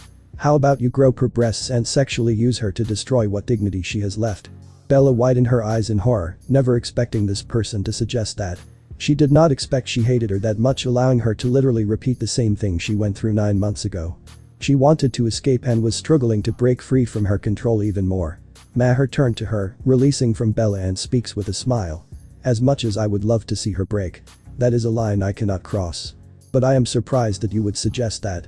Maher speaks with a worried tone, to which Toriel responds. Did Issei tell you about me? Toriel speaks, to which Maher nods in response, as she explains. My true self is Shub-Niggurath. Like Azathoth, I am an eldritch deity myself, with my master being the one in front of you. I am also called the Black Goat of the Woods with 1,000 young, as well as the perverse infertility goddess. It is in my nature to behave like this, and like most mortals, I do not follow social norms set by the gods or anyone else. I was tasked by him to infiltrate Noglok under the guise of a Najin, so that we can get access to the Nigmani. He believed that Noglok is no longer the righteous place he believed to be. Given clearly with the existence of victims like you, but alas, our Negrani is too arrogant to even realize it till she gets a sense of true defeat by our hands. But even then, I personally believe that she is never going to learn. Toriel's words made Maher nod, internally smirking that his allies are now more powerful than anyone realize, and Bella completely pale. This Maher has aligned himself with two evil deities. She stood no chance against Maher as of now, he is too dangerous and deadly to even compare. She had to think of something fast. But before she could, Toriel speaks to her. Now, you are not going to think about anyone or anything. She increased her control, completely shutting down her mind, as all Bella could feel was the control slipping from every part of her body. A small tear fell from her eye, she was going to lose horribly to these people. Maher soon asked. What did you do to her? Shut down her mind. Toriel explained, as she continued. She can see what we are doing due to her powers, but she cannot do anything. She cannot think, nor she can understand anything. Maher nodded in response, as he turns to her and was happy. He always wanted to see Bella in a defeated state, now all that remains is to see her broken state, and this was the thing he was looking forward. He wishes to humiliate her completely. Bella was now completely in a catatonic state. She can see what is happening, she can hear what is happening, she can even feel what is happening, but she cannot think, she cannot process, nor she can do anything about it. She cursed her state and all three people involved, but she knows that her curses are not going to reach them in any manner. For the third time in her life, she was truly helpless. Issei soon speaks. Toriel, let's take her body, we still need her for the Nigmani. The sooner we leave, the sooner we can get out of this place. Toriel nodded, speaking with a bow. As you wish, master. She turns to the Negrani, speaking. Now my temporary servant, let's move forward and hand the Nigmani to your real masters. Bella wanted to retort, she wanted to resist, she wanted to fight back, but there was nothing she could do. Her legs started to move much to her chagrin and opposition, and she started to walk in a catatonic manner. Her movements were sluggish and zombie-like, with Toriel being her puppet master. She soon reached the chambers, as many Nagas stood guard, but to their horror, they saw Toriel controlling their Negrani. One of them shouted. You traitor, what have you done to our Negrani? You will pay dearly for this, Tanya. Another one shouted. We will kill you and avenge what you all have done to our Naglok. Another Naga shouted, as they cross their arms and all get into their serpentine forms ready to attack. Issei comments at the name she had chosen. You chose Tanya. Toriel turns to him and speaks. An easy and predictable name.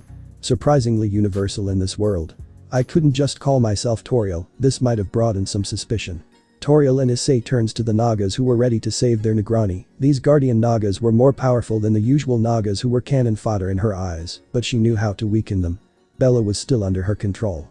Maher was ready to fire, but Toriel steps forward and speaks. Allow me. Toriel uses her tendrils to command Bella, who desperately tried to resist with her soul, but with her having zero control, she could only watch as her mouth opened and released her serpentine tongue, striking all the Nagas near their neck, as all they could do was scream in pain as the venom struck their body. Her soul screamed in horror and tears at this, her own body was being used to kill her own people. She was even more helpless than before. Maher soon brings out the Falcon Orb and brings it near the Garuda blaster. It announces. Connection on. He aims his weapon at them and inserted the orb into the Garuda blaster. It announced. Connection made. Full charge.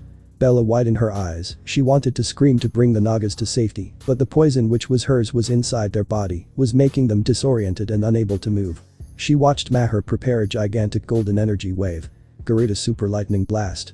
The giant lightning falcon was released from the gun as it raised onto the Nagas who were disoriented, striking every last one of them, making them scream in pain before they exploded in response, shaking the whole mansion. Very amazing. Bella fell to her knees in her soul form and was weeping, seeing on how they were ruthlessly killing them without any mercy, care or hesitation. Maher removes the orb as Issei comments. Issei soon speaks in response. Not bad. Maher scoffs, speaking. These beings all talk and no bite. There is a reason why they have to manipulate and deceive their enemies to actually get rid of them. Cause they know they will end up perishing with a bullet to their chest. They are weak in that regard. But against an unarmed and unprepared human, they are strong. Bella hissed violently at Maher, she wanted to curse him in a lot of ways, but she was helpless. She could only watch Maher slaughter her people with his allies without any hesitation. She refused to believe they are lower and worse than humans. She hated on how he is bad-mouthing her species to them. Issei responded to him. So like Yakai naturally are, got it. Toriel soon suggested. Let's get the Nigmani, I doubt there is any other guardian. The two nodded as they all headed to the Nigmani. Issei kicked the doors showing the Nigmani to all of them. It was a bright glowing crystalline diamond that was shining towards all of them. Issei soon speaks. So this is the Nigmani, huh? Toriel speaks in response. Indeed, this gemstone is not only priceless in the human world, rumored to grant trillions of dollars to anyone that does manage to sell it, but also it is a powerful gem, allowing them to not just grant them immense powers, but it also can control and depower any Naga that does come into contact with its powers, including a Negrani like her. Bella glared at Toriel for revealing such a crucial information. This gem was also their biggest weakness as well. She was furious at how helpless she was in this situation. Toriel soon commanded Bella to walk through the barrier, much to her soul's helplessness, as her hand immediately destroyed any guarding field that was present and take the gem. Toriel then commanded her mentally to give it to Issei, speaking. It's done. Issei takes it and places it in a secure container and keeps it in a pocket dimension. Nigmani secure. Maher chuckled at this as he turns to Bella, who could be seen gritting her teeth in fury and helplessness. He could only imagine the sheer agony and helplessness that she was in since the Nigmani now belonged to them. He was looking forward to seeing her expression once she regains control of her body. Toriel soon generated some purple mist and teleported all three of them back to the entrance of the mansion as Bella was released from the mind control. But a mole was left in her brain. Her vision returned and she felt control of her own body, including her powers. She was breathing heavily and was gasping like she had been choked from the neck for a very long time. She soon speaks. I nearly died. She turned to the three people, remembering what they all did. That made her really furious, as she exclaims. You damned beings. You rotten traitors. I won't spare any of you. You will suffer for this. I will see to it that you will be destroyed and make you regret every single moment of your lives. You all will. Maher got annoyed by this, as he landed a kick aimed at her stomach, making her cough up, as he fired some gold and silvery shots at her, making her screech in pain, cutting her off mid-sentence. He soon grabbed her and slammed her over and over again, as she groans in pain plastered on the ground. Maher had to give it to her. Her hypocrisy knows no bounds, since she did the exact same thing to his family and scoffed when he said that if he returns she is going to pay dearly. She laughed before when he made the claim, and now when he fulfilled the claim, she was truly helpless and called them out for their actions when she did the same thing. Issei soon speaks with a sigh. Was that necessary, Maher? Maher nodded in response. Yes, this bitch had the audacity to laugh when she butchered my family before killing me as well. Issei looked surprised and so did Toriel, as he asked. What do you mean by that? Then how are you here? Maher shrugged in response, speaking. I got no clue. But I somehow survived. I still got her bite marks though. Issei and Toriel looked at each other. They had to investigate about this. He had the bite marks and this was a subject for investigation. But now was not the time. Issei soon speaks. It is time, we begin phase 4 of our plan. He telepathically contacted Azathoth and she knew what she had to do. He had asked her to destroy the mansion. Once he was done, he spoke to Toriel. Get us out of here. Toriel nodded as she created a powerful mist and got the trio out of here. Issei speaks to Bella. This is karma for everything you have done. Consider this humanity's first resistance and victory over the supernatural forces, and as a price, you nor your descendants will ever see the Nigmani ever again. Goodbye, may we never meet again. The teleportation worked, as Toriel also teleported Riaz, who was assisting Azathoth in keeping the Hindu gods away from this place. They were no longer present. Bella got up and shouted. You traitors. I swear to Lord Shiva. I will make you all pay. I will use the same actions and deception against all of you. But I will deliver your deaths in the most painful manner. But before Bella could move or take any step, the whole mansion was nuked and shattered, with explosions entering from the mansion windows, as well as glass entering into the mansion, which triggering a massive explosion inside it. Bella made a blood-curdling screech, and so did the other Nagas that had suffered inside the mansion. The whole Nagmahal was obliterated by a powerful purple beam, shattering the mansion till there was nothing left but rubble. She took a direct hit from the explosion due to what had happened. All Bella could do was scream helplessly and powerlessly as the mansion was destroyed to nothingness. Her fate was now unknown. Issei and his allies had won, and Bella had lost the Nigmani and the Nagmahal as well. Azathoth had glassed Nagmahal. Scene change. Surzich's office, Lucifer City, Underworld, 9 p.m. Surzich's can be seen waiting for the meeting guests to arrive one by one. He was present with both Ajuka and Serafal, as this meeting is going to be crucial and key to their next stage of planning. Soon enough, one by one the representatives arrived, which were Michael, Yusaka and Goru. Goru noticed Azazel absent only for Surzich's to speak. Azazel has not been keeping well, so he has asked me to relay what outcome would be coming from this meeting. Goru nodded, but he had doubts. He did not trust Azazel after being called out for his actions, his horrible parenting style. In response, Goru secretly was sending some members of the Hyoudou clan to Australia to ensure that Issei is hunted down and secretly brought in such that the gear can be given to his rightful owners, along with the Kamen Rider devices, who were Kai and Keiko. In that case, you should inform him about the outcome of the meeting. Michael suggested in response, making Serafal volunteer as she speaks. Leave it to me, I will do the needful. She speaks with a smile, but Yusaka responded. I have to visit their house anyway. I need to ask about something before we go forward with this attack. Many of my Yaokai have been slain in Australia, which is what I need to speak with you and your wife. Yusaka speaks, turning to Goru, who agreed. It was obvious to anyone that Issei was the one to murder the Yaokai, and this made Goru even more furious. He was going to make this into a kill order very soon if this continues. Serafal speaks with a smile. Alrighty then. Okay, with that out of the way. Our first goal of action is to ensure that every single teleportation and communication circle meant to reach any other pantheon is silenced and destroyed, such that they cannot reach to aid the Shinto pantheon. Because if other gods do join them, this will cause us a lot of problems. Surzicha speaks, to which the others present seemed to agree with this regard. Goru suggested in response. I have been working on jammers and magic disablers meant to deal with rogue gods if ever needed. It has completed the testing phase, but once it does, it can shut down even god and super devil class spells. Ejuka responded to Goru. You can send them to me then. I will test them personally. Ejuka's words were agreed by Goru, who speaks. Very well then, what is next, Lord Lucifer? Our second goal is going to be to get Kunu out of there as quickly as possible. Surzicha speaks with a serious tone as she continues. Yasaka-sama, do you have any yokai that is weak enough to mask their presence, such that the Shinto gods are not able to identify them? I do. Yasaka speaks with a normal tone as she continues. Many yokai that are low or middle level can do the required infiltration, but it is best we detect every single location she would be gone towards. I want to ensure that my daughter is brought back to me at all costs. I am well aware. Surzicha speaks as he continues. Which is why I ask you for this. Because the third goal is that we are going on an all-out war against the Shinto pantheon. Our plan is to conquer them, and we are going to need the other factions' help, primarily Grigori and the Hyaudou clan in terms of weaponry, magic research and magic technology, and primarily Heaven and the Yokai faction in recovering our forces. I and Ejuka will personally join this war to ensure that the Shinto pantheon are brought to justice. The other leaders agree to this, with Yasaka speaking. You can count on my help on this regard. I am in as well. My father always saw the Shinto pantheon as a nuisance, and they always annoyed him despite the things he did for them, since he was the reason why the Shinto pantheon is not destroyed by the beast. Those nomads still believe that we should not have damaged their territory when the beast attacked all of us. Michael speaks, making the others nod. They are well aware of the Shinto pantheon's treatment towards the three factions in the aftermath of what had happened several centuries ago. Unaware that the battle was catastrophic and took the lives of many innocent humans and divine beings in the process. Japan would have been nearly destroyed if they did not demand the biblical god to take the fight elsewhere. You can count me in too. Goru speaks as he continues. The Hyoudou clan will more than readily help the factions do this. Goru was somewhat greedy, this would make his clan even more richer than it already is. The money that he had given to Issei was something he wished to recover as quickly as possible, such that he had never seemed to lose a single penny in any manner.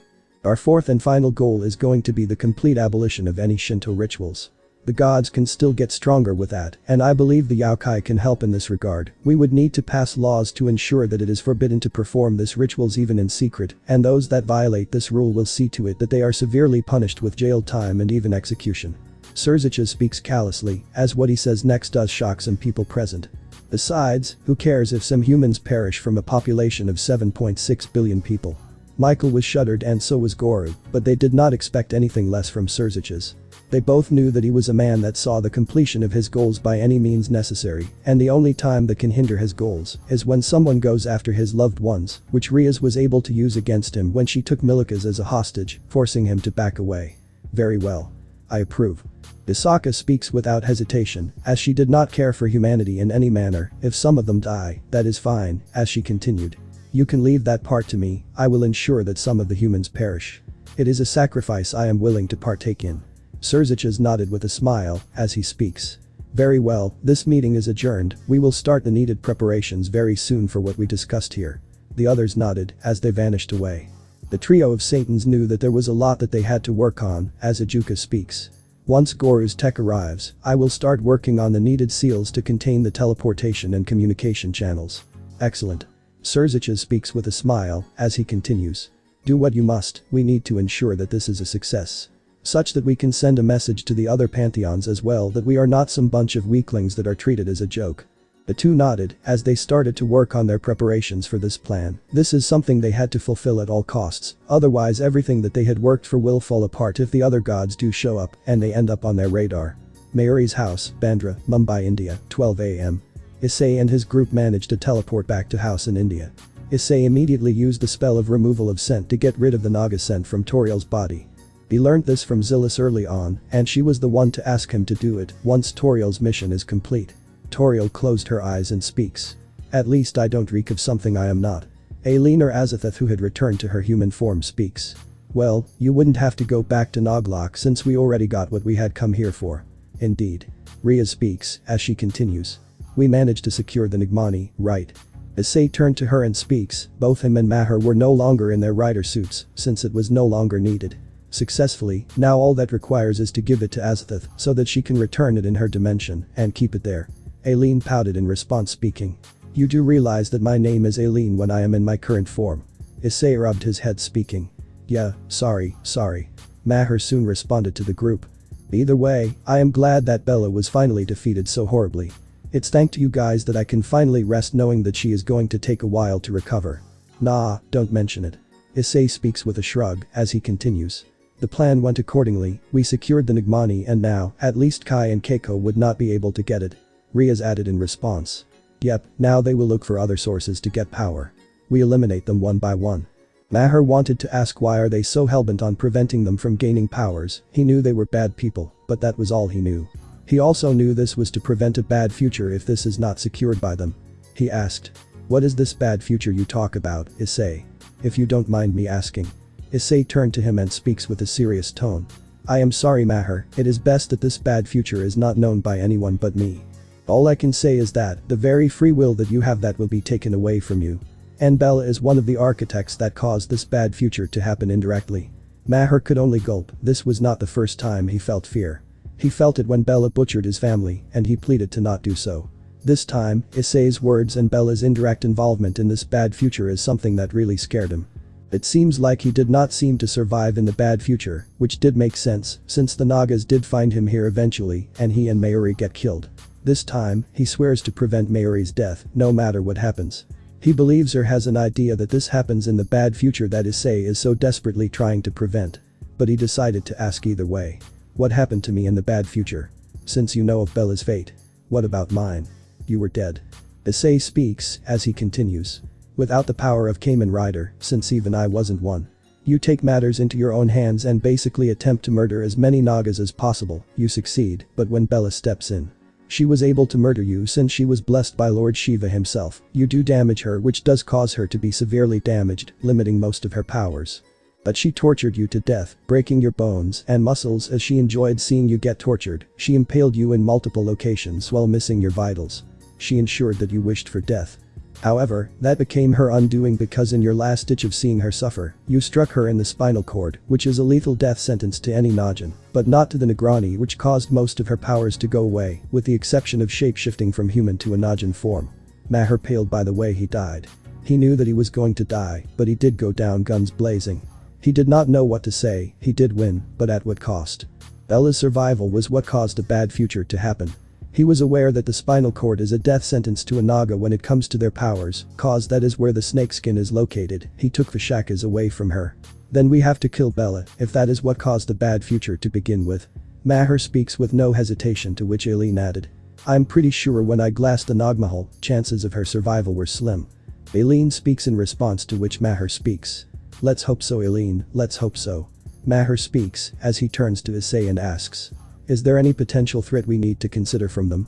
For now, no. Issei speaks as he continues. Which is why I would advise we move to Australia. That way, you two can live in peace too and we all can plan our next move. Maher nodded in agreement but before he could, two people started walking towards them. The group turned to see Zilis and Mayuri who had arrived. Mayuri speaks with concern. Maher. She rushed towards him and embraced him, happy and relieved that he had returned back to them safe and sound. They were successful in their mission and they returned back safely. The others said nothing and watched. Zilis approached Issei and speaks. I am glad you all returned safe and sound. Yeah, she refused to comply and now, this caused the demise of approximately a quarter of Naglok's forces to such a manner that even civilians and children were killed. Issei speaks to which Aileen corrects him by speaking. The quarter is not including the civilians and children. We also have to factor in the ones that were in the Nagmahal including Bella that was in the mansion. Plus, we aren't sure that they are dead or not. Aileen added in response as she continues. We have to consider those casualties as well. Maher and Mayuri looked shocked, the latter remembering that this attack that the group did was the worst that Naglok has ever faced. Sure they faced murders and family cleansing with 1 or 2 survivors, but this was a straight up genocide of a quarter of the population, without factoring in the things that Aileen mentioned. Issei looked at her and spoke. Damn. And all Bella had to do was surrender the Nagmani and no one would be harmed. I guess she cared for her gem more than her own people. Maher turned to him and speaks. That's just how these Nagas operate, they are far worse hypocrites than humans, yet they believe they are better than us. Delusions of grandeur, that's what we call them Maher. Issei comments back earning a nod from the last Sigil. Mayuri soon speaks. I have already packed our bags. We are ready to move to Australia. Zilis was a big help in this regard. Zilis nodded as Maher hummed in agreement. He separated from Mayuri and asked. Issei, what now? Now, we wait. Issei speaks, as he continues. Noglock will need time to recover, and we will use that time, not to relax and enjoy, but to train. You are a Kamen Rider too, and we both need to train due to our enemies attempting to take back the Nigmani from us. They are not going to rest till they do so. As for your movement, I already will do the needed preparations and get you an apartment where you can stay. It should have 3 rooms for all of you, allowing you to rest and recover. I agree with Ice. Zilla speaks, as she continues. India is no longer safe. It is no longer safe for you too. If we need to return to India, Bella must be dealt with once and for all. Only when we confirm that she is dealt with and it is safe, then I'd advise that we return here. Maher and Mayuri looked at each other, with Mayuri speaking. Can't believe I would have to leave this land. I was born here. I will inform my queen using telepathy about our situation. Maher nodded, as she does so. It takes some time, and when she agrees in response, she speaks. The Queen of Peacocks understands our situation and has agreed to let us move to Australia. She is aware of our situation and has asked to move to Australia. In the meantime, she does plan on stating that she has no connection with us. I really hate that I cannot stay here anymore. This is where I was born and raised. Mayuri speaks looking down, as she hated to leave this place. Despite it having bad memories, she had a lot of good ones, especially with Maher. Maher could only look sadly and give a side hug as he speaks. It is only temporary, we will come back once we end Bella once and for all. Mayuri turned to him and nodded. The others could only watch solemnly, with Issei determined to ensure that they get back what they rightfully deserve, even if it means to break Bella to do so. She will pay dearly for this if she survived the glassing of her mansion. She is going to remember and fear humanity from this attack onwards. Mayuri took a glance at Toriel, who was the spy that had infiltrated Noglock, as she asks. I am surprised that you were able to convince Bella that you were a Najin yourself. We had prepared well. Toriel responded to her, as she continues. Issei had removed the Naga scent from my body using a spell, otherwise your instincts would have told you that I was a Najin myself. I had to take on a new name and a new identity as well as act innocently to gain Bella's trust, and it worked in the end. Maher commented in response. Bella got a taste of her own medicine, and frankly I am glad that she did. Mayuri nodded, as the two decided to take a walk outside, since they will be leaving this house and moving to Australia for their own safety, and once Bella is defeated and they rightfully earn everything back from her hands. Even if it means they have to snatch it from her and expose her species to the public, they will do it. Mayuri's house, Bandra, Mumbai, India, 12:45 am. Maher and Mayuri were roaming outside Mumbai. This would be the last time they would be seeing their city, since they are moving to Sydney from here on out. It was a depressing time, but they would pull through and win one day. They did not know what was going to come next. All they know is that they are going to see their home and everything one final time before heading to Australia. Issei was looking at the day 13 rewards. The reward seemed interesting. There was only one final day left, and this would effectively end the daily rewards. He looked at Zillis, wondering what would come after day 14 of the daily rewards. Zillis answers to him, having an idea of what he is thinking. You are wondering what is going to come after day 14, right? Issei was bewildered at this saying. He never expected Zillis to find out so quickly, as the woman chuckled and speaks happily. I lived with you for far longer than you realize. You, me and Riaz know each other far more than anyone can know about us. I know what you are thinking and understand you well enough. Issei rubbed his head in embarrassment as Zillis once again chuckles and speaks. Anyways, what are you going to choose? Well. Issei looked at the rewards. They are all too good for his liking. He had to really think this through. All three were too good to be true. The first one allowed him to become a true god in his own domain. The second one allowed him to manipulate time effortlessly and flawlessly without any consequences, and last one allowed him to store anything in a pocket dimension. But he quickly noticed the drawbacks in the first and third reward as he asks. Hey Zillis, can these or any reward I rejected in the past be available in the future? This is why I wanted to ask on what happens after the 14 days of the daily rewards. Zillis closed her eyes as she speaks.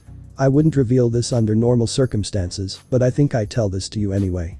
You will soon get access to a new tab in the system that will allow for a chance for you to get these rewards. I won't go into details, but I believe you would have an idea from this, right? A gacha system? Issei asked, to which Zillis opened her eyes and speaks. Yep, but for now select the rewards. Zillis speaks as Issei soon taps the second one, which surprises Zillis. She expects him to go in the first one. She voiced out her complaints. Ice, why did you tap the second one? You would need to utilize the first one more often. Issei explained to her. The first one sounds useful on paper, since the problem is that I need to drag the person to my dimension for it to have any effect. Though it seems to be useful. I am not yet strong enough to get people like RageRevan, Surziches or any of the high-ranking gods to my dimension. And that is where my loss happens. The time stop on the other hand does seem useful. It can show me several things I am not aware of, see possible futures and scenarios, and allow me to counter them with ruthless efficiency. Zillis looked at him, seeing that once Issei makes up his mind, there is not much she can change. She shakes her head and agrees to this choice, as she speaks with a smile. Understood. She confirms the option, as Issei gains the ability to stop time. He soon tries it by you and time stops, he could sense that time has been stopped. He turns to Zillis and senses that even she has been stopped. He moves her hand around and senses that this time stop can affect someone like her as well. He returned time back to normal as Zillis was seen startled by the change in her hand. She soon asked with a surprised tone. What happened? I kind of stopped time to test it out and it turns out it works on everything. Issei speaks as he rubs his head apologizing.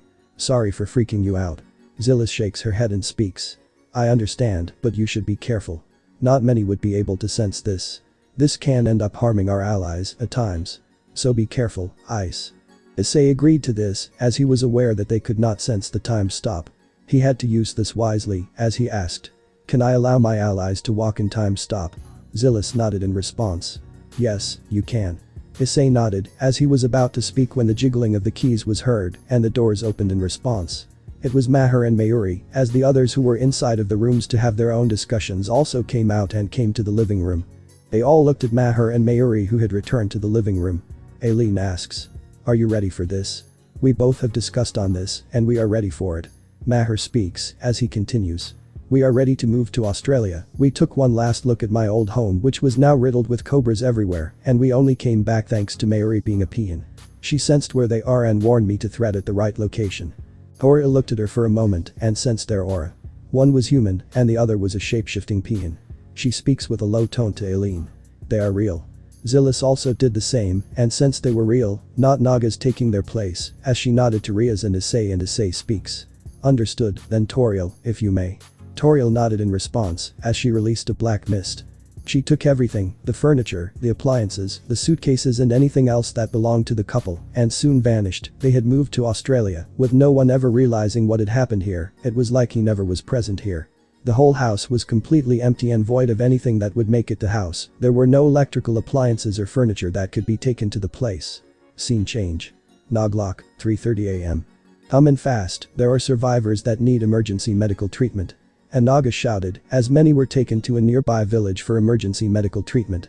The situation was so bad that entire houses that belonged to the Nagas had to be rented to ensure the survival of those from the attack. One of the Nagas was carrying the body of Bella, who had survived but was unconscious and had a cloth wrapped around her chest. She had multiple third-degree burns on her body and several pieces of glass shards sticking in her veins, hands and legs. Her upper clothing was torn, displaying her chest to everyone that was able to see it, hence why the cloth was wrapped around her. She had multiple blisters on her body from the burns, and her skin was charred black from the glassing of the mansion. Her crown was no longer present on her head and was lost in the explosion that had taken place. Anajan commented seeing her state with tears. Those that were lucky to not be present around the Nagmahal and surrounding villages, where Azathoth showed her true appearance, as well as hid inside their homes, were the only ones to survive. Others that saw her were considered dead. This is madness, I can't believe those monsters managed to do this level of damage. Anajan commented as another Naga speaks to her. Our people, they murdered many of our people, even murdering children to get what they want. This is too much. A Naga speaks as the Najan turns to him with tears in her eyes. Seeing her queen this injured, seeing her this critically injured was not something she is going to forget or forgive. That damned Maher Segel. The Naga speaks in anger as he continues. He will lower himself to any person that is willing to get what he wants. Yeah. She speaks sadly as she watches the Negrani being taken to the village room to receive emergency treatment for her wounds. She is going to be out of consciousness for a very long time. Another Najan approached the two speaking. I have bad news. What? The Naga asked as the Najan speaks with horror and sadness. The Nigmani has also been taken. There has been corpses of the guardian Nagas found and they were all killed by divine energy, similar to the victims Maher Segel had slain before. The Najan speaks making the two even more pale. The damage to their kingdom was even more catastrophic and more dangerous. This was not something they were expecting, this was way worse than before. It was a dark day for Noglok. The darkest day they have ever experienced. Just how long is this battle going to continue? In just a span of a few days, we lost many of our brothers and sisters, and now our Nagmani is taken by our enemies. The Naga speaks with anguish and despair. Things were getting terrible and more worse at each given day. There was hope with Maher's dwelling being tracked down, and chances of him being captured and brought to justice for what him and his family had done. But Maher had turned the tables. He had turned the tables on them and took their Nagmani, their most precious and most powerful treasure. Soon someone else arrived, and this was Vishaka, as she speaks. What happened here? The trio turn to see Vishaka arrive, as one of them speaks. Vishaka, you know. I am aware. Vishaka speaks, there was fear in her tone, but not for Maher, for what is going to happen to Bella. She had heard the news some minutes ago, and asked some of her Nagas to take her there. She had been preparing a small army to take down Maher and the Pihan, assisting them when she heard this news. She was Bella's best friend and her most loyal friend from day one. When Bella lost her lover, she agreed to destroy Maher and his family by any means necessary, which was why she resented Maher and his family on a personal level. And she nearly succeeded in doing so, destroying literally everyone from this family including Maher. She remembered that Bella bit him, not just once but a total of 10 times, so even if he survived one bite, he cannot survive all 10 of them. But here he was, somehow back from the dead and haunting them to this day. So it is true, he even took the Nagmani away from us. Vishaka asked the Nagas, who all nodded. The Najan speaks with tears in her eyes. The way he tormented our Nagrani. I still can't believe. How can someone be this cruel and heartless to do this? Vishaka said nothing and looked down, clenching her fists in anger. She was powerless since her snakeskin was taken away by Maher, and now he has become more powerful and deadlier than before. Additionally, another red warrior was seen assisting Maher, who called himself Kamen Rider Draconis, and was a Kamen Rider just like Maher. The two worked together and had destroyed the Nagmahal, killed many Nagas and Najans, and stole the Nagmani. This was the worst attack she had ever witnessed in her life, worse than when humans murdered Bella's mother and attempted to take the Nagmani, but was able to bring it to safety at the cost of her life. She pleaded with Lord Shiva to not make Bella suffer mentally again. But once again, she is going to suffer not just mentally, but also physically and emotionally from the ruthless attack that had happened. I have contacted Naguru and the Vaidyas to help with Bella's condition, let's hope that she can recover as quickly as possible. Vishaka speaks with a smile, she had to give hope to her fellow brothers and sisters, hence why she smiled. But her smile was easily deduced as fake. She soon continues. I will take charge of the kingdom till Bella recovers, the moment she recovers, I will step down. I will inform this to the Naguru as well, since Bella is unconscious and her lover is no more with us. The Nagas looked at each other, and they agreed. Vishaka was the closest to Bella that they ever knew, since Bella had no one left in her life to be the acting ruler of Naglok, Vishaka is their only option, as they all bowed speaking. As you wish, Nagrani. Vishaka gave a warm smile and gave her first request. I ask you all to stay with Nagrani Bella, keep guard of her and ensure that no harm is to come to her. I will see on how I can salvage the situation and find a way to recover what we have lost. The Nagas nodded, and they left to do what they were tasked. As they left, Vishaka lost her smile and became depressed. She had to find out on what they can do from here on out. She was the acting Nagrani, and she had to fix whatever she could to ensure that Bella has a bit of an easier time managing the aftermath of what is to come. But there were two major questions in her mind. If Maher wanted her dead, then why did he not kill her? He had an easy opportunity seeing her horrible state and could have ended her life, then why did he not do so? And the second question, how did Maher survive Bella's poison? Especially given that his bloodstream is running with her poison. She had to speak about this to the Naguru, otherwise she has a gut feeling that things are not going to end well for anyone from her side, especially if Maher somehow develops an immunity to her poison. She shakes her head of those thoughts, she will get her answers eventually, but for now, she chose to focus at the task in hand. Scene change. Issei's house, Sydney, Australia, 4 AM. Issei and his group had returned home, as the group had secured the Nagmani. This was their first major goals that they had succeeded in completing, and with that gemstone out of reach, this makes their work slightly more easier. Issei knew that it would take Kai and Keiko more than 5 years to find out about this gem and attempt to eventually take it when Bella and the other Nagas who trusted them took it from them. But the Nagmani in their hands, that is one big thing they were able to acquire and obtain. Issei soon turned to Aileen and asked, "Did you get Maher's bite marks photo?" "I did." Aileen speaks as she showed them an image on her phone. Issei had additionally asked Aileen to investigate this matter just after helping Maher settling down in his new home with his permission, of course. Issei saw the image and was shocked as he speaks. He has been bitten 10 times. How did he survive? That is what nobody knows. Toriel speaks with a worried tone as she continued. A Naga's venom is lethal to anyone that they wish to poison. And we all know that if there is anyone that wants Maher dead, it is Bella. There is no way based on the photo that those bites are dry bites. How lethal is the venom? Riaz asked with curiosity, to which Toriel responded. Enough for its effect to take place within seconds of being bitten. The Naga's poison is far more enhanced than a standard Indian cobra's venom. From memory, Bella despised Maher on a personal level and bit him a total of 10 times. She wanted Maher to suffer the most painful demise after what he had done to her lover. Toriel explains to the group, remembering what she had extracted from her mind. Bella was completely clueless on what had happened to her and what she had truly lost, cause if she believed that the Nigmani and the Nagas is what she lost, then she truly has no clue on the reality of the situation. I see, no wonder Maher wants her to suffer as well. Issei commented, to which Toriel speaks. Indeed, that is true. They both hate each other on a personal level. If you ask me, Bella hated every single moment Maher had gotten an upper hand against her. Toriel responded, making the others, especially Issei, agree. He could see that every single time Maher mocked her, she was always dealt with once and for all. Riaz soon speaks. I believe we should investigate this afternoon. I have a feeling that there is more to this story than just simply revenge on both sides.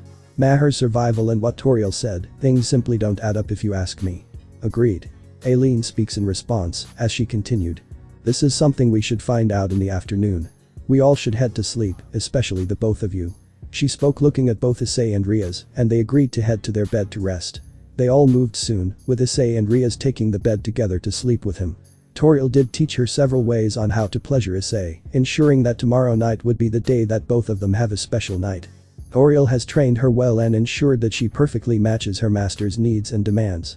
Aileen keeps the Nigmani with her and kept it in her dimension, ensuring that nobody can sense it or detect it, not even the gods of this world can do so. It was her betrothed's command to ensure that the Nigmani does not fall into the hands of the Nagas. Scene change. Time skip brought to you by Chibi Grievous entering this world. Several hours later, Issei's house, Sydney, Australia, 1:30 p.m. Issei and Riaz can be seen sleeping on the bed, cuddling with one another. It was her day today, and she was going to make the most out of it. They had slept at around 5 in the morning, and they were going to sleep for a while. She was going to remember this moment. After some time, Riaz started to wake up, her eyes fluttering in response as she looks at Issei cuddling her body, making her chuckle as she speaks. Someone seems protective, Ice. She taps his cheek, causing Issei to groan in response. Let me sleep some more time. Riaz shakes her head in amusement as she speaks, looking at the time in her phone. It's 1 in the afternoon, we overslept. Riaz speaks, to which Issei jolted up and groaned in response. Riaz smiles in response. Good morning, Ice. Morning, Riaz. Issei responds to her. He could see her nightdress, which was partially showing her shoulders and breasts. Riaz noticed his stare and pointed it out. You're staring, Issei. No. Issei responded, turning his gaze, making Riaz shake her head again and speaks. I don't mind. Riaz speaks as she lifts her nightdress and cover it up. She continues. Maybe I should get a size less than my current one. Issei turned to her and speaks. I agree. Riaz soon responded. Anyways, we ravaged Noglok. Is there any other threat we need to expect from what you have seen in the future? From what I remember, I and Keiko had already killed every single Naga in existence after taking the Nigmani for themselves, hunting them down and murdering them. There were claims that they will take revenge, but they are as mood as Grimmery's claim to loving their family. Issei speaks with a normal tone, making Riaz understand. She understood how bad the situation was, being not only well aware of how much biased and hypocritical the Grimmery clan is, but also how badly the Nagas would get slaughtered. Riaz soon asked. But how did Kai and Keiko kill them? There are billions of them in Noglok, right? Simple. Issei speaks as he continues. Kai learned to spell from a snake skin that he received from Keiko from one of her toys. This skin allowed him to connect to all the snake skins in existence, and this includes the Nagas that were hiding from them, preparing the Nagas for their vengeance against them. Once it was connected, Kai used the spell to start burning the main skin. As the skins of all Nagas and Najins started to burn at once, they desperately tried to stop the burning, but when Kai sensed this, he simply just sped up the spell. In just less than an hour, all shape-shifting Nagas from a thriving race were driven to extinction. No one survived the aftermath, and since the Tremurti was also eliminated, no one could pass the knowledge to create more of the shape-shifting Nagas, causing that whole race to be extinct and never come back.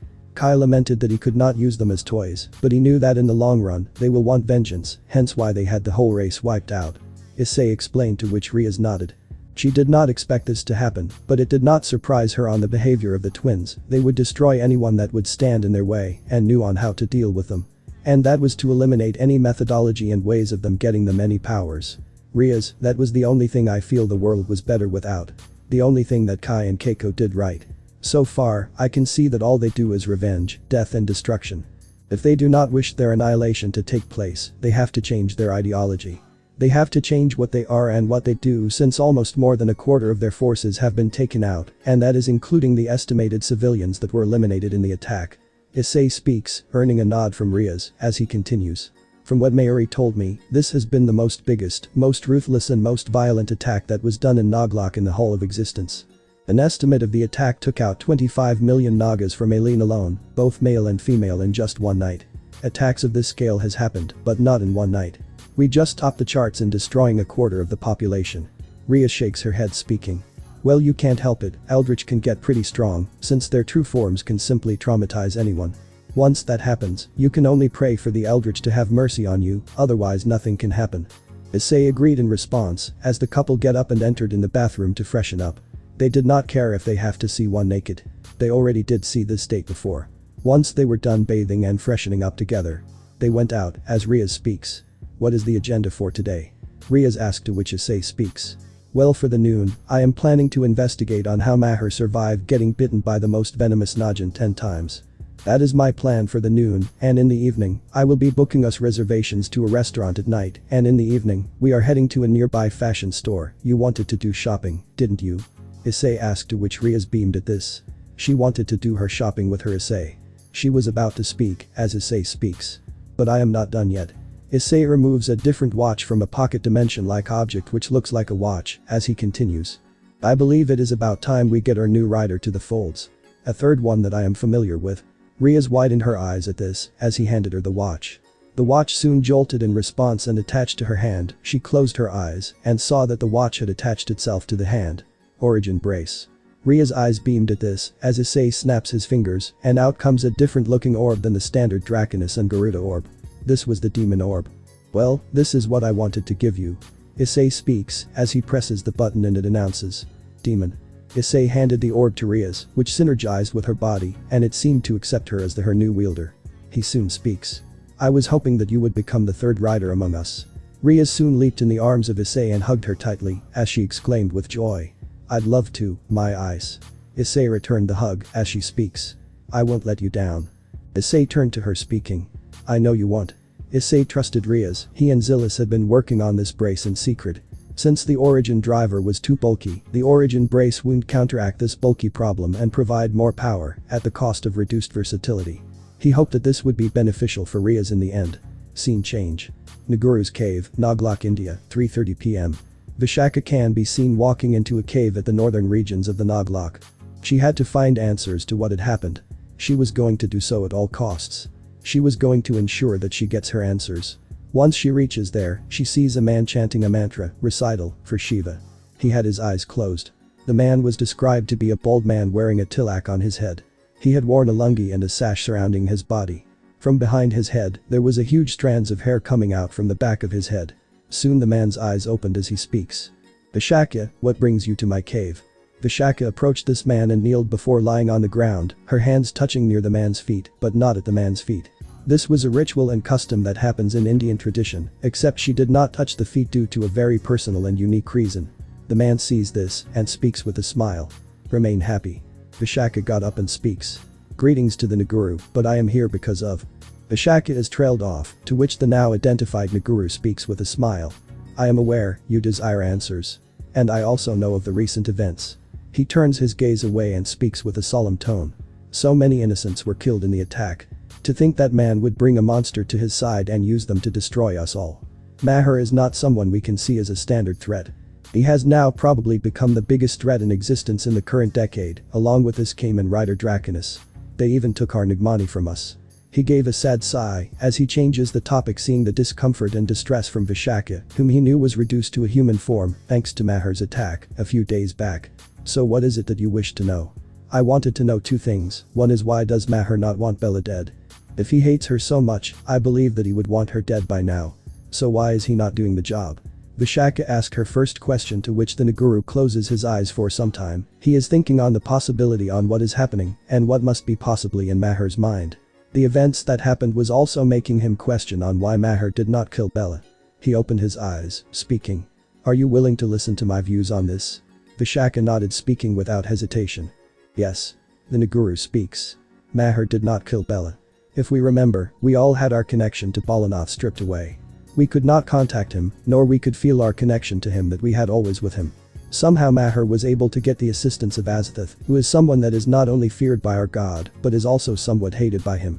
That abomination was able to somehow isolate us from Lord Shiva. Vishaka felt discomfort, but she agreed to this. This isolation was done on a level that no one in Naglok was able to feel their patron god. This did not sit well with anyone in the cave right now.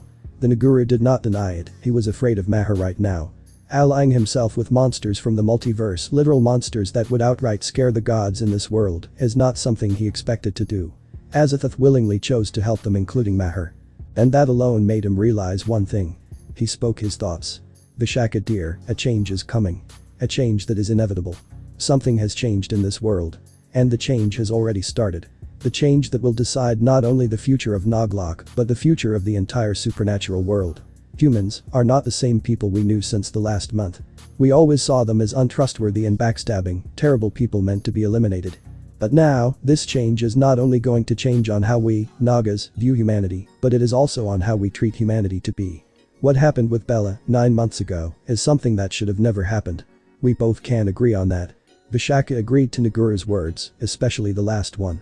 She agreed that the events that have happened since the 9 months should not have happened with the exception of the Sigil family massacre.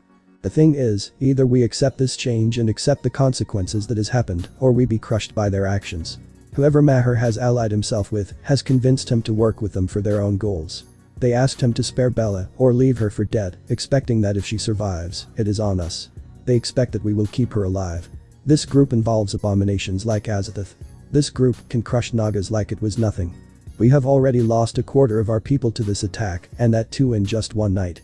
Vishaka, remember 3 months ago, before the massacre, I had warned you to not kill everyone, right? Naguru asked seriously to Vishaka and she agreed to this. She did not expect Maher to survive, let alone work with beings like Azathoth to get what he wants, and now Naglok suffered a devastating attack where families and loved ones of Nagas were butchered. Even children and newborns were not spared in any manner. This alone shook Vishaka to her core. As the guardian and best friend of Bella, she agreed to whatever she wanted, but at the same time, she had a bad feeling about going through with the massacre, despite the hatred she held for them. However, she ignored this and was now regretting this. But even then, things do not add up. How did Maher become the Kamen Rider, given what he calls himself?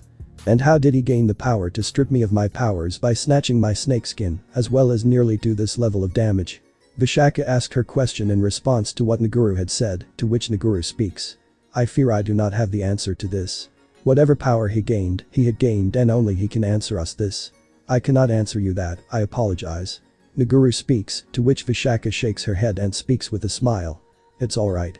Vishaka responded, as she continued. As for my second question, how did Maher survive being bitten 10 times by Bella? Naguru speaks with a serious expression, speaking. Are you sure she bit him? Like, did she miss? Vishaka shakes her head, speaking with a denial tone. No, she did not. I saw the wounds on his body and he was frothing and his skin turned blue. Naguru realizes this and becomes pale. This meant that Bella is truly screwed since her fate has screwed her horribly, choosing that fate for her. She does not need to suffer for any longer. He soon speaks. There are 2 reasons for this. The first one, that the person that attacked Bella may not be Maher Sigil. It could be someone taking his guise doing those deeds. No, I am sure this is Maher. Vishaka speaks confidentially as she continues. His hatred is no doubt Maher's, but I have to agree, the man that never raised his hand on ladies was now brutally destroying anyone that stands in his way. Including if they are women or children. Naguru shakes his head and speaks. If you believe that he is not an impostor, then I have horrible news for you, Vishaka. Vishaka was even more pale and concerned. The last thing she wished to hear was bad news. However, she did come prepared for the truth, and she knew one thing, and that was the truth was always bitter than any lie. She nodded, accepting what is to come. Naguru speaks with a sad sigh. This Maher is Bella's one and only soulmate. There is no other explanation for what you told me. If Maher, who attacked us, is not an impostor and he survived being bitten 10 times by our Negrani, then Maher is Bella's one and only soulmate. There is no other truth to this. Vishaka's skin became pale white. She could not believe what she was hearing. If what she heard was true, this would mentally break Bella, since Maher being her soulmate would be shattering for anyone to hear about this. She was breathing heavily and her eyes went drowsy. There was no way this was true. Naguru closes his eyes expecting this reaction, speaking. I understand your reaction and even I cannot believe it. But this is the truth from what you told me. Vishaka composes herself, speaking with disbelief. This cannot be true. If Bella knows of this, she will break. She will not realize this and would be shattered by this reveal. Bella has suffered enough, and the last thing we want is that Bella to be hurt more than what she has been till now. What can we do now? The Naguru speaks with a sigh. You can keep this a secret, but this will hurt your friendship and the trust Bella has in you. Or, you can reveal this to her. The choice is yours. Vishaka thinks for some time, before speaking. I understand. I will tell her. It is best to inform her than to keep it a secret. Naguru speaks in response, but a small smile grows on his face, realizing Vishaka chose the right path. Very well, as you wish. Scene change. Toriel's room, Issei's house, Sydney, Australia, 2 p.m. Toriel can be seen dressing up for her work. She had looked at the Naga clothing she wore, deciding to keep it in an event that her master would need it to do it with her. This clothing was the most seductive she had looked in ages. She smiled happily knowing she would now only wear it for the service of her master. Soon, a knock was heard. She sensed who it was, and her smile widened to a more happier one. She speaks cheerfully. Come in. The door opened up revealing to be Issei, as he asked with a small smile. Are you free right now? For you. Toriel speaks, as she approaches him and speaks while wrapping her arms around him, as she continues. I am always free. The two kiss each other, before Issei speaks. As much as I would love to do it with you. I have some business I need to speak with you.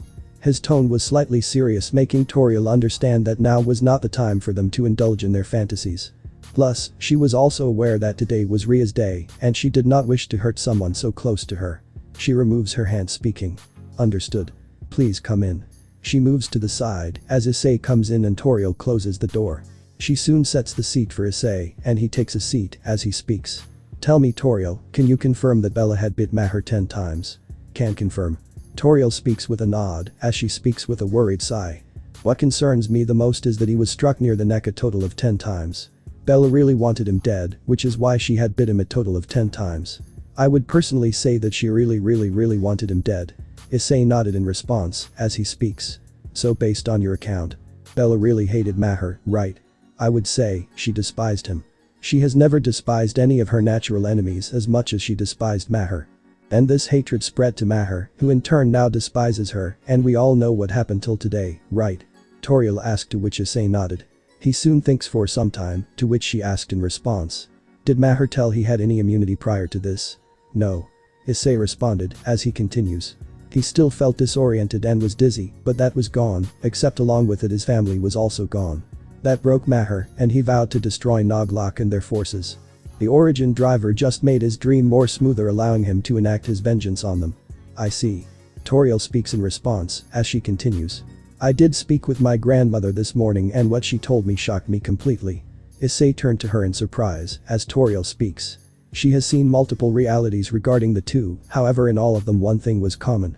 Toriel pauses for a while before speaking. Bella and Maher were meant to be husband and wife, and their love was devoted and caring for one another. However, in all timelines, Bella was meant to start their relationship by despising Maher and wanting him dead, and in some of them she succeeds, but was punished for her actions by betrayal from her lover, and in some timelines Vishaka as well.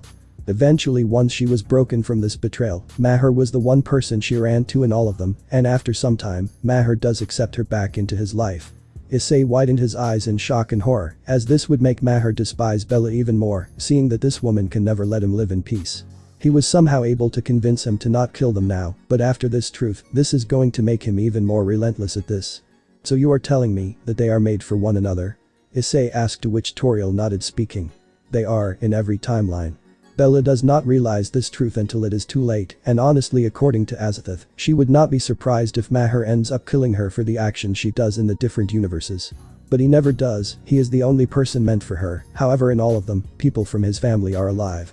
Toriel speaks with a worried tone, to which Issei understands this. He knows that Bella broke when she had to kill Maher. He understood that she would have felt something shatter in her, and wondered if it was her powers that were stripped from her, or was it that she killed someone she subconsciously cared for.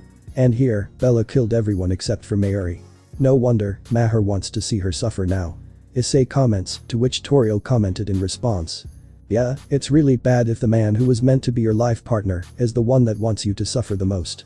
In other words, you must have screwed up really bad to push this man to such extents. Maher did say once he hated to strike women. Now here he is, actually torturing them to death. Toriel commented, making Issei nod in response. There was nothing but silence between them. This meant that things are really bad, and this would shatter Maher as well when he comes to know about this. Issei does not plan on hiding this from him in any manner. He is going to reveal this to him properly and without any complaints. He knows of the fallout that is going to come, but is planning to be transparent about this. After all, in any situation, being transparent about it can really bring in faith and trust of other people towards you, and in the end it helps everyone involved. That's it, guys. Hopefully you guys enjoyed it. Until the author adds more chapters. Take care.